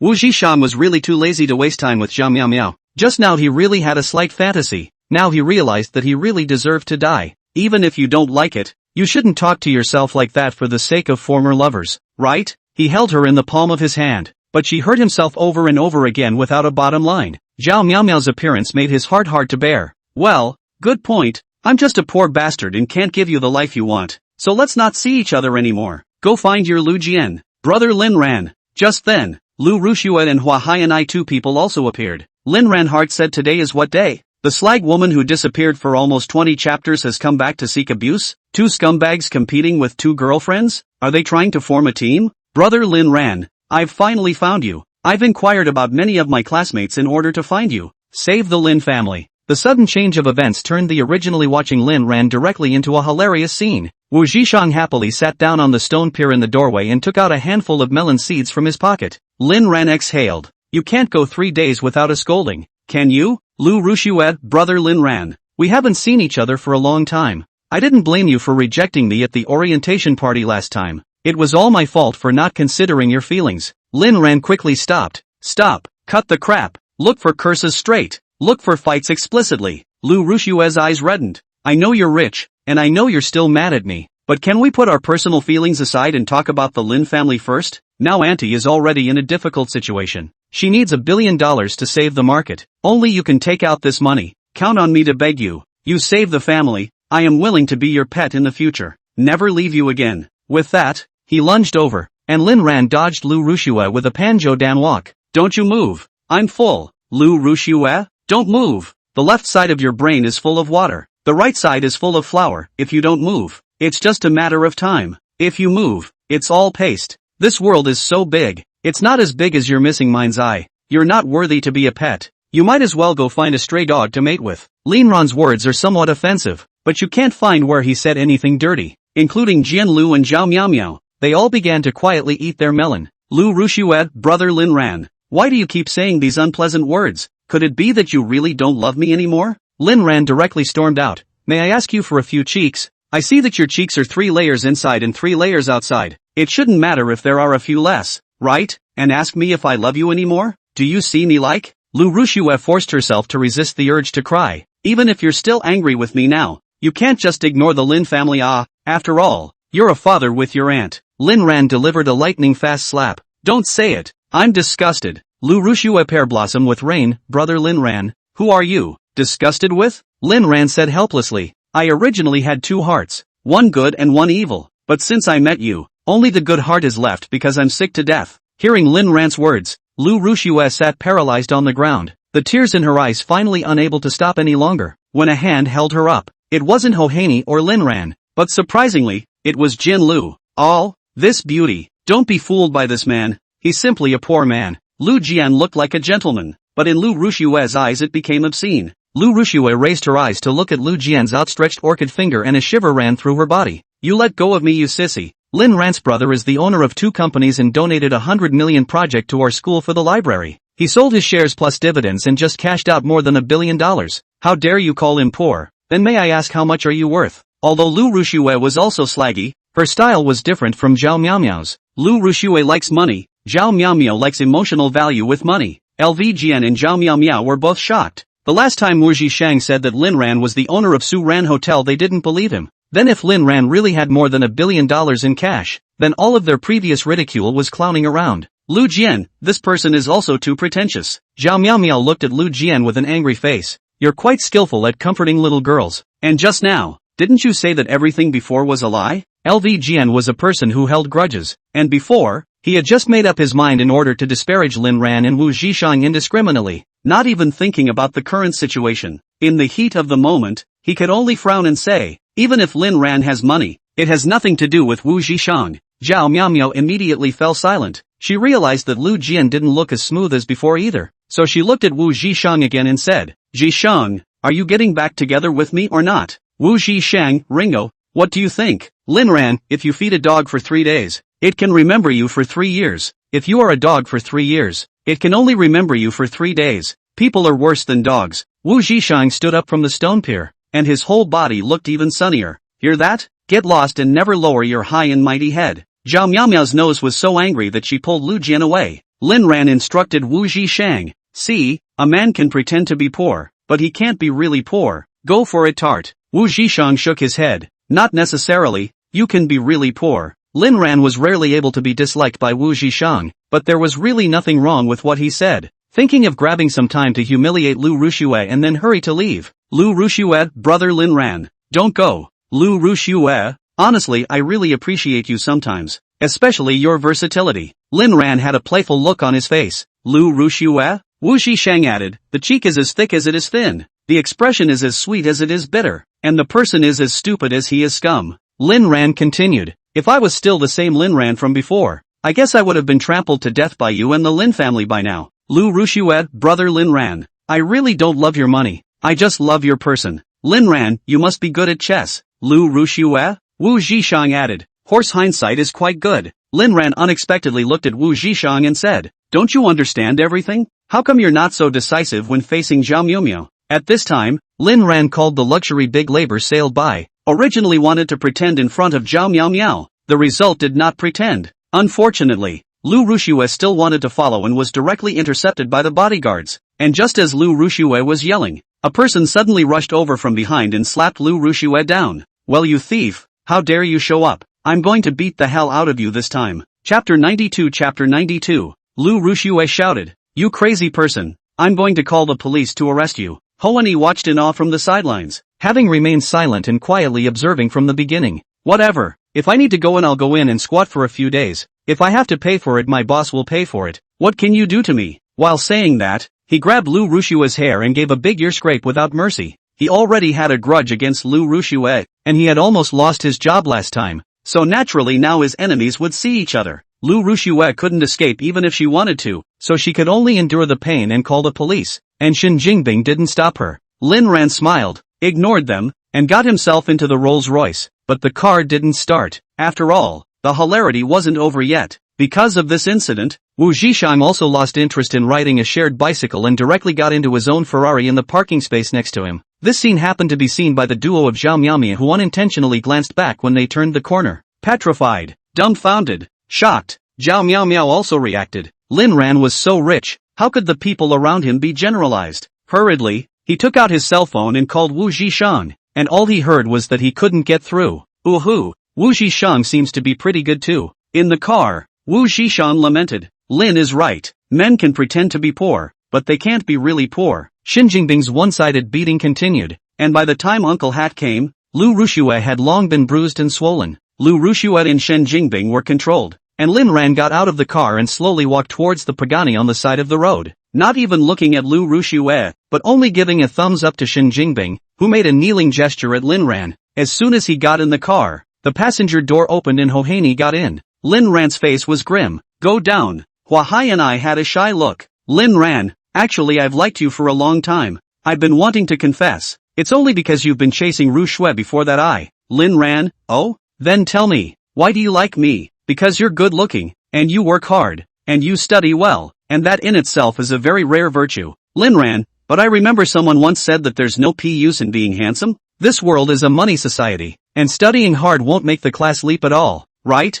Hohaney looked embarrassed. She couldn't remember if she'd said anything like that, but the tone of voice and the words did sound familiar. Lin Ran, that's all the jealousy I felt when I used to love and not be able to say that. In fact I've always liked you. I have everything that Lu Rushue has. I can do what she can do, and I can still do what she can't. Saying that, she turned her legs sideways, revealing her slender appearance. I'll be your girlfriend, and I'll definitely be 1,000 times better than Rushue Lu. Lin Ran, what? You and Lu Rushue aren't sisters anymore? Being a sister is a way to get closer to you. I just love you so much. Just let me be your girlfriend and I promise I'll do whatever you want me to do. Hohaney looked pouty. Lin Ran, oh, so that's it? Then fine. I need you to get the hell down now. Hohaney, okay, said just open the car door. Lin Ran kicked it out. The roar of the engine instantly disappeared, and Hohaney looked at the empty street in a daze. Ruoshua Lu hadn't been taken away yet, and happened to run into the scene moments before she was escorted to the police car, and she was shocked to see that Hohaney had been kicked out of the car by Lin Ran. Nini, you? Hohaney hurriedly organized his emotions and said, Lin Ran, this person, I went to persuade him to be better to you, and he even kicked me out of the car. Really? Of course it's true. No chatting, get in the car. Uncle Hat behind him urged. Lu Rushue could only get in the car first. Lin Ran quickly came to Luo's group. After all, a road apart, drop ahead and arrive. In the office, Luo Yao was still processing documents. Lin Ran didn't disturb her, just watched quietly from the side. Luo Yao's eyebrows do not stretch. A look is the general mood. Dealing with documents fast scary, but did not say a word. The entire office in addition to flipping through the information rustle sound quiet terrible. Lin Ran just looked at her quietly until Luo Yao stopped moving her hands. Seen enough? Lin Ran handed over a glass of water. No, there's not enough to see in this life. Luo Yao turned her head, took that water cup that Lin Ran had once given her and took a shallow sip. Ran, you know what? Sometimes I really want to lock you away from me for the rest of my life. Lin Ran, what an honor. He knew Luo Yao was just saying that. Luo Yao suddenly got up and pinched Lin Ran's neck, her eyes filled with ice coldness. Lin Ran felt a bit suffocated and slowly reached out to stroke the back of Luo Yao's head. It's always right to appease without caring about the reason at this time. Luo Yao revealed a trace of panic, hastily withdrew her hand, and nervously said, "Ah Ran, I don't know why. I'm sorry." Lin Ran regained the right to breathe. He didn't feel suffocated by this kind of love. Instead, he was heartbroken. Luo Yao's current state was all his own making. The gentleman held out his hand in invitation. "Your Honor, now your man would like to invite you home." Frozen, Lin Ran looked at Lin Ran's outstretched hand. "Lin Ran, there's something to say at home." Luo Yao finally elegantly put her hand on Lin Ran's and slowly walked away. Until they got into the car, Luo Yao suddenly opened her mouth. "Ran, how about this Hohini guy?" Lin Ran smirked. "You can tell what kind of person she is by looking at that name of hers. So you like it?" Lin Ran hastily shook his head, only to hear Luo Yao continue to ask, "Ran, who's more changeable, me or Ruixue Lu?" Lin Ran froze and replied in a puzzled tone, "Ruixue Lu is fickle, but I like to stay the same." Luo Yao wasn't a little cutie, naturally hearing the meaning of Lin Ran's words. "Actually, I can be versatile. Like," Lin Ran immediately interrupted her. "Dead girl, watch what you say." Luo Yao nodded and asked another question that made Lin Ran's body go cold. "So do you like pets?" With a jolt, Lin Ran turned his head to look at Wang Bao in the car behind him through the rear window of the car, and then shook his head again, feeling that it wasn't. Could it be that Luo had hidden a radio beside herself? Or maybe it was the lip speaker that Luo Yao had mentioned earlier? That's too dangly. He also finally figured out Luo Yao's abnormal behavior just now. Brainstorming for a sick daughter-in-law was deadly, something Lin Ran had learned firsthand from a lifetime of experience. Luo Yao still feels insecure about herself occasionally. Pets that depends on what kind of pet. If it's the kind that's well-behaved and cute, who would say no? Luo Yao leaned in, her scent pungent. "And do you like pets like me who misbehave occasionally?" Lin Ran gently pressed one finger against her mouth and said softly, "Shut up, you pretty woman. Be careful of getting locked up." Chapter 93. Human beings have one thing in common with other animals. That is, after solving the problem of food and clothing, they all think of shibori. If there is a difference, it would be that humans have a higher IQ and no more. Lin Ran, for example, didn't expect to suddenly obtain a pet. Crazy people in a crazy world. And the sound of a cat purring outside the window is a constant reminder to the people inside the house to stop in moderation. Until a ray of light in the early morning shines on the balcony. Drinking coffee, Luo Yao gently feels the coolness of autumn. The breeze blows her long hair. The whole person mapped extraordinarily beautiful. Lin Ran opened his eyes and saw such a picture, feeling that happiness was always around him. Seeing Lin Ran turn awake, Luo Yao walked over to leave a deep kiss. "I'm going out, so be good." "Lin Ran, don't you know if you're well behaved or not?" Luo Yao 10,000 reluctance. She sometimes really want to rest. In addition to Lin Ran no longer care about anything, every day with Lin Ran stick together, lifting up the case of old age. Maybe, there really will be a day. Won't there? There has to be. Luo Yao threw Lin Ran a USB flash drive, which Lin Ran accurately caught. "Remember, don't expose yourself to danger, and contact me first if anything happens." Lin Ran nodded as he looked at the USB drive in his hand. He didn't want to put himself in danger either. Also, "Luo Woyo, that woman is full of charming bones. You can't." "Luo Yao, you're underestimating yourself too much. Where else can I look at any other woman for a second besides you?" Lin Ran had a sincere face. Luo Yao left with satisfaction. She liked the current Lin Ran more and more. If Lin Ran betrayed her at this time, then she would definitely complete the love massacre at the first opportunity. Only after Luo Yao left did Lin Ran pick up his cell phone and find the number. It's arrived. After a while, a message came from across the room. "See you at the usual place." Of course Lin Ran knew that Luo Woyo was still at the Pango Hotel, because he had explained long ago that if Luo Woyo left he must notify him at the first opportunity. When he arrived at the hotel,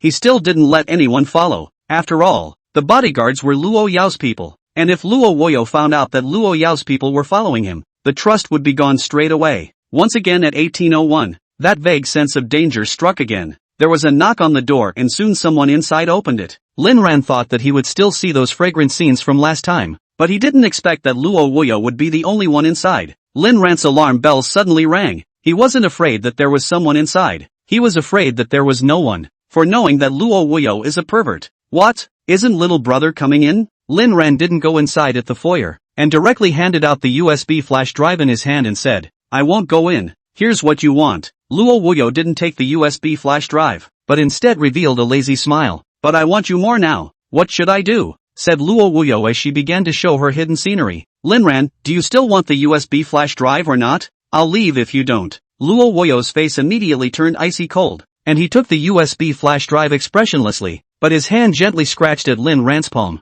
Lin Ran hastily withdrew his hand. He wasn't going to be a spermatozoa. He was just a little worried. But the action seemed like little man's nervousness to Luo Wuyo, so she prepared to pounce on him raw. A careless foot broke and fell right into Lin Ran. If it was a normal man, he would have reached out to help Luo Wuyo when faced with this situation. But Lin Ran favored a Pan Jodan walk and dodged away. If I don't go down again, my bodyguards will call the police and inform Luo Yao. Luo Wuyo's face was a bit untenable. She had taken the initiative 3 times, but she didn't expect Lin Ran to be ungrateful. She seemed to have an obsession with men who could play Luo Yao. After giving Lin Ran a resentful look, he stood back up and made a pleased gesture. When Lin Ran saw her make way, he left without saying a word. And just as the door closed, Luo Wuyo's expression was icy cold, and she picked up her cell phone to send a message. 100,000. Get him for me. Don't let anyone else find out. Received. Fine.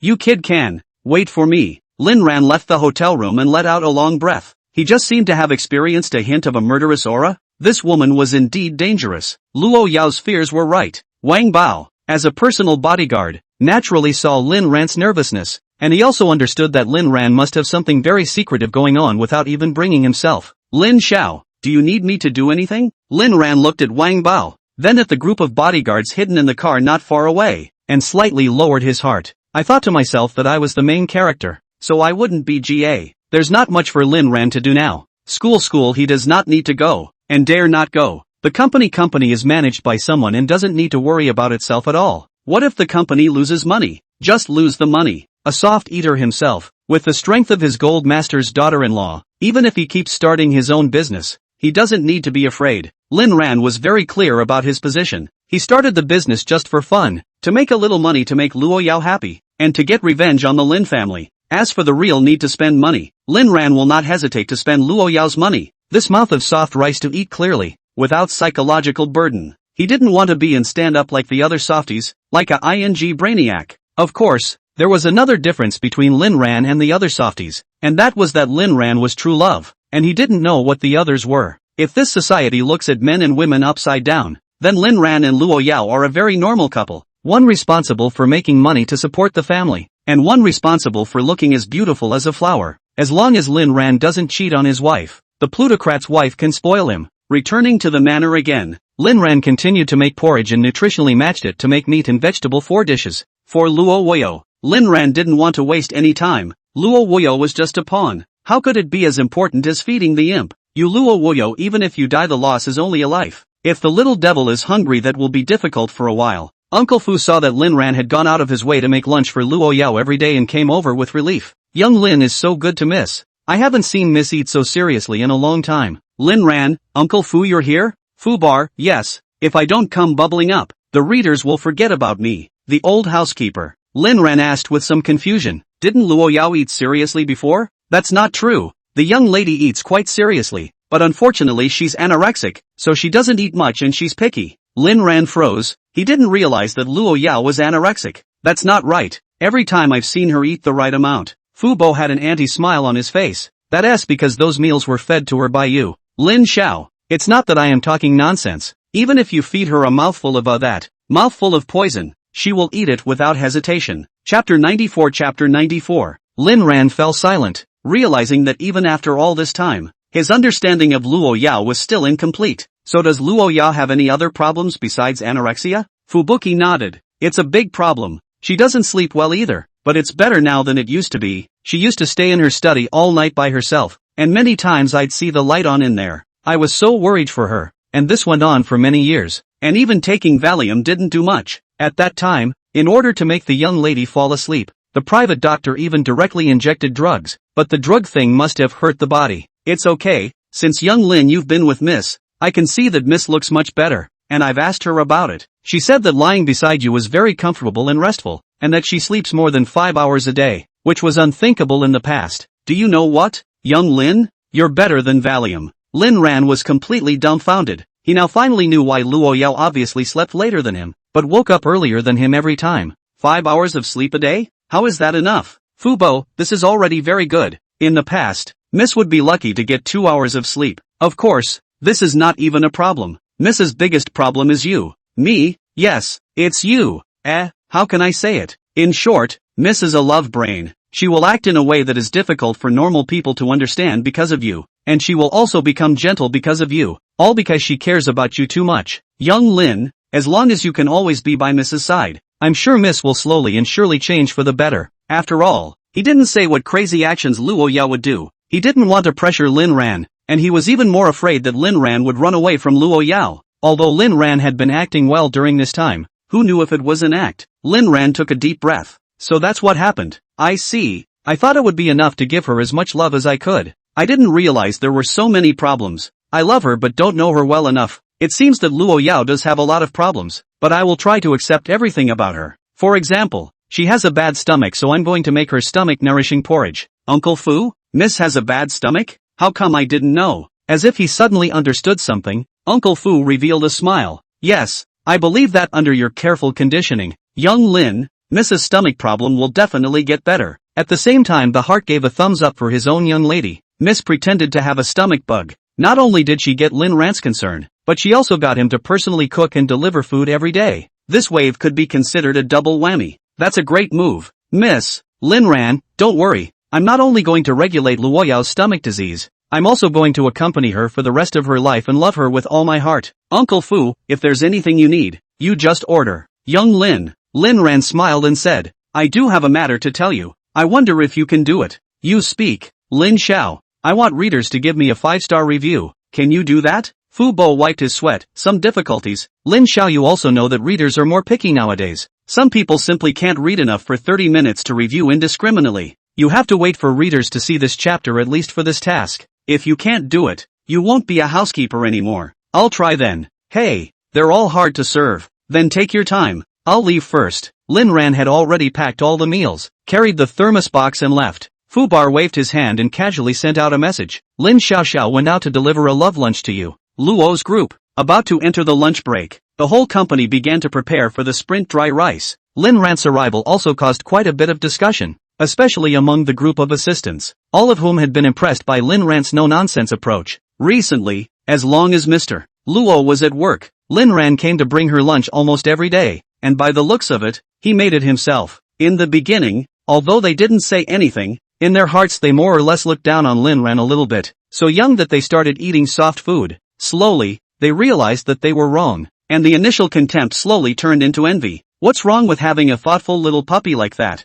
At the moment, they are all motivated to work just to make more money and get a woof from their future boyfriends. Woof, woof woof woof woof woof. Young Lin, here to deliver food to Mr. Luo again. Lin Ran smiled and nodded. Of course, the stuff outside isn't clean and doesn't taste good. How can Luo Yao eat that kind of stuff? Assistant Core? So we don't deserve to eat better? Lin Ran was saying this on purpose. He knew that these words would definitely end up reaching Luo Yao's ears, and Luo Yao would be happy when she heard it. This was called emotional value. As for these workers, I can only say sorry. He realized he was getting now. Knocking on the door, he walked into the office just in time to be greeted with a hug from Luo Yao. Ran, there's no need to work so hard. My stomach is better. Lin Ran, whether you have a good stomach or not, it won't stop me from feeding my daughter-in-law. Luo Yao's eyes narrowed in happiness. After feeding the imp, the duo took a break in the office and worked straight through until 2 p.m. It was at this time that Lu Meng finally couldn't help knocking on the office door. There was no way. And then not knocking on the door, those executives have to be anxious to death.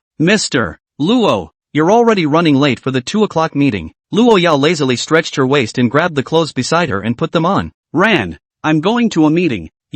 I'll wait here for you to come back and get off work together. Lin Ran had no intention of leaving. Good. Luo Yao led Lu Meng out. Lin Ran simply continued to rest here directly, waiting for Luo Yao to get off work. I don't know whether it was intentional or unintentional. Lin Ran's eyes looked towards the small bottle on the desk from time to time, and slowly his heart began to have some random thoughts again. As much as he didn't want to, it felt like his toys were being coveted all the time, and he hated it. It seemed as if, once upon a time, his own self might have felt similarly to Luo Yao. Would there be a day when he would treat Luo Yao like Luo Yao treats himself? Love Luo Yao. Understand Luo Yao. Become Luo Yai? It's a little scary. Lin Ran shook his head to shake off those strange thoughts. turned around and tapped the bookshelf 3 times, waiting for the door to open before stepping into the chamber. Luo Yao wasn't there. Lin Ran visited more carefully this time. Every photo, every piece of information, he wanted to see it. A little bit of time passed, and Lin Ran was suddenly relieved. It didn't matter what the note in the small bottle outside actually meant, or whether Luo Yao had any white moonlight, just by the fact that he,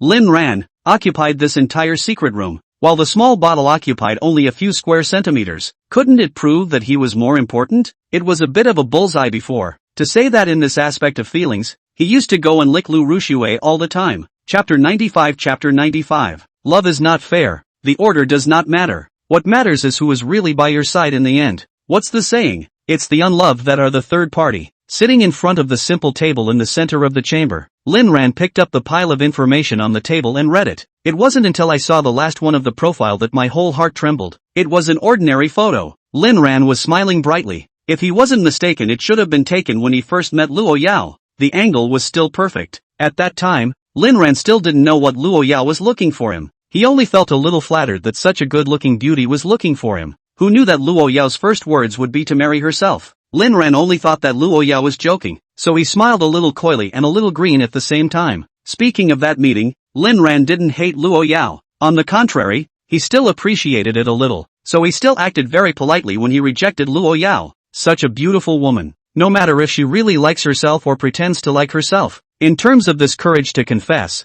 there is no reason to hate people. It wasn't until he later realized that Luo Yao was playing for real that Lin Ran began to slowly become distant. Because this woman was so crazy and had a sick paranoia about herself, and Lin Ran was terrified of that feeling. However, the more he fled, the tighter Luo Yao chased him, and after the collapse it directly turned into house arrest. The photo in front of him wasn't anything out of the ordinary, but the fuzzy drop by fuzzy drop of water stains on it tugged at Lin Ran's heartbeat. He knew that these were all traces left behind by Luo Yao's countless times when she couldn't love herself enough and could only face the photos to grieve. How painful was Luo Yao at that time? I'll be damned if I'm going to do it myself. Turning the photo over, I saw on the back, in the margins, the words, "Someday he'll love you." The heart hurts. Some can't breathe. Lin Ran finally broke down. His heart had never hurt so much. It was for Luo Yao. Love can be sweet and naturally painful. Lin Ran admitted that he fell. Even if he was broken to pieces, he wouldn't let Luo Yao suffer a little bit of injury again. He only wanted to see Luo Yao as fast as possible now. Immediately, he ran out and asked the assistant core like crazy,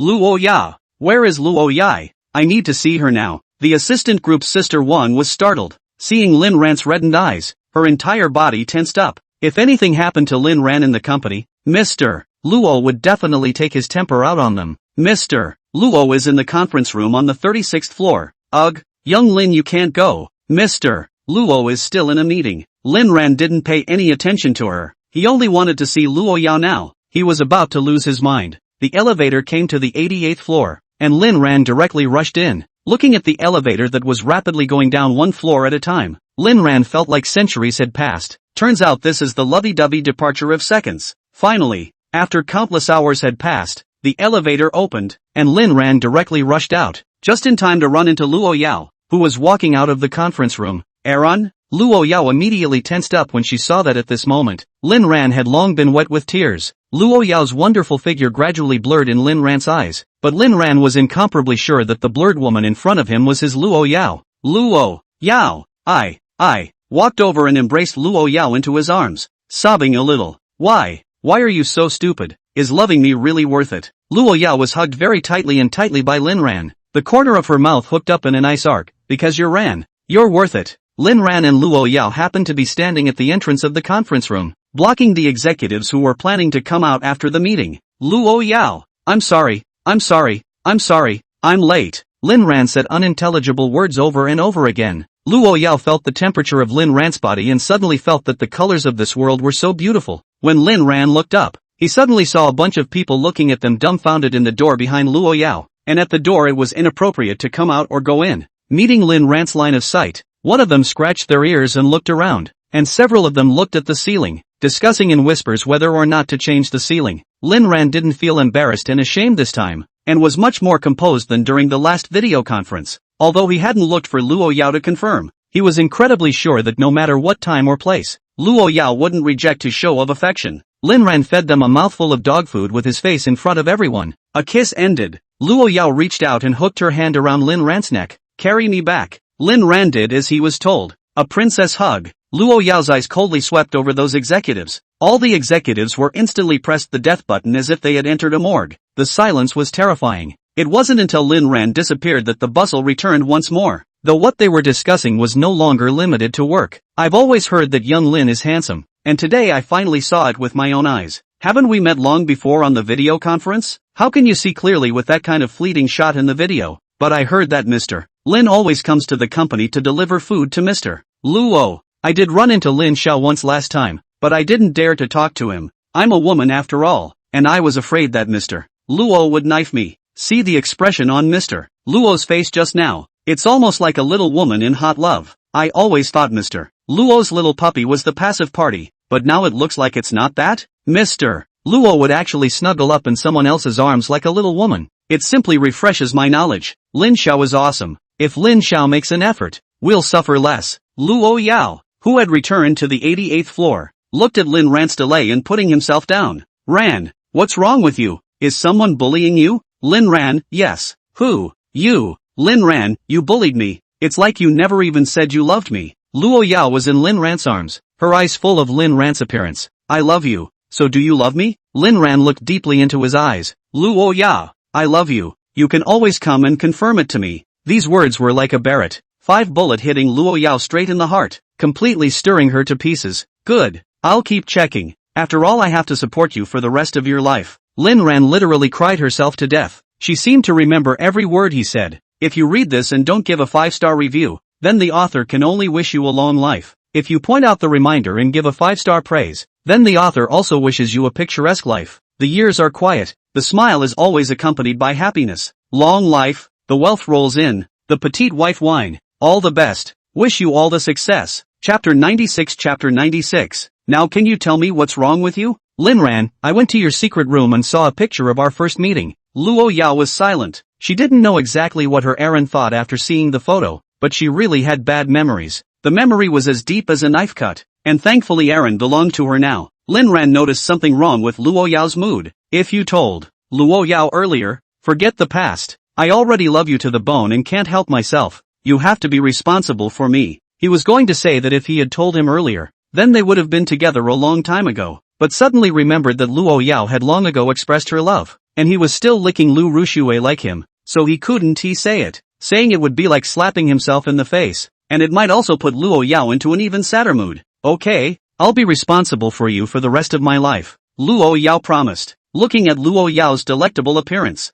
In the future, emotionally Lin Ran did not want to make her feel bad, not even a tiny bit. Luo Yao. A lot of misunderstandings in novels arise from not speaking clearly. I hope we can always be like this and not have that kind of unnecessary misunderstanding. I don't like knife people. Luo Yao, it's a deal. You only belong to me. All the things I do, I won't hide from you. Lin Ran nodded. He didn't want to ask about the little bottle now. What was once there, let it go with the wind. The future was what mattered. And if he lived in the past, he, Lin Ran, was the one who deserved to die the most. Let's go home. Luo Yao hung on Lin Ran. Lin Ran just carried Luo Yao out of the company building in such a big way, stunned a bunch of people passing by. If not for the company's rules, maybe their pictures would have been flying all over the internal group. After dinner, Lin Ran told Luo Yao to go back to her room to rest first, while he himself found Uncle Fu. "Did you do everything you were told yesterday?" "Fubo, yesterday there were already quite a few readers who left messages saying that your updates were too slow, and some said they didn't dare to read on for fear of you burying the knife and fearing that you'd break off, but still kindly left 5-star reviews." Lin Ran, I update still slow? 3 chapters a day never break, every day at 12 a.m. On time to update, not worse than a minute. You tell them, don't worry to see, absolutely no knife. As for the update thing, if one day I break the update, my whole family die alright. Fubuki nodded happily. Okay, one more thing. So many people say your titles are too arbitrary. What if you can't find what you've read? Lin Ran looked hateful. Click on the catalog, then click on the upper right corner to search the full text. Enter the keywords you want to see, and you'll find it. How come these handsome men and women don't let me worry about them so much? Fubo, okay, must convey. Understand well. Lin Ran, Fubo, remember, those lovely readers are also my favorite people. You must bless them with great wealth. Don't worry Lin Xiao, By the way, I see that Miss has smiled several times today for the first time in her life. What kind of magic do you have? It's been a long time since I've seen my lady this happy. Lin Ran, you don't have to worry about that. Prepare me great tonic soup. Prepare more. My back is a bit bad lately. Okay. The night was silent, except for the purring of the black cat, and the rest was happy music. At noon the next day, Lin Ran was on his way back from delivering food when something happened. As soon as he got into the car, a sense of crisis hit him, and Lin Ran knew that something was definitely waiting for him. He was about to start the car when a cold light suddenly appeared behind him. Don't move, drive. Lin Ran, brothers, you guys are pretty awesome. You two can hide in that much space back there. Admire, admire, admire. How many layers have you practiced your bone shrinking skills? I'll pay for it. You guys teach me. Cut the crap and drive. One of the masked bandits urged Lin Ran impatiently. Lin Ran had no choice but to start the car while calculating in his mind who the other party was. Luo Wuyo's possibility was high. Lin Tianba or Lin Jian's possibility wasn't small. And even Lu Rushue could be behind it. Don't look at her as a woman. When she harmed herself in her last life, it could be said that she had no scruples and was ruthless. When he pushed himself off the rooftop, that expression Lin Ran couldn't forget for the rest of his life. Delighted, mocked, happy, relieved. In this life, Lin Ran had pressed Lu Rushue to the ground and rubbed her dignity, and it was normal for Lu Rushue to hold a grudge against herself. As Lin Ran's car drove a little bit out of the city, the bodyguard group following behind him had long since realized that something was wrong. Wang Bao sent a message to Lin Ran. Lin Ran did not reply, and did not answer the phone. After Wang Bao realized the problem, he directly contacted Luo Yao, worrying in his heart. If something happened to young Master Lin, he would really be finished. Lin Ran drove faster and faster, held hostage by the dagger, until he reached an alleyway. Turn in. Thinking that this was the destination, Lin Ran could only turn in first, thinking to find some obstacle to hit and then wait for an opportunity to get out. Who knew that just as he turned into the alley, one of the kidnappers would simply tell him to brake. Lin Ran braked urgently and looked suspiciously at the two kidnappers inside the rearview mirror. One of the kidnappers got right out of the car and opened the cab. You, go over there. Under the dagger's duress, Lin Ran had no choice but to change his position in the car. There was no way around it. He didn't want to joke with his life yet. The kidnapper got into the main driver's seat, restarted the car, and drifted in reverse straight out of the alley, followed by a staged alley shuttle. Should not say, the kidnappers are really familiar with the terrain here. A few turns and shrugged off the team of bodyguards following behind. Lin Ran sighed. Still have to rely on themselves to save themselves. The other kidnapper was not idle. One hand threatened Lin Ran. One hand began to search the body. Lin Ran searched all over the body. The cell phone directly thrown out of the car. My threefold. You guys kidnap, just kidnap. Throw my cell phone for what? That's what my daughter-in-law gave me. The kidnapper revealed a grim smile. You're dying and still thinking about your cell phone. Lin Ran, ********, I haven't deleted my browser history yet. Are you going to die? The kidnapper who searched him froze and scratched his head in embarrassment. That does kinda socialize death. Sorry bro, I wasn't afraid you had a locator on you? Lin Ran took a deep breath. Forget it, it's not easy for you. It's not easy to take people's money, but I'd like to know how much you charged, and I can pay double. 10. Shut up you dumbass. The kidnapper in the cab finally couldn't take it anymore and rushed to stop it. Chapter 97. Chapter 97. Lin Xiao, I know you're smart, but we have professional ethics and won't do such things. Lin Ran, $100,000? I'm too worthless. How about you guys let me go and I'll give you $100 million. Pust. The driver kidnapper almost hit the green belt in an unsteady manner, and the price Lin Ran offered almost directly broke his psychological defenses. Lin Xiao, don't struggle. It's useless. Although we like money, we value our lives more. Lin Ran knew that it was useless to give 200 million to someone who couldn't be moved by 100 million. 1 billion. Driver kidnapper, *********. Stupid, you quickly gag his mouth. I'm afraid I want money, not life. Okay, Lin Ran? No, come on, can't I stop raising the price? No, you talk too much. The kidnapper made up his mind. Dumbass kidnapper, it's like he's cursing us. Driver kidnapper, pretty dirty. Soon, the car arrived at an abandoned factory in the suburbs, and Lin Ran was taken out of the car, pushed step by the kidnappers. He walked into the factory warehouse, which was a bit dark and damp, and it looked like no one had been there for a long time. Only when his vision adjusted to the darkness did Lin Ran survey it. There seemed to be a woman standing in the gloom. How about it? Little handsome, I told you, you're mine sooner or later? Happy? Hearing this voice, Lin Ran thought to himself that sure enough, the one who could do such a thing, Luo Wuyo, was the most likely. If he wasn't with Luo Yao, then Luo Yao was most likely to do such a thing. And if he was with Luo Yao, it was Luo Woyo who took over. Lin Ran was now a bit skeptical about the Luo family's genetic problems. Were they born with a perverted holy body? One by one, they were all so crazy. Why did you kidnap me? Didn't I give you everything you asked for? Luo Woyo, yes, I looked at it, and it's really what I want, and there's nothing wrong with it, and I'm very happy, but I also said that I must have you. Why? Because you're the man Luo Yao likes. Lin Ran simply sat down directly on the ground and spread his hands out. It would be a lie to say that he wasn't nervous right now, but he wasn't overly worried either. He knew that Luo Yao would definitely have someone come to his rescue. Although the kidnappers had searched through his body, how could the average person think that the locator was inside his own body? My daughter-in-law was really proactive. She knew she might be kidnapped, so she installed a locator in advance. Awesome. You kidnapped me to get me?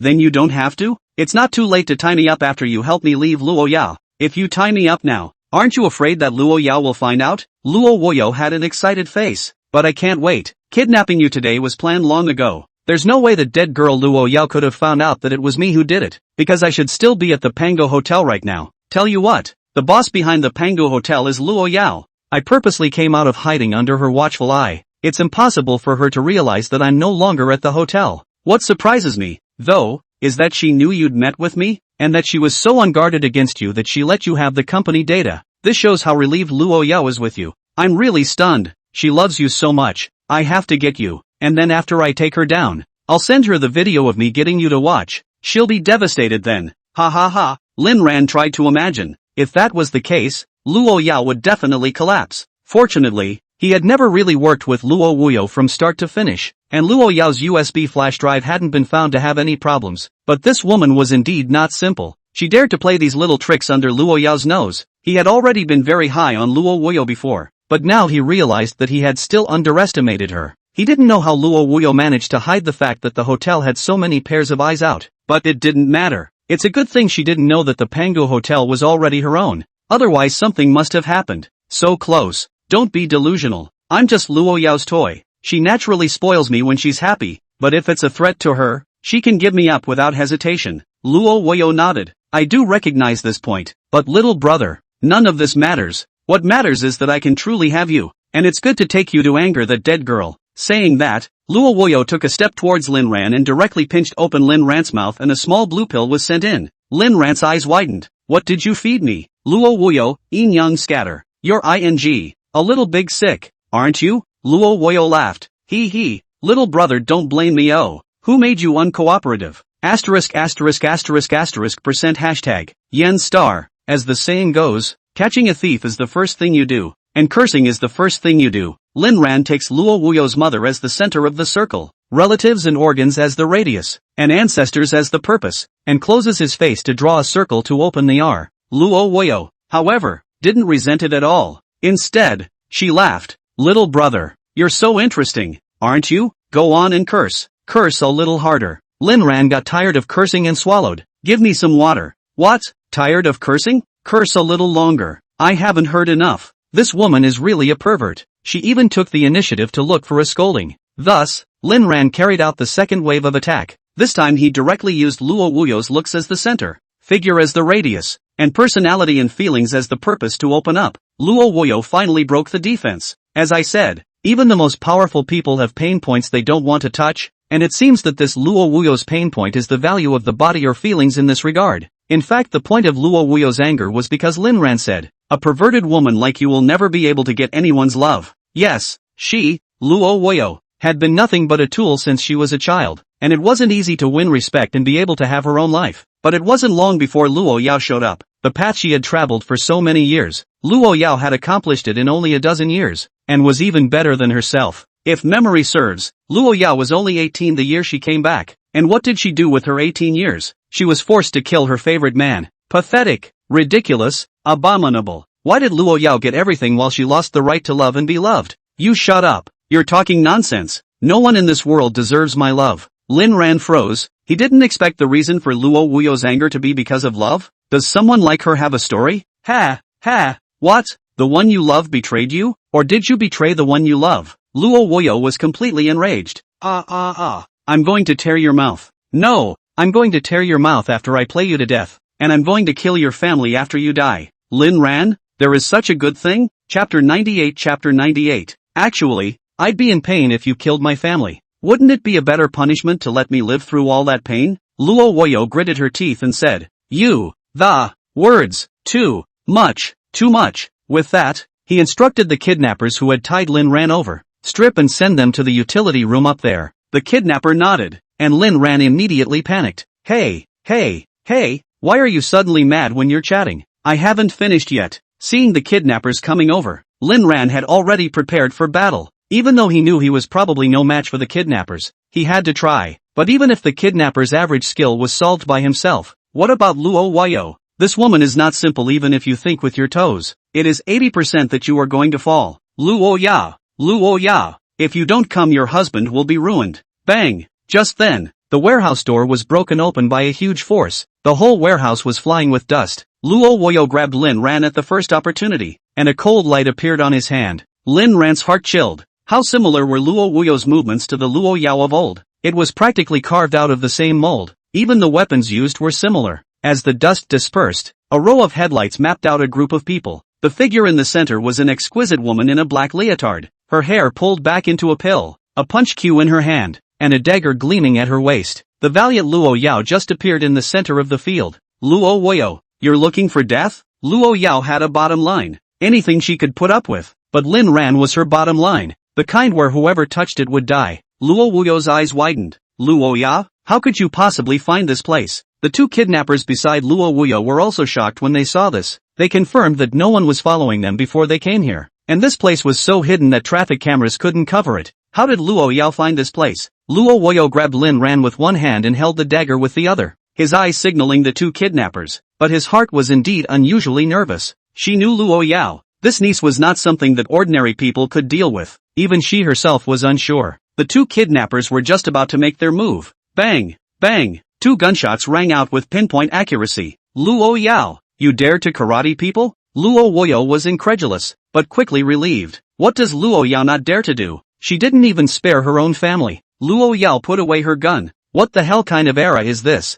And you're still playing fisticuffs? You dared to kidnap them. What wouldn't I dare? I was defending myself when I karate chopped them. Do you want me to take out my Q license and show it to you? As the #1 plutocrat, Luo Yao's status would naturally grant him some official privileges, just like holding a weapon. Lin Ran was mesmerized by Luo Yao's appearance. His daughter-in-law made him so excited no matter what. Again, re-emphasized that a husband is a feeling. Luo Woyo's cold sweat slid down from his forehead. The excitement he had just felt was all gone, replaced by fear. Stay back or I'll kill your little man. Lin Ran's heart became uncomfortable when he heard this. A man is a man. Why do you have to add a little word? You're a little open-minded. Luo Woyo was now a bit skeptical if this Lin Ran was a chatterbox. Why did he chatter endlessly, making people want to curse so much? She was also a professionally trained person. There was a place to maneuver around even the strongest opponents. But Lin Ran wasn't some physical expert. He was using magic attacks. This happens to be the blind spot in Lo Wu Wu's defense. Luo Woyo, shut up. Can Zhang Guanli Dai be used in this place? Lin Ran, it's already that time and you're still talking about words? Hurry up and let go of me. Maybe I can still keep you alive. And we're not really enemies, right? Your enemy is Luo Yao. Luo Woyo suddenly shuddered. She carefully chewed on Lin Ran's words and felt that it made a bit of sense. Listening to Lin Ran didn't mean that he wouldn't give away the matter of the USB flash drive. Then everything would be fine. Luo Yao knew that she hated her, and that grabbing her man was just revenge, and had no other purpose. If we let Lin Ran go, we might still have a chance. As long as you can breathe, at least it's better than not breathing. When the right opportunity arose, she, Luo Woyo, would just kill her way back. There was no need to waste her life here. After thinking about it, Luo Woyo regained her composure and spoke calmly. Great niece, do you want your man dead or alive? Luo Yao, it's best to live, and die. I will kill you to take revenge, then go back to accompany Aaron. The latter words didn't come out. At this moment, Luo Woyo suddenly realized that Lin Ran might not really pose a threat to Luo Yao, and it was a bit whimsical to want to use Lin Ran to control Luo Yao. Yes, she is not a lover, so why should she be a threatening object? Fine, then I'll let go of him and you let me go. Could be. I can't believe you. Get me a helicopter. Could be. Luo Yao sent a message out, and after a while, Fubo pulled up outside in a helicopter. The plane is ready. Get lost. Next time you appear in front of me, you won't be a human being. Luo Yao stared closely at the dagger in Luo Woyo's hand. She didn't dare to be careless at all because it involved Lin Ran's safety. Luo Wuyo racked Lin Ran and carefully walked out until he came to the door of the helicopter and looked at the helicopter for a moment of silence. Good niece. Rich is still really good Helicopters say come. Ha. Luo's group in your hands. Really? Get lost? I don't want to hear you say those unnutritious words. Luo Yao interrupted Luo Wuyo. She only wanted to save Lin Ran now. Luo Wuyo pushed Lin Ran away and got into the helicopter, taking off without saying a word. Luo Yao didn't do anything the whole time. Seeing Luo Wuyo familiarly take off in the helicopter, Lin Ran was dumbfounded. This knows a lot. Seen enough? Luo Yao came to Lin Ran's side and carefully checked if he was injured. She really went to heaven? Lin Ran questioned. Don't worry. The plane moved. She won't survive. Lin Ran's pupils quake. No wonder you let her go so easily. Let her go not because I want her to, but because I'm worried about an accident happening to you. And remember Ran, nothing is more important than your safety. Lin Ran was touched in his heart. No matter what, Luo Yao always put himself first. This was a love that belonged to him alone. Hey, just let her go. Luo Yao, heartbroken? Lin Ran quickly shook his head and said, how could that be? It's just that the USB flash drive is still with her. So all the effort I put in before was for nothing. The USB flash drive is real. Luo Yao gave an answer that surprised Lin Ran. What? You gave me the real information? Lin Ran was incredulous. It doesn't matter. Sometimes the real one is better than the fake one. But she won't be able to use it because she will disappear along with the USB flash drive. Luo Yao's eyes were icy cold. Her heart celebrated. A feeling of a life after a robbery hit her. Ran, you are not allowed to do such dangerous things anymore. Don't think I'm joking. Lin Ran felt hot all over and his eyes began to change. Chapter 99. Chapter 99. Lin Ran gulped as he looked at Luo Yao's outfit. It was the first time he had ever seen them in reality.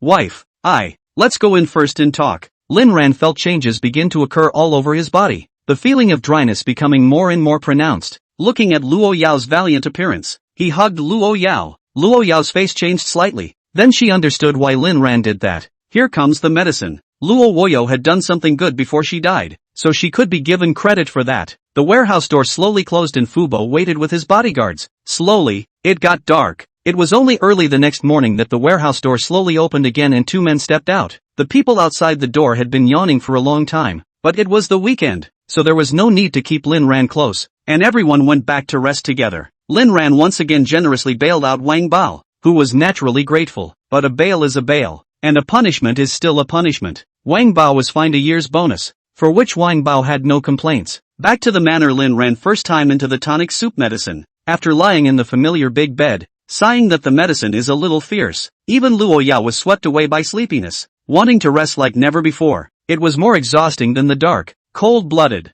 violent place she'd once been in. Just as Lin Ran and Luo Yao embraced each other, the Lin family underwent a sea change. Now the Lin family is still living in the company packed out of the warehouse. Here although it has been simply renovated, but after all, was once a utility room, dark and damp not to mention, but also cannot see too much sunlight. The area is only a small dozen square meters. Although Lin Tianba was the owner of the company, he did not have the right to use the money in the public account privately, and the shareholders of the company would not allow this to happen. Coupled with the fact that the Lin Yuan Shengjing had now become a junk house, the entire Su Ran group was in a potential crisis. Only that there was still money left in the account so it didn't show. Those who bought the house started demonstrating, holding signs in the company's downtown, and enthusiastic citizens called 12345. Above down people directly ordered Saran Group to deal with this matter within a month. Otherwise it will be sent to the public prosecutor. If it comes to that, the Saran Group account will definitely be frozen again. The date for repaying the loan is coming up soon, and Lin Tianba's mouth is blistered with anxiety. The main thing is that he still owes Knives money. The money owed to the bank could be delayed, and the worst that could happen would be an auction to pay off the loan. But the money owed to Dagger, he wouldn't dare to delay. Lin Jian and Lu Yumei were also incredibly worried.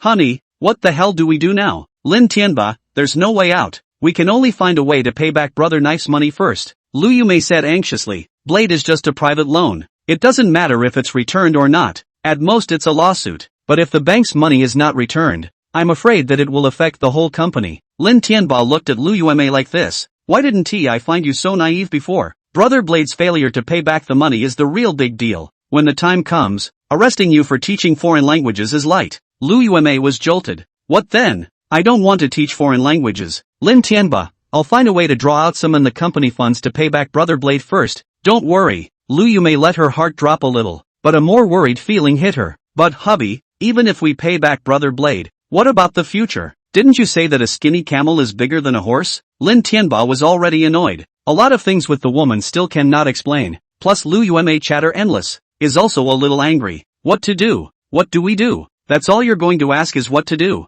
If I had a solution I wouldn't have to hide here afraid to go out and meet people. Lin Tianba is now hiding not only from those crazy owners, but also from the company's shareholders. At this time, Lin Jian weakly spoke. Perhaps, there will be good news from Rushua's sister's side. Brother likes her so much, he will definitely take out money to help us. He's a member of the Lin family. Yes, let Ran get the money. I'm his mom, I'll talk to him. Lin Tianba frowned, but last time you had a very bad time with him. Lu Yume, what about breaking bones? Besides I didn't do anything to him. Lin Tianba didn't strike Lu Yume. He was thinking that if it wasn't for Luo Yao, Lin Ran would have definitely been captured back by him last time. Luo Yao? Right, Luo Yao should have wrapped up Lin Ran. For a volume like Su Ran Group, as long as Luo Yao makes a slight move, not to mention solving the current crisis, it's not impossible to make Su Ran Group go further. Lin Ran is his son. It's kind of bad that you Luo Yao wrapped up my son without paying anything. But Lin Tianba didn't dare to go directly to Luo Yao. He still knew Luo Yao's character. If Luo Yao got angry, 10 Su Ran groups would be gone at the snap of a finger. This matter still had to take its time to find a breakthrough, and the so-called breakthrough was still Lin Ran. In the end, the key point that could solve the crisis now was all on Lin Ran. Whether Lin Ran paid for it himself or had Luo Yao show up, the crisis could be solved. Damn it, do I really have to beg that rebellious son? How did the kid Ruishue get things done? Anyway, Ken Lam, I'll call and ask. Immediately after that, Lin Jian dialed Lu Rushue's phone, and after a few brief words Lin Jian's frown deepened. Sister Rushue said that Lin Ran is still angry with her and refuses to see her. Lin Tianba, ask Rushue where Lin Ran usually appears. I'll go myself. He could see that counting on others wasn't reliable at all. He still had to step in as a father himself. This time, as long as Lin Ran was willing to kneel down and apologize, Lin Tianba planned to grudgingly let Lin Ran be his son again. After Lin Jian hung up the phone, he said, Sister Rushue said she'd come over to look for you and then go find her brother together. Lin Tianba pondered slightly and said, okay, it's good to go together. Not long after, Lu Rushue arrived here. She knew that the Lin family was not living well now, but she was still shocked to see the real environment. What was the difference between this and a pigsty? It was no wonder that Lu Rushue resented it. Without a nanny to clean up after them, the Lin family ate and slept, and no one wanted to clean up the house. In the past, the company's janitorial staff and employees also helped to clean up, but now the company is in crisis. The wages are not always available, and no one to free volunteer labor. Because Lu Rushue didn't get anything from Lin Ran, it caused Lin Jian to look at her a bit unfavorably as well. He just didn't show it. Let's go. Lin Tianba could see Lu Rushue's dislike. His mouth didn't say it but his heart was disgusted. At one time, Lu Rushue loved to stay in the Lin family, but now she doesn't have a big house and her niece resents it. People really cannot be without money. No money, not to mention love. Even relatives will slowly disappear. Chapter 100 Chapter 10 Superscript 2. Soon, Lu Rushue brought the Lin family to Lin Ran's real estate company, and after realizing that no one was there,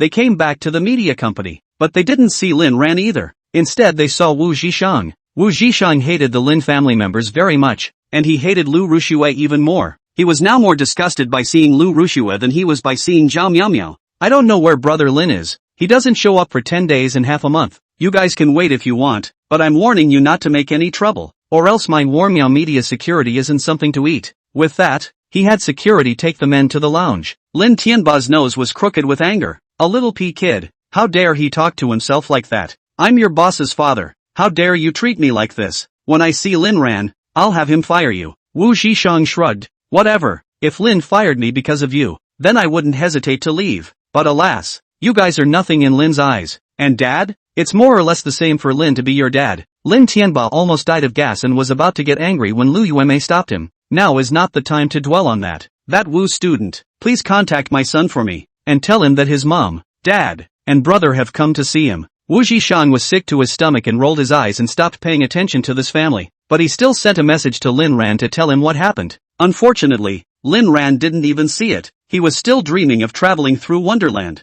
It wasn't until the afternoon that Lin Ran leisurely woke up and saw the news, a wide smile appearing at the corner of his mouth. Ran, you're smiling a bit deviously. Is something up? Lin Ran kissed Luo Yao and said, yes, I'm going out to do something happy. Do you want to join me? Halfway through speaking, Lin Ran suddenly turned his tone.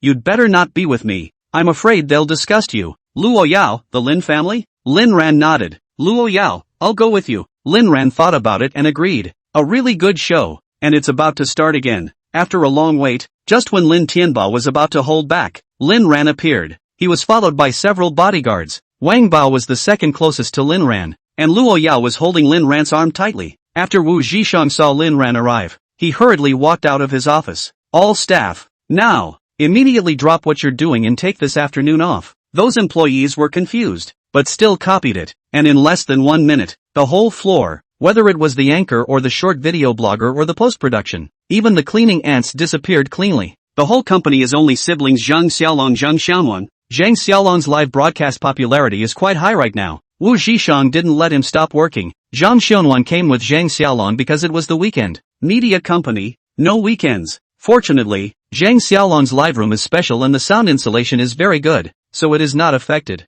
Luo Yao looked at Wu Zhishang with some surprise. This kid was a bit uptight. Brother Lin. Hello sister-in-law. Wu Zhishang greeted him politely, and Luo Yao said reward with an expressionless face. Wu Zhishang said in his heart that it was really outrageous. Uncle Fu stepped forward and handed Wu Zhishang a check and said, "Know the rules?" Wu Zhishang nodded. "I understand. I'm a skilled worker. The heart is happy. He worked hard. Not as good as a sister-in-law. Really choice is greater than effort." Lin Ran was also a bit amused, and helplessly bumped the giggling Wu Zhishang, and the two of them began to make eye contact. Wu Zhishang eyes, Brother Lin, they are shameless. I just scolded them. Rin eyes, good job. What did you curse? Wu Zhishang eyes, I said they are nothing in your eyes, and I said you are your father's father. Lin Ran's eyes, that's all the offense you've got? Next time just curse. Wu Zhishang eyes, Ujk. Walking into the lounge, Lin Ran opened his mouth to storm. Ouch. The old come for your living father? Lin Tianba, what did you say? Little brat? Your skin is itching,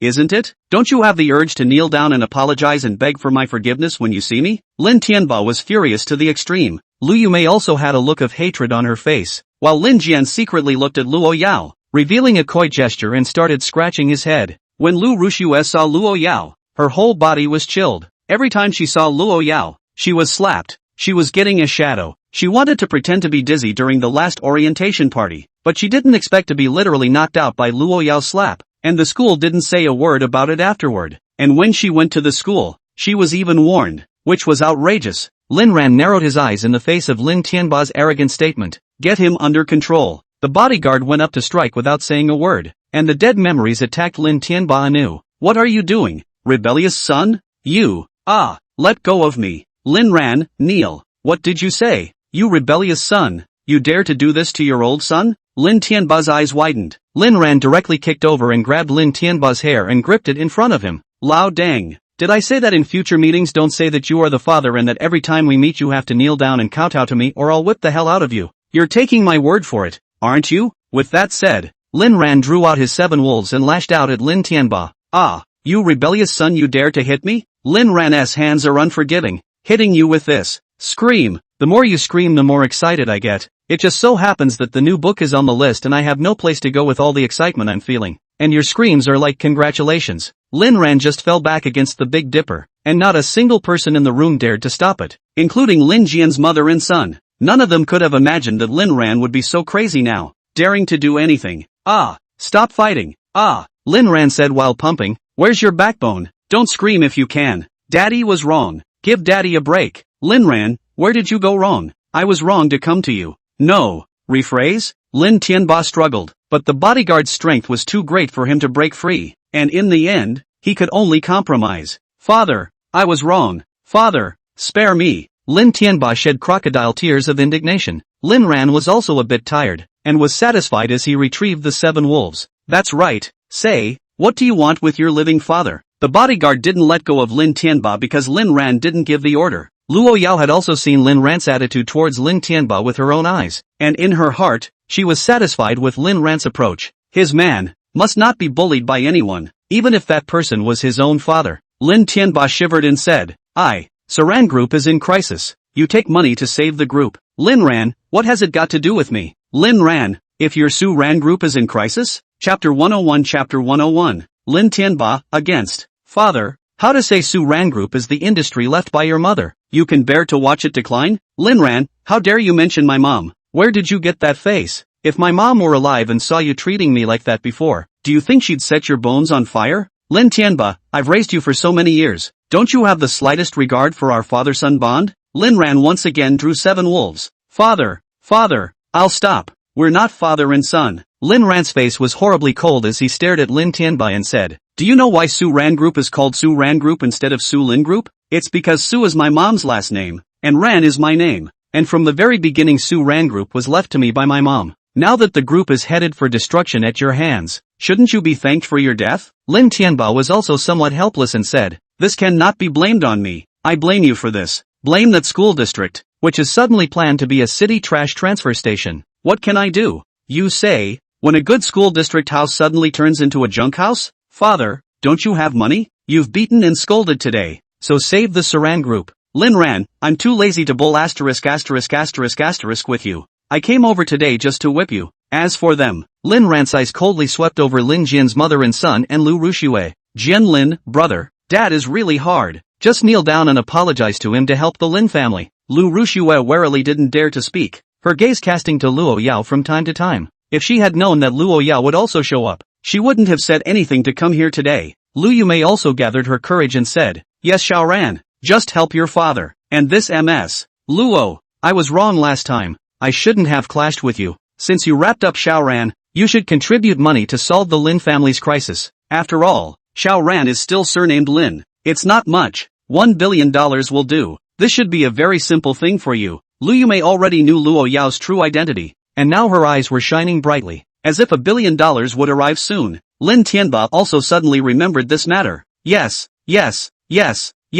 Mr. Luo, you have now adopted my son. My father, you have to pay for it, and after paying for it he is yours. In the face of the Lin family's statement, even Luo Yao froze for a moment. This was simply more bombastic than her grandfather. $1 billion is not much. She can get it out anytime. If it was for Aaron to spend, she wouldn't have hesitated for 10 billion or 1,000 billion. But for the Lin family, they were the ones who used to bully Ran. Lin Ran looked helplessly at Luo Yao and said, I told you I was afraid of disgusting you. Now do you believe me? Luo Yao, it's a bit fried. With that, she walked over to the Lu Yumei trio. Ran, do we need to make them disappear? Lin Ran was silent for a moment. He was tempted to say that he needed to, but more than just disappearing. Living in this world slowly tortured, slowly in pain, slowly turning into a beggar, turning into a handicapped person was what Lin Ran wanted to see more. Just wait a little longer. I haven't had enough fun yet. Luo Yao revealed a weird smile, and the few people who looked at her were all numb. Fine, Aaron wants to play.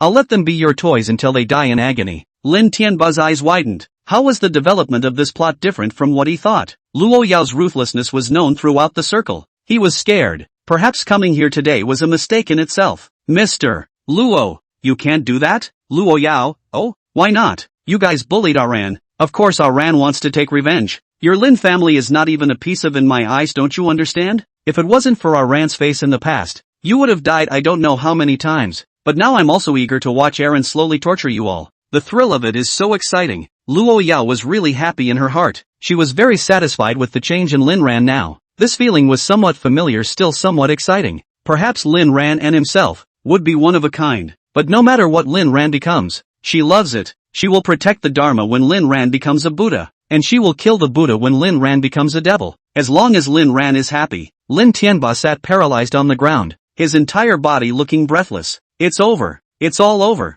He's completely offended Luo Yao. He could see that Lin Ran wasn't begged by Luo Yao, but Luo Yao was brainwashed by Lin Ran. I didn't realize that this rebellious son had this kind of ability. In terms of excellence, his own youngest son, Lin Jian, was his pride. How come Lin Ran was able to take down Luo Yao? The witch. Lin Ran frowned. He realized that Lin Tianba was getting a bit self-absorbed. How was that going to work? You have to fight back. You have to keep jumping into the pit. How can you lose your fighting spirit with a few words from Luo Yao? Yao, don't worry about this matter. Lin Ran's words suddenly turned the situation around, and Lin Tianba looked at Lin Ran incredulously. Luo Yao, good. I'll listen to Aaron. Luo Yao was so smart. She immediately understood that Lin Ran was trying to give the Lin family hope, then let them fall into despair, and so on, until he didn't want to play along and then kill them. That kind of revenge. Interesting. Lin Ran sighed and said to Lin Tianba, old man, take your people and get out. Don't come back to me in the future. I can still let you live. Lin Tianba's eyes gradually began to clear.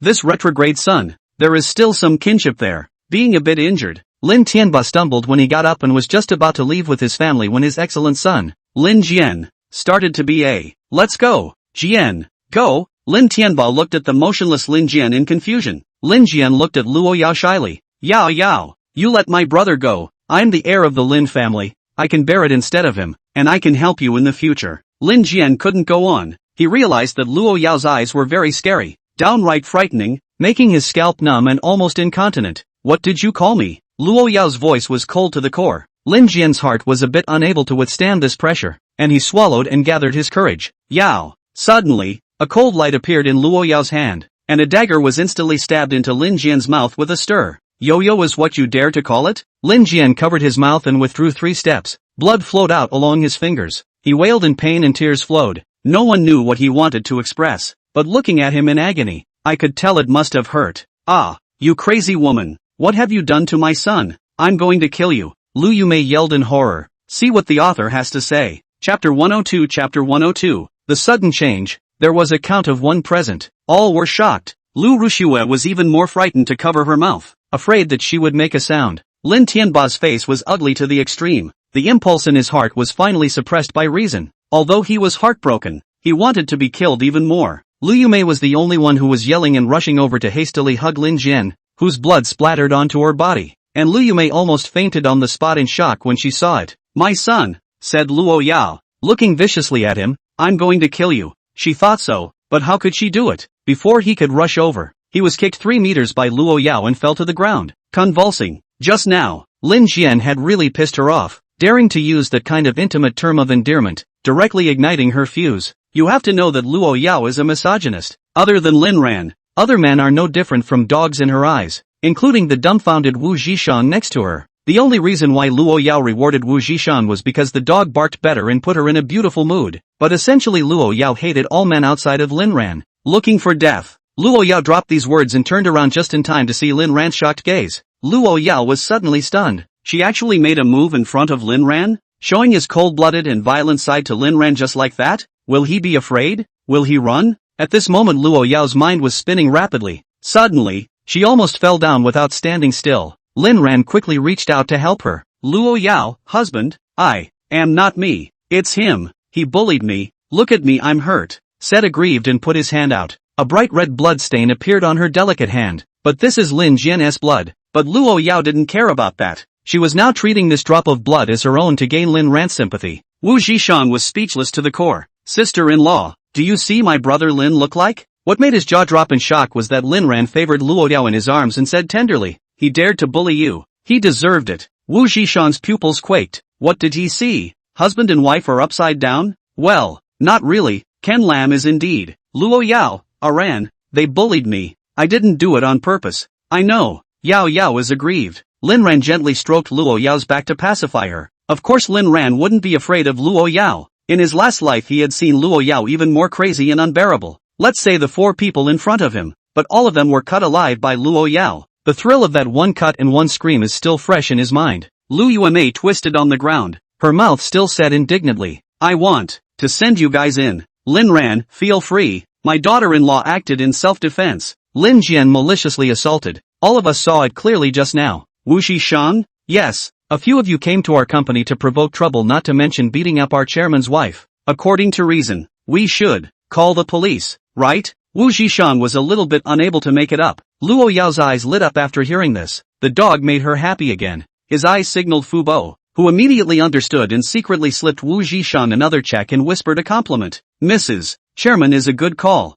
and you'll be able to talk more often in the future. Wu Zhishan looked at the check in his hand dumbfounded, and for a while he was speechless. This action certainly didn't escape Lin Ran's eyes, and he cried and laughed a little. Sure enough, money means you can do whatever you want. Yo-yo, let's go. Lin Ran looked at the injured Luo Yao. His heart ached. Luo Yao nodded, leaning into Lin Ran's embrace with a bird-like appearance. My legs are a bit soft from the shock. I want a Ran to hold me. Lin Ran's heart was melting. Who could resist such a versatile kitten? Picking up Luo Yao, he was about to leave when Lu Yumei yelled again. Stop, stop. Lin Ran turned around, his clear eyes sending out questions. Lu Yumei now also regained some sense, endured the pain on his body and said, you are not allowed to go hit my son. You guys, Pay for it. Oh, in the pet hospital the most serious diseases have a 10,000 800,000 is enough. You Lin family big family still pour this money? Before Lu Yumei could retort, Lin Jian spoke first. He had snot and tears running down his face at this point, but still managed to whimper and say,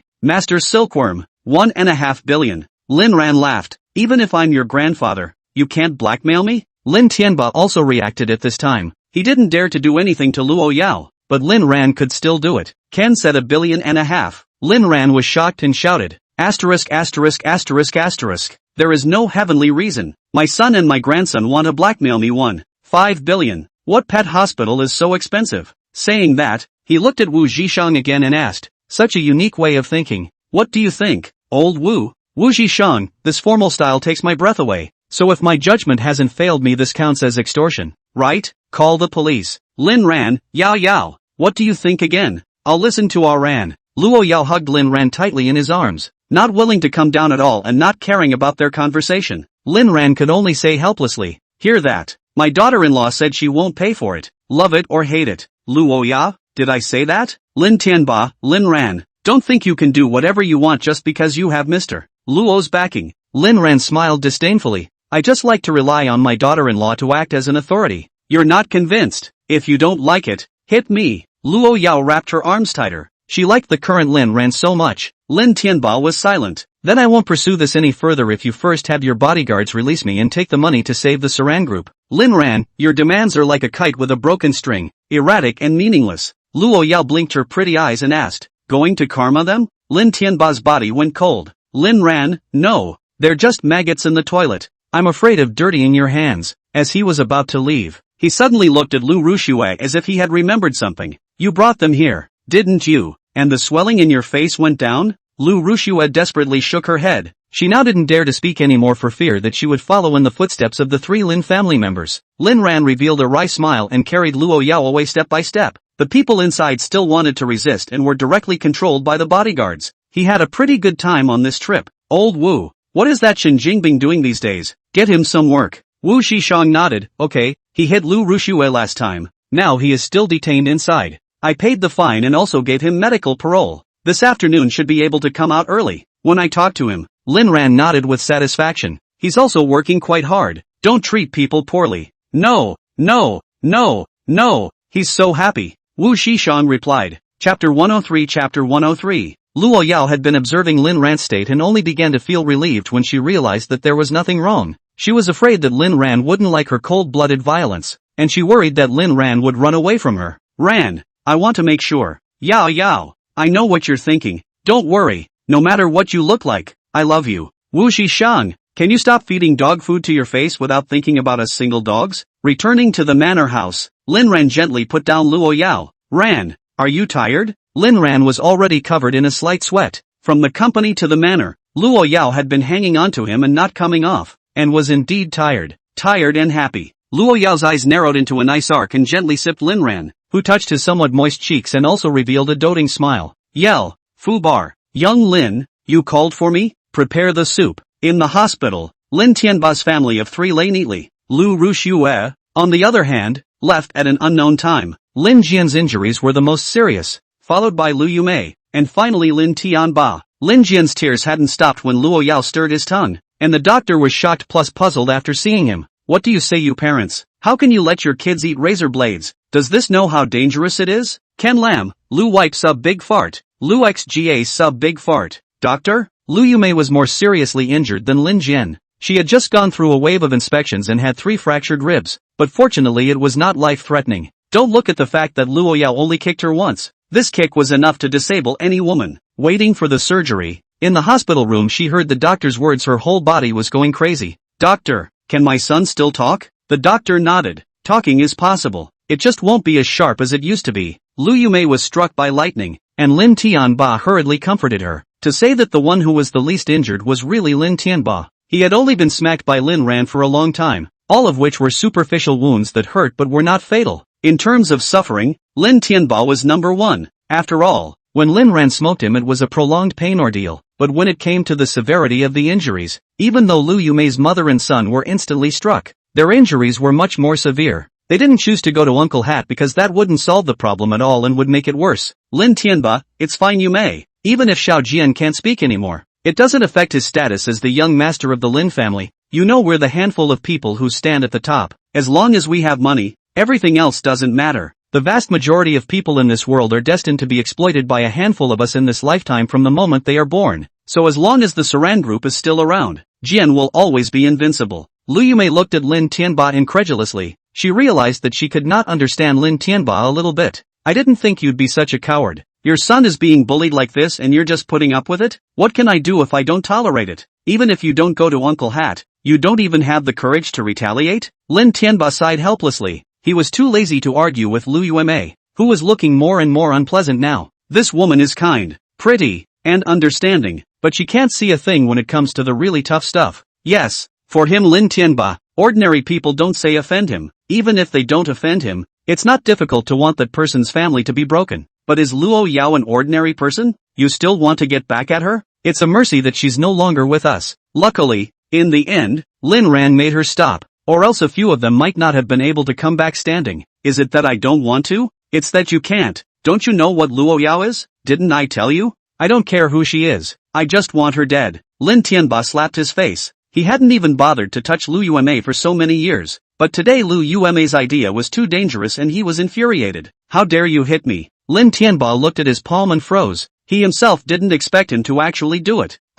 Moonbrow. I'm sorry, I was impulsive. Lu Yumei cried and started wiping her tears. You said in the beginning that you would spoil me for the rest of my life, and now you have the nerve to hit me. Ooh. Lin Tianba was disturbed by what he heard and went to the hospital's promenade alone. He was so helpless. It couldn't be helped that Lin Jian had gotten hurt after provoking Luo Yao today. As a father he was heartbroken, but there was nothing he could do about it, and this feeling of powerlessness made him feel as if he had aged 10 years. At that time, he also wanted to stand up and slap Luo Yao, telling her don't bully my son, but he didn't have the courage and couldn't do it, because it's being held down by bodyguards, even if he wasn't controlled. If he did that, the result would definitely be very tragic, involving not only himself but also the entire group. The Saran group can't afford to weather a little storm right now. It was good that Lin Ran gave himself a chance in the end, and thinking of this, the figure of his son, who had never been treated well by him, suddenly appeared in Lin Tianba's mind. Lin Ran had disgraced him and made him ashamed, but he had also given him a glimmer of life at a crucial moment. Perhaps, shouldn't one be so hard on this son? But he was just trying to be a strict father to a filial son,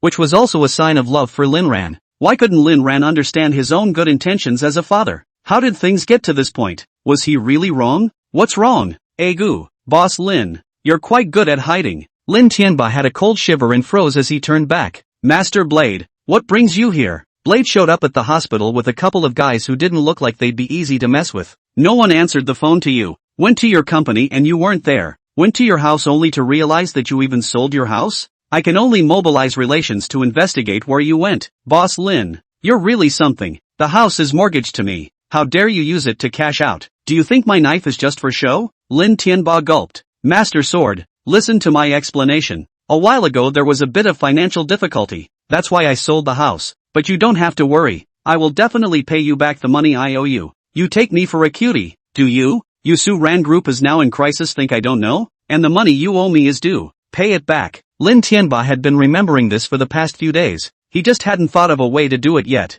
3 days? Give me 3 more days and the money will be yours. Knife Brother patted Lin Tianba's face. Good. Then I will give Lin Boss another 3 days. If not, take out with interest. You also do not want your wife to go to the casino to teach foreign languages, right? Lin Tianba nodded. Understood. Understood. After Blade left, Lin Tianba sat paralyzed on the ground. It took a while for him to adjust his emotions and return to the hospital room. Lin Tianba, you ran away after hitting me. What kind of man are you? Chapter 104. Chapter 104. Lin Tianba frowned. He admitted that he was getting more and more annoyed with Lu Yumei now. His temper ignited once again. You pussy, what time is it that you are still here to dwell on these trivialities? Lu Yumei was exasperated and laughed. Little things? Ha, then tell me what's a big deal. The pain from the broken bones made her speech a little labored. Brother Blade approached me just now. If you don't pay back the money you'll be arrested to teach foreign languages. $130 million.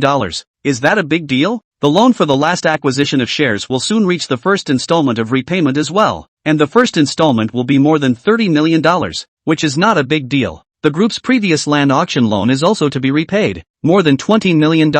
Is this a big deal? Compared to all this, I just slapped you, So which side do you think is important? The more Lu Yume listened, the more ugly her face became, and in the end it directly turned into a miserable white. She seldom thought about these things, and she didn't think that she would have to pay back so much money this month. Obviously it was fine before. How come a big hole seems to have appeared all of a sudden? What to do then? Honey, do something. Lin Tianba sighed. There wasn't much he could do right now. Lu Yume suddenly seemed to think of something. Hubby, didn't we collect $1 billion from the pre-sale of houses some time ago? Wouldn't it be better to use that money? Lin Tianba, that's the company's money. It can only be used to pay back the loan for the land auction in the first place. As for the loan for our personal acquisition of shares and the money owed to Brother Blade, we can only think of another way. This time, we are really in a desperate situation. Lin Tianba didn't want to admit it, but the facts were here. Can't we just pay off the loan first? You're the boss. Can't you just have the finance call you with the money? As for those home buyers who want to return their homes, it's all a bunch of pariahs. Don't bother with them. Lin Tianba looked at Lu Yume like, how come this woman is getting more and more stupid? How many times have I told you? That's company money. But you're the boss. Lu Yume voiced her doubts. I'm the boss. But the company has shareholders, and it's impossible to split the bill in this situation. So if I use the company's funds privately it's a violation of the law. A violation of the law, do you understand? Lu Yume was shocked. She really didn't understand these things. Forget it, I can't understand with you. I'll go think of something. After saying this, Lin Tianba walked out of the hospital room once more, and Lin Jian on the hospital bed did not say a word. His heart is hard to tight. At the same time, also thinking about some problems that have to be considered now. Son, what do you think we should do now? Lu Yume could only pin her hopes on Lin Jian, hoping that he would come up with a solution. Wow, like a fire croak eggs have dogs cut silk no flowers. A enterprise loose sun nest not by Estes smashed to death. Nest killed drop silk. Lu Yume frowned tightly. Son, you'd better type on your cell phone. Lin Jian was silent for a moment and took out his cell phone to type out a row of words. Mom, if Dad uses public funds it's indeed illegal. And right now I'm not worried about that. What I'm worried about is that Saran Group will go into bankruptcy and liquidation. And when that happens the assets from the bankruptcy and liquidation won't be enough to pay off the debts. We'll be saddled with the debt. After Lu Yume read the row of words, her entire body was struck by lightning. She worked hard for so many years to save all the money to Lin Tianba, did not expect not only blood money, but also may follow the implicated. Son, what to do? Mom doesn't want to live like that. Lin Jian typed, there's no way. You can divorce Dad, but I'm his legal heir. I can't run away. Lu Yume instantly fell into deep thought when she saw the row of words. Perhaps, there is a turnaround. Son, I want to tell you something, but you must keep it a secret for now. Jian Lin gestured for Lu Yume to speak on. Lu Yume did a good half a day of mental construction before she spoke with difficulty. Actually, you're not. You may. I contacted the shareholders for a meeting. I'm going to split the accounts early and pay back the money. Lin Tianba suddenly barged in. He had just gone out to contact the shareholders meeting. Lu Yume was startled. A heart fluttering wildly, almost jumped out of the throat directly. Is it? That is quite good. Lu Yume forced herself to breathe steadily. Moonbrow, what's wrong with you? No, it's fine. It just hurts a little. Lu Yume, prepare for surgery. A nurse came in and called out to Lu Yume, who responded as she lay on the mobile hospital bed. Honey, I'm going to go to surgery first, so hurry up and take care of the shareholders meeting. Lin Tianba felt that Lu Yume was a bit strange, but he didn't think much about it. After all, it's normal for a woman who has been injured to be a bit abnormal. So pack up and get ready to take your injury to the shareholders meeting. Son, Dad is going to the office. You be good and cooperate with the treatment, okay? Lin Jian nodded. He didn't want to talk now. Lin Tianba went to the company with a sad face, and Lin Ran sighed at the manner was taking tonic. Honey, how did you do just now? Aaron has always been the best. Lin Ran, let you suffer. Follow me on a good weekend to meet disgusting people. Don't follow me next time. Did Ran have fun today? Well, seriously, I'm still quite happy now when I think of Lin Tianba being beaten by me. But these are just collecting the interest from his previous mistreatment of me. What he's going to face later is the real desperate situation. After he completely collapses, I'll make my move. Then this old Biden will definitely die of anger. It's exciting to think about it. Ran is the best. Luo Yao was also happy today. She loved the current Lin Ran so much. Honey, I'm tired and want to rest and relax. Okay, we're in this together. Luo Yao didn't object. Aaron was tired and needed to rest. The afterglow of the setting sun accompanied by the moonlight from the opposite side of the sky reflected each other, and Lin Ran once again entered that strange dream. In the darkness of the night, in the primitive forest, Lin Ran stood in front of a cave. In the cave he saw those bizarre and scarlet eyes again. This time he saw them clearly. They were human eyes. A mouth opened beneath the eyes and was dripping out a red liquid of some kind, which Lin Ran guessed was probably blood. Lin Ran's scalp tingled after this thought appeared, but those eyes staring intently at him seemed to have a magical power that attracted him to want to explore. Lin Ran summoned up the courage to step into the faint moonlight and walk step by step towards the pitch-black cave. "Hello, can I come in?" Those scarlet eyes hid an impulse that made Lin Ran want to ask what was going on.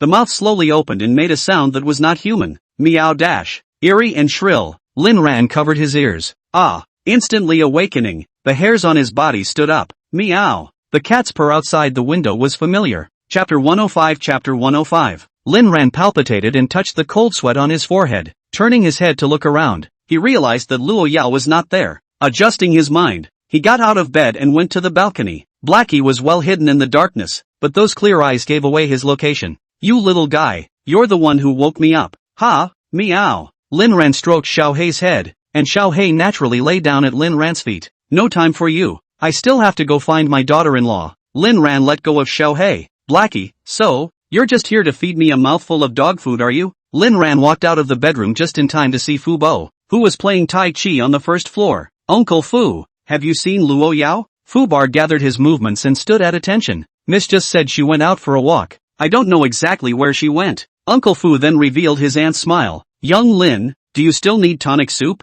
Uncle Fu had always wondered. Lin Ran and Luo Yao were getting bored with each other all day long. How come there was no movement at all in the young lady's stomach? He'd like to bring another young master before he goes into the ground. Lin Ran had a black line on his face. How ruthless the declaration had once been was now how much it hit him in the face. "Soup's out for now." But Fubuki still kept her aunt's smile. "But what? It's been a while since I've seen the butler smile like that." Uncle Fu froze. "Why did that sound a bit harsh? I'll go look for Luo Yao. You keep playing Tai Chi," Lin Ran said and walked out of the villa, leaving behind Fu Bo who was still in a daze. The manor was too big, and Lin Ran usually didn't go out of the villa much except for going to the Sky Garden a few times and the crocodile fish pond once. The lights around were beautiful, and Lin Ran wandered around while looking for Luo Yao's figure. Suddenly, something bad came to his mind. There's a secret room in the manor, isn't there? Why did Lin Ran know? Because he had been there in his last life. That time, he really thought that Luo Yao was going to karma him. Well, in the end it was a false alarm.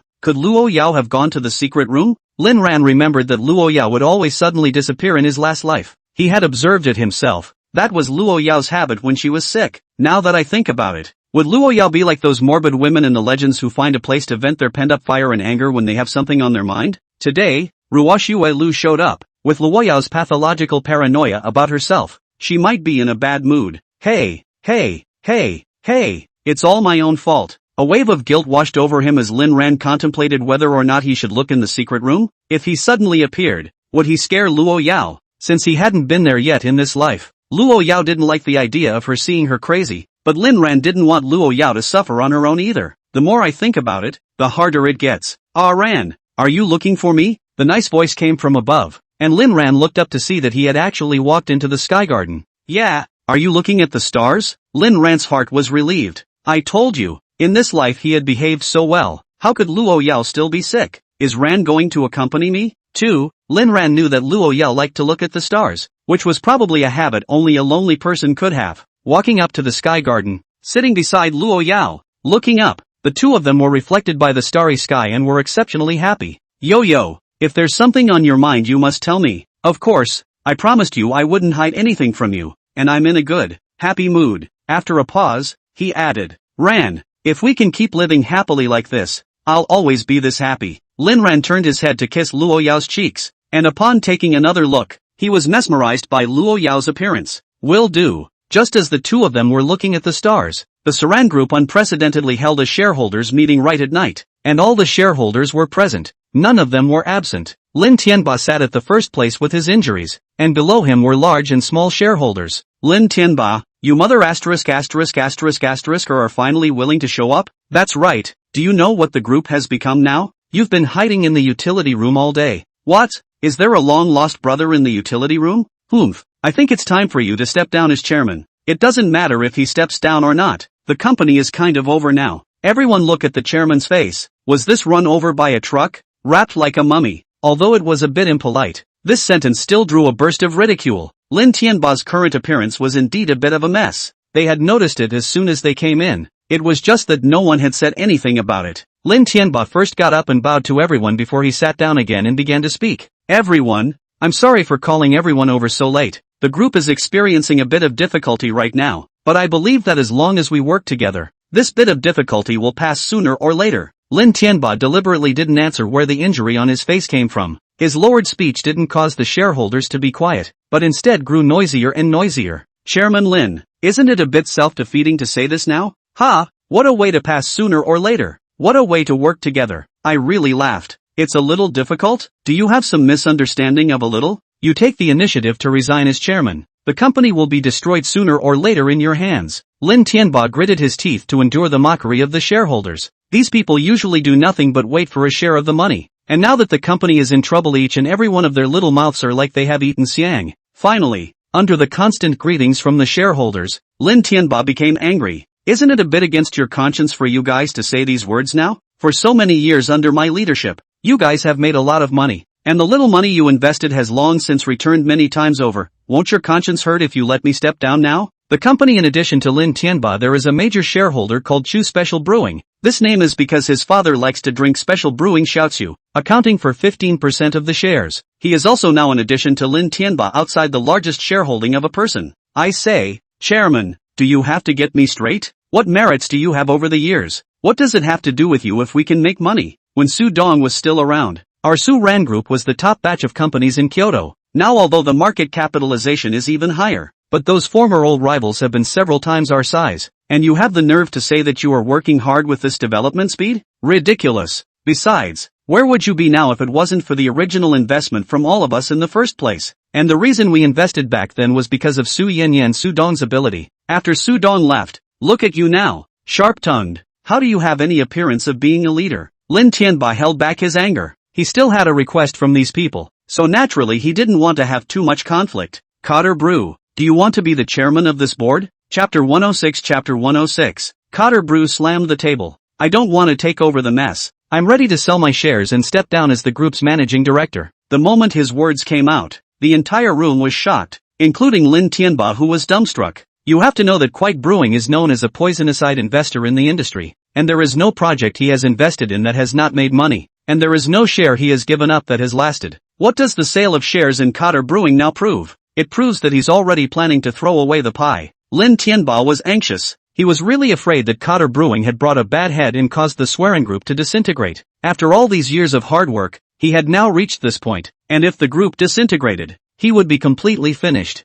No, I don't agree. Now that the group is in crisis, you want to withdraw at this time? How can there be such a good thing? Cotter Brew, much ado about nothing. Vote, said the first to raise his hand. All the shareholders were silent. Had Saran Group reached this point? Lin Tianba thought that no one would agree. But he didn't expect all the shareholders to look at me and me to look at you to start raising their hands one after another. Slowly, surprisingly, all but Lin Tianba agreed. Shareholders at the moment heart very envious of a person. That is, early withdrawal of Lin Ran. That time is the most brilliant moment of the Su Ran Group. Lin Ran can cash out at the highest point. It is simply God's forethought. Lin Tianba completely broke his defense and stood up, pointing at all the shareholders. You, guys, I don't agree. I'm the majority shareholder. As long as I don't agree, you guys can't do this. Cotter Brewing, Big Boss Lin, do you know the law or not? Let me help you to popularize. Like this kind of decision, only need to attend the meeting of the shareholders holding more than 2/3 of the voting rights to pass is enough. Although you are the chairman of the board of directors, shares accounted for the highest percentage, but it does not impede our decision-making, understand? Lin Tianba looked at Chu Tae Brew incredulously. Of course he knew that Chu Tae Brew was right. Having 51% of the shares does give him more say, and most of all no one can threaten his position as chairman. But now is not the time to discuss shares, but to make corporate decisions, which requires a vote by shareholders with voting rights. Lin Tianba felt cold all over. He has just spent more than $1 billion.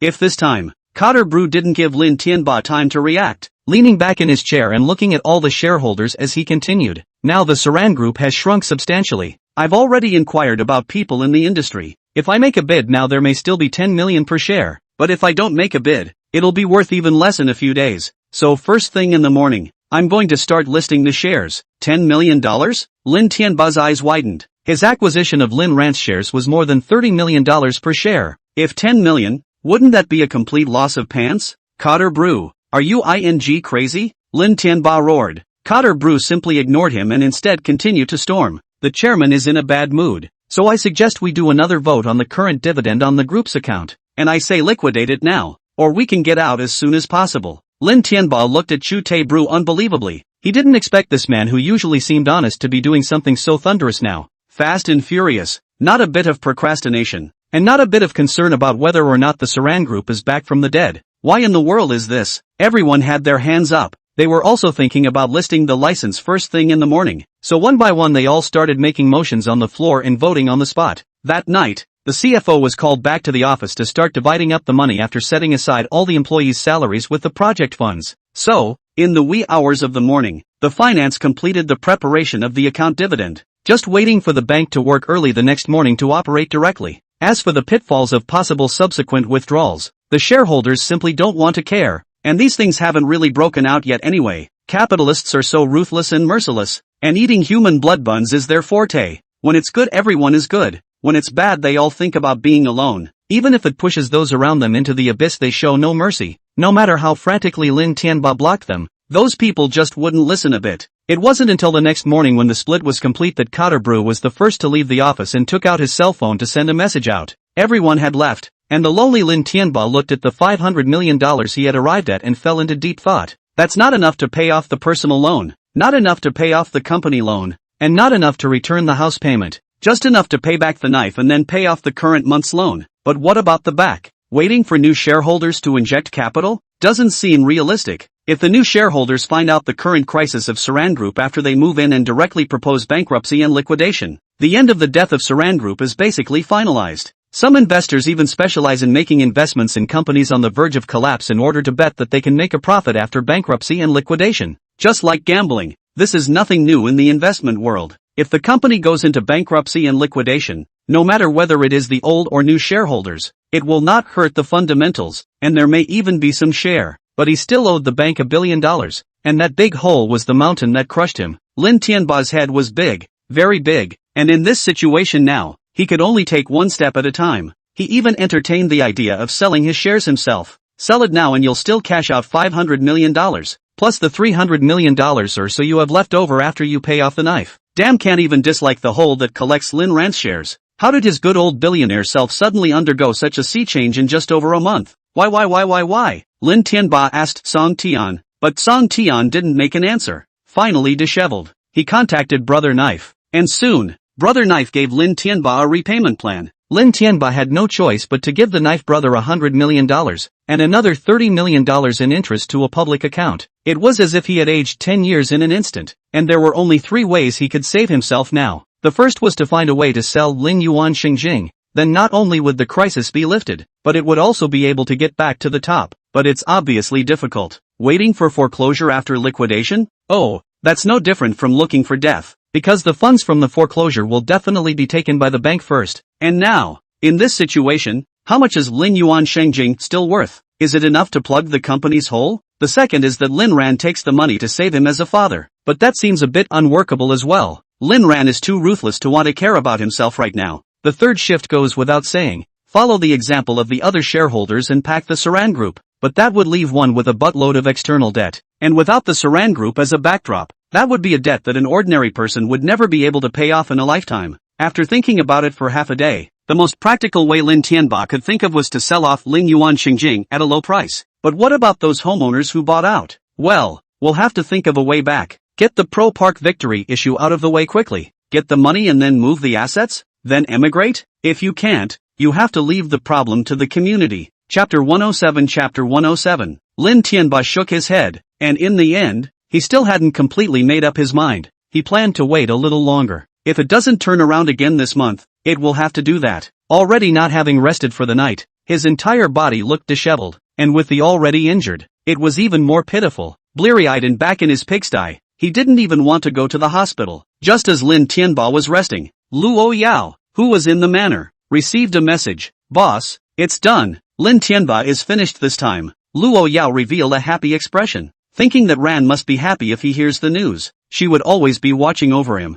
On Monday, the world resumed functioning once more, and Lin Ran was asked out by Wu Zhisheng. An hour ago, Wu Zhisheng happily went on a date he was unexpectedly expecting. Chen Xingtian takes the initiative to find Wu Zhishang and says he wants to meet him, and Wu Zhishang himself wonders if he's up to no good. Coming to the address Chen Xingtian had sent, the two of them sat face to face. Wu Zhishang knew that he was just a beggar and shouldn't covet someone like Chen Xingtian, but what if there was an accident? What if people really do appreciate their clear-cut stupidity? What if people weren't trying to get close to Ringo through themselves? What if people want a milk dog like your sister-in-law? In case, what are you thinking about? Chen Xingtian's voice came, and Wu Zhishang hastily tensed up. His hand shook as he gripped his coffee cup and shook his head. Thinking about the company. Out with me and you're thinking about work? Am I not pretty enough? Wu Zhishang blushed a little. He still remembered how the two of them swayed in the center of the dance floor when he first met Chen Xingtian at the Pangu Hotel. I don't know if Ms. Chen called me here for something? Wu Zhishang still didn't think that Chen Xingtian had come to talk about love with him because he didn't deserve it. Chen Xingtian nodded. Yes, I want you to ask Lin Ran out for me. Wu Zhishang was like being poured a pot of cool water on the spot, penetrating cold.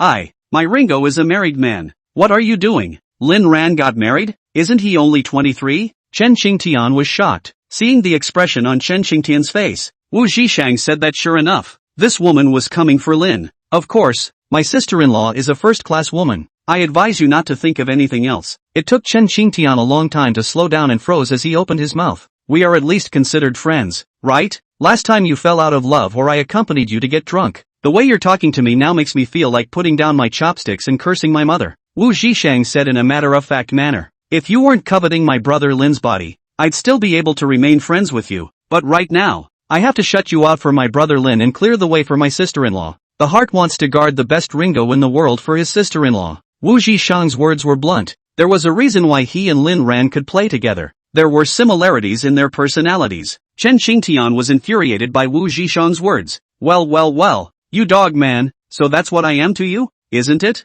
Wu Zhishang asked rhetorically. Me? No. Yes. Chen Xingtian shouted angrily and froze for a moment afterward. Mental meditation, do not get angry not angry. If I am angry who is like, I am a star Chen Xingtian. To be cultured cannot be cranky. Wu Zhishang, then what do you want with my brother Lin? Chen Xingtian organized herself and returned to the way a public figure should be. I have something very important to say to him. All you have to do is ask her out for me, and I'll give you 10,000 then. Wu Zhishang, do I look like someone who would sell out his brother for money? Inside, $10,000 to buy me off? You underestimate me, don't you? Other people's sister-in-laws are rewarded with checks directly. Chen Xingtian was silent for an instant. So what will it take for you to help me? Wu Zhishang, make your reasons clear, and I'll naturally help you after I confirm that you're not a threat to my Lin's happiness. Do you look down on me that much? Do you think I would be the woman to go and be a mistress? It's hard to know what's going on. Your behavior is too abnormal. I've always suspected it from the moment you approached me. You've always intentionally or unintentionally been prying into Lin's news. For some reason, Chen Xingtian looked at Wu Zhishang's foolishly serious look and suddenly wanted to tease him. Okay, count yourself smart. Then let me ask you, what if I really like Lin Ran? Wu Zhishang was immediately anxious. Holy, as expected, you want to meddle in my brother Lin's relationship? Although you're also a bit good-looking, you're simply not as good as my sister-in-law. And brother Lin's true love is for his sister-in-law. I also advise you not to presume to be a mistress. Do you think mistresses are honorable? Your behavior is like an uninvited pheasant, disturbing other people's lives without even realizing it. Remember, love is not built on the pain of others. You seem to be pursuing the so-called love, but in reality, you are challenging the bottom line of morality. Your kind of behavior is just like a rat in the dark night. You can't see the light. So I want to send you 2 words, don't be a. Chen Xingtian was once again exasperated and trembled, but she still forced herself to resist the urge to knife someone and kept her sanity as she asked. Don't be a dick is 2 words? Wu Zhishang looked mocking. Ego? Math is good. Oh, I thought you were going to be the third character. Chen Xingtian finally broke her defenses, and her years of education coupled with the connotation of a public figure completely collapsed at this moment. You, to, die. With that, he threw coffee in Wu Zhishang's face. This dog man, what a ing. Wu Zhishang wiped the coffee from his face. The coffee is a bit bitter. Or my brother and sister-in-law Lin are sweet. Chen Xingtian stared blankly at the empty cup in her hand with an incredulous expression. What did she just do? Hurriedly looked around. Fortunately no one saw. Otherwise his image was completely ruined. Seeing Wu Zhishang get up and prepare to leave, Chen Xingtian became anxious. Wait, you're not allowed to leave. I'm not done yet. Wu Zhishang turned around with a puzzled expression and asked, what? Miss Chen still wants to learn from her shame? It's useless. I won't help you ask my brother Lin out. Chen Xingtian once again tried to adjust her emotions, but the words still came out with a tremor. Don't worry, I'm not looking at Linran. I'm looking for him because I have other things to say. I know, you want to be his lover. Wu Zhishan's mouth was unforgiving. You're ing. Never mind. I'll tell you the truth, but don't tell anyone else. In fact, what I'm going to say is in the next chapter. Chapter 108. Chapter 108. Chen Xingtian sort of understood that without telling the truth Wu Zhishan, this sand sculpture, would never help her. Wu Zhishan slowly reset down. Gradually, he listened to the dumbfounded. He did not expect things to be like this. Now, can you ask Lin Ran out for me? Chen Xingtian's slightly moody tone made Wu Zhishan want to find a crack in the ground. How could he misunderstand someone like that just now?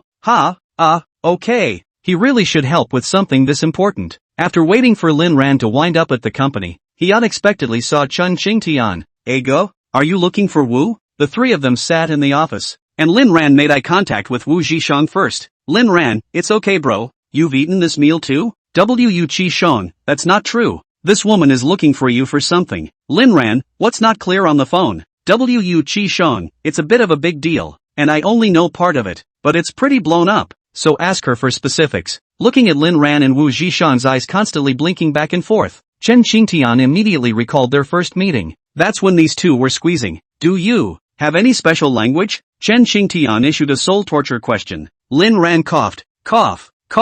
I don't know what mess Chen has to say when she asked me to meet. Oh, you knew it was me who asked you out? Lin Ran, old Wu just said that. Chen Xingtian? Did Wu Zhishan speak? Two things. The first is to catch up with you. Chen Xingtian thought of having a casual chat before getting down to business, which was also a way of chatting that made it easy for people to remove their defenses. Lin Ran, however, frowned and went straight to the point in the opposite direction. Catching up? We don't seem to be familiar with each other. Let me tell you I'm a family man, so you might as well say the second thing. Otherwise I'll think you want to be a mistress for me. Chen Xingtian was petrified in place. She now kind of understood why Lin Ran and Wu Zhishan were diehards, because they had one thing in common. They were both very exasperating. Oh, really give sis a whole laugh. Okay, my grandfather is Chen Xiao. Lin Ran, my son is still Lin Tianba. Puff. Wu Zhishan didn't hold back and spewed out a mouthful of tea. Ha, brother Lin, you have this brain circuit. Ha. Lin Ran, I'm just trying to ease your nervous heart.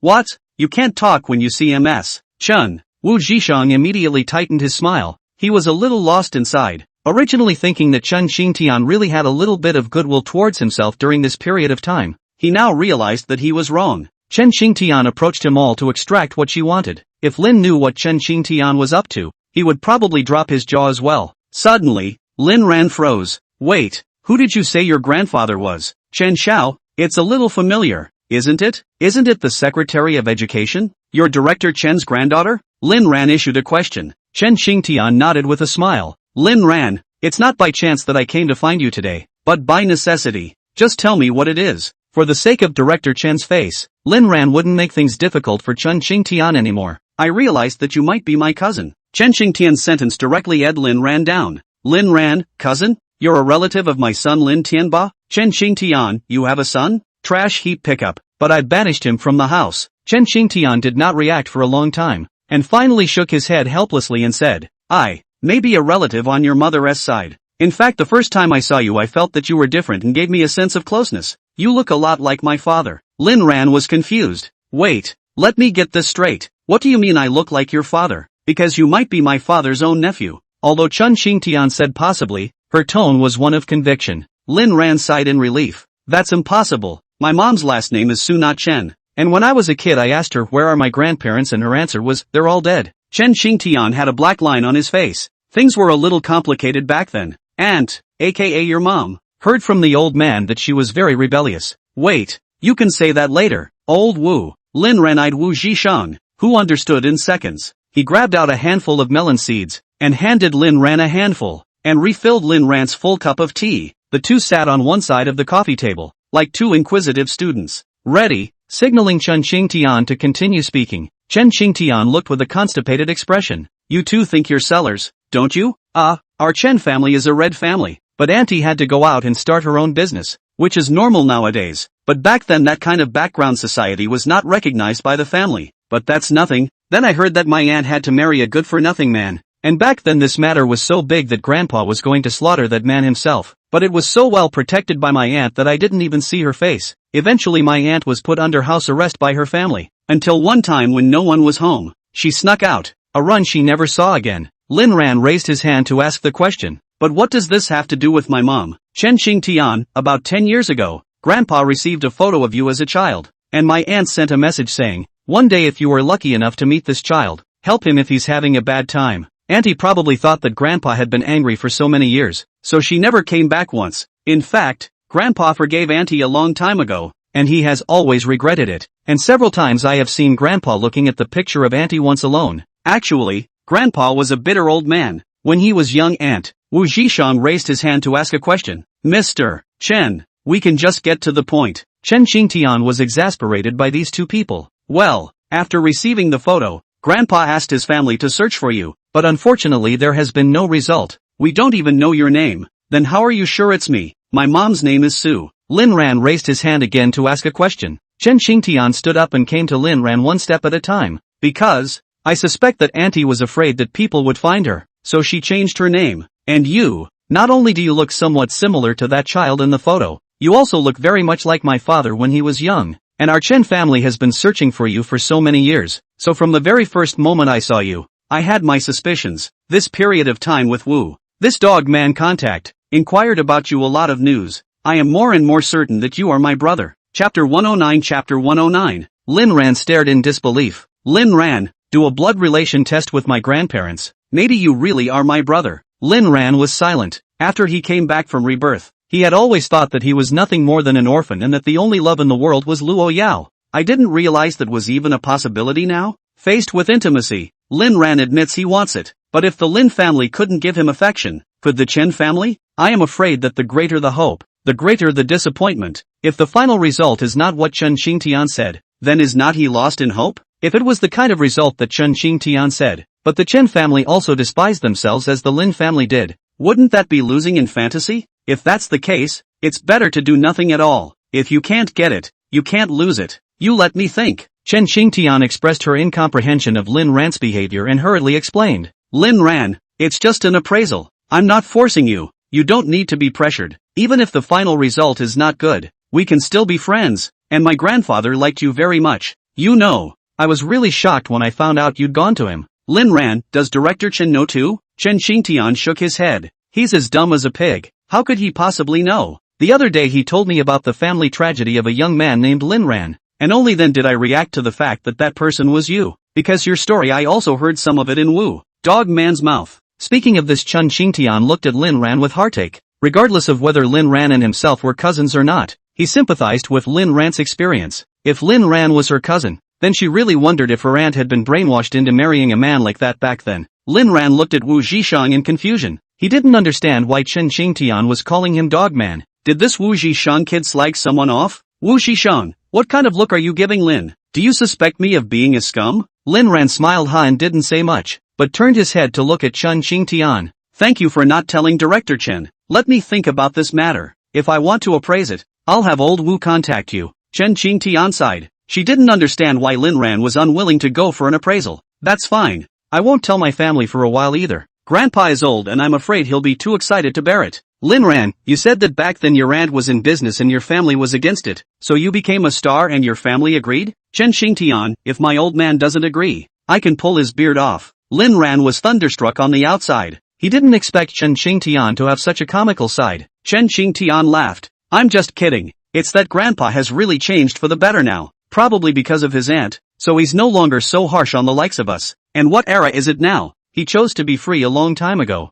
Lin Ran nodded. First of all, regardless of whether he and Chen Xingtian were siblings or not, just for the story Chen Xingtian had told today, he had to invite someone to dinner. You can't eat the melon and not pay for it, can you? Old Wu, aren't you going to treat us to dinner? Wu Zhishang? Lin Ran, are you stupid? Wu Zhishang, yeah, did you just realize that? Lin Ran. Wu Zhishang finally reacted and put down the melon seeds in his hands and said, okay, my treat. Chen Xingtian, your eyes can talk. At noon, the three of them arrived at a private restaurant. Wu Zhishang remembered the misunderstanding with Chen Xingtian in the morning, and his whole mood was not high. He was just a beggar himself, and with Lin's background he is now the president of the company. But even with the rise in status, the once beggarly mentality cannot be erased. How could a beggar dare to covet a woman like Chun Qingtian? He had long suspected Chun Qingtian's purpose, and now there was even less need to suspect. People's goal had never been himself. That drunken care and that comforting by the bridge were, to put it bluntly, deliberate attempts to get closer. What can I do for myself? Even Zhao Miao Miao disliked herself,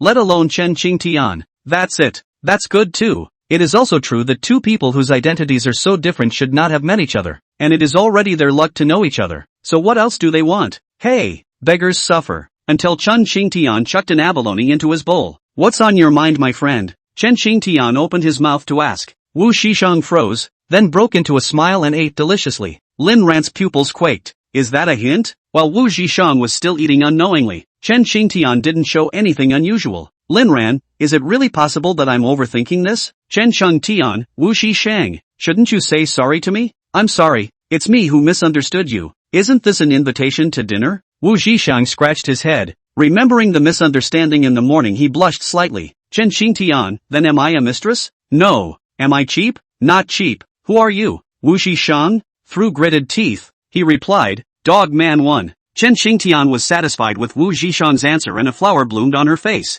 Lin Ran, these two. There's something wrong with them. If it's okay, his whole family eats okay. I'm full. I'll leave first. You guys take your time to communicate. Lin Ran didn't want to be a light bulb. Chen Qingtian looked at Lin Ran unexpectedly. What's the hurry? Lin Ran, my family has food, so I won't waste it. Saying that, he got up and left, not giving Chen Qingtian a chance to stay at all. But Wu Zhishang didn't make any moves. He just suddenly remembered something and sat in his seat and said, Brother Lin, Zhang Xianwan wants to enter the company part-time. What do you think about this? Lin Ran, you can just make the decision on such a small matter. Remember, don't look for me for anything other than money. I'm very busy every day. Wu Shishang, Ajk, Chen Qingtian shouted from behind. Let me know when you've considered it. Lin Ran was already far away, and waved the back of his hand out to them. Got it. Leaving the private dining room, Lin Ran directly got into his car. Go to Yo-Yo's company. Wang Bao started slowly in his business Maybach. At this moment,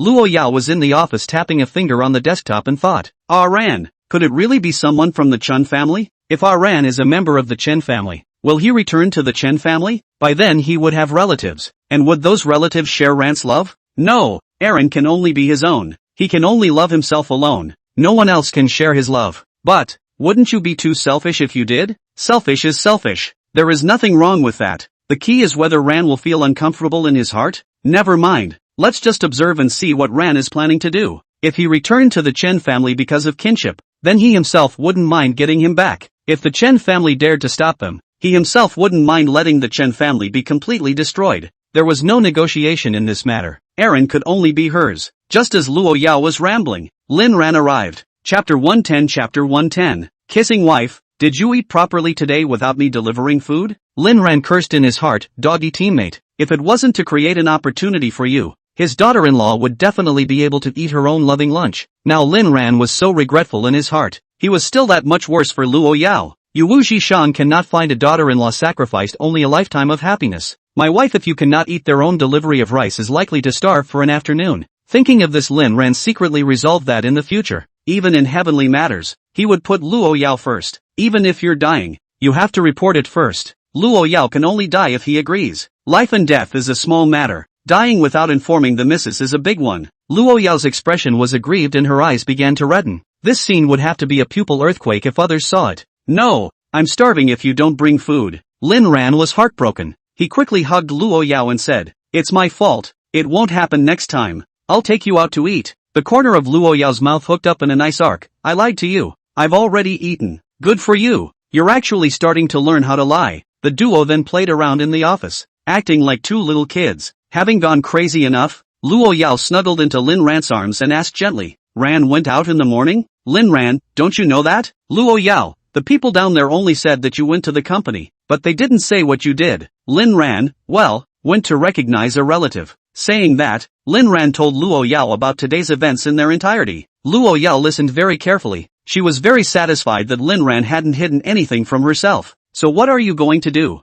Lin Ran, let's see. I haven't thought about it yet. After all, loved ones are cold. Only you in my arms are warm. Luo Yao's heart skipped a beat, and she admitted that Lin Ran's answer had surprised her a little. Is Chun Qingtian pretty? How do you know her? Lin Ran was jolted. Yao Yao, If I say Chen Xingtian looks like a piece of that's my nonsense. But even if she's a heavenly fairy, she's not as good as you in my eyes. As for how I met her, it's that auction dinner last time. But I didn't look at her squarely the whole time. I was looking at her obliquely. Luo Yao nodded. Of course she knew what happened that day. Not only Chen Xingtian, Lin Ran also rejected many vixens throwing themselves at him. The reason she asked was that she wanted Lin Ran to know that she wasn't completely monitoring and controlling him, and that Lin Ran was fine right now, and she didn't want to put Lin Ran under more pressure. Well, I believe you now, and I'll ask you one more thing. Lin Ran, go ahead. Is Zhang Xianwan going to enter your company part-time? Lin Ran was instantly petrified. Not you. I'd like to meet the lip reader. It's awesome. Lin Ran was genuinely curious in his heart. How could a person be able to clearly observe what he said in a place he could not see at all? He wants to learn. Answer my question. Luo Yao realized that Lin Ran seemed to naturally avoid the topic. Lin Ran also reacted to the fact that he hadn't asked a quick question and cursed himself for being stupid. Yao. The company is run by Wu Zhishang. Zhang Xianwan wanting to work part-time is also what he said. It has nothing to do with me. If you don't like it, I'll talk to Wu Zhishang now. Luo Yao's eyes grew cold. Wu Zhishang, a bit of a death wish there. Not only did he help Chen Xingtian make a date with Lin Ran today, but he also tried to get Zhang Xianwan into the company. He had drifted farther and farther down the road of death. Lin Ran's heart thumped when he saw Luo Yao's expression. No good. There's a murderous aura. He hastened to help Wu Zhishang plead for mercy. Although Wu Zhishang already has a way to take his death, but on account of the fact that he is my youngest child, you can leave him a dog's life. You tell Wu Zhishang to go through his brain before doing anything. Luo Yao said coldly. Lin Ran's head was full of question marks. He admitted that even up until now,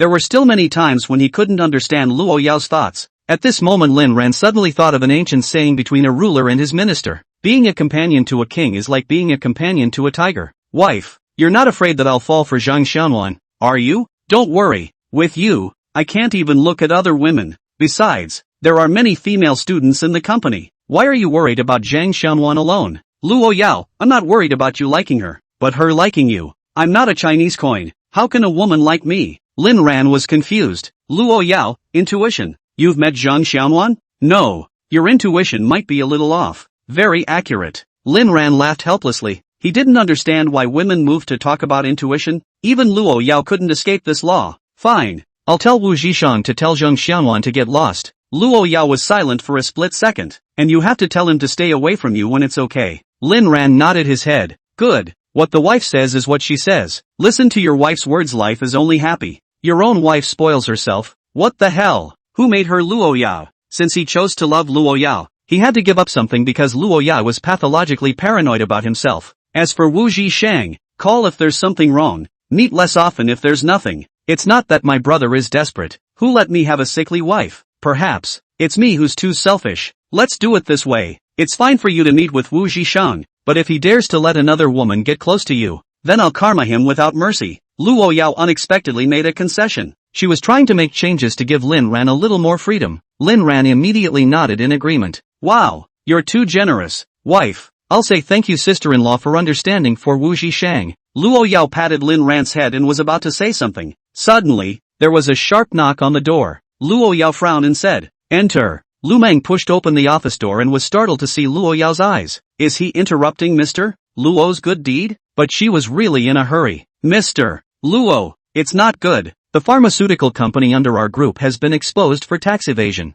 Now a lot of unfavorable news about the company is spreading like wildfire in all channels, and even many partners are calling to inquire. The manager of the medical company just called as well, asking what to do now. After listening to Lu Meng's report, Luo Yao narrowed her eyes and the corner of her mouth hooked into a weird smile. Interesting, I didn't realize she was still alive? Chapter 111. Chapter 111. As the largest consortium in the world, Luo's group is naturally not short of blackmail in normal times, but this time it involves tax evasion, something that is supposed to be a minefield. And once upon a time I don't know how many companies ended up going down because of tax issues. If a behemoth like the Luo group were to collapse, it would cause a great deal of volatility not only to the economy, but also to society. But Luo Yao is oblivious in the face of these. She only thinks of posting with Lin Ran, office posting, shopping mall posting, manor posting. Ran, enough fun for today, let's go home. Good. Lin Ran also admired Luo Yao's calmness when he saw her, and at the same time, he was worried whether Luo Yao was confused by her own beauty.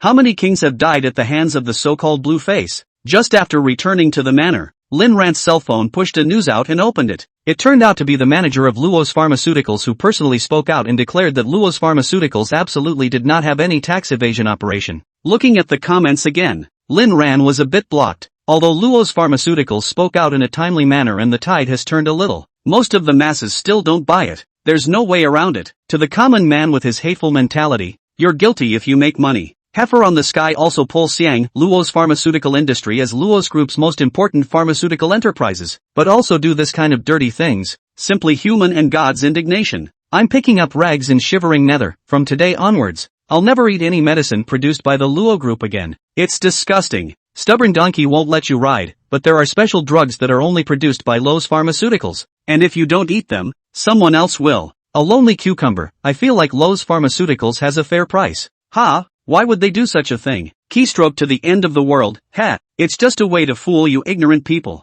The cost of medicines is very cheap, but the capitalists raise the price tens or hundreds of times. And that's still not black-hearted? Bad I don't make a fuss. People's R&D costs money too, right? Do you think only the cost of raw materials, labor site equipment research and development are free? Although Luo's pharmaceutical tax evasion is shameful, but does not deny their efforts. People work hard to develop drugs. Is not to suck the blood of the people? Can't scum without willow. I remember a guy saying that good medicine doesn't equal good merchandise. Lin Ran looked at it for half a day, and he realized that most of the crowd still didn't buy it, and only a very small number of people appeared to be getting better wind reviews. Ran, what are you looking at? Lin Ran handed out his cell phone in a big way. He knew that Luo Yao must know about these things, and that someone would tell her even if he didn't show her. Luo Yao glanced at it. That's it? This class of internet users can't be attacked. Yo, are you really not worried at all? Worry about what? If I wanted to, I could control the publicity in minutes. Well, no. Lin Ran saw that Luo Yao wasn't anxious at all. He knew that if Luo Yao could be so calm, it must be because she was certain that she could solve this matter. Just as Lin Ran was about to turn off his phone,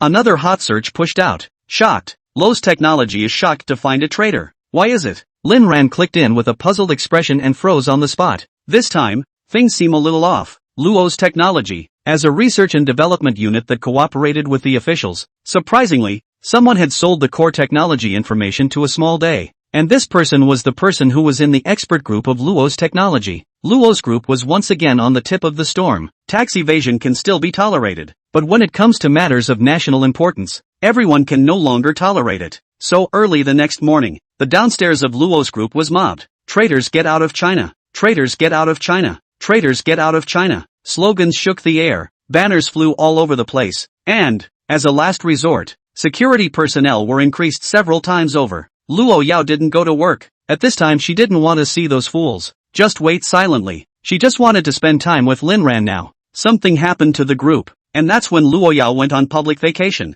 Yao, I see that you're not in a hurry at all. Those who don't know think that Luo Clan is really a traitor? Luo Yao hung on Lin Ran's body comfortably and didn't want to come down. She wanted her whole body to merge into Lin Ran's body. Don't pay any attention to them. Besides, those things that are being rumored now were originally true. You can't change the truth no matter how much you try to wash it away. Lin Ran froze. He didn't remember this from his last life and was certain that he definitely didn't have a confused memory. Something so big, if there was one, he couldn't possibly forget it. Then there was one possibility left. These things were deliberately exposed by Luo Yao. What did she want to do through this? Is there really a traitor in the Luo group? And tax evasion? Luo Yao nodded. It's true, just not completely. The smile at the corner of Luo Yao's mouth never let go. Lin Ran was completely speechless as he realized that he was a bit too nervous. Luo Yao had never been a master to be held. What was she worried about? Ran, do you want to know why I'm not fighting back right now? Lin Ran shook his head, indicating that he didn't want to know. As long as you're sure you can handle it,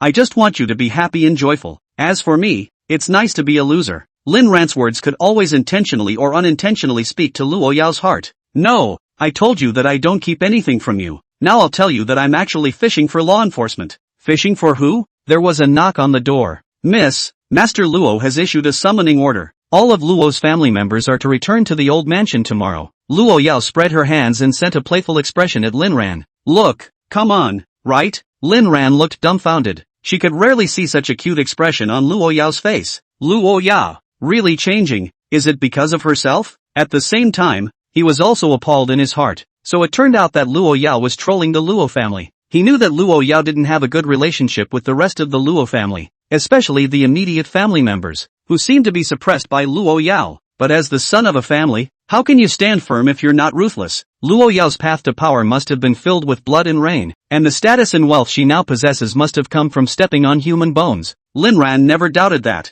Luo Yao didn't want to let herself know those dark things, so she pretended not to know, until one day Luo Yao would realize that she didn't care about those at all. Ran, do you want to come with me to the old mansion? Lin Ran nodded. I want to be there for you. Mostly I can't sleep or eat without you by my side. Luo Yao wrapped her arms around Lin Ran, her tone relaxed and casual. Don't worry, if any of them dare to bully you, I'll kill that person. Lin Ran said to himself, is it so exciting? Ha, I wish them luck then. Chapter 112. Chapter 112. Luo Yao asked Uncle Fu again, has Luo Woyo's body been found? No, the plane wreckage has been searched all over, just no one. I know, go ahead. After Uncle Fu left, the two of them once again got tired of each other, and Lin Ran supported his waist for 90,000 miles, until the next morning, when Lin Ran woke up, his pillow was empty, and the warmth on the sheets beside him reminded him that Luo Yao had gotten up long ago. Did Luo Yao go to the company? It can't be. Aren't we going to the old mansion together today? Suddenly, Lin Ran heard Luo Yao's voice coming from the check room. Lin Ran walked in suspiciously and saw a room full of people. There's still not enough clothes here, so tomorrow we'll dump out Villa 2 and make the whole thing Aaron's check room. Ferber, yes ma'am. This Aaron must be very conquering to wear. This one also looks good. Our Ran will turn into a domineering president in seconds when he wears it. There is also this one, noble and elegant. Our Ran will turn into a Sven loser. Why is our Ran so versatile? He's too good at disguises. Lin Ran was listening outside with a black line on his face. Your Honor, this is all your fantasy, alright. When did people disguise themselves? It's obviously transparent as a paperman in front of you. Fu Bo in the check room had an anti-smile on her face. It's been a long time since I've seen Miss so happy. The other servants echoed Luo Yao. Miss, Lin Xiao is a natural dresser. He looks good in everything. Just go back to the old mansion for a while. He won't be able to finish wearing so many. Luo Yao thought about it, as if they were right. Young Lin, you're awake? Miss is picking out clothes and accessories for you to wear back to the old mansion today. Fu Bo was the first to spot Lin Ran, who was eavesdropping at the door. Luo Yao heard that Ran had woken up and hurriedly turned back. Looking at Lin Ran's body, the whole person gradually fell into a state of infatuation. Ran, what do you think of this one? It looks good. All the ones Yo-Yo picked out look good. Then you change now. Immediately. Lin Ran? Okay, what can I do? Spoil it. Fu Bo signaled for everyone to leave, and Luo Yao had Lin Ran constantly changing in the check room, pampering him with each change. The time came to noon. Lin Ran is all shiny but holding up the wall. Uncle Fu, go! Uncle Fu immediately understood and brought out all kinds of soups and medicines, and also thoughtfully prepared vitamins, amino acids and other supplements that came with the meal. When she came to the dining table, Luo Yao once again resumed her ice-cold demeanor. Ran, if you go to the old mansion today, don't feel pressured. If anyone messes with you, just whip him. I'll have someone follow you and make sure that none of them dare to bully you. Lin Ran said while feeding the imp. Well, but it's not good to draw random people. After all, they're all your family. You're wrong. Ran, you remember, the entire Luo family, there isn't a single good person. Just treat the rest of the Luo family like dogs. Lin Ran had a black line on his face. Wasn't what Luo Yao said a bit too blunt? Okay, listen to you. Whoever messes with me, I'll greet its relatives before I whip it. After lunch, Luo Yao and Lin Ran set off on the road to the Luo family's old mansion with the Manor's 28 bodyguard group as well as Fu Bo. The car had been traveling for an unknown amount of time, and Lin Ran's heart was getting more and more nervous. In his last life, he hadn't been to the old Luo family mansion and didn't have any impression of the place, but he could guess that none of Luo's family members must be any good. How could a lineage that had managed to stay in existence for so many years not have shady things going on? Today Luo Yao brought herself back. Would she really meet any ungrateful ones? At this time, the old mansion could already be described as crowded. It had been a while since the Luo family's summoning order had been issued, but whenever it was used, the Luo family had to be there, no matter who you were or where you were. The Luo family, in addition to Elder Luo, there was a second master, but he was unable to be there because of a cerebral thrombosis. But he was also quite prolific down there, and the son had another son, and the joy of it was endless. At this point the immediate family plus collateral relatives would have numbered in the dozens. Luo family's old mansion was not very big, not even 1/10 as big as the manor where Lin Ran lived. Now dozens of people are in the front yard. Those who know it is a family gathering. Those who don't know think it is some kind of attraction. Dozens of people were quite a lot, but compared to the last summoning order, at least 2/3 of the people were gone. As for where are all those people? Naturally, he was cleaned up by Luo Yao. The last summoning order was 8 years ago, and I didn't realize that after 8 years, we, the people, had gathered again. And do you remember what the last convocation order was for? Then how dare you forget? It was to enchant Luo Yao with the guardian identity. At that time Luo Yao didn't agree. That scene, Luo Yao was simply a devil. Hush, keep your voices down. Now Luo Yao is the head of the family, and Luo's development is so good. You guys spend the money that people earn every year, and you're still saying these things here? Can't even talk about it? Someone else who is the head of the family will raise us too. But Luo Yao is crazy. People don't even become guardians, and personally solve those people in the big house. Those are all her handlers and elders, even including her parents. Do you think with your status and position, how many lives are enough for her to GA? Really, the 2 bodyguards I brought are all stopped outside. It can't be helped. Luo Yao has long since exercised all-around control over the old mansion, and if it weren't for the fact that the old family master still has a summoning order, beating me to death wouldn't bring me back here. This rule has to be changed. A broken token. The whole thing is like a ing emperor's holy decree. Hee, you guys are really bold. Do you know that the gatekeepers in the old mansion are all Luo Yao's men now? A man whispered a reminder. Several of the people discussing it were instantly dumbfounded. At that moment, a masked woman walked into the front hall. The old householder asked who else hadn't arrived, just short of Luo Yao. Someone replied. The masked woman had a hateful look in her eyes. Asshole, this girl dares to ignore the family summoning order? Someone come, lock the gate. The old family master said that since she's not coming, she shouldn't come. The gate was slowly closed, and the few bodyguards sent by Luo Yao didn't stop them, and one of them still looked like they were waiting for a good show. The gate had just closed when Fubuki's voice sounded outside. The family master has arrived. Please open the door to greet him in person. Elder Luo. Everyone looked at the masked woman, wondering why Elder Luo hadn't appeared yet. Uncle Fu stood outside the door carrying a box and was just about to shout again when Luo Yao reached out and stopped him. Not opening the door? Then don't ask for this door. After Luo Yao finished speaking, Uncle Fu eyed a few bodyguards. You guys, get the door. The people inside were wondering why there was no movement outside when they only heard a couple of slight noises. That sound, like the sound of a grenade being thrown. Bang, bang, bang, bang, as if the sound of death spread throughout the entire front yard. Waiting for the smoke to dissipate, Luo Yao walked in with a horde of 30 people. Chapter 113. Chapter 113. Just walked in, saw the front yard crowded with people, but no one to speak, quiet as into the morgue, not even a dare to breathe.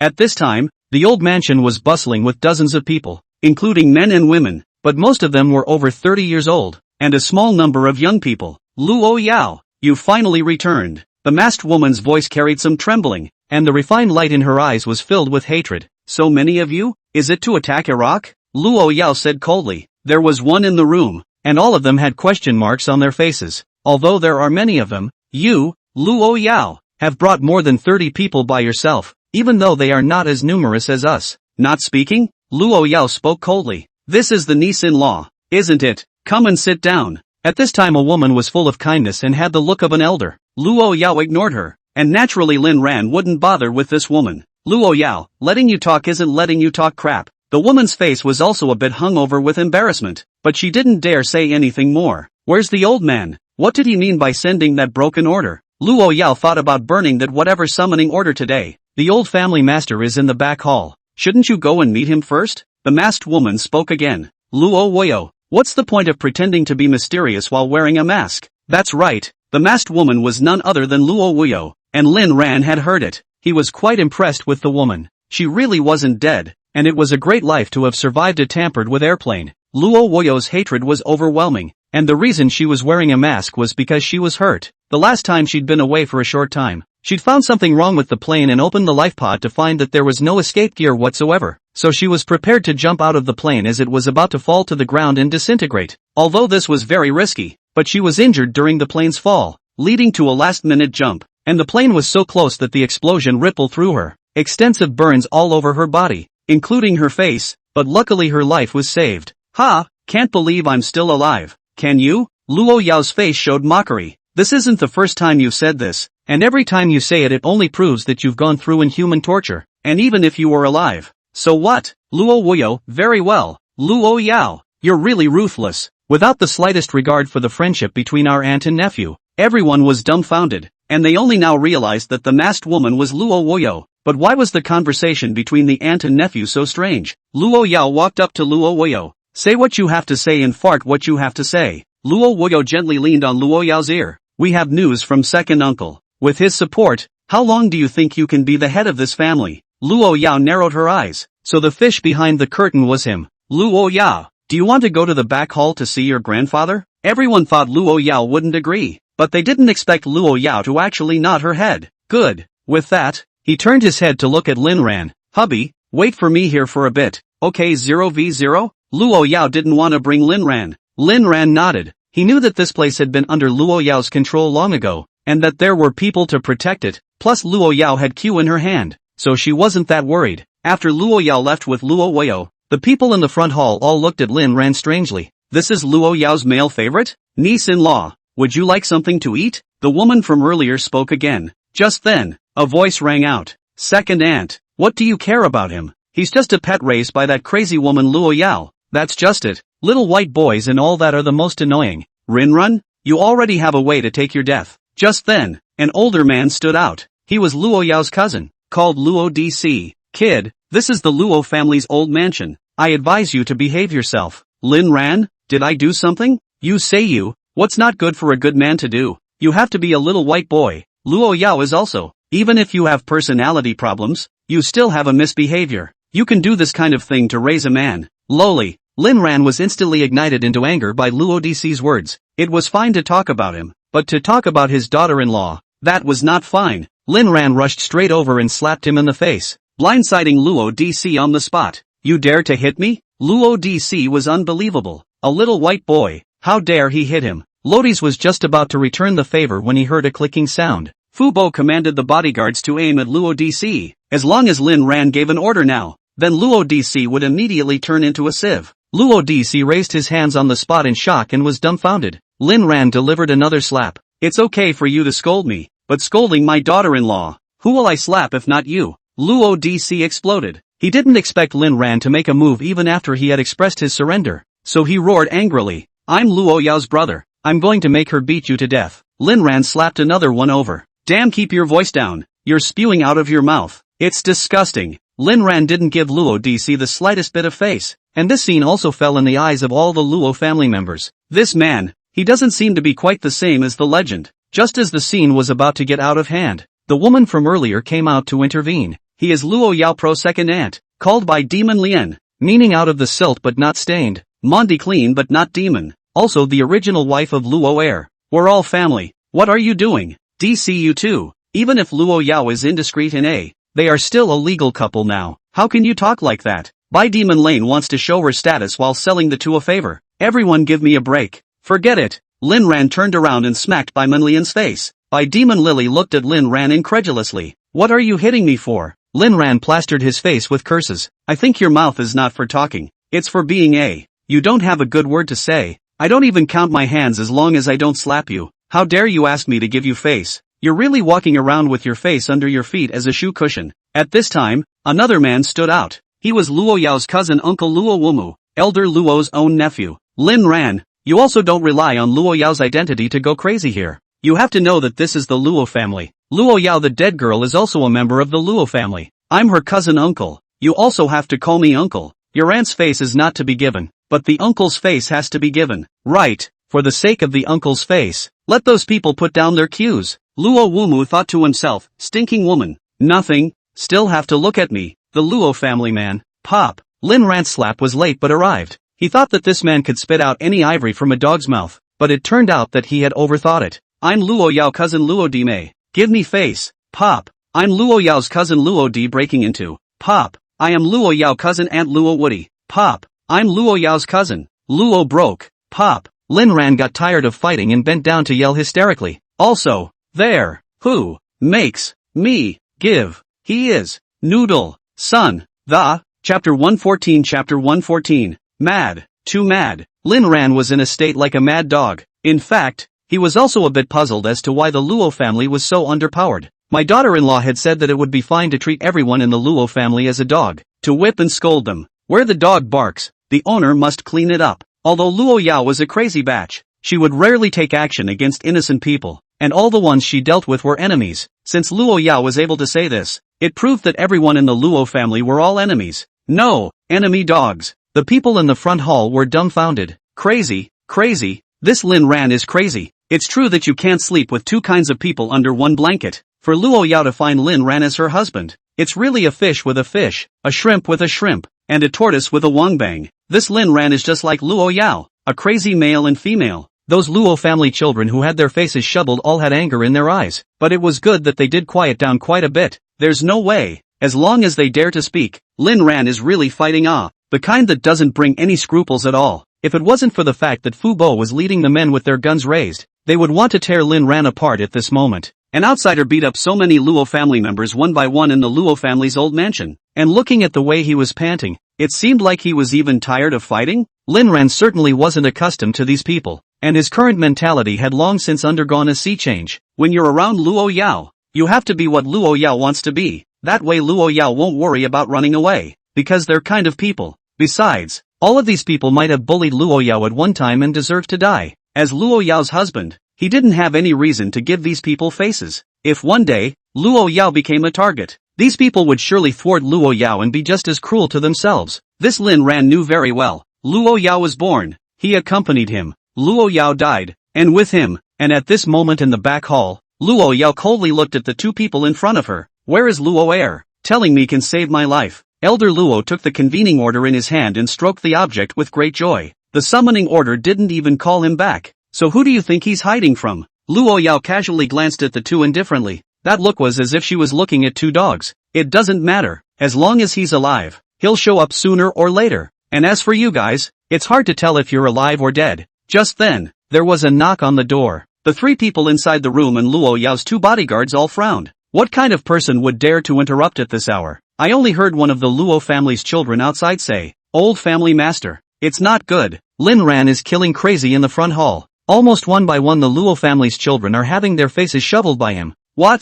Elder Luo was so angry that he almost recovered on the spot. And outside, just as Lin Ran was about to battle the bodyguard group for the next round of slaps. Stop! Luo Woyo pushed Elder Luo out, and Elder Luo was furious. Although he couldn't see, he heard the man who just reported clearly. At that time, he was enraged and ordered Luo Yao to go out and beat Lin Ran to death. But he didn't expect Luo Yao to teach him to be a man with a direct slap. Elder Luo had no choice but to come out on his own. He thought that Luo Yao was just expressing her dissatisfaction with himself for ordering her around, and could never have imagined how far Luo Yao could indulge Lin Ran. The last time he was monitoring Lin Ran, Luo Yao borrowed a pair of eyes, but he didn't believe that Luo Yao was digging out his eyes for Lin Ran. All she could think was that it must have been her actions of spying on Lin Ran that had caused Luo Yao to resent herself, and all she hated was that feeling. And he was an old man who had buried most of his body in yellow soil. And Luo Yao had always been a crazy critic, so it wasn't a surprise that that kind of thing happened. But this time was different. This time so many people were there. Could Luo Yao still take sides with Lin Ran in front of so many people? You're the head of the Luo family. Lin Ran is just a plaything for you. The next thing he knew, however, was how wrong he was. Lin Ran, you're an outsider who dares to beat up my Luo family in front of the Luo family's front hall. In front of the ancestral tablets? Are you treating my Luo family as if there's no one else? Right at this moment, the muzzles of all the bodyguards aimed at Elder Luo in unison, and Elder Luo was startled when he heard this sound. He was too familiar with this voice. Once when he was still the head of the family, he was also a figure who legally held Q. When some people saw Elder Luo come out to preside over the situation, one by one, they began to cry, "Old family master, you have to do right by us. This little white boy slapped me several times." Yes, on the basis that those of them have Q. They are simply lawless in my Luo family. Ooh, my face is all swollen. I'm sure my girlfriend will dislike me when I get back. Bai Damonlian's eyes rolled. What are you all talking about? People, Lin Ran is just fooling around with us. Besides, they are 30 people. Even if they really do so many of us, they won't. She couldn't say any more as she saw Fubar open the case in his hand and pull a Gatling out of it.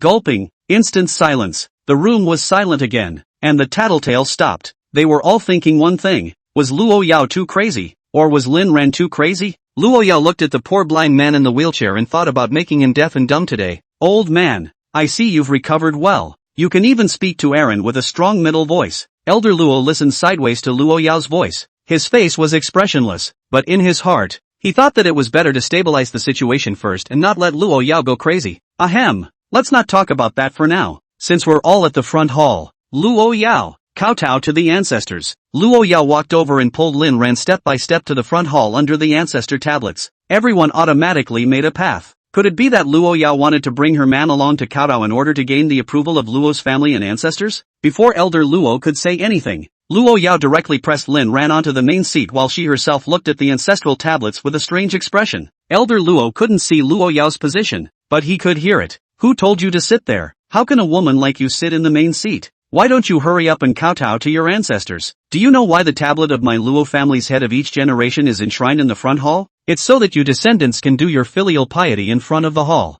Luo Yao directly sat down in Lin Ran's arms with great generosity, looking at Elder Luo with eyes full of mockery. I'm the head of the family. Lin Ran is my husband. It makes sense for him to sit here. Don't you agree? Elder Luo froze. He had just thought that the one sitting there was Luo Yao. You let an outsider sit in the main seat of my Luo family? Luo Yao flew to Elder Luo and slapped him directly from his wheelchair to the ground. To me, you are the outsiders. Aaron is family. Luo Yao's action of shoveling at the moment was just like Lin Ran's action before, and the crowd called out too similar in their hearts. Chapter 115. Chapter 115. Elder Luo was furious. How dare you hit me? Crazy, there's no king's law anymore. Luo family members, you guys are just going to watch a woman bully me here? At this moment, the entire front hall was silent. All of them looked at me and you. No one spoke. The meaning of their eyes was clear. It would be nice to be left alone. The old man made his own death. Don't take them with you. Elder Luo didn't realize that his former prestige had disappeared and laughed 3 times. Ha,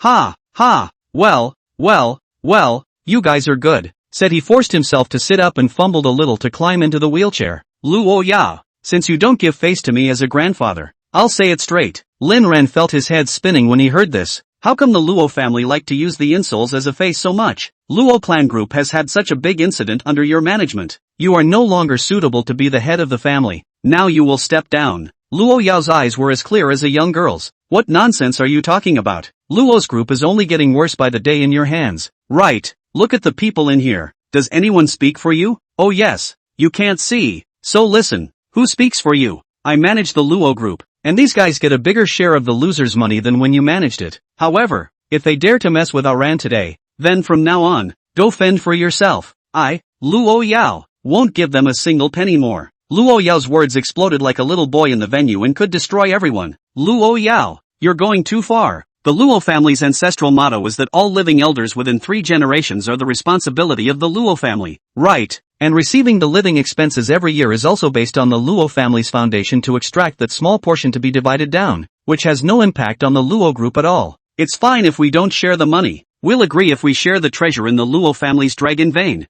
Yeah, or you're just apologizing to your ancestors. When it comes to profit, all those who were prepared to remain silent are not going to do so. Without the Luo family's subsidy, their lives would have taken a qualitative downturn, falling directly from the clouds to hell. Even the farthest 3 generations of families receive millions each year. Elder Luo also opened his mouth and said, Luo Yao, the ancestors are above. Is this how you do your filial duty? Luo Yao stared at those sudden plaques in the front hall, her eyes all disdain. Ancestor ranking? Okay, don't you guys want to do your filial piety in front of the church? Fubuki, miss, tear it down. Fubo led the people to directly sweep the tablet, smashing it on the spot. Everyone was dumbfounded at what was happening on the field. No one expected that after 8 years, Luo Yao was getting crazier and crazier, but due to the intimidation of Q, no one blocked it, and Elder Luo was trembling with anger. You stop, you crazy girl. Do you want to be yelled at by your ancestors for being unfilial after you die? Luo Yao slowly walked up to Elder Luo, looking down at this grandfather.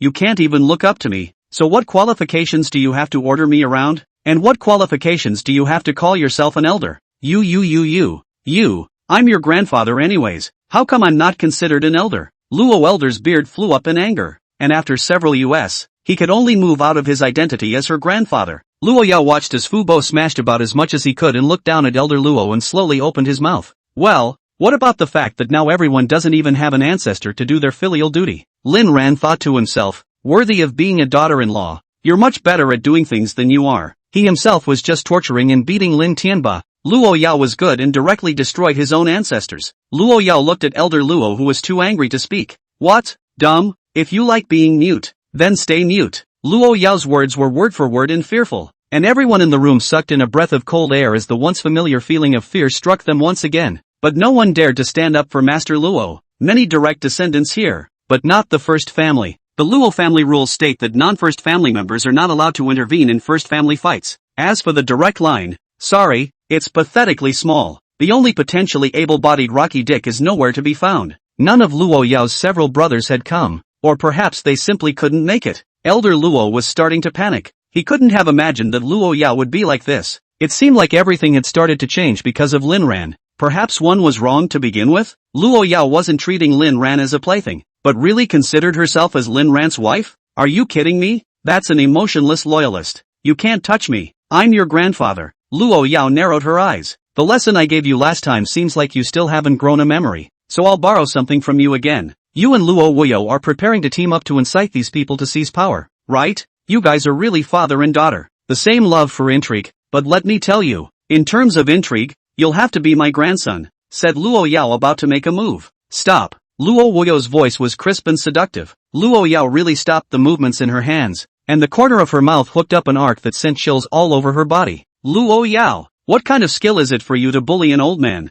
Luo Wuyo finally couldn't take it anymore, although she didn't like Elder Luo either, but now wasn't the time to ignore her allies. Luo Yao said softly, one word at a time. How about I bully you? Luo Wuyo was silent for a moment and opened her mouth to ask, what do you have to do to release my father? Luo Yao, knowingly asking, tell me where Luo Lao is and I'll let you father and daughter go? Luo Wuyo thought for a moment and was just about to open his mouth when Elder Luo said indignantly, do you think we'll say anything? As soon as these words came out, Luo Yao made a very casual movement in her hand and directly pinched Elder Luo's mouth. The dagger only took a second for the flipping action to be completed. Only when the dagger was withdrawn did Elder Luo feel the pain. Luo Yao was even harder on Elder Luo than she was on Lin Jian last time. She was disgusted with the fact that a drop of Lin Jian's blood splattered on her hand last time, so she pulled it out without waiting to mash Lin Jian's tongue. But for Master Luo this time, she had long ago avoided that blood channel in advance. As for Luo Wuyo, he just watched Luo Yao complete the maneuver without even making a move to save him. This scene looked silly to everyone. Luo family children all lowered their heads. Many did not dare to look at it again, but listening to that miserable voice also made people's bones creepy. As for Luo Wuyo, his pupils quaked. As the saying goes, outsiders look at what's going on, but insiders look at what's going on. Just now Luo Yao's movements were fast, accurate and ruthless. The whole process only took less than a second. This strength has almost made this move perfect. Luo Wuyo was horrified in her heart. She knew that to make it this far not only did she need strength, but also experience. Every famous doctor has to cure a lot of people to die to become a famous doctor. No other, only the hand is familiar with it. Luo Yao must have done many such things, far more than himself. Chapter 116. Chapter 116. Luo Wuyo's brain was a bit underutilized at this time. Luo Yao was also 18 years old when she came out. Why was she so much more powerful than herself? She used to think that she might be able to give it a try if she were to fight Luo Yao to the death one day, but now that thought was directly snuffed out. Luo Yao disliked Elder Luo's voice as being too harsh and kicked him in the mouth. You didn't say anything when I just asked you,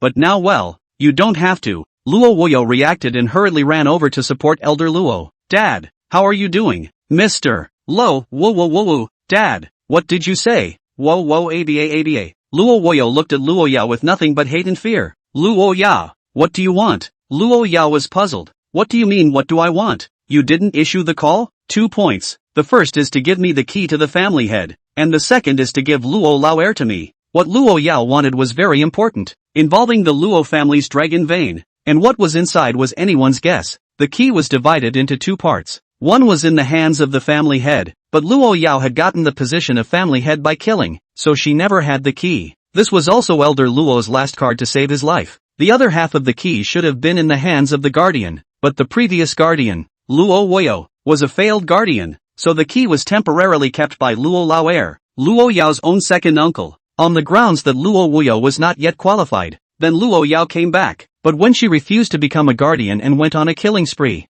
Luo heir disappeared. Everyone thought that Luo Lao heir had been imprisoned by Luo Yao. No one has ever opened the Luo family's treasure, except to hear that 2 keys must come together to open it. But it had been many years, and no guardian of the Luo family had ever agreed with the family head to open it. Luo Yao didn't have to have this key, just because she wanted to see what was inside? Was it something she needed? At first Luo Yao didn't know about the key thing. It was only later after Luo Lao heir disappeared that she realized it. Luo Elder was also the man who was the most ruthless in the Luo family's previous generation. Don't be delusional. What right do you, a woman, have to be in charge of the Luo family's industry? I advise you to hand over the Luo group quickly. Elder Luo couldn't speak, and Luo Wuyo answered instead. She also just now figured out why her father hadn't handed over the key for so many years, and it turned out that the reason was to save his life. Only if the key was there, Luo Yao wouldn't kill him. Luo Yao, don't say? Then don't say it. Uncle Fu, send this woman back to that place and never come out in this life.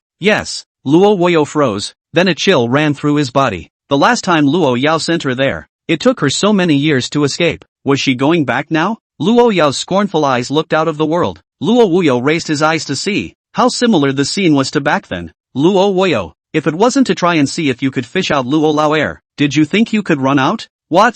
Luo Wuyo was struck by lightning. She finally realized why a place that was so heavily guarded would allow her to seize the opportunity to escape. It turned out that all of this had been designed by Luo Yao long ago. He himself was her pawn, and Master Luo was also her pawn. She hadn't cared about any so-called kinship at all. Ha! Ha ha! Ha ha ha! Luo Wuyo removed the mask from his face with a hideous look. Lin Ran was startled. This was too ugly. The burns on her entire face were in stark contrast to her previous femininity. So, all of us are your pawns. Ha ha! Luo Yao, you really are heartless and loveless. Speaking of this, Luo Wuyo glanced at Lin Ran. Be careful, little brother. This woman won't love you. She'll only use you. Fu Bo quickly had someone tie Luo Wuyo up, and Luo Wuyo frowned. No, it's better to resist. What if, just as she got up, a dart hit her squarely in the neck? Anesthesia injected instantly. Luo Wuyo, it's over. Luo Yao looked back at Lin Ran, looking a little flustered. She admitted that Luo Wuyo's words just now had caused some worry in her heart, and she was afraid that Lin Ran really believed Luo Wuyo's words. In this world, everyone could be a pawn, but not his Aaron. Lin Ran, I love you. Wife, you're the best. Luo Yao sighed in relief, her icy eyes slowly sweeping across the room. At this time, those in the Luo family also recalled how crazy the Luo Yao was once. The ones standing here right now are besides Luo Wuyo's father and daughter and Luo Yao. There's no one else from the first family. Why? Why? Is it because there's no one? That's because back then it was in this place that there had been a baptism. And that time, how many people had fallen from the Luo family's direct line? You guys, after eating the Luo family's food for so many years, and as a result, you still dare to disrespect Aaron? Just as these people wanted to defend themselves, Luo Yao coldly said, throw them all out. From now on, these people are not under the Luo family's control. Fu Bar acted immediately. Luo Yao came in front of Lin Ran. Ran, did you just hit them for me? Luo Yao had heard the servant's report. The reason why Lin Ran was angry and shoveling his face was all because they had a cheap mouth. Yes, they scolded me but said you that I definitely smoked them damn. Also want me to give them face. They let give me give. Then I ha no face? Luo Yao was happy in her heart. While those people in the old mansion were driven Q out of the house by the bodyguards Luo Yao brought, reaching the outside, under the threat of a volley of guns, Ferber accomplished the accomplishment of not making a sound and leaving one of each man's hands behind. From this day on, the Luo family will no longer have a few intact people, including second aunt by Demon Lien, who, in addition to having one of her hands chopped off, was left with one more tongue than the others, and Fubo thought about having two more of her leather balls removed. Well, it hasn't shown up yet, and it looks like it shouldn't. Only then did Fubuki have her released. By Demon Lien was picked up by the others, and Fubo re-entered inside the old mansion. Miss, the people are gone. Luo Yao nodded. Ran, let's go. I'm not comfortable here. Good. Lin Ran got up and said that today's program was great. It's just a bit of a shame that there were no melons and drinks or anything. By the time he passed the wheelchair, Elder Luo was in pain until he passed out. Luo Yao had him sent to the back room to fend for himself. But Luo Yao knew that Elder Luo would definitely live on, because he hasn't taken his place back. It's a pity. What will happen when you retake it and realize that the Luo group no longer belongs to the Luo family? I'm looking forward to it. Chapter 117. Chapter 117. Back to the manor. It was already the latter part of the night. Luo Yao looked at the sleeping Lin Ran, couldn't bear to wake him up, so she stayed with him in the car until dawn. Ran, you'll always be there for me like this, won't you? Lin Ran didn't answer because he was really asleep. Luo Yao just looked at him quietly. Lin Ran woke up leisurely and was startled to find that the sky was starting to lighten slightly outside the car window. Looking around again, Luo Yao was sleeping peacefully on her lap. Lin Ran gently took off his clothes and covered her up, until Lin Ran's legs were no longer feeling anything. Luo Yao rolled over. Aaron, you can only belong to me. Luo Yao can even talk in her sleep? Don't worry, I won't leave you even if my whole family dies. Lin Ran made a promise, and Luo Yao seemed to hear it and slept more soundly. But the good times didn't last long. Luo Yao already had a sleep disorder, and being able to fall asleep for a while in this kind of environment was already a blessing from the old heavens. It didn't take long to wake up. Looking at Lin Ran just quietly looking at himself, the happiness in Luo Yao's heart was almost overflowing out of the corners of her eyes. Having just woken up, Luo Yao's voice was a bit hoarse. Ran, have you been keeping me company? Yeah, stay with you like you stayed with me. Luo Yao naturally stretched out her arms to beg for a hug. Lin Ran lowered his head and picked her up, opening the car door just as he went down and kneeled on the ground. Fu Bo, who had been waiting outside the car, was so frightened that he hastened to make way for a large area. Lin Xiao, I can't afford it. Lin Ran's legs were a bit numb. Luo Yao helped Lin Ran a little bit towards the house after she got down from his arms. Lin Ran said awkwardly to Fu Bo, consider our wedding a salute to you, our only elder. Luo Yao's pace paused slightly, and she didn't retort, but helped Lin Ran to continue walking. Behind him, Fubuki was frozen in place. His whole body had gone down. Lin Ran's words shook him deeply, leaving his entire being in a state of confusion. Do I deserve it? After resting at the manor for another day, Luo Yao wasn't going to wait. If Elder Luo didn't show up early tomorrow morning, she would be ready to address the negative news about Luo's group. Can't hold up Luo's group from continuing to make money for this guy. She has a husband to support. Don't think that your husband doesn't spend much money now, but maybe someday when he learns how to spend money he'll be a big spender. You have to earn more yourself, in case you can't provide for your husband's spending. The next day, Luo Yao went to the company, while Lin Ran went to the media company. There were some things he was ready to push for. With Wu Zhishan, two people began to discuss to start shooting short videos. This was planned at the very beginning when the company was founded. It was a new track. As a soon-to-be mainstream track, Lin Ran wasn't about to give up. Luo Yao has money. He doesn't need to start his own business at all. What he's doing now is just to make a little money to make Luo Yao happy. By the way, it puts Wu Zhishan on the top of his life. What do normal people lack when they start a business?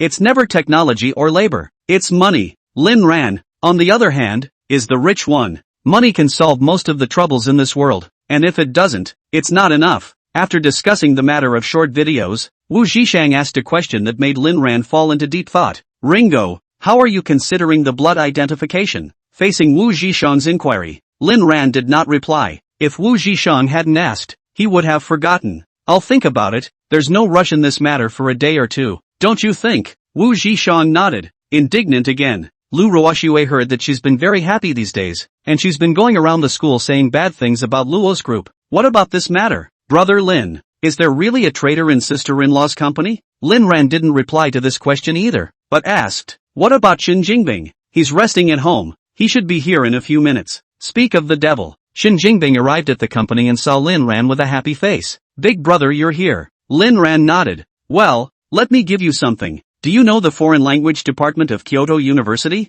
Xin Jingbing shook his head. I don't know, but I can ask around. Lin Ran patted Xin Jingbing's shoulder. Little Shun, you know what? I like your kind of wit that can do things the best. That Ruyue Lu is in the foreign language department. Go find her and teach her a lesson. I don't want to see the swelling go down on her face one day. Xin Jingbing patted his chest. Don't worry, big brother, just leave this kind of small matter to me. Half an hour later, the girls' dormitory at Kyoto University. A woman in a voluptuous dress and a scarf walked in. Another half hour later, a contented-looking man walked out, and the housekeeping aunt looked confused. There's an unwritten rule in college that it's okay for girls to go into the boys' dorms, but not for boys to go into the girls' dorms. The boy hadn't even been seen entering the dormitory, so how did he get out of there? The hostess ants are really stupid. At the same time, Lin Ran's cell phone received a video that looked pleasing to the eye. Video, Lu Rushue woefully asks, what are you doing? You maniac, how did you get in here? Xin Jingbing, the boss explained that we can't let the swelling go down on her face. There was also talk of keeping track and taking something back. At the same time, in the hospital, Lu Yumei also revealed a long-lost smile. Ha ha, the heavens have eyes. Something has happened to Luo's group. Lu Yumei shouted excitedly with her cell phone. To them, Lin Ran was certainly hateful, but Luo Yao was even more annoying. That little witch must be in a very bad mood right now. There's no chance she'll take it out on Lin Ran. Ha ha ha. Husband, go save Xiao Ran. Lu Yumei also immediately adjusted when she thought of her earlier lapse. She'd been in the hospital for the past few days and hadn't paid any attention to anything else at all, and it wasn't until now, with her arms moving a little more freely, that she saw the cell phone message. Lin Tianba was silent the entire time. He had seen the way Lu Yumei looked just now. After thinking about it, they were relieved. Luo Yao treated them so well, and now that Luo's group is in trouble, it's normal for Lu Yumei to gloat. But letting yourself save Lin Ran? Why are you still so naive and kind? Lin Ran already doesn't treat us as family. What would I do to save him? Besides, I don't have that ability to save him. Jian Lin didn't speak either due to his poor speech, but the expression on his face showed that he was still in a good mood. Chapter 118 Chapter 118 Lin Tianba. And although Luo Group has some negative news, but for Luo Yao this doesn't hurt at all. People aren't like us. Even if they go bankrupt they are a huge mountain. Lin Tianba was mixed up in the business world. Even if he didn't do well, he was clear about many things. As for that rebellious son of Lin Ran, don't mention him unless he forgets it. Lin Tianba still wanted to make Lin Ran kowtow and apologize and take out the money. But thinking about Lin Ran's attitude, he felt that this matter was difficult. Lin Jian rolled his eyes as he stated that he didn't want to talk. In fact, he had already known about Luo's group, and was still thinking about whether to stand by Luo Yao's side as the young master of the Lin family to help support her. But when he thought of what Luo Yao did to him last time, he had some chills. People just want to replace their brother. What's wrong with that? Willow Moon frowned in thought. Did get a little carried away with excitement just now. Luo's group are out of traitors, but also tax evasion. How come no one official still down to manage? Lin Tianba froze and looked at Lu Yumei incredulously. He admitted that Lu Yumei, who usually didn't hear anything outside the window, did pay attention to the point. How can officials, as the most authoritative in China, turn a blind eye? Just then, a piece of news broke the happiness of the Lin family. Luo Yao's purpose was clear. Since Luo Lao Heir didn't show up, she wouldn't wait to solve the negative news about the company. And by the way, push Luo's Pharmaceuticals to be the #1 pharmaceutical company. In fact, Luo Lao Heir had already made a move, but he just didn't expect to be suppressed by Luo Yao by force. This battle for the throne had just begun and ended with Luo Yao's victory. As for Luo Lao Heir, who was hiding in the dark, he could only continue to hide. Luo's group has released direct tax statements that really don't match the revenue. But not a moment later, a donation record shows that Luo's Pharmaceuticals in recent years every year to the community free donations of large quantities of materials, funds and medicines. The number is so large that it is shocking. Officials also issued a statement confirming this at the first opportunity. Or it could be said that they were just waiting for Luo Yao to act afterward and then prove for such national enterprises in the first place. If it wasn't for Luo Yao deliberately suppressing it, they would have spoken out as early as the first time the black information broke. On the home front, free donations as well as financial assistance are not taxable in the first place. These things generate a flow of water in costs and profits. But people donate. That's why the financial reports don't match the tax reports. In fact, normal companies make donations, and inconsistencies are normal. But a donation as huge as Luo's Pharmaceuticals is simply unheard of. So it causes a lot of people to not think in that direction. After the official proof, this time Luo's group not only had a better reputation, but even surpassed its previous glory in one fell swoop. Dead duck's mouth is not hard. I admit that I spoke loudly before. Luo Group is a national enterprise. I have to say sorry for my dirty thoughts before. My keyboard doesn't recognize my parents' hat. Who knows if it's true or not? Traveling between two gaps, some people's mouths are harder than a duck's. And they are still sour here even after they have been officially confirmed. Zwan Maniac Mom is still upstairs if you don't quarrel. There is no tax evasion is not important at all. Sell the country is what we can not tolerate. I'm the lowermost head, that's right. Luo's group get out of China. However, just as many jet-setters were still blabbering, Luo Group once again made an official announcement of a heavy bomb. The latest 6th-generation anti-cancer drug has been conquered by Rockwell Pharmaceuticals, clinically in half a month, marketed in 3 months, and negotiated with officials to be included in the health insurance after the market is completed. It's a message that ignited the crowd straight away. It is important to realize that the 6th-generation anti-cancer drug, Luo's Group, began research and development all of 3 years ago, and is said to provide unconventional targeted therapy for cancer. There are just 2 major differences between Generation 6 anti-cancer drugs and their predecessors. The first point is that they are more efficient and can even make it possible for some patients with non-specific cancers to have a chance of recovery. The second point is that there are fewer side effects, and it is much safer than even traditional radiotherapy, chemotherapy, laser therapy, cryotherapy. And although there are side effects, they are sort of a negligible thing for the suffering cancer patient. There is also the very important point of inclusion in health insurance. In terms of Huaxia medical insurance, 9 categories of drugs are not included in the medical insurance. The first category is anti-cancer drugs. That is to say, before the vast majority of anti-cancer drugs are required to pay out of pocket. And now Luo's Pharmaceuticals. This one is directly approved by special permission to be included in the medical insurance. Small mouth smeared with honey. Damn, who said Luo's Group is a black-hearted enterprise? Come out and give me a mouthful. Nearer the pig eats. What? Are the traders starting to wash their hands of it? Global limited edition tease. My silence is deafening. And then look. This bauble. Don't dare speak all. The winds of the crowd had completely changed from invective to skepticism to admiration in just 1 hour. But that wasn't all. Soon another official statement completely sent the nation into dead silence. Official, recently, the rumors and information about the appearance of traitors in Luo's technology spread unchecked on the network and some social platforms,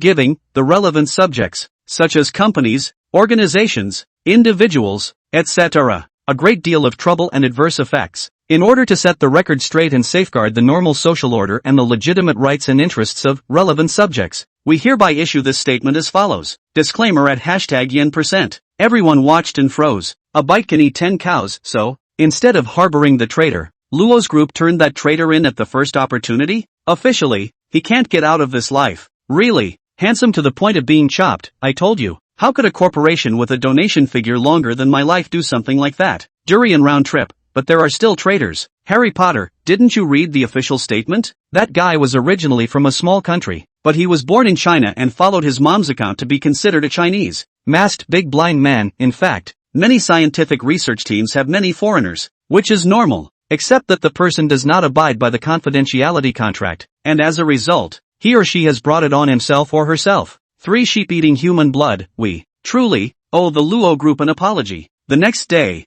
how arrogant those who had once guarded the Luo group and cursed them were. How wretched they were now. Many of them were taken away by Uncle Hat to be educated. And when they came out, they all went back to Luo's group to do voluntary labor. It didn't help that they had made a mess downstairs at the Luo's headquarters, with paint all over the floor and walls. Now, these need to clean up after themselves. That's when a lot of security came to stop it. For no other reason. These guys have high destructive power. But recovery is no different than a snail's. One of the leaders who used to lead the way rushed to say, let's do something about our behavior. Otherwise I can't sleep in the middle of the night. He wasn't lying, he was up all night last night, and when he moved, he got up and slapped himself and said something like, I'll be damned. Chapter 119. Chapter 119. Luo's group's security personnel could now be described as spirited, in contrast to their previous aggravated appearance. You'd better get going. Our manager said that your actions are too unprofessional. The more you scrub, the dirtier it gets. We've already hired a professional to come over. That lead man was in tears. They had done so much to the Lowe's group and now they were not letting them work and had hired a professional cleanup crew for them. He literally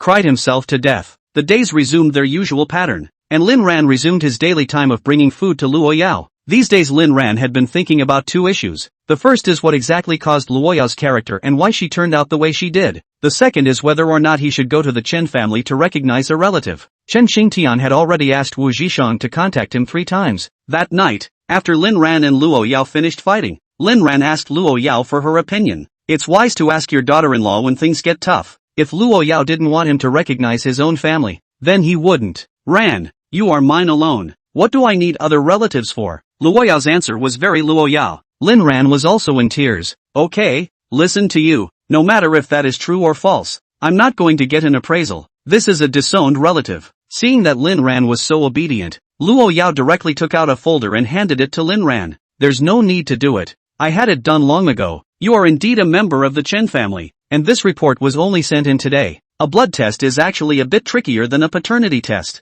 How did you get their DNA? Is that even a question? I can get it whenever I want it. Lin Ran took the document and shook his head with a bitter smile. Alright, who made you Luo Yao? You're my most awesome wifey. Lin Ran opened the blood identification report and it was true. Ran, remember, although they are related to you by blood, they can never share your love. All your love is mine. Lin Ran, of course. The most I'll do is meet them for dinner and ask my mom something. And I promised I'd be home with you every night and that I wouldn't go looking for Lu Rushue. Do you think I did or didn't? Luo Yao shook her head. Didn't do it. You looked for Ruyue Lu. Lin Ran, that's because she came to me alright. I never took the initiative to go to her. Ah Ran, if you dare to return to the Chen family. Lin Ran immediately held up his 3 fingers. Luo Yao, I will only be by your side in this life. Chen family or Lin family, they are not as important as you. If I lie to you, my whole family. I gave birth to a son without PY. Luo Yao was silent for a split second and said those words again. She needed constant confirmation to feel at ease. Ran,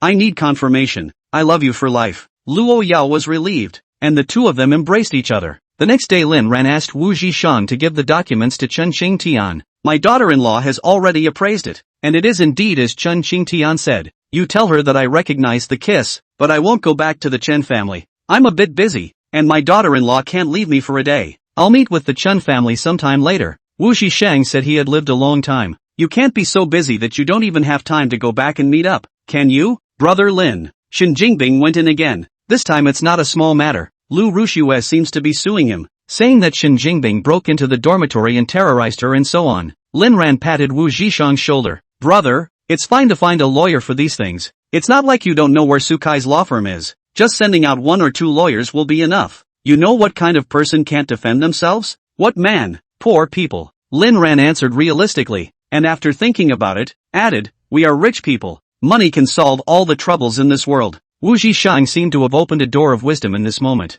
Brother Lin, I think we can invest more in our short videos. Lin Ran nodded in satisfaction. You've finally gotten the hang of it. Go ahead. Your brother is poor with only his daughter-in-law and money left. The daughter-in-law is mine, and you can spend the money as you like. You can't spend it anyway. Wu Zhishang, are you speaking in human language? A lot of things happen every day. Some normal, some weird, some awful, some desperate. This day, for example, was a day of despair and pain for Lin Tianba. He paid off 2 bank loans, was hit with a wave of homeowner withdrawals, and was burnt out across the board. The construction site is also stopped. The house has not been sold, previously bought and to return. The company one after another new shareholders also asked for bankruptcy and liquidation. He has been overwhelmed. Another example is Lu Rushue. This day is her bad day. For Shin Jingbing's accusation, she found Uncle Hat, but people directly let her take out the evidence. Lu Rushue simply cannot take out. She wanted Shin Jingbing to go in and squat and never come out. Who knew that Uncle Hat told her that even if Shin Jingbing hit you, at most he would be detained for a few days and fined, and going in was impossible. Lu Rushue found a medical institution to identify the disability. The results came out to be minor injuries, simply cannot constitute the standard of the criminal case. Coupled with the lack of evidence, Shin Jingbing died without admitting it, and Lu Rushue watched him strutting out of the hat house. He had only gotten into Lin Ran's Ferrari that time, so how had he gotten a grudge from this guy? And to say that the person who stole the key wasn't her Lu Rushue, it was Lin Jian. Lu Rushue broke down. She knew that Shin Jingbing would definitely come back for her. For Luo Yao, it was a usual day with an unusual twist, because this was the day she had to go on a business trip, a real business trip. Luo's Pharmaceuticals' latest achievement, a drug that could subvert the entire medical world, was about to be released, and Luo Yao, as the leader of the group, needed to be present to sign a very important authorization agreement. She was sad to part with Lin Ran, but there was no way. It was a weird day for Lin Ran. The first time he came back from rebirth, he was separated from Luo Yao for a whole night, not to mention the fact that something that completely turned his worldview upside down also happened. The last time Luo Yao returned to the old mansion, she unexpectedly rushed back in the middle of the night, but this time Lin Ran was clear that Luo Yao was definitely not coming back tonight. Lying on the big soothing soft bed, Lin Ran tossed and turned and simply couldn't sleep. He had gotten used to hugging Luo Yao to sleep every night, and with Luo Yao not at home, he was still suddenly not used to it. Meow. A cat purred, waking up what little sleepiness Lin Ran had left. Lin Ran got up and went to the balcony. Can't you sleep either? Koro, meow dash, I'm a good sleeper. What? What the hell? The cat talked? Nope, it didn't talk, but was still meowing. But it was as if Lin Ran just heard it speak in his mind and understood what was being said. What the hell? Disclaimer, no immortalism, no supernatural powers, no high martial arts, no systems, no wars. Chapter 120. Chapter 120. A gentle reminder to make sure you read these chapters carefully. Why do you? Why does it seem like I can hear your heart? Meow dash came Black's heartfelt voice again. Blackie, because I'm the one who wanted you to hear it. Lin Ran, aren't you curious as to why you were reborn? Lin Ran stared at Xiao Hei with wide eyes, incredulously. This time he was certain that he had indeed heard Koro's heart, and his worldview collapsed in the moment. Even when he was reborn, he had never been so shocked. And Blackie knows he's a reborn, too. Which? Who the hell are you? Blackie, you can think of me as the cat that created this world. Lin Ran was silent. So, you're a fiction writer? Meow dash. Xiao Hei, don't be ridiculous. This is not a fictional world, but a real world. This meow can't tell you why yet. But one thing, it's this meow that gave you the chance to be reborn. Lin Ran said he didn't understand. Xiao Hei, let me ask you, do you love Luo Yao? Nonsense. I have to love her if I don't love you. Blackie was force-fed a mouthful of dog food. Well then, since you're willing to stay with Luo Yao, this meow will grudgingly grant you 3 wishes, provided there are wishes about time. Lin Ran, like what? For example, you can plant a seed and then I make it grow instantly. So we're in a world of fairy cultivation or psychic powers? Blackie had a speechless look on his face. No, do you think this is writing a novel, and cultivating immortality? Why don't you go to heaven? This world has no immortal cultivation, no supernatural abilities, no high martial arts, I'm the only one who possesses some abilities in time, and the rest of the billions of people around the globe are all ordinary people. You'd better think about your wish. Lin Ran said that he was becoming more and more incomprehensible. Well then, my wish is that I be given a system, the kind that rewards you for loving your wife. Blackie, you're ing. Too hard on the cat. That kind of thing just doesn't exist. Remember, wishes can only be related to time. Lin Ran said, what wish do I need you to fulfill? Now you have to eat and drink, and your daughter-in-law is beautiful and so on and so forth. Haven T, you always wanted to understand Luo Yao more? A wish about time. So can you turn back time? Of course you can. Or do you think you're really a reborn? Lin Ran was shocked. What do you mean? Could it be that he was not reborn? It's just that Blackie has turned back the clock to the present time period? Xiao Hei, that's right. It's what you think. But doing this kind of major rewind caused my ability to drop drastically, so I can't stay in another timeline for a long time anymore. If you want to rewind time, my ability will allow you to stay in that time and space for a maximum of 12 hours. And after 12 hours, we have to come back or we'll both die. Lin Ran was shocked. He didn't think that there really was something so amazing. Last question. Why do I still have memories? Blackie, you're asking a little too much. And this meow is going to answer you one last time. Because I'm not rewinding the cells in your brain. Lin Ran, I can't believe you're quite scientific. So, what time would you like to rewind to? Lin Ran, I want to see Luo Yao's childhood. Let's go with Luo Yao's childhood time. He desperately wanted to know why Luo Yao was the character she was now. He hadn't had the chance before, but now he wanted to see. Okay, get ready. We'll leave right away. What's the rush? Blackie, or else what? You hurry up. You're being a pussy. Then, let's go. The temperature in Daxingling is very low in the late fall evening. Although there was no snow, Lin Ran's entire body was still frozen and shivering. Looking at a towering pine tree in front of him,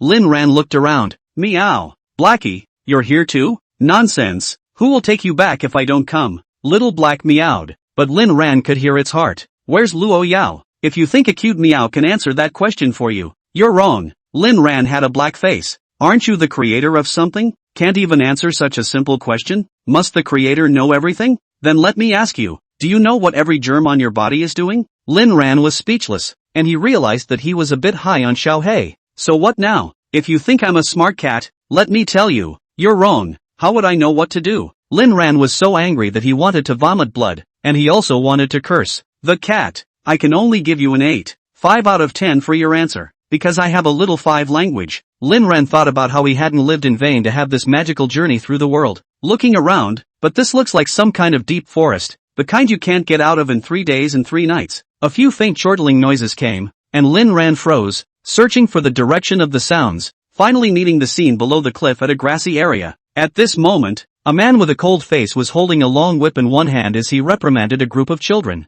both male and female, with tattered and torn clothes. Will Luo Yao be in there? Remember, the vast majority of you will be dead in a decade or so, and only one of you will survive to become the guardian of the family. So, to survive, there is only one law, which is to keep getting stronger, keep learning, and keep killing. There are no relatives, no friends, no feelings here. Lin Ran felt his entire body chill as he listened to the icy words coming out of that instructor-like person's mouth. He didn't understand why the training was so inhumane. It was still a bunch of kids. Now, it's this month's test. Next all of you draw lots, 2 by 2 to fight and kill, life and death regardless. Those who stay will be qualified to live. I will circle a fighting area between each group of people. You can't leave this area during your confrontation. Lin Ran sucked in a breath of cool air. Those kids, they all look like they're just a few years old. Some of them were even still staggering when they were captured for such inhumane training. Fighting to the death. What kind of people are doing such heartless things? After he was reborn, his mind had become very tough. But when he saw this, he still couldn't help but feel a chill in his heart. The disparity was readily apparent when he saw that a little boy with a thin body covered in filth had been unlucky enough to draw a fat boy with a tiger's head who was at least 3 or 4 years older than him. Lin Ran's heart grieved for the little boy, but he wasn't going to care. After all, he could only be here for 12 hours,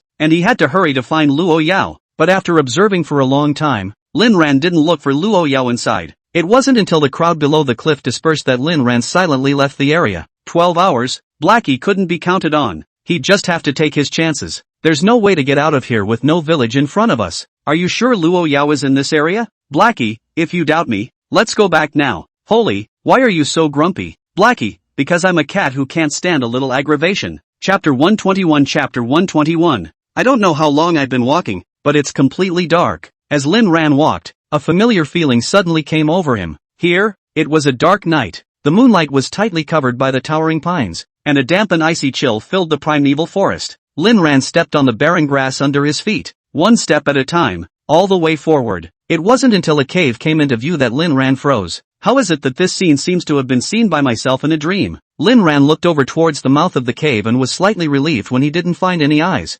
Suddenly, a miserable cry came out of the cave. That scream, as if it were the sound of death. Lin Ran froze, took a few steps to the cave entrance, and as soon as he entered, he looked down and saw a pair of scarlet eyes, scaring Lin Ran so much that he almost fell over. And Xiao Hei, who was by his feet, scurried into Lin Ran's arms in a frightening manner. Blackie, *****, what the hell is this? It's scaring the cat. Lin Ran didn't answer Xiao Hei, who was also startled. Those scarlet eyes looked particularly creepy, but they also made Lin Ran feel a hint of familiarity. The eyes were positioned a bit lower in front of Lin Ran, quite a bit shorter than Lin Ran. Gulping, Lin Ran was about to open his mouth when a mouth dripping with blood opened beneath those scarlet eyes, reflecting extraordinarily horrifyingly in the faint moonlight. He, I won. I'm the one who lives. You also are. Come, find me, play the what?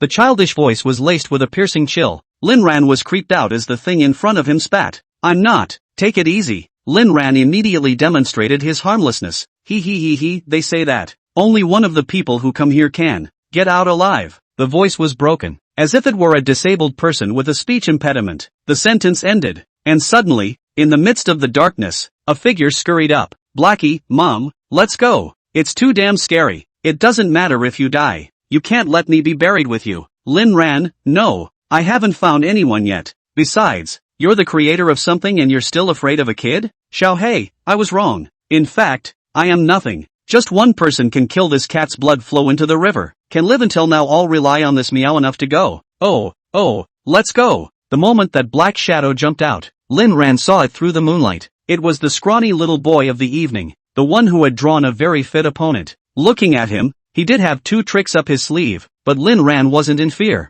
Perhaps among children, he was a standout, but in Lin Ran's eyes, he was at best an awesome little kid. Lin Ran dodged the child's attack and was just about to return the favor when he saw the little boy sprawled on the ground. Lin Ran froze and hurriedly walked over to try and inquire. Are you okay? The little boy didn't say anything, and Lin Ran took a closer look, and through the very faint moonlight, he realized that the little boy seemed to be injured. Black liquid ran down his body on the ground, and Lin Ran knew it was blood. Reason told Lin Ran that time was running out and not to waste time on this, but his conscience told him that if he left the man alone, then he would surely die here, for the injuries were severe. Lin Ran finally clenched his teeth and left. 1 minute later, Lin Ran returned. Damn, how much you delayed me, do you know? Lin Ran picked up the little boy and carried him to the cave. Just after arriving at the cave, Lin Ran realized that a fire had been started here, and next to the fire, there was a man. A dead man. That person, it seems to have been bitten off the aorta by life. The blood flowing out has not yet completely solidified. Think just not long. Lin Ran was creeped out, looked at the child in his arms, and felt his neck go cold. The medical conditions here were limited, so Lin Ran tore open his own clothes and used them as bandages to tie them on the little boy to prevent him from bleeding to death. To be able to make it this far, Lin Ran was considered to be benevolent. Looking at the boy lying on the ground, for some reason, Lin Ran always felt that something wasn't right. Those scarlet eyes? Just as he tried to take a closer look, the boy's eyes opened. After he saw Lin Ran, he made his move without saying a word, but Lin Ran held him to death and didn't let him move around. In his haste, the boy directly bit into Lin Ran's neck. Lin Ran's eyes widened, remembering the corpse that had fallen to the ground. His pupils quaked and his scalp exploded. Blackie, it's over. It's over. Damn it, I told you we'd leave early. Now it's over. You're going to die here for sure, and I won't be able to escape. It's over. It's over. It's all over. When it was too late, Lin Ran sidestepped in a flash of lightning and dodged the fatal blow, and the boy's mouth that was originally biting on Lin Ran's neck directly became the position of his shoulder. That position happened to be where Luo Yao usually liked to bite. Rinran threw the boy out with a muffled grunt on the spot. You crazy man, I save you and you want to kill me. Are you a white wolf? Lin Ran was furious. The boy visibly froze. You saved me. Lin Ran nodded. Or what? Lin Ran touched the blood on his shoulder, and said really damn bad luck. This will not have to play rabies vaccine, right? If I need it, should I go back to get it or get it here? Is there a vaccine around here? The boy froze for a moment, looking at the bandaged wounds on his body and then at Lin Ran's torn clothes, falling into a strange state. It's as if what you never had has been possessed in this moment. What is it? Lin Ran was slightly relieved to see the boy regain his senses, but his heart of defense was still tight. You should have said thank you instead of doing nothing. The little boy muttered. Thanks. Thanks? Yeah, look at you. You're not acting like a kid. Do you know how much you're holding me back? Scratch that. Now you have to repay me. You know, you've spoiled a big thing for me, and I've saved you regardless, so you have to repay me. The little boy's eyes appeared a different color. What? Is payback? Lin Ran nearly fell head over heels. Chapter 122. Chapter 122. It's that you have to be nice to me. The kind that if you're a woman you need to give your body to your savior for the rest of your life. The kind that you can't let go of for the rest of your life. But sadly, you're a boy, so we can sign a contract or something like sharing half of what you make with me when you grow up. The boy was silent for a long time, as if he was struggling to understand Lin Ran's words. I'll give it all to you. Lin Ran did not expect the child to really be so gullible. The ancients honestly do not deceive me. I'll grudgingly forgive you for being so sincere. Now tell me how to get out? The little boy cocked his head. You want to go? Lin Ran looked at the boy and felt something was wrong. This tone of voice? Nonsense. Of course I have to go, or else I'll be here with you eating people? The little boy's eyes turned cold as he slowly opened his mouth and spoke words that made Lin Ran unexpected. You, no, can, go, you have to, stay, with me. Lin Ran froze. Asterisk. Do you talk like that all the time? No, can, go, you, are, me, of. The little boy began to stutter word for word and his state began to be maniacal. Lin then took a step back and looked at the child in front of him with a furrowed brow. He was now a little regretful of saving someone. But I have to go. Even if I stay with you now, then in a few hours I will disappear. Disappear, you know what that means? I'm not from this world. The little boy couldn't understand what Lin Ran was saying at all. All he knew was that the person in front of him wanted him to get close so badly. Seeing that the child was about to lose control, Lin Ran sighed quietly. Hey! Looking back at the endless black night outside and thinking about the environment here, Lin Ran was truly tired. It's Blackie's fault. Does he pick the time and place? Where is this going to find someone? Trying to find Luo Yao tonight seems unlikely. Damn. Wasted a chance to make a wish on my own. Never mind. I'll stay with you for one night, but this cave is too stuffy. Let's go out. The little boy understood this, and when he saw Lin Ran turn around and go out of the cave, he also collected his hostility and followed Lin Ran, while Xiaohei was lying on his back and shivering in Lin Ran's arms. Blackie, something's wrong with this kid. Let's get out of here. I'm suffocating. Lin Ran, you chose it. Lord Creator. Xiaohei, I was wrong. Please let's go. This wish is null and void. This meow will make up for you another one. Okay? Lin Ran, let it be as it is. Lord Creator. Blackie, I'll in your mom's hammer. Lin Ran was laughing in his heart. I didn't think that this cat would be so timid, and you still dare to say that you're a creator. Outside the cave, Lin Ran searched for half a day and finally found a large rock that was still satisfactory to him. It wasn't blocked by the trees and was somewhat whitened by the moonlight. Lin Ran laid down on it. The icy coldness made him somewhat regret coming out. It was better than being in a cave. The little boy quietly watched as Lin Ran looked up at the stars and followed suit. Sitting up there, Lin Ran was not a heartless person, and thinking about what happened to the little boy, he also felt some sympathy in his heart. So kindly reminded, if you do survive and can find me in the future, I can't say anything else, but I'll have no problem giving you a bite to eat. Aha! Do you like to look at the stars? Star? Lin Ran pointed to the starry dots in the sky. It's those blinking things. The little boy didn't like to look at it, but with Lin Ran, he seemed to want to see it, so he also looked up and looked away. My wife, she loves to look at the stars. Stargazing? Like, wife, the little boy mumbled. Yes, we normal people look at the stars, but I'm telling you, you can't look at them all the time, because the stars make you feel good, and he can give you unlimited fantasies. But you know what? For you, the stars may not be pretty, because your world is too cruel for so-called illusions, and if one day they are shattered, you will despair. Remember? Remember. The little boy lowered his head and stopped looking, but in a moment he looked up again. Just look at. Once. Lin Ran was touched by the words just once. What kind of world is this? What had happened to him? If he could, Lin Ran really wanted to look into this little boy's affairs, but time wasn't going to give him the chance. The two of them just kept watching quietly, and Lin Ran felt his brain emptying a little bit as well. That is, until a chill came over him, and the little black in his arms rubbed against him again, providing Lin Ran with a little warmth. The stars were bright at night, but the trees were so tall that the little boy could only see the starry dots that filled the sky through the gaps in the trees, but it also fascinated him so. So the stars in the sky are this beautiful? The little boy finally broke into a smile that shouldn't have existed on his face. Without realizing it, it was almost dawn, and Lin Ran realized that he had accompanied him for so long. I'm leaving. Lin Ran uttered these words, and the little boy immediately revealed a panicked expression, and slowly, his eyes turned scarlet. You can't leave me, you can only belong to me.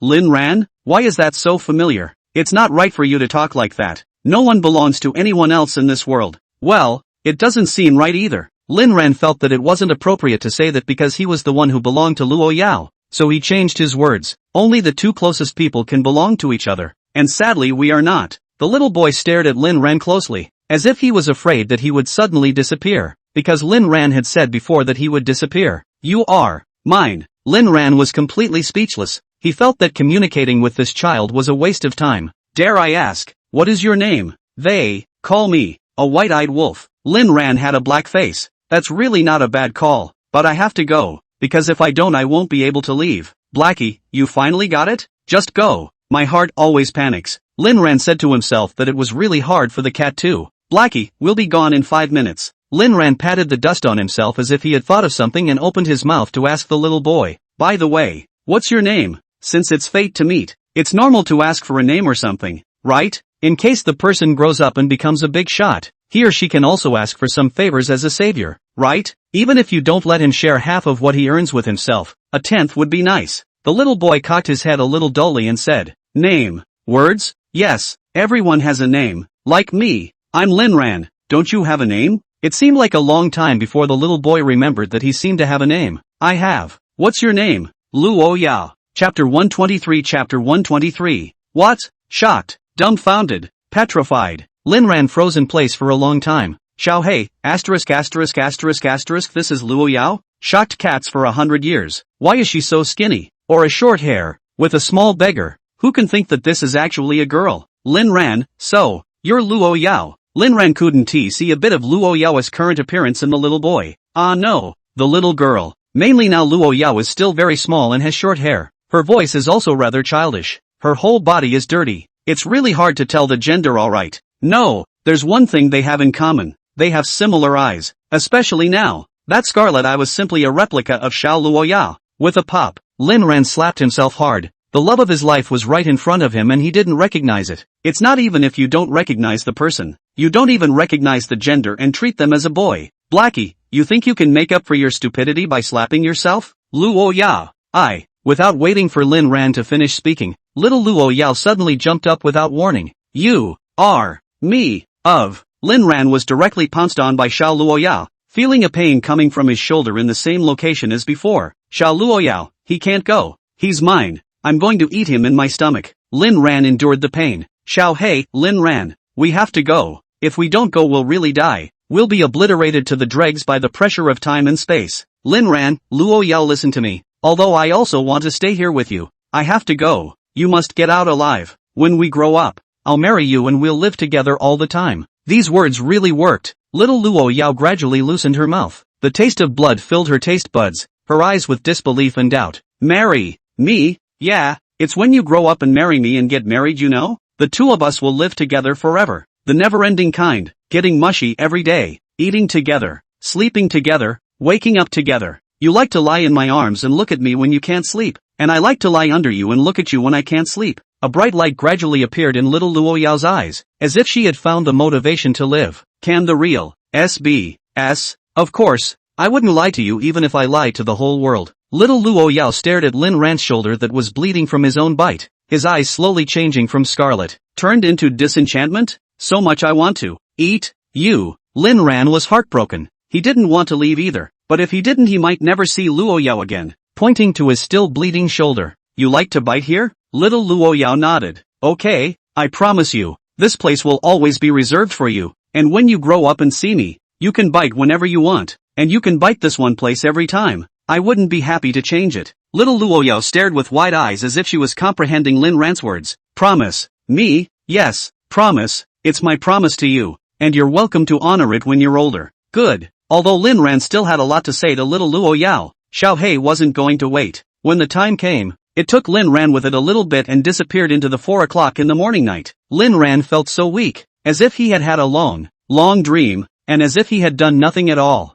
Luo Yao. Lin Ran shrieked and sat up weakly from the bed. It was night when he left, but it was evening when he reached the virgin forest, so it was dawn when he returned to reality. For 12 hours, Lin Ran completed a time travel that impressed him, but Lin Ran suddenly realized that it all seemed unreal again. Talking cat, tiny Luo Yao, weak self, have you really traveled back in time? Or was it a dream from the beginning? Or is he schizophrenic? Blackie, Xiao Hei, this meow is here. You love-struck cutie, what are you screaming about? It wasn't a dream. Blackie's heartbeat he could still hear. That? I'm going back. Can we go back again? I haven't finished talking yet. Blackie, you've said enough already, and I'm weak now with my limited abilities. I need to eat and rest, at least for a month before I can catalyze time again. Lin Ran got out of bed with difficulty, his body already wet with sweat, the blood on his shoulder unusually clear. A month is so long? Is there any faster way? Blackie, why don't you take a shower, and then I'll tell you. Lin Ran didn't go against Xiao Hei's wishes, even if he, himself, felt that he should take a shower.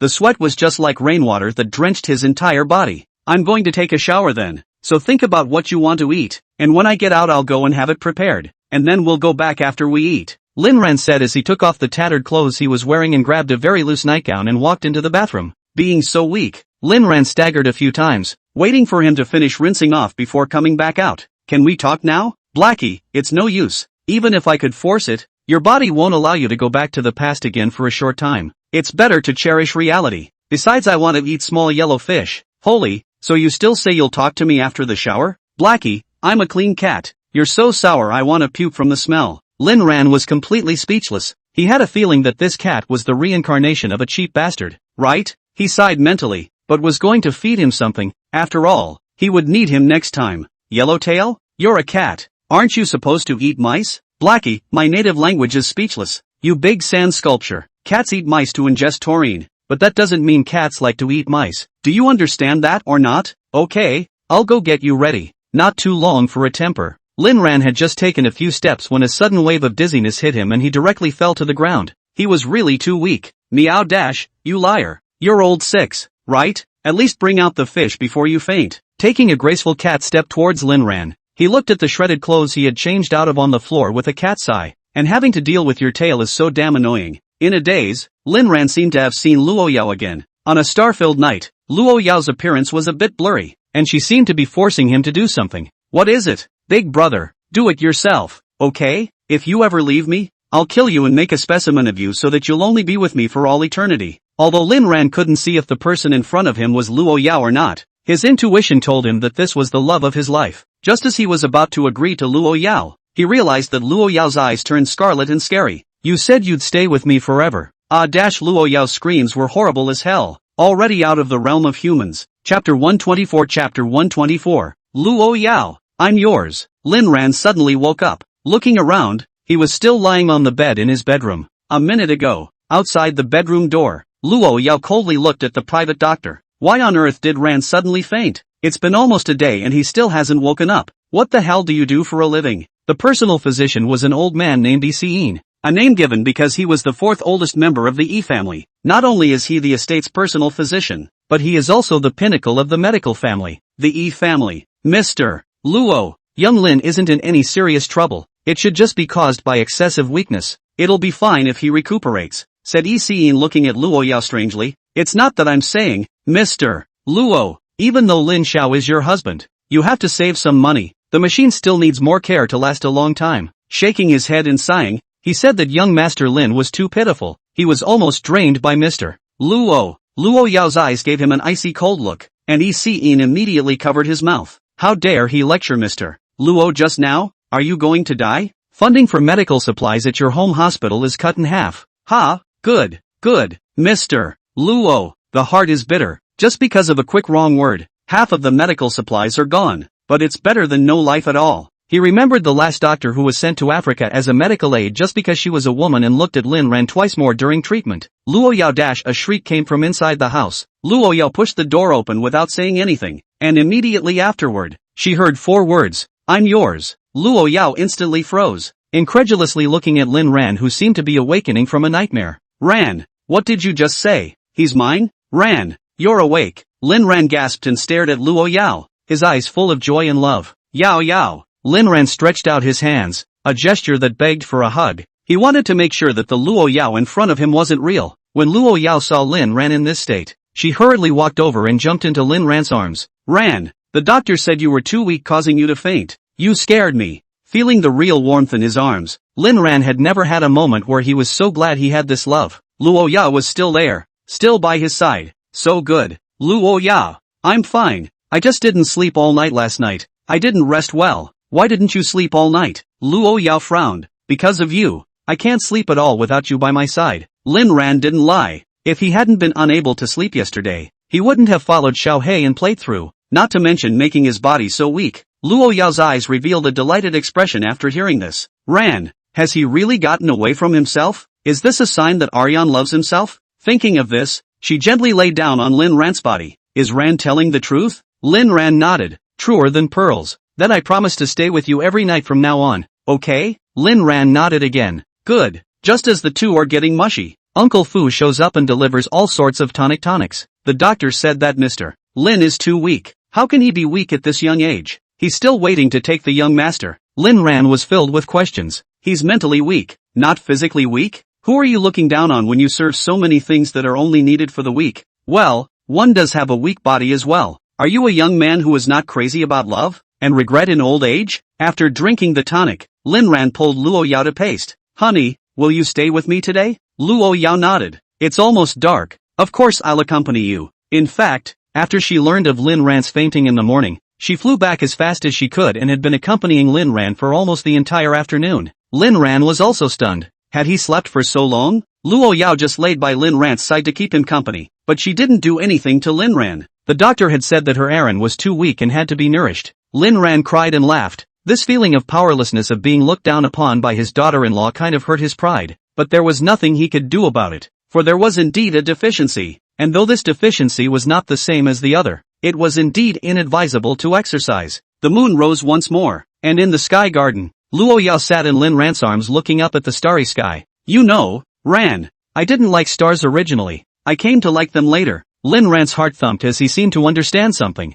suddenly remembering the first time he accompanied Luo Yao to watch the stars. That time Luo Yao seemed to say something, but due to the long time, he was a bit unable to remember. What the hell is it? That night, it seems, was also when Blackie first appeared. Is it all just a coincidence? What exactly is Blackie's purpose? After Lin Ran was reborn, he maintained a defensive attitude towards anyone and anything outside of Luo Yao. Only Blackie, a cat only. At that time, he also thought that the cat didn't understand anything anyway, and he often talked to himself in front of Xiao He when Luo Yao wasn't there. Unexpectedly, this cat suddenly traveled through time with Lin Ran. Can you believe this? First time I looked at the stars, what did it say? With a boom, Lin Ran's brain felt as if it had exploded, shocking him into an instant stupor. That night Luo Yao was in a state of madness, and the two of them talked about more than a few $100 million of business, and then snuggled up together to look at the stars. Luo Yao seemed to say, know this, a big brother once told me when I was a kid that the stars aren't beautiful because when the illusion is shattered,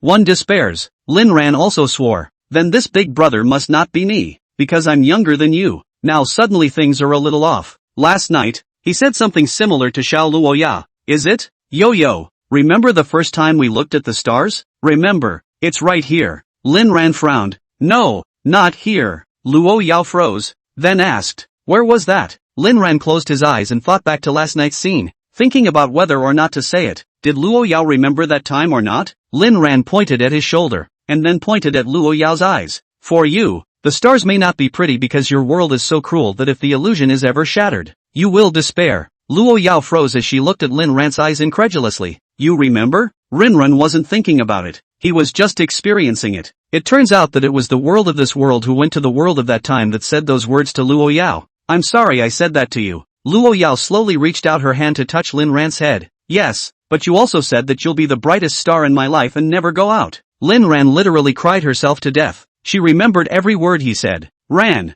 you're not going to disappear and leave me again, are you? Lin Ran nodded with incomparable seriousness. Definitely not. Luo Yao's eyes bloomed with a splendor that shouldn't belong to her. Ran, you will honor the contract between us, right? Chapter 125. Chapter 125. Lin Ran pondered Luo Yao's words, thinking about what kind of contract they had between them. Seeing Lin Ran's expression, Luo Yao was a bit lost and sighed quietly. It seemed that she still hadn't waited for the errand that she once was. It didn't matter. Take your time. Even if it was for the rest of your life, she didn't care. Besides, it's good enough now, isn't it? But Aaron looked so angry. Why can he only remember a little but not later? Thinking of this, the more Luo Yao thinks about it, the more angry he is. Taking a step back from breast enlargement and enduring fibroids, she lay on Lin Ran's shoulder and opened her mouth to bite down. You promised. This place is mine to bite whenever I want. Lin Ran endured the pain as he literally cried himself to death. The promise made when he was a child. Luo Yao remembered it clearly. There was another point that puzzled Lin Ran greatly. Don't you wonder why I've been the same all these years? Luo Yao looked at him suspiciously. Why is it strange? You're Ran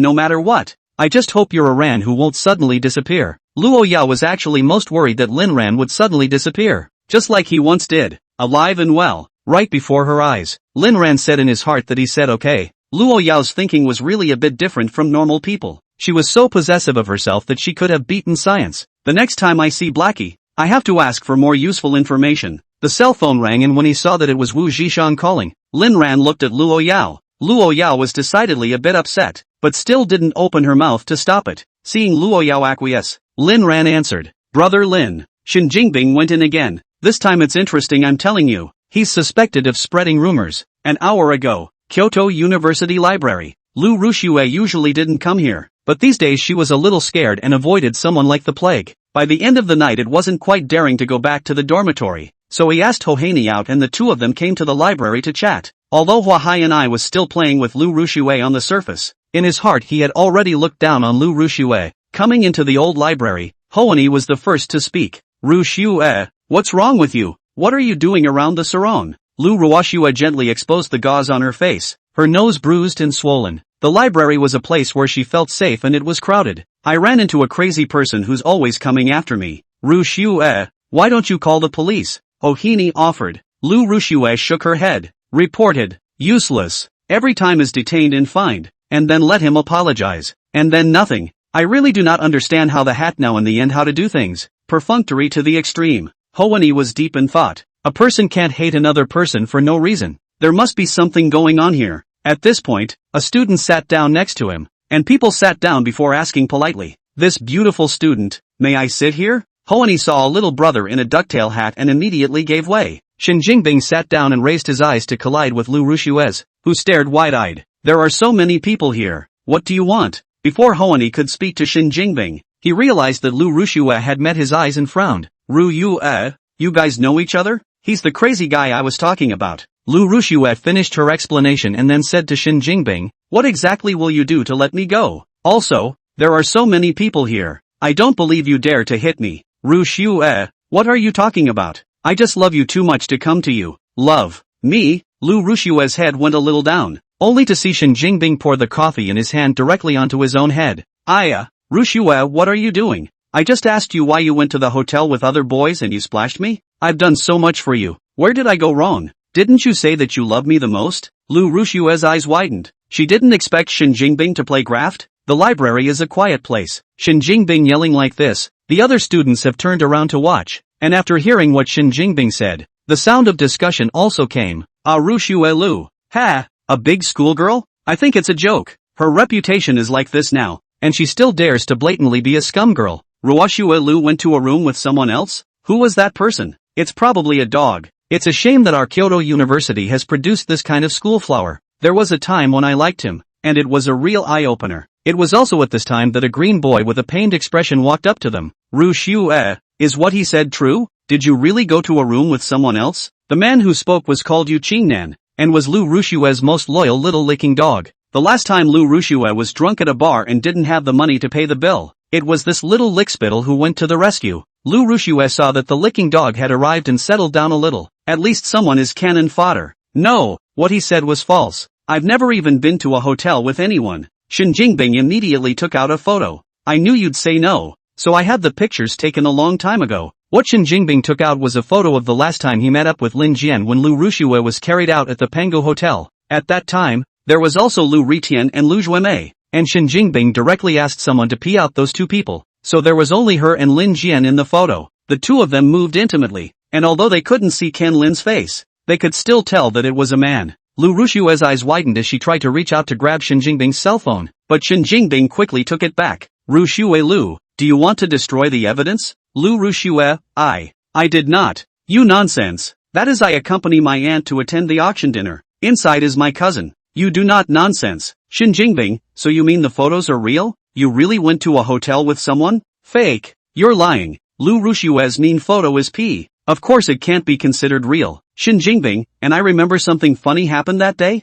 Who ran into my sports car as a naked girl? You ran into my car with nothing on just to seduce me, and then now you flip out? Lu Rushue, what are you babbling about? What's your car? Only to see Shin Jingbing recall up a piece of surveillance on his cell phone. Chapter 126. Chapter 126. Surveillance shows Shin Jingbing yanking Lu Rushue out of a red sports car and slapping her. Hitting people specifically in the face is Shin Jingbing's strong suit. Lu Rushue's eyes widened, and as soon as she grabbed Shin Jingbing's cell phone she fell to the ground, shattering it thinly on the spot, and Shin Jingbing didn't do anything to stop him the whole time, but instead hooked up a sinister smile. There are still a lot of problems with this video, and it could easily be found to be fake. He originally just wanted to discuss Lu Rushue and create some gossip for Lu Rushue. Who thought that Lu Rushue even had a stupid head and dropped his cell phone? Then he's going to have to play nice and make the fake just real. Lu Rushue, you even dropped my cell phone in order to destroy evidence? Lu Rushue froze and also realized something was wrong. She had just seen the video for the first time, and the whole thing had lost its mind, and in her haste she had dropped someone's cell phone. Now that I think about it, I seem to have fallen for it. No, not me. What is not you? Although I beat you up that time, but then you kneeled down to me and said you love me, so I agreed. I didn't expect you to go to a room with another man afterward. What kind of person do you think I, Shin Jingbing, am? Lu Rushue took 3 steps backwards, realizing that the more she explained things, the bigger they got. The photo is fake, but the thing about her getting into Lin Rant's car is real. She was indeed dressed coolly when she was yanked from Lin Rant's car by Shin Jingbing. Lu Rushue shook her head and shed tears. You're full of. You made all this up. You're trying to ruin me. The entire library perked up their ears to listen, and even those who were watching had already gathered around. Blown up. Extremely blown up. Only Shin Jingbing was seen covering his chest with his hand, like a victim in a relationship that was beyond pitiful. His heart must be hurting. How could Ruoshue Lu hurt someone so much? Ru Shui. You, I love you so much, but you think I want to destroy you. You are so hard-hearted. 2 lines of clear tears crossed, and Shin Jingbing sat down on his knees. The surrounding students' murmurs immediately exploded. Hua, good fellow, great Emperor Rushue is truly terrifying as hell. Isn't it Emperor Ruyan? I see. Lu Rushue and Lu Ruyan are sisters. Who is Ruyan Lu? Goddess of cloud scum. My gosh, so amazing? Lu Rushue is also too destructive. What qualifications does this kind of person have to be the school flower? Sister Lu, you turned out to be this kind of person. I want to say to you, come to me when you're hungry. I'm a professional turtle breeder. All the people who have eaten it say they're satisfied. Welcome to taste it. Live long time to see the family people. Our first school flower of Beijing University turned out to be so shameless. Just now I saw a little bit of that video. It's simply anticlimactic. Little brother is so pitiful. A scum girl like Lu Rushue is not worth it. You look more at us girls who are waiting in line to get married. Lu Rushue felt like the sky had collapsed. She anxiously tried to explain, but those people didn't even listen. No, you guys don't listen to him. That video is a fake. Just then, Yu Qingnan, who had been entangled in a bitter face, spoke up. Rushue, is it true? If it's true you tell me. I'll make a decision for you. As long as you break ties with other men in the future, I'm willing to guard you all the time. Shin Jingbing was stunned, petrified on the spot. He froze and stood up, looking at the simple-faced boy in front of him. He felt that his brain circuits were a bit unable to keep up with Yu Qingnan's thinking. No dude, you take one like that? Yu Qingnan treated Shin Jingbing badly. I believe in Ru Shui, even if Ru Shui is at fault, but putting aside the facts, is it right for you to ruin someone's reputation when you're injured like this? Shin Jingbing took 3 steps backward as he felt that his worldview had been shocked. How do you call yourself, brother? Yu Qingnan. Brother you are truly hungry. You and Lu Rushue, perfect match. I'll let you have this woman. Good luck tying up your deaths. Shin Jingbing thought, since you like to be you can continue. The old man's purpose today has been achieved. It's time to flash. When Yu Qingnan heard Shin Jingbing's words and saw Lu Rushue who was crying with pear blossoms and rain, he couldn't bear it on the spot. How dare you curse? I'll beat you to death, said the hand. Shin Jingbing was happy in his heart. Good guy. This time it was not his first move. So, the 2 men twisted and fought together. And although Shin Jingbing was not as big as Yu Qingnan, he was good enough to be flexible. He was able to kick Lu Rushue in the process when he was wrestling with Yu Qingnan. Lu Rushue stumbled on the spot and almost fell. Hua Hai and I assisted Lu Rushue, but his eyes no longer had the envy from before, but were filled with gloating. Rushue, are you okay? Even she felt a little humiliated. Lu Rushue, you scum girl, scumming me and letting your licking dog beat me. I'm not done with you. Shin Jingbing shouted as he executed the legendary dragon subduing 18 palms, making sure that the entire library could hear him. Lu Rushue stiffened. Yes, this matter can't end like this, or her image as a scum girl will be completely confirmed. Call the police. Hoani? What? Calling the police? Ruyue, are you crazy? Hoani's mouth said he didn't understand, but the movement of his hand was to dial the number.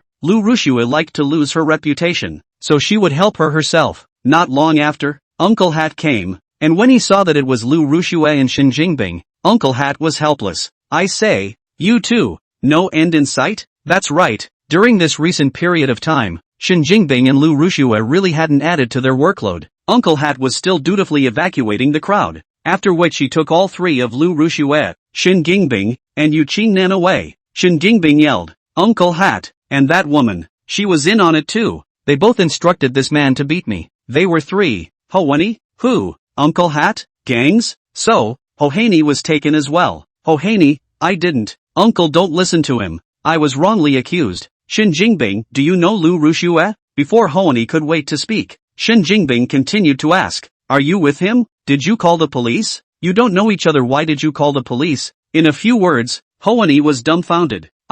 Uncle Hat handcuffed her straight away and said, come back to the office with me and we'll talk about it. Regardless of the facts, now that Shin Jingbing had accused the three of them of bullying, Uncle Hat said that he would deal with it according to the regulations. Hua Hai's eyes were now starting to look at Lu Rushue with hatred. When the men got to the hat house, something happened that drove them crazy. Shin Jingbing refuses to admit that he hit the man and says that Lu Rushue threw coffee on him and that she and Hua Hai and I instructed Yu Qingnan to hit the man first, turning black and white and moving right and wrong. But it's full of holes. Uncle Hat had no choice but to mediate. Mediation again? Lu Rushue collapsed. Before, when Shin Jingbing bullied her, they just only knew how to mediate. Now again? Chapter 127. Chapter 127. It was at this time that a hat uncle outside came to the mediating uncle and whispered something. Hoani was closest and seemed to have heard only a whisper. What, Mr. Lo? Release. She was in deep thought. Could there be some great person behind that Shin Jingbing? So the mediator released several people on the spot and said, now, we suspect you of making false police reports, wasting police resources, and disrupting public order. And considering this your first offense, you will be verbally educated this time.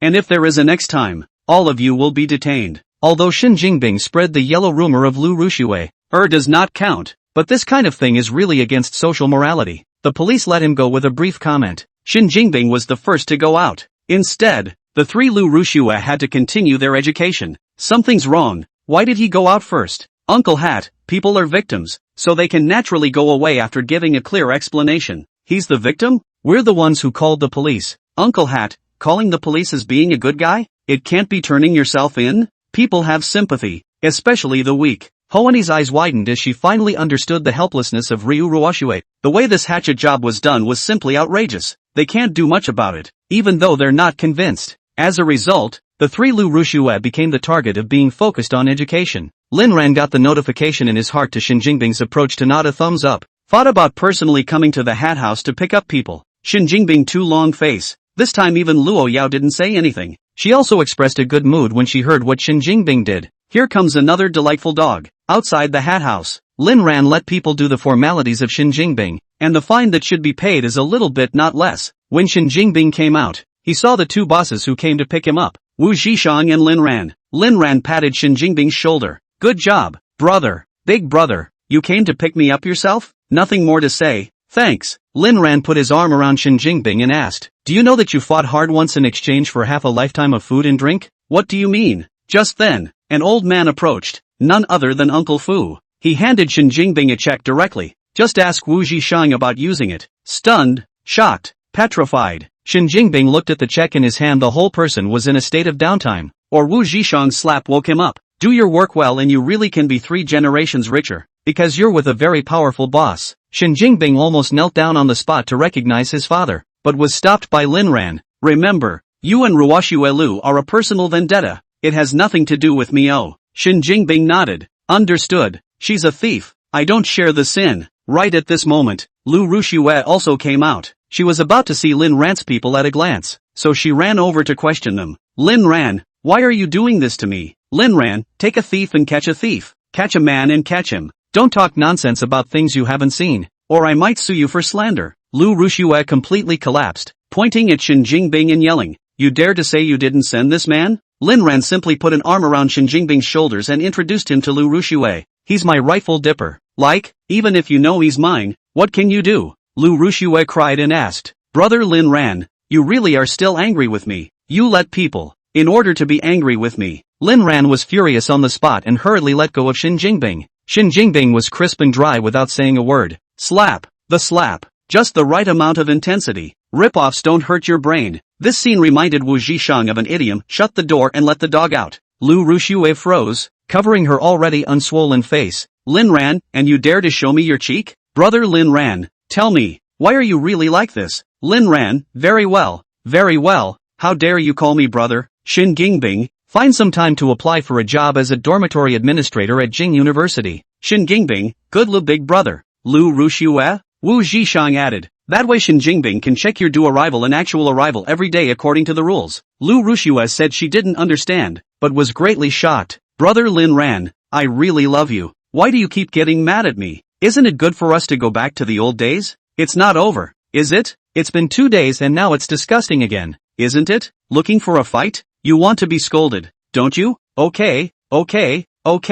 If I don't send you to Southeast Asia, I'll write Lin backwards. You put on so many dramas every day, tragedy at one time and comedy at another. Aren't you tired? Why don't you take a break? Let us take a breather too. Toad's acting is called divine. The Oscars owe you a small gold medal. Lu Rushue? Shin Jingbing added, bites don't kill but they can disgust. Lu Rushue was a little too much to bear. She didn't understand why Lin Ran had changed so much lately. Why was she doing this to herself? She obviously loved Lin Ran so much, and Lin Ran loved her deeply. Is that saying true? Men get worse when they have money. Brother Lin Ran, are you finally going to give up on me? Was it really wrong for her, Lu Rushue, to love someone? Brother Lin Ran, I love. Lin Ran's body was chilled and his entire scalp went numb. Shake your brain evenly before you speak. You can fool others. Don't fool yourself. Ryu Rushue, why don't you believe me? Because your words Jane are like a notice from Hades, ghost words. Just then, Hoani and Yu Qingnan also walked out one after another. Yu Qingnan ran directly in front of Lu Rushue and glared angrily at Lin Ran and the few people with Shin Jingbing.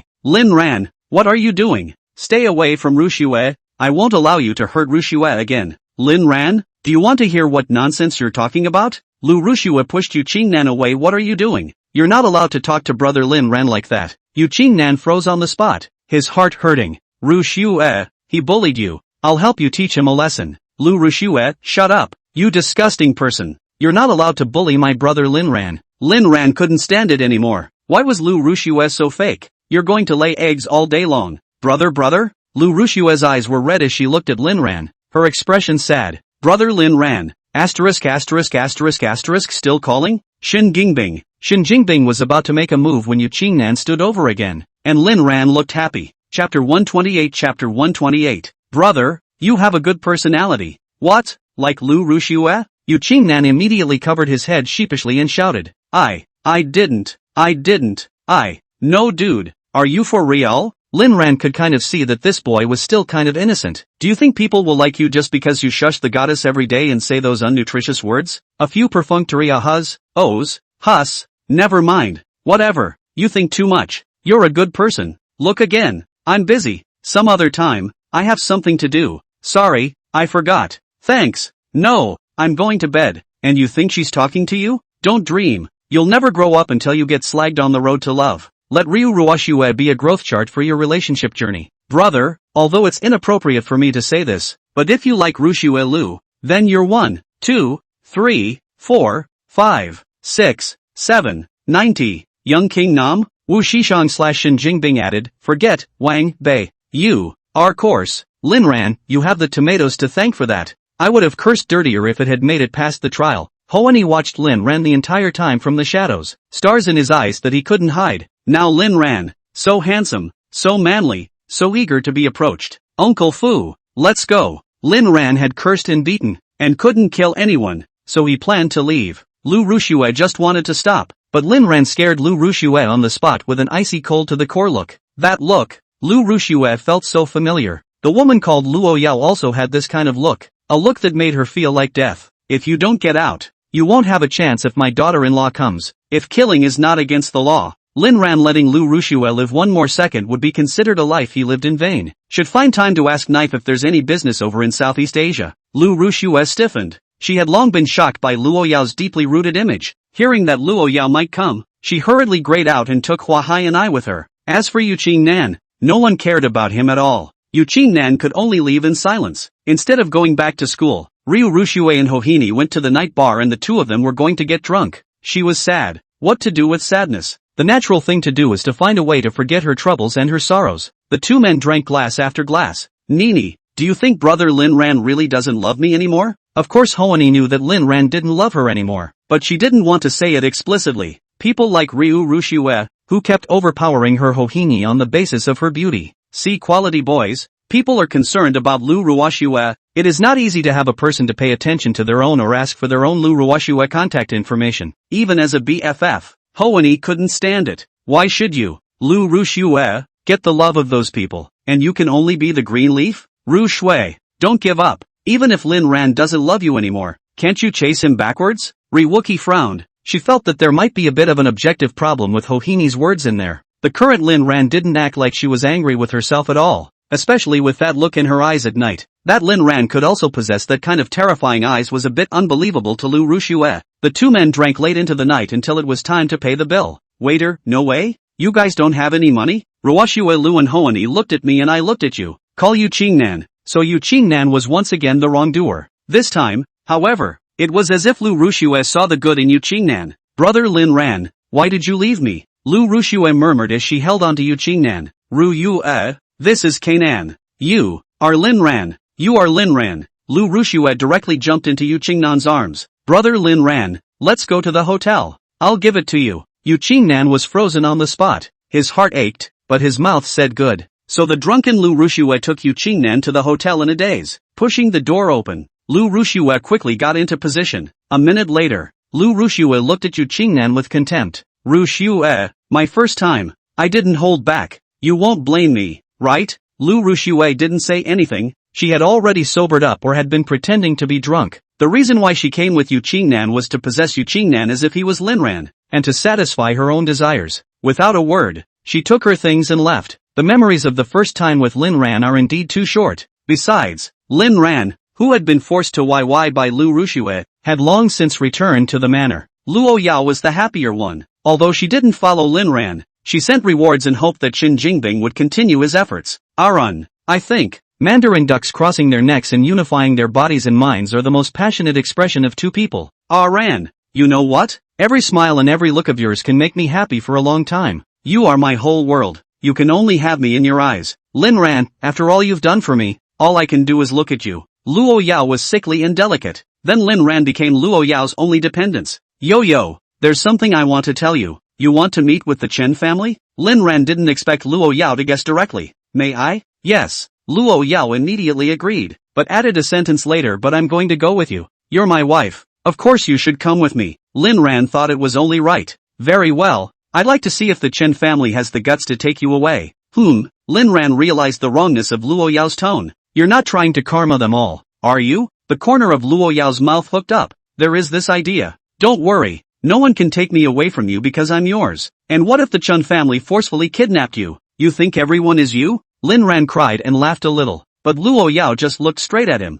waiting for his answer. Okay, if that's the case, count them out if you karma them. That's what Lin Ran said, and that's really what he thought. The current Lin Ran had completely taken Luo Yao as his whole life, loving Luo Yao more than his life. If the Chen family really annoyed the little devil, it would not be her fault. In fact, Lin Ran also knew that Luo Yao wasn't the type of woman to find trouble with people for no reason. Most of the people she seeks trouble with are there for two reasons. One was pissing him off and one was pissing her off. And the Chen family. You guys are on your own, so don't do anything weird like tie yourselves back up. Chapter 129. Chapter 129. Late at night, the utility room of Saran's company. Lin Tianba organizes a family meeting with 3 people present. Today, let's work on the run. Lin Tianba opened his mouth king bum. Although Lu Yumei and Lin Jian had prepared for all kinds of things, but hearing Lin Tianba say this, it was still hard to beat their hearts. But Lin Tianba was even harder. He had come to a dead end. The official date given to process the checkout was just about up and he couldn't process it at all. Plus his plan to sell off Forest Garden Victory at a low price was a complete failure. Even if Forest Garden Shengjing is sold at a low price, no one is willing to buy it again.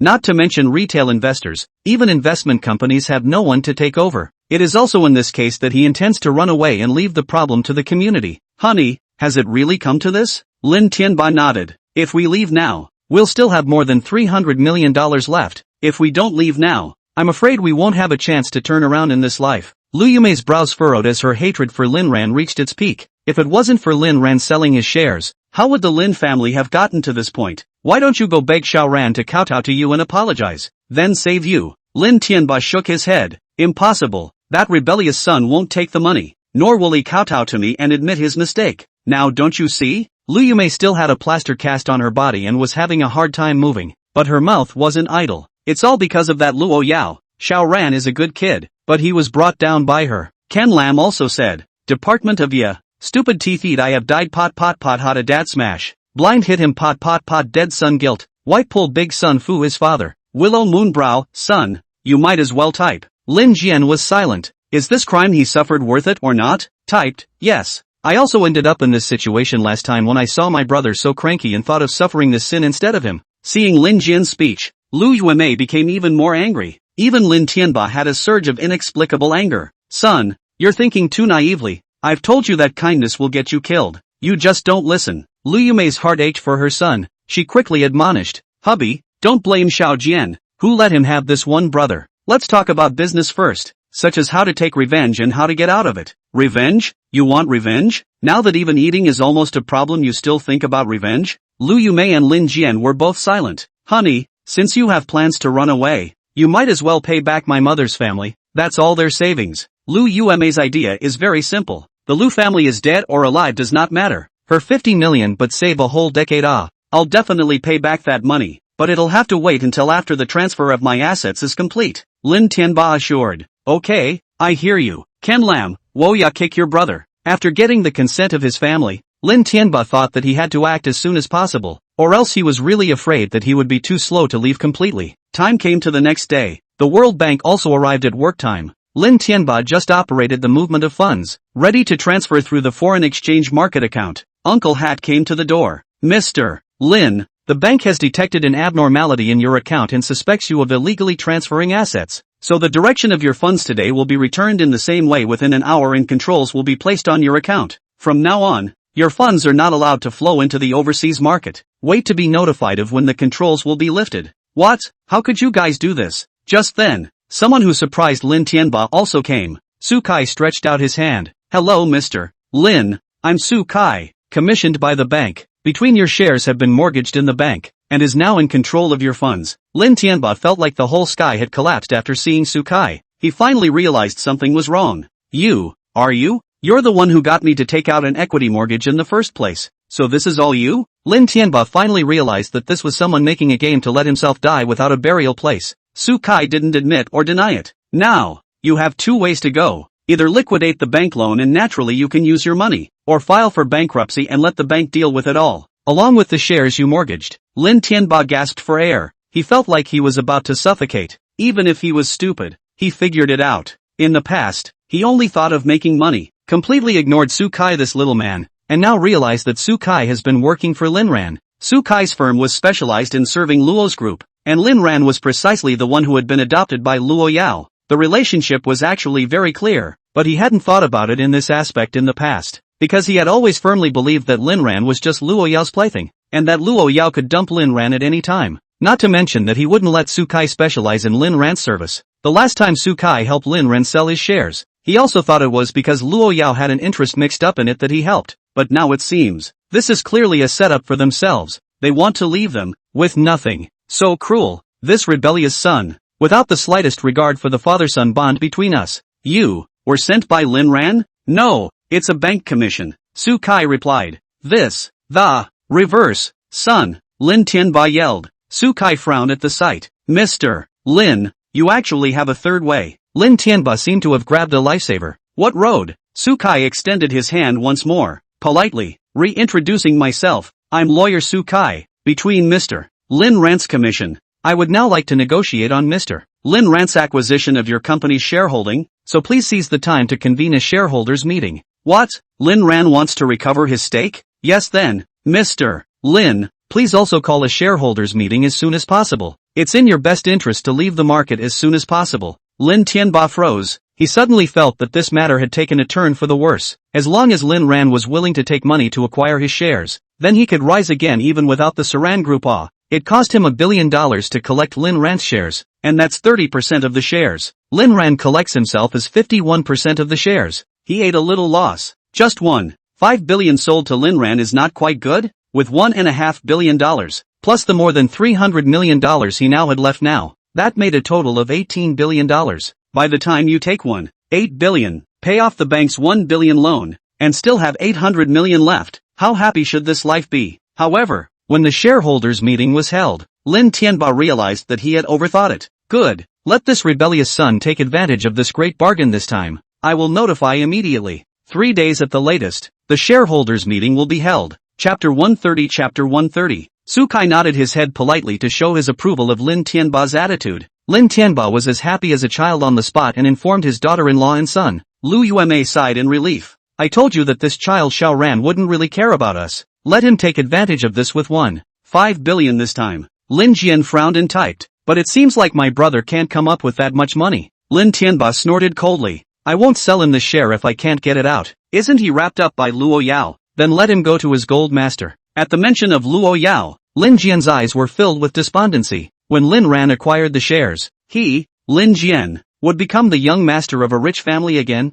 Maybe then Luo Yao would be able to look at himself twice more? After another day, at noontime, Lin Ran dressed up and went to pick up Luo Yao. They had made an appointment to meet with the Chen family at the Pangu Hotel. The reason why Lin Ran brought Luo Yao with him was firstly because Luo Yao was his rightful wife, and it made sense to bring his wife to meet his family. Secondly, he wanted to tell the Chen family how much he loved Luo Yao. No one was as important to him as his daughter-in-law, which would also reassure Luo Yao that he would never neglect her because he had a family. If the Chen family are good people, then all will be happy. If the Chen family was like the Lin family, then Lin Ran would disown them on the spot. If the Chen family really wants to tie themselves up, then I'm sorry, your family might have to GA. The ones who came with Lin Ran, besides Luo Yao, there was also Wu Zhishang, who wasn't invited by Lin Ran, but by Chen Qingtian. After all, it was Wu Zhishang who had played some role in the middle, otherwise Chen Qingtian wouldn't have been able to confirm Lin Ran's identity so quickly. At the Pangu Hotel, the Chen family members, Chen Xiaoxiao, Chen Niancheng,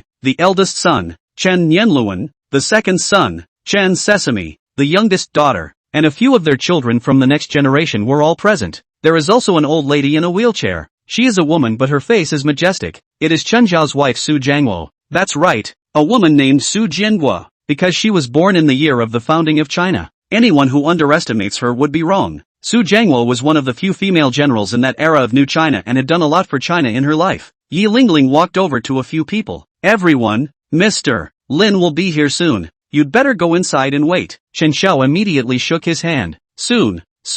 This kid is really something. As a grandpa, just arrange it, and he still takes it upon himself to be wasteful. It's quite good for us to just wait here. At this time, Chen Qingtian spoke. Grandpa, there's something I didn't tell you. A cousin owns this hotel. Chen Xiao. What? Chen Xiao was stunned. Although he was a red family, but to say that he didn't really see much in the way of assets. I just remembered something when you said that. I think I remember Rant's wife being. Before Chen Xiao could finish, a procession of luxury cars stopped at the entrance of the hotel. Lin Ran was the first to come down, then reached out to help Luo Yao, while Wu Zhishang came down in another car. Everyone stepped forward, even Su Jiangwo, who was sitting in a wheelchair, had a kind expression on his unperturbed face. Xiao Ran. Chen Xiao just opened his mouth, clammed up, and transformed into a crybaby old man on the spot. Su Jiangwo beside him hastily patted his old partner. Stop crying, you're scaring Ran. At this time, Chen Niancheng, as his great-uncle, also came over to look at Lin Ran up and down. He instantly recognized Lin Ran as the child in that photo, who still retained some of his features even after all these years. Moreover, Chen Niancheng was beyond sure that Lin Ran was his great-nephew. Nothing else,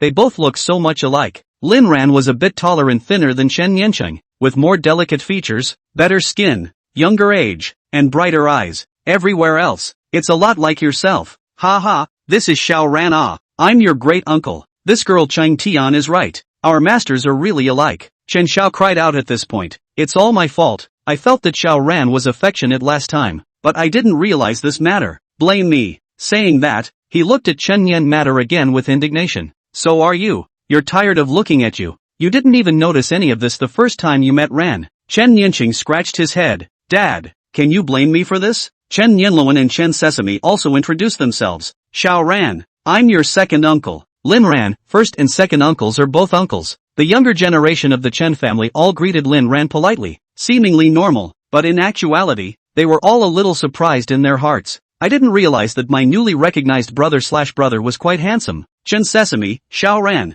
I'm your sister-in-law. This is your wife long beautiful you guys are so well matched. How? Familiar a little? Everyone looked towards Luo Yao. They had spotted this woman just now. There was no way. It was hard not to notice. This woman was too beautiful and her aura was too icy for anyone to ignore. At this time, Chen Xiao was also a jolt. Stood up. He was overwhelmed by joy. Just now remembered a big thing. Lin Ran's wife. Is not Luo Yao Luo general manager? The last time Lin Ran went to the education bureau he talked to him. But he, being a grandfather, had not even recognized his own grandson. So damn it. Lin Ran smiled and formally began the introductions. Grandpa, Grandma, Great Uncle, Second Uncle, Sister-in-law, Cousin, a few siblings. Let me formally introduce myself. My name is Lin Ran, and this is my wife, Luo Yao. What?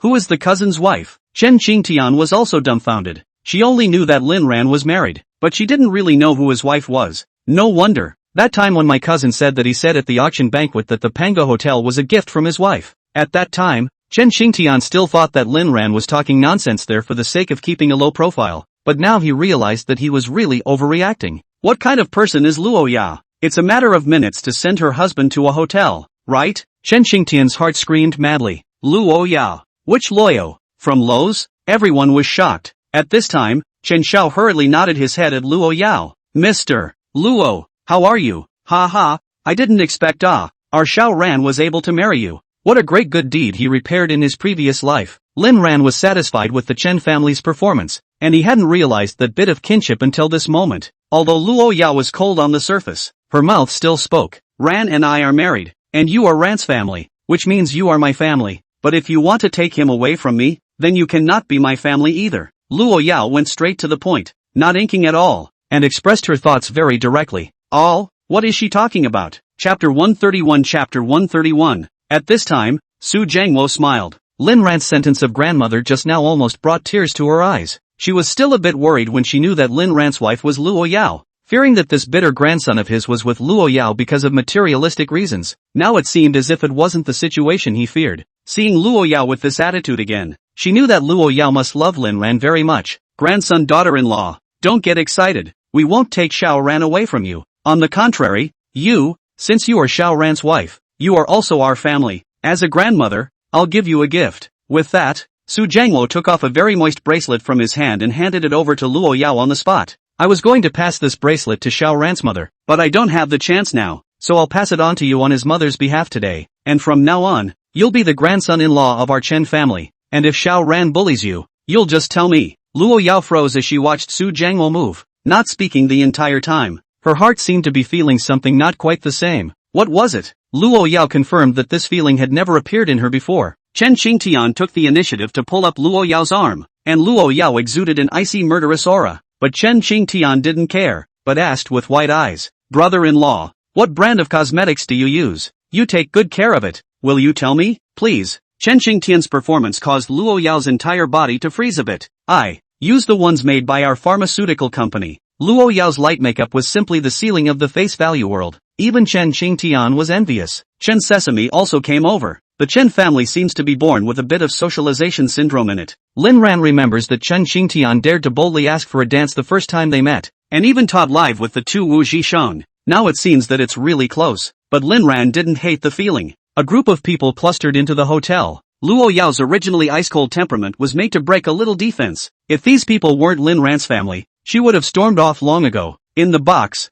a large family pushed their glasses and took turns toasting Lin Ran, one by one saying words of blessing. However, Lin Ran was using water as a substitute for alcohol. He was afraid of getting drunk and having the shadow of being tied up by Luo Yao again. The Chen family didn't say anything. Their family didn't have the so-called table culture. During this time, no one said anything about Lin Ran's mother, because there were still latecomers present, and it was not good to say some things explicitly, coupled with the fact that Lin Ran had also learned about Chen Zhao's father-daughter feud through Chen Qingtian's mouth. Chen Xiao had once known about his daughter's suffering through Lin Ran's complaints. Everyone unspokenly chose to skim over this somewhat grief-inducing topic for now, and wait to find a chance to talk about it later. Xiao Ran, I heard your grandpa say that you've opened a real estate company now? If you have difficulties, just tell me. Your uncle, I still know a few people on the civil construction side, Lin Ran politely said. Then I won't trouble uncle. If something happens, my daughter-in-law will help me set things right. With one sentence, he disliked Chen Yinluan's speechlessness. Yes, his daughter-in-law is Luo Ya.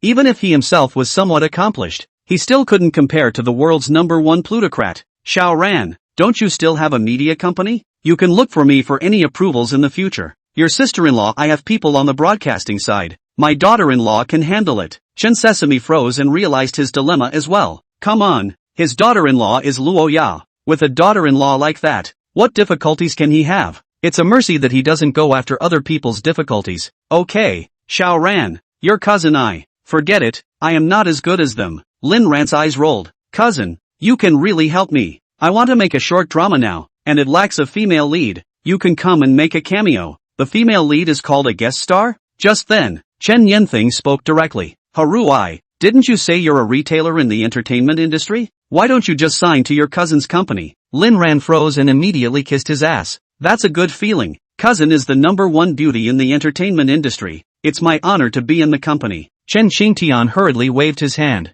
Oops, cousin, you said too much. Ha ha, is that what others say about me? Ha ha, Lin Ran poked Wu Zhisheng. Wu Qisheng, stab me for what? Lin Ran, can't you recruit? Wu Zhisheng reacted immediately. Yes, that's what we thought. I'm still a fan of yours? You come to the company, I have to go to bed at night so happy I have to jump up and slap myself to ask if this is true. Chen Qingtian was complimented and floated, but never said whether he would enter the company or not. Lin Ran sighed and spread his hands helplessly. It's normal for people to not come when they're first-tier stars and they're an up-and-coming media company. I didn't expect Chen Qingtian to say indifferently in his next sentence. Yes, it's just that I've floated enough lately, but I'm expensive. Lin Ran immediately assured. It's okay, get my daughter-in-law about the money. The last thing my daughter-in-law needs is money. I have to depend on her for all of it. Chen Qingtian's eyes were flooded with little stars when she looked at Luo Yao. She so wanted to be a woman like Luo Yao, so the matter was happily finalized. Luo Yao unexpectedly glanced at Lin Ran. He didn't expect Lin Ran to say the words I have to rely on my daughter-in-law to support me so generously. As for Lin Ran's thoughts, he was trying to tell the world plainly that he was a softie. He liked everything about Luo Yao, and Luo Yao liked to keep himself the most, so he let her do so, making her feel like he couldn't leave her. However, the Chen family didn't show any intention of looking down on Lin Ran, and were even envious. People who wanted to eat Luo Yao's soft food could, I'm afraid, line up from here to France. Their family Xiao Ran had this ability, and no one else could envy it. A meal where everyone was happy, including Luo Yao, who seemed to hate the Chen family less, but only if they won't share Lin Ran's love for them in the future. Otherwise Luo Yao would flip out as usual. If I say I'll let your family go, I'll let your family go. After the meal, Lin Ran asked Wu Zhisheng to take Chen Qingtian back to the company to sign the contract. Chen Qingtian beamed. That's the rush? Lin Ran said rightfully. Of course, or who am I going to call if you back out? Wu Zhisheng nodded his head. That's right, the #1 beauty comes to our company. Thinking about it makes me happy. Ha ha ha. #1 beauty? Yes, what did you say I was last time? Wu Zhisheng immediately raised his hands in surrender. I'm a dog man, I can't talk, only woof. Only then did Chen Qingtian reappear with a smile. But then he asked a question that made Wu Zhisheng dumbfounded in place. Wu Zhisheng, you're not in love with me, are you? I didn't. A word of advice, don't love me, it's fruitless, because I'll knife you to death. Wu Zhisheng was silent for a long time. Lin Ran, on the other hand, bid farewell to the Chen family and prepared to leave with Luo Yao. Yao, Grandma really likes you. Come to Grandma's house more often when you have time. Xiao Ran has also troubled you all these years. For the world, Aaron may be a nuisance. For me, he is the whole world. Chapter 132. Su was surprised by Luo Yao's answer. What exactly had they been through? It's what makes love so profound. Xiao Ran, when you're not busy, bring Yao Yao to sit at home. Although Grandma has mobility problems, her cooking is still very good.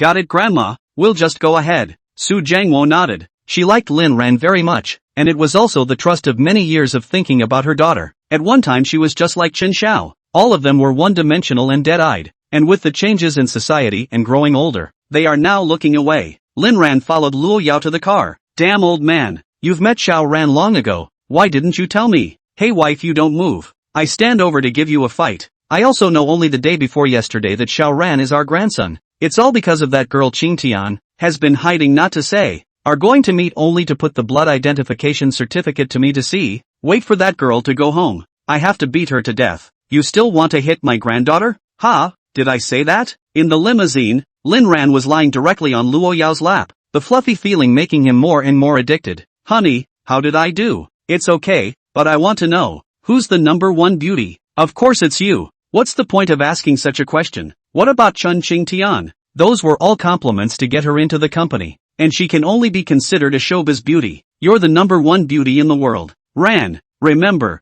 you need not compliment anyone but them, and anything you want to get, I will bring for you. Lin Ran raised his hand to stroke Luo Yao's hair and said softly, remember, who made my wife Luo Yao? As if remembering something, Luo Yao's brows furrowed slightly. Ran, I need to confirm one thing, will you be studying Lin Jian? Lin Ran froze, not understanding the meaning of the words. What do you mean? Orthopedic mastery. Lin Ran, crouching. Yao Yao, you're too god. You know everything about Lin Jian, really can't hide anything from you. Lin Ran thought that he was the only one in the whole world who knew about this matter right now, but he didn't think that Luo Yao even knew about it. Answer me. Lin Ran cried and laughed. Don't worry, I don't have that fetish, and I don't want any woman except you. If you don't love me anymore, I'll grab you and tie you to my side. Never want to escape from me. Going the way of the sickly girl, leaving the sickly girl with no way out. The corner of Luo Yao's mouth hooked up in that nice curve. Neither can men. Lin Ran? No, I'm sexually normal. You know that. A sickly girl's heart always carries a strong sense of possession, even if she gets the promises she wants.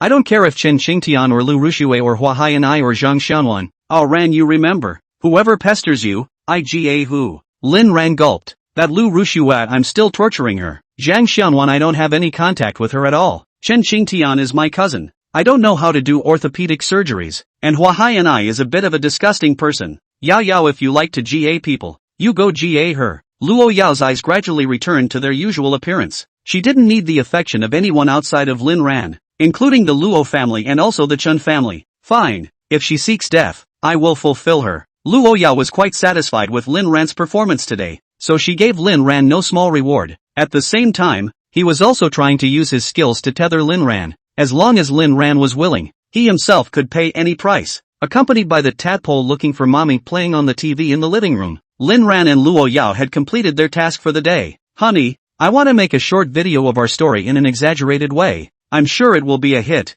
What do you think? Do I play the female lead? No, I don't act. Just let Zhang Xiaolong and the others act. Zhang Xiaolong, Wu Zhishang is the male lead and Chen Qingtian is the female lead. Oh, that's up to you. We may be using our estate. Do you mind if I bring someone to film? Luo Yao hung onto Lin Ran's body and said, you're the man of the house. Even I have to listen to you? So of course you're in charge. Lin Ran was touched to death. Honey, aren't you afraid of our relationship being publicized? Lin Ran had already realized before that Luo Yao didn't care about this at all, but he still needed to confirm it. Of course I'm not afraid. Erin wants to go public. Anytime. Luo Yao actually wanted to go public with Lin Ran in her heart. She wanted to tell the whole world. This man, it's the old ladies, all grow some eyes. Don't stick up like a blind man. It's disgusting. Luo Yao's eyes really made Lin Ran love her so much that he gently scratched her nose. Honey, do you and I even need to act? Our life is live. We don't even need to rehearse. Luo Yao, then we're live for the rest of our lives. Lin Ran, first, my body must be good. The phone rang and Lin Ran looked at it. It was Su Kai calling. After picking it up and listening to a few words, Lin Ran smiled. Yao Yao, I think that Lin Tianba is completely finished this time. Luo Yao was silent for an instant. Ran, if something happens, be sure to tell me. Of course. Early the next morning, Lin Ran led the bodyguard group and the lawyer group directly to kill Su Ran group. For such an important moment today, he decided to personally attend the shareholders meeting of Suran group. And upstairs in the conference room, the large and small shareholders had pretty much arrived. There are a couple of new faces here. New shareholders who have recently acquired shares at low prices. And that major shareholder, Cotter Brewing, didn't make a move with the shares in his hand. Lin Tianba sitting in the first place today can be described as awesome, shining and releasing light. His own son has come to solve the company's crisis. Damn, let those of you who look down on me see. How powerful my son. Soon, Lin Ran swaggered into the conference room with a bustle of people, and without saying a word, came directly to the main seat. You, go stand over there. Lin Tianba, Xiao Ran, what did you say? Me, let, you, stand. Lin Ran said word for word. Lin Tianba just wanted to resist, just in time to meet Lin Ran's ferocious eyes. He was so scared that he bounced up and shot straight out of the main seat. Ha, why should I be afraid of this bastard? But he just had such a scary look in his eyes. What's going on? This scene fell into the eyes of the other people in the conference room, and they all despised Lin Tianba in their hearts. Let you ever not be nice to your son, and now you're being held like this by your son. What a failure as a human being. Standing next to the conference room, Lin Tianba scratched his head awkwardly, thinking that it was normal for leaders to stand when they spoke. Gentlemen, I apologize for calling you all here again so soon. Today we are discussing the equity sale. Lin Ran just sat down and said coldly, who told you to talk? Chapter 133. Lin Tianba? I'm the chairman of the board. If I don't speak, who will? Lin Ran directly slammed a pile of papers onto the table. I have to go home and cook for my daughter-in-law later. I don't have time to waste with you. Lin Ran himself didn't even realize that he was already unconsciously thinking about Luo Yao all the time. Folks, let me get this straight. This is my pre-acquisition proposal. $7 million per share. Those who want to sell will just go straight to my attorney and sign the contract on the spot. The money will be available immediately. I'll only give you an hour. What? Lin Tianba's eyes widened. When I took your shares it was over $33 million per share. And this is only a short month and you're only offering $7 million? Lin Ran, Great Chairman Lin. Aren't you forgetting something? Lin Tianba? With a look from Lin Ran, Wang Bao behind him rushed towards Lin Tianba, who was startled. Father Lin. The bottom line is something that is broken over and over again. Lin Tianba had called Lin Ran dad before, so the second and third times were not so difficult to say. Put. Cotter Brew burst out laughing at one uncontrollable. I'm sorry, Lin Xiao. You continue. The shares of Cotter Brewing were listed, but never offered, so they are still in his name for now. Lin Ran suspiciously sized up Cotter Brew. This person he had seen a few times as a child. He didn't know why he was smiling so happily, and it seemed like he was smiling at himself in a somewhat bashful way. Everyone, the Saran Group is no longer the Saran Group that it once was. Its value has shrunk drastically. This is something that I believe you all know even if I don't say it. There are many people here who used to be the patriarchs who followed my mom to create Saran. Now I'm willing to acquire your shares. Although 7 million isn't much, but that's still there, isn't it? If you wait until Saran Group goes bankrupt, you guys might not get a single hair. Speaking of which, Lin Ran buried another hand. However, if you don't want to sell your shares, follow me in the company and do a good job, and I guarantee that I will bring the Saran Group back from the dead. Still, I'll only be waiting for you for an hour. An hour later, Lin Ran was going back to cook for Luo Yao. After all, if you don't sell your shares you'll go bankrupt at best, and your wife will be hard-pressed if she goes hungry for a meal. The shareholders are wide-eyed and don't know what to say, but Lin Ran's eyes were now firm, giving them the same reassuring feeling as Su Yanyan back then. Lin Tianba, reverse father, have you had enough of this? Lin Ran, then do you want to sell your shares? Chairman Lin? Lin Tianba gritted his teeth. He was now completely finished, and he probably couldn't run away if he wanted to. Sell your shares and you can only have 3.5 billion, plus what you have in your hand is only 700 million, which is not even enough to pay back the bank. He had spent $1.3 billion on Lin Ran before and after, but as a result, it had now directly turned into $3.5 billion, a net loss of $9 billion, which was a bit unacceptable to him. But if he doesn't sell, then he will be dragged down, and when he goes into bankruptcy and liquidation, he won't get a dime for himself. And even if his assets are greater than his liabilities, it will take him ages to get that little bit of money, and the odds are that he won't get it. Dad, I don't have a problem with you taking their shares for 7 million each, but the shares I'm holding were originally sold to me by you. You can't make me lose that much in 1 month, can you? Lin Ran smiled and said, the mall has no father and son at Tianba. You sell or not sell a word, as long as you say a no word. I turn around on the spot without bringing more than one word. Lin Tianba had an ugly face and gritted his teeth. I sell. He was really out of options and had to settle for second best. Get the money first, then turn it over slowly. Kneel down and beg me. Lin Ran put away his previous mockery and looked serious. What did you say? I'll make you get down on your knees and beg, or I won't take a dime of your shares today. From the time Lin Ran entered the conference room, first making Lin Tianba stand, then forcing him to call out father, then forcing him to sell his shares, to now making him kneel, Lin Ran has broken through Lin Tianba's bottom line end times in just a few minutes. That's why Lin Tianba is no different from some scummy men and women, with no bottom line. Lin Tianba struggled in his heart, closed his eyes, and slowly knelt down. Father, please take my shares. Lin Ran's heart was soothed. Sanctioning yourself with your methods, cool or not. Soon after, the legal team completed the deal on this one, signing the contract on the spot. Lin Ran, is there anyone else who wants to sell their shares? If you have feelings for the Saran Group, if you trust me Lin Ran, I naturally won't let you lose money, and if you want to back out, I'll support that as well. This time Cotter Brewing stepped forward. I've decided, I'll follow Shaolin. In his heart, Cotter Brew was clear that this Lin Ran was Boss Luo's man, although he didn't know how he planned to bring the Saran Group back from the dead. But just because Lin Ran was Boss Luoya's man, he had to follow this hand. 99.9% won't lose. Taking a step back, even if he lost money, he didn't care, because as long as he followed Lin Ran, what he lost would eventually be earned back. He was sure of that. Cotter Brew's statement shocked everyone in the room, and they couldn't understand why this investment guru would backtrack. Is Lin Ran really that magical? Lin Tianba was the chairman of the board, but for these shareholders, Cotter Brewing was their linchpin. The company that Cotter Brewing is in is where the money will be made. And so, I'm not selling either. I'll follow Shaolin. Lin Xiao, you'll be my boss from now on. More guidance. I'd better sell. My family needs the money. Various scenarios have arisen, but most people have chosen to keep their shares for the time being. Thus, Lin Ran spent 500 million and successfully acquired 70% of the shares of Suran Group, 15% of the shares on Chu Special Brewing, and 15% of the shares of all the remaining shareholders together. Lin Tianba was dumbfounded. He always felt that something wasn't right. The whole Saran Group, just one major shareholder out of the game? Lin Ran stood up, walked step by step to Lin Tianba, patted his face and said, "Unbelievable, my ungrateful bar. From now on let's start attacking and defending the alien. Take your money and live the last days of your life as a rich man." Lin Tianba, Lin Ran, you wait for me.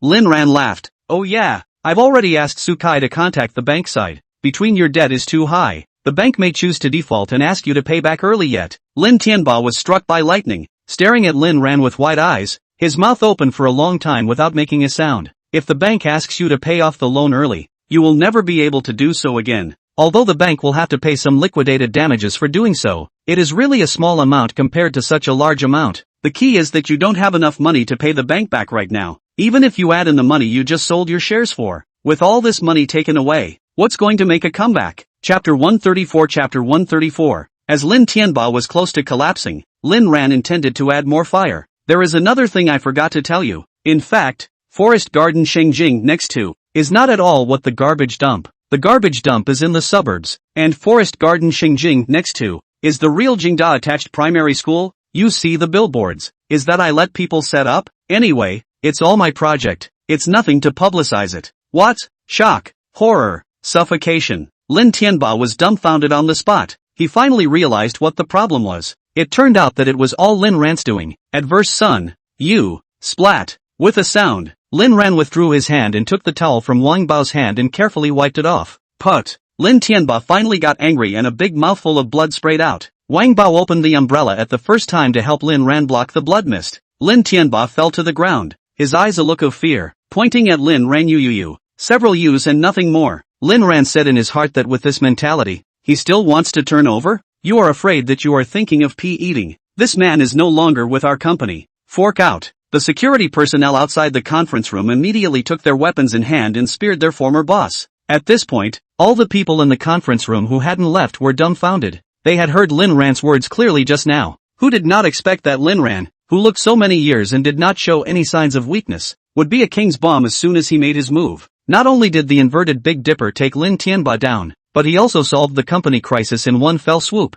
No, it's not solved. It's that the company doesn't have a so-called crisis at all. It's all just a setup made by Lin Ran. Everyone looked at Lin Ran. In their hearts there was fear in addition to admiration. This son of Lin Ran, he was ruthless and decisive in his actions, terrifying like this. At this point those few people who sold their stakes have their guts in their pockets and only blame themselves for being blind. They didn't show much emotion though. That's what investing is all about. No regrets in the fall. After all, not everyone was as shameless as Lin Tianba. Suddenly, there was a cacophony of voices and a security guard entered the room to report. It's bad. Those homebuyers broke in. Lin Ran, let them in. Security froze and looked to his left and right. Cotter Brew, are you deaf? Didn't you hear the boss? Security reacted and rushed out. Within moments, a group of people burst into the conference room. Where's Lin Tianba? Where is it? Let him come out. I'm going to kill him. Lin Ran, everyone, calm down. He's already ceded all his shares to me. I'll take care of your business. How do you fix it,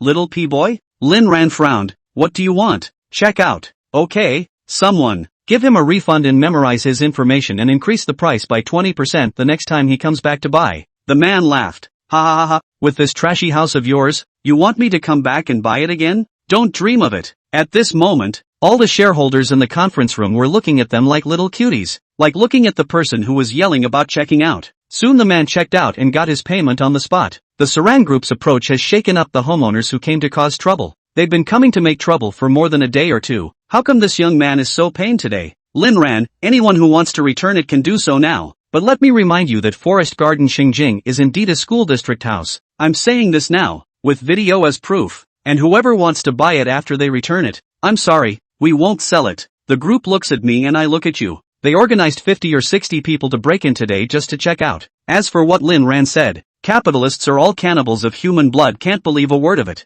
So, most people chose to check out, and Lin Ran had someone arrange for them to line up at the finance office, and only a few people left the place silently. There are still some smart people in this world. Lin Tianba was forked out, and only then did Lin Ran remember that his two dogs still seemed to live at the company. Suddenly playful, he looked at the clock and saw that he had half an hour before he had to go back to cooking. Where are Lu Yumei and Lin Jian? At this point the secretary who was once Lin Tianba hurriedly said, in the remodeled utility room on the 7th floor. Lin Ran laughed. Uncle Chu, I'll leave things here to you. I'll go first. Cotter Brew instantly panicked and hurriedly trotted to Lin Ran's side, whispering, Lin Xiao, don't call me that, I can't afford it. Uncle Chu, you're my mom's late husband. Of course you can afford to call you uncle. Cotter Brew scratched his ears and said, Lin Xiao, although I know Mr. Su, I also follow Mr. Luo to beg for food. You are Mr. Luo's husband, how can you call me uncle? He said it so quietly that no one else heard him. Lin Ran blinked. Luo ya? Yeah, last time it was Mr. Luo who arranged for me to list my shares before tricking Lin Tianba into breaking his arm to survive. Lin Ran suddenly understood in his heart. It turned out that Luo Yao had been by his side all along. That's fine. The future chairman of the Saran Group will be you. Cotter Brewing stood frozen in place. Lin Xiao solved the group's crisis in one shot. As long as he wasn't a cutie. All knew that the Saran Group was about to move to the next level. At such a critical time, Lin Xiao directly handed the group over to himself. What a great trust. After so many years of his own efforts, Lin Xiao had allowed himself to ascend to a new realm with just one sentence. If he had been the chairman of the Saran Group, would he still need to invest everywhere every day to live that kind of make a little and lose a little day? Investments are like stocks, only a handful of them can make money, and Cute Brewing is only the bottom player in that handful. What you thought was going on was all a puff of smoke, and looking back, the ones that were at square one were pretty good, and most of them were going backwards. Don't worry boss, I will do a good job and make Saran Group the best real estate.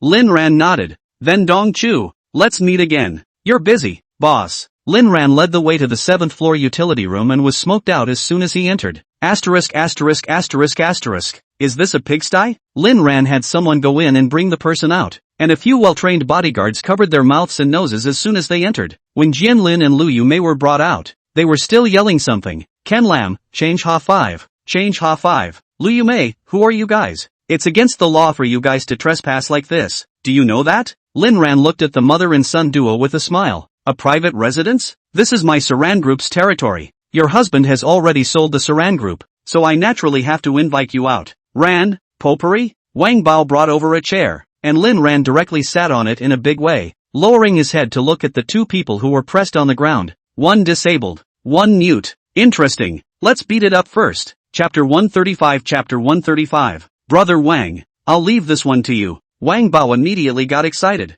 He had been looking at this mother and son for a long time. In the past, Lin Ran had always made Miss angry, and so many times it was because of this mother and son. As they watched Wang Bao slowly walk towards them, both of them shouted in horror. Ah, don't you come over here, potpourri. 77 Lufa potpourri 5. Lin Ran taunted with an expressionless face. This is your punishment for making our company's utility room look like a pigsty. What? Is your family handicapped? Eat and sleep and eat? Can't even do the most basic cleaning? Are you guys losers? Suddenly feeling a bit rude, Lin Ran hastily changed his words. I'm sorry I insulted the handicapped. I deserve to die. They're so much better than you. Lin Ran said, giving himself a slap on the face and silently saying in his heart that he was sorry. Disabled people deserved respect. even if life is not as good as they try to face. This optimistic and tenacious attitude is very respectable and lovely. One should not be quick to call Lin Jin mother and son disabled. They do not deserve. May all these lovely and honorable people in the world be at peace forever and life be free of suffering.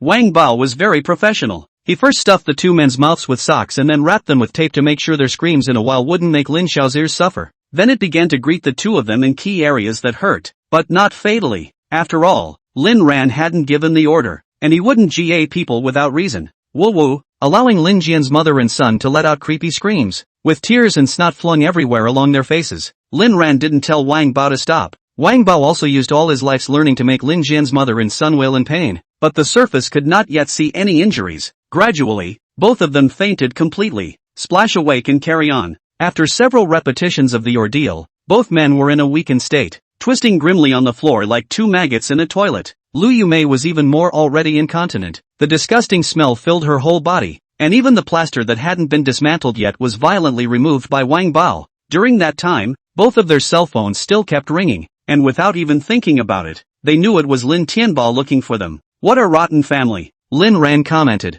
It wasn't until they fainted for I don't know how many times that Lin Ran looked at the time before asking Wang Bao to stop. Covering his mouth and nose, he approached before pulling out two cell phones on their person, turning them on with their facial recognition and flipping through them. Look no further. In Lu Yume's small button, Lin Ran clicked on Settings Privacy Hide Sessions, and sure enough, he saw what he liked to see. There is no other. Only the hand is familiar. In the last life, in order not to be discovered by Luo Yao, Lin Ran is doing this. A lot of people like to hide things they don't want to be seen, and coincidentally, Lin Ran was that skilled worker. Who was Lu Yume guarding against? It's Lin Tianba. Of course, between couples, between lovers, if you want to get along well with each other, you should never explore each other's cell phones, because that is likely to be the forbidden area of the relationship, the potion of breakup. Of course, if you're looking for a reason to break up, checking the other person's cell phone might be a pretty straightforward way to do it yet. Disclaimer, the above method is not recommended to try. If not, listen to the advice. Any consequences of the author is not responsible. May readers greatly the other half are pure love. Lin Ran's eyes were directly stormed by Lu Yume's cell phone. Good guy. Lu Yume still plays fruit chat? This is also too spicy to the eyes. What's this? Lu Yume's wild man? Toads rely on frogs and wear no flowers to play. Lin Ran felt like his eyes had to be washed out. Another look at the rest of the private content, including the little micros, the little amigos. A transfer message put him in deep thought. How could this mother and son have saved so much money over the years? But why did she end up giving it all to Lin Tianba? Was it because of that share acquisition? On what grounds was it surrendered? No matter what sand sculpture reason, it was probably just enough to fool people like Lin Tianba. Went to look at Ken Lam's cell phone again, and holy crap, what's in this album? Wait, isn't this Lu Rushue? And he's making this video? Holy, hot eyes. Lin Jian was really an orthopedic expert, and his existence showed Lin Ran how versatile the world could be. Really good at it. Lin Ran grinned and transferred them all to a cell phone now, then shoved the two men's cell phones back into them. This wave, and the windfall. Fun, fun. If this matter was exposed, then Lu Rushue and Lin Jian would be completely famous at school. I just wonder how much Lin Tianba knows. Now is not the time. Lin Tianba still had money in his hand now, and Lu Yume would definitely curry favor. After Lin Tianba was completely destitute, he would tell him the truth, so that he would know the news that hit him the hardest when he was the most down and out. There was no telling what Lin Tianba could do at that time. If he could slaughter these two, then Lin Ran would have to give him a thumbs up. Just then, Jian Lin's cell phone rang again, and Lin Ran picked it up. Dang, what is it? Lin Ran? Why are you holding Jian's cell phone? What have you done with them? You let them go. Lin Ran narrowed his eyes. Even at this point in time, he couldn't understand Lin Tianba's brain circuits. What kind of father could do exactly that kind of favoritism? Now that Lin Ran had become like this, Lin Tianba had something to do with it. In other words, the Lin Ran of the past was dead, and now it was a Lin Ran who no longer had a father or son in his eyes. The one who killed Lin Ran was not the mother and son of Lin Jian who pushed him off the rooftop with Lu Rushue, nor was it the Luo Yao who loved herself to the bone and martyred herself for it. It was Lin Tianba's favoritism. If it wasn't for Lin Tianba's favoritism, Lin Ran probably wouldn't have come this far today, right? To say favoritism is to elevate Lin Tianba. He has no love at all. All of it was caused by him. Lin Tianba. They are half dead already. What? You crazy person. Aren't you afraid that I will call the police? Lin Tianba's angry voice came out. Feel free to go. My daughter-in-law is Luo Yao. Who am I afraid of? A short silence passed on the other end of the line. Do you really think that just because you're Luo Yao's man she'll do anything for you? Don't be delusional. You're just Luo Yao's plaything. And when the day comes that you do something that hurts her interests, she won't hesitate to discard you. At that point, even if you were on your knees begging me, I wouldn't care about you anymore. Chapter 136. Chapter 136. Lin Ran laughed. Would Luo Yao? The answer is no. In this world, there was no one who knew Luo Yao better than Lin Ran, and there was no one who loved himself more than Luo Yao. If one day, he became the enemy of this world, he had no doubt that Luo Yao would destroy the entire world. That's none of your business either. Damn it, you let my wife and son go. Lin Ran's eyes were cold as he slowly spoke. Beg me. You, Lin father, please let my wife and son go. The corners of Lin Ran's mouth curled into a wry smile. Okay, then you can catch it. Lin Ran hung up the phone and said to Wang Bao, strip them naked and tie them together and throw them out. Wang Bao was stunned and said that young Master Lin was quite good at playing. After saying this, Lin Ran left the Saran group. When he arrived downstairs, he happened to see Lin Tianbao waiting anxiously outside. Adverse son, where is my wife and child? Lin Ran smiled and patted his face. Don't worry, it'll be out soon. After saying this, Lin Ran walked away without looking back. He was still in a comfortable mood. The only thing that was a bit annoying was his poor eyes. His eyes were already almost ruined today. He couldn't look at any hotter scenes. Lin Tianbao wanted to go to Lin Ran to argue, but was stopped by the bodyguards. He thought about it and tried to rush into the Su Ran group again, but was stopped by the security. You eaters, I've raised you for so many years, and now you dare to stop your master? All the security frowned. They had been informed that the Saran group had changed ownership. Now Lin Tianbao even dared to hurt people with his words, which made the security captain a bit unbearable. This gentleman, you are no longer the chairman of my Saran group,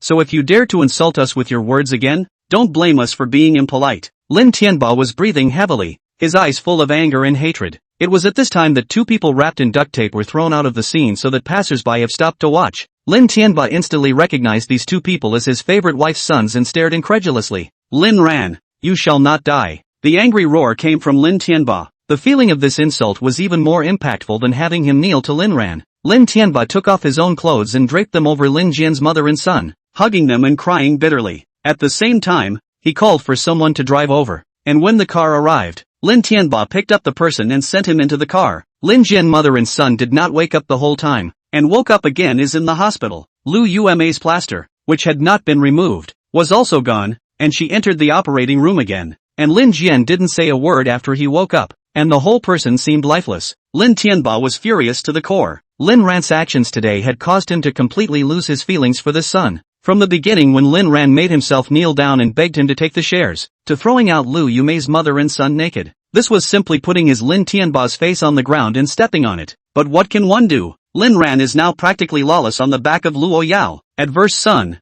wait for me. I don't believe you can remain arrogant. And Lin Ran, who had left Su Ran group, returned to the manor at the first opportunity to cook. As I said, the sky is not as big as your daughter-in-law. His daughter-in-law can only be cared for and loved by him. It all seemed very natural to return to the manor to make the meal and pack it up to come to the Lowe's. Luo's is awesome now, and those executives are all glowing. They didn't worry about it before when all that negative news came out. It's just that being besieged downstairs every day with verbal abuse and whatnot is definitely not a good mood to be in. But now that it's all positive news, they're turning into raised eyebrows. Lin Ran walked into the Luo group, and many people nodded their heads in greeting. This master is Luo Yao, Luo's man, and the last time the two of them acted intimately in front of the conference room has already spread throughout the company. In the past, many people thought that Lin Ran was a little puppy raised by Mr. Luo. After the last incident they realized that thought wrong. Mr. Luo turned out to be able to be a little woman lying in a man's arms. It simply refreshed their perspective. And lately Mr. Luo has been smiling occasionally, and also gives out bonuses and money from time to time, which not only makes the psychological pressure of these workers plummet, but also has money to take. Who is not happy? So, a lot of people did summaries. Why has Mr. Luo changed so much? Must have been nourished by Lin Xiao. So the company now has a slogan up and down the line. As long as young Lin performs well, the employee bonus will be small. The moonlight from the window illuminated the lamp, allowing Lin Xiao to warm her heart. When he came to the office, Luo Yao was already sitting in front of the desk waiting for a long time, which made Lin Ran burst with happiness. Take out your carefully crafted food and start feeding. Luo Yao ate carefully, savoring it slowly and enjoying the feeding time. Yao Yao, what do you think about me acquiring the Saran group? I want you. Luo Yao chewed and chewed. No, I was telling you about my acquisition of the Saran group. What were you thinking? Thinking of you. Luo Yao doesn't care how Su Ran Group is doing. She only cares if Lin Ran is happy, if he still loves himself, if he wants to escape, if there are any other women who have been lately. Lin Ran smiled and said to himself, it's over. It's over. Luo Yao is terminally ill, but he's so in love. Well, my little princess, I'll give you anything you want, but not until tonight. After feeding the imp, Lin Ran said as he cleaned up, today is the first day of filming for the skit. They'll be coming to the estate this afternoon for the shoot. I have to go back and check it out. After you're done. Speaking of which, Lin Ran gave Luo Yao a look, letting Luo Yao experience it on her own. Ran, is it to get me home early? Warn Yao Media. The short video shoot officially kicked off this morning. What everyone didn't expect was that this time the company had invited Chen Qingtian to be the female lead. When she came to Warn Yao Media Company today, the whole company was shocked. It was surprising that his own company was so powerful that he had hired a top-tier star. What is even more unexpected to all is that the male lead is Mr. Wu Zhishang Wu himself. As a result, many people began to despise Wu Zhishang. Dirty, shameless man,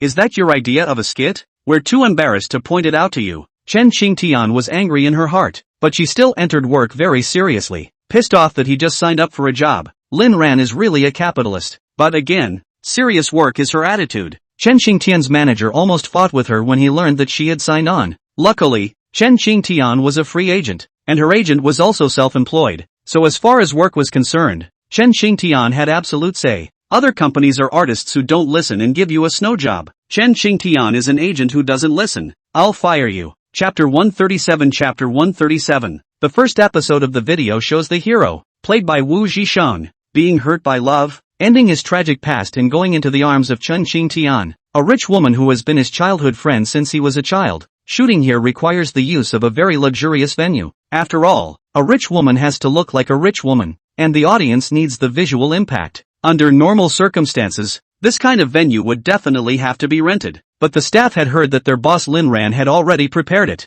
Everyone went straight to the owner's house for the shoot, which has left a lot of people wondering, how posh is the owner's family to be able to cater to this kind of shoot? You know, Chen Qingtian in the drama is a plutocratic princess. Thus, the group arrived at the cave manor. Most of the crew here are from Kyoto University, and from the director to the writers to the actors, almost all of them are current students, except for the second male lead, Bruce Zhang. They used to stay in theory, no practice, no experience. Now that the company is willing to give them this opportunity, everyone is working hard to do well. This is why college students are popular. Low prices are seriously cost-effective. The car drove into the manor and everyone was shocked. It's too big and too luxurious and too extravagant. Who exactly did the owner borrow this manor from? Isn't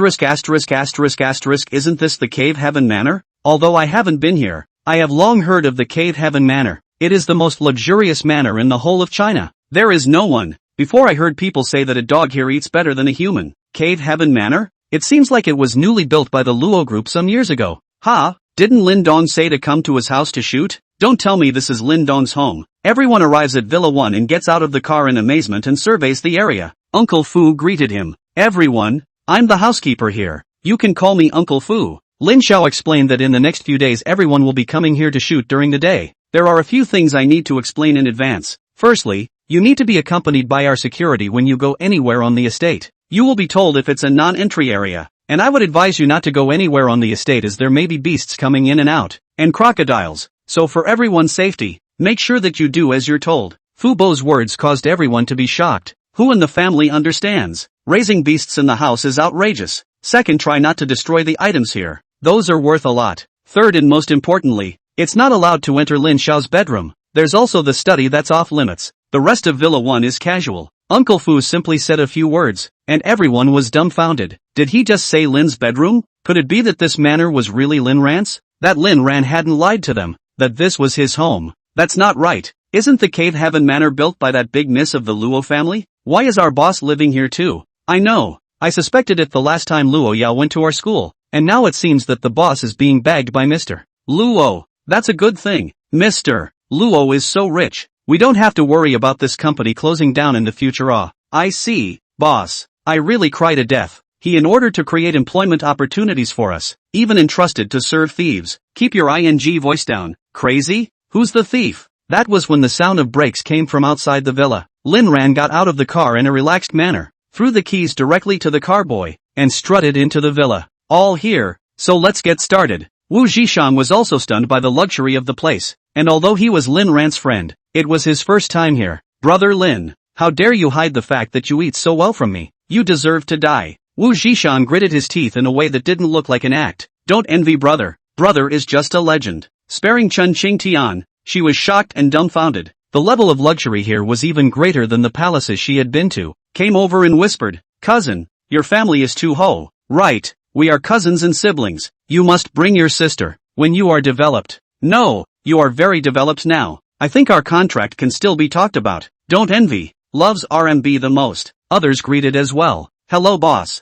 Hello Director Lin. This is a true and genuine god of wealth. Even if they are eating soft food, they are still at a height that they can't reach in their lifetime. Lin Ran smiled and told them to work hard while handing over the lunchbox in his hand to the maid, and sat alone in the elegant seat on the second floor quietly enjoying his staff shooting. This villa, usually only see the servants in Fubo, rarely can be so noisy, also counted to come a little popularity. Should we consider having a child with Luo Yao? But Luo Yao doesn't seem to like children. Ugh, that's not right. He and Luo Yao never do measures. How come Luo Yao didn't react at all? Could it be the pills? Does that stuff hurt? When Luo Yao returned, Lin Ran planned to ask her. The filming team first followed the bodyguard around the exterior to take shots. Many of the grand scenes were filmed by drones, and with the bodyguard's permission, filmed wherever they could. Of course, there are some forbidden areas that they wouldn't dare to shoot randomly, and even if they did, they wouldn't dare to edit them into the main movie. The director and assistant director are both majors at Kyoto University, and this is their first production in their lives.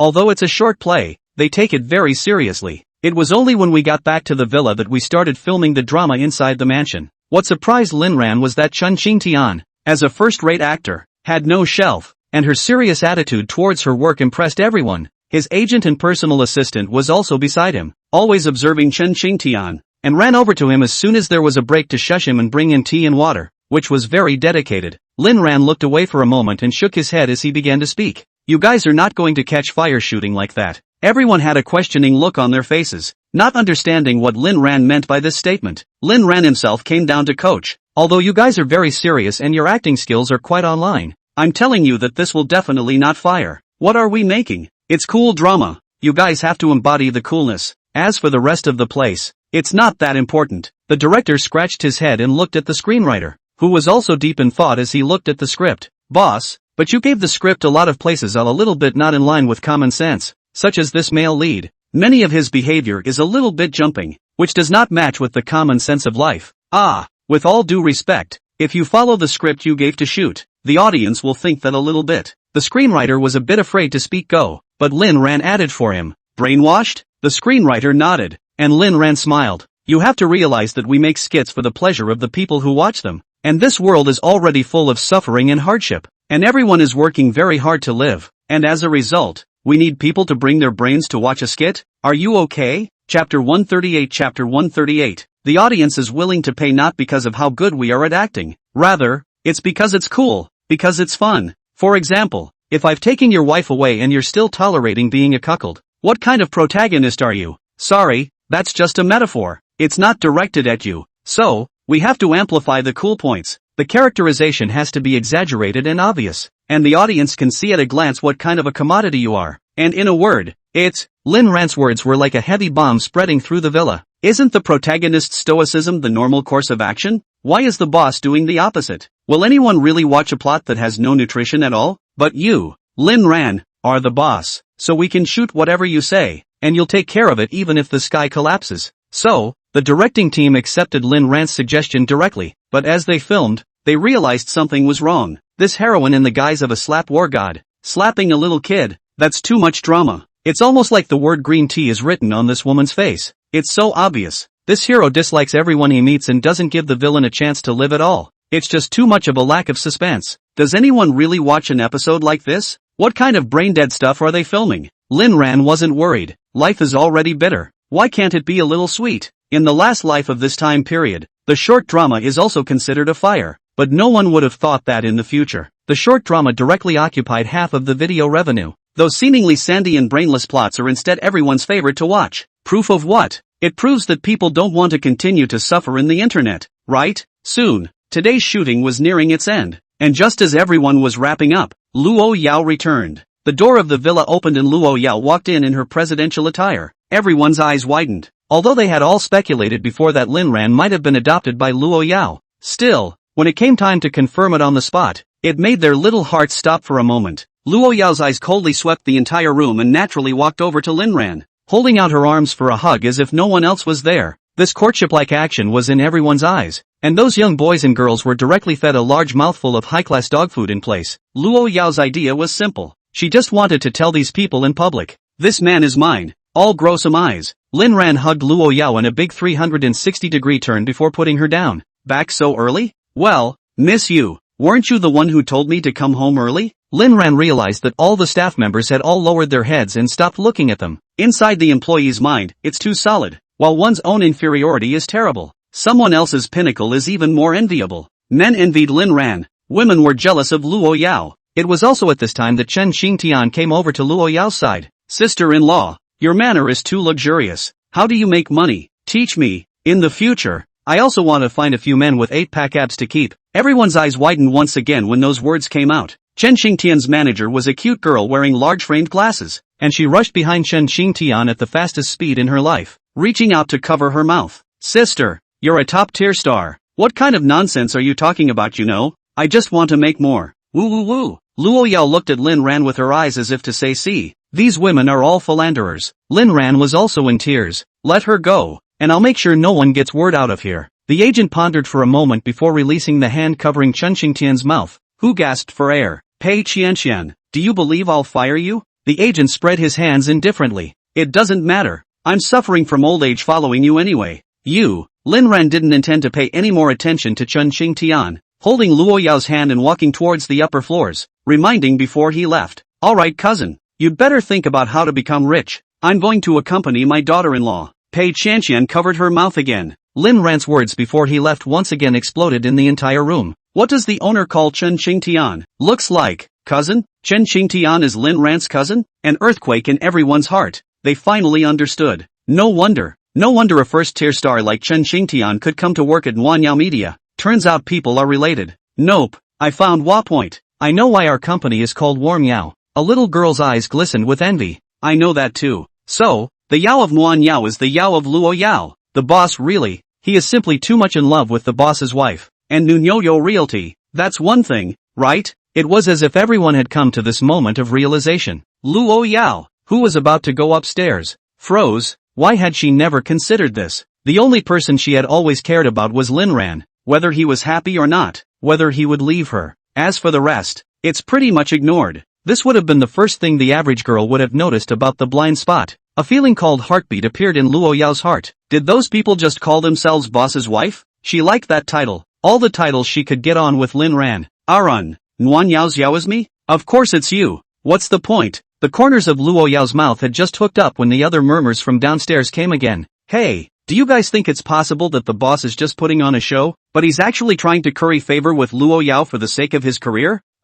It's not impossible. The boss really, I'm crying my eyes out. He's gone to this much trouble to give us jobs?" The corners of Luo Yao's mouth slowly released, her eyes like knives as she looked at Lin Ran, as if she was waiting for that answer. As a result, the temperature of the entire villa dropped instantly. "Daughter-in-law, calm down. They're all talking nonsense. Are you making a show of it then?" Luo Yao's tone didn't carry any human emotions. "Do what look? Loving you as you are? If loving you is doing the look, then I'll do it for the rest of my life. Ran is talking love to me?" Luo Yao finally stopped getting angry and instead felt that those few people who were talking about it were also quite nice. Without their talk, where would be Lin Ran's love talk? Then spare their lives. Put. Wu Zhishang nearly choked himself on the sip of water he had just taken. "You guys, what's all this nonsense? Pack up when you're done working and don't talk about the boss behind his back." "Mr. Wu, we didn't discuss it behind your back. We said it in front of you and Don Lin." Chapter 139. Chapter 139. "Mr. Wu, is it true that our boss has been adopted by Luo Yao?"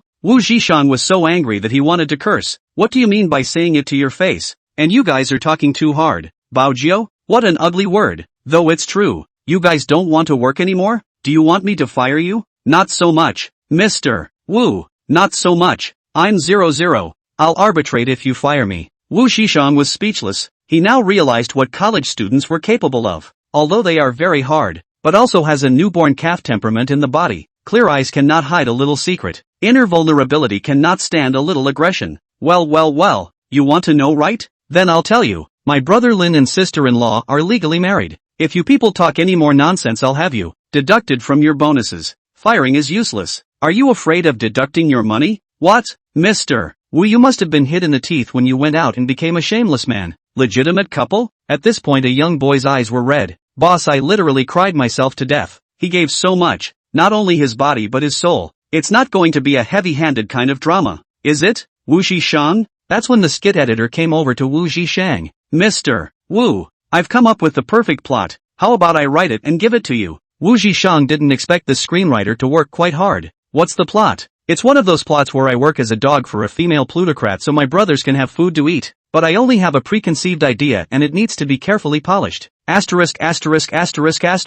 You might as well switch to the I hand tier the slag woman. Female plutocrat domineeringly protecting her husband storyline. The writers thought about it and realized that there seemed to be something going on. Mr. Wu, I realize you've grasped the true meaning of skits, and this one of yours is even more cerebral than the one of mine. Before Wu Zhishang could react, the director also came over. Mr. Wu, should we edit some of the things we want to say to the audience into the main movie? Wu Zhishang thought about it and said, no, if it's a novel, just put what you want to say to the readers in the book review and let them discover it on their own. But it's a short drama. That would be too much of a jump. We'll put it in the credits at most. Okay, one more thing. The staff wants to take some pictures, and I see they secretly already took quite a few. You see? I'll ask Brother Lin. Wu Zhishang didn't dare to disturb Lin Ran, so he could only send a message to ask. Wu Zhishang, Brother Lin, sister-in-law, do you mind those employees taking pictures here? If you mind, I'll let them delete it. Lin Ran shook his cell phone at Luo Yao, who looked at Lin Ran again.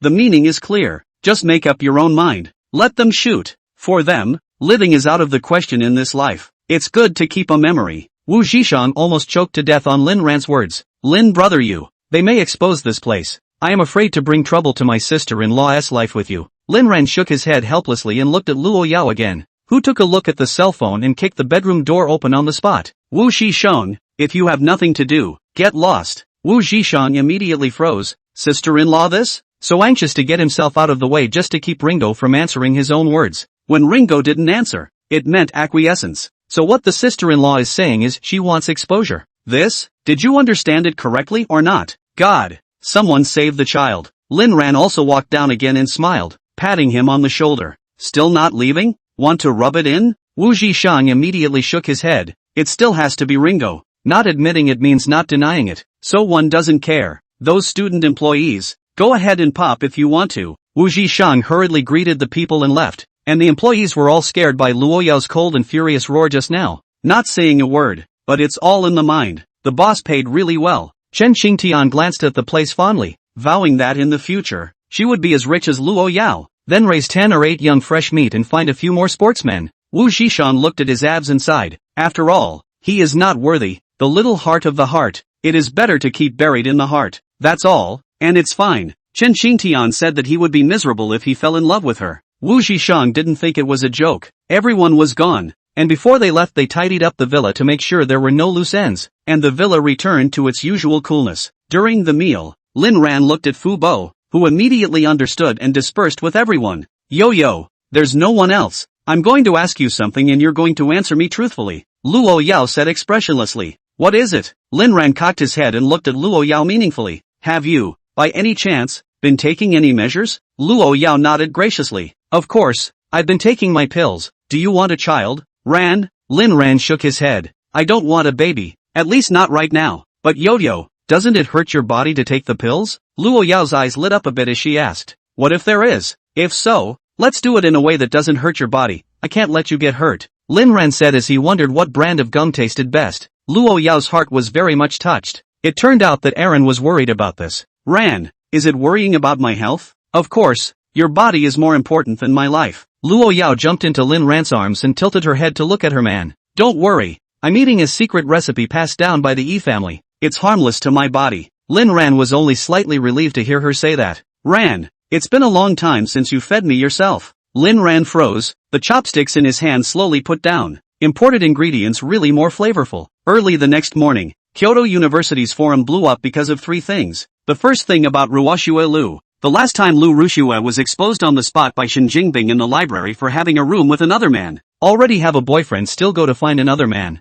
On this point, Lu Rushue completely sit in the scum girl behavior. Even if Lu Rushue didn't admit it, it didn't stop others from putting this pot on her head. And people Shin Jingbing on the spot to take out the picture and video is the evidence. Although we did not see the specific content, but according to that day closer to the Shin Jingbing classmates broke the news. It is indeed very hot eyes. You know, Ryuki Lu just wore her little underwear in someone's car. You know, someone said that Ruoshue Lu was in someone's car wearing nothing. You know, Ruth Lu was in someone's car with Hohini. Chapter 140. Chapter 140. The more the rumor got more outrageous. Lu Rushue was directly scolded on the third hotness of the forum, and many students demanded that the school expel this kind of person, and the school was slow to respond. Lu Rushue walked around the campus without her usual scenery anymore, and it felt like there were people pointing at her everywhere. Oh, so our schoolgirl is this kind of person. An eye-opener. Lu Rushue also came out in the forums to respond, "It's not me, don't you guys talk nonsense." But no one believed her defense at all. Instead, the rumor got worse and worse.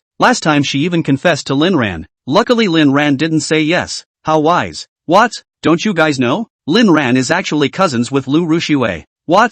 But not close cousins? Not blood related. So the second thing was also picked up. Su Ran Group changed ownership. This matter could not be hidden. And Lin Ran's identity was completely turned over by the almighty alumni. He's actually not complicated. It's just that no one has ever looked deeper in that direction before. Now that Lin Ran had become the boss of the Saran Group, coupled with the heat he was already experiencing, it was only natural for him to receive attention. To say why Lin Ran was getting so much attention, aside from Lin Ran's recent accomplishments, he had to thank those few lapdogs of Lin Jian. Lin Jian had a lot of lapdogs, and when Lin Jian hadn't come to school recently, those lapdogs started to mutter. Someone in there was still very capable and quickly found out news that blew their minds. Saran Group changed ownership and Lin Tianba was kicked out of Saran Group. However, at this time many people still think that Lin Tianba did the right thing. After all, the Su Ran Group has long since lost its former prestige, and it is wise to leave the scene early. But the internal staff inside the Saran Group said that Lin Tianba was forked out, and Lin Jian's mother and son were also thrown out. Immediately after that, a set of very hot pictures appeared in the forums as well. It's a picture of Ken Lam's mother and son being thrown out and taped together. The first time this set of pictures came out, they were harmonized by forum bots, but it can still be found in some of the students' photo albums. It's so bombastic, more bombastic than even Lu Rushue. When people dug deeper, they found something that shocked them even more. The new owner of the Saran Group is Lin Ran. No one had expected Lin Ran to have this strength. Thus, Lin Ran's identity as the true young master of the Lin family was exposed to everyone's eyes. His brotherly relationship with Ken Lam was also brought up and started to be discussed. Even Lin Ran's living conditions in the Lin family over the years had been rehashed, and it was rumored that they were all revealed by Lin Ran's former high school classmates. This story of a tragic life reversal instantly captivated everyone. I'm really going to cry. I'm really going to cry my eyes out. Is senior Lin Ran's teenage years so miserable? What kind of divine scum father is this? Lin Jian. This fake young master has taken over the nest. Everyone in our school knows his identity. On the contrary, what about senior Lin Ran? He's so miserable. It's true that with a stepmother comes a stepfather. And then there's Lin Jian. I now seriously suspect that this family has been bullying senior Lin Ran. And Lin Tianba, this father, is also a bomb. Since Lin Ran is so miserable, where did he get the money to acquire the Su Ran Group? Could it be from that plutocrat lady from the Luo Group? You guys say that Lin Ran is not really with Mr. Luo, or maybe she's been adopted. Not necessarily. I don't think senior Lin Ran looks like a soft eater. Lin Ran is so poor. I want to raise him and love him. If Lin Ran is Luo Yao's man, then upstairs you already have a way to take death. What? Luo Yao can interfere with other people's happiness? You're the one interfering with people, right? It's the unloved who are the third party. Suddenly, a set of photos from the forum brought the heated discussion to a climax and the highest heat topic came out. The post featured a photo of a very luxurious and extravagant villa with various staff inside the photo. That's not even the main thing. The main thing is the accompanying text. The boss really spoils his employees by letting us do the shoot at his house. At first, no one cared, thinking that it was the guy who came to act like a pussy. But as time went on, many people realized something that shocked everyone's jaws off. The poster of the post, a student of the art department, that person's profile, an employee under Warn Yao Media. This instantly made countless people speculate even more about Lin Ran's identity. Thus, many people went to ask their classmates at Warn Yao Media, but they didn't get the answer they wanted. And the people at Warn Yao Media all seemed to have a unified message that they didn't know. not for any other reason. It was all requested by Wu Zhishang. Wu Zhishan wasn't going to hide it. He just wanted to capitalize on Lin Ran's heat with Luo Yao and push his short drama a bit. So let a little wind out of the sails, but not much. When the skit comes out, he'll be pulling a big one then, guaranteed to blow everyone's mind. In the principal's office, the director of instruction and the principal were both looking at the content of the forum and thinking about it. Principal, today our school is a bit unsettled. There's a bit too much news about this overturning. Look, should we suppress it? Principal Don rubbed his brow. Press which one? Let's press Rushua Lu first. Should we fire her? No, that master said that Lu Rushua can't leave until she learns the Burmese language. Who said that? Well, you might as well say the next one. Okay, Jin Lin hasn't come to school for a long time. And what's happening on the forums right now is having a bad effect on the school. Should we expel Jin Lin? That's a family matter for him. What does it have to do with the school? Just give a demerit and forget about it. Principal Tang was bitter in his heart. He knew about the fact that Lin Jin and Lin Ran were blood brothers, but Lin Ran hadn't said a word and was obviously doing it on purpose. Otherwise, with Lin Ran's current abilities, he'd let Jin Lin get the hell out of there in minutes. Then let me talk about the third thing, which is also the most urgent one, which is Lin Ran's relationship with Mr. Luo. What do you think we should do about it? Should we press it down? This matter was not only a headache for the director of instruction, but also the biggest headache for Principal Tang. One slip up and all hell breaks loose. Director of instruction, who actually exposed this incident? There aren't many people in the school who know about it. Are there? Principal Tang immediately overflowed with anger. You doubt me? No, I'm just speaking on the facts. Principal Tang instantly calmed down. The director of instruction's suspicions seemed to be somewhat grounded. He can doubt himself. What about Mr. Lo? Why don't you go ahead and get busy? I'll make a call. After the director of teaching left, Principal Tang did not dare to delay at all, and hurriedly gave Lu Meng a phone call. Hanging up the phone, Principal Tang sucked in a breath of cool air and hurriedly called the director of instruction back again. You, quickly go contact Lin Ran. Isn't it the centennial school celebration coming up recently? Go to him with this matter and ask him to return to the school to give a speech. What about Mr. Luo? What did Special Assistant Lu say? The director of instruction inquired. What do you say? Okay, I'll have someone over there press it. I'll press your mom's ass. Chapter 141. Chapter 141. Thinking back to the phone call just now, Principal Tang still has palpitations to this day. Special Assistant Lu, there's something I want to follow up with Mr. Luo. Principal Tang, our Mr. Luo is very busy. Just tell me what you have to say and I'll convey it for you sometime. It's like this. A lot of news about Lin Ran's classmates in Mr. Luo appeared in school today. Do you think this matter should be suppressed? What news? Lu Meng asked suspiciously. About Lin Ran. It was logical that she should know all about it. It's the kind of news that says Lin Ran's classmates have an abnormal relationship with Mr. Luo. Lu Meng on the other end of the phone froze, then directly opened her mouth to ask. Principal Don, do you want to go further? What do you mean? Special Assistant Lu? I'm getting a little turned around in my old age and I need the big white word. Principal Tang's heart is tired. He has lived for so many years. What kind of people do not understand? But Luo Yao was a person who couldn't be understood in the normal way, and he was a bit unsure. Lu Meng's voice on the phone continued. You've lived such a big life for nothing. Can't you see the situation at all? If you press on, then you really won't go far.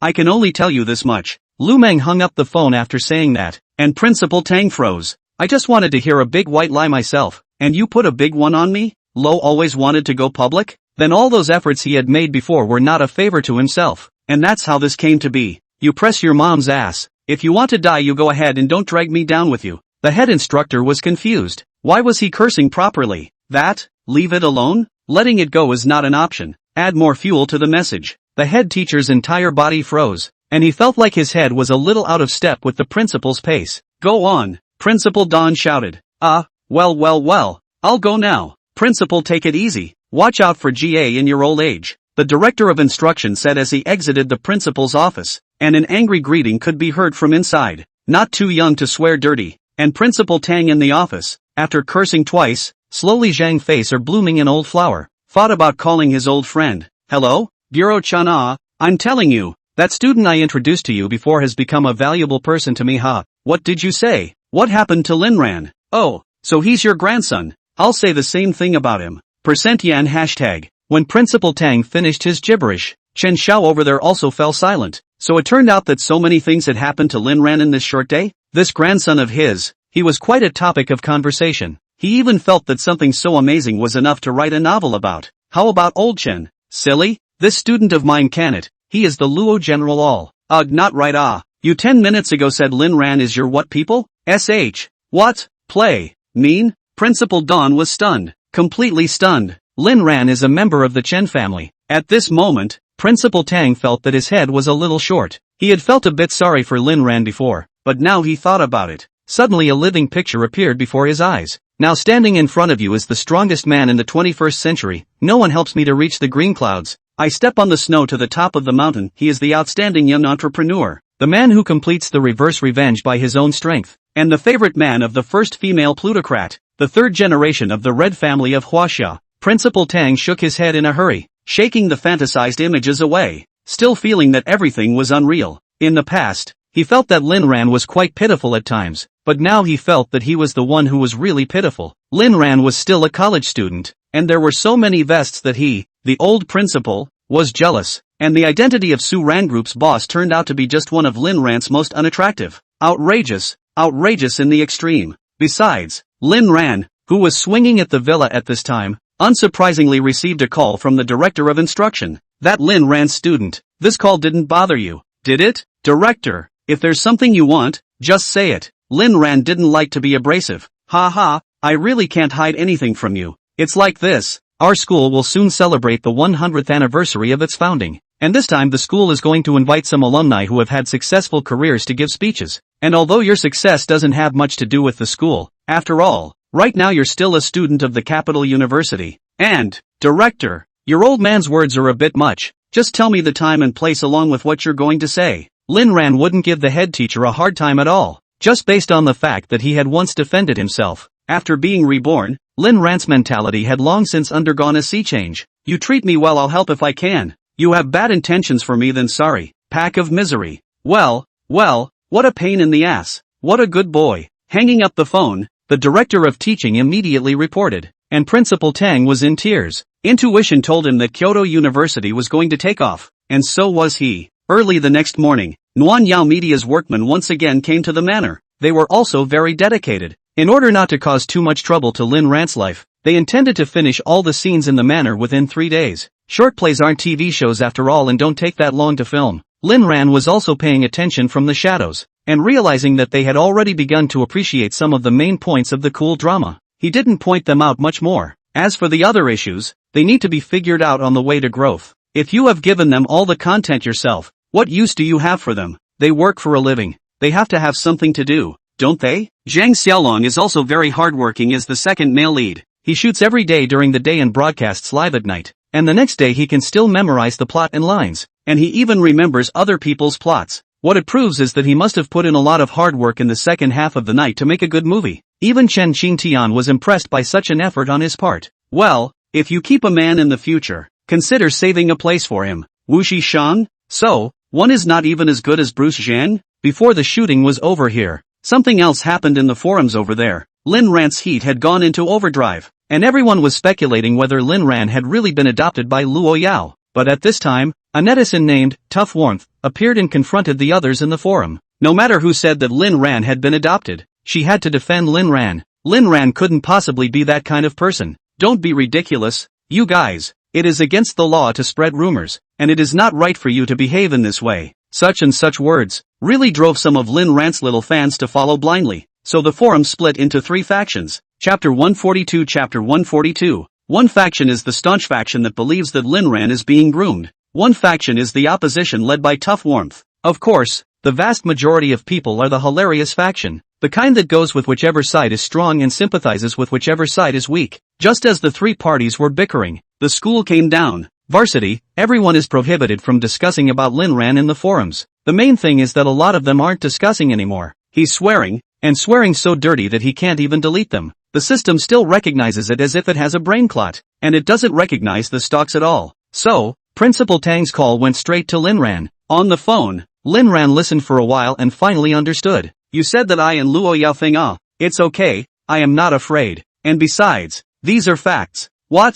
They dare to scold me? You let them wait and see how to dislike them. Don't worry, my dirty words are not that dirty, but the killing is definitely better than those people. It's fine, it won't be sealed. Only after Lin Ran finished his few words of explanation did Principal Tang feel relieved. What he was afraid of was not that Lin Ran would be scolded, but that Lin Ran would be scolded for implicating the big brother behind him. That was a very protective woman, something Principal Don knew all too well. Lin Ran, who hung up the phone, also logged onto the forum and became an internet language behavior artist. But he frowned as he cursed. Strong and warm? What is it? You suddenly come out to defend yourself? Do I need your defense? Ha! Damn good intentions to do bad things you. Don't let me catch who you are. Catch you directly put your head into the sewer with the rats play eye to eye. At strong warm, use you to give me a voice? Report your address and send you some souvenirs. After Lin Ran posted this, tough warmth disappeared into the forums, never to be seen again. Lin Ran was feeling a little bored. The forum has no rivalry at all alright.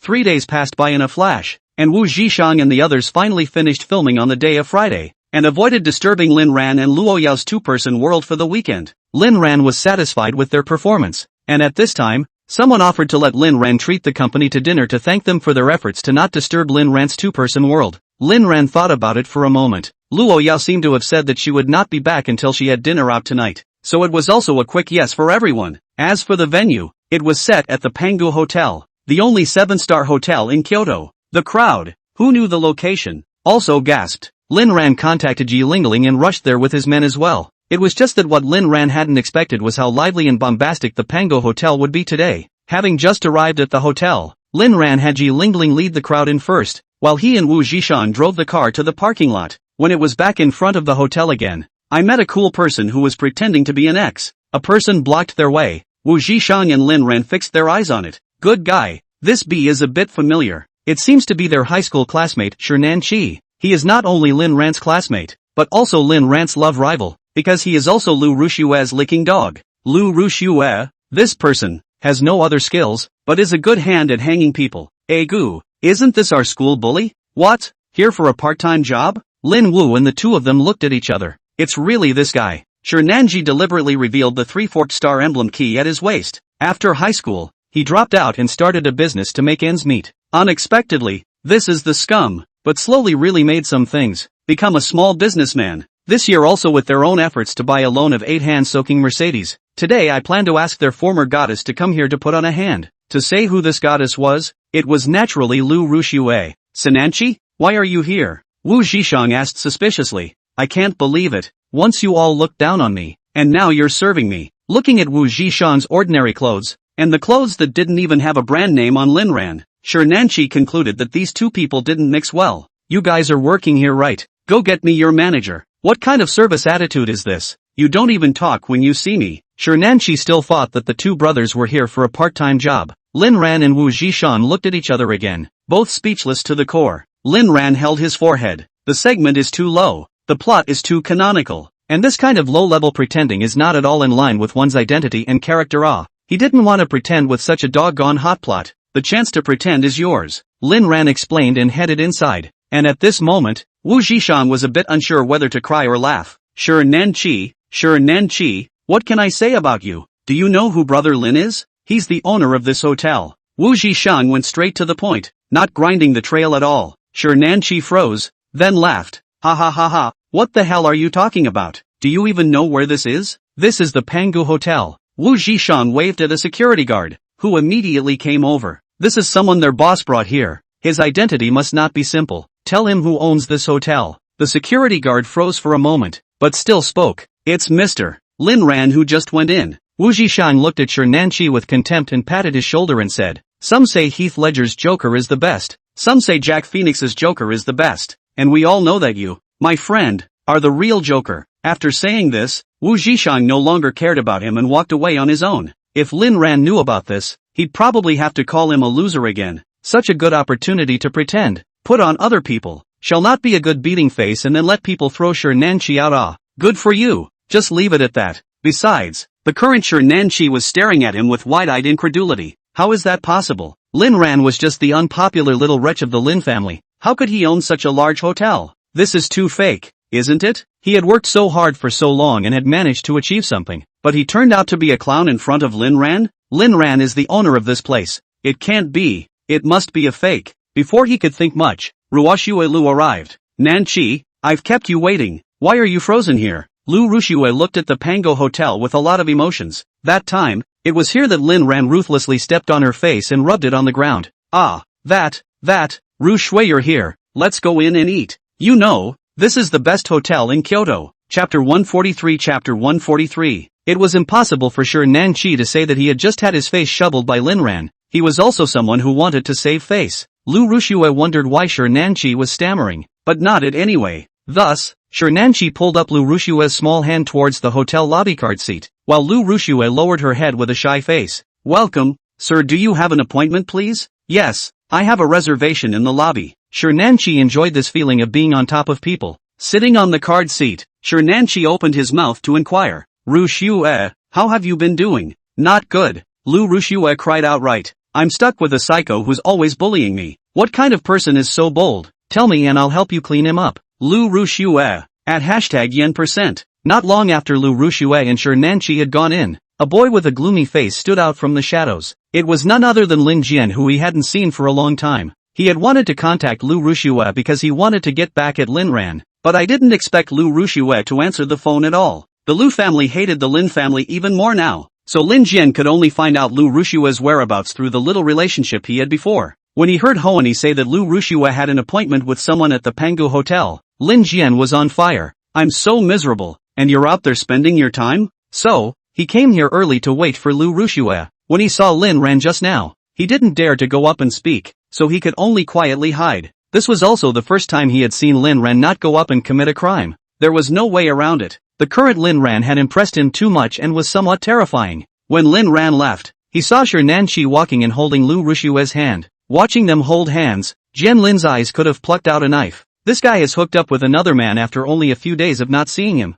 Does he have himself in his heart or not? In that case, don't blame yourself. So he went into the lobby towards the front desk. Lin Ran was making a big speech at the company's reunion dinner when Wang Bao threw over a look. Everyone, the future is mine and yours. This month's bonus, all doubled. Try this glass of wine. I'm going back to accompany my daughter-in-law. The best way to incentivize employees is money more than pie in the sky. No matter how well you draw the pie, people will only smile and laugh, and behind their backs, they will have to scold you for being a capitalist. But if you just hand out money, people will say you're awesome. Chen Qingtian, cousin, you must let your daughter-in-law teach me how to make money. What? You're not happy with the contract you were given? Chen Qingtian's mouth was gagged by the agent again. Lin Ran smiled and didn't say anything. He realized that this cousin's head seemed to have a bit of dirt in it. It was also quite a contrasting sense. The boss is awesome. Boss atmosphere. The world of flowers is fascinating, and the boss shines the brightest tonight. ********, you are so flattering.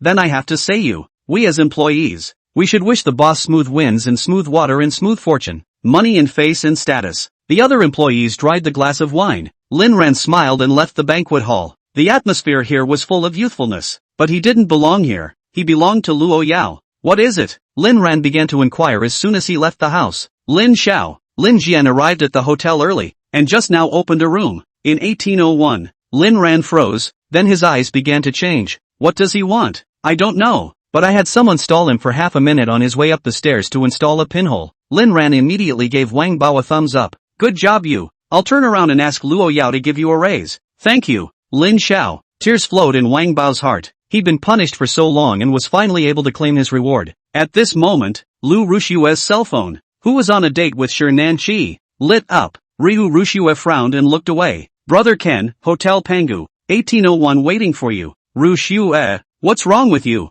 You don't look too good. Do you want to go back with me to rest and relax? Said Shi Nanqi even revealed his Trident Star emblem key. On the surface, Lu Rushue said no need and pretended to be fine, but inwardly, she was already in a state of confusion. Jian Lin had come to see her, right inside the hotel, and had gotten a room. Could it be that Lin Jian's brother has been following him? He was angry that he hadn't been answering his calls? Well, it must be. But he only didn't answer it because of the rumors surrounding the forum and was afraid that his relationship with Lin Jian would be discovered. He didn't mean anything else. Did brother Lin Jian misunderstand? Nanqi, I have something to do and need to leave first. You eat slowly. What's so urgent? Ru Shui, it was hard for me to ask you out. My cousin asked for me. Something recently happened to his family and I wanted to go and comfort and console her. Cousin? Lin Jian or Lin Ran? Brother Ken Lin. Shi Nanqi sighed in relief. He didn't know what had happened to the Lin family recently. So it's Ken. I haven't seen him in a while either. I'll take you there, said the man. revealing his keys once again. Lu Rushue frowned. She kind of hated Shi Nanqi's current appearance. It was too pretentious. No, I'll leave you to eat. Saying that, Lu Rushue stood up, and Shi Nanqi had a eating expression and was about to have a seizure. Next time you ask me out, I'll still come out and stay with you. I owe you for this one. Shi Nanqi was transformed into a warm man on the spot. Rushue, what are you talking about? What do you owe or not? I'm just worried about you. Since you don't want me to give you a ride, I won't. After Lu Rushue left, Shi Nanqi looked at the dishes on the table heartily and took a big bite. A meal at a 7-star hotel is just not the same. Don't care if it's good. He's expensive. Lu Rushue made sure that Shi Nanqi didn't follow her before she slowly walked into the elevator.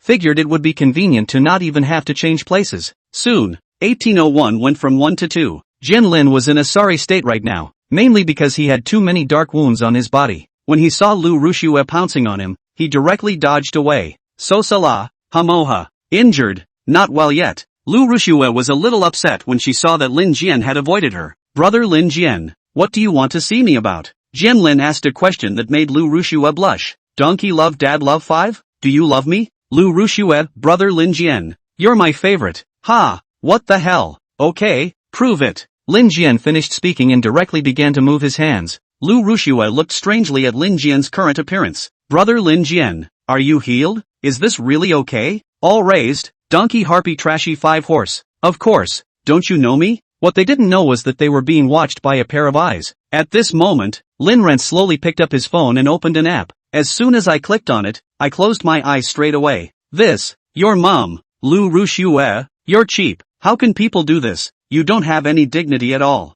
You don't even have a job anymore, do you? Chapter 144. Chapter 144. If you don't go to heaven, you're not going to go to hell. Then don't blame yourself as an older brother for catching adultery. Last time Lin Ran saw Lu Rushue and Lin Jin's cell phone, but there was only the heroine's face, not the hero's. This time, hey, unfortunately, there's surveillance inside. This surveillance was still for Zhao Miaomio and Lu Jian at that time. Later, when Luo Woyo stayed in, people were still more professional and removed the surveillance in that room in the first place. Today Wang Bao had the good sense to load up again. This time, Lin Jian and his duo ran straight into a gun. Although Lin Ran had guessed that the person Lin Jian had asked out was probably Lu Rushue, he was still shocked when he saw the male and female leads. This Lin Jian, not only is an orthopedic expert, but also quite good at surgery. Why don't we not dismantle this surveillance, and don't let ordinary people live in it in the future, and keep it exclusively for scummy men and women? This room has a bond with these people. Okay, Lin Xiao. Lin Ran really didn't expect that Lu Rushue could do this, obviously crying out loud, but still struggling. He closed his eyes and handed his cell phone to Wang Pa.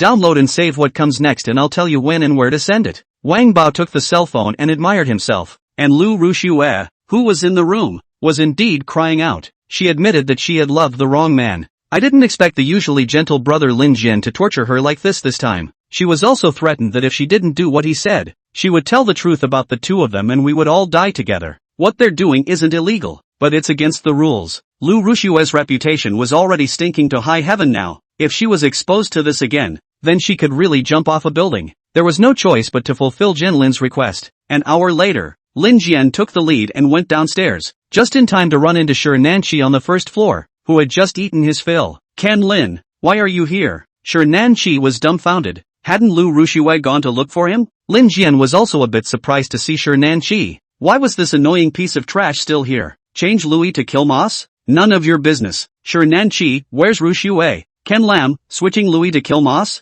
Sinanqi, you can't ing talk? Ken Lam, I look like a donkey. I'm your father. Shi Nanqi frowned. Why was Lin Jian here? Was Lu Rushue looking for Lin Jian or not? Just then, Lu Rushue also packed up and came down. Brother Lin Jian, you're too bullying. Halfway through, Lu Rushue stopped talking. She also only just realized that there was still Shi Nanqi standing in front of Lin Jian. Shi Nanqi's head was confused when he heard Lu Rushue's words. Rushue is so nice. How dare you bully your sister? I'll beat you to death. The reason why Shi Nanqi dropped out of school was because he got into fights in high school, and every time he got into a fight, it was because of Lu Rushue. It was as if Lu Rushue was the source of his rampage, and once he had fought Lin Ran, Lin Jian gets cracked with a nice right hand there by Sinanqi, as he takes a shot to the side of the face. Although Lin Jian was injured, he wasn't someone who took a beating and didn't fight back. The reason why he had been bullied by Lin Ran before was because he had no possibility to fight back. So, two of Ruoshuelu's men fought directly here. The gloom of these days was suddenly swept away by the sight of two men fighting over themselves. Brother Lin Jian is also good.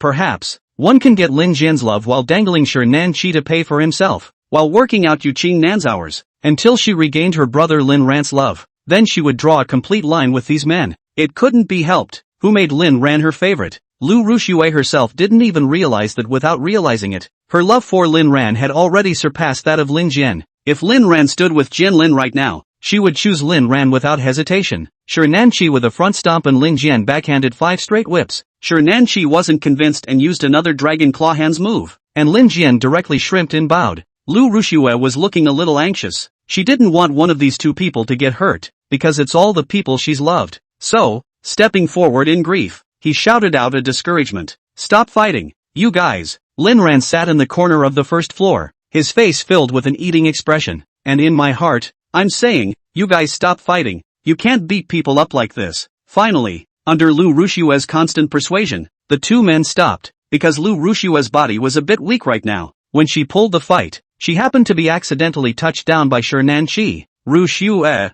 are you okay? Shake high five mama. Let go of my sister. Lin Jian pushed Shi Nanqi away as soon as he could, but when he thought of Lu Ruxue and Shi Nanqi pulling at each other in front of him, he was also angry and didn't go to help. Lu Ruxue saw that Lin Jian wasn't going to help himself and had a sad expression on his face. His heart was a little sad. Why is brother Lin Jian looking at me with that look? Shi Nanqi, on the other hand, was a bit regretful, thinking that he had really made a mistake just now, actually fighting with Lu Ruxue's cousin. Though the heart repents, the mouth cannot wimp out. Pointing at Jian Lin, he said, you wait for me, I will definitely come back. In fact, according to his situation, he normally wouldn't dare to find trouble with Jian Lin, because Jian Lin was not only Lu Ruxue's cousin, but also the young master of the Lin family. But he couldn't tolerate Lin Jian bullying Lu Ruxue. Big man, bullying his own sister. Ridiculous. Ken Lam also huffed and puffed. Dumbass slasher 5. Come at me if you can. After saying that,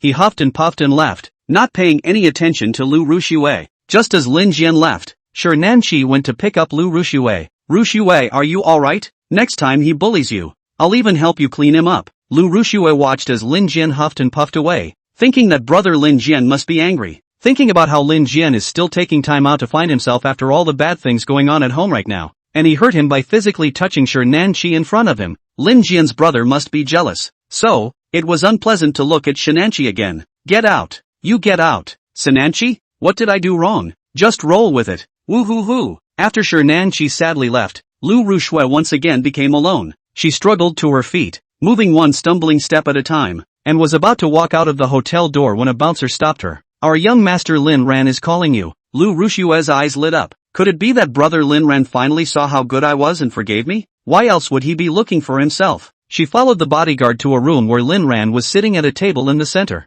Lin, take your mouth back or I'll make you look good. Lin Ran enjoyed seeing this wretched look on Lu Ruxue's face. Lu Ruxue's eyes began to redden again, and she just wanted to go on acting. Brother Wang, remember, if Ruxue Lu dares to drop a drop of cat urine, you'll break one of her fingers. Chapter 145. Chapter 145. Okay Lin Xiao, I'll remember. Lu Ruxue's spell casting was interrupted, and Lin Ran laughed, a very happy laugh that also gave Lu Ruxue the creeps. Ruxue Lu, look at how ridiculous you look now. Lu Ruxue knew that everything that had just happened must have been seen by Lin Ran, and opened her mouth and closed it again, then opened it again after thinking about it. Brother Lin Ran, in fact, what I love is not them at all. Lin Ran, remember what I once told you? You have to hide it if you love two people, but now I realize that two people are really looking down on you. Lu Ruxue didn't understand why brother Lin Ran was talking like that. What do you mean? Rinrun, let me count the ways. First Lin Jian, then Yu Qingnan, and recently another Shi Nanqi. Lu Ruxue, Lu Ruxue,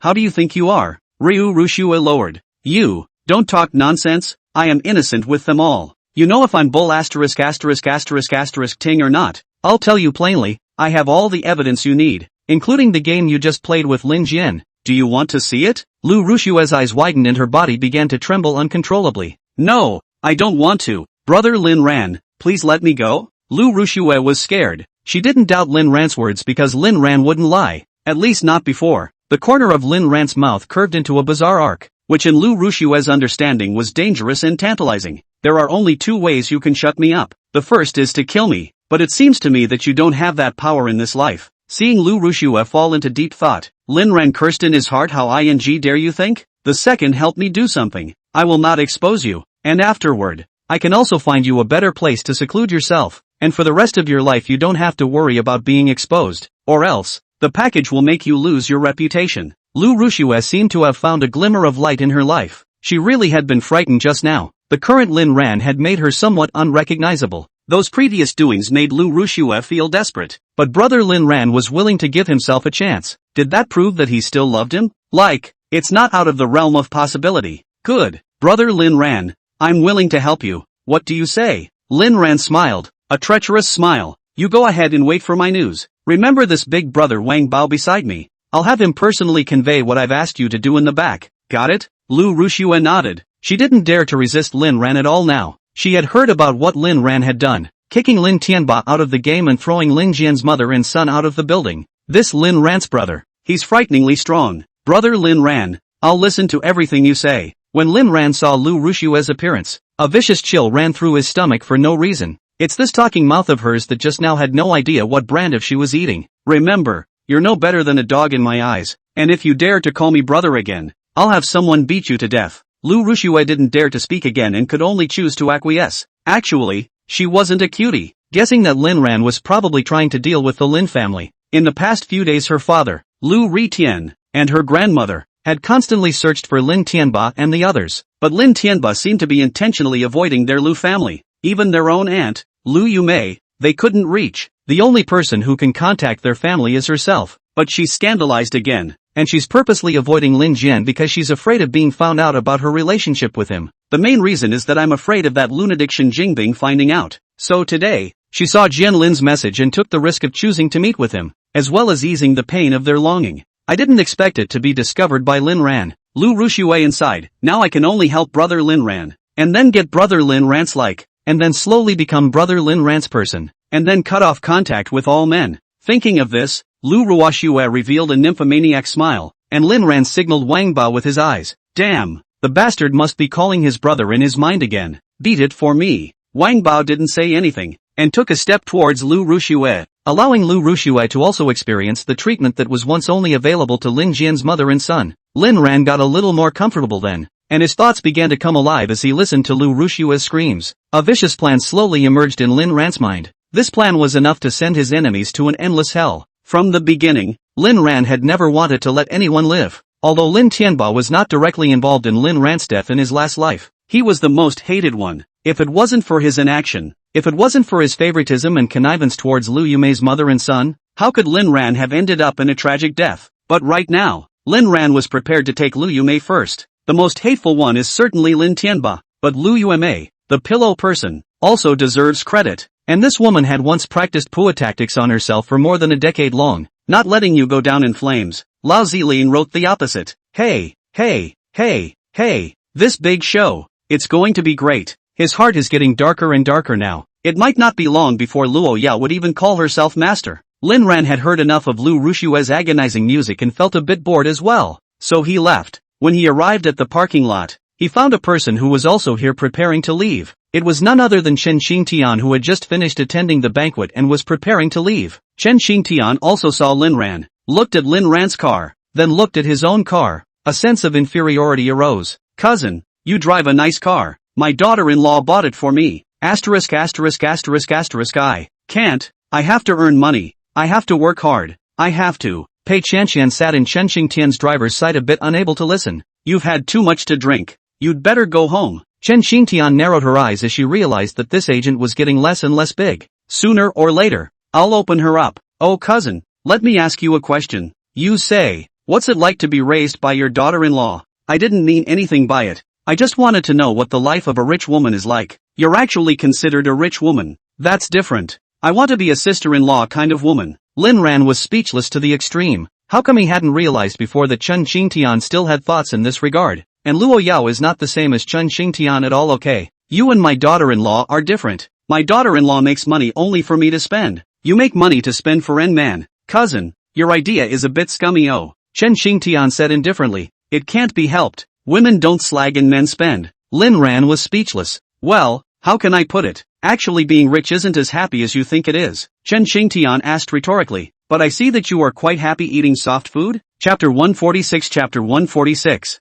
That's true. I'm not that, since I intend to rely on my daughter-in-law to support me. What's the point of setting up a house of cards? Go away. Linran didn't want to discuss with Chun Qingtian any further. It wasn't on a channel at all. Okay. Sitting in the car, Linran directly let Wang Bao drive, not wanting to talk to Chen Qingtian again at all. He and Chen Qingtian didn't even notice that a man was filming all of this from the shadows of the parking lot. In the car, Wang Bao opened his mouth and asked, "Young Lin, just now in the parking lot, Jian Lin has been filming you. Do you want to settle this?" Lin Ran froze, thinking that it still had to be a professional. Is he too much of a loser? No, let's see what he can turn up. Okay, young Lin. The corner of Lin Ran's mouth hooked up. Little bastard. I haven't even bothered you yet, you're here first. I'd like to see what you can do to me. Can Lin, in the parking lot, waited for Lin Ran to leave before he dared to come out. He wanted to send the photos from this shoot to Luo Yao, but he couldn't contact Luo Yao. Thought about doing the save first. Luo Yao's contact information is not available on his own, but surely Luo Yao can see the forum. Yes, the school forum. Didn't they say Lin Ran had been adopted by Luo Yao? Then let Luo Yao be the victim in the relationship herself. If Lin Ran could be adopted by Luo Yao, why couldn't he be adopted by Chun Qingtian? Just now, looking at them, it was obvious that they knew each other. At the last banquet at the Pango Hotel, Chen Qingtian, as the host, had gotten to know Lin Ran, and the two of them must have had some indescribable things happen. Hey, I'm a genius. Thinking about it, Lin Jian began to YYY Luo Yao comforting Lin Ran after she abandoned her. The thought brought a satisfied smile to his face, said Lin Ran at this moment. After returning to the manor, he found that Luo Yao had surprisingly not yet returned. Luo Yao had said that she would come back every night to keep him company. This was what Luo Yao had promised herself. She would never go back on her word. And right in the middle of Lin Ran's wait, Uncle Fu received a call from Lu Meng. Uncle Fu, it's not good. Mr. Luo might be going crazy. What is it? Fubuki asked worriedly. And at that moment, Lin Ran, who happened to be walking downstairs, looked at Fu Bo strangely. On the other end of the phone, Lu Meng's voice came through. Tonight, Mr. Luo went to the hotel to talk business with someone else. When it was over, Mr. Luo was planning to leave, but he ran into a shameless dog man, who was so desperate to molest Mr. Luo that Mr. Luo directly beat him up. That man yelled to call for revenge. Of course, we are not afraid of him, but Luo is now very angry. That man arrogantly said to let people do her. Luo gave him half an hour time. Let him find all the people he can find, to see who has the ability to do this. After Lu Meng finished speaking, Fu Bo fell into deep thought. What?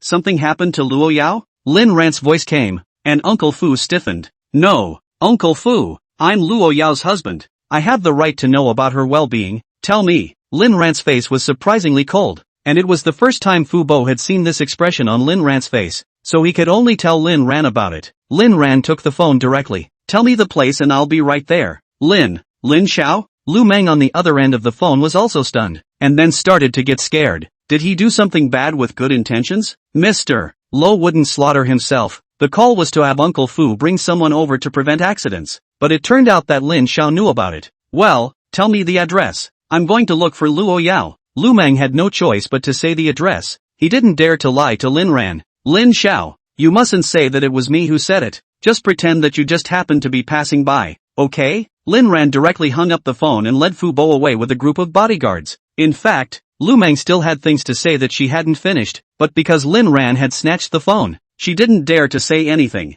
She still remembers now, when Mr. Luo coldly said, I'll give you half an hour to call out for someone. I just don't know if you can hold out until the person you call comes. The man, on the other hand, has fainted several times now. Lu Meng's first worry is that there will be too many people on the other side in a while, and he wants to find Fu Bo to save the day. And the second is a little worried about people getting killed. Speaking back to Lin Ran, who had rushed to the scene at great speed, even now he was a bit skeptical about the veracity of this incident. Molesting who? Luo Yao? Who's so desperate? I don't know why, but I clearly knew that Luo Yao couldn't possibly be okay. But when he heard that someone actually dared to molest Luo Yao, Lin Ran's entire body exuded an unprecedented hostility. To put it in our normal human terms, he's just jealous. A woman was always a man's scales, and Luo Yao was Lin Ran's scales. Of course, Lin Ran was just as much Luo Yao's scales, the kind that would kill anyone who touched them. The throttle under his foot got deeper and deeper, the speed of the car got faster and faster, and soon, Lin Ran arrived at the hotel, but he didn't know that 2 minutes ago, A group of people had rushed in with a whimper. Damn, who dares to bully my Wang Xiao? Let me see who it is. A Han Yu in the lead shouted. Where is young Wang? Where is young Master Wang Qijiu? The others also searched for young Master Wang. With a bang, the door of the box was kicked open, and Luo Yao walked out with an unknown person in her hand. As soon as he dropped the waist in his hand to the floor, the bodyguard beside him performed a direct slap to wake the boy up. Ah, don't fight. Big brother, don't fight. Wang Qijiu's speech was broken by the pain. Are these the people you called? Luo Yao asked, pointing at the group of people who had just rushed in, and the group that came and looked dumbfounded long ago. Asterisk. You let go of young Wang. Do you know who he is? Wang Qijiu also only just realized that his people had already arrived, so his dark and twisted face revealed a sinister look. In the last half hour, he had learned what cruelty meant. That crazy woman, just because her fingers touched her, she actually cracked all 10 of her own fingers. Within half an hour of himself, finger after finger was being knocked off, awakening to fainting and awakening again in one fainting spell after another. He swore that he would make this woman pay. He would make this woman die. The leading Hanyu was still asking loudly. Asterisk. Young Wang, are you alright, young Wang? Wang Qijiu was already in pain and couldn't speak. If not for the fact that he still needed this group of people now, he really wanted to knife them in place. What's the matter with you and you're asking if you're okay? Do you see if I am alright? Why don't you arrest this woman for the old man? Speaking of this, Wang Qijiu's eyes erupted with monstrous hatred. I'm going to abolish her. Chapter 147. Okay, young Wang. The one leading the group was a large man, a stark contrast to the skinny Luo Yao. The other minions rallied around. They hadn't noticed until now that the normally bustling restaurant was now devoid of a single diner. Lu Meng had already had people finish clearing the area just now. She was now standing behind Luo Yao, looking at these people pitifully, saying that there really is a way to heaven that you guys won't go. She didn't block it though, because it wasn't worthy. Why isn't Mr. Lin coming? If you don't come, Mr. Luo is going to have a killing spree. Shouldn't one prepare the follow-up questions first? By this time, several bodyguards quickly gathered around Luo Yao. The leading man froze, his brows furrowed. He had thought that Luo Yao was just the two bodyguards with a woman by her side. Only now did he realize that there were a few plainclothes bodyguards as well. Seems a little tricky. I can't imagine that you've brought so many people with you, but we're twice as many as you are. Do you think we'll be afraid of you? Luo Yao had no intention of letting the bodyguards do anything at all, as she wanted to solve it herself, for no other reason than that Wang Qijiu's fingers had touched her, making her nauseous, making her manic, and giving her the urge to karate. If Luo Yao didn't give the word, the bodyguards wouldn't move. Even if they watched Luo Yao being killed, they wouldn't be able to help. That's the rule. Chick, the looks are indeed superb. Why make such a mess? You see how good a man our Wang Xiao is, as long as you are willing to accompany him.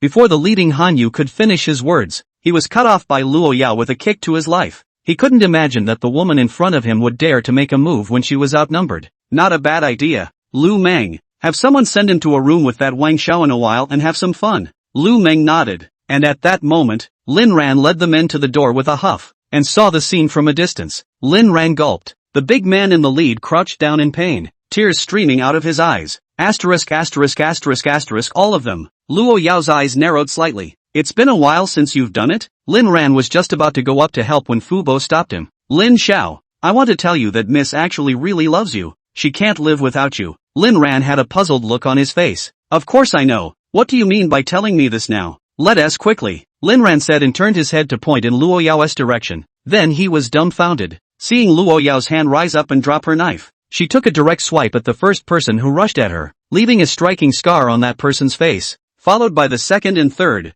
Luo Yao only used half a minute to solve 10 people. That's an average of 3 seconds a pop. That's efficient. Simply, this was the first time Lin Ran had intuitively felt Luo Yao's combat power, and he was literally crying his eyes out. If Luo Yao had dealt with herself, she would have died 800 times already. In the past, Luo Yao was still too kind to herself, and she really loved herself to death. It was at this time that Wang Qijiu also noticed Luo Yao's horror. A woman who fought with a knife like chopping and cutting. How could he have messed with such a person? Who the hell is she? Isn't she afraid of chopping people up? Wang Qijiu tried to run, but his legs were a little weak. That's when he realized that Luo Yao simply didn't put herself in his eyes from start to finish, and the person's bodyguard didn't do anything the whole time. Stop. At this time, a man close to 50 years old walked in. He was also followed by a group of bodyguards, and one of them even bumped into Lin Ran. Release my son. Luo Yao slowly turned her head, Due to the fact that Lin Ran and his group didn't come in, plus the fact that the new man brought too many people with him,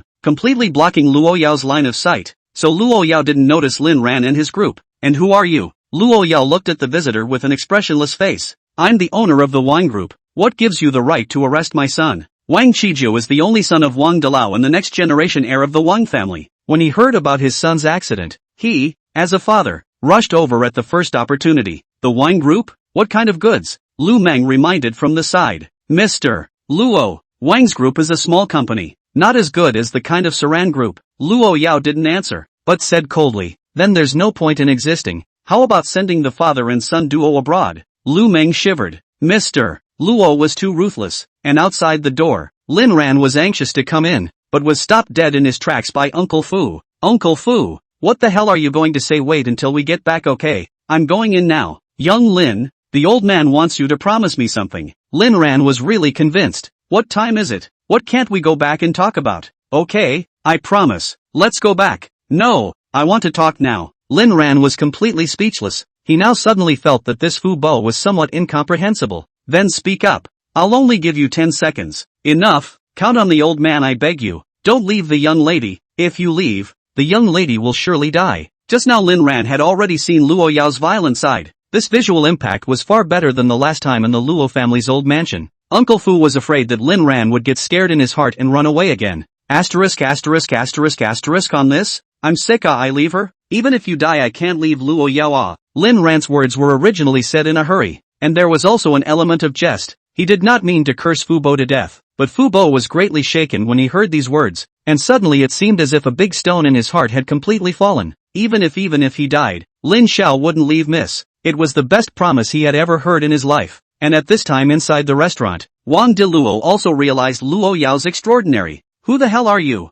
Lu Meng snorted coldly. You're also worthy of asking our Mr. Luo's name? Your Wang family doesn't even count as AP in front of our Luo group. Wang Diluo was dumbfounded on the spot. Mr. Luo? Which Mr. Luo? Nonsense. Of course it's General Manager Luo Yao Luo. Your son dared to molest our General Manager Luo. He deserved it even if he died. While Lu Meng said that Wang Dalao didn't deserve to know Luo Yao's identity, she intentionally exploded Luo Yao's identity. Wang Deruo was dumbfounded. If the woman in front of her was really Luo Yao, then their entire Wang family, even if completely finished. Luo Yao was different from other businessmen. People wouldn't be polite with you, much less make peace with you. Luo Yao is the type of person who cuts down all the people. Such a person should have been stomped to death in the shopping mall. But Luo Yao is the one who did the opposite and still managed to step on the bones of countless people to get to the top. All the people who went against Luo Yao, none of them had a good ending because Luo Yao was ruthless enough. Not to mention outsiders, people haven't even spared their own families yet. Cold sweat ran down Wang Diruo's face and he gritted his teeth. I'll fight you to get this woman. I will give this woman to whoever captures her. Chapter 148. Chapter 148. If he doesn't fight today, he, Wang Diluo, will lose everything completely. If we put up a fight, there might be a chance of survival. Luo Yao looked at those disgusting men and her state started to become hyper. Hey, you guys, all, die. Lu Meng noticed Lin Ran, who was frozen in the doorway at this time, and hastily poked Luo Yao. Luo Yao frowned and took a look in one direction, instantly freezing. Yo. Lin Ran's voice pulled Luo Yao back from the edge of her rampage. Luo Yao froze and looked at the dagger in her hand. For only a moment, the dagger disappeared. Ah Ran, you finally come to my rescue. If you don't come, I'm going to be bullied. Are you being bullied? Why do I keep seeing you bullying people? Lin Ran was a bit teary-eyed, but could only spoil it. Walking over to Luo Yao's side, he helped her ruffle her hair that was a bit messy from the fight earlier. It's okay, I'll take care of it. Luo Yao nodded, her eyes all aggravated. All of this made Lu Meng look dumbfounded. General Manager Luo, who had just almost gone mad with rage, had directly turned into an aggrieved little daughter-in-law because of Lin Xiao's appearance? It's unbelievable. A murderous aura emerged from Lin Ran's eyes as he slowly swept across the room. Brother Wang, find a few Long Yang enthusiasts to accompany their father and son to have some fun. With that, he looked at Lu Meng. Special Assistant Lu, please make the Wang family disappear from Kyoto before the sun rises, no matter what it takes. Lu Meng shuddered. The person in front of you, is he really Lin Xiao? Why does it feel so unreal? This degree of ruthlessness is completely no less than that of Mr. Luo. Luo Yao's eyes shone brightly. She was infatuated with such a Lin Ran. Mr. Lo, Ran has given the word. Why don't you go? Yes, Lu Meng's sweat dripped out as she cursed her stupidity. Lin Ran's words could certainly replace Mr. Luo. It even works better than Mr. Luo's, because it's Lin Ran. Seeing the well-trained bodyguards swarming around, Wang De Luo knew that he was mostly finished. The ones he had brought were bodyguards hired by the security company, and were not even in the same class as the ones Lin Ran had brought. And the difference was obvious even to him at a glance. Just now, Lin Ran's few words showed the aura of a king, and Wang De Luo didn't doubt his ability in the slightest, because even Luo Yao listened to him. Even without this man, one is still in dire straits, but he wasn't one to be left to his own devices and intended to put up a fight. Looking at Lin Ran, he asked, "What kind of person are you? And what favors did this woman give you for you to help her? I can give you double." Lin Ran coldly looked at Wang De Luo, and then at Wang Qijiu, who was lying twisted on the ground. "It doesn't matter what I am. In my world, no one is allowed to bully my Luo Yao." Saying that, he stepped closer again and shouted angrily, "Who? All? No. May. Too." Wang De Luo was chilled to the bone. The anger radiating from this man seemed to strangle him. Knowing that he was 80% going to fall, he turned to the people he had brought here who had been dumbfounded. "Listen, this woman is Luo Yao of the Luo clan. We've already offended her. If we don't take her down today, all of us won't have a good ending." The bodyguards looked at me and I looked at you. All of them didn't move. Are you kidding me? Even though they said they were outnumbered, they were no match for others at first glance.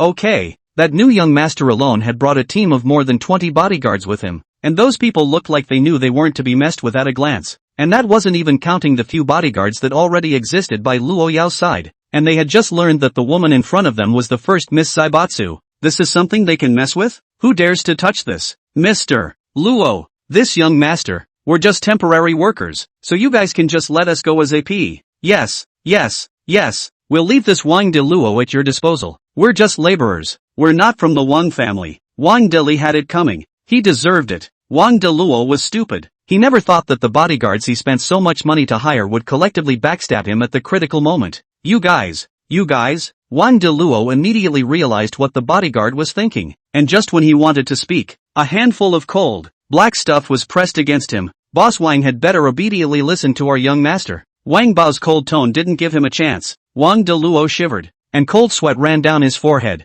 Holding Q in public, how dare these people? This young master, Mr. Luo, count me out today. Let me go. I'm willing to take out half of the Wang group and give it to you as compensation. Lin Ran narrowed his eyes and walked a little bit in front of him. I'm worse than you are? With a casual wave, Wang Bao handed him the throwing stick in his hand, and immediately afterward Lin Ran transformed into a demon that made people scared. Ah, Lin Ran was still shouting angrily while hitting. I'll let you bully my daughter-in-law. I'll let you bump into people and not apologize. Once, twice, 3 times, until Wang De Luo turned into a bloody man. No more strength to cry out. Lin Ran threw down the throwing stick in his hand and twisted his neck. He was really a bit tired. Wang Qijiu was shocked at what was happening and had forgotten about the pain. Dad!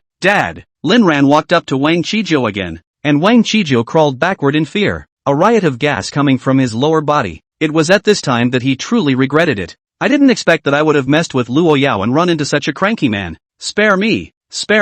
Lin Ran stomped on Wang Qijiu's hand, causing him to lose his voice in pain. Gu, your fingers are swollen. Which finger touched my daughter-in-law? Wang Qijiu couldn't say a word in pain. Not talking? Then don't blame me. Lin Ran directly lifted his own leather shoes and stepped on Wang Qijiu's already broken fingers one by one, and Wang Qijiu nearly fainted. Luo Yao watched all of this with an undisguised glint in her eyes. Can Aaron be this ruthless too? But she really loved it. She loved the harmless Aaron in the past, and she loved the ruthless and violent Aaron now. She loves any molded Rinrin. Brother Wang, I'll leave the rest to you. Don't forget to find a few people with the number of Dragon Yang to accompany them. Don't you like to molest people? Then let them know what it means to be truly molested. Okay, Lin Xiao. Wang Bao dragged the 2 men away, and not a single person in the room made a sound. Even Lu Meng, who was used to seeing Luo Yao's usual crazy batches, couldn't say anything. Sure enough, you can't have 2 kinds of people sleeping under one blanket. Chapter 149. Yao,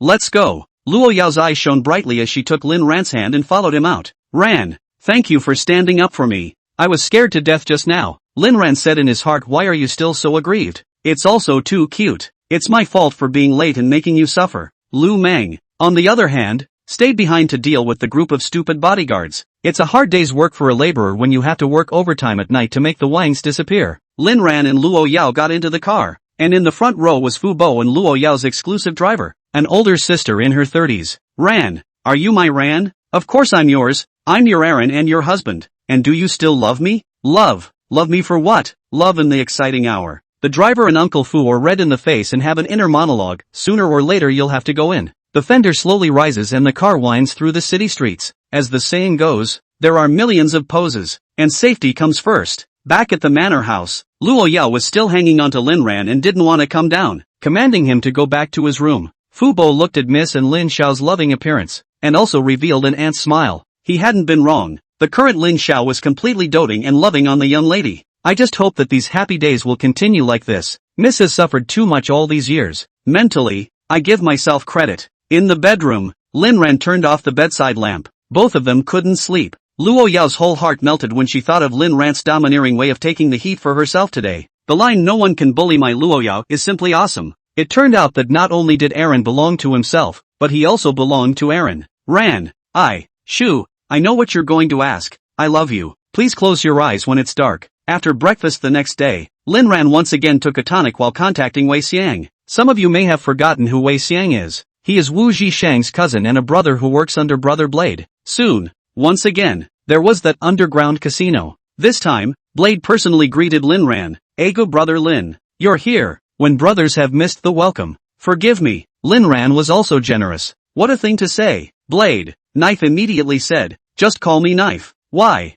I've seen them all call you Blade. That's them, the henchmen have to call me that. You're my client, the client is God. All my clients either call me Knife or Dagger. No one calls me Knife. Lin Ran said to himself that this rule was interesting. Although he wasn't a Jianghu person and didn't understand all these twists and turns of the Jianghu, Blade still gave him a very good feeling. Then I'll go out on a limb and call you a Knife? Lin Ran wasn't completely ignorant of favors. People had already said so, and to take it himself would be not giving them face. And at this moment, Wei Xiang, who was beside him, looked at Brother Knife and then at Lin Ran with a puzzled expression, and Brother Knife immediately gave him a wink to shut him up. It can't be helped. This is Boss Luo's man. But Blade didn't dare to expose his relationship with Luo Yao. After all, he was in the black industry. If Lin Xiao knew about this, in case Lin Xiao hated Mr. Luo, then he doesn't have to live. Literally. Young Lin, you're here today. Is there something you want? Lin Ran asked suspiciously as if he had thought of something. Would you believe me if I said I wanted to check out the first floor?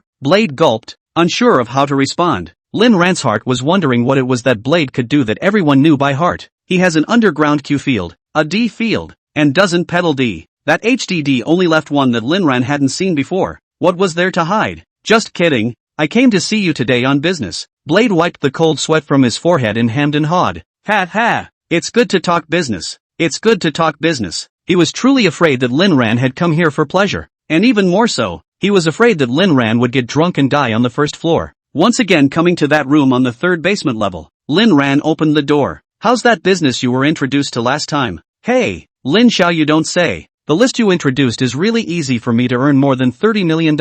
And that one called Lu Rushue, it's like giving me money for nothing. I haven't thanked you yet. Lin Ran smiled. That's not necessary. It's your skill to make that money. I'm here today for the simple purpose of giving you a big deal. What business? Blade told Wei Xiang to clear away everyone around him. Lin Ran, it's still Lin family business. I think XX.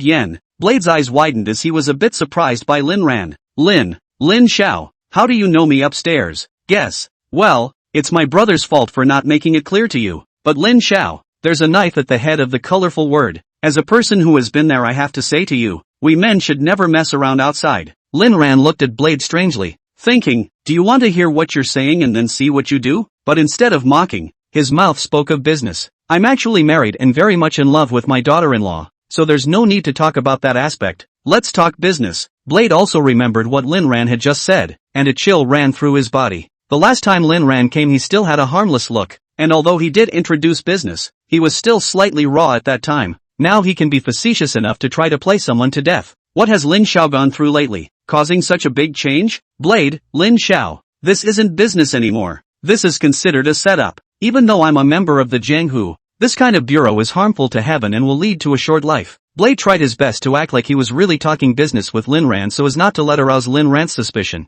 What? People like you, Blade, are afraid of hurting heaven? No, you've got it wrong. Lin Xiao, I mean, Hurting the sky will shorten your life, you have to add money. How much? You name your price. Lin Xiao slowly extended a slap. Lin Xiaoqi, I'll take this job. After talking to Blade, Lin ran left, passing by the boxing ring. What kind of people are boxing here? Blade, it's all professional fighters. But of course there are amateurs. And even sometimes there are interesting programs that are staged for people to watch. Professional fighters also fight underground? For a living? No less. So are there any of those fights where professional fighters beat up regular guys? You're talking about purely ornamental. Specifically for some people who are hunting in their hearts. Lin Ran nodded and didn't say anything more, thinking about when he would give Jian Lin a boxing license or something. Chapter 150 Chapter 15 by 10. When he left here, it was still Wei Xiang who gave Lin Ran a ride. Lin Ran glanced at this Wei Xiang before getting into the car. You're Wu Zhishan's cousin. Just call me by my first name from now on. Lin Xiao. You're breaking my heart. I'm just reminding you to look around you more sometimes and not be too trusting. Lin Ran was only responsible for a reminder. Whether he listened or not was his business. In his last life, Zhang Dahai betrayed Wei Xiang. And in this life, although Zhang Dahai was solved by Lin Ran, but people like Wei Xiang are too righteous. So maybe others will betray him just the same. Leaving the underground casino, Lin Ran once again set out to feed the imps. It was at this time, the campus forum, that Ken Lam stepped in. A few pictures not only put Lin Ran in the limelight, but even Chen Xingtian was exposed. Anonymous, everyone, this is what I saw with my own eyes taken secretly. It's not that I'm saying, Lin Ran, this person has one thing on his face and one thing on his back, playing the innocent male god, but as a result, behind his back, he hooked up with a female celebrity, and there's also this Chen Xingtian, who seems to be that kind of a vixen at first glance. This message blew up, totally blew up. It blew up not only in campus forums, but the entire internet. Shocking, a line of actresses actually have underground romance? Is it the distortion of human nature or the moral degeneration? A report came out one after another, bringing a lot of negative impact to Chen Xingtian as well. Her agent was as anxious as an ant on a hot pan, but Chen Xingtian was indifferent and said, "What are you afraid of? Gossip? This company is all my cousin's, and he's the one who'll take the fall if something happens. Wu Zhishan, I am blessed to have you." Wu Zhishan was the first to call. Brother Lin, should we buy hot searches to suppress Chen Xingtian's affair with you? Lin Ran was dumbfounded. What did Chen Xingtian have to do with himself? With Wu Zhishan's explanation, he was also able to understand what was going on. He thought that Jian Lin could hold back some big trick, but this? Think that's going to bring you down? Come on, it's fun to investigate before slandering someone, okay? Lin Jian's methods are not even as good as Xin Jingbing's. Okay, I know. I'll go to the office later and PR it myself. Lin Ran loaded up the finished meal. Something heavenly had happened. He had to feed the imp first. What's more, now he was worried that Luo Yao would be jealous, afraid that Luo Yao would think too much. Although Chen Xingtian was her cousin, Luo Yao was even defending herself against men. Luo's group's office. Luo Yao quietly listened to Lin Ran's explanation. In fact, she already knew. Only this time Luo Yao wasn't as angry as before. Instead she was looking forward to Lin Ran's next performance. Her trust in Lin Ran was really rising a little now, and she intended to give Lin Ran more space. But to say that there was no jealousy at all was also impossible. If one wasn't jealous, one wouldn't be Luo Yao. Ah Ran, I'm very angry. I'll only give you 1 hour for this matter. If you can't solve it, I'll take care of Chen Xingtian and completely turn this matter upside down. Lin Ran mentally mourned for Chen Xingtian for 3 seconds. If it wasn't for your cousin me, I guess you'd be gaga in a minute. I'll try my best. If I can't solve it, I can only blame Chen Xingtian's bad luck. Lin Ran said goodbye to Luo Yao and went directly to the downstairs of Manhwa Media across the street. The place was already crowded with hordes of reporters who were like flies to wherever there was news. No matter how much building security rushed them, they couldn't get rid of them. In the end, there is no choice but to notify Wu Zhishan to hurry up and solve the problem. There are so many companies in this building. The reporter blocked here. The other companies cannot go to work. That's when they also realized that the first-rate star Chen Xingtian was working in this building. Wu Zhishan had no choice but to invite the reporter up first. While waiting for Lin Ran to come, Chen Xingtian had been sitting in the office reading the script. All of a sudden came so many reporters to mess up her mood. Immediately walked out of the office. Can you guys keep it down? Having a gala here? All of the reporters saw Chen Xingtian come out, and all of them had expressions of delight on their faces as they immediately surrounded them. Ms. Chen Xingtian, may I ask if you really have an underground relationship? Haruna, you've always been my idol, and I want to ask who that man is. Chen Xingtian smiled helplessly and said, do you believe me when I say my cousin? All the reporters froze, and in their hearts they were disbelieving. Chen Xingtian used her family as a shield in order to clear the air? Forget it if you don't believe me. I don't want to answer you about the rest. Chen Qingtian, according to people in the know, that man is your boss. May I ask if you've really been suborned? Chen Qingtian has a nickname in the entertainment industry, Crazy Beauty, which means that she speaks with a sense of insanity without any regard for people's lives. Just like this can still fire to the first line, all because of the face value. Of course, she herself probably doesn't even care about that. Which informed person? You call him out and show him to auntie, and it's your first day as a reporter. Ha, what kind of questions are you asking? Chen Qingtian, you're talking too hard, aren't you? That's right, as a public figure, can't you do the least bit of civilized speech? Chen Qingtian stretched out her finger and pointed at that reporter. I, Chen Qingtian, can be on fire until today? All because of 3 points. Pretty, or pretty. You're not convinced? Chen Qingtian did have this confidence, and she was very satisfied with her face value. Even if put into the entertainment circle where beautiful women were like mountains, no one would question Chen Qingtian's face status. You can say Sister Chen is a vegetable, but you can't say Sister Chen is ugly. A group of reporters were going crazy. Chen Qingtian's Versailles speech was simply a masterpiece. Many people already have copywriting in mind. Chen Qingtian deceives people with his face and makes dirty remarks. First-tier actress says everyone's an ugly bee. Can you do whatever you want with your face? What's wrong with this world? Shocked. A line of actresses blowing up their statements. Is it a distortion of human nature or moral degradation? When Lin Ran arrived here, he saw the scene of Chen Qingtian sitting there disliking more than 20 reporters by herself without being the least bit abashed. I was just about to say something when a reporter spotted me. Lin Ran is here. The owner of Manhwa Media? That's Chen Qingtian's underground lover? Lin Ran's identity was also revealed, but no one knew about the relationship with the Chen family. Mr. Lin, did you really subvert an artist under your company? May I ask how many artists Chen Qingtian is the first one you have submissive with? As a boss, do you think you're doing the right thing? Lin Ran didn't spoil these people. Your heart is dirty, and everything you look at is dirty. Your mouth stinks, and nothing you eat can hide the fact that you've eaten. The entire room was silent. No one had expected that Lin Ran would be even more poisonous than Chen Qingtian's mouth. Mr. Lin, are you saying this as an admission? Lin Ran, I recognize your mother? Chapter 151. Chapter 151. Vulgar. Mr. Lin, we're just asking according to the rules. You even opened your mouth to curse. Can your vulgar language change the fact that you're in bed with Chen Qingtian? Rinran laughed. So hilarious by the fried minds of these people. Who lays down the rules? And what is a fact? Do you have some unique misunderstanding of facts? How else could you make up such outrageous stories? Do you live in a parallel universe where the facts are different from mine? Another reporter asked a meaningful question. Are you choosing to mock our profession because you are afraid we will disclose your disguise? We're just being objective and wanting to know the facts. 2. Lin Ran turned his head to the reporter who had asked the question. Wow, my friend, you should get a creative writing award. After all, it's a skill for you to distort the facts in such a creative way. I say you have misinterpreted the facts. You say I mocked your profession. May I ask what brand of Sister Rain you are? Being able to refer to cassava as sweet potato? Reporter, Mr. Lin, please XX at %hashtag. Lin Ran, just don't mislead the public under the banner of news. The audience is not a little cutie. Your little tricks will be seen through sooner or later. It's better to learn how to respect the facts, or else your credibility can become a negative number. The reporters were a bit annoyed by the dislike. From beginning to end Lin Ran had been insinuating again and again, not saying a bit of useful information, which was not what they wanted to hear. Just as everyone was about to ask a question, a group of men in uniform appeared. Everyone looked puzzled, and some reporters looked out the window toward the floor and noticed a car parked downstairs, and upon closer inspection, all of them were the color of the official license plate. A few uniformed men opened the way, and all the reporters stepped aside with a dumbfounded look on their faces, and they didn't dare to stop them. Is something big going to happen again? Reporters were like flies, sniffing around and pointing their cameras behind the group. Soon, someone pushed a wheelchair to the door with a majestic grandmother sitting on it. Someone recognized at once that the visitor was Su Jiangwo. Elder Su, national hero Elder Su? What is she doing here? Could it be that Manhwa Media has offended the officials, and that's what has alarmed Elder Su to personally come and ask for punishment? But a little Manhwa Media, does it deserve it? Su Jiangwo's eyes looked out of the corner of his eye. Chen Qingtian and Lin Ran hurriedly pushed aside the reporters around them and greeted them. Grandma, ravenous. What did Lin Ran and Chen Qingtian call Su Jiangwo just now? Grandma?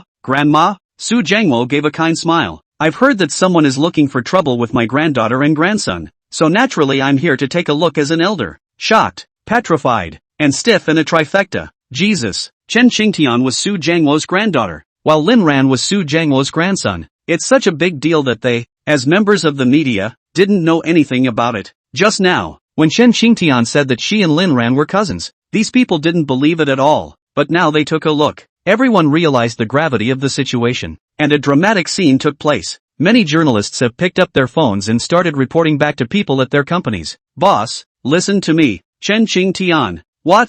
You've already sent it? Hurry up and pull back. If you don't, our company will be finished. Ah, right.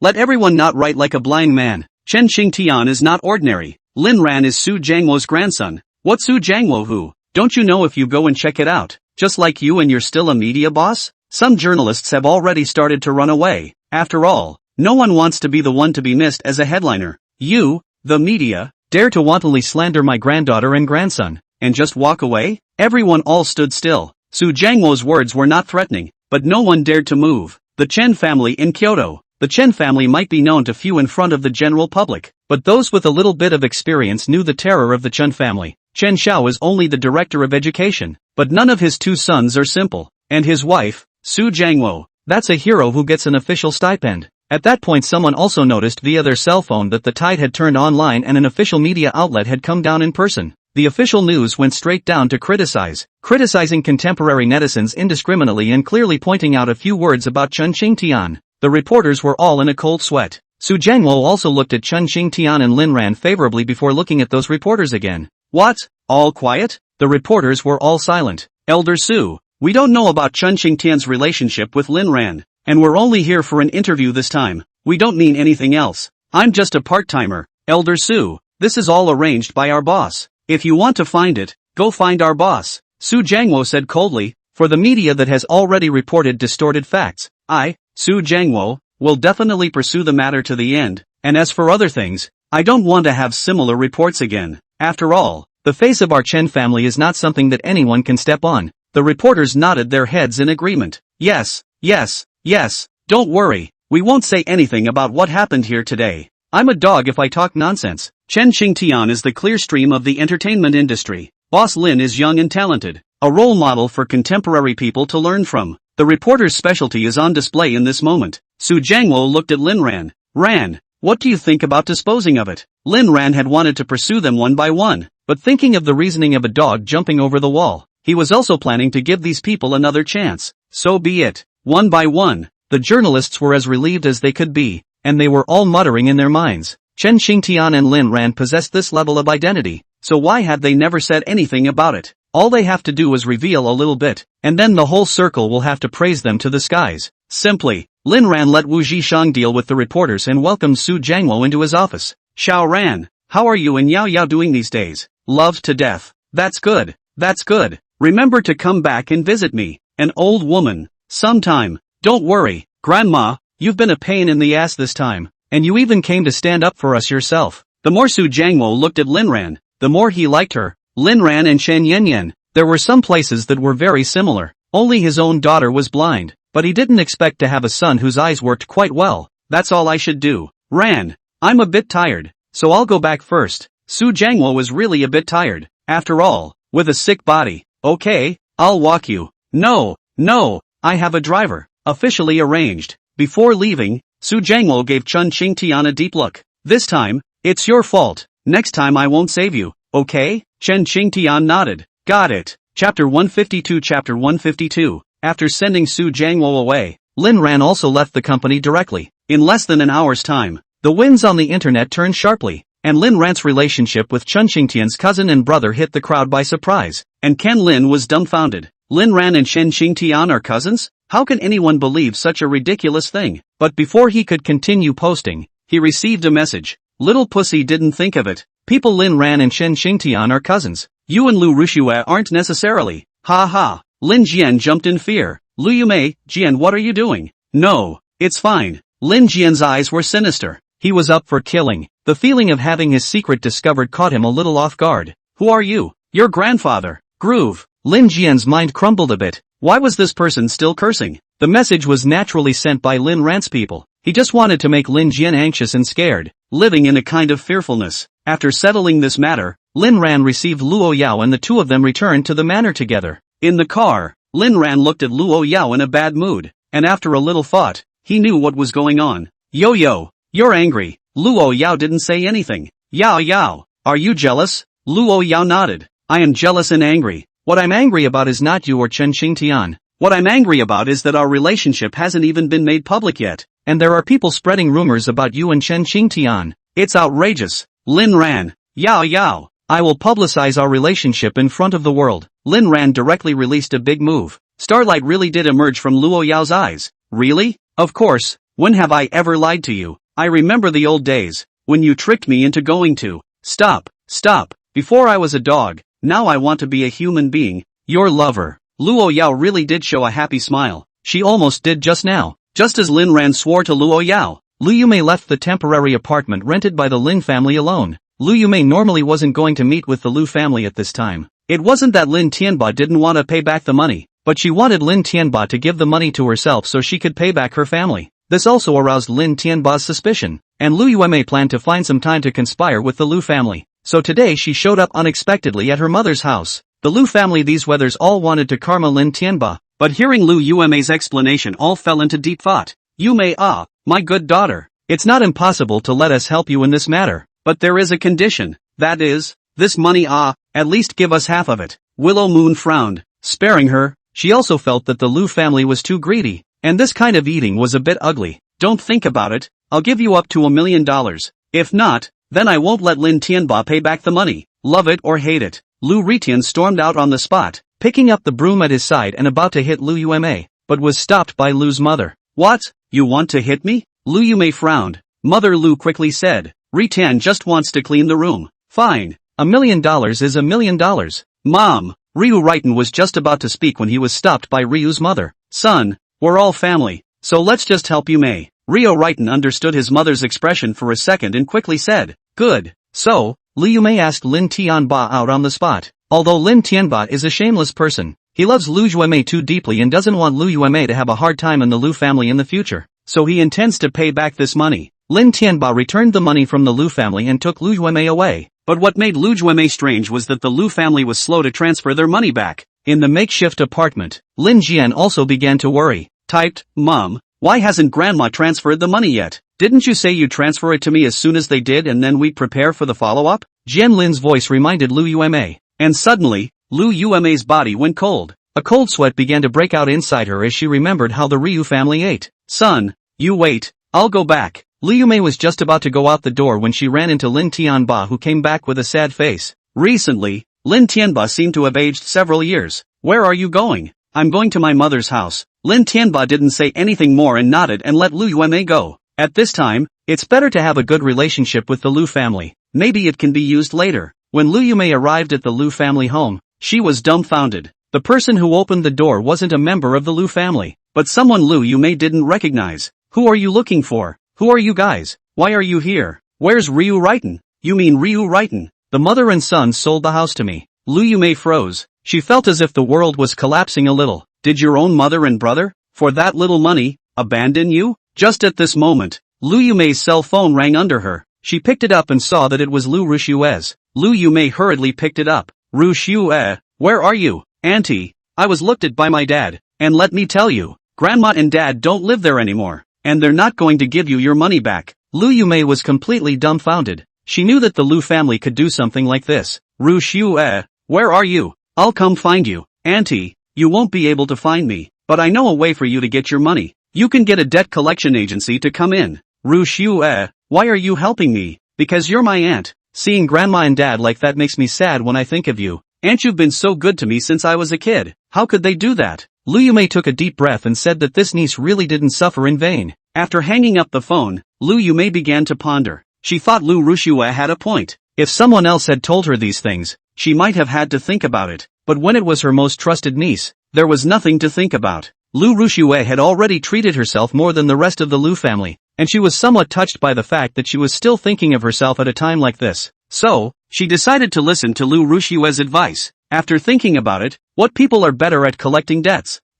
Wasn't the knife guy specializing in lending and debt collection? So, Lu Yumei went through all her connections and finally contacted Brother Blade and made an appointment to meet up in a little while. What she didn't know was the endless hell that would await her. Much less would she have thought that it was her niece, whom she trusted the most, who had personally pushed her into this abyss. Chapter 153. Lu Rushue on the other side of the phone hung up in tears. Auntie, I'm sorry. I love Linran, I have to help him. She didn't want to do it, but Linran had asked Wang Bao to instruct her that she had to do it. Lu Rushue was still torn, but Lu Ritian immediately hacked all of Lu Yume's money, and everyone in the Lu family knew about it. Lu Rushue was saddened to know that she and her brother Lin Jian would never be able to do it again. And thinking about what if Lu Yume told Lin Tianba and Lin Tianba dealt with their Lu family, wouldn't she be retaliated against as well? In order to keep Lu Yume from retaliating, she had to have something on Lu Yume, so she agreed to that plan. Although she didn't know what happened to Lu Yume in the end, she thought that Lin Ran's brother wouldn't do too much. She had given so much for brother Lin Ran that brother Lin Ran should have fallen in love with her, right? Thinking about how bad Lu Yume was to brother Lin Ran like that in the past, her doing this was sort of a disguised revenge for brother Lin Ran. Thinking so, the sense of guilt in his heart dropped drastically, and there was a thrill of punishing the bad guys. Auntie, don't blame me for being a wicked woman all these years, but if you had been nicer to brother Lin Ran, you wouldn't have ended up in this situation. It's your own fault, not mine. I'm just a porter. And over at the villa, Wang Bao quickly reported this matter to Lin Ran. Lin Ran revealed a treacherous smile. Tell Blade it's time to move. Got it. After Wang Bao left, Luo Yao looked at Lin Ran's current appearance as if her heart was leaping for joy. Aaron is really growing, and this growth rate is beyond human imagination. Even Luo Yao, who was all legendary, had to admit that she had looked away a bit. She had always assumed that Lin Ran would grow up in the gilded cage she had woven for the rest of her life. I didn't realize that this little bird was now spreading its wings and soaring, soon growing into an eagle. Though he broke out of his cage somewhat, he loved him so much. Soon, Lu Yume arrived at Blade's territory. Shortly after arriving at the place, knives showed up. There was a match in the underground boxing ring today, and the sound of fist-to-flesh blows shook Lu Yume's heart one at a time. Is it really okay to talk to someone like Knife? MS. Willow, do you need a billing service? Blade's words interrupted Lu Yume's thoughts. She took a deep breath and made up her mind. That's right, my family owes me over $50 million, so help me get it out. Yes, but for a price we need to talk. In fact, Blade didn't even intend to help Lu Yume ask for the money. He was just letting down Lu Yume's guard. How much do I have to pay? Blade held out a finger. 10%. That much? MS. Willow, everyone else I get at least 20%, so I'm giving you kind of a discount. Thinking of the ugly faces of the Lu family, plus the fact that she couldn't find them now, Lu Yume nodded her head with a heartfelt nod and agreed. The two signed an informal contract on the spot. MS. Willow, pay up. Lu Yume froze. Pay for what? Naturally, it's debt money. Blade looked like he was taking it for granted. You go and beg it out, and I will naturally pay you. Knives laughed. MS. Lu, who do you take me for a knife? Who am I going to find if you don't recognize the bill when the time comes? My rules here are to pay first, at least half. What? You don't have it? Lu Yume was frightened by the appearance of the Knife brother. She was puzzled why the Knife brother suddenly became so fierce. Hastily said, I let my old. Lu Yume suddenly realized that this matter couldn't be known to Lin Tianba yet. Master Blade, I only have $1 million on me. I'll give it all to you. How about I give you the rest if you want your money back? Blade gave an even better smile. MS. Willow, there's really no need to go through all that trouble. I'm willing to give you a way out. What do you mean? $1 million, or it could turn into 10 million. How does it change? Come with me. Don't worry, I won't treat you like anything. I'm a reasonable person. Lu Yume was silent for a long time, but still followed Blade and left. As for where she went, naturally it was the endless abyss. On the second floor of the casino is opening. Lu Yume usually liked to play cards, but she always asked a few rich wives of similar level as herself to play, and the amount was within a reasonable range. It was the first time she had been in a place like this, and something in her body stirred. MS. Willow, we signed a contract, and there's a price to pay for not fulfilling my rules, but I see that you're a more understanding woman, so I'm giving you this way. Either you give me the $1 million in your hand as liquidated damages, or you take this $1 million and gamble here, and if you win, naturally there will be a reward for me, and if you lose, I will let you leave safely without saying a word. Lu Yume thought to herself, does this still need to be chosen? Definitely bet ah. So she took $1 million but only traded it for 900,000 in chips. That's where the casino makes its profit. The draw. Lu Yume came to a card table, and she noticed that the dealer was eyeballing her to hurry up and place her bets. So, first hand, 130,000. Second hand, 150,000. Third hand, 100,000. Willow's eyebrows grew bigger and bigger the more she descended. It wasn't until after winning 6 in a row that everyone came over. envying her luck and saying compliments. Lu Yumei's mouth was all happy. On the seventh hand, she simply went all in, even her own chips plus the ones she just won, amounting to more than $2 million. Just one hand to set the stage. If she wins, she has the money to collect her debt, and if she loses, she plans to leave on the spot. As a result, her luck broke and she lost all her money. Lu Yumei was dumbfounded on the spot. $1 million of your own money, just like that? Although just now her heart was thinking that she would lose if she lost, she was still very lost when she really lost. That's when a sultry-looking woman beside him spoke. Big sister, you can't give up when you're so lucky. Why don't you go change some more chips? But I don't have any money on me. Lu Yumei didn't hide it. That's easy, you can go over to the bar and get a loan. A loan? Yeah, the casino has a loan service, didn't you know? But, big sister, your hand is really good. This time it's just bad luck. It won't take long to win it back. Lu Yumei thought about it. So came the loan office. Knife, who was watching, snorted disdainfully. This kind of woman can lose even the biggest family business. Gambling character sees character. With her status as Lin Tianba's wife, Lu Yumei was shocked that she had directly obtained a quota of $100 million. Chapter 154 Chapter 154. I'll just loan $1 million. Lu Yumei was not a woman who was addicted to gambling. She still had some sense. A loan even for $1 million? Wouldn't you just ask your husband to send it? We checked. Although he has a high debt ratio, he also has a lot of cash flow. The staff looked at Lu Yumei with a look of contempt. Lu Yumei scratched her head awkwardly. Well, I'll take out a loan of $10 million.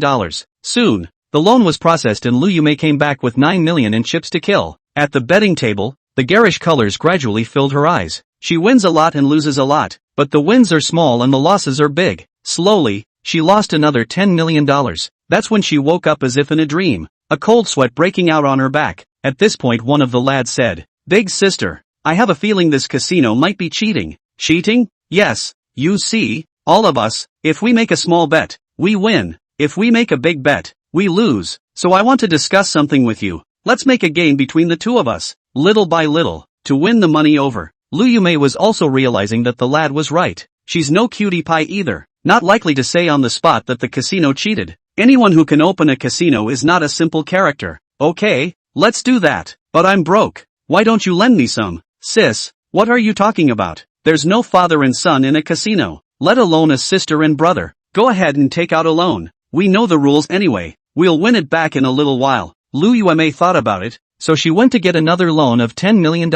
Blade didn't send a message to Lin Ran until this point. The fish are biting. Half an hour later, Lu Yumei lost again. She was getting scared as she thought about the fact that she had already lost over $20 million. At this time a person who called himself a professional hustler said to Lu Yumei, This big sister, I'm going to expose casino cheating. Do you want to help me out? How can I help? You bet for me. I've found the loophole, but it's going to take a lotter for me to catch her. So we're going to lose the next hand. But I'm broke. Loans. Lu Yumei was silent. Was this really okay? But when she thought of the $20 million she had already lost, she no longer hesitated. Keep it up and there's a chance it could flip. And if she closes now, then what will she do to pay off the loan? For another half hour, Lu Yumei was once again dumbfounded. This beautiful lady. I'm sorry, just now my old man's eyes were clumsy and I didn't see that they were cheating. You. Lu Yumei was so angry that she wanted to curse. That's when another man stepped forward. Elder Su, I can actually see it, but I need your cooperation. Reaching the middle of the night, Lu Yumei had already killed her red eyes. Time after time after time, she owes a whole $1 billion. What she didn't know was that the entire casino was catering to her alone today. Soon, Lu Yumei was completely confused, and she couldn't even get a loan anymore. I can't believe I'm getting $100 million loan from you guys? The staff member held out the contract and pointed to the name on it. If you don't believe me, see for yourself. Lu Yumei picked up the contract and read it, and the more she read it, the more alarmed she became. She was frozen out of her mind as if in a dream. At this time, Blade reappeared as well. Seeing Blade, Lu Yumei immediately begged, Master Blade, please, give me some more. I'm sure I can win it back. Knives shook his head. You've reached your quota. You'll have to pay it back next. Pay back what? Rules. All loans, before a person leaves the store, must be returned. Of course, there are a lot of people who can't afford to pay back after losing. It's okay for you to have someone send them in. If they can't, then I'll just have to leave you with something on you, like an arm that will slow you down for 3 days. Blade was coy in front of Lin Ran, but everyone else knew that this was the man of the underground forces in Kyoto, the man who carried half a criminal code. Lu Yumei, several Lu Yumei cannot think of what to do. Finally the eyes rolled back and the mouth changed. It's you. You're the ones cheating. Blade's face immediately went cold, pointing at the venue. Interesting. Lost money and said I cheated. I knife business is about honesty. So many years no one can find out that I cheated. I now let you go to check. If you find out, I pour to find you 100 million. If you do not find out, you not only have to pay back the money, but also have to give me compensation. Lu Yumei was trembling with fear, and she had no choice but to find out. But how could she find out? Not to mention that she was just an amateur gambler. Even if she was a professional thousand-handed gambler, she couldn't find out the problem. Even if you find out, you can't say anything, because there was no cheating at all. Lu Yumei lost, relying on making a game with pure gambling skills, not thousand tricks. This trick might be possible for a professional to discover to avoid getting into a trap, but against Lu Yumei, it was enough. You should be honored that so many people are giving you a white guy a game. Lu Yumei returned with a gray head. What? What did Ms. Willow find out? Of course Lu Yumei couldn't find out. She could only beg Blade. Master Blade, don't tell my husband. Blade wouldn't spoil Lu Yumei. That's fine. You're my guest, and I'll still treat you like a guest as long as you pay me back. But, I don't have so much money.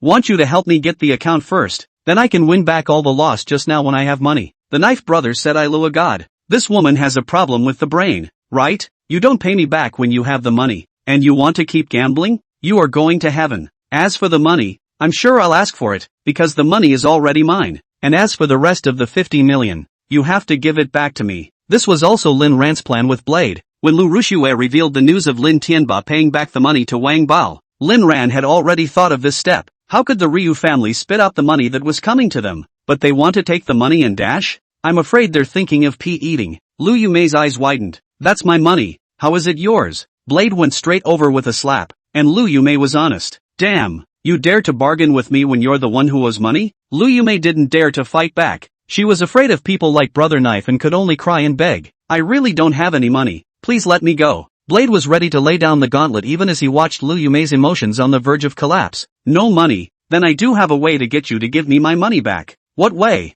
It was as if Lu Yumei had seen a ray of hope. Not only can I gamble here, I can make money too. It's right upstairs. Want to try? Lu Yumei frowned, feeling that something bad was waiting for her. How do I earn it? It's yen. Add hashtag %. Chapter 155. Chapter 155. Lu Yumei was shocked. No, it won't work. There's no way I'm going to do something like that. Blade smacked him in the mouth. Then pay it back. I have no money. Lu Yumei didn't realize until this moment that the mixed blacks were really no good. Awesome. You don't pay me back. You don't work. And you won't let me tell your family. Who do you think you are? Lu Yumei finally had no choice but to take out her last weapon. Aren't you afraid I'll call the police? Go ahead and report it. Uncle Hat, even if he finds me, you'll have to go in. And the loan is contracted for, or the kind that doesn't pay interest. Even if I go in, you'll have to admit this money. Lu Yumei was completely out of tricks. She felt like she had fallen into a bottomless abyss. Ms. Willow, you're actually quite good looking, and although you're a bit older, it doesn't stop some people from liking you just the way you are. If you work hard at something, you'll be able to pay it off soon. Lu Yumei was silent and didn't say anything, and Blade came close to her ear to add softly, after all, you don't want your husband to know you owe so much money out there, do you? 2 hours later, Lu Yumei walked out with trembling legs. I didn't realize you were quite popular. Remember, from now on, whenever I call you, come and do something right away. You can't refuse. Lu Yumei's eyes widened. What do you say? And you want me to keep doing it? Or else, do you think you're encrusted with diamonds? You owe me $100 million. After removing the $50 million debt of the Lu family members, you still owe me $50 million. One time by 1,000. At least 50,000 times, before our accounts can be cancelled. Lu Yumei was completely stunned. 50,000 times? 50,000 times? He's in his 40s himself. Based on living 100 years, there are less than 60 years to go. 3 times a day. Even if you work twice as hard, you'll be almost 60 before you can pay it off. For the average person who can sell $50 million at age 60, that number isn't out of the question. But for Lu Yumei, her life is over and she won't get a dime. 50,000 times is already taking care of you, and you should know that normally there is no such price. Lu Yumei broke down and squatted on the ground, but she didn't dare to cry. Either you find a way to pay it back, or you do something, and if you're good enough to get your customers to spend more money, it might be faster to pay it back. Of course, as I said, I'm a reasonable man, and if you ever get enough money together, you'll naturally be free. Lu Yumei was desperate. What could she do? Now then, may I go? Blade took out an object and handed it to Lu Yume. Put this on and get lost. And remember, don't think about running. You can't hide from me at the ends of the earth. And when I tell you to show up, no matter where you are, you must show up at the first opportunity. Or do something at the address I give you. Got it? Asterisk asterisk asterisk asterisk I asked you a question. No, it's, Lu Yume wanted to cry so badly, but she didn't dare. The blade in front of him was horrible. Lu Yume endured the shame and put on the thing and left the casino with a trembling body. Back at the rental, it was the latter part of the night. Honey, what took you so long? Lu Yume cried and jumped into Lin Tianba's arms. Honey, I love you so much. Lin Tianba comforted Lu Yume, mentally satisfied. Now in this situation, Lu Yume was still reliant on herself unceasingly. This must be love. And the reason why Lu Yume did this was actually a psychological effect. The one who cheated in life, never mind the reason for cheating, must have developed something called guilt in her heart. Seeing its partner again expresses its love to paralyze itself that none of this was of its own volition. One loves or is surrounded by people, and the cheating was really just an accident. Jian Lin frowned, always feeling that something wasn't right. By the look of my own mother, I don't think she asked for the money. It seems that sometime, one needs to take matters into one's own hands. Counting on mom is better than counting on a dog. And Lin Ran, who was at the cave manor, was awakened by the vibration of his cell phone, and picked it up to see that it turned out to be a message from Brother Blade. Lin Ran also revealed a satisfied smile when he saw the content of the message. What's said is not good for anyone. In this life, besides loving Luo Yao, his greatest interest was to make those enemies from his last life go to their demise one after another. Literally, Lin Ran really wanted to tell Jin Lin about Lu Yume, but in the end he held back. Now is not the time. Doesn't Ken Lam like to be? So if he were to see his mother in person, would he break down? Ha ha, one is really good at bellyaching. Ken Lam, you spread rumors about me. It's normal for me to hit you back a bit, right? Ran, why are you still up? Luo Yao's voice came. Lin Ran froze, then turned around and hugged Luo Yao. I should be the one to ask you why you're still up. Lin Ran didn't want to tell Luo Yao about this matter because it was a bit dirty. Luo Yao had seen her violent self, her dark self, but the dirty self, did Luo Yao really like it? What she didn't know was that Luo Yao had gotten the news 10 minutes ago, even before him. Seeing what Lin Ran had done, Luo Yao's psyche was beginning to change. Her Ran, are they all so cute already? Such a Ran seemed to make her even more possessive yet. And so, Luo Yao began to ask for it once again. I'll fly with you entwined and fluttering, leaping over that red dust to follow each other forever. Accompanied by an elegant song, the two own each other. Another day, Lin Ran returned to school. This time it was Principal Tang who called Lin Ran back, for no other reason than Lin Ran's speech. He planned to invite Luo Yao here once again. Lin Ran came to the principal's office and Principal Tang personally brought him water. Lin Xiao, so you're Bureau Chen's grandson. Haha look, isn't this a coincidence? Principal Tang, this isn't the first time we've dealt with each other, so if there's anything you want to do, just say it, and I'll do it if I can. Nothing much, it's just that we're going to do a live stream of the alumni meeting on November 20th. And you'll have to speak at that time as a distinguished representative. But I'm not distinguished. Lin Ran thought himself to be a waste of space. And if he didn't have Luo Yao, then he would have ended up in a miserable situation. What kind of outstanding representative is a loser who relies on his daughter-in-law to do his bidding? No, you're brilliant. No one is as brilliant as you. Principal Tang was very positive about Lin Ran's accomplishments. Well, the principal thinks so highly of me. Then I can only promise you. In fact, the director already told me about this last time. Just tell me what I'm going to talk about and when. Lin Ran was ready to find a script to copy. Principal Tang, time for you 10 minutes. Content then you set, such as talk about your company employment housing prices Luo Yao what? Chapter 156 Chapter 156. Wait, what did you just say? Luo Yao? Lin Ran wondered if there was something wrong with his ears. Why was this principal so out of tune? Luo Yao is your wife, and also an outstanding entrepreneur. The first plutocrat, you must have learned by her side. You can talk about her business mindset versus the day-to-day how you guys live your lives and whatnot. Stop. Principal, you don't have to say anything. I get it all. Lin Ran understood that this Principal Tang was definitely doing it on purpose. Thinking about it is also laughable. Do not care how strong and ruthless women, the heart will always have a small heart. Before leaving the office, Lin Ran remembered something. By the way, Principal Tang, some students are always absent from school. It's not a good idea to always come to school. Do you think it's a good idea to have the school notify them that they're not allowed to be absent from school anymore? Lin Xiao, you asked me to inform you to come to class? Lin Ran, you, seeing as you're old, I won't swear. I'm talking about Lin Jian and Lu Ruxue. I know, I understand. Principal Tang couldn't wait to slap himself. How could he get more and more confused the more he lived? Biologically Lin Ran was a member of the Lin family, but in reality they were enemies. Lin Ran, this kid is so good, now that he's so out of it. It's only human to want to find trouble with the Lin family. As his principal and his grandfather's friend, this is a favor, and he's definitely helping.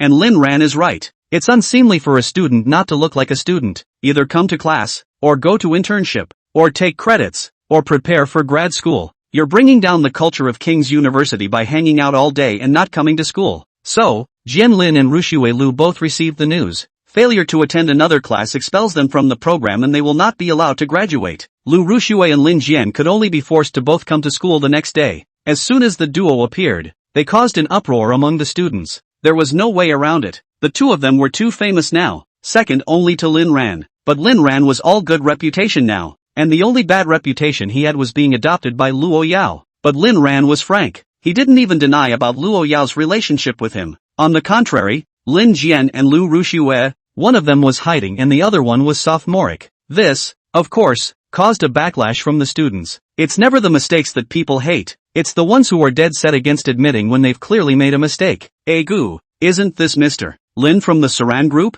What's the matter? You know you're coming to class? I thought the school had opened a back door for you. Hush, that's something I wouldn't dare say. How did Lin Xiao get into Beijing University in the first place? Our classmates know all about it. Lin Xiao, I have a question I want to ask you. Can you help me out? A classmate walked over with a book. Finally encountering a classmate who was still polite, Lin Jian forced a smile and tried to speak Mandarin as slowly as possible. Ask any questions you have. I'll try to help you. He actually sucks at studying, and it's amazing that he can open up and say he's helping others, and just that confidence is unique to him. Look at this question. How many people are there in the family of a child who has a father, a stepmother, and a stepbrother? I counted obviously 4, but why is there only one standard answer? Lin Jianbang lived as he threw the student's book out yelling, "You guys are going too far. Yes, we're overdoing it. Hey, you have to get scolded for asking questions these days. It's so cheap. Don't you dare talk about Lin Xiao. Lin Xiao is just a child. What's wrong with him?"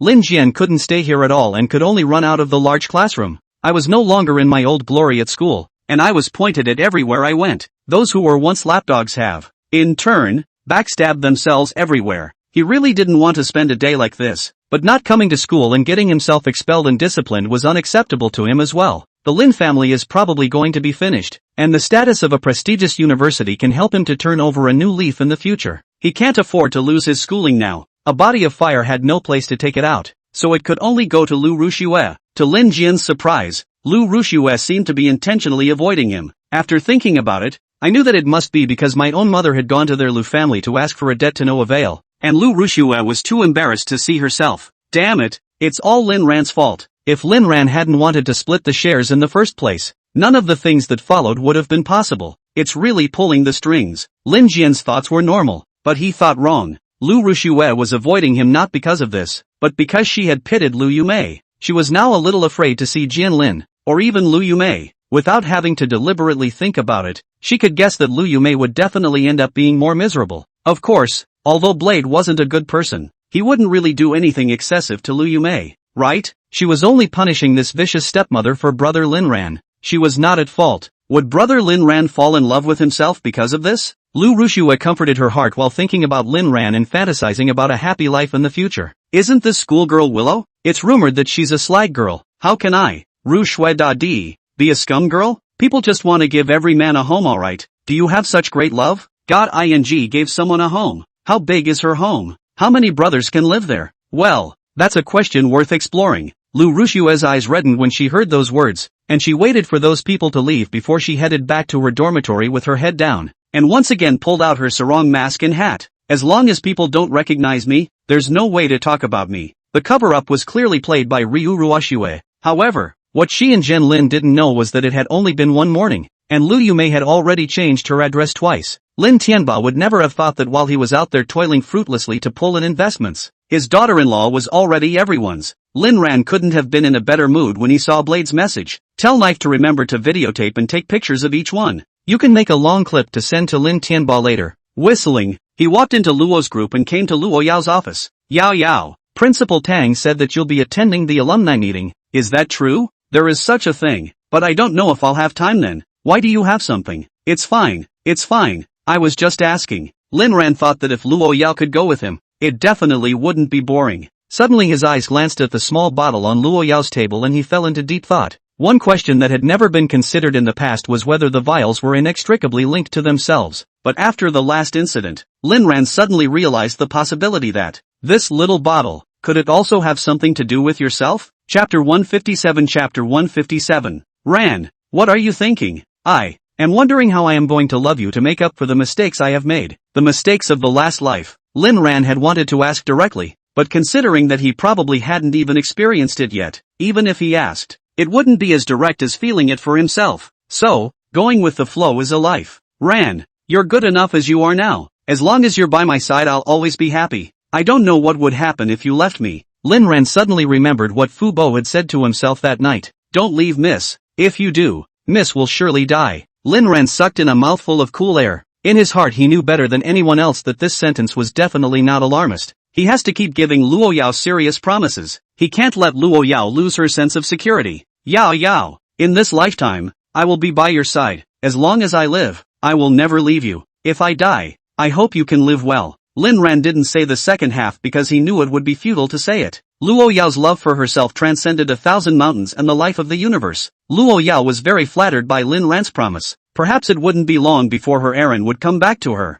Ran, I like you now, and I didn't like it before? Love it too. As long as it's you I love it. Lin Ran dotingly touched Luo Yao's head. Luo Yao also cooperated and rubbed it. This kind of small actions between small couples are often full of sweet flavors. Luo Yao still had work in the afternoon and left the office, so Lin Ran could only return to the manor alone first. On the way back, there was a sudden sharp break as we crossed a bridge. Lin Ran's eyes were shaken for a moment, but looking ahead again, there was nothing. Getting out of the car and holding onto the bridge, Lin Ran looked around. It's a strange feeling. What is it? Wang Bao rushed over in a hurry. Lin Xiao, what's wrong? Lin Ran shook his head and stood on the bridge without saying anything. What was that? It was as if some mysterious force was hinting at something. Forget it, let's go first. Lin Ran drove off again, not realizing that a pair of sinister eyes were glowing under the bridge, a look of hatred. Soon, Lin Ran returned to the manor. Walking into the study, he sat down where Luo Yao usually sat and leaned back in his chair to fake sleep.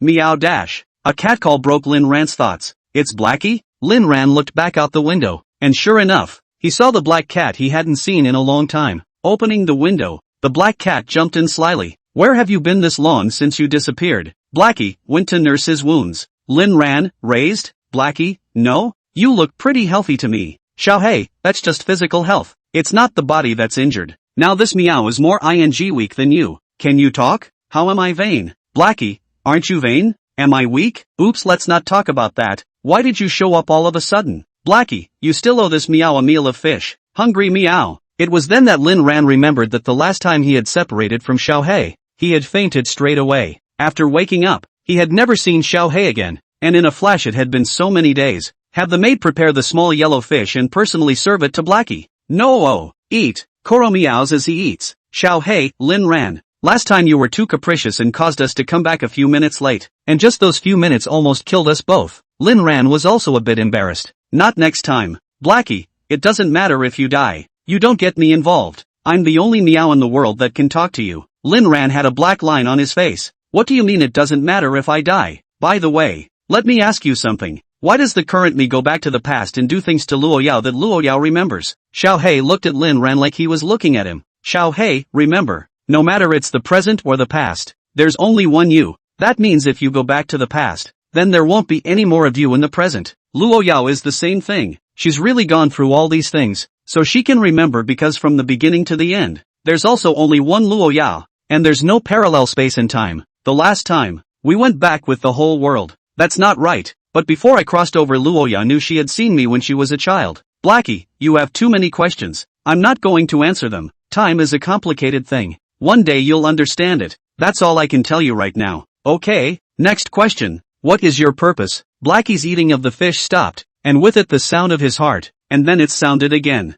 Xiaohei, you're not finished? Where are all the questions? You don't need to care what the purpose of this meow is. You just need to know that I have no ill will towards you or Luo Yao. One day in the future you'll understand. So don't make it difficult for a cat, okay? You're no ordinary cat. Xiaohei, it's actually quite ordinary. Lin Ran, love Luo Yao well, and also remember, don't beat me to death one day. What am I beating you to death for? Blackie, it's okay, just remember, we'll talk about the rest later. Alright, I'll trust you once. Lin Ran said he believed it with his mouth, but that wasn't what he thought in his heart. This cat, there must be something very wrong with it. It likely has ulterior motives that it just won't tell itself. Let's stick to the wish thing. Blackie, I've already thought of my next wish. Blackie, come on, the donkey of the production team still has to rest. My injury is not yet healed, big brother. Xiaohei finished eating the fish, and Lin Ran was just about to ask another question when he heard Xiaohei let out a bark. Meow dash a single strand of shadow then ran off, and before Lin Ran could react, the door was opened. Luo Yao's face was a bit unsightly.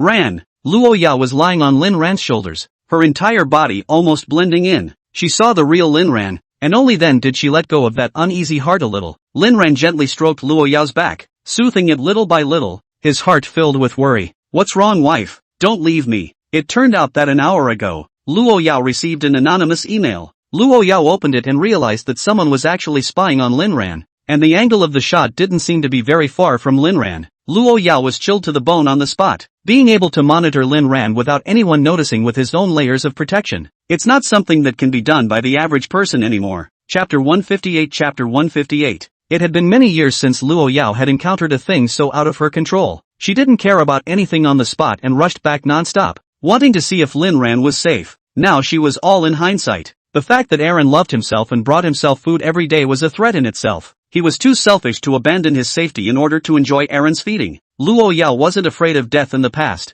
nor was she afraid of Lin Ran's death. But Lin Ran had changed over this period of time, and Luo Yao was enjoying it. She wanted to spend the rest of her life being mushy with Lin Ran. She didn't want to see Lin Ran hurt, so this threat, she had to find a way to deal with it. What happens before the settlement? We have to ensure Lin Ran's safety first. Where's the guarantee? The secret room? Lin Ran only felt like he took a hand slash and then fainted. Lin Ran? Before passing out, Lin Ran had only one thought. He himself was still so weak from the first chapter. In front of Luo Yao, he didn't even have the ability to fight back. I'm sure it's a waste of a man. At this moment, he really wanted to transform into those male protagonists in novels. All kinds of opening up and violating scientific common sense to become powerful. Waking up again. One is in a secret room. Lin Ran was chilled to the bone. The impression this place had given her in her last life was still very impressive. Subconsciously, he looked at his hands and feet, slightly relieved. Instead of all the torture devices from his last life, he noticed that the place was cleaned up and not locked up. Myself. Luo Yao. Yao, where are you? Luo Yao pushed the door and walked in. Ran, I'm sorry I had to keep you here. Why?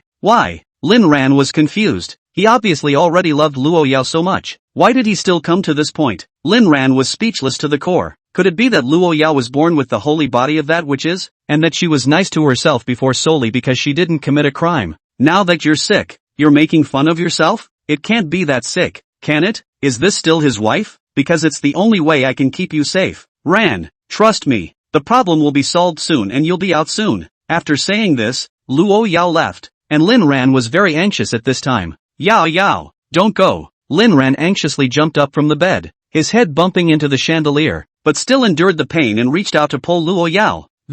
Suddenly, the ceiling chandelier shook and fell down due to age and weathering, smashing right into Luo Yao. Lin Ran's eyes widened. Careful. As soon as he pushed Luo Yao away, Luo Yao dodged in shock, but he himself was smashed. Aaron dash. Lin Ran was injured. His entire back was smashed with a wound from the chandelier. Luo Yao also stopped caring about anything else and took Lin Ran out of the secret room at the first opportunity. Yi quickly helped Lin Ran with the treatment and bandages, looking at Lin Ran with pitiful eyes. Lin Ran had been injured 5 times in 3 days during these times at the manor. What kind of sins had the child committed? Lin Ran was relieved to see that Luo Yao didn't leave but stayed to take care of herself. He waited until the personal physician had left before asking, Yo, why don't you tell me what's going on? Luo Yao raised her eyes, and Lin Ran zoomed in her eyes. Lin Ran asked softly, am I still your husband? Of course. Aaron is my husband, of course. Then tell me, no matter what happens, isn't it good that we take it together? Luo Yao was silent for a long time before she finally opened her mouth and told Lin Ran what had happened.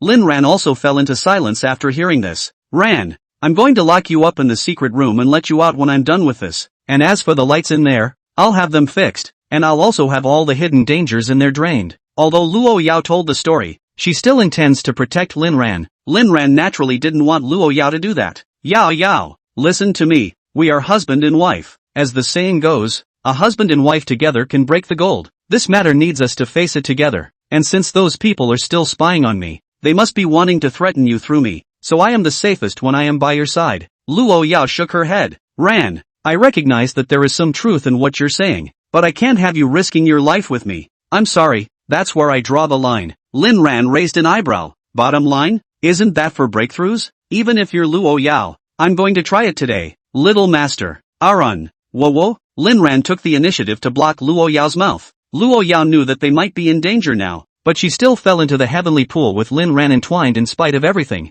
After all this time, her fascination with Lin Ran had never diminished. It even got worse day by day, so heavy that both of them had only each other in their hearts. Yao. Now, still want to lock me in? You know, I am also willing to live and die with you. Any danger, we can face it together. Live together and die together. After Lin Ran's strategy, Luo Yao's heart finally changed. She admitted that she had been somewhat spoken to by Lin Ran. It is indeed safest to be on your own side, and even if something happens, the two of you will die together, and you won't be alone on the way to the Yellow Springs. When the time comes to drink mangpa soup, they have to drink a bowl, maybe in the next life to come to renew their previous relationship. Yo, what are you thinking about? Lin Ran nudged her head, nudging all those unrealistic thoughts out of Luo Yao's mind. It's nothing, Ran is probably right, then you'll be fine by my side, we'll face it together as a couple. Luo Yao stretched out a fist to show her strength. Cute Lu. Hearing Luo Yao agree, Lin Ran also finally revealed a smile. That's right, my little princess, and this matter we do not need to rush. The enemy does not move. I do not move. Secretly investigate. In the right opportunity to give him a fatal blow. Luo Yao looked at Lin Ran in shock. She realized that the current Lin Ran was becoming more and more different. She used to face everything alone, and I don't know how many tough problems she encountered on her way up. Now, finally, someone is standing by their side, or their favorite. Ran, I'll listen to you. Lin Ran felt a sense of accomplishment in his heart, a sense of accomplishment of breaking Luo Yao's bottom line. Didn't you just say you were the one with the bottom line? Luo Yao blankly glanced at Lin Ran, and the arrogance that a woman should have appeared on her as well. If you don't like it, forget it. Who says I don't like it? I like it a lot. Okay, starting tomorrow, I'll follow you wherever you go. The kind you can't shake off even if you want to. I will never, ever, get rid of you. Chapter 159. Chapter 159. The next day Lin Ran woke up early because he was going to be Luo Yao's follower starting today. Although Luo Yao had agreed to Lin Ran's suggestion, she also had demands. The first was that Lin Ran could only stay at the manor when he didn't want to follow himself, and he couldn't go out of Villa 1, which would be protected by a team of up to 50 bodyguards. To put it bluntly, it was similar to watching over a death row inmate, and Lin Ran certainly didn't like that. The second was that when following Luo Yao, he had to not move an inch, and of course, there would be a team of bodyguards to protect him without discrimination. This Lin Ran liked, and he wanted to be with Luo Yao, of course, but first thing in the morning, he kind of regretted it. After he was reborn, he hardly ever got up in the morning, and spent his days either swinging as a punk or studying how to wreak havoc on the Lin family. People are getting disheveled. After breakfast, Lin Ran followed Luo Yao into a modified version of an executive business car. This car looked very inconspicuous, but the materials used were bulletproof. As long as it wasn't a missile, normal weapons couldn't do any damage to it at all, and even sniping wouldn't necessarily penetrate it. It was also the first time that Lin Ran knew that the original Luo group had such hard goods. Car. Yao. It's really hard for you to get up and work so early every day in order to support me. Lin Ran is really feel Luo Yao quite hard. Every day get up earlier than the chicken, sleep later than the dog, said the boss. In fact, are working for the staff. It's not hard work, making money for you to spend. Lin Ran didn't understand why Luo Yao was so obsessed with making money. Right now she had enough money for them to squander for several lifetimes, right? Why are you in such a hurry to make money? Afraid you won't have enough to spend. Lin Ran had a speechless expression. How much can I spend? I'm not sure how much you'll spend, but I promised you all the money I make. Lin Ran instantly froze. These words, Luo Yao had indeed said. So, her world has been all about herself from the beginning? I thought you were afraid that if you retired, there would be hundreds of thousands more unemployed people in the world instantly. Luo Yao glanced at Lin Ran and said coldly, even if I retire, they won't be out of work because there will still be someone to manage the group. Then why don't you let someone else manage it now? You can do something you want to. Lin Ran was genuinely puzzled as to why he had to work hard when he had endless money to spend at such a young age. Not yet, Arun. I promise you that one day we'll live like that. And, What I want to do is to be able to stay by your side all the time. Ran. I will remove all the dangers and all the enemies. At that time, I must have been bored with you every day. Right now, not yet. I'm sorry. Lin Ran's heart touched a little. Actually, I'm just asking. Don't stress too much. After all, I'm still dependent on you to support me. I'd have to starve to death if you weren't around anymore. Luo Yao was happy that Lin Ran had such a clear self-awareness, and she was very willing to support this man for the rest of his life. In the parking lot dedicated to the president of Luo Group, Lin Ran stepped out of the car surrounded by a group of bodyguards. Honey, why don't you have half of these guys split up to protect you? Luo Yao, I don't need it. It's not like I'm a waste. If I can't defend myself, then even if I have bodyguards, it's not much use. Ha! These bodyguards were all professional bodyguards selected by Luo Yao for systematic training over the years, not comparable to ordinary security companies, not in a class. They have absolute execution and a readiness to give their lives at any time for those they protect, but even if it was them, but not a single one of them had the slightest objection or disagreement to Luo Yao's words, because what people said was the truth. Lin Ran, so, one is a loser? Well, I do count as a loser. Luo Yao's footsteps stopped. Ran, I didn't mean that. Shoo, don't talk, I know what you mean. I'll tell you, I just want to be a punk who depends on you. No big ideals. I have 3. Which 3? Luo Yao asked curiously. First, love Luo Yao. Second, mess with the Lin family. And third, be a waste. Just these 3 dreams. The second one I'm doing, the third one I'm being, and only the first one I need to spend the rest of my life telling you if I can accomplish. Ah, Ran you. Luo Yao, what an icy person. At this moment was almost cried by Lin Ran said. Only Lin Ran could mobilize her emotions. Lin Ran, you're all I have. You're the only thing I live for. If you die one day, then I'll go with you, and I'll find you on the way to the Yellow Springs. Because, alive or dead, you can only belong to me. Lin Ran thought and said this, and just as he finished, he froze. Did you say those words yourself? I Luo reverse Big Dipper. He actually said Luo Yao will say words. Why is he getting more and more Luo Yao? Luo Yao also froze, and after a long time, she felt her entire heart begin to itch, and she pinched Lin Ran hard. His Lin Ran sucked in a mouthful of cool air. He didn't need to look to know that his waist must have turned a blue-purple color, in life or in death. You can't leave me. You said so. Lin Ran, I'm the one who said it, but can we talk about it? And the next time you want to pinch me, say so and give me time to prepare. You have a problem with that? No. Lu Meng saw that the two had finally finished spreading dog food, so she began to report on today's trip. Mr. Luo. This morning at 8:30 a.m. There will be a morning meeting of the Assistant Corps. At 9 a.m. A management meeting. At 10:30 a.m. We will be discussing cooperative projects with Mr. Ma of Tianqing, and at 2 p.m. We will be signing a contract with the Wasam Group. These work trips were reported by Lu Meng every day in the car, but today Lin Ran was also in the car. Luo Yao forgot about work when she had a husband, and Lu Meng was sensible enough not to interrupt. Got it. Go ahead and go up and set it up. Just as Lu Meng left, one of the bodyguards in the bodyguard team looked at Lin Ran with sharp eyes as he quietly approached Lin Ran. What are you doing? Wang Bao noticed this bodyguard's abnormality and let out a furious shout the moment that bodyguard's hand reached Lin Ran's waist. The bodyguard was also startled and quickly withdrew his hand to explain. I didn't do anything. Wang Bao narrowed his eyes while Luo Yao said coldly, take him away and ask him out. Yes. Lin Ran and Luo Yao looked at each other and went upstairs, neither of them mentioning this matter again. Wang Bao immediately executed the order. Let the people take that bodyguard away. Exhausted many methods, did not ask out a little something useful, finally could only helplessly lock the bodyguard into a room. Chapter 160. Chapter 160. In the conference room on the 88th floor, the group of assistants were all ready and waiting for Luo Yao's meeting to begin. Lin Ran was outside the conference room. He wasn't going to go in or listen, so wandered the corridors, where security wasn't even a concern. When he walked to a cultural wall, Lin Ran was mesmerized as he looked at the president's picture hanging on the wall. Luo Yao on the photo looked extraordinarily high and cold, with sharp eyes that seemed to be able to penetrate the heart. Who are you? Why are you looking at Mr. Luo's picture? You lewd man, how can you be on this floor? Lin Ran was interrupted by a voice and turned around to see that a small Yukai who was about 20 years old but wearing a stepmother's dress was looking at himself with a look of contempt. When the man saw Lin Ran's face, his entire body froze. So handsome? Ah. That one I'm just asking as a rule. You're so handsome that you don't have to YY to the picture, right? Lin Ran was exasperated and laughed. Which one of your eyes saw me yapping at the picture? I saw that look on your face just now. Your eyes are sticking out of the picture. Do I have to help you remember? Lin Ran, your heart is dirty, and everything you look at is dirty. The little Yukai is angry. You lewd man, how dare you argue?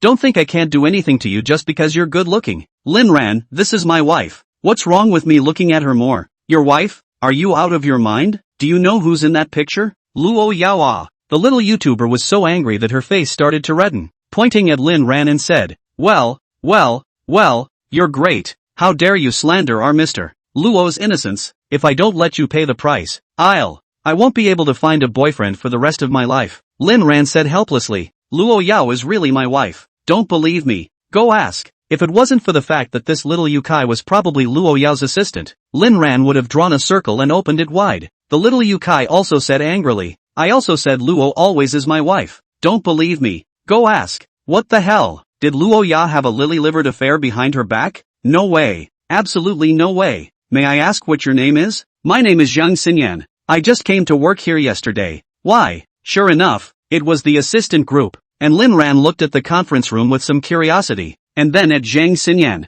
You came to work yesterday and you have the nerve to be late today? What do you know? I was just helping Special Assistant Lu deliver the documents to. What am I talking to you about? Mr. Luo is my idol. You insulting my idol is equivalent to insulting me. Lin Ran snorted and directly ignored the woman. Zhang Xinyan was even more furious and wowed once she saw that Lin Ran had directly swung for the fences. Everyone, come and see. There's a lewd man here. He's pointing at our Mr. Luo's picture in. Why?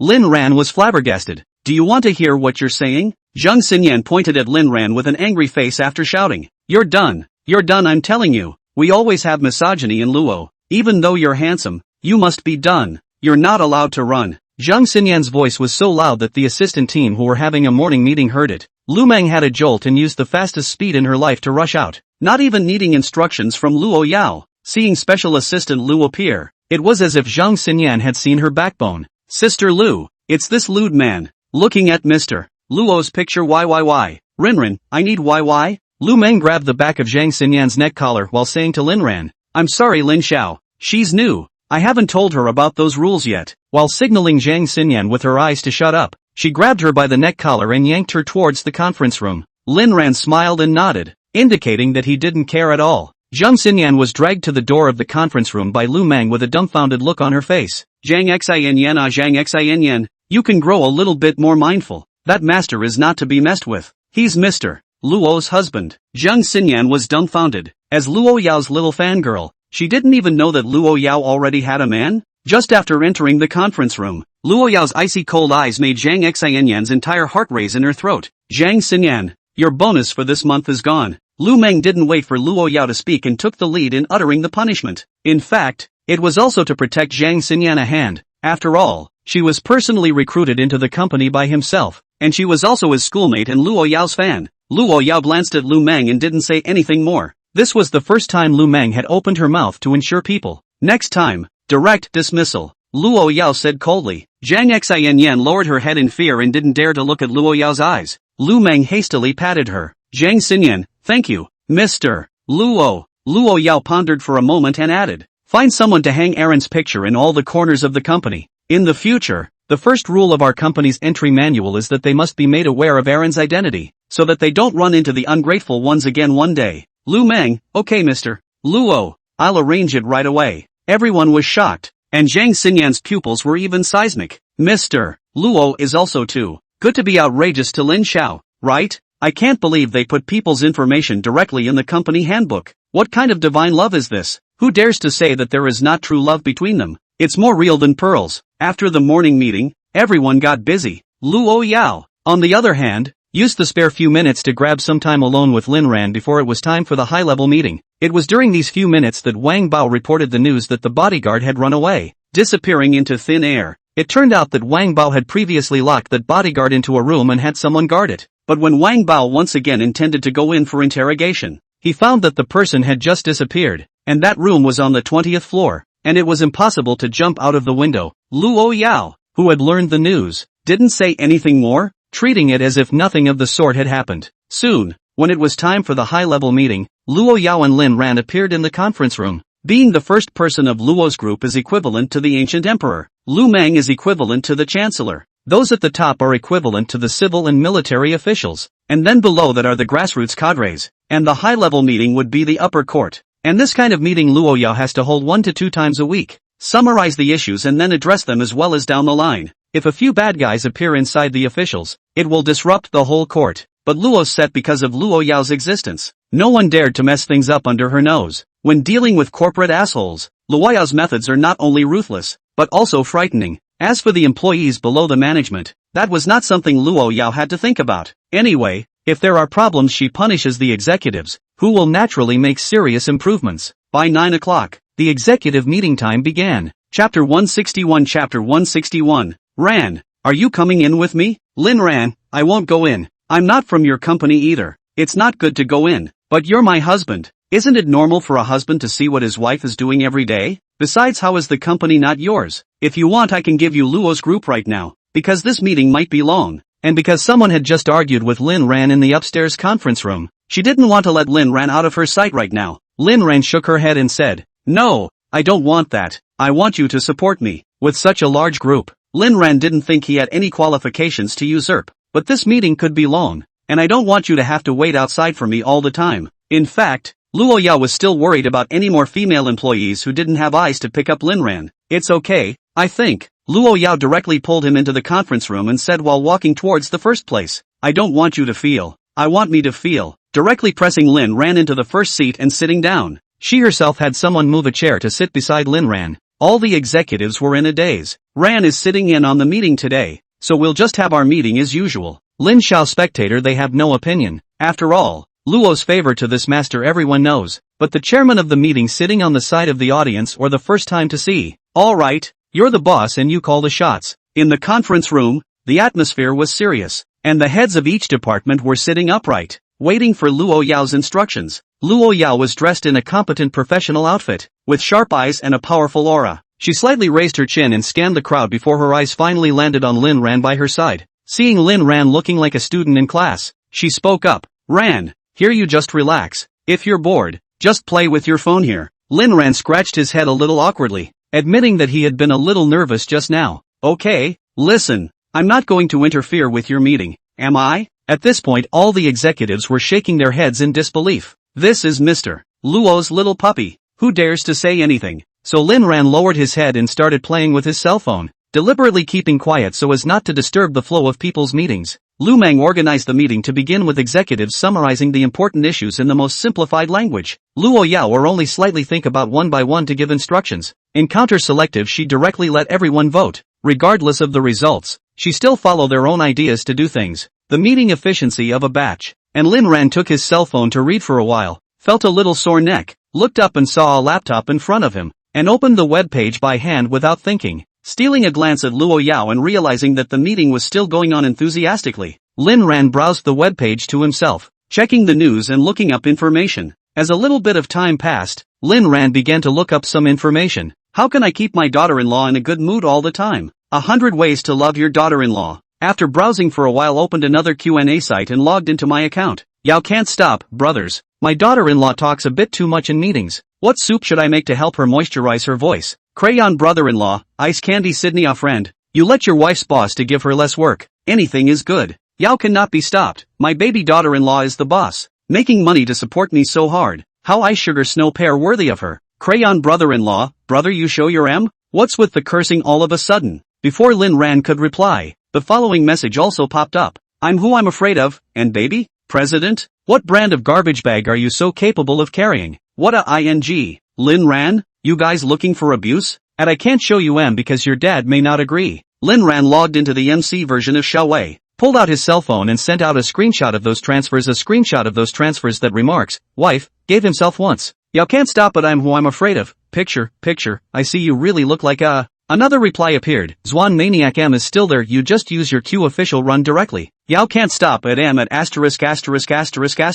Lin Ran was in the middle of a line when another new hero joined the battlefield. Fake sweet potato real cassava. See you guys scolding so happy. But I say one thing. This brother looks like a novice boyfriend. Wait a long time he won't ask this kind of question. Because time will love to turn into a piece of chicken skin. At that time, the so-called love will all become a joke. Men cheating, women cheating. At fake sweet potato real cassava at Yao cannot stop. You can really blow powerful. With the ing disease like everywhere biting people. Have the ability to swear. The kind of heavenly thunderbolts. The Yao cannot stop at fake sweet potato real cassava. I do have a disease, called wife dependence. The symptom is crazy love wife. There is no cure. I also do not want a cure. Ha ha. As for the heavenly thunderbolt, there is no need. I'll give you a more vicious. I swear, in addition to my wife I look at another woman. My whole family out of the door was hit by a car and died. Fake sweet potatoes and real cassava. Brother, you're tough. Lin Ran snickered in his heart. You're cursing at me? Can you do it? Just as he was immersing himself in his fighting prowess, he noticed that the voices in the conference room were getting fainter and fainter, and assumed that the meeting was about to be over. As a result, he felt his leg being touched, and when he looked up,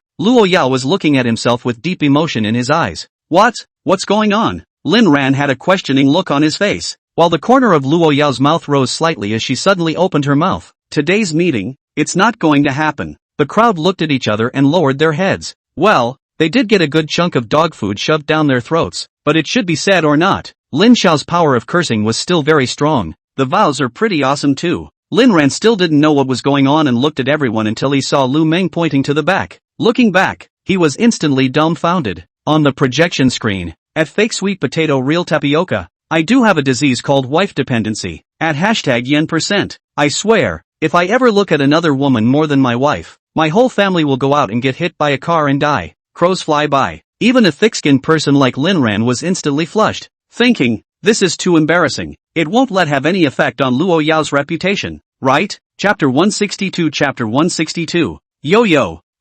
No need to explain. Luo Yao gently pulled up his hand, then took a sip on it in front of the crowd's surprised gazes. At this moment, all the executives all looked like they had eaten, all the while thinking, can you two be human? No wonder people Ling Xiao can succeed on the throne. Just based on the wife's work he sends food. Wife's meeting he simmered soup. Luo always have to love him for 10,000 years. And what kind of oath is that? What kind of man swears like that? Lin Ran can be a real scourge of a man. Mr. Luo didn't even open the meeting and forced them to take a bite of dog food. Is this a human thing? Luo Yao, however, had no qualms about the fact that she could belong to Ran anywhere and have her Ran anywhere. Ran today. So cute. The conference room was silent. Not a single person dared to speak or look up, but though their heads were down, their cell phones were all slowly sticking out from under the table, taking pictures. Then there was a click, and the men were embarrassed. Lin Ran also came back to his senses and resumed his cheeky mode, looking at the crowd and laughing. Sorry to make everyone eat a handful of dog food. It can't be helped. When love comes, no one can stop it. Driving doesn't count as north or south. Spreading food doesn't count as east or west. Inside all the executives, it's a tiring job to do. Destroy it. The meeting just ended, and those at the top just went out the door and were stormed again. A picture of Lin Ran and his profile were hung in the most conspicuous place, so it was hard not to notice. Lin Ran in the photo is very handsome and sunny. The synopsis is also very clear. Lin Ran, Boss Gong, Raven, they'd all just eaten their fill and came out with a big bite stuffed. What talent made this profile? It's outrageous, isn't it? I can't take it anymore. I have to get a boyfriend. Well, I feel like I have to watch 10 shredding cases to ease my emotions right now. Lin Xiao used to come at noon, but today he followed early in the morning. I thought he came to accompany Mr. Luo, but it turns out he came to zap me, cementing the heart. At this time Lu Meng also came out. Everyone was instantly dumbfounded, and when Lu Meng left, they continued again. I swear, I'm going to find a husband who loves me as much as Lin Xiao loves Mr. Luo. But aren't you married? My husband doesn't have wife dependency. It doesn't fit. Split it. When Lin Ran and Luo Yao walked out of the conference room, the executives were long gone. These people, they run quite fast. Just as Lin Ran was about to ask Luo Yao what she wanted to eat for lunch, Lin Ran froze. This, boss male? What does it mean? Luo Yao, let everyone in the company recognize you at once. Don't act like you're blind. I mean, what does this boss gong mean? Lin Ran asked, pointing to the synopsis. It's the boss's husband. Isn't there a boss's wife? And if you don't want me to give you the Luo group, then you'll have to be the boss's husband. Lin Ran was thunderstruck on the outside, feeling his toes wanting to unconsciously pick at them harder. Ran, you don't like it? Or you don't want people to know you're my man? That Zhang Xinyan had an eye-catching figure this morning, right? Lin Ran picked up Luo Yao in a horizontal hug and swaggered away, passing one office area after another in the process until he got on the elevator. That's the proper way to announce that I'm the boss man. Also, not to mention that chapter what yun, even 10,000 of her, is not as good as a hair on your head. So, can not be angry? Lin Ran was sure that Luo Yao must be suffering from a kind of I know you love me but I'm still insecure disease. What he didn't know was that Luo Yao was already changing little by little. If it was before, Zhang Xinyan had already disappeared. Now she was in Lin Ran's arms and was bursting with happiness.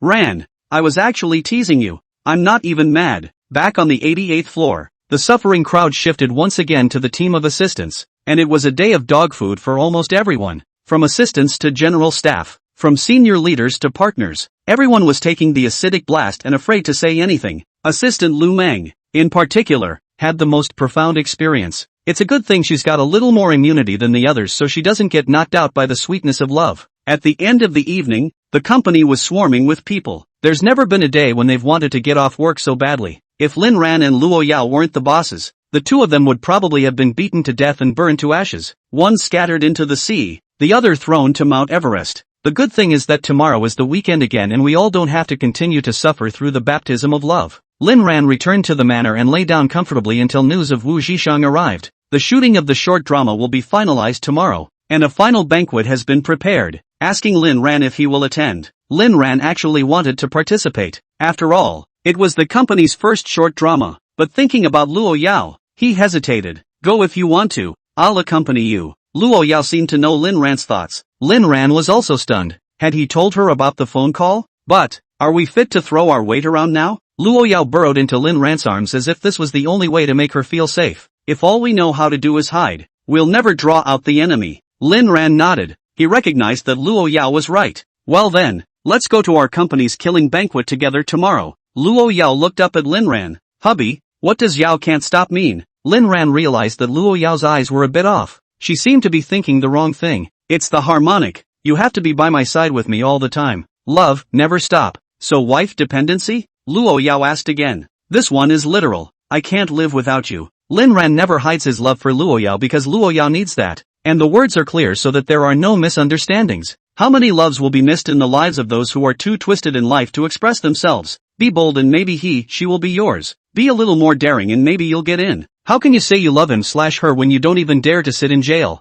Then according to you, I also have husband dependency. I can't live without you. You'll always belong to me. Luo Yao also never hid her possessiveness towards Lin Ran. Lin Ran's heart was again inexplicably sore. Luo Yao's words, not a bit of water. It was true that Luo Yao did not live on alone after her own death in her last life. Ran, I want to. Once again, Luo Yao made Lin Ran his private. Chapter 163. Chapter 163. The following day, the killing ceremony is in the suburbs of a riverside, with mountains and water and scenery. This is also the final filming location of the short drama. Filming is completed directly after the killing ceremony. The crew, large and small, added up to dozens of people and a dozen actors. At dusk, when Lin Ran appeared with Luo Yao, the entire crowd gasped. Wu Zhishang hadn't told the others that Lin Ran would be coming as well, just to wait for the moment when they were shocked, which was a psychological treat. Miss No, one Zaibatsu, to be able to come to the killing banquet of a short drama like theirs. I'm awesome, right? Wu Zhishang hurriedly greeted Lin Ran and the others. For Luo Yao, he had very much respect in his heart. This was a woman who had rewarded him with a check. So much money that your own parents can't give yourself. And your heart is in the right place. People can, however, and it's all the benefit of following Ringo. When Chen Qingtian saw Luo Yao, his eyes popped up with little stars, and he couldn't hide that look of adoration. She really wanted to become a woman like Luo Yao and then fulfill the ultimate goal she once had. Raise 10 little puppies. One serves tea and one pours water. One presses the feet and one pounds the legs. One greets and one runs errands. One pastes and one flatters. The remaining two were constantly saying to the left and right of themselves, I love you like a mouse loves rice. How beautiful would a life like that be? But not now. She must earn money. Sibling, please teach me how to make money. Luo Yao, you're short of money? Lacking. I'm especially lacking. I need a lot of money to feed. Woo woo woo. Pei Qianqian. Every time you stop me, sooner or later I'll fire you. Luo Yao looked at Lin Ran and said, Ran, am I right? All other women are scum. Only I really love you. Chen Qingtian, am I scum? I just want to give every man a home. Well, the idea is indeed scummy, but one is just thinking about it. One hasn't done it yet. Okay. With regards to Chen Qingtian's character, Lin Ran also counted on more or less understanding it. That said, who would have thought that a top-tier star would be such a person if they hadn't been exposed to it? Soon, the killing ceremony was officially over, opening the dinner party moment. Slowly, the group realized a very serious problem. That is, Lin Ran, the boss, didn't seem to be here for the killing ceremony, but to feed them dog food. Originally, everyone was very well prepared today to have a camping and barbecue party here after the kill, and to party straight through the night. But when the party started, Lin Ran was inappropriate. Ringo, I had my eye on this string first. Give my wife a taste first. Besides, shouldn't this stuff belong to whoever snatches it? Without saying a word, Lin Ran took the skewer that Wu Zhishang had his eye on to Luo Yao. Honey, you eat this, chew it, it's not digestible. Chen Xingtian had just put on a show for everyone and came back looking at his empty plate in deep thought. Where's my grilled abalone? Looking around again, he realized that the abalone had already been grilled and placed on Luo Yao's plate. Oh, give my wife a taste. Lin Ran had the look of a wife slave. Asterisk. Brother Lin, be a man. This little waste is for your sister-in-law too? Wu Zhishang was finally going to be unable to take it anymore. Ha, this one is for myself. Lin Ran shamelessly placed the small waste in his mouth. While eating, he said, cousin, that was a good performance just now. Don't do it next time. As the party went on, everyone's revelry turned into mad dogs barking one after another. Luo Yao hadn't expressed any sympathy for all that had happened, instead immersing herself in a world where Lin Ran was full of herself. Lin Ran looked up and felt that the atmosphere was a bit off. What are you looking at me for? Ha ha, it's fine, you're the boss. It's logical for us to look you in the eye, an employee explained. Another employee asked a question. Senior, I have a friend who wants me to ask you which is more important, cheek or wife. Lin Ran, it's the people who can't make their wives happy who are the most disgraced. Lin Ran's words were purely and simply breathless. Alright, you're awesome. Wu Zhishang finally got a handful of food with his food guard mode on. Turning around, he placed it in front of Chen Xingtian. Chen Xingtian looked at it and said, I don't eat mutton. Ha, then, I'll get you something else. What kind of meat do you eat? I'm not much of a meat eater, at least the ones I've eaten. I don't know about the ones I haven't. Like human meat, can you roast it? Wu Zhishang shyly lowered his head and whispered, if you want to eat it, that's fine. Chen Xingtian froze momentarily, then grabbed Wu Zhishang's collar. Dump that yellow waste out of your head. Wu Zhishang froze, thinking, wasn't it you who said you wanted to eat? What's the rush? Lin Ran's heart fluttered when he saw this scene. This old Wu, he won't really be able to fix Chen Xingtian, will he? Wouldn't that make him his brother-in-law? Okay, I treat you like a brother, and you want to go further. Okay. However, Lin Ran did not intend to get involved in the duo's relationship, and everything was as it should be. After all, love is something that cannot be twisted or broken by force. Yo, what else do you want to eat? Luo Yao, almost done already? Rinrin was then satisfied. Feeding the imp was more satisfying to him than him eating well on his own. Looking up, Lin Ran's mood was suddenly soothing. The sky is so high up here. Let's go look at the stars. Yes, to be accompanied by Aaron. Sure, everyone, can you guys just disappear? Under the silent practice in everyone's hearts, Lin Ran and the others finally left. He came to the grass in front of the tent by the river and lay down, while Luo Yao lay on Lin Ran's abdomen, the two of them forming a D shape. The stars today, so bright, Lin Ran lamented. It's because it's out of the neon of the city. Luo Yao liked it here too. So are we going home or staying here tonight? Where to go you decide. Luo Yao, it doesn't matter where I go. My world is only divided into places with you and places without you. Wherever you are, that's my home. What does sweetness feel like? Rinrin knew that it was something that made him addicted. The past he didn't understand. The present he cherished. Let's not talk about every day from now on. Just minutes and seconds. Good. Lin Ran looked back at the tent. The tent is a little small. Luo Yao gave a wink to a bodyguard in the shadows, and that bodyguard left without saying a word. Not long after, a super luxurious caravan pulled up, instantly attracting everyone's attention. Lin Ran was also overcome by Luo Yao's bravado once again. Yo, how about we get in the car and watch the stars from the roof of the shed? Chapter 164. Chen Xingtian and those people were still chatting hilariously by the campfire, and every now and then someone took the initiative to perform a talent show. Wu Zhishang was silently paying attention by Chen Xingtian's side, and Zhang Xiaolong was there looking at the live broadcast text. Lin Ran and Luo Yao were lying on the roof of the caravan, gazing at the starry sky as if they were invisible, and the team of bodyguards were taking turns to patrol and protect their masters, and hadn't found anything suspicious so far. Luo Yao had actually been paying attention to the surroundings for any danger, even watching the water with the grass, observed not only the environment, but also the people. The most likely dangers often came from around them. Luo Yao was very clear about this. Even Wu Zhishang and Chen Xingtian, she paid extra attention for a while. After making sure there was no problem here, she let go of that hanging heart. Ran, I had a great time this weekend. Yo, I'm always happy with you, no matter what. The corner of Luo Yao's mouth gradually hooked up. Due to everyone's crazy late hours, it was coming to almost 9 a.m. when we met again on Sunday morning. Today, Wu Zhishang had prepared a group building activity, but Lin Ran didn't want to continue to participate. Lin Ran, as the boss, would logically be a spoilsport if he didn't participate in the company reunion. But for the record, not a single person here is against it. Even mentally expect them to hurry up and not linger. I can't help it. I was full of dog food yesterday. You're not going to show off. Are you guys showing off? So the duo disappeared with a vast team of bodyguards to go off to their own world of two. All day long, Luo Yao hung onto Lin Ran and didn't want to come down. Lin Ran was tired, but what could he do? Spoil him? Ran. Tired? Luckily, I finally know what your name means. What meaning? Luo Yao herself didn't even know why she was called Luo Yao. Lin Ran said helplessly. When I used to play the game I often said I had to ban Yao. Otherwise hanging on is really not down. Luo Yao froze, then bit Lin Ran on the shoulder. Lin Ran sucked in a mouthful of cool air. Luo Yao really had no mercy with her mouth. If you're tired, put me down and talk like I have to hang on to you. Lin Ran, isn't it? But he didn't dare to say it, and he didn't want to put down Luo Yao. That's not good. You know what one habit Yao has that worries me in particular? What? That means if he doesn't hang on to you, he'll hang on to someone else. You want to die straight up. Luo Yao didn't understand the game, but she definitely understood the words. Lin Ran continued to explain.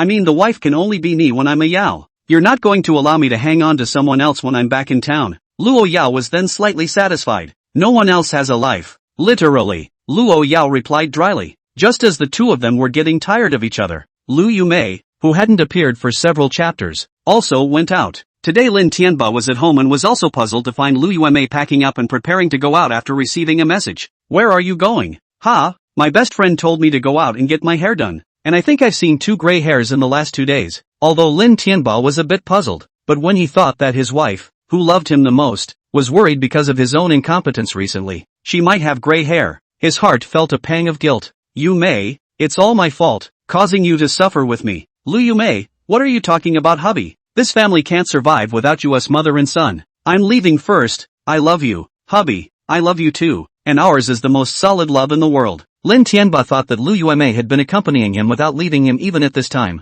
With such a daughter-in-law, what is there for him not to know? Even if he fails in the end, even if he has nothing left, he still has a wife and a family. As long as your family is around, you can live through the hardest days. Yes, yes, yes, we are the most solid love. Rock solid. After Lu Yumei left, Lin Tianba's cell phone rang. He picked up the phone and listened to his frown deepen. It was the bank calling, asking him to meet tomorrow to talk about a loan. Lin Tianba knew that this day would come sooner or later. He just didn't expect it to be so soon, but there wasn't much he could do about it. And now the card had money in it, but it was always under the supervision of the bank. In other words, it's a freeze in disguise, and the bank is probably planning to unload it. Lin Tianba sighed and could only take one step at a time. At least you have a lover and a family, right? And with their own experience and ability, in the future, not to say rich and famous, find a company as a president to earn a few million a year to support their families or no problem. The only downside is that you can't spend as much money as you used to. Now mixed to this point, it's all Lin Ran's fault. Thinking of this, Lin Tianba muttered to himself with hatred. Adverse son, you'll regret it sooner or later. Even though I have no more money, I'll let you see how happy our family is. And you'll never get this kind of affection again. After Lu Yumei left the apartment, she sighed and went to the location designated by Blade. She's not as resistant now as she was at the beginning, because she realizes that Lin Tianba trusts himself too much for his own affairs to be discovered. And it doesn't seem like it's unacceptable to think of those people out there as if they were the ones you love. Even slowly she began to indulge in it. Lin Tianba is a rather rigid person, and is never one size fits all. No fresh tricks at all. That complex of emotions in her heart now overwhelmed her, and she wasn't getting any younger. It wasn't a wasted life to know different molds at that age. Soon, she reached her assigned hotel room and knocked on the door. Who? The green mountains will not change. The green water will flow forever. Lu Yumei began to pair the code words. The heavenly king covers the earth. A voice came from inside the door. Hand stewed with mushrooms. Lu Yumei continued to pair the code words. Right on cue. The door slowly opened and Lu Yumei stepped inside. It was a full 2 hours that this went in, and then it came out again, with the sound of a couple of men talking and laughing coming from inside. This one is really strong, just a little older. Back to Lin Ran here. He and Luo Yao were continuously spreading dog food all the time. Before, he was at Luo's group, then at the Warm Yao Media's youth killing banquet, and now he was back at the manor. Fubuki put on an anti-smile. I should have known that the two of them sticking together could be so sweet, and should have arranged it that way a long time ago. It's been a long time since I've seen such a cozy picture. The people in the manor were different from the ones outside. They wouldn't find Lin Ran and Luo Yao's behavior heartless. Instead they found it sweet. Many of the servants here had been taking care of Luo Yao since she was 18 years old, and were also the few people Luo Yao could rest assured with. Lin Xiao treats Miss really well. Even the grapes help Miss pick the seeds. Chapter 165. Chapter 165. Looking at their own young lady who was now even able to show the smile that a happy woman should have, it felt like they themselves had eaten honey water. Miss is also very good. I can't remember how many things she did for Lin Xiao. Just say Lin Xiao burned the garden before that thing. That can be all famous flowers and expensive trees. As a result, Miss just gently said Ran doesn't like it, then retransplant a batch of different plants and crops. How outrageous is that? I remember that incident as well, but I think the most exaggerated one was the time when Lin Xiao fed the crocodiles to drink dichlorvos, and the lady directly had those crocodile skins made a room full of customized shoes for Lin Xiao. Look at the way the young lady is looking at young Lin. It's simply too loving. Yes, it's inconceivable that a look like that would ever have appeared on a young lady. Just then, Lin Ran's cell phone rang, and his brows furrowed slightly when he saw a familiar number. Wang Ma, why are you calling me? On the other end of the phone was none other than the Lin family's former nanny. Because Lin Tianba later sold his house to live in the company, she was unemployed. The Lin family is rather picky, but they are quite satisfied with Wang Ma's usual work and promise to let her go back to work in the future. But that wait has been until now, and Wang Ma hasn't worked for a long time. After thinking about it, she found the once great young master. How have you been doing lately, Grand Master? Wang Ma, I'm having a good time, so if you have something to say, just say it. Wang Ma was also aware of Lin Ran's character, which had once been very pleasing to the eye, except for a somewhat incomprehensible treatment of the issue of intimacy. Young master, I've lost my job. Due to my age, it's a bit difficult to find a job now. My little grandson is weak and sickly, and I have to spend a lot of money every month. I really have no other choice but to bother you. See if you can introduce me to a job. I'm very hard-working, which you know. Wang Ma was a very kind and unwilling person who didn't want to trouble others, and she was really at the end of her rope to be able to find Lin Ran. Wang Ma, I've already severed my relationship with Lin Tianba, so don't call me young master anymore. If you don't mind, you can just call me Xiao Lin. How can that be? I'll call you Lin Xiao, Wang Ma hurriedly said over the phone. Lin Ran, also, I'll help you with what you just said. Thank you, Lin Xiao. By the way, did Madam talk to Lu Yueme and Lin Tianba to find you trouble these days? Wang Ma began to worry about Lin Ran again after the stone in her heart fell. Looked for it, but was bullied by me. Wang Ma was obviously stunned. Lin Xiao actually bullied Lu Yume? It's also true that last time, Lin Xiao beat the Lin family to tears. Even Lin Tianba was beaten on the spot and shouted father. Wang Ma thinks Lin Ran did the right thing. After all these years he's finally hardened up enough to take up arms to protect himself. The Lin family, by nature, were not good people. If Wang Ma couldn't lose her job, she would have knifed the Lin family long ago. That's good. Lin Xiao, you're a good boy. Make sure you don't get bullied. Don't worry, Wang Ma. I'll hang up if there's nothing else. I'll contact you after I've arranged your work. Okay, young Lin. Hanging up the phone, Lin Ran looked at Luo Yao. Wang Ma has helped me, and she's also more diligent in her work. There's nothing wrong with her. If there's still a place in the manor, let's give her a mouthful of food. If not, I'll have Wu Zhishang arrange a cleaning job for her. Lin Ran was clear and assured about Wang Ma's character. If she gave Wang Ma money directly, she definitely wouldn't want it because that's a very strong person. So if she wanted to help her, she really had to teach someone to fish. Luo Yao nodded. Yes, let her come. Luo Yao also knew Wang Ma as a person. She knew everyone who was related to Lin Ran. Once upon a time Lin Ran was the unpopular little wretch in the Lin family, and the only one who treated Lin Ran well was this Wang Ma. When Lin Ran was beaten, it was Wang Ma who secretly brought him medicine. When Lin Ran was punished for not being allowed to eat, it was also Wang Ma who brought him food. Otherwise Lin Ran might have starved to death in the Lin family. There are bad people and good people in this world. For example, Wu Shishang. For example, Uncle Fu. For example, Wang Ma. As for Luo Yao herself, she didn't consider herself to be a good person. As for Lin Ran, he didn't consider himself a good person either. How can a wasted, wife-chewing, dark, vengeful, and even somewhat perverted man be considered a good person? But Lin Ran has a trait. He remembers who's nice to him and he'll pull you in when he gets the chance. Of course he remembers who treats him badly, and he'll kill you if he gets the chance. Lin Ran was actually a bit surprised by Luo Yao's answer. After all, Wang Ma isn't one of those servants that Luo Yao personally trained and followed for many years, and she's also not used to the manor's working mode and the master's habits. And for Luo Yao to still allow her to come, She must be giving herself face. Yo, thank you. Sho, if you say thank you to me one more time, I'll cut out your tongue so you can never speak again. Lin Ran was jolted and hastily stated that he was wrong. It's my fault. With my wife, I can't say thank you. Luo Yao nodded. This was the correct answer. Lin Ran thought about giving Luo Yao another precautionary shot. Wang Ma may be a bit uncomfortable just coming here, so if she makes a mistake I hope your wife will be lenient and spare her life. Luo Yao, don't worry, Uncle Fu will teach her how to do things. Lin Ran, Fu Bo knows quite a lot, and it seems like they're all quite powerful, and now he can even train maids. This old man has deep pockets. Luo Yao glanced at Lin Ran and said indifferently, don't underestimate him. If it was one-on-one, even Luo Yao wasn't sure she could win 100%, only 90% sure. I never underestimated the old man alright. As for Fu Bo's power, Lin Ran had learned about it in his last life. Thinking about his current life, Lin Ran only thought about escaping and avoided dealing with Uncle Fu.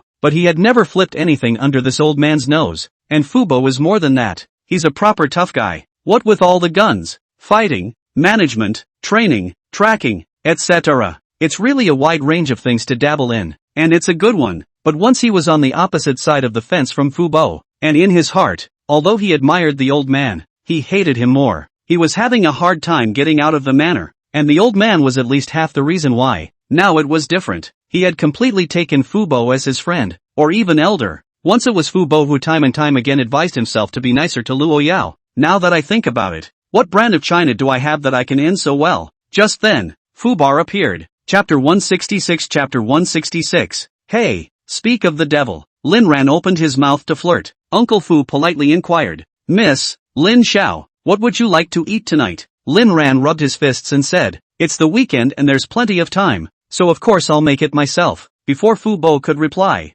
Luo Yao spoke, you don't have to do it today, I'll do it. Lin Ran froze, you can cook too? This was the first time Lin Ran knew that Luo Yao could cook. Thinking about it made him realize how someone who grew up in an extreme environment could not cook. What he didn't know was that Luo Yao actually wouldn't do it at all. Although she was independent, she never ate anything in that place. Ensuring that she wouldn't die was already rare. How could she also cook on purpose? Luo Yao shook her head. I don't know how, but I can learn. In the past it was always Ran who cooked for me. I'm going to cook for you too. Lin Ran was touched in his heart, but he didn't want Luo Yao to cook. The kitchen was a place of fire and smoke. It hurt his skin, not to mention that it was a little dangerous. It's better for me to do it. Yao, you're so beautiful. I don't want you to get smoked. And the kitchen is also the most dangerous place in a home. No, I'm going to personally make it for you to eat. Luo Yao insisted on cooking a meal for Lin Ran with her own hands. Lin Ran had no choice but to look at Uncle Fu, hoping that Uncle Fu could persuade him. Fu Bo's heart was a little hairy from Lin Ran's look. Just when he wanted to open his mouth, he was killed by Luo Yao's icy cold eyes. If Miss wants to do it, then of course it's possible. Lin Ran despised in his heart. A goon. Thanks to myself for mentally mythologizing you just now. He had no choice but to agree to Luo Yao going into the kitchen, and he followed. Who knew that Luo Yao didn't want Lin Ran to watch her cook? So she pushed Lin Ran out. I'll serve you today. You don't have to do anything. Just stay on that sofa and don't come down. Luo Yao's tone had a commanding tone in it. Lin Ran didn't dare to resist. Looking at Luo Yao, who had re-entered the kitchen, Lin Ran could only take off his slippers and squat on the sofa, not daring to come down. And Luo Yao once again went back to the kitchen. Seeing the wide array of high-class ingredients, fell into deep thought. What would you like to cook, miss? We'll help you prepare the dishes. The head chef and the row of chefs nervously watched Luo Yao's movements. Luo Yao frowned and said without emotion, do you guys think I can't even do something as simple as cooking for Ran? No, everyone get out. I don't need to lay my hands on them. I'll deal with them all personally. Luo Yao's icy cold order seemed like an impermanent that demanded life. So the cooks rolled out of the kitchen one after the other in a neat line, and Lin Ran looked dumbfounded, thinking that Luo Yao was really loving herself by just letting herself on the couch and not being allowed to come down. Luo Yao looked at the wide array of ingredients and once again fell into deep thought. Leaving one behind just now might be the right thing to do. How the hell do these things make a full-fledged meal? The years when Luo Yao didn't come back, he either ate whatever he could get on the spot by casually roasting it over a fire, or he waited for someone to drop off supplies. She had been robbed of her supplies, I don't know how many times, until she slowly began to qualify for other people's supplies, but that was all ready-to-eat food, and as far as cooking was concerned, she really didn't know how to do it. Thought about pulling a boning knife from the knife rack and went to slowly pluck the shrimp threads. After a long time, Luo Yao let out a sigh of relief, feeling more tired than hacking. Looking at the stove, she fell silent again and again. How does this thing work? It shouldn't be too hard. A few minutes later, the kitchen blew up. With a bang, Lin Ran rushed straight into the kitchen in fear, and immediately saw a mess. Fortunately, Luo Yao dodged in advance and didn't have any problems, not even a skin wound. Honey, are you okay? Are there any injuries? This little explosion can't hurt me yet. Lin Ran looked at Luo Yao with some heartache and said, if you can't do it, don't do it. Wife, I've received your thoughts. No, I have to cook for you today. I don't believe I can even cook. Lin Ran continued to persuade. People aren't perfect. Everyone has things they're not good at. You're already so good at making money. Why do you still need to cook? Oh, Ran, you go back and wait. I'll make a good meal for you. Luo Yao didn't care about Lin Ran's persuasion. Then I'll help you. No, I have to make it for you myself. And if you don't leave, I'll make you eat everything in here raw. Lin Ran was finally forced out by Luo Yao. 5 minutes later, there was a second explosion in the kitchen. Lin Ran tensed up and tried to rush over when he saw that as the explosion stopped, a plate of what looked like it should be food that Luo Yao was carrying like a hero and the smoke came out. I'm done. Ran, you taste it? Lin Ran nervously asked. Yao Yao, are you not hurt? Me? It's fine. Ran, you taste it? Lin Ran looked at the plate of dishes that he couldn't tell what they were and could only hem and haw awkwardly. Oh, Ran, are you disgusted with my ugly dishes? Don't worry, although it looks unattractive, eating it should be okay, right? After all, what I put in are things that people eat. Lin Ran said. Okay, my husband only favors you. Okay. On the dining table, a piece of black was out of place in the upscale restaurant, and Lin Ran picked up his chopsticks to pick up a piece. Well, it's a little hard. Luo Yao wrinkled her pretty eyebrows and picked up her chopsticks to ask, Ran, are you disgusted? Lin Ran grabbed that plate and said, who's disgusted? He said and put a chopstick directly into his mouth, chewing and chewing. Seeing Lin Ran swallowing in pain, Luo Yao knew that she had failed to do it. I'll taste it too. Lin Ran, no, I'm the only one who can eat what my wife cooks. No one else, not even my wife. Lin Ran didn't wait for Luo Yao to reply and hurriedly poured all of it into his mouth in a rush, chewing carefully and showing enjoyment. Well, this eggplant roast, it's good. Luo Yao froze. It's a cassoulet. Lin Ran was also stunned, looking at the bottom of the blackened disc in a bit of disbelief, forcing an explanation. I know it's a prawn casserole.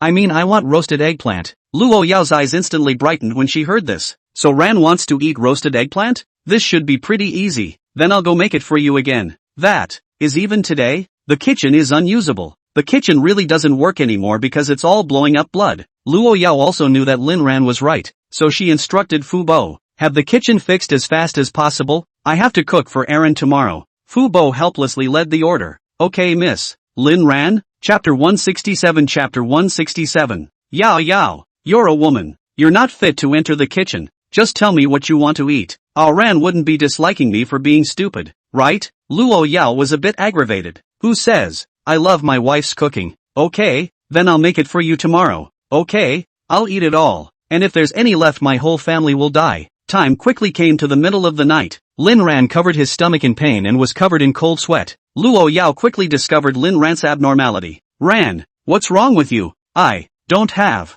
anything, Lin Ran said through clenched teeth. Luo Yao wasn't a little cutie. Naturally, hearing the trill in Lin Ran's words, he hurriedly called for his personal doctor. Yi was not at the manor today. It was another junior of the Yi family who was. He examined it and frowned. Miss, it's a bit difficult to do. You have to go to the hospital for a systematic examination. I suspect that Lin Xiao might be suffering from stomach bleeding or possibly colic. What?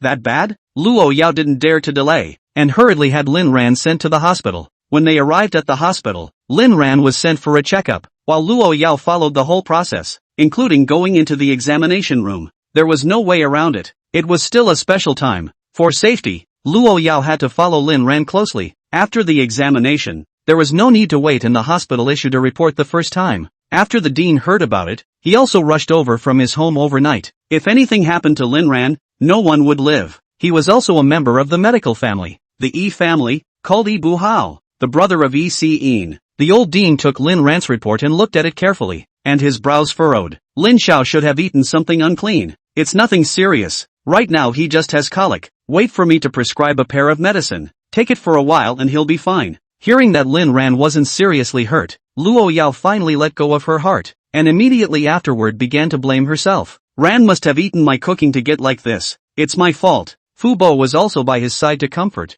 Miss, the dean said it's fine. Don't worry. Well, I'll make sure to cook something I can eat for once tomorrow for Aaron. Fu Bar. After living for so many years, Fubuki had experienced what it was like to be speechless. Miss, in fact, your thoughts can be received by Lin Xiao. Luo Yao stubbornly said. No, I have to prove myself. If I can't even cook a meal well, what qualifications do I have to say that I love Aran? Uncle Fu sighed in his heart and said to himself, Lin Xiao, I've wronged you. After tossing and turning for the latter part of the night, Lin Ran re-entered the manor. Honey, it's my fault. I was too gluttonous yesterday during the day to hold out until I got colic. Ran doesn't blame you, it's my fault. Luo Yao blamed herself somewhat. Lin Ran quickly said, what's wrong with you? You just love me too much. I know that. Ran, don't worry, I'll make a meal you can eat tomorrow. Lin Ran looked relieved and said that it was not too demanding to be able to eat. The next day Luo Yao also didn't go to work because Lin Ran was still in a weakened state. At noon, she stepped into the kitchen once more when no one dared to object anymore. Get out of here, all of you. I'm going to do this myself. When the chefs rolled out once more, Luo Yao recalled the way she learned how to roast eggplant in her cell phone, mentally thinking, this is salt, right? And this, soy sauce. Why is my soy sauce white? Now I should open the stovetop. After Luo Yao's efforts, the kitchen didn't blow up this time, and the dish that was brought out could be seen to be eggplant. Ran, try this. I think it should be considered a success this time. Lin Ran smiled dotingly and picked up his chopsticks to take a taste. Well, how can I put it? It didn't taste awful. It just had a weird odor in it for some reason. Ran, how's it going? It's pretty good. Yo, you were successful this time. In the afternoon, Lin Ran was again dragged to the hospital for food poisoning. The good news is that it's not serious and Lin Ran only needs to be hospitalized for recuperation. Looking at Luo Yao's lost appearance, Lin Ran hurriedly consoled. Honey, I have a way for you to make delicious and safe meals. What method? Luo Yao seemed to have found hope once again. You do kanji. It's very simple. Put the ingredients in the water to cook on the line, but this time is very critical. The time is too short to cook. Do you know why I cook porridge delicious? That's because every time I cook it, I'm chanting I love you. Chant it 1,000 times, and the porridge will be ready. Luo Yao's eyes lit up. She seemed to have found the law of cooking. So that's how it is. Ran, wait for me. I'll go now and eat the porridge I made tonight. Actually, it's not that urgent. No, I'm going now. Luo Yao was a bit stubborn about cooking now with a bit of stubbornness in it. Lin Ran could only be helpless once more. He knew that Luo Yao was on a collision course with cooking. He had to think of a way. Luo Yao turned around and instructed Fu Bo, send all the men you can mobilize to protect Aaron. I'll be right back. Yes ma'am. After Luo Yao left, Uncle Fu looked at Lin Ran and smiled helplessly. Lin Xiao, don't blame Miss. She really loves you. Of course I know, and I'm not blaming Yo-Yo. I'm just blaming how my stomach is so uncontrollable. It's so sick when I eat something. And just as Lin Ran was chatting with Uncle Fu, Jagged Dad Lin Tianba was also hospitalized. At noon, people from the bank found Lin Tianba and demanded that he liquidate all his loans within a month and would continue to supervise his existing funds. Lin Tianba knew that the bank was trying to unload the bank, and they didn't care even if they broke the contract. Isn't there any possibility of being able to negotiate? Mr. Lin, there's really nothing we can do. If you don't agree we can only sue and ask the court to freeze your assets and enforce them. As for the liquidated damages, our bank is willing to bear it. Lin Tianba felt like the entire world had collapsed. He had worked so hard for so many years, not realizing that he would end up in this situation. It all started at that moment when Lin Ran left the house. Without this rebellious son's nonsense, how could the Lin family have gotten to this point? At first, they wanted $300 million in dividends. Then they sold their stakes. Then they spread negative news about the property. And at the end, they recovered their stakes at a low price. And now the banks are coming in to collect on their loans. It's a step against yourself. Governor, can't you give me some more time? Lin Tianba was still thinking of running away, but there was no such possibility now. At least not until his own funds were deregulated. It's easy for people to leave. But what about the future? Mr. Lin, don't you understand? All of this is you eating your own fruit. If Lin Ran still recognizes you as his father, we won't say anything. After all, the current Su Ran group is already considered a dark horse in the industry. But unfortunately, lawyer Su Kai has long since said that you and Mr. Lin Ran have already severed the father-son relationship. Chapter 168. Chapter 168. Lin Tianba suddenly froze. Lin Ran again. When did this rebellious son already have such a high status? Even the people at the bank look favorably on him. Come to think of it, the current Lin Ran does seem to be a bit of a show. But that was all because he relied on Luo Yao to be so smooth. Without Luo Yao, what was he? Okay, I got it. Lin Tianba could only agree helplessly. After the people from the bank left, Lin Tianba began to think back on the bits and pieces with Lin Ran over the years, and thinking about it, he suddenly realized that he seemed to have been a bit harsh on this son. Perhaps one can try to redeem oneself by giving this son a little more fatherly love. Maybe. The cell phone rings. It's the bank. Mr. Lin, I forgot to tell you just now. If you can't pay back the loan within a month, then our bank will sue for court enforcement. Put. A mouthful of blood spurted out, and Lin Tianba finally fell to the ground in an unbearable state. When Lu Yuemei returns home after her work, she realizes that Lin Tianba is unconscious and contacts Lin Jian. After rushing home, Lin Jian and his mother took Lin Tianba to the hospital. The doctors simply examined them and hospitalized them. After Lin Jian finished the formalities, the hospital told them that there was no ward and they could only get extra beds in the corridor. This made Lu Yuemei furious, knowing that she was Mrs. Lin, and now she was actually told to live in the corridor? I'll tell you when your hospital is finished. Do you know who I am? Do you guys believe me or not? I'll have someone tear down your hospital. Lu Yuemei yelled and screamed and made a lot of noise, and people passing by frowned. This matter alarmed the old dean, who personally came over and gave Lu Yuemei a serious reprimand. Want to demolish our hospital? Not a small mouth. Even the bosses with tens of billions of dollars wouldn't dare to say such things here. Lu Yuemei froze, then remembered some of the things Lin Tianba had once told himself about the lineage. I heard that this hospital is run by the Yi family, who have more assets than they do, not to mention that they are the saviors of countless bigwigs, and with a casual phone call, they might be able to make themselves disappear. So, Lu Yuemei calmed down. What about my husband? There's no way we can live in the hallway. Then you guys go to the super VIP ward. The one-day hospitalization fee is 100,000. I just don't know if you guys can afford it. Lu Yuemei froze. So expensive? If it had been before, she wouldn't have hesitated. But now, she still hesitated for 3 seconds. Live and let live. We'll live there, the old dean said to the head nurse beside him. Do it for him. You're willing to send money? Then if we don't let you stay for 10 days and half a month, it's considered our hospital for nothing. Of course, this was to treat people like Lu Yuemei, other ordinary patients. He still worked with all his heart in the principle of treating the sick and saving people. The last thing the Igors need is medical ethics. Lin ran in the ward, waited a little anxiously and had the door to the ward opened. And not long after, voices could be heard coming from the corridor. Lin Ran thought it was Luo Yao returning, but suddenly he heard other familiar voices. How do you guys do your work? I'm paying $100,000 a day for a hospital room,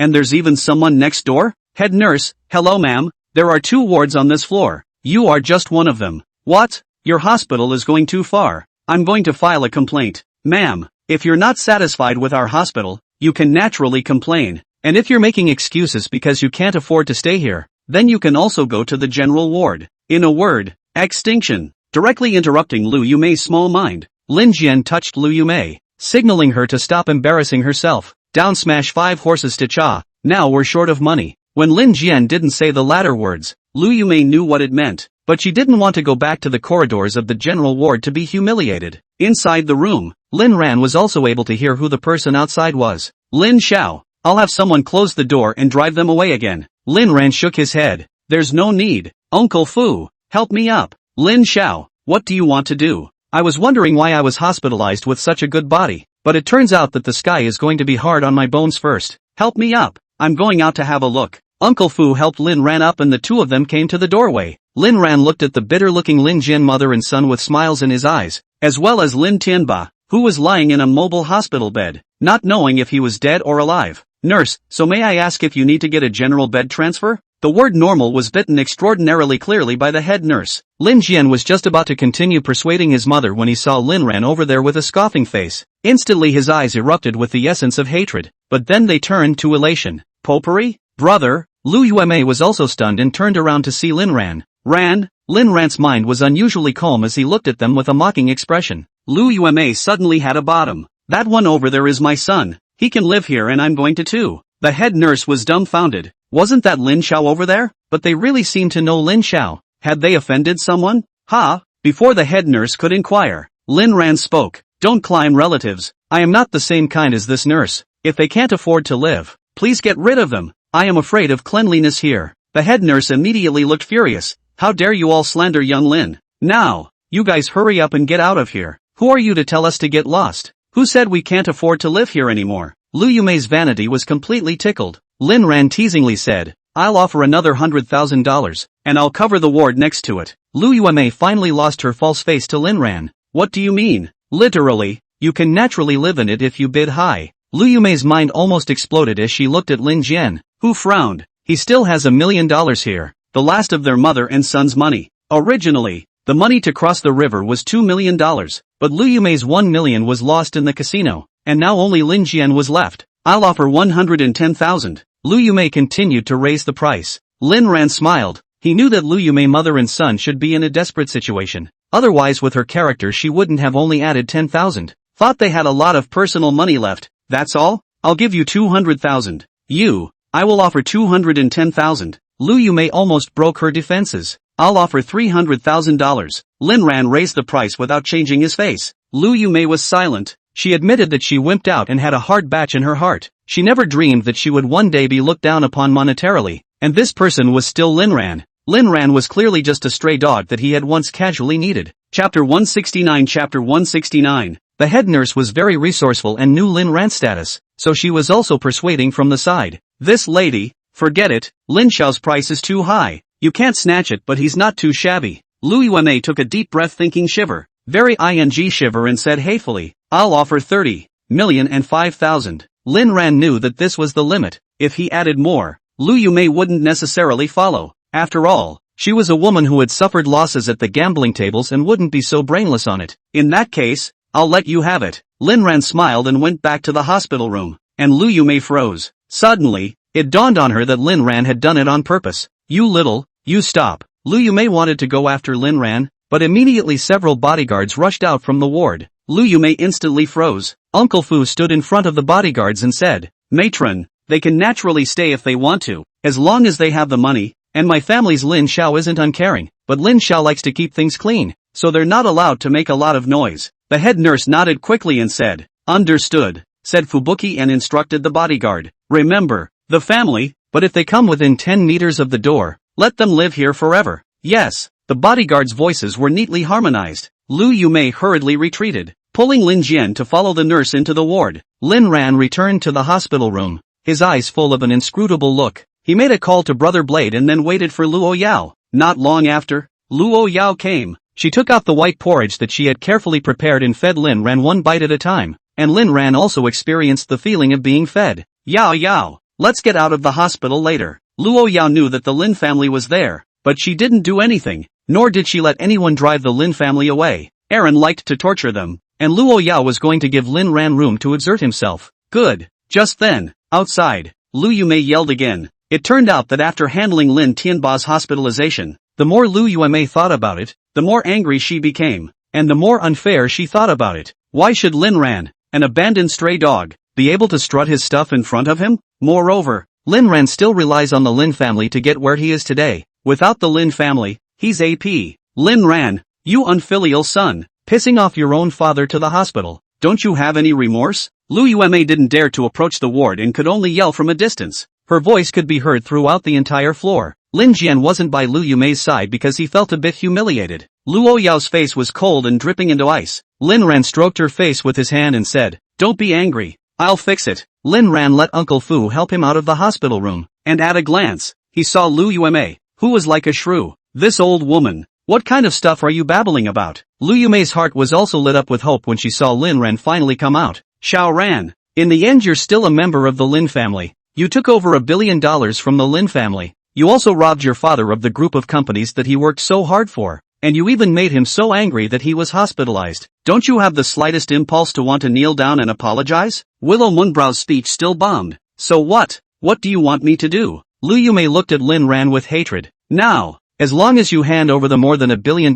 you took, and give me that necklace you auctioned off, then kowtow to your father and admit your mistake, and return the shares to your father, I'll recognize that you're still a member of the Lin family. Lin Ran cried and laughed. Is it true that you dogs all have some special obsession with kowtowing? So fond of kowtowing is it? Brother Wang. Wang Bao rushed over without saying anything. Liu Yumei's entire body was shocked after seeing Wang Bao. She still remembered Wang Bao's tactics last time. You stay away from me or I'll have Uncle Hat arrest you. Wang Bao, don't be nervous. Want to report J you go. But before that, you have to give us Lin Xiao kneeling to kowtow 1,000 heads to apologize. Kowtow not finished I will be like the last time, so deal with you. Guy's family. Liu Yumei was chilled. She was scared. So, under Wang Bao's collaboration, Liu Yumei knocked one by one, and the nurses on the whole floor watched clearly. At first, Liu Yumei was still able to curse madly, but later on, She slowly became unable to speak in pain and kept crying. Dang, dang, knock. One after another. Lin Ren slowly walked to her and asked, say, you are a mistress, eh? Lu Yueme was about to lose consciousness from the pain. She couldn't tell where she was anymore. Her head was in a daze. She thought she was at some client's place. Me, am, bitch, X, yes, X, born, yes, bitch, X, not the first time, and not hard to ask. Lin Jian stared wide-eyed at Lu Yueme from the door. He would never have thought that Lu Yueme would be so spineless, but he didn't dare to stop it, because he was afraid too. Lin Ran didn't expect Lu Yueme to compromise so easily and hooked up the corners of his mouth. Drag out the one inside too. Two more bodyguards came and rushed over to Lin Tianba's hospital room. Lin Ran already had his cell phone ready and was recording. Jian Lin yelled out a tirade of abuse, but he was still pushed out, and the bouncer raised his foot and kicked him, and Jian Lin fell to his knees as well. You, too, kowtow to me, and will do so while saying you are the son of a mistress and a shameless little bastard. Lin Jian looked at Lu Yume still being pressed by Wang Bao kowtowing and shouting one by one. His heart was also chilled to the core. He knew that Lin Ran was definitely not joking with him. The recent Lin Ran was frighteningly strong. Potpourri, send stock 5. Brother, spare me. Lin Ran directly waved his big hand and made Jian Lin lie on the ground with a slap. Playing dead? Wake him up. Lin Jian immediately sat up and said, fillings and fillings, 5 blind Lu. Don't. I'm awake. Then get to work. Who made you unlucky enough to appear in front of me, and dare to come to my business? Messing with me you guys kind of kicked steel. Soon, Lin Jian was also assisted by a bodyguard. While while kowtowing. 5 series blind spread drop 2 smash. 5 series smash son. I'm the son of a junior. I'm a bastard. Feeling that the material was almost ready, Lin Ran went back to the ward. No one is to be allowed to leave until they've kowtowed enough for 1,000. Damn. Let you guys talk nonsense and dare to ask for money. Why don't you go to heaven? After hours-long efforts, Lu Yueme and Lin Jian both fainted, and after the doctor examined them, he said concussion, so he added 2 hospital beds beside Lin Tianba. Lin Ran also received another checkup, and after making sure there was nothing wrong, he followed Luo Yao out of the hospital. They don't need to do anything called discharge paperwork at all. When he passed by Lin Tianba's hospital room, he happened to be stared at sinisterly by a pair of eyes. It was none other than Jian Lin, who had just woken up not long ago. Chapter 170. Luo Yao was instantly alert. Glancing sideways, Lin Jian immediately resumed his pitiful appearance as a harmless human animal. Looking at Luo Yao and Lin Ran with affection. Potpourri, propeller, I. Luo Yao narrowed her eyes and said coldly, Uncle Fu. Fu Bo directly blocked Luo Yao's side, waiting for Luo Yao and Lin Ran to leave. Fu Bo cupped his fists and walked in. He had wanted to beat up this family for not a day or two, and this time it was finally his turn. And so, behind him came the screams of Lin Jian. Lin Ran had a bodyguard go and fetch Wang Ma back while he and Luo Yao returned to the manor first. Ran, is it true that you won't be in the hospital for 2 days for observation? Don't worry, I know my own body, and I've prepared a program for Lu Yume, but I don't want to watch. By the time Lin Ran reached the manor, Fu Bo had also chased him back.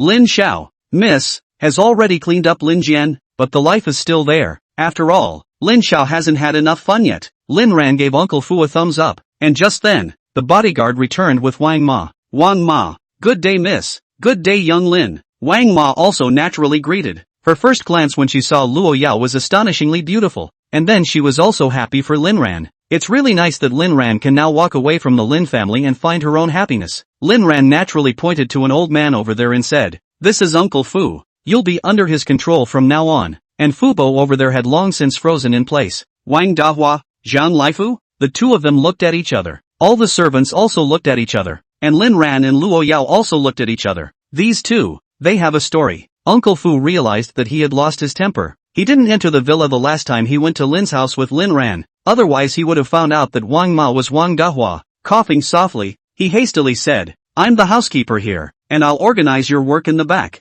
Oh, okay, housekeeper Zhang. Wang Ma was also not expecting the manor's housekeeper to be Zhang Laifu. They all call me Uncle Fu. You call me. Uncle Fu thought for a moment and realized that calling him Uncle Fu wasn't right. Wang Ma was younger than Fu Bo, but not that much younger. Most of the servants in the manor were in their 30s, so it was fine to call Uncle Fu. But Wang Ma was only a few years younger than herself, so calling her Uncle Fu was inappropriate, and calling her housekeeper didn't seem too comfortable. You can call me Fubuki too. Still letting Wang Ma call herself Uncle Fu, Wang Ma could only say, hello Uncle Fu. As a parasite, Wang Ma had long ago stopped caring about such things. only to see her old friend again. Her heart was in shock. It wasn't that she didn't love the man back then, or that she deliberately disappeared. It was the circumstances of the time. For this man, she had also given much, endured countless hardships, and even nearly lost her life. Lin Ran and Luo Yao silently went back to their rooms, and the servants all left this place of wrongdoing, leaving space for the two. Fu Bo was also reminded of those past times, and then a warm anger that did not belong to him appeared on his face. Wang Dahua, I never thought you'd have this day. Back then you obviously promised me that you would come with me, but in the end you didn't show up for the appointment. Do you know how long I've been looking for you? Do you know how many years it took me to get out of that relationship? Perhaps one has not come out of it even now. Since you're here at the manor, you have to follow the rules here, and I'll teach you what the rules are over the next few days. Got it? No. In the manor, if Lin Xiao and Miss command you to say yes, and if I say something, you have to answer to receive it. Roger. Fu Bo. Wang Ma's heart's aggression surged to her heart, but she still forced herself to answer. She can't lose this job. Her little grandson is still waiting for money to sustain his life. Uncle Fu looked at Wang Ma's eyes and his heart suddenly softened, but immediately recovered. He wasn't being purposely difficult with Wang Ma, but he was also very serious. It was almost time to eat before Lin Ran and Luo Yao went out of the bedroom. Wang Ma, still getting used to it? Good day young Lin. Good day ma'am. Wang Ma had gone through Uncle Fu's tutelage and understood a lot of the rules as well as a lot of things. For example, the first rule here was that Lin Ran's word was holy writ, and as long as he didn't ask for help to get out of the city, any other request had to be carried out. Then again, Luo Yao was the owner of this manor, as well as Lin Ran's wife, and everyone here had to call her miss. But after all, Wang Ma had just come here, because that's what they called her when she worked in other people's homes, and she called her wrong for a moment. She quickly lowered her head. I'm sorry, miss, I didn't mean to yell the wrong thing. Who knew that Luo Yao didn't get angry, but instead hooked up the corner of her mouth. That's a good call. From now on that's the way to go. You double your bonus this month. All? Uncle Fu looked at Wang Ma with surprise. This woman really knows how to act and knows so much about the human condition. One word and the lady pays a bonus for her. Wang Dahua, miss is happy. I'll forgive you this time. Next time pay attention to the rules. Roger. Fu Bar. Uncle Fu felt uncomfortable all over. The inexplicable anger in his heart. If it wasn't for the fact that Lin Ran and Luo Yao were here, he would have been unable to hold back. Lin Ran acted as a peacemaker. Alright Uncle Fu, quickly serve the meal. What are we having today? It won't be Yao Yao's cooking, right? Uncle Fu hurriedly let the cook serve the food, and himself stood by the side like a pillar to observe whether the host family needed any help. Besides, on the hospital side, Lin Tianba had already woken up. Lu Yumei and Ling Jian stayed with him the whole time, and Lin Tianba was very touched when he woke up. Yumei, Xiao Jian, it's been hard on you guys. Xiao Jian, what's wrong with you guys? Lin Tianba was also puzzled for a moment when he saw 2 temporary hospital beds added around him. Honey, what's wrong with you? Why did you faint at home? Lu Yumei inquired about Lin Tianba's condition first, which made Lin Tianba even more touched. I am fine. What happened to you guys? He chose to hide it. He didn't want his family to worry along with him, and there's no point in telling them. Xiao Jian and I were beaten up by Lin Ran's people. Xiao Jian was more seriously injured, with multiple small joint fractures, and has just finished surgery. There are no extra beds in this hospital, so we can only be here temporarily. Lin Tianba instantly overflowed with anger. Even a good-tempered person would have times when he was angry, right? Did Lin Ran have him? Lin Tianba, in his sights as he saw trouble with himself over and over again? And that Luo Yao, you have adopted Lin Ran. Ethically speaking, you still have to call yourself father, and now you even help Lin Ran to beat up his other son? This asshole, where are they? Why did you hit Ken? Lu Yumei didn't want to tell the truth about what happened, so she could only avoid it. Honey, I saw Xiao Ran. He didn't want you in the ward. Jian couldn't see past that, so he said something and was beaten up by him with his men. What? This rebellious son. Outrageous. Where is he? At the mention of Lin Ran, Lin Tianba's eyes were filled with essence. Chapter 171. Chapter 171. Originally, he had figured out today that he might have been a bit harsh on Lin Ran in the past. If he could, he wanted to try to repair the relationship and reluctantly let Lin Ran be his son again. As long as Lin Ran regained his father's love, he would surely return to the Lin family and help himself through the difficult times. It wasn't surprising that Lin Tianba would think so. Lin Ran's past appearance was too ingrained. In the past, Lin Ran would give everything for his family. He was the kind of son who asked for nothing in return. It's in the ward next to ours. Husband, you know? This ward is $400,000 a day, and Jian and I only managed to scrape together 1 day's hospitalization fee. Lin Tianba waved his hand indifferently and said, "It's fine, I have money. Spend what you can while the courts are still enforcing the freeze. And it's for yourself and your family. It's money that has to be spent. You may." Right now Lin Ran, this rebellious son, is lawless by virtue of Luo Yao's support, but Luo Yao may not be sincere to him, saying that Lin Tianba calmed down again, namely because he couldn't do anything if he didn't calm down. The other party was backed up by Luo Yao, but how could Luo Yao protect him for the rest of his life? He himself was the family of this rebellious son. This rebellious son is now merely starting to go astray after coming into contact with Luo Yao. For the sake of his happiness, as family members we must persuade him that family members are the least likely to part with him. Seeing Lin Tianba's wimpy appearance, Lu Yumei was a bit disgusted in her heart. Hubby, you're right. It's the relatives that should be cherished the most. But will Xiao Ran really be lost? Lin Tianba, I'm his father. Even if there was a bit of unpleasantness before, he's had all the anger he deserves. As long as I agree to let him be my son again, he'll be thankful and will help our Lin family get through the hard times. Lu Yumei fell silent. If Lin Ran returned to the Lin family, it would indeed be the best ending. Lin Ran had so much money. As long as he handed it over, all his current predicaments would cease to exist, and he wouldn't have to worry about his job anymore. At that time, when the Lin family was back on top, even if those people from the Lu family kneeled in front of him and admitted their faults, he would not forgive them again and would make them lose all their money. But will things go well? Honey, do you think Ran will see you? Lin Tianba froze, then fell into silence. Should I say no? Lu Yumei's concern was right. With their current bad relationship, Lin Ran might just let the bodyguard beat himself out. After thinking for a while he said to Lu Yumei, he has a big opinion of me as a father. Wait a while and you go to probe him first. Just say that he hopes that we, father and son, can sit down together and have a chat. Lu Yumei was covered in vicious chills on the spot, remembering the things Lin Ran had done to her today. That was trampling her dignity on the ground. So many nurses saw it, and now she has a ring of gauze around her head. Concussion. However, the current predicament still had to be Lin Ran, so she could only compromise. Okay, hubby, face and all that doesn't matter. When you have money later, face will naturally come. The priority now is for them to meet as father and son and find a way to get Lin Ran's money back, including that necklace that Lin Ran had auctioned off last time.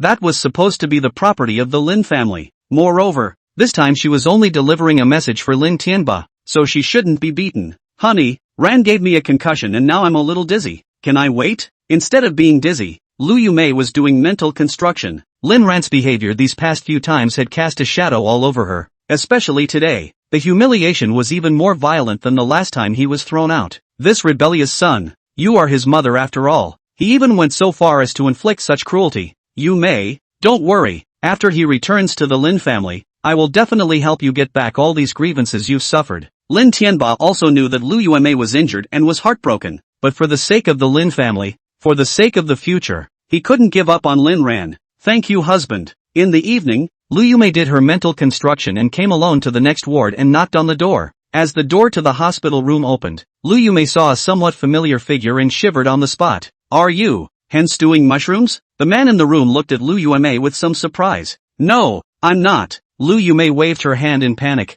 You are, and you're trying to trick me? Fearful in her heart, Lu Yumei hurriedly looked around and said in a panic, I'm really not. You've mistaken me for someone else. Oh, I look like a little cutie to you. Do I look like a cutie? Not. What are you panicking about? Still trying to trick me? Just in time. Come in you. Lu Yumei was pulled in by a handful of people, and it was already an hour later when she came out again. Back in the hospital room, Lin Tianba had been waiting impatiently for a long time. What took you so long? What did that retrograde son say? He said he didn't want to see you. Asshole, I'll go myself. With that, he got up, and Lu Yumei hurriedly stopped him. Hubby, listen to me. Xiao Ran is just still having a tantrum right now. If you show up now, he might even let those people beat you up. I think we'd better wait. He'll definitely lose his temper. Don't worry, I will help you persuade Xiao Ran. You are his father after all. As long as we are willing to let him go back to the Lin family, he will definitely kowtow and admit his faults gratefully. Lu Yumei was flustered to death in her heart, afraid that Lin Tianba would really rush over and find out about her. Lin Tianba sighed helplessly. You guys, you are just too kind. Forget it, although I am the head of the family, but I am also your husband. This time I will listen to you. Tears streamed down the corners of her eyes as Lu Yumei jumped into Lin Tianba's arms. Honey, I love you. I really love you so much. I love you too, and we are the most loving couple in the world. Aha! Lin Jian also woke up at this time. She was frowning at the side with a puzzled expression. He always felt that there was something wrong with his mother's mood. At the very least, the act of hugging Lin Tianba and saying that he loved him was a bit perverse. Didn't think much of it though, now that he was dying of pain himself. Plus his tongue hadn't fully recovered and was broken in multiple places. He cried at the thought. What kind of sins did he or she commit? How come he or she was either injured or on the way to being injured during this recent period? And how could a trash like Lin Ran be worthy of a woman as outstanding and beautiful as Luo Yao? Luo Yao shouldn't be the kind of superficial woman who only looked at face value. What exactly did she see in Lin Ran? He himself was the rightful heir of the Lin family. Only he was worthy of Luo Yao. Why did Luo Yao just not understand? Chapter 172. Chapter 172. Lu Yumei realized that her son was not in the right mood and also asked with concern. Son,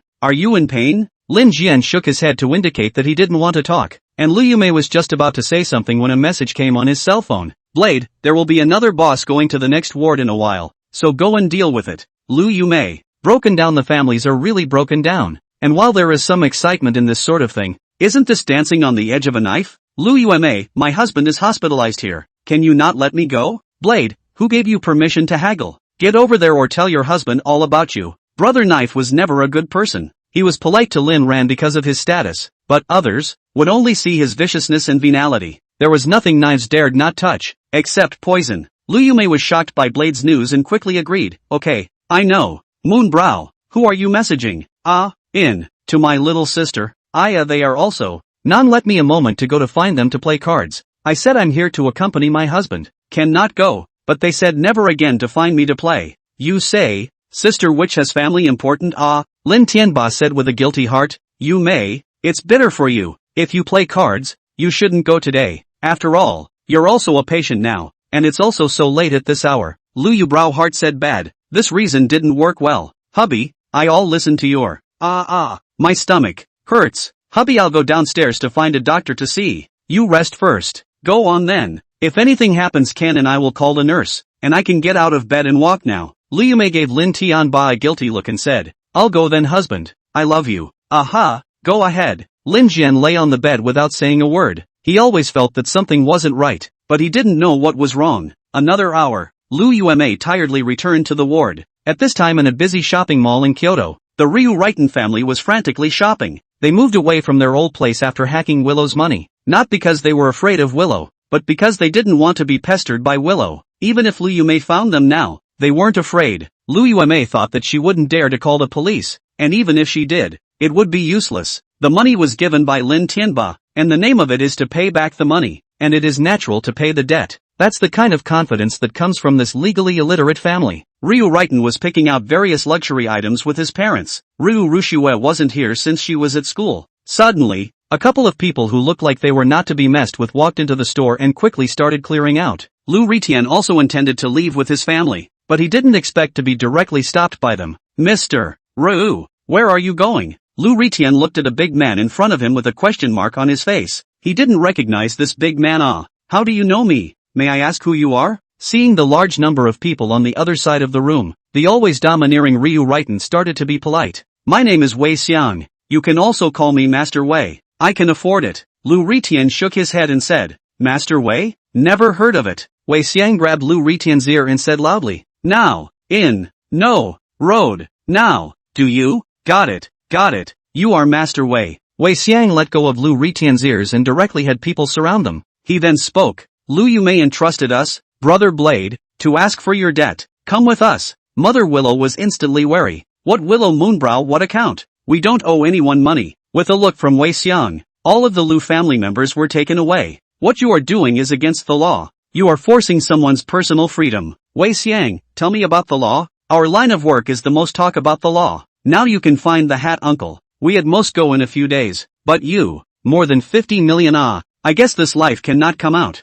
As a bill collector, the last thing that is often in short supply is legal common sense. They don't take any account. They take the ones that they can't get out if they really take advantage of the situation. For example, Lu Yumei this time, it is very reasonable. Even if it is brought to the surface, they are not afraid. Even if the illegal detention, go in just a few days. But the Lu family people, black people, tens of millions of dollars. That is to go in to step on the sewing machine. Who are you, to say that we owe money? Lu Yumei never gave us any money at all. Wei Xiang, this can't be said with me. Oh or not owe money is not for you to say. Lin Tianba transferred money to you, should not have issued a note of voluntary gift. Right, the transfer record is the evidence. The Lu family was instantly dumbfounded. They didn't know whether what Wei Xiang said was true or not. Don't worry, although we are a debt collection company, we will never commit violent collection against you. Let's go. The Lu family was forced into the car by Wei Xiang's men. When he came out again, he appeared in the boxing ring on the third basement level of the casino. The Lu family had finally met that legendary number one of the underground forces. Blade flashed a polite smile, stretched out his arms and said, "Gentlemen,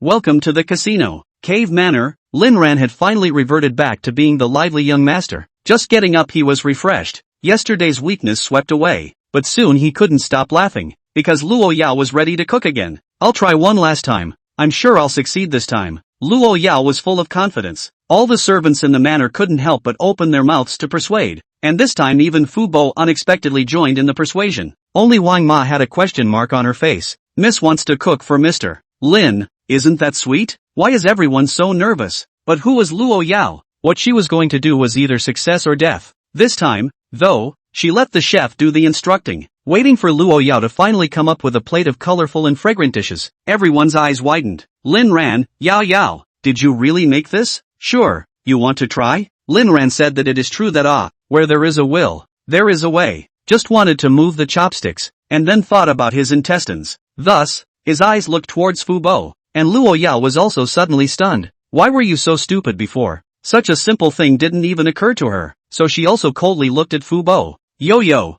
I have an idea. Coincidentally, I have one too." Fu Bar's pupils quake. "Miss, I eat." Luo Yao only said one word. Fu Bo could only harden his heart and took a bite, then commented on it as he chewed. "The flavor is still good. The saltiness is just right. Miss, it really worked this time. It's worthy of being miss." Lin Ran and Luo Yao didn't say anything. They just silently observed Fu Bo. 10 minutes later, Fu Bar began to have gut-wrenching pains and squatted down, his face covered in dense beads of sweat. So the dedicated old housekeeper, at last, collapsed. Chapter 173. Chapter 173. Luckily Aaron didn't eat it, Luo Yao said thankfully. Lin Ran swallowed a mouthful of water. He couldn't understand why Luo Yao still ate people out when she was clearly under the supervision of the chef. The head chef sighed. "It's too hard." Fortunately, Fu Bo didn't eat much. Plus there were still a few pairs of medicine left that Lin Ran had brought back, and Fu Bo came back to life after one pair of medicine. He was bitter in his heart, but Lin Ran saved him with one sentence. "Fu Bar, doubled the prize money." Fubuki's eyes widened. It made him sweeter than honey. He didn't lack money but he loved it. He has a dream to save as much money as he can before he retires. And after he retires he wants to spend it all. Enjoy the best later years of your life. Thank you, Shaolin. Thank you, Miss. His bonus, not just any bonus. It's a lot of money. Luo Yao proved with practical actions that even the most powerful people would eventually have shortcomings, such as cooking. She finally gave up, and everyone was relieved. So, the chef of the manor resumed his business on the spot. After the meal, Lin Ran finally re-entered Luo clan with Luo Yao. Luo's group's senior management and assistant group were immediately on guard after learning the news, and they were ready to fight. Some people have stored videos of shredding. Some have stored videos of cement sealing their hearts. Some have put their loved ones on their cell phone wallpaper. And some have pulled exes who have had a bad time from their blacklists. Of course, the most direct way is to avoid them. But there's always someone who can't hide, and that person is Lu Meng. She had been eating dog food in the office again and again, and could hardly hold it together when she got a message. "Mr. Luo, young Lin," Wang Bao said the enemy took the bait. "Oh," Luo Yao's eyes began to light up. Finally, couldn't resist making a move? "Call Wang Bao in." 10 minutes ago, in an upscale office building in the bustling center of Kyoto, Koton looked around warily until a black figure appeared. The man was dressed in black and wearing a hood, so he couldn't see his face. "Who are you? Why are you helping me hide?" Koton asked. "Then why did you betray the Luo family?" the man in black asked rhetorically. Xiaotong was silent. As a professional bodyguard, he understood very well that when others wanted to know something, he must be on his end, hold back, and only speak at the right time. Psychologically speaking, this is a technique to relax the enemy's defenses. "Man in black, don't want to say? That's fine. Think about it. When you don't say anything the next time I ask you, then I'll have no choice but to send you to Luo's group." Xiaotong narrowed her eyes. "You're from the Luo family?" The man didn't retort, but he didn't admit it either. "There are things to look at, but not all the time.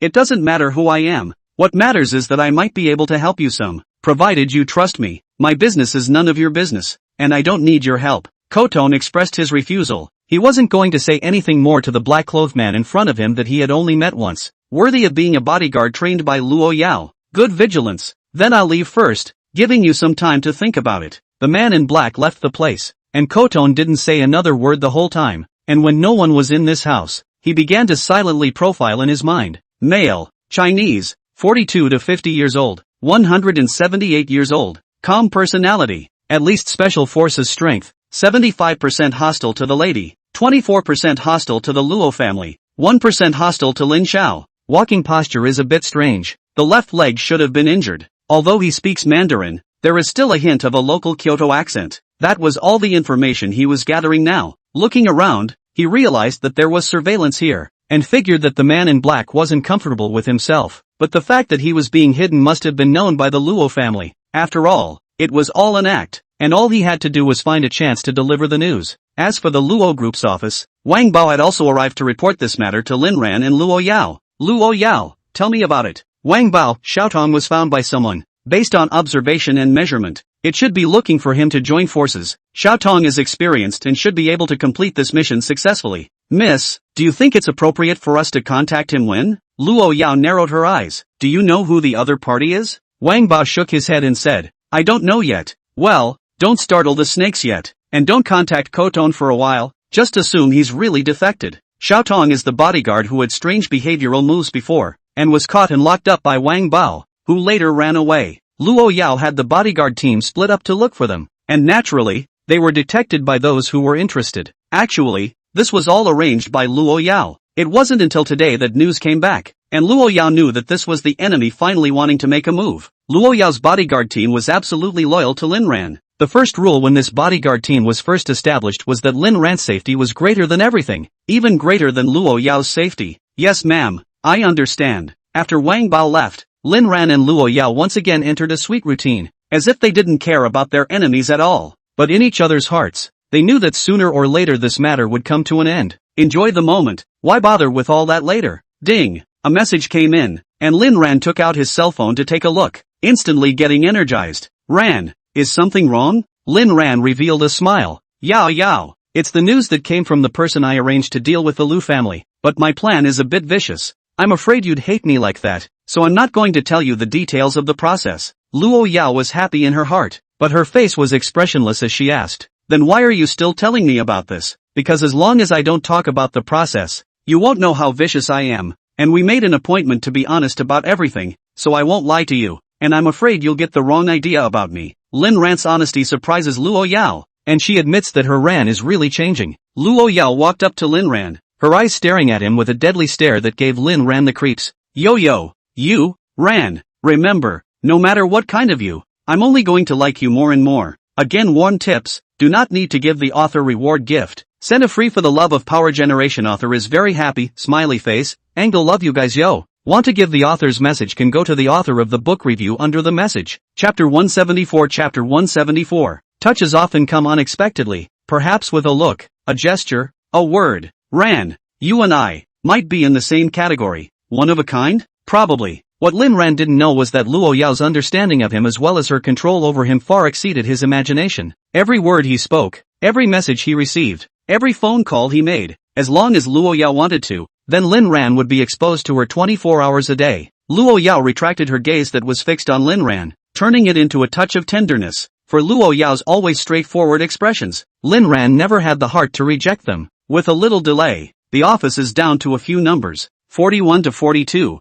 41 to 42. In the manner, except for the bodyguard team, all the rest of the people had regular meetings every day, more formal than office workers. Of course, the payoff is proportional to the payoff, and they are paid really well. Before Lin Ran could return, Fubo opened today's regular meeting. Everyone did a passable job on our manners daily routine today. Keep up the good work. The servants from Villa 1 will stay. Everyone else is dismissed. The cooks, the greens, the keepers, the maintenance, the other villa servants all left as a rule, each in their own way, and the servants of Villa 1 all stood still. Do you know why I let you guys stay? It's because you're working at Villa 1. This is where young Lin lives with Miss, but I've noticed that you're not taking things seriously when you're getting the highest salary of the maid team. At this point Fubo paused and his eyes drifted to Wang Ma. You may not be convinced in your hearts, so come with me and I'll show you for yourself how careless you are when you clean. Fubo took a flashlight and led everyone to a mirrored backdrop, turned on the flashlight and shined it through, and sure enough, there was a thumb-sized mark. All the servants looked at Fubo strangely.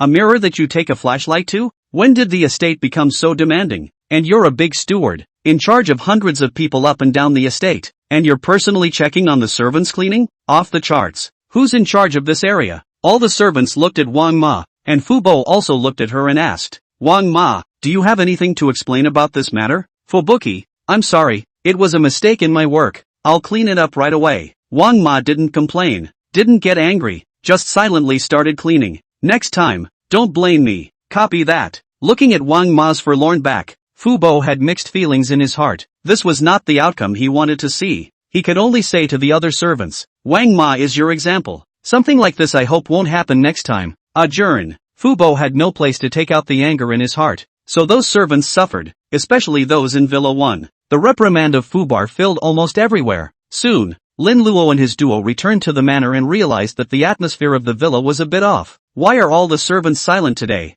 Walking cautiously, Fubuki, who usually talks a lot, was a bit quiet today, but Lin Ran wasn't going to ask. After all, everyone has bad moods sometimes. Yao Yao, have you noticed that Fubo has been weird these 2 days? Luo Yao glanced at Fubo and said to Lin Ran, you're the only one I care about. Well, this feeling of being blitzed by happiness did make Lin Ran quite comfortable. At the same moment in the underground casino, the 3 members of the Lu family suffered from old age. As Lu Ritian's family was Lu Yumei's maternal family, Lin Ran had no intention of letting them off the hook. Although Lu Yumei and the Lu family are now on opposite sides, but once how the Lu family incited the fire around Lu Yumei to give advice he could guess it. At least half of those PUAs that Lu Yumei had on herself came from the teachings of the Lu family. It is a truth that what kind of family raises what kind of children. Knife also lived up to his expectations. The first time to let the Lu family people spit out $50 million.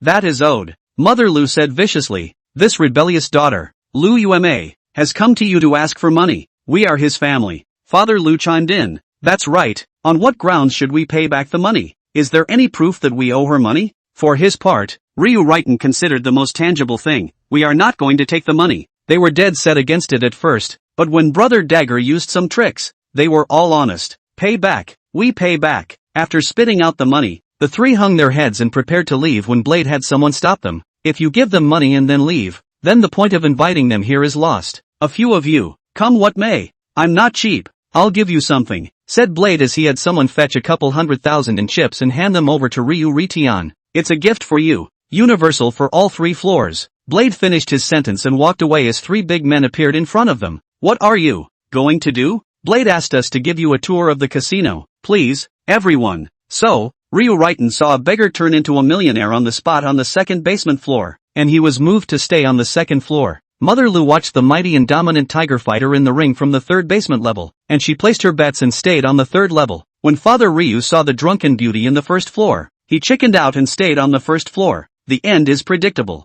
Mother Lu didn't feel much of a loss after losing all her retirement money, but instead threw money in again amidst a chorus of gasps from around the room. Wow, what a rich man, betting so much on a boxing match? Mother Lu sent in a brainwave of the millions that Lu Yumei had returned as well. As for Lu's father, after finishing, he suddenly realized that he didn't have any money on him to change chips, and he couldn't pay for his own johns, and he didn't dare to tell Lu's mother, so he could only go to the 2nd floor to look for his own son to get the chips. But what he doesn't know is that Lu Ritian has not only lost all the chips sent by Brother Knife, but also lost all the money from the sale of their house, and has taken out a loan of $5 million, thinking of turning over. When Father Ryu arrived on the 2nd floor, he saw Ryu Riken. Son, I owe money up there, pay it for me. It's not much, just a couple $1,000, but he realized that Ryu Ritian didn't react, but instead stared blankly at the last few chips in his hand. Blade saw that it was about time and showed up. Mr. Lu, just now the staff said that you still want to take out a loan? This can't be done.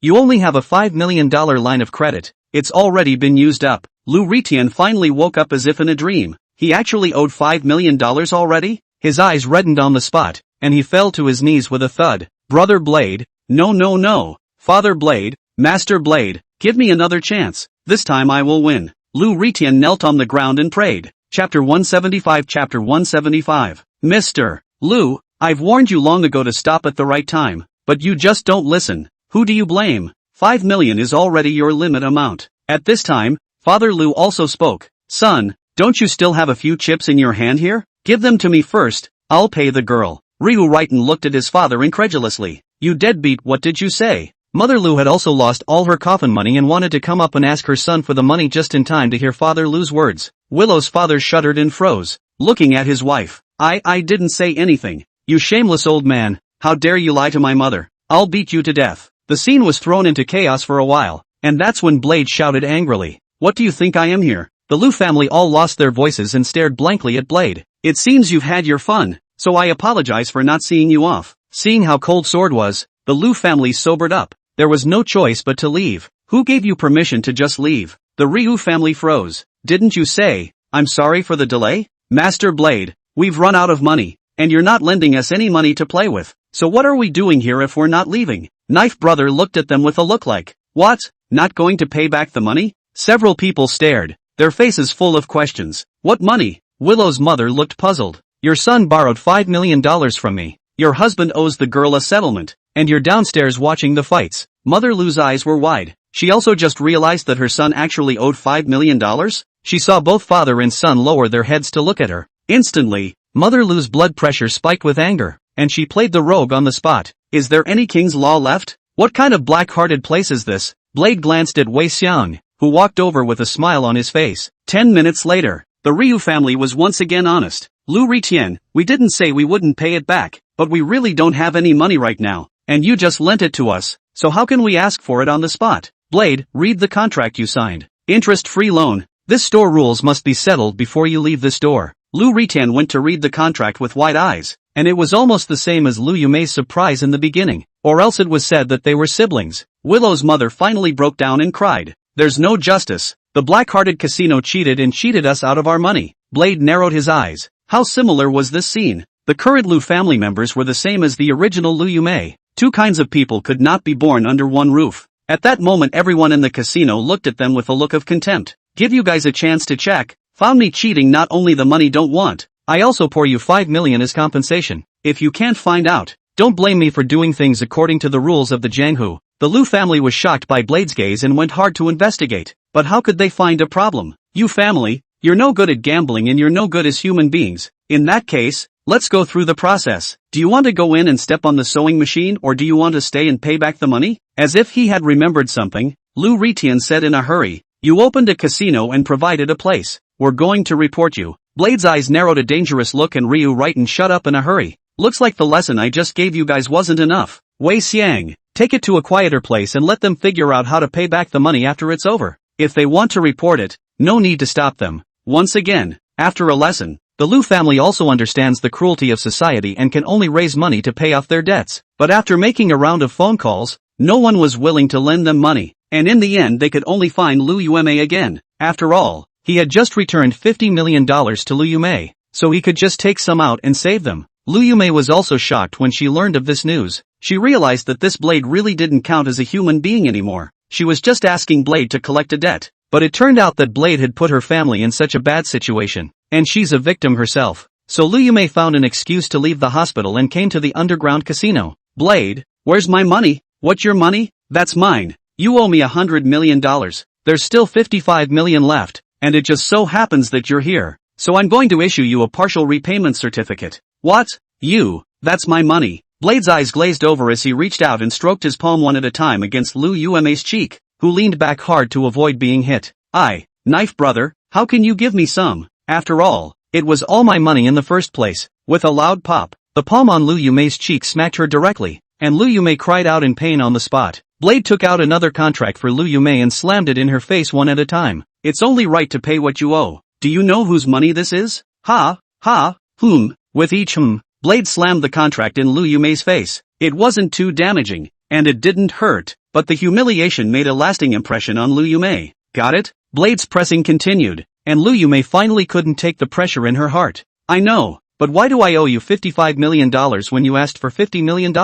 Damn, hard-earned money isn't being paid? Now, Bosley is waiting for you at the Tianyue Hotel. Hurry up and get over there. Lu Yumei could only leave in grief. She hadn't even seen the face of the Lu family. After she left, Blade gave a disdainful oomph. Blame it on you for offending Lin Xiao. Lin Xiao is the man that Mr. Luo holds in his heart, the most unoffendable person in this world. Blade didn't even need to think much to know that Lu Yumei wouldn't have a good ending in the future, including the entire Lu family, so he does things without fear. When they saw the Lu family again, they had already been cleaned up by Wei Xiang. Blade, did Lu Yumei come to help us pay back the money? Blade, it's coming, but she says it's none of her business if you're dead or alive. What? This? So what do we do? Blade broke into a wide smile. He spent half the night. The Lu family is not only penniless, but also owed a debt. This result Lin Xiao will surely be satisfied, right? Simple. I can make money here in many ways. Like you. Blade pointed at Lu Ritian and said, you can go to the underground boxing hunting for spectator matches. I'll give you 10,000 a game. Turning to Father Willow again, he said, you can serve tea to the guests here, and be a pimp in the meantime. And your wife. Speaking of which, Dagger frowned. He was in a bit of a bind. Too old to work if someone needs it. No one needs you, just clean up. Chapter 176. Chapter 176. With a few words, Blade organized their work in a clear manner. From this day onwards, all the Lu family began to work to pay off their debts. As to whether it will be worse in the future, the answer is certain. And over at the hospital, Lu Yumei was even more devastated when she came back from doing her job again and again. When will these days ever end? Yumei, go persuade that rebellious son Lin Ran again. I just can't hold on any longer. Lu Yumei, Xiao Ran has been discharged from the hospital. He doesn't want to see you, so he's avoiding you. What? This retrograde son was discharged from the hospital without telling me? Nurse. Lin Tianba just wanted to call the nurse, but was stopped by Lu Yumei. Honey, what do we do now? Lin Tianba was so angry that his entire face began to redwarm. Just then the nurse walked in with a polite smile and said, Honored bed 2, you are due to pay your bill today. Ha? The money was spent so quickly? Lu Yumei looked surprised. Yes, you are staying in a high-class ward and using imported medicines, and these are not covered by the medical insurance. So now you are more than $10,000 in arrears, and the charging office has asked me to come and remind you to pay the bill. Lin Tianba waved his big hand and took out the bank card in his hand and said, You may take it and pay the bill. When Lu Yumei took Lin Tianba's card to pay the bill, she realized that the card couldn't be swiped. Lu Yumei was stupid, Lin Tianba was stupid, and Lin Jian was even more stupid. Lin Tianba called the bank to realize that his assets had been frozen by the court. Didn't you guys say a month? How come it's frozen now? The bank staff member, we're the ones who filed for early execution, and the court went through with it.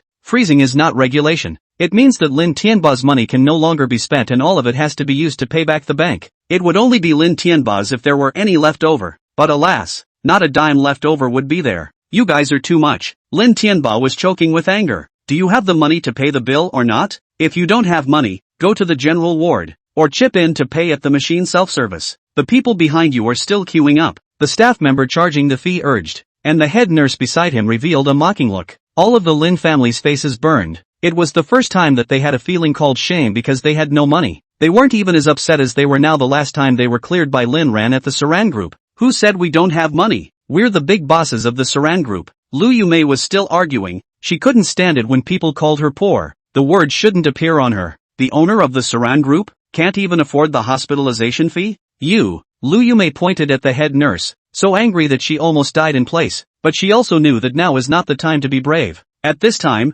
Lin Jian also pulled Lu Yumei. Lu Yumei turned around only to see that Lin Tianba's face was so dark that it could drip water. Lin Tianba, broken hospital, we don't even live there anymore. Lu Yumei also followed and said, That's right, my husband's illness is also almost done. Let's go. Lin Jian, who was still in a cast, gave them a blank look, a question mark in his heart. So no one cares about me? Nurse practitioner, even if you're going to be discharged, you have to pay what you owe. Lin Tianba was furious and took out his own cell phone. Luckily, there's a couple thousand in the little micro, but when I opened it, it was also in a frozen state. Open the little treasure and it froze the same way. Groove. Lin Tianba almost dropped his cell phone, and Lin Jian hurriedly dodged it. There was no other way but to have Lin Jian and Lu Yumei pull out all the money they had on them to get enough for the fee. Lin Tianba said hatefully, Okay, I'll remember your hospital. I'll find someone to expose you. Security, get them out of here and don't disturb the other patients. The family was evicted. They were sitting disheveled on the road outside the hospital. Honey, what now? It's all because of that rebellious son of Lin Ran. Why was he discharged from the hospital? By the way, what was he hospitalized for? Lu Yumei, I don't know. Ken Lam, crows don't get cocky. I don't know. Lin Tianba froze. An imperceptible twinge of guilt appeared in his heart. One's concern for Lin Ran seemed to be that much less. Find reverse sun sometime. I want to talk to him. Lin Tianba had no choice but to take his family back to the rented apartment, and Lin Soundchang did not utter a word. He thought it over. He'd give Lin Ran's bastard brother one more chance. If Lin Ran didn't get the money out, then he'd make Lin Ran completely famous at the school festival. He wanted the whole world to know that Lin Ran was a soft-eating gigolo, eating soft food while hooking up with a cousin. When the time comes, let's see what you'll do. And Lin Ran, the instigator of all this, was now hugging his daughter-in-law and lying peacefully in the villa, enjoying a happy life, living a new life. Lin Ran never skimped on his love for Luo Yao. Even if the whole world turned upside down, he wouldn't let her lose even once more. He tries hard to love Luo Yao, tries hard to be good to Luo Yao. All this is not just for the guilt of his last life, but also the embrace he wants to give Luo Yao in this life. A long night of snuggling together, expressing their love for each other. Ran, you'll always be there for me, right? Lin Ran, I'm untamed, but I'm willing to fall all over myself for you. Can't that prove my sincerity? Lin Ran understands very well where Luo Yao's uneasy point is, but he doesn't have a good way to make Luo Yao instantly full of security. He can only open up Luo Yao's heart in a gradual manner, and he won't stop even if he brushes his goodwill to full one day. Ran, I can't sleep. Talk to me. Yeah, just as well I can't sleep. What do you want to hear? Luo Yao gently ran her fingers across Lin Ran's cheeks. As long as it's something you say, I want to hear it. Lin Ran, then I'll say I love you to you 1,000,000 times. The corner of Luo Yao's mouth gently hooked up. Love isn't what it says. Lin Ran was jolted, and his heart finished. He didn't prepare soup today. Then Luo Yao, I don't want to make you work too hard. Let's talk about something else. Like who's your favorite person besides me? Lin Ran looked at Luo Yao strangely and asked. Are you playing Yama's point? Luo Yao adorably spat out her tongue. So you found out. So are you going to tell? Lin Ran was adored by Luo Yao. Normally the imp is either cold or has a domineering ascetic look that only melts into a puddle of warm water when faced with himself. But even so, Lin Ran could rarely see such a cute expression as Luo Yao spitting out her tongue. He was truly adorable. This sense of contrast is too strong. Chapter 177. Chapter 177. Say, I'll say, of course you're the only one I like the most. I don't really have any favorites besides you, but there are a few haters. The lambs? Lin Ran nodded. Lin family 3 dogs, Lu family 4 animals. Sooner or later I will let them play through. Oh yes, there is also a black cat. Black cat? Luo Yao was somewhat interested. If she remembered correctly, this was the second time Lin Ran had mentioned the black cat. Yes, it's on our property. It only comes out occasionally, and I've named it Blackie. Luo Yao pursued. Then why do you hate it? I'm so angry when it comes to this. You said I fed it fish and water, but it even scolded me after eating and drinking? Do you think it wants to be shameless? Luo Yao asked with a strange look on her face. Can cats curse? Lin Ran, although the mouth didn't curse out, but the heart curses can be dirty. There is a chance that I will catch it and give it to you. You help me to take revenge. Luo Yao nodded, thinking that Lin Ran had a point. That's quite shameless indeed. You get him here and I'll show him how bad it is to bully Aaron. Good. In an office building in Kyoto, the bodyguard, Koton, was already hungry, and just as he was considering whether or not to force his way out, the door was opened. Hungry? Eat something. The man in black shoved a handy bag into Koton's arms, who took one look at it and tossed it away. So alert? Xiaotong didn't hide it either. I'm afraid you poisoned it. The man in black laughed and spoke slowly. If I wanted to poison you, I wouldn't have to go through all that trouble, and I don't have to. Koton was about to retort when he suddenly paused. He suddenly felt it was an opportunity, so the food was picked up again. When the man in black saw Koton pick up the food, he didn't make any demands, but turned away. As soon as he was out the door, he turned on his cell phone to watch the state of the room. Suddenly, a frown creased his brow. Where are the people? In a short while, Koton reappeared. It turns out that he was in a surveillance dead zone just now. Seeing that Koton was taking the last bite of bread, followed by a sip of water from the bottle, the man in black smiled. Bread isn't poisonous and neither is water, but the two together are an addictive and deadly product. Even if you're vigilant, you wouldn't expect it. After a while, Koton on the monitor began to become uncomfortable, and seeing his appearance, the man in black knew the time had come. Reappearing in the room, Koton asked viciously, "What did you feed me?" Man in black, "A little something to make you happy." "Why, that was a nice feeling back there, wasn't it?" Koton, mean. Interesting, a traitor who would also call others despicable. It really makes me laugh a bit. What the hell are you doing? The man in black looked at Koton playfully and said, "It's very simple, cooperate. But when I found out that you're not willing, I had to resort to a little bit of tactics. Don't worry, it's not some deadly poison I'm making you take. I'll give you the antidote as long as you can help me, but if you don't want to, then you'll have to live in pain." In a trance, Koton saw a beautiful girl beckoning to him. That was his dream, and he worked so hard for that dream. Gradually, he became obsessed. Suddenly, a glimmer of sanity returned to Koton's eyes, and he seemed to wake up a bit. Damn, it's not a normal thing to have such a reaction after just one bite. Okay, I'll work with you. What do you want me to do? The man in black laughed. I want you to approach Luo Yao's bodyguard group, and use money or other benefits to help me turn a few people. Koton was silent. Sure enough, it's against Miss. But those bodyguards were trained by Miss herself. They won't betray their master for money. Didn't you betray it? Koton closed her eyes as if remembering something bad. That's because I haven't been loyal from the beginning. I knew that Miss would make a move on me sooner or later because I was jealous of Lin Xiao. I just shut up and stopped talking. Xiaoton shut up and stopped talking. The black-clothed man's eyes slowly turned meaningless. The melon-eating mentality made it a little hard for him, but he wasn't the kind of person to break the mold. Koton's words had revealed his small mind. Very well, as long as you help me,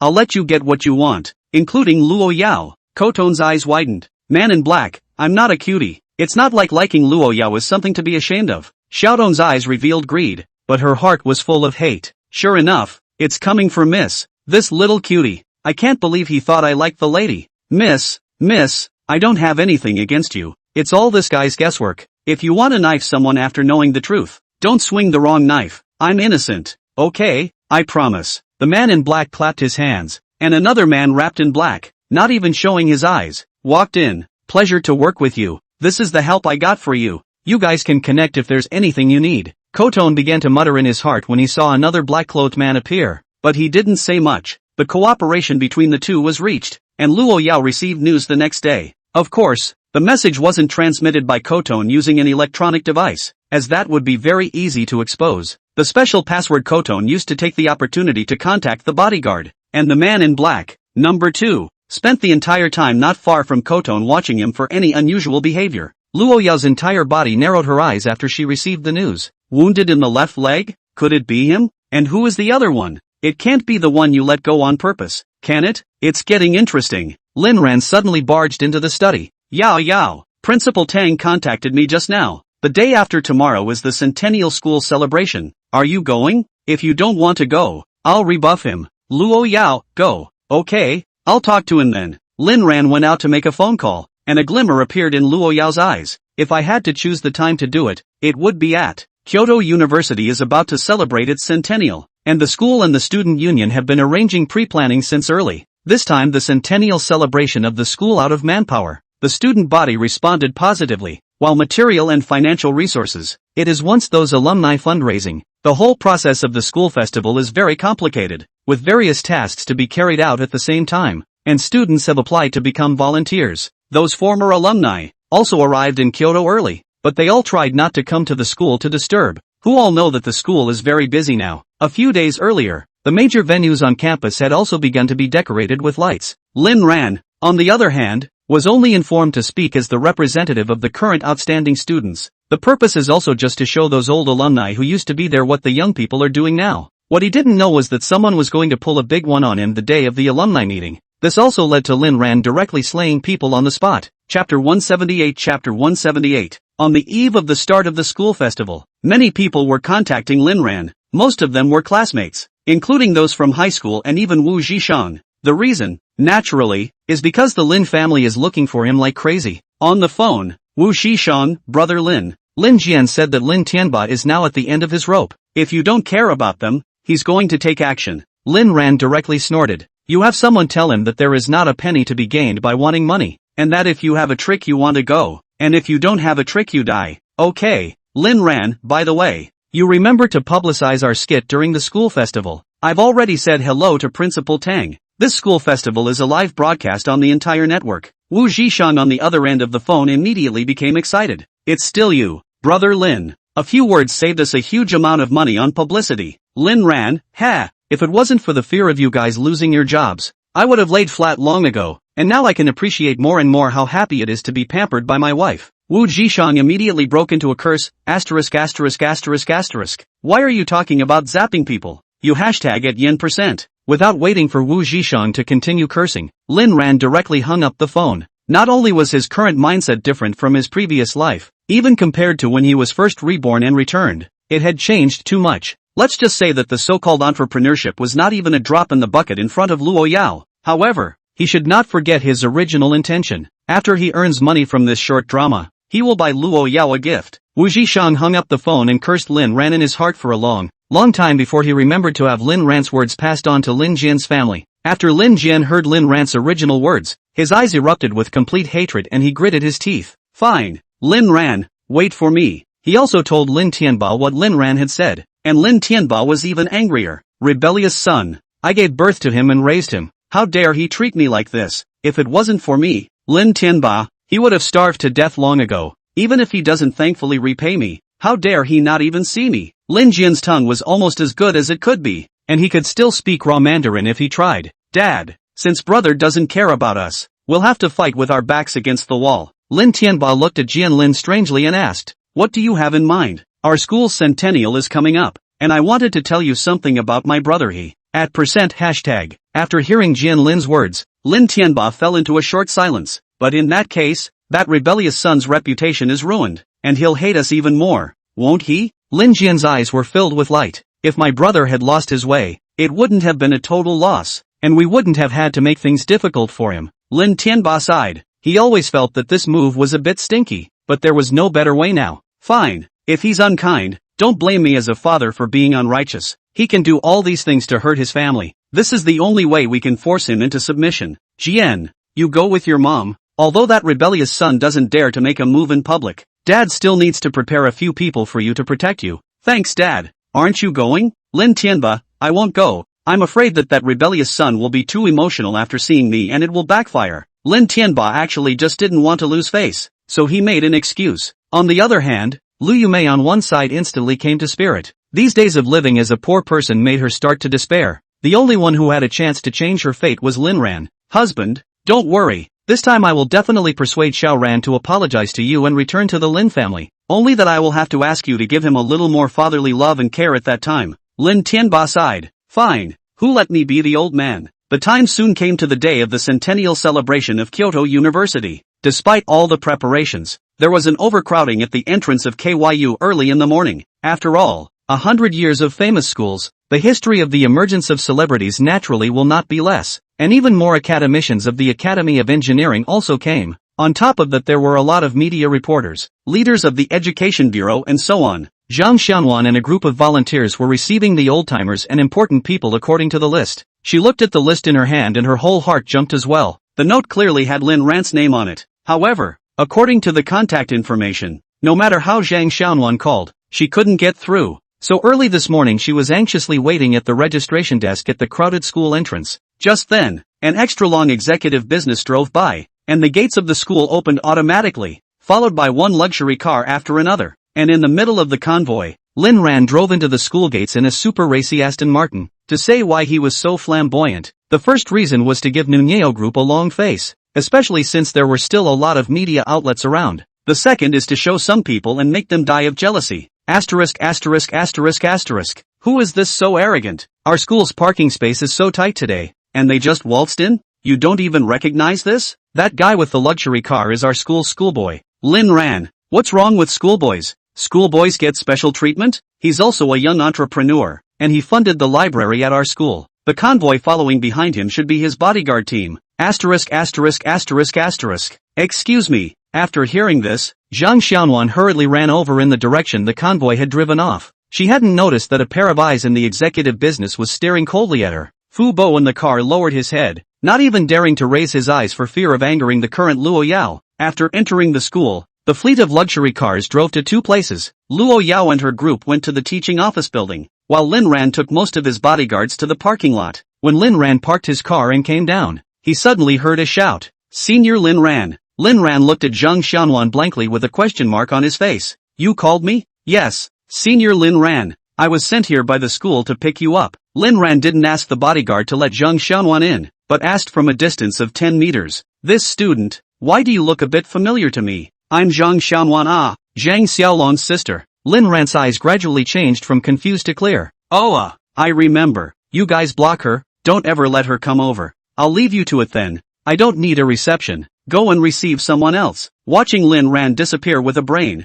Zhang Xianwan had a questioning face. Why did it feel like Senior Linran was a bit afraid of himself? Zhang Xianwan was lost in her heart, but there was nothing she could do. Chapter 179. Chapter 179. Many alumni are spread throughout the school. History hall, art gallery, gymnasium, academic building. Many students are telling their seniors about the development of the school in recent years, and those seniors are telling their students about the history of this school. The morning is to help alumni remember their former youth and feel the rapid changes, and wait until the afternoon for the opening ceremony of the school festival. Then there's the full live-streamed alumni meet and greet, and in the evening there's the grand 10,000 person celebration, which also serves as the closing ceremony. The next day, we have to leave the old alumni to continue to do youth memoirs. In short, a school celebration from preparation to the end of at least half a month. Of course, Principal Don stayed for the fundraising part. After all, this kind of wool doesn't come in every year. Lin Ran didn't need to care about any of this. Let's just say how this school looked. He was still a student. How could he not understand? So it was straight back to the dormitory where he used to be, where his youth was. As soon as he came in, he realized that Wu Zhishang was even there. Old Wu, Ringo? I thought you were too busy to come back to the dorm. Lin Ran teased. How could it be? I just don't like the hustle and bustle outside. It's you. I thought I'd never see you again. Didn't we meet last time at the killing banquet? Wu Zhishang had a eating look on his face when he mentioned that killing banquet. Ringo, is sister-in-law here? Here we go. She's gone to talk to Principal Tang about something. I don't want to go, but I've got a surprise prepared for today, so you can go and observe then. What surprise? You guess. Wu Zhishang shook his head. Guess if I'm guessing? Looking at Lin Ran's sunny smile, his heart suddenly recalled the past of so many years. Ringo, it's been so many years. We've really grown up. Lin Ran also lamented. Yeah, we've all grown up. They grew up knowing each other, studying and fighting together, skipping classes and going to college together. The only difference was that Lin Ran had recently flown while Wu Zhishan was still advancing. Brother Lin, seeing those seniors today I suddenly feel a bit like a world away. Do you think our youth is over? Lin Ran looked at Wu Zhishan with a puzzled expression and said, it's also possible that our new life has just begun? Old Wu, you don't look like someone who would have negative emotions. Wu Zhishan was ignited by Lin Ran's hope and put back the sadness in his heart. Yes, our new life has just begun. Ringo, congratulations on getting your life back and getting rid of all those hardships you once had. Lin Ran blankly glanced at Wu Zhishan, but still extended her hand to shake his. I also congratulate you on leaving the slag woman and enjoying life. Wu Zhishang froze, then Zhao Miaomiao's appearance came back to his mind and felt a pain in his heart. If you're zapping me like that, then I'll have to tell you about this person. Lu Ru Xue. Lin Ran glanced at him. Then I'll have to reminisce with you about cell phones and toilets too. Asterisk. Brother Lin, I was wrong. Wu Zhishan immediately surrendered. It was a place he didn't want to remember. Fight me, you're a Pacific Ocean away. The duo spoke of those wonderful youths in their dormitory. But of course, they both deliberately avoided the suffering they had experienced. A short while later, the bouncer knocked on the door. Young Lin, the opening ceremony is about to begin. Lin Ran nodded. Got it. I'll leave after the opening ceremony. Lin Ran realized that he had a bit of lazy cancer in his bones, and he wasn't interested in the opening ceremony at all. Maybe it's because Loyo isn't there, so he was going to wait until after the opening ceremony and just speak on behalf of the school's outstanding student representatives. Luo Ya, on the other hand, would only donate on behalf of the Luo group in the final session. This kind of thing could actually be done by Lu Meng, and Luo Ya was able to come in person all because Lin Ran was also there. If she hadn't stopped by to talk to Principal Tang, she would have been by Lin Ran's side right now. Wu Zhishang took his cell phone and watched the live stream of the opening ceremony in his dormitory, which is what many students do.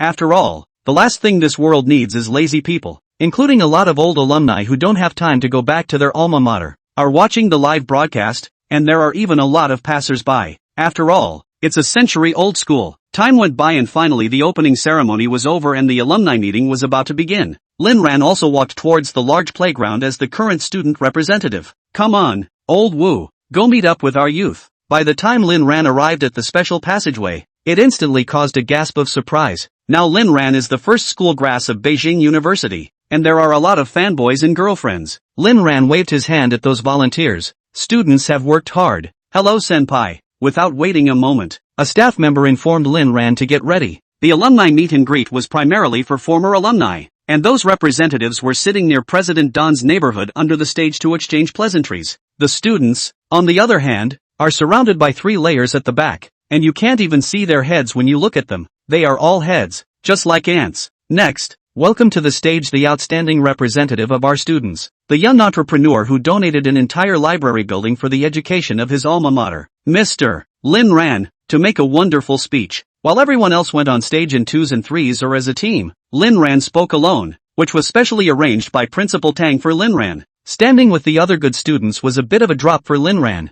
Lin Ran didn't care about that. If it wasn't for the school's request, he wouldn't even have planned to go on stage. Walked onto the stage of the stadium under the attention of millions of people, looking at the surrounding sea of students and the front row of a number of older seniors. Lin Ran did not have the slightest bit of stage fright. Suddenly, he realized that Luo Yao was also sitting there, looking at him with unblinking eyes, and Lin Ran's heart warmed up. Taking another look, his grandfather Chen Xiao was also smiling encouragingly at Lin Ran, who was worried about Lin Ran's stage fright. Lin Ran was laughing in his heart. Are you kidding? My daughter-in-law is Luo Yao. Who am I afraid of? Off stage, countless students were starry-eyed. I just saw the news 2 days ago, and it was said that senior Lin Ran seems to be Chen Qingtian's cousin, or the grandson of the Red family. Director Chen Xiao? What the hell? Isn't he the owner of Saran Group? Who says you can't have a school board president's grandfather if you're the boss? But, I remember that the founder of the Su Ran Group is surnamed Su, Lin Ran's mother. Could it be that I was misinformed? Or are those who pickpocket people's information all losers? I have even more explosive news. Lin Ran is a gigolo raised by Luo Yao.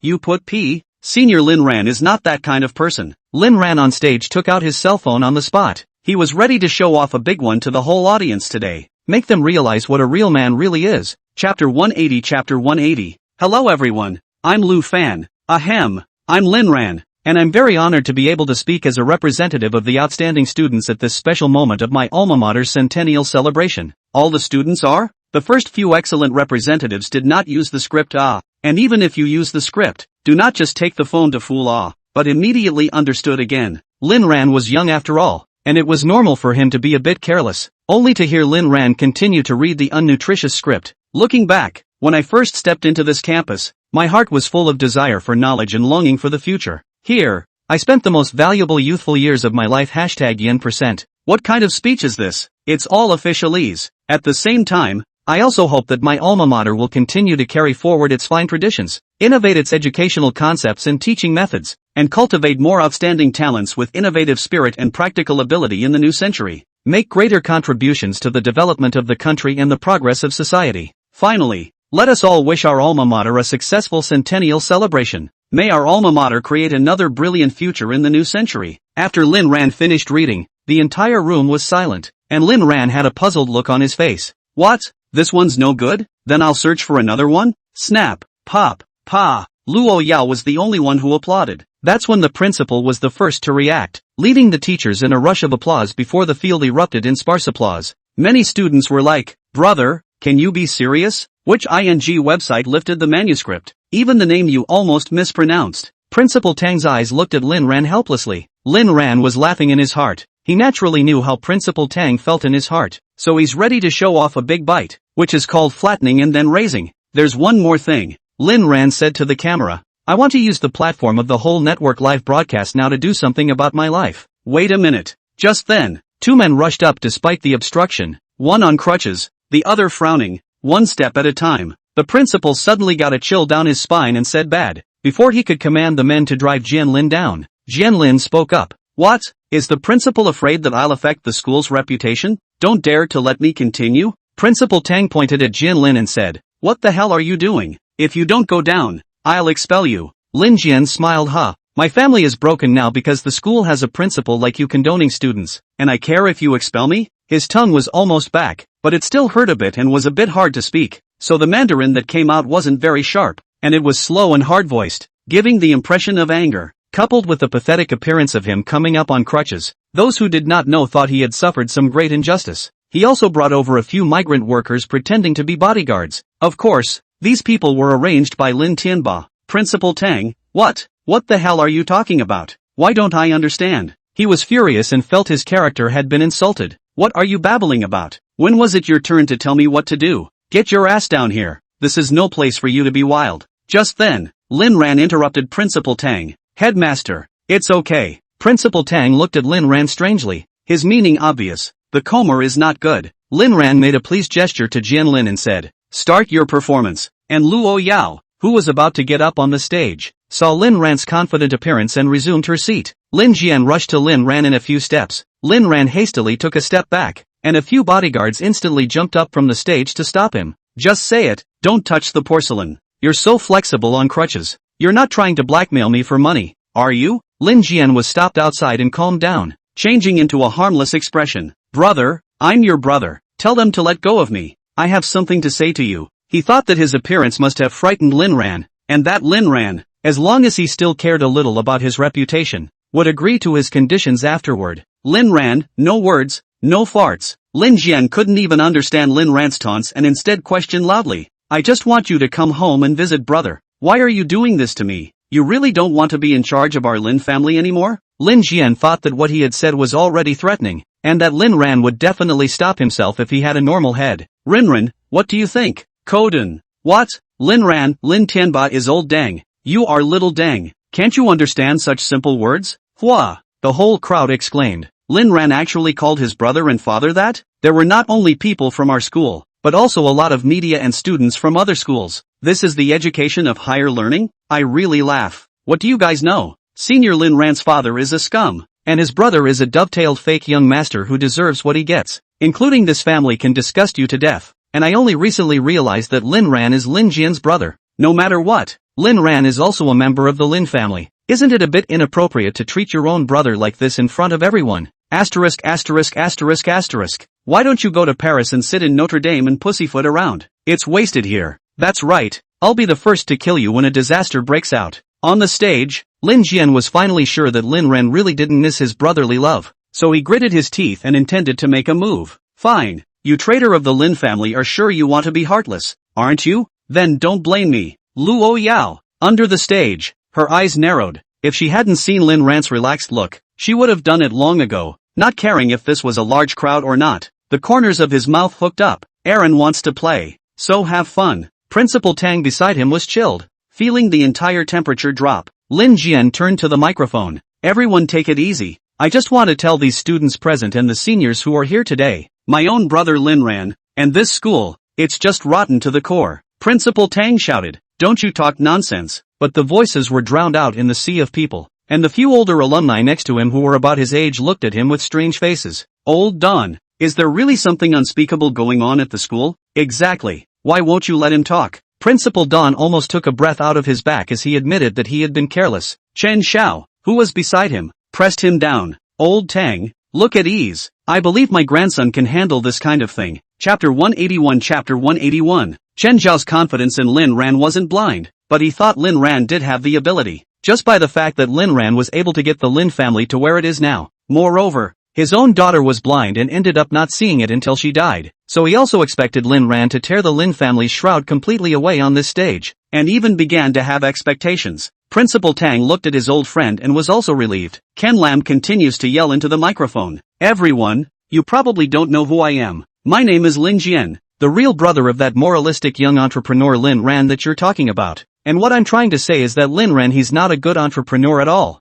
He's just a scumbag sucking on his family's blood and acting as a gigolo for a rich woman while hooking up with his cousin. Lin Jian's words directly pushed Lin Ran to the center of the conversation. Ha, nice guy. I can tolerate the first two, but what the hell is a cousin? Don't listen to Jian Lin. Senior Lin Ran can't be that kind of person. Knowing people is not enough. What's wrong with me being a little excited? The people present, the melon-eating light in their eyes could no longer be suppressed, and at this moment, all of them were united as one front. Lin Ran narrowed his eyes. Looks like you're planning to spar with me. Sparring with me? Lin Ran, do you have the strength? Jian Lin's eyes were full of indignation. Brother, do you dare confront me? Lin Ran was happy in his heart. He was still thinking of arranging some programs for Jian Lin today, but he didn't expect this guy to find himself. Okay, go ahead and fart. I'll listen. Lin Jian was also delighted in his heart. He didn't even think that Lin Ran would actually dare to confront him. He had thought that Lin Ran would find an excuse to leave, and then he would say whatever he wanted, and then even if it was false, it would become true. Now that Lin Ran was directly confronting himself, this was a once-in-a-lifetime opportunity, and it was broadcast live on the entire network. Brother, do you dare to say you didn't squander the family's money?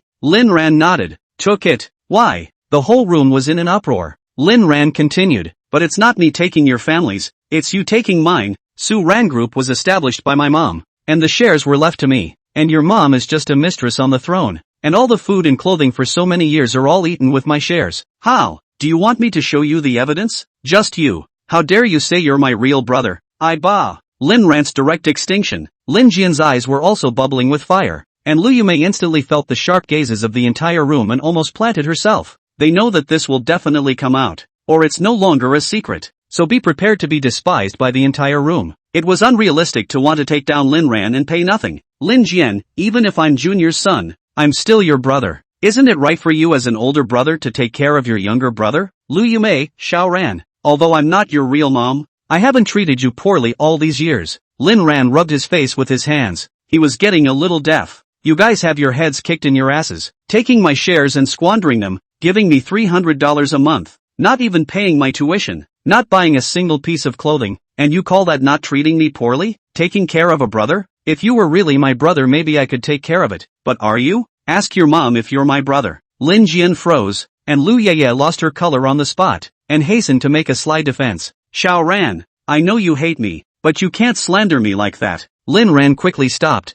Are you ing nuts for picking up customers? What are you talking about? Lu Yumei stared with wide eyes, incredulously frozen in place. On the other hand, Lin Tianba, who was watching the live broadcast, was puzzled. He was a bit unable to understand Lin Ran's words. Lin Ran opened his mouth to question Lu Yumei. Is it true or false when I say that you treated me poorly, suppressed me, and abused me? Back. Answer. Me. Lu Yumei came back to her senses, trembling, and Lin Jian hurriedly supported her. Really? What you say is true. I'm sorry, but... Lin Ran turned to Jian Lin again. Don't but it, dang. Go ahead. Lin Tianba yelled angrily in front of the screen. Don't you dare talk to your mom and brother like that. Unfortunately, no one could hear him. Lin Jian looked at Lu Yumei incredulously. He didn't understand why his mother had suddenly turned against him. The whole room was in an uproar. I had a feeling that Lin Ran was cursing a bit dirty, but now I'd say it's simply too light. Why do I feel like there's something in Lin Ran's words? What's wrong with Junior? She just wants to give Lin Ran a home. What's wrong with her? Where's the brainiac? Fork it out. Lin Jian came back to his senses and gave Lu Yumei a vicious look. Okay, even if my mom is sorry, let me ask you, did you hook up with our cousin? Lin Ran immediately pointed at Lin Jian and said, Child, you are invincible. Slander. Beware of me suing you for slander. Jian Lin, I knew you wouldn't admit it. Fine, then let Rushue Lu say it herself. Saying that, Lin Jian followed the lead character in a movie or television drama and clapped his hands, followed by Lu Rushue standing out from somewhere, and Lin Ran narrowed his eyes. A group to fool people? Ru Shui, do you think that Lin Ran is seducing you? Lu Rushue shyly glanced at Lin Ran. She was going to do something romantic today. It was to help Lin Ran for once in front of everyone and make Lin Ran's brother fall in love with himself completely. It also allows Lin Ran's brother to see clearly who is the one who loves him the most and come back to himself sooner. No, it's me who likes brother Lin Ran. Brother Lin Ran didn't seduce me. Ken Lin, you heard it everyone. Lin Ran is Lu Rushue's. Rushue, what did you say? Lu Rushue gave Lin Jian a disgusted look and said, I said that brother Lin Ran didn't seduce me. Besides, we're not close cousins. What are you so nervous about? Lin Jian was dumbfounded. He didn't understand why Lu Rushue was helping Lin Ran. Doesn't she listen to herself the most? Lin Ran whispered to Wang Bao.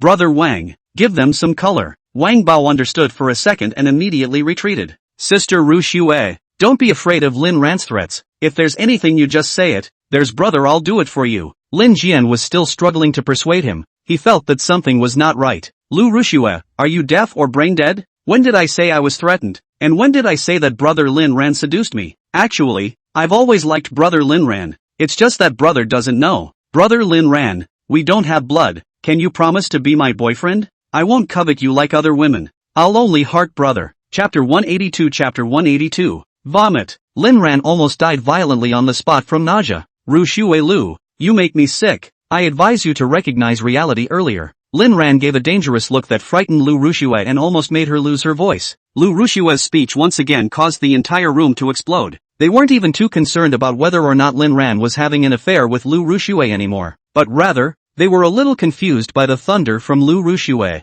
What did schoolgirl Lu just say? Why does it feel like I can't understand Mandarin anymore? What school flower? Now that Rushue Lu isn't anymore, her reputation stinks to high heaven. I kind of can't take it. Rushue Lu is so disgusting. She was blasted for having 2 feet on the ground the other day. Asterisk asterisk asterisk asterisk she's Lin Jian's cousin. That is, Lin Jian's mom's niece, but she doesn't have a bit of blood with Lin Ran. Is that right? Actually, Lu Rushue is also quite brave. Just ask how many women can make it this far? Confess in front of so many people? Really huh? Once Senior Lin Ran gave his all for her but she abandoned her like a broken shoe. Now running here to play deep love? Listening to the murmurs from the stage, Lin Jian began to break out in a cold sweat. He had done everything he could. He didn't expect it to end up like this. Is it really necessary to take that step? Not only Lin Jian, but Lu Yumei had also lost her fighting spirit at this moment. She felt that if she continued any further, something very bad would happen. So he tugged on Lin Jian, who was still in shock, and looked deeply at Lu Rushue.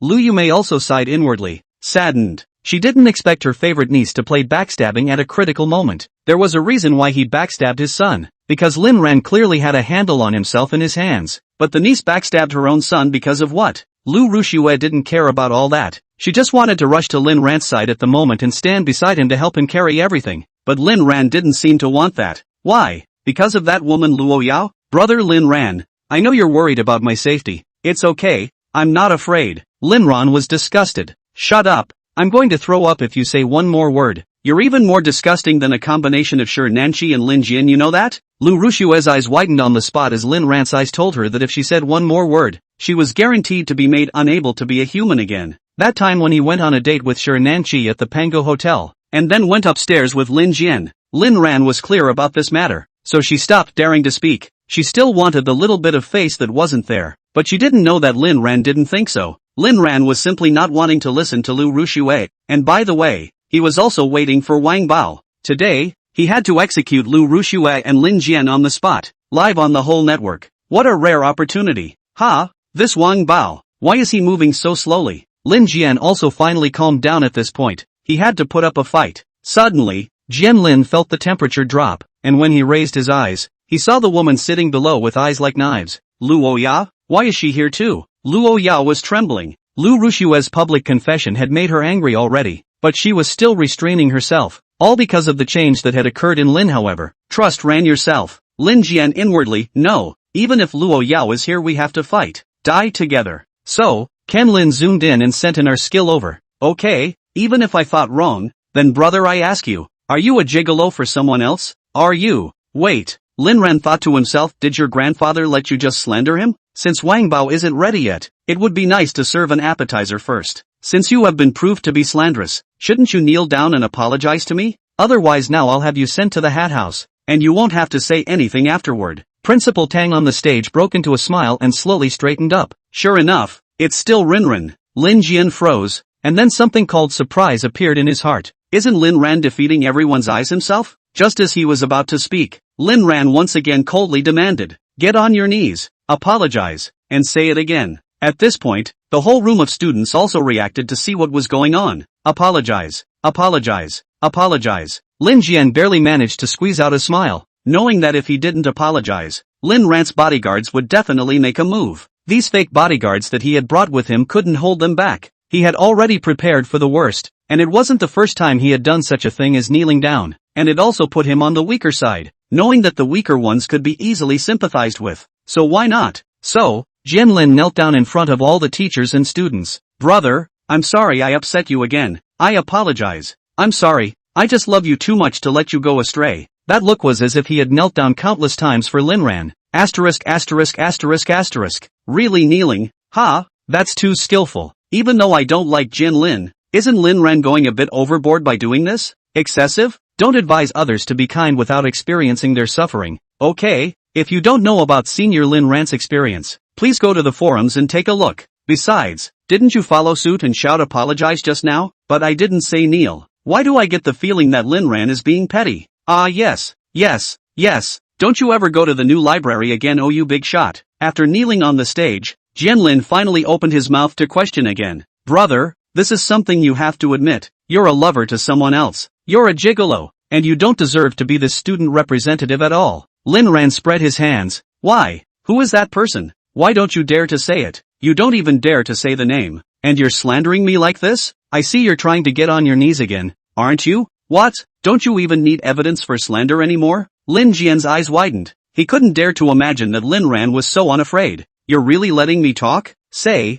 who did I give a lover to? Why don't I know? Lin Ran forced Lin Jian to speak. Lin Jian was silent. He was a bit scared. Lu Yumei was still in shock. Lu Yume opened her mouth to stop. Jian, it's not going to count. Close now. There's still a chance. If he really blew up Luo Yao, it could be the end of everything. Lin Jian was struggling in his mind whether to say Luo Yao's name or not. Some of the students on stage were already speculating. Of course, there were also many Nuan Yao group students whose eyes were full of excitement. Could it be that the relationship between the boss and the boss's wife is going public today? When Lin Ran saw that Lin Jian was hesitant to speak, he also revealed a mocking and contemptuous smile. Since you can't say it, go ahead and apologize on your knees. Lin Jian was finally enraged, thinking that since you don't want to live, then we will all die together, and gritting his teeth. Luo Ya, Miss First Plutocrat, you dare to say you're not Luo Yao's lover? Chapter 183. Chapter 183. He couldn't figure out even now why Luo Ya would rather keep Lin Ran than look at himself? Just because Lin Ran is better looking than yourself? Taller than yourself? He, Lin Ran, was just a wild seed without a mother. And in the Lin family his father didn't love him and his mother didn't love him. What can he give Luo Yao? He is the heir of the Lin family. His status and position are not comparable to Lin Ran's. And the only one who can accompany Luo Yao hand in hand in the future is himself. The whole room was once again in confused chatter. What the hell did Ken Lin say? Whose lover is Lin Ran? He seems to be talking about Luo Yao. That no. One Miss Plutocrat, Luo Yao of the Luo clan. Asterisk. Am I crazy or is the world crazy? If Lin Ran is Luo Yao's lover, then it's also very good.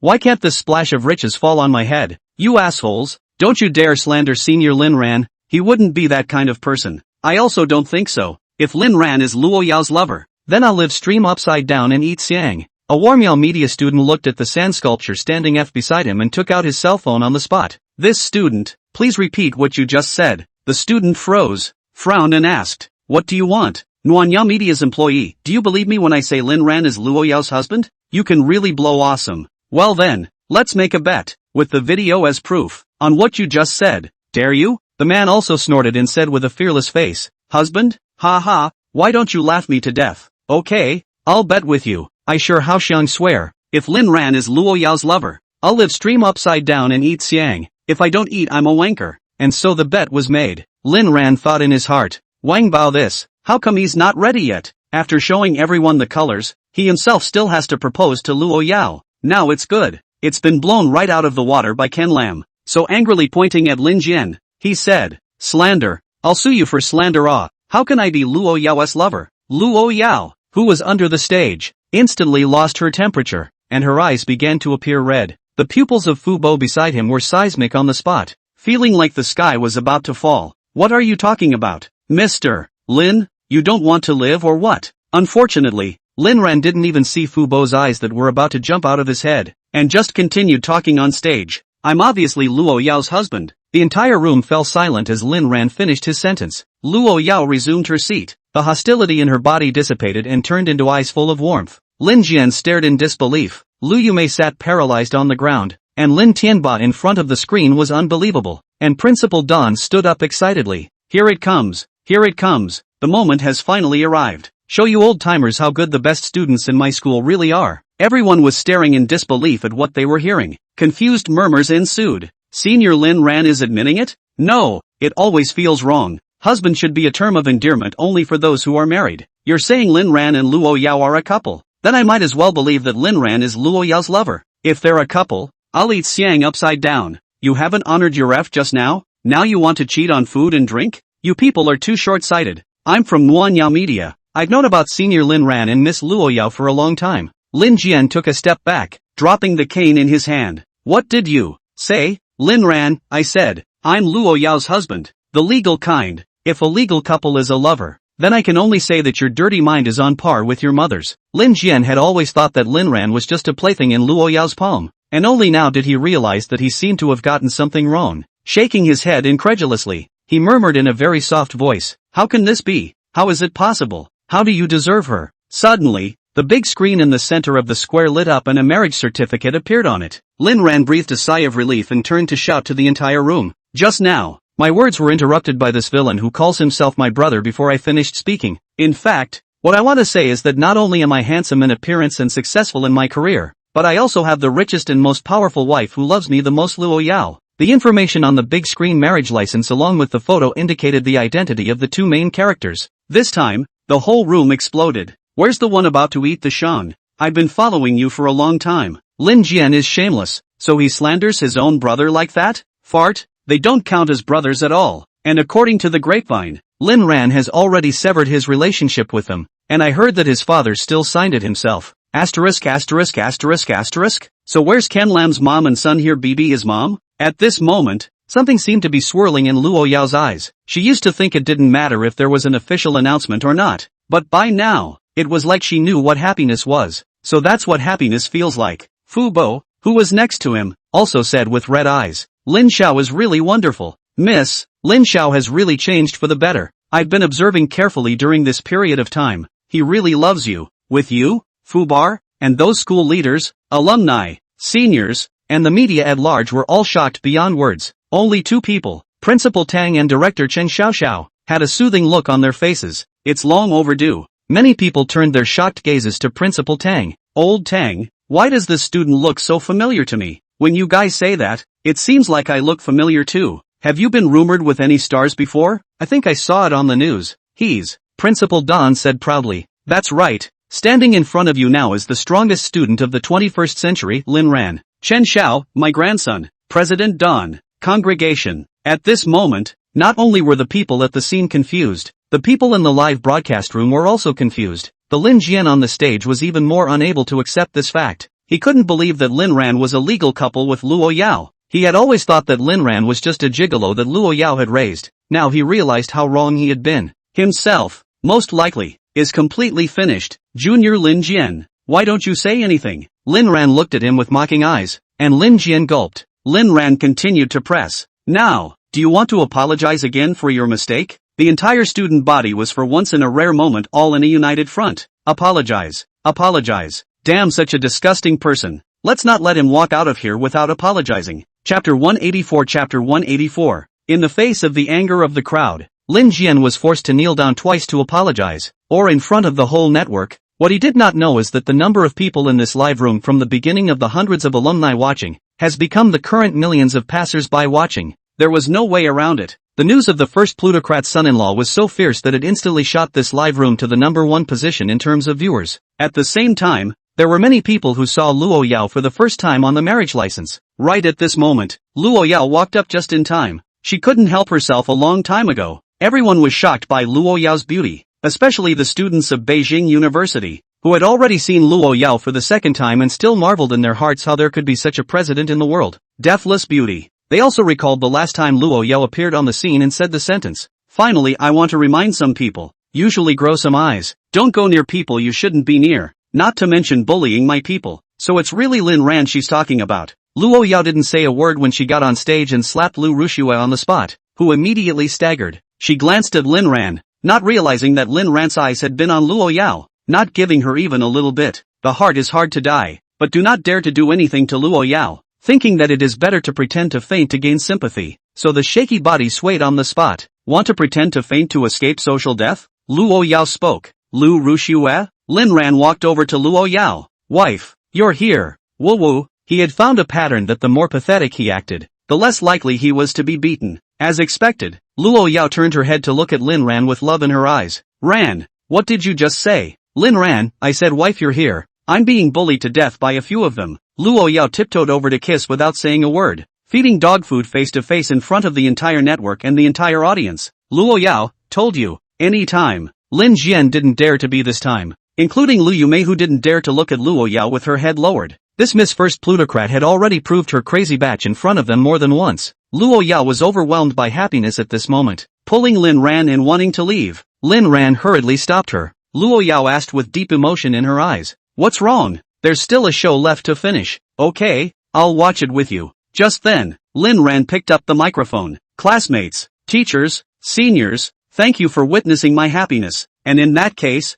I'll give you some color as well. With that, Lin Ran waved his hand, and the large screen in the center of the stadium instantly appeared. Picture. Ryu Rushue is completely inhuman and Ken Lam plays the pervert. Lin Ran isn't putting out news, but it's still mosaic for everyone's physical and mental health. But his mosaic is different from others. People were mosaicing their faces. Lin Ran was mosaicing everything but his face. There was a flurry of gasps and the whole place exploded instantly. Asterisk asterisk asterisk asterisk if I remember correctly, Lin Jian and Lu Rushue should be on the table. right? Ha, ha ha ha, I'm ing crazy. This world is finally destroyed. And he wrongs someone else. Lin ran. And it turns out that he himself is the orthopedic expert. Luo Yao's eyes were filled with stars as she watched Lin Ran publicly execute Lu Ruxue and Lin Jian. And at that moment, the live broadcast instantly went black for a 5-minute ban for violating the rules. Immediately followed by a barrage of pop-ups. Groove. Why does it break at the best part? Why? Just now. Is that Luo Yao? It's too beautiful too. I thought Lin Ran was just Luo Yao's married couple. And seeing them in love, I feel I was wrong. This broadcast is so good. It's better than the TV show. Is it just me who found out that Lin Jian seems to be real cousins with Lu Ruxue? What divine orthopedic master? Orthopedic science, originated from a brother and sister abroad, then beaten by their own father broke their legs. The two young people for their own bones to run to another country to settle down to live. And since then orthopedics become synonymous. Thank you. Next time don't cop. And on the scene, Ken Lam stared incredulously. At the same time, countless people took out their cell phones and started recording, before Luo Yao pulled Lin Ran's hand and walked off the stage. What happens next is none of their business. Alas, alas, alas, I haven't proposed to you yet. Luo Yao was stunned. She didn't expect Lin Ran's program to be over yet. Arun. Luo Yao's tears finally came down in an indisputable 6. Honey, what's wrong with you? Don't you cry. Aaron, it's too noisy here. Let's go. She didn't want others to see her weak. That would bring trouble to her Aaron. It was a good thing the bodyguard group had their backs to them surrounded and no one saw them. Okay, let's go. The marriage proposal can be done anytime, but Luo Yao is crying now. He must consider Luo Yao's feelings first, and it's really too noisy here. It's all the fault of Lin Jian, the grandson thief. Luo Yao also didn't participate in the activities in the back because she now felt like the happiest woman in the whole world. Principal Tang looked at the group of bodyguards surrounding the place where they were leaving and shouted anxiously. Student Lin Ran, Mr. Luo. Just at this time, Lu Meng came to Principal Tang's side. Principal Tang, our Mr. Luo said that this playground of yours is a bit small and the seats are a bit few, so it's not very effective today. Principal Don was flabbergasted. Assistant Lu, what does Mr. Luo mean? We, Mr. Luo, are very dissatisfied with Lin Jian's appearance today, and we, Mr. Luo, are also dissatisfied with the venue's capacity, so your school needs a stadium that can hold tens of thousands of people, but there is one requirement. Next time,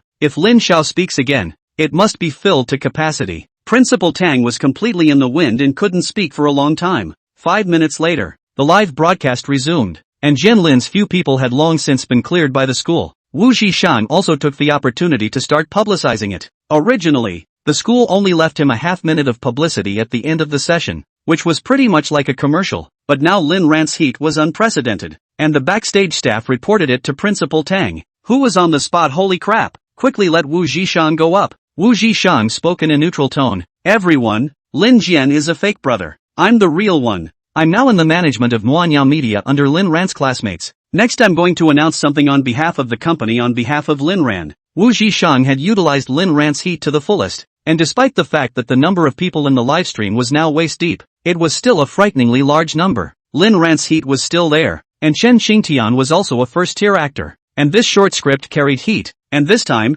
it was pushed directly into the hot search. The exact launch date is also set for mid-November. Chapter 185. Chapter 185. On the way back to the car, Lin Ran said with some aggravation, Honey, I was going to propose to you today in front of the whole internet, but unfortunately I was interrupted by disgusting people. Luo Yao froze. Didn't we get a license? And the last time at Wang Feng Mountain. That time it was a ring exchange. It wasn't really an official proposal. And there's the fact that I said I owed you a wedding. What confessions, proposals, rings, weddings, holidays, birthdays, in short, anything other girls have that you have. Luo Yao burrowed into Lin Ran's arms, her eyes a little misty. What I want has always been your person, and as for any other form, I don't care. Lin Ran was also relieved. Then but if you fail to do what you promised, I'll make you bite the corner of the table and bash your head in so hard until your teeth fall out and you don't dare lie to me again. Lin Ran swallowed back the latter words. That's all the more reason why I can't not propose to you for a wedding. Let's see. How?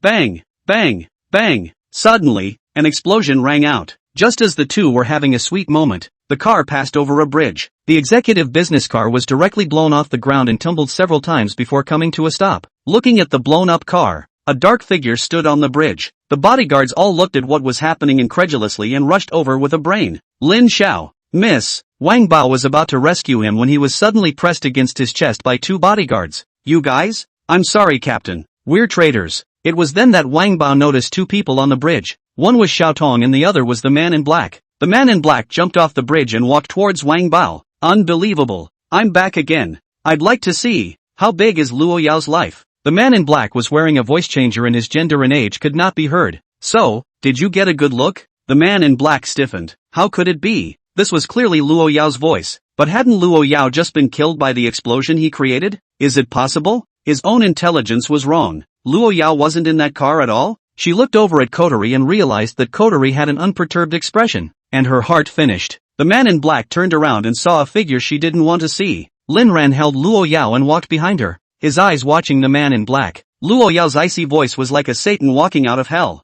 "You are dumb enough. Don't you think it's fishy that you've managed to escape from that place every time?" The man in black asked incredulously. "How is that possible? How did you know it was me?" As for the 2 bodyguards on Wang Bao's side, their eyes locked and they were about to flee when they were held down. Few people knew about Koton's actions, and he didn't expect to actually turn 2 bodyguards. "Luo Woyo, you think you're smart? It's a pity.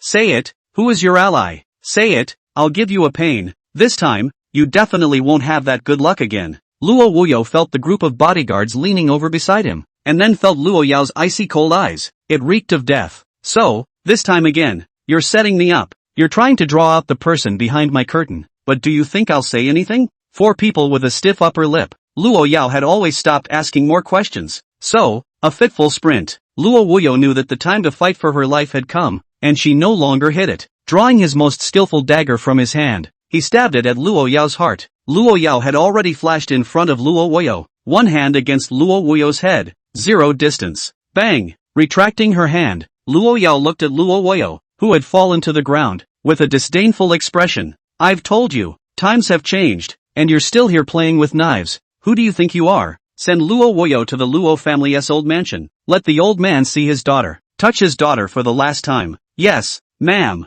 even to his death. Luo Wuyo didn't expect that his final confrontation with Luo Yao wouldn't be a fight between you and me, but rather being physically overpowered. Luo Yao slowly laid down on the ground, covering her chest. Lin Ran was startled and rushed up to check. "Yao Yao, you, Yao Yao, call the doctor." Lin Ran looked at his bloodstained shirt and tears fell indisputably. "No, don't, you said it, you're going to support me for the rest of my life." Lin Ran's world completely collapsed in this instant. He had never been so panicked and scared before. "Luo Yao, can you hear me? You liar, you said you would support me. You said no one could hurt you. How could you be hurt? Doctor, has the doctor come yet?" Luo Yao finally couldn't bear it. Her whole heart was dripping blood as she felt Lin Ran's sadness. So, quietly, one eye opened. "Arun, Yo-Yo, I faked it. The blood is fake. Don't be afraid. Now you pretend to cry." Lin Ran instantly flaxed and froze, but immediately understood what was going on. "Yo-Yo, me, oh." He finally understood why Luo Yao had to get close when she could clearly kill Luo Wuyo in an instant. So it was to create the illusion of injury. It really scared him. Lin Ran wasn't pretending to cry. He was really crying. He was scared. How could a big man, who was usually too embarrassed to explode his emotions, now that he could take advantage of Luo Yao's order to blatantly explode, not be considered a good actor? Pretending to cry for a while, Lin Ran carried Luo Yao to the car and drove towards the manor. At the same time, experts from several hospitals in Kyoto also went towards the manor. The convoy was moving again and that blown-up car was taken care of. All of this, however, was watched by a pair of binoculars in a distant tower. The man in black lowered his binoculars and remained silent for a long time before slowly removing his own hood. "Girl, hello again." The one he actually couldn't figure out the most was Koton. Now it seems that those 2 bodyguards were really turned by Koton and then installed the explosives as he thought. Only Xiaotong was with Luo Yao, so Luo Yao didn't ride in that car. He didn't understand how Koton dared to betray himself even though he had obviously taken his own stuff. It wasn't that he hadn't thought about Koton's fake betrayal. He just couldn't imagine that someone really didn't want to die. Suddenly, something occurred to him, and that was when Koton took her last bite of bread. Looks like it's in a surveillance dead zone. Damn it, cheated. But think that's enough? Now that Luo Yao was seriously injured, it was the best opportunity. If you die, so be it. If you're not decent, then I'll help you be decent. The man in black removed the clothes from his body and ordered a few men behind him. "Gather and go to the cave manor." "Girl, do you think your uncle, me, doesn't have a backhand?" Returning to the manor, Luo Yao immediately resurrected with full blood, hanging onto Lin Ran and refusing to come down. "Ran, I'm sorry for making you worry. Lin Ran's eyes were still red. That life and death parting had broken him, but now the loss and recovery made him glad. Next time, no more lying to me. Luo Yao, okay, if I lie to you, my whole family will die. Lin Ran let out a pft of a laugh. Good for you, how dare you learn from me. Chapter 186. Chapter 186. Luo Yao and Lin Ran got tired of each other for a while before the group of experts arrived. Of course, all of these expert groups were from the E family, a medical family, and they were located in various tertiary hospitals in Kyoto. After they left, Luo Yao came out again, looked at Kotori, 10 times the bonus. Xiaotong was so grateful in a hurry that he was almost about to kneel on the ground to thank his lord. Lin Ran walked over and patted him on the shoulder. I heard from Wang Bao that the man in black suspected you of liking my daughter-in-law? Xiaotong immediately cried and said, Lin Xiao, unjust, this is all his blind guess. I don't want the bonus. Lin Ran realized that this bodyguard was a bit cute and waved his hand in a hurry. Just kidding, the bonus is still there, or else I'm sorry for poisoning you, and besides, I'll help you find your white Muno. Yi had just helped Xiaotong look at it, and the toxin was so little that it could be slowly metabolized out without even needing an antidote. Xiaotong's eyes immediately glowed with excitement. Thank you, Xiao Lin. Thank you, Xiao Lin. Koton's white moonlight, that's another story. Yo, you know who your opponent is. Luo Yao nodded. Your second uncle, right? How did you guess? Rinring pointed a finger at his eyes and said, because I'm not a cutie, and I know you. Luo Yao came close to Lin Ran's face and gazed into Lin Ran's eyes with her own. Ran's eyes are bright with my reflection in them. Lin Ran thought to himself, how come Luo Yao's mind jumped so fast? Of course, because you're the only one in my eyes. Only then did Luo Yao revert back to Lin Ran's last question. So, how do you say you know me? Lin Ran, for example, just now, if you didn't know who your opponent was, you shouldn't have karate chopped Luo Woyo. Luo Yao nodded. It does seem a little sure. Is that your second uncle or not? Exactly. Then Luo Yao directly pressed a slender finger against Lin Ran's lips. Right now, I don't want to discuss this matter with you, I want you. Luo Yao was in a really good mood today. She must fight Lin Ran to the end. After the hearty battle was over, Lin Ran always felt that something was going on. In the middle of the night, he was once again in a nightmare. He looked up and around. It was a little dark and the only light seemed to be right in front of him. What is this place? It seems like a cave, but instead of a cave, it's a closed hole. I look up, and there's a starry sky? Is he or she in a dry well? It's not right either. Big brother, do it yourself, okay? With the faint starlight, Lin Ran seemed to hear Luo Yao's voice. You don't want to? Ha? Lin Ran looked puzzled. Suddenly, the scarlet in front of him made Lin Ran realize the danger. Me, want, catch, to, you, meow dash a cat meow woke Lin Ran up. Dreaming again, Lin Ran was covered in cold sweat, and when he looked at his side, Luo Yao wasn't there. And what does this dream mean? No, I think I was woken up by Blackie. Blackie? He was about to look at something when he saw a pair of eyes watching him from the window. Lin Ran was startled, and when he looked again, the eyes darted away. Blackie? You want to scare people to death in the middle of the night? Lin Ran hurriedly went downstairs and chased after him. There was no figure of Luo Yao downstairs. Even Fu Bo didn't know where he had gone. He thought about it, but followed Blackie's direction. After following him until the manor was almost at the edge, Xiao Hei disappeared, and Lin Ran was flabbergasted. Taking another look, he found Luo Yao. She was leading a group of dozens of bodyguards that surrounded a few men in black. The black-clothed man in the lead was obviously injured, and at this moment stood in the middle of the crowd deadlocked with Luo Yao. Lin Ran in the dark, quietly walked over. At this time Fu Bo seems to notice him. Lin Ran to Fu Bo gestured a shoe gesture. You're not hurt? The dark shadow finally spoke. To lure you out, Luo Wushuang. Sure enough, it's worthy of Luo Yao. What's the matter? Don't you even call out second uncle? Luo Yao snorted coldly. Humph, I'll kill you today, so there's no need to recognize this relative. And the only relative I have is Aran. Luo Wushuang smiled to herself. Indeed a woman without feelings. Blood is really worthless in your eyes. Isn't this the result your Luo family wanted? Luo Yao asked rhetorically. Luo Wushuang took a deep breath as some bad memories filled his mind. Back then, after Luo Yao came back, she messed up the entire Luo family, so she wasn't suitable to be the guardian of the Luo family. But what everyone didn't expect was that Luo Yao would directly wipe out all of the Luo family's direct lineage, and the first one to be injured was him, Luo Wushuang. That time, Luo Yao directly let someone attack him and he lost a leg, but luckily he escaped in the end. Then came the tragic news of the Luo family one after another. At the very beginning,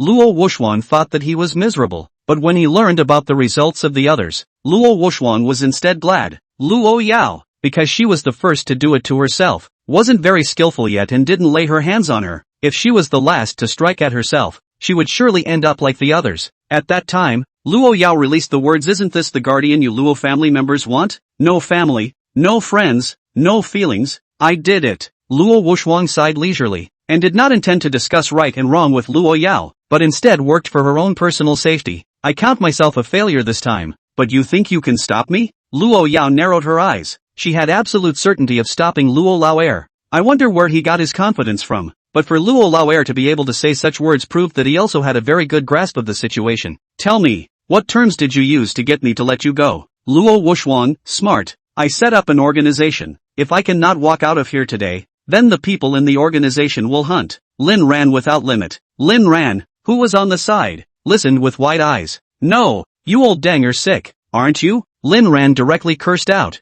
Luo Yao and Luo Wuxuang were both shocked. "When did Lin Ran come?" Luo Yao coldly glanced at Uncle Fu, who lowered his head and didn't dare to meet his eyes. "No, I really don't blame me. You said, everything in the manor listens to Lin Xiao. He won't let me squeak. I really don't dare to squeak." Lin Ran came to Luo Yao's side and gently took her hand. "Yo, you do your business." Lin Ran gave Luo Yao a reassuring look, and Luo Yao sighed in relief. The Ran of now is not the Ran of once. Chapter 187. Chapter 187. Luo Yao coldly spoke. "It doesn't matter. I will protect Aaron. If I can't protect him and he dies, I will die with him. But if you want to use Aaron to threaten me, then you are wrong." After saying that, Luo Yao looked at Lin Ran again, who also opened his mouth in recognition. "Do you hear me? I'm on the same page as my daughter-in-law. If you dare to touch her, then I'll karma you and go to reincarnation with my wife." Luo Wuxuang frowned. He admitted that Luo Yao was a woman whose thinking wasn't quite the same as ordinary people. But why does Lin Ran look like this too? No, Lin Ran was faking it. He had worked with Luo Woyo, and what he had handed over was true. And based on the information, Lin Ran had tried to get rid of Luo Yao countless times and only recently started acting like he loved Luo Yao. So there was only one explanation. It's impossible for a person to suddenly fall in love with someone he hates. So Lin Ran is afraid of Luo Yao, and everything about him is a disguise. I, Luo Wuxuang, am really smart, Luo Yao, but I can give you a chance and let you go. Luo Wuxuang's eyes were deep, and only after a long time did he open his mouth to ask, "Really? Sure." Luo Wuxuang smiled. "You really do still care about this man. I don't understand. Are relatives really worthless in your eyes? Luo Yao, what are you? What qualifications do you have to be compared to my Aran? Groove?" Luo Wuxuang almost broke his defense. He felt that Luo Yao's words weren't dirty, but they were just hard to listen to. With a deep look at Lin Ran, he disappeared into the manor. After Luo Wuxuang left, Lin Ran asked, "You really believe him? Unbelievable. Then why did you let him go?" "Because he has something I want, but he won't give it to me." In fact, the things in Luo Wuxuang's hands were certainly important, but they were not essential. What she wanted was Lin Ran's safety. She just didn't admit it with her mouth. Even if what Luo Wuxuang said might be false, Luo Yao didn't want to gamble. She pretended to be injured in order to lure Luo Wuxuang into striking.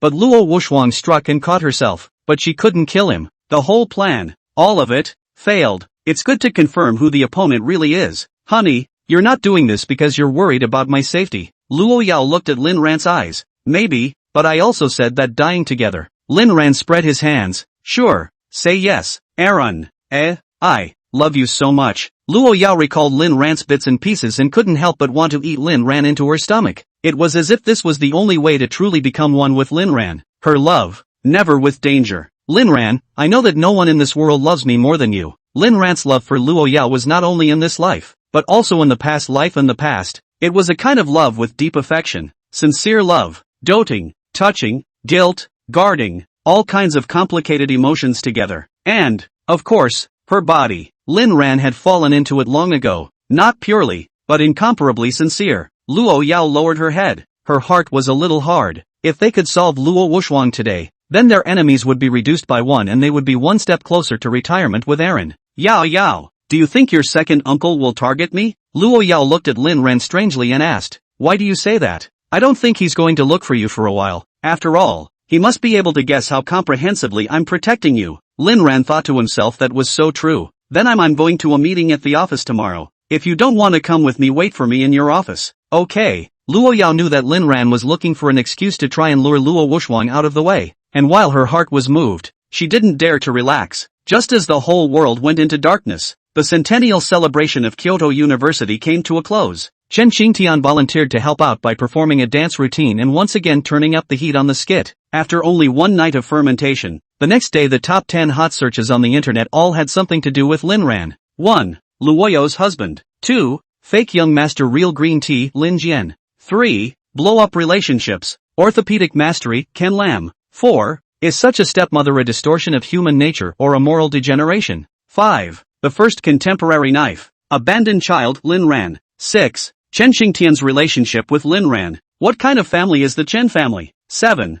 Saran Group plus Nuanyo Group boss? Lin Ran's true identity. 8. Scum father of the century Lin Tianba. 9. The centennial celebration of King's University. The president's emoticon is so wonderful. How many times in life can you get to see it? 10. Nanya Media skit set to meet in November. Lin Ran's identity this time was really raked over the coals, cleaner than the last time Su Jiangwo stood up that time. At this moment, countless netizens realized that Lin Ran had lived such a clean life. Good thing he took off now. Not to mention, with the status of Luo Yao's husband, he could walk sideways all over the world. What's more, he had so many vests, and with the wave of heat, the number of bookings for Warmyao Media's short dramas reached unprecedented numbers, and also pushed the short drama market ahead to a height where it didn't belong yet. It was also at this time that Lin Ran once again came to the company, and for his own safety, he brought along Fu Bo. As the owner of Warmyao Media, it was the first time I attended a decisive meeting. What's the charge? Who said anything about charging for my skits? All the company's management froze. If we don't charge for it, how do we monetize it? That's when Lin Ran asked Wu Zhishan to bring out the original business plan. And right after that everyone realized how good Lin Ran really was. Folks, the profitability plan was figured out a long time ago, and early this morning, we had a lot of people come to us to work with us, so we're going back to tradition with our profitability model. First, advertising. We'll insert ads before and after the skit. Our investment was already small. The revenue from the ads alone will already cover the cost, and we've already been contacted by several brands today in just one morning. Second, platform cooperation. We can license the copyright to other platforms. Third, shopping conversion. Fourth, live diversion. Our anchors also belong to the professional level. Fifth, VIP recharge advance watch. Of course, in addition to all of the above we have hidden income. This time we build the IP well. We can increase the fans for our subsequent content, which is an unforeseeable future, and will receive better endorsements for our actors and so on. The more everyone listened, the more they were shocked. So it turned out that from the very beginning, people had it all planned out. At this time, there is no fixed profit model for short videos, but Lin Ran has come up with a viable program, and the only difference is free viewing. After all, everyone's money is money, and you've already invested the cost of your time in order to watch a show. If you're also investing the cost of money, capital can be shameless, but not without money. Lin Ran can do without money, but he can't be shameless. Chapter 188. Chapter 188. Everyone else responded. According to Lin Ran's plan, it's really a mode of operation in which a free short play but can pry big capital, and with just a short play, it can make money that is hard for traditional companies to reach. No wonder people can be bosses. Although Chen Xingtian wasn't management, she also participated in this meeting, and she was dumbfounded as she listened below. Why does it feel like this mindless skit might make more money than making a movie? Thinking of this, Chen Xingtian shook his head and laughed at himself. I'm really out of my mind. How is this possible? Alright, today's meeting is over. I have to go find my daughter-in-law. Mr. Wu, bring an assistant with me to go to Luo Group to discuss the cooperation. Wu Shishan, Lin Dong. I don't have an assistant, just anyone. After this decisive meeting, Lin Ran also left the company and prepared to go back to Luo Clan to look for Luo Yao. But when Lin Ran had just gone downstairs, he was stopped. A big man, holding up a 7-horse wolf, rushed over, as if a tiger had descended from the mountain. Chilling people, little I'll smoke you to death. Lin Ran was startled and thought that Luo Wuxuan had found someone, but he fixed his eyes on them. Good lord, so it's bastard Lin. Beside him, Wang Bao and Xiaotong both rushed out, while Lin Ran slowly walked over. Little you tell them to let me go. Old man is your father. Old man teach you a lesson heaven and earth. Lin Ran narrowed his eyes. He knew that Lin Tianba was now on the verge of collapse. How else would he have dared to trouble himself with his soft bones? So, this time, Lin Ran intended to use magic plus physical attacks, walking over and slapping his face, one after another. The feeling of humiliation filled this Lin Tianba's heart. What are you doing, little? You let me go. Lin Ran shook his head and said, TSK, TSK, TSK, not only pathetic, but also stupid. One person dares to come to me. Are you looking down on me or the Luo family's bodyguard group? Lin Tianba bared his teeth and cursed. You are the one who is pitiful. You have no relatives and no feelings. You will never get the fatherly love that only I can give you. Lin Ran almost died laughing at Lin Tianba's words. Lao dang. Sometimes I really sympathize with you guys. Living in your own world all the time and still not knowing it. Always thinking that the whole world revolves around you. But in fact it's all a fantasy. There's one thing I don't think you understand. I have relatives, namely my wife. I also have feelings. All my love belongs to Luo Yao. As for you, I can't say I hate you. After all, I can't hate a piece of that stinks too much. Don't you think so? Lin Tianba once again intuitively felt Lin Ran's ruthlessness, and also counted on experiencing the feelings of Lin Jian and Lu Yuemei in the live broadcast yesterday. After the mother and son duo went back yesterday, Lin Tianba was furious. Millions of people watched on the live stream, and they were completely famous across the country. Lu Yuemei hadn't even arrived home before she herself was manhandled. This also led to his hatred for Lin Ran reaching an unprecedented peak, which led to what happened now. Adverse son, do you really have no urge to kneel down and apologize when you see me? Lin Ran, no,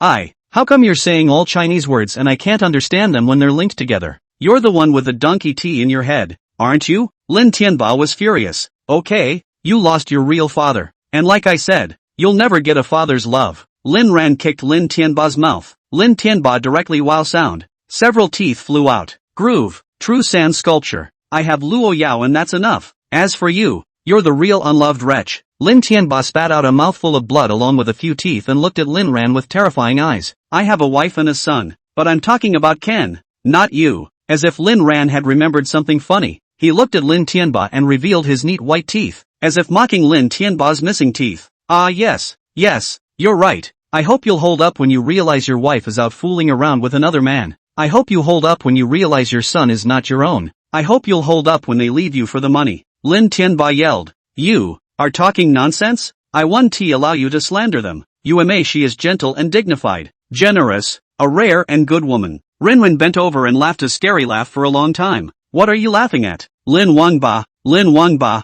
I'd better advise you to go back and see what your wife is doing every day now. Okay woman? She is the good woman who holds up the trunk of the tree. Lin Tianba was in a rage. I won't allow you to talk about your mother like that. Lin Ran put away his smile. If you say another word like that, I'll make you a corpse. You know, my wife is Luo Yao. Lin Tianba's eyes widened. This was the first time he had experienced a killing aura on Lin Ran.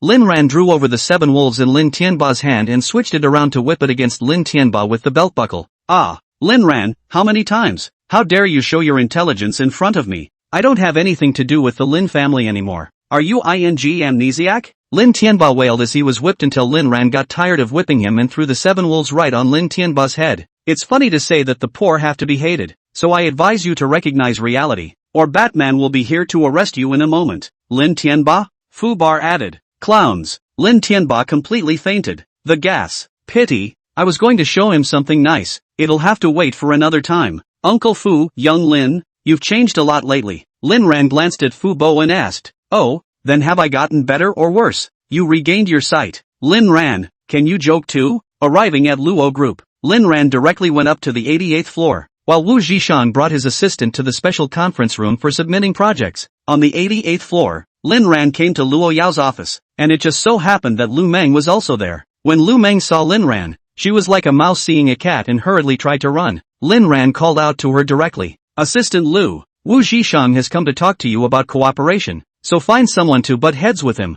Okay Lin Xiao. Lu Meng left the office, relieved. It's okay, it's okay, it's okay, it's okay, it's okay, it's okay, it's almost dog food. She went into the assistant team office and looked around. An assistant asked, Sister Lu, what is it? Lu Meng, downstairs to meet a client, who was not busy with me. Before anyone else could speak, a man immediately raised his hand. Pick me, pick me, pick me. Chapter 189. Chapter 189. Lu Meng had no complaints about Wu Zhishan's arrival. What need is there to make an appointment with Mr. Lin's company? Of course, this was just a formality. After all, there was Lin Ran, beating the bones together. Although it's just a small cooperation about promotion, Lu Meng still intends to do it herself. Besides, at this time in the office, Lin Ran and Luo Yao were finally alone again. Even though they were together every day and night, the two were still as close as glue, as if they would lose the meaning of life if they didn't stick together. Ran, Deanie just called and said it's time for your review. Should we have them come here or go back to the manor? Lin Ran, there's no need for that. I think I'm in good shape. No,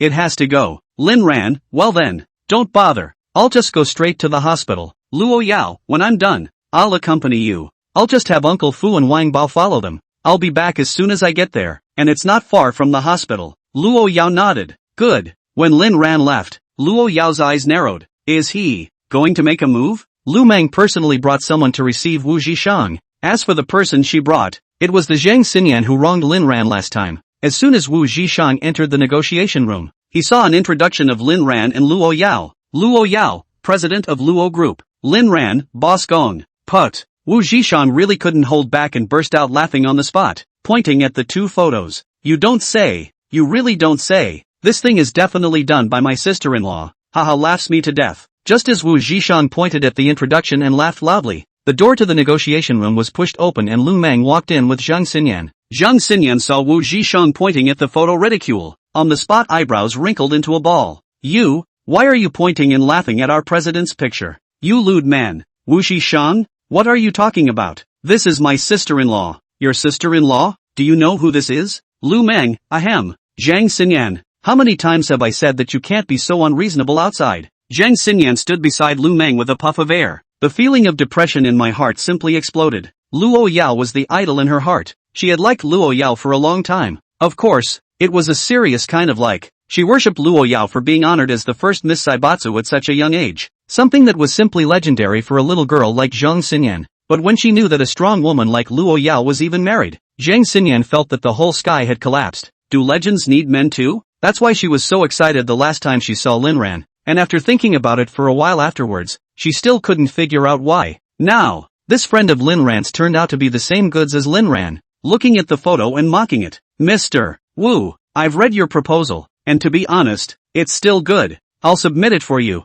and you'll be contacted in the future by someone from our operations department. Wu Zhishang nodded and politely said words of thanks. Happy cooperation. Happy cooperation. Just as Wu Zhishang was leaving, Zhang Xinyan quietly stretched out a foot and gently tripped Wu Zhishang. Wu Zhishang fell on the spot. Why are you tripping me? Which eye did you see? Wu Zhishang took a deep breath to regain his form. Ms. Zhang Xinyan, I think as an assistant of Luo Group, you should have the connotation of a big company. Even if you don't look at me favorably, you shouldn't make small moves. Zhang Xinyan still wanted to argue, but then she saw Lu Meng's cold and piercing eyes and stuck out her tongue to stop talking. Wu Zhishang, it's fine for you to be like this to me, but it's not fine to be like this to others. If this place wasn't my sister-in-law's company, I would have already told you to lower your head and look for something. Zhang Xinyan, looking for what? Teeth. You actually. Wu Zhishang didn't wait for Zhang Xianyan to get angry and just walked away, but Zhang Xianyan frowned behind her, realizing Wu Zhishang's flashpoint. Turning to Lu Meng, she said, this man has a good memory.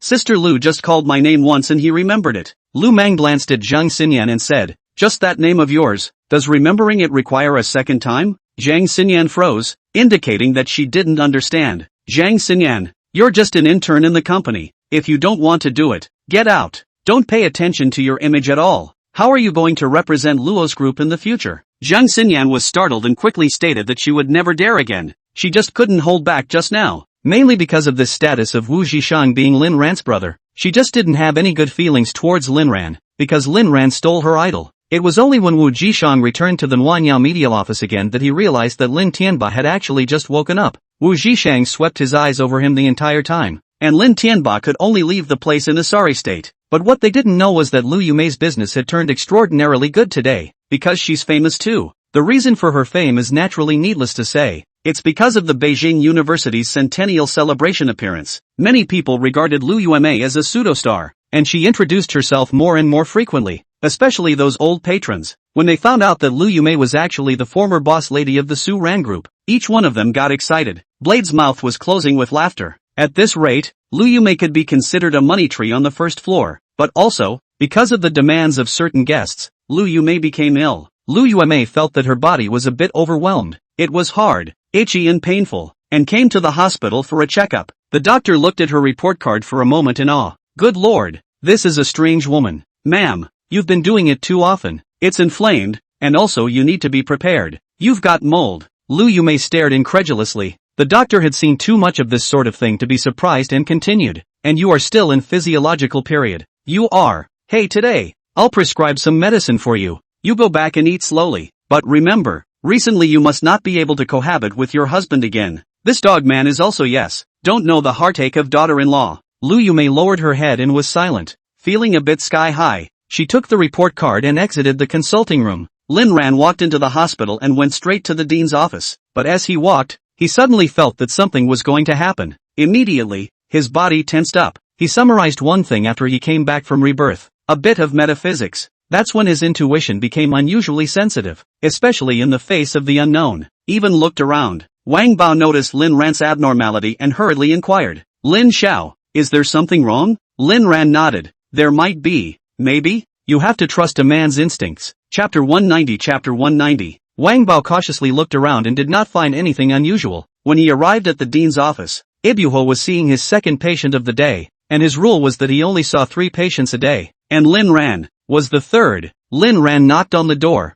and seeing that there was only one woman inside asking for medical attention, Ibuho also smiled and asked Lin Ran to wait. Lin Ran frowned, feeling that there was something familiar about the woman inside. Brother Wang, go find out what's going on with that woman? Wang Bao immediately rushed in, and Ibuho hurriedly said, Ugh, what are you guys doing? I'm treating a patient. When Wang Bao came to the woman, he saw that she was wearing a mask. One arm was not taken out in the loose skirt, and her chest looked like an airfield. Feeling that the woman would pull out something dangerous at any moment, Wang Bao hurriedly gave Lin Ran a wink. Just as everyone's nerves tightened, Lin Ran spoke, Brother Wang, you go out first. He had already recognized who the woman in front of him was. Wang Bao could sense that there was something wrong with the woman's eyes, which seemed a bit timid. Lin Xiao, I'm better off here. No, you go out first. Wang Bao didn't dare to disobey Lin Ran's order and retreated to the entrance of the room, guarding it and not daring to move a step. Dean Ibuho looked at Lin Ran and then at the woman. Lin Xiao, let me show you first. Lin Ran shook his head. There's no rush. Keep showing her. Ibuho nodded, and said that Lin Xiao is quite good. MS. Bye. The wound on your hand is almost healed, but there is a risk of inflammation in your chest, and this side suggests that you. The woman didn't wait for the dean to finish her words before turning her head to look at Lin Ran. She took out a hand and slowly removed the gag, opening her mouth in a somewhat creepy manner. There was no tongue inside. Lin Ran, by Demon Lane? The woman nodded. I remember you. You're by Demon Lane. Second aunt by Demon Lane. Second uncle's wife by Demon Lane. Luo family by Demon Lane. Bitch mouth by Demon Lane. By Demon Lane always felt that Lin Ran spoke strangely, stood up and slowly walked towards Lin Ran, and the Wang Bao alarm outside the door rang loudly. Lin Ran hurriedly stopped her. Stop. No, you're not going any further or I'll be rude. By Demon Lily said in her heart that this guy was quite vigilant and also stopped her pace. Lin Ran scanned her up and down. Only By Demon Lane slowly took out her own hands and raised them to show that she was no threat. One of her hands was no longer a palm. The other hand took out a cell phone and aimed it at Lin Ran, which read, Lin Ran, today's me is your downfall tomorrow. Lin Ran snorted. So, seeing Lin Ran's disbelief, By Demon Lian knew that the visual impact wasn't enough, and on the spot, she used her other hand to tear off her tunic, which was empty. Lin Ran directly inclined his head, not looking at her chest. By Demon Lian handed his cell phone to Lin Ran, and Lin Ran took a look at it, and it showed. It's all Luo Yao's doing. Scary? Lin Ran thought to himself. My wife is not scary. She is the warmest and loveliest woman in this world. You just lost a hand, a tongue and 2 balls. What are you playing at? Suddenly, Lin Ran realized a serious problem. By Demon Lian was obviously running towards himself and knew his trip, which made it a bit inscrutable. It should be arranged by her husband. Luo Wushuang, get out of here when you're done with the doctor. Don't delay my review here. I have to go home to my wife after the review. Lin Ran returned the cell phone to Bai Damonlian, who walked away with her head down. Lin Ran quietly tucked the note underneath his cell phone just now into his coat pocket. Young Lin, you know that patient? Is she your second aunt? Lin Ran, she's a dog. Ibu Hao choked on Lin Ran's words and knew that he had spoken too much. Lin Xiao, let me show you. When he finished examining Lin Ran raised his eyes to look at Ibuho. Give me a copy of By Demon Lane's medical records. Lin Xiao, this is not in line with the rules. You'll know what the rules are when I tear down your hospital. Ibuho wiped the cold sweat from his forehead. Okay. Ibuho didn't give a damn about Lin Tianba's threat last time, but he had no doubt about Lin Ran's words. Lin Ran walked out of the dean's consulting room, a cloud of doubt rising in his heart. Who the hell leaked their trip? This world is full of dangers and coincidences. Returning to the first floor again, suddenly a figure crouching in a corner, crying, caught his attention. Lin Ran walked over and stood next to the man, looking at the list in her hand with a smile. Feeling blocked, Liu Mei looked up just in time to see Lin Ran curiously looking at the list in her hand. You. Xiaoran, why are you here? Lin Ran knew his handle. He couldn't get into a conflict with him himself. He could endure it. Goo, what a surprise. The older you get the more you can play. You can get any disease. Funny, ha ha ha. Xiaoran, mommy begs you, don't tell anyone, okay? Lin Ran's smile immediately disappeared. Lu Yumei changed her words in a hurry. Ran, I beg you, don't tell anyone. Lin Ran coldly asked, who are you? Lu Yumei immediately froze, remembering the last time she was forced to kneel by Lin Ran upstairs. I am, Junior. The last two words were so low that she couldn't hear herself. Me, listen, no, yes. Lu Yumei was shocked by Lin Ran's aura. She was now a little afraid of Lin Ran. Lin Ran was no longer the little child who had once been at the mercy of others. Me, am, Junior. 3. The first floor of the hospital was full of people. Everyone hadn't noticed this sight at first, and Lu Yumei's loud shout directly attracted their attention, all thinking in their hearts, no, are all mistresses so arrogant nowadays? Only then did Lin Ran smile again. Next time, call me that when you see me, or you'll be in for a rude awakening.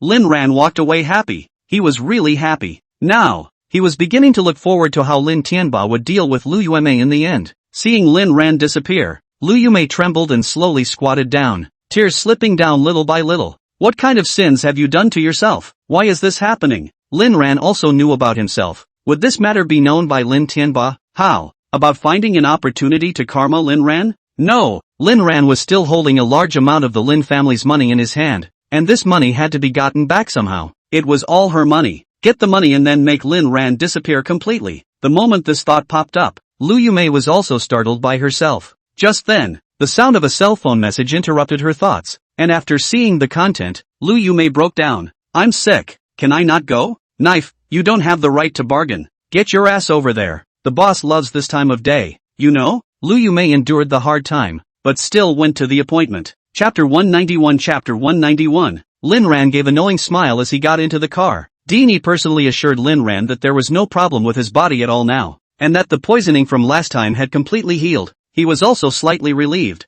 thinking that as long as Luo Yao stopped cooking, he was the safest man. But what he never expected was for Luo Yao to cook again that night. Watching Luo Yao's movements, the entire villa was silenced, but this time it was good that Lin Xiao was along for the ride, so there shouldn't be any problems. When they came out again, they brought out a colorful dish. Luo Yao's eyes swept the circle and everyone lowered their heads, including Fu Bo. It's all in the mind. Don't pick me, don't pick me, don't pick me. Only Wang Ma, with a puzzled expression. Lin Ran coughed lightly. Whoever tries it, double the bonus. Seeing that no one chimed in, Wang Ma could only say herself, I'll do it. Lin Xiao, the bonus is not necessary. It's just a taste test. How bad can it be? Although Fu Bo collapsed last time, Wang Ma always thought it was Fu Bo himself who was already sick and just happened to be. She had absolute confidence in Lin Ran, because in the Lin family it was Lin Ran who cooked, and she herself had helped Lin Ran countless times. Lin Ran's cooking skills were even better than his own. Luo Yao looked at the somewhat older Wang Ma with satisfaction and nodded. Wang Ma carefully took a bite with her male chopsticks and ate it,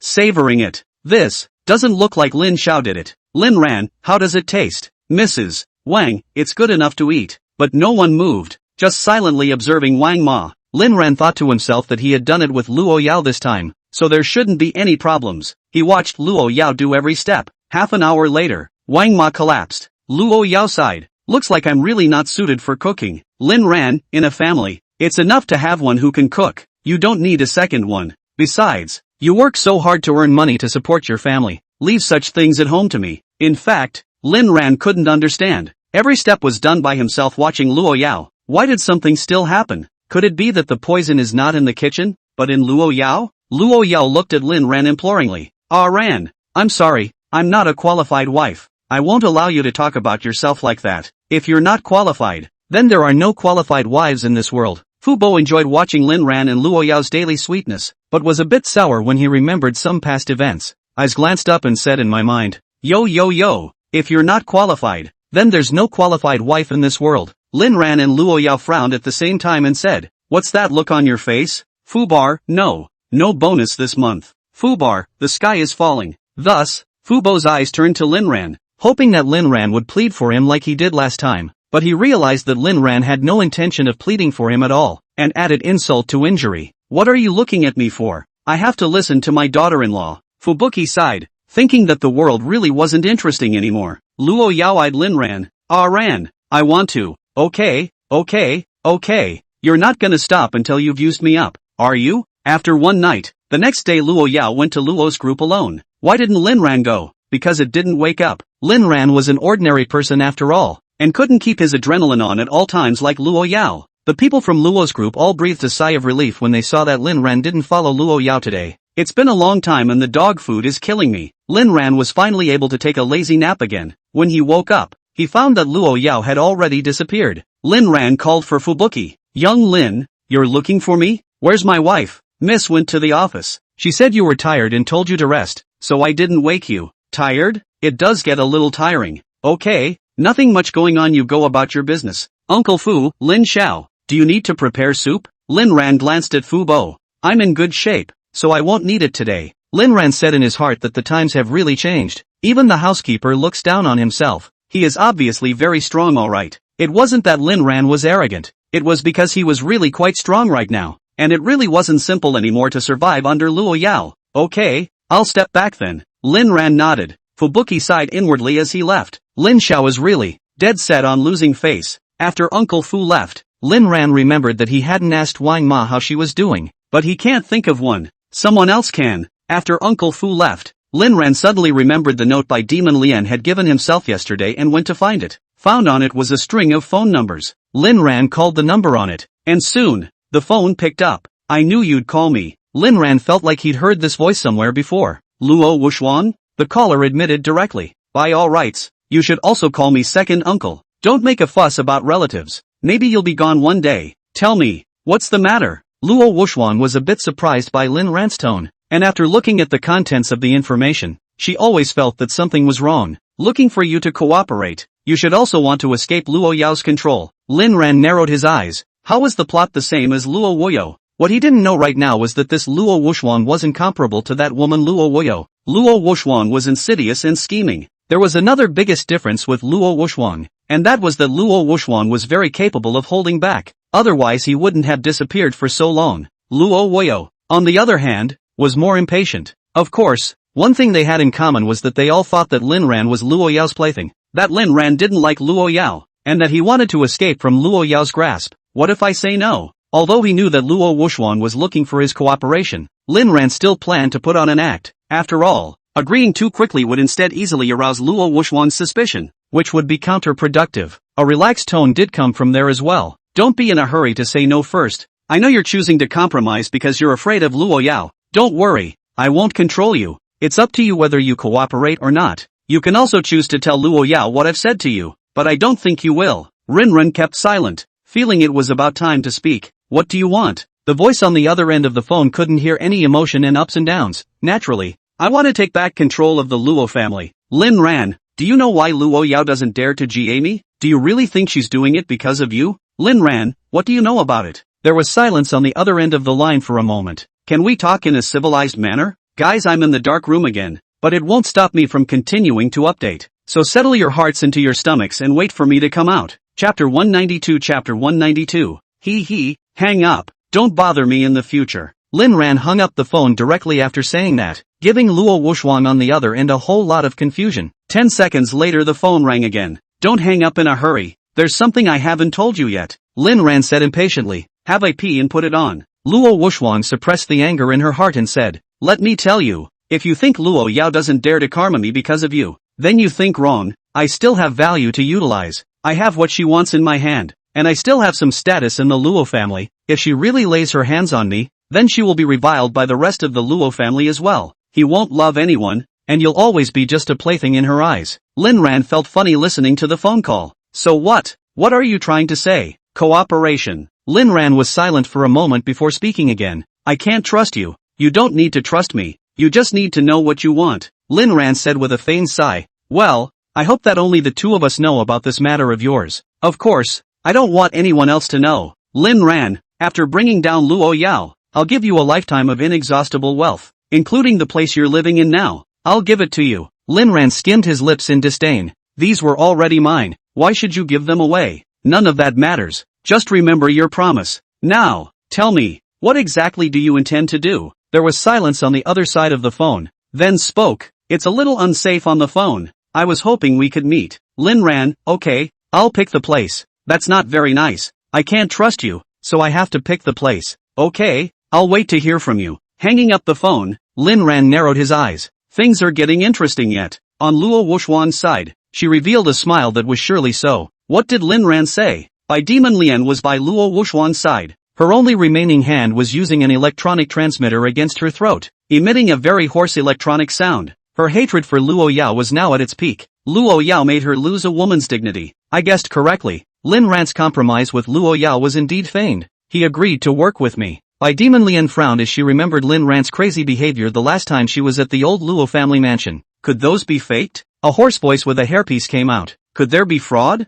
I don't think so. I believe in my intuition. And I've investigated very clearly. Lin Ran's past is not socialized with Luo Yao. And in the past few years, Lin Ran has tried to escape from Luo Yao's control by all means. So Lin Ran must be pretending. It's just that he's pretending so well that he's fooled you guys, said Luo Wuxuan, narrowing her eyes. Actually, it's understandable when you think about it. How can someone who deeply hates you suddenly fall in love with you? Luo Yao showed strong possessiveness the first time she met Lin Ran. What man isn't afraid of that? Bai Demon Lian also felt that Luo Wuxuan had a point. So that's how it is, hubby. After we've turned over, we must ruthlessly torture Luo Yao. Luo Wuxuan looked at Bai Demon Lian with sinister eyes and Bai Demon Lian was startled. Honey, what's wrong with you? When you delivered the message to Lin Ran yesterday, it was in front of the bodyguards, right? Bai Demon Lian quickly explained. No, the bodyguards didn't even notice. Luo Wuxuan snorted and stopped speaking. Stupid woman. And at this time, Luo's group office. Luo Yao played with her cell phone. Her eyes couldn't say what kind of eyes. Ran,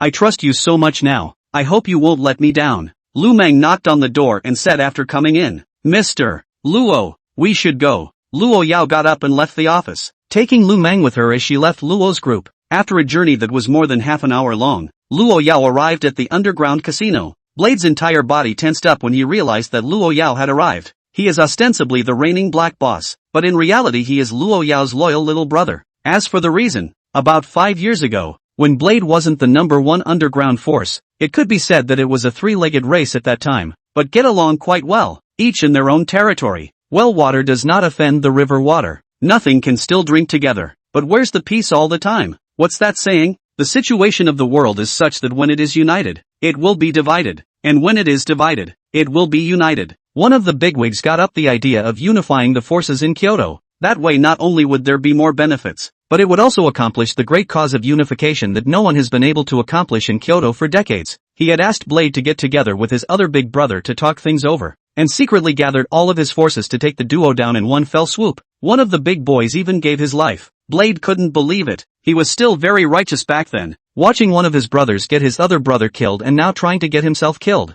All is lost and fled a place to hide, but the seeds of hatred still grow. One day not long afterward, Knife brought in men he found from who knows where, and in a sweeping motion he straight up eradicated that bigot. When everyone thought that Brother Blade would unify the big business, they didn't expect this guy to directly announce that no gangs would be allowed in Kyoto in the future. As for himself, he found a place to open this underground casino, and slowly, it became a money-sucking hole. Even though Blade is no longer a big brother, there will be a descendant up behind him, but no matter what new forces have risen up again, they all recognize the Jianghu status of Brother Knife, and anyone who meets him will call him Big Brother. And with him at the helm, there were no more new forces trying to spring up. This is the story of Knife. He has completed his metamorphosis from the big brother who used to have a heart of gold to the big brother who is ruthless but still has principles. But no one knew that Blade had another identity that no one could have imagined. That is, although Knife is doing what appears to be a death wish, it is, in fact, an official tactic. Forces are like ants. They can never be eradicated, and with Dagger around, the boys below won't dare to venture out. But if there was no more Blade,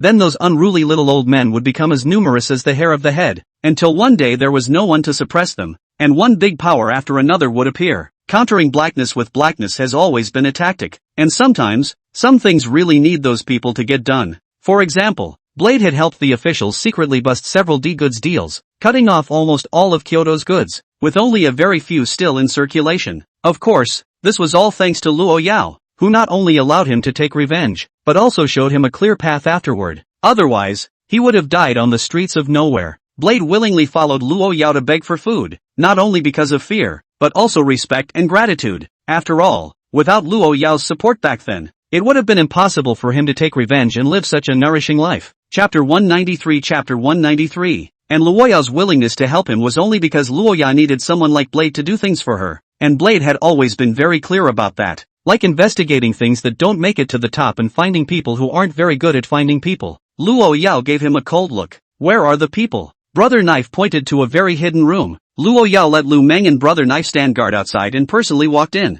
In the dark room, 3 bodyguards were locked in, and as soon as Luo Yao entered, they stared in horror. Betray me? Have the guts. The bodyguards around Lin Ran were all hand-picked and trained by Luo Yao herself. But just yesterday, she realized that Lin Ran's whereabouts had been exposed. So she arrested that person, and as for the other 2, they were the 2 bodyguards who had been turned by Xiao Tong. That was why she had left the manor alone early this morning, because she didn't want Lin Ran to see the bloodshed. The bodyguard who exposed Lin Ran's whereabouts yesterday opened his mouth to defend himself. Miss, we didn't betray you. I just said that young Lin was going to the hospital for a review. Betraying Ran is the same as betraying me. The bouncer was still a bit of a fluke, but I'm also working for the Luo family. After all, the second master is also your own uncle. Luo Yao's eyes began to turn a little bit scarlet as the once familiar feeling spread throughout her body. You think you're funny? Seeing Luo Yao's eyes, the 3 bodyguards were all in a cold sweat. They had been in the manor for so many years and deeply knew what this look represented. So the closed room resounded with screams. By the time Luo Yao came out again, her body was already all blood red in color, and the 3 bodyguards inside were already history. I'll go rinse off while you guys take care of the inside. Luo Yao rinsed off in her special restroom and Lu Meng sent over a brand new set of clothes. By the time Luo Yao reappeared in the casino, Blade had also cleaned up the mess. Boss, what about the arrangements for Lin Xiao's enemies? A slightly playful tone came out. If Aaron wants to play, you listen to him, and when Aaron doesn't want to play anymore, give them to me. Okay, boss. After Luo Yao left, Blade finally breathed a sigh of relief. He hadn't seen Luo Yao many times, but every time he did, he had a feeling of death. Emotionally, he said, this is an existence that no one in the entire Blue Star can afford to mess with. When Luo Yao returned to Luo's group again, she saw a scene that made her killing heart rise. Get her off the line. Okay, Mr. Luo. Lu Meng agreed. She knew that Luo Yao had moved to kill. Half an hour ago, Lin Ran hung up Luo Wuxuan's phone and put away his cell phone to lead his bodyguard out the door. He naturally went to find Luo Yao. It's been hours since they've been separated, and if he doesn't see Luo Yao again, Lin Ran will die. And he had an appointment with Luo Yao, either at the manor or only with Luo Yao. Although this had the feeling of being controlled in a cage, Lin Ran wasn't going to resist because he didn't want to upset Luo Yao even a little bit. Soon, Lin Ran drove his car to the downstairs of Luo Group, but when he looked up, someone who surprised him appeared. It was none other than Hoani, who I hadn't seen in a while. It's as if Hohini waited here on purpose. Lin Ran, where's MS? Luo? Huahai and I had wanted to find Lin Ran for a long time, but every time Lin Ran was with Luo Yao, which made her a little afraid to go forward. It was also a coincidence that today, Hoani finally ran into Lin Ran when he was alone. What's it to you, Lin Ran? What a coincidence. Let's talk? Lin Ran was a bit confused about Hoani's brain circuits. The last time he kicked her out of the car was forgotten so quickly? What?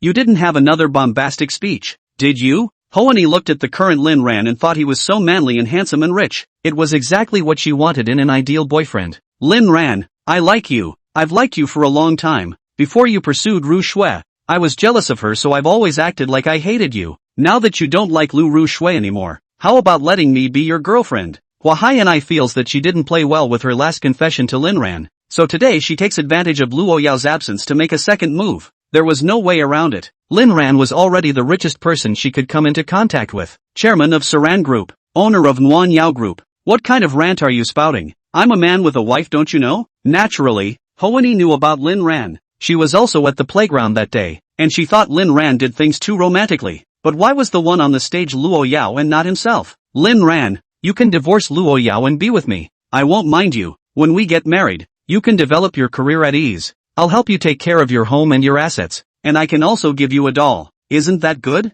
Huahai and I believe that Lin Ran didn't love Ru Shui anymore, but she also didn't believe that Lin Ran loved Luo Yao. After all, how can anyone love that woman when she's so crazy that any sane man would avoid her? Lin Ran must have been afraid of Luo Yao to be like that. What she didn't know was that Lin Ran happened to be the abnormal one. Huahai and I, you are worthy of being a sister with Ru Shui, both like to be a mistress. Unfortunately, I don't like green tea. You can go to the street and look for those stray dogs. After all, people don't like to eat. Lin Ran said as he considered how he was going to give Hoani a hard time. This woman was sometimes even more annoying than Lu Rushue. Hua Hai and I, Lin Ran, even if you scold me, I don't care. Admit it, you don't love Luo Yao at all. As for Lu Rushue, she will only treat you as a licking dog, a spare tire. While you are with me, you will always be the no one in my heart. I won't consume you like other people. I will only be heartbroken for my brother. Lin Ran was thunderstruck outwardly by Hoani. What kind of godly version of a fairy was this? Where did she get that confidence? From Fish Liong?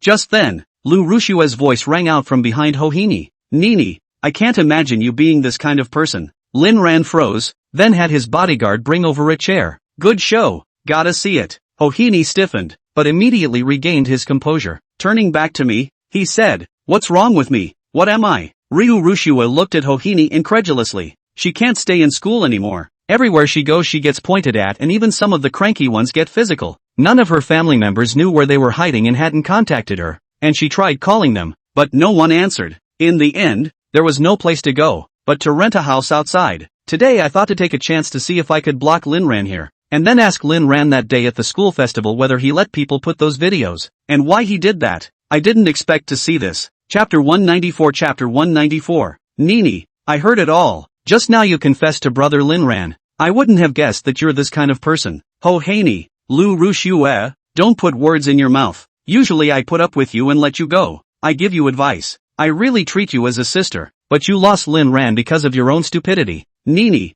you, what?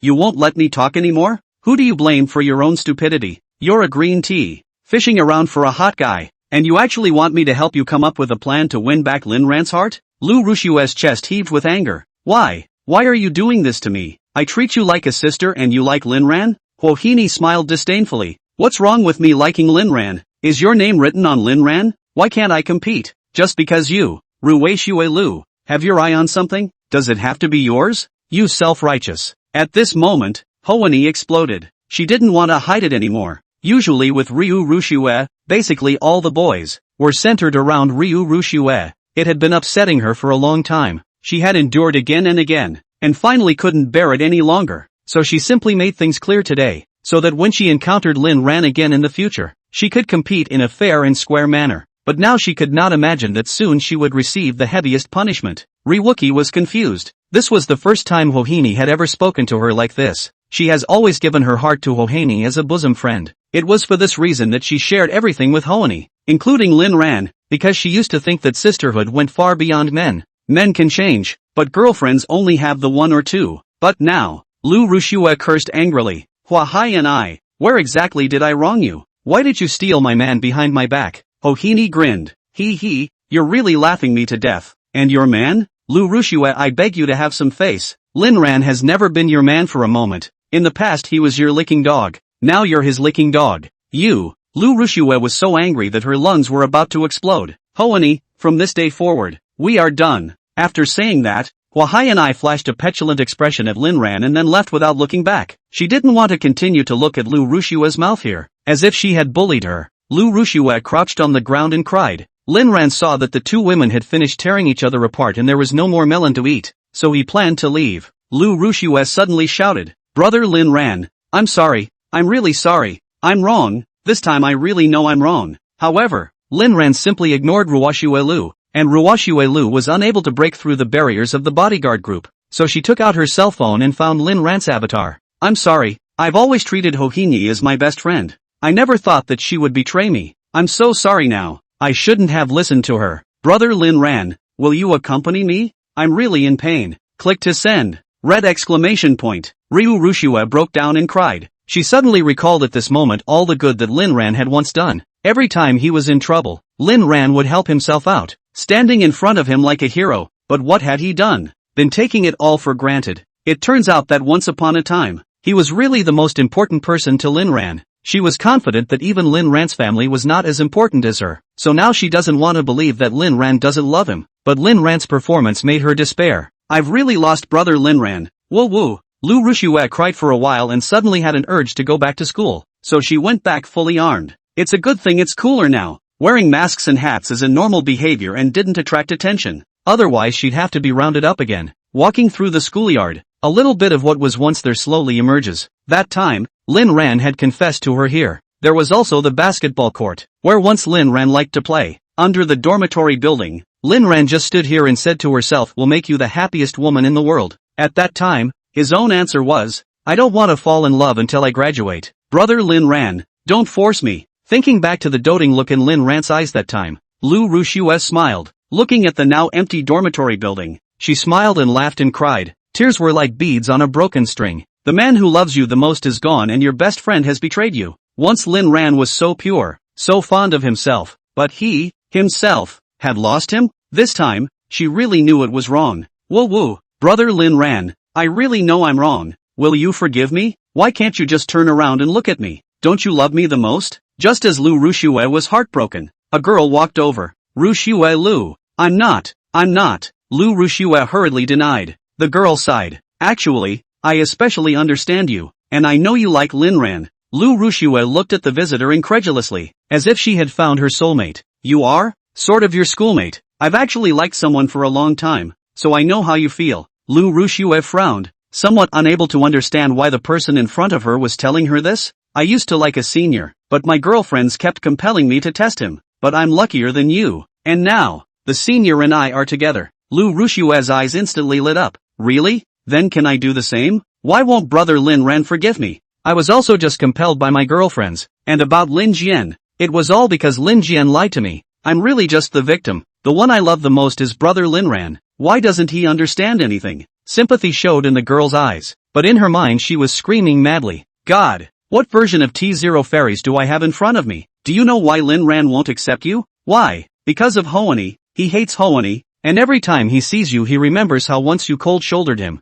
and it was Hoani who started it all. Lu Rushue's eyes gradually cleared. I'm sure Hoani must have advised you more than once not to say yes to Lin Ran, but not to give up on him either, right? It was you pushing and pulling like that over and over again that made Lin Ran give up completely. The man is right. It's all Hoani's fault. Lu Rushue clearly remembers that she was all touched by Lin Ran once, and was clearly ready to promise Lin Ran, but Hua Haiyanai interfered and made herself test him for a few more years. Chapter 195. Chapter 195. Why are you telling me this? Because I really feel for you, and seeing you now is like seeing me yesterday. Do you know how happy I am now? My senior just proposed to me yesterday. Ruoshue Lu perked up, turning her sadness into a smile. It was as if she also saw Lin Ran divorcing Luo Yao and then proposing to herself. How the hell did you do that? The corners of the girl's mouth gradually hooked up, her eyes staring dead at Lu Rushue and said, because I proved my determination to the person I like. Lu Rushue was getting more and more confused. Prove your resolve? How does this prove it? My former best friend and I have become complete enemies, and I've made it so that she will never interrupt our relationship again. Lu Rushue revealed a confused look. Never interrupt your relationship? Right, but that's my method. It may not be suitable for you. How you do it, it's up to you. Remember, do things ruthlessly, or else the enemy will surely retaliate frantically when they react. Ryu Rushue, so did your best friend get back at you later? The girl's eyes turned steely. My best friend? She doesn't stand a chance yet. After saying this, the girls left, leaving Lu Rushue alone and frozen in place. What do you mean? How do you stop your enemies from having a chance to retaliate against you? Lu Rushue's sanity gradually began to disappear. Yes, it's time to put an end to her plastic sisterhood with Hoani. Lo's group. Lin Ran approached to find the entire company looking at him strangely. Is it possible that I've got a flower on my face? These people, it's like there's something wrong with them. He didn't know that all the people in Luo's group who saw him were shouting awe in their hearts. Why is he here again? Is he here to feed me dog food again? Inside, groundhog squeals, on emoticons. 0. When Lin Ran arrived at Luo Yao's office, he found that no one was there. Not only was Luo Yao not there, but Lu Meng wasn't there either. Lin Ran thought about either going to a meeting or to talk about something. So, he opened the door of Luo Yao's office and prepared to go in. What are you doing? A somewhat familiar voice came, and Lin Ran turned around. Nice one, little YouTuber. You're the what's his name mind? Zhang Xinyan. Oh yeah, something wrong? Who let you in? The company rules state that no one can enter the president's office without the permission of Mr. Luo and Special Assistant Lu. Lin Ran, I advise you to talk to me less. What do you mean? Literally, there was once a woman who spoke to me and was later slapped into a fainting spell by your Mr. Lo. Zhang Xinyan frowned. No way. You're lying. It's against the law to hit someone. Lin Ran quirked his eyebrows. What did you say? You don't think my daughter-in-law is qualified to slap you? Zhang Xinyan pondered for a moment, feeling that Lin Ran was right. Luo Yao had that qualification. She was a bit abashed, not sure if she should let Lin Ran in. It was against the rules to let Lin Ran in, and he was afraid of being penalized for not letting him in. It's hard to be a laborer. At that moment, another assistant saw to pull her straight away.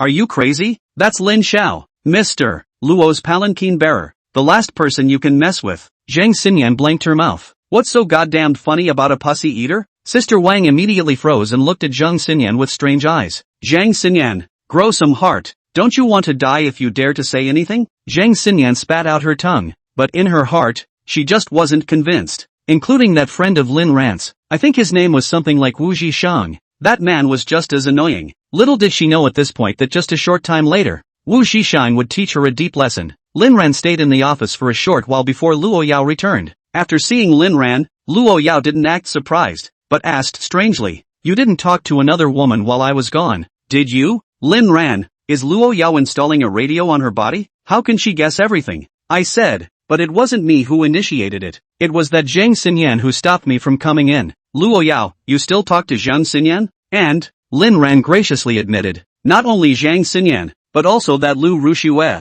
I really didn't expect to run into her, but I didn't say a word to her. Luo Yao hooked up a somewhat creepy smile. Will Lu Rushue's pitiful appearance not induce a protective desire in your heart? Lin Ran immediately raised his hands and said, Wife, I didn't say a word to Lu Rushue. I swear on my son Lin Tianba's life, if I talk to her, Lin Tianba will become a turtle. Luo Yao gave Lin Ran a strange look and continued, okay, I'll believe you for now, but I heard that Hua Hai and I confessed to you? For that matter, Lin Ran was rather less nervous. How sandwiched does he have to be to like Hoani? Yes, but I don't pay any attention to her. I'm sick of the sight of her. Honored wife, what kind of a person is Hoani? You're not even jealous of her, are you? She's not even worthy of your shoes, or you might as well slaughter her. Luo Yao was silent for a moment. Hoani, not long to live. Lin Ran, really jealous? Luo Yao didn't answer this question, but called Lu Meng in. Lu Meng, how many years have you been with me? Lu Meng instantly broke out in a cold sweat. 8 years. It's been so long and you can't even manage your subordinates? Lu Meng was puzzled in his mind. That Zhang Xinyan,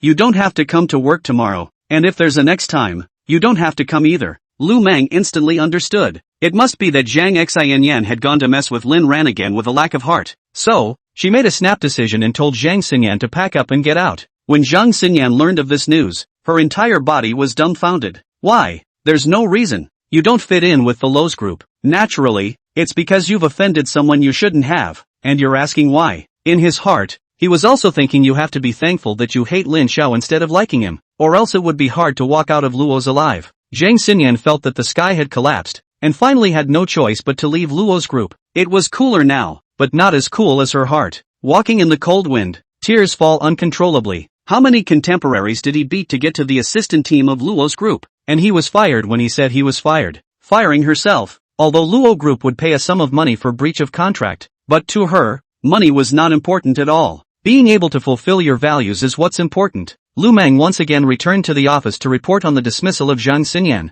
and only then did Luo Yao regain her usual demeanor, and Lin Ran finally breathed a sigh of relief. It seemed that he had escaped this beating. So close, so close. Luo Yao opened her mouth and continued to ask, Ran, Lu Rushue, Hua Hai and I, Zhang Xinyan, Zhang Xianwen, Chapter 196 Chapter 196. Lin Ran immediately interrupted her and said, Wife, I love you. I don't want anyone but you. I don't even look at you. Right now I only want you. And. Several $100 million of business talk before Lu Meng knocked on the door. Mr. Luo, young Lin, there's a program that has sent out invitations, and I want to ask you if you're going to participate. Luo Yao and Lin Ran simultaneously revealed strange expressions. Is this Lu Meng out of her mind? What are they and do they need to be on an interview program? In fact, not only them, even Lu Meng was thunderstruck when she heard the news. But that assistant's explanation enlightened Lu Meng instantly. When Lu Meng saw Lin Ran's and Luo Yao's eyes, she didn't dare to slack off and hurriedly explained. This interview program is very famous. It's called Those Things of the Boss and the Boss's Wife. It mainly targets some bosses with successful careers, and sometimes it also invites celebrities to record their weekend routines. But it's a live broadcast program, so it needs to take up time on Sunday mornings. What do you think, Mr. Luo? Lu Meng finished her sentence and began to wait for Luo Yao's reply. 2 reasons why she would report such a thing to Luo Yao. First, she knew her boss well as the president's special assistant, and for anything that could be related to Lin Xiao, Luo Yao liked to do it. The second reason is awesome. At that time, the assistant said. We eat dog food every day, but others can't. Isn't the world too unfair? Thus, this belabored reason became Lu Meng's motivation. Yeah, why should I eat it every day by myself? Let's all experience this joy together as well. Let the world know how heartless their boss and his bossman are. Of course, Lu Meng was also worried about whether or not Lin Ran would be willing to participate. After all, whether or not this matter ended up being successful depended on Lin Ran. Luo Yao also looked at Lin Ran and asked, Ran, do you want to participate? Lin Ran didn't give it any thought and blurted out, I'll listen to you. Luo Yao bowed her head and thought, as the young lady of the know, one Zaibatsu, it's too degrading to participate in this kind of program, but the thought of being able to be with Lin Ran in front of the entire internet, announcing to everyone that this man is mine, Luo Yao's entire body seemed to have fallen into a pool of honey. It would also tell those women with bad intentions not to touch Lin Ran. Something called desire exploded in Luo Yao's heart. Yes, you have an appointment. Lu Meng saw Luo Yao's promise before she spoke. By the way, Mr. Luo, the program may ask some more secretive questions in addition to the couple's daily routine, and the reason why this program is on fire is because of that. Okay, I got it. Seeing that Luo Yao didn't object, Lu Meng's heart was overjoyed. You all think you're so good at this job, don't you? I'll let you know in a couple of days whether you're good or not. So, Lu Meng quickly contacted the program. The director of the program was doing some preparations for the guests in the studio, when the assistant director opened his mouth and asked, Director, didn't we invite Luo Yao and Lin Ran? Why are you still preparing the others? The director looked at the assistant director and said, What are we? Are we also worthy of letting Luo Yao participate in our recording? The assistant director asked in disbelief. Then you're still asking me to invite offers. It's just a token invitation at the request of the audience. Now that Lin Ran is so hot, everyone wants to see it. But what kind of person is MS Luo? Let alone her. It's Lin Ran we can't afford to mess with. Including the capital behind us can't afford to mess with them either. It's not even in the same class alright. Seeing the assistant director's puzzled look, the director impatiently continued to explain. You know, our boss is just a more senior entrepreneur in the entertainment industry. The ones who can accept our invitation are some stars and bosses whose strength is not too good but a bit hot. A plutocrat like Luo's group. Can we? To put it bluntly, our boss is only worth more than $1 billion. Relying on deeper seniority in the circle to create this program. In front of the real plutocrats. Nothing. Assistant director, and what if? There's no such eventuality. Such eventuality doesn't exist. And if it did, then I'd be upside down and dilated. The assistant director also sighed at the director's clear self-awareness. Just then, his phone rang. The assistant director saw a nice string of phone numbers and answered them in a hurry. Hello, I'm Luo Meng, the assistant of Luo's group's general manager Luo. For your program's invitation, our general manager Luo as well as her husband Lin Ran have already agreed to it, and you'll be able to shoot the day after tomorrow. What? The assistant director's entire body was dumbfounded. Lu Meng, I said that our Mr. Luo has already agreed to participate in an episode of that program of yours, so prepare yourselves, and follow up with me directly. Hanging up the phone, the assistant director remained in the position of answering the phone. Director, what's wrong with you? Go to work if you have nothing to do. What are you staring at me for? Director.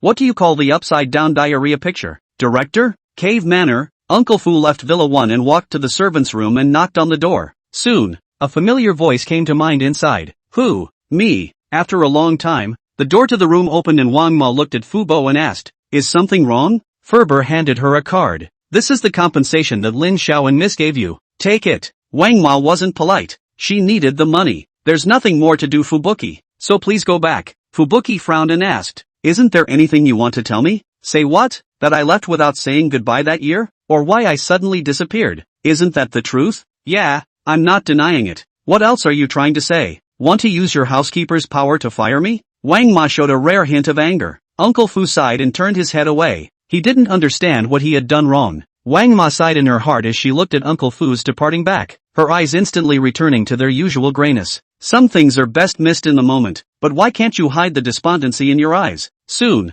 Lin Ran and Luo Yao came back, and since tomorrow was another weekend, they were both still in a good mood. Uncle Fu, what's wrong with you lately? It feels like the whole person is devoid of essence. Uncle Fu, there is? You're looking at it wrong. Lin Xiao, yes? When Lin Ran saw that Uncle Fu didn't admit it, he didn't pursue it any further. After all, the melon will ripen sooner or later, and I don't believe you can hide it for the rest of your life. The morning after tomorrow there will be a programs coming to our estate to record, so get ready. Chapter 197. Chapter 197. Fubuki froze. A program? Is it here to film a skit? No, it's here to film my daily routine with Luo Yao, a very hot program. Fubuki was shocked and confused about this kind of thing, but his professionalism still made him quickly recover his mind. Okay Lin Xiao. On Saturday, Lin Ran wasn't going to go out. The first reason was because it was an extraordinary time, and although he had agreed to cooperate with Luo Wuxuang, he didn't dare to guarantee that this wasn't Luo Wuxuang purposely letting his guard down and then looking for an opportunity to use himself to threaten Luo Yao.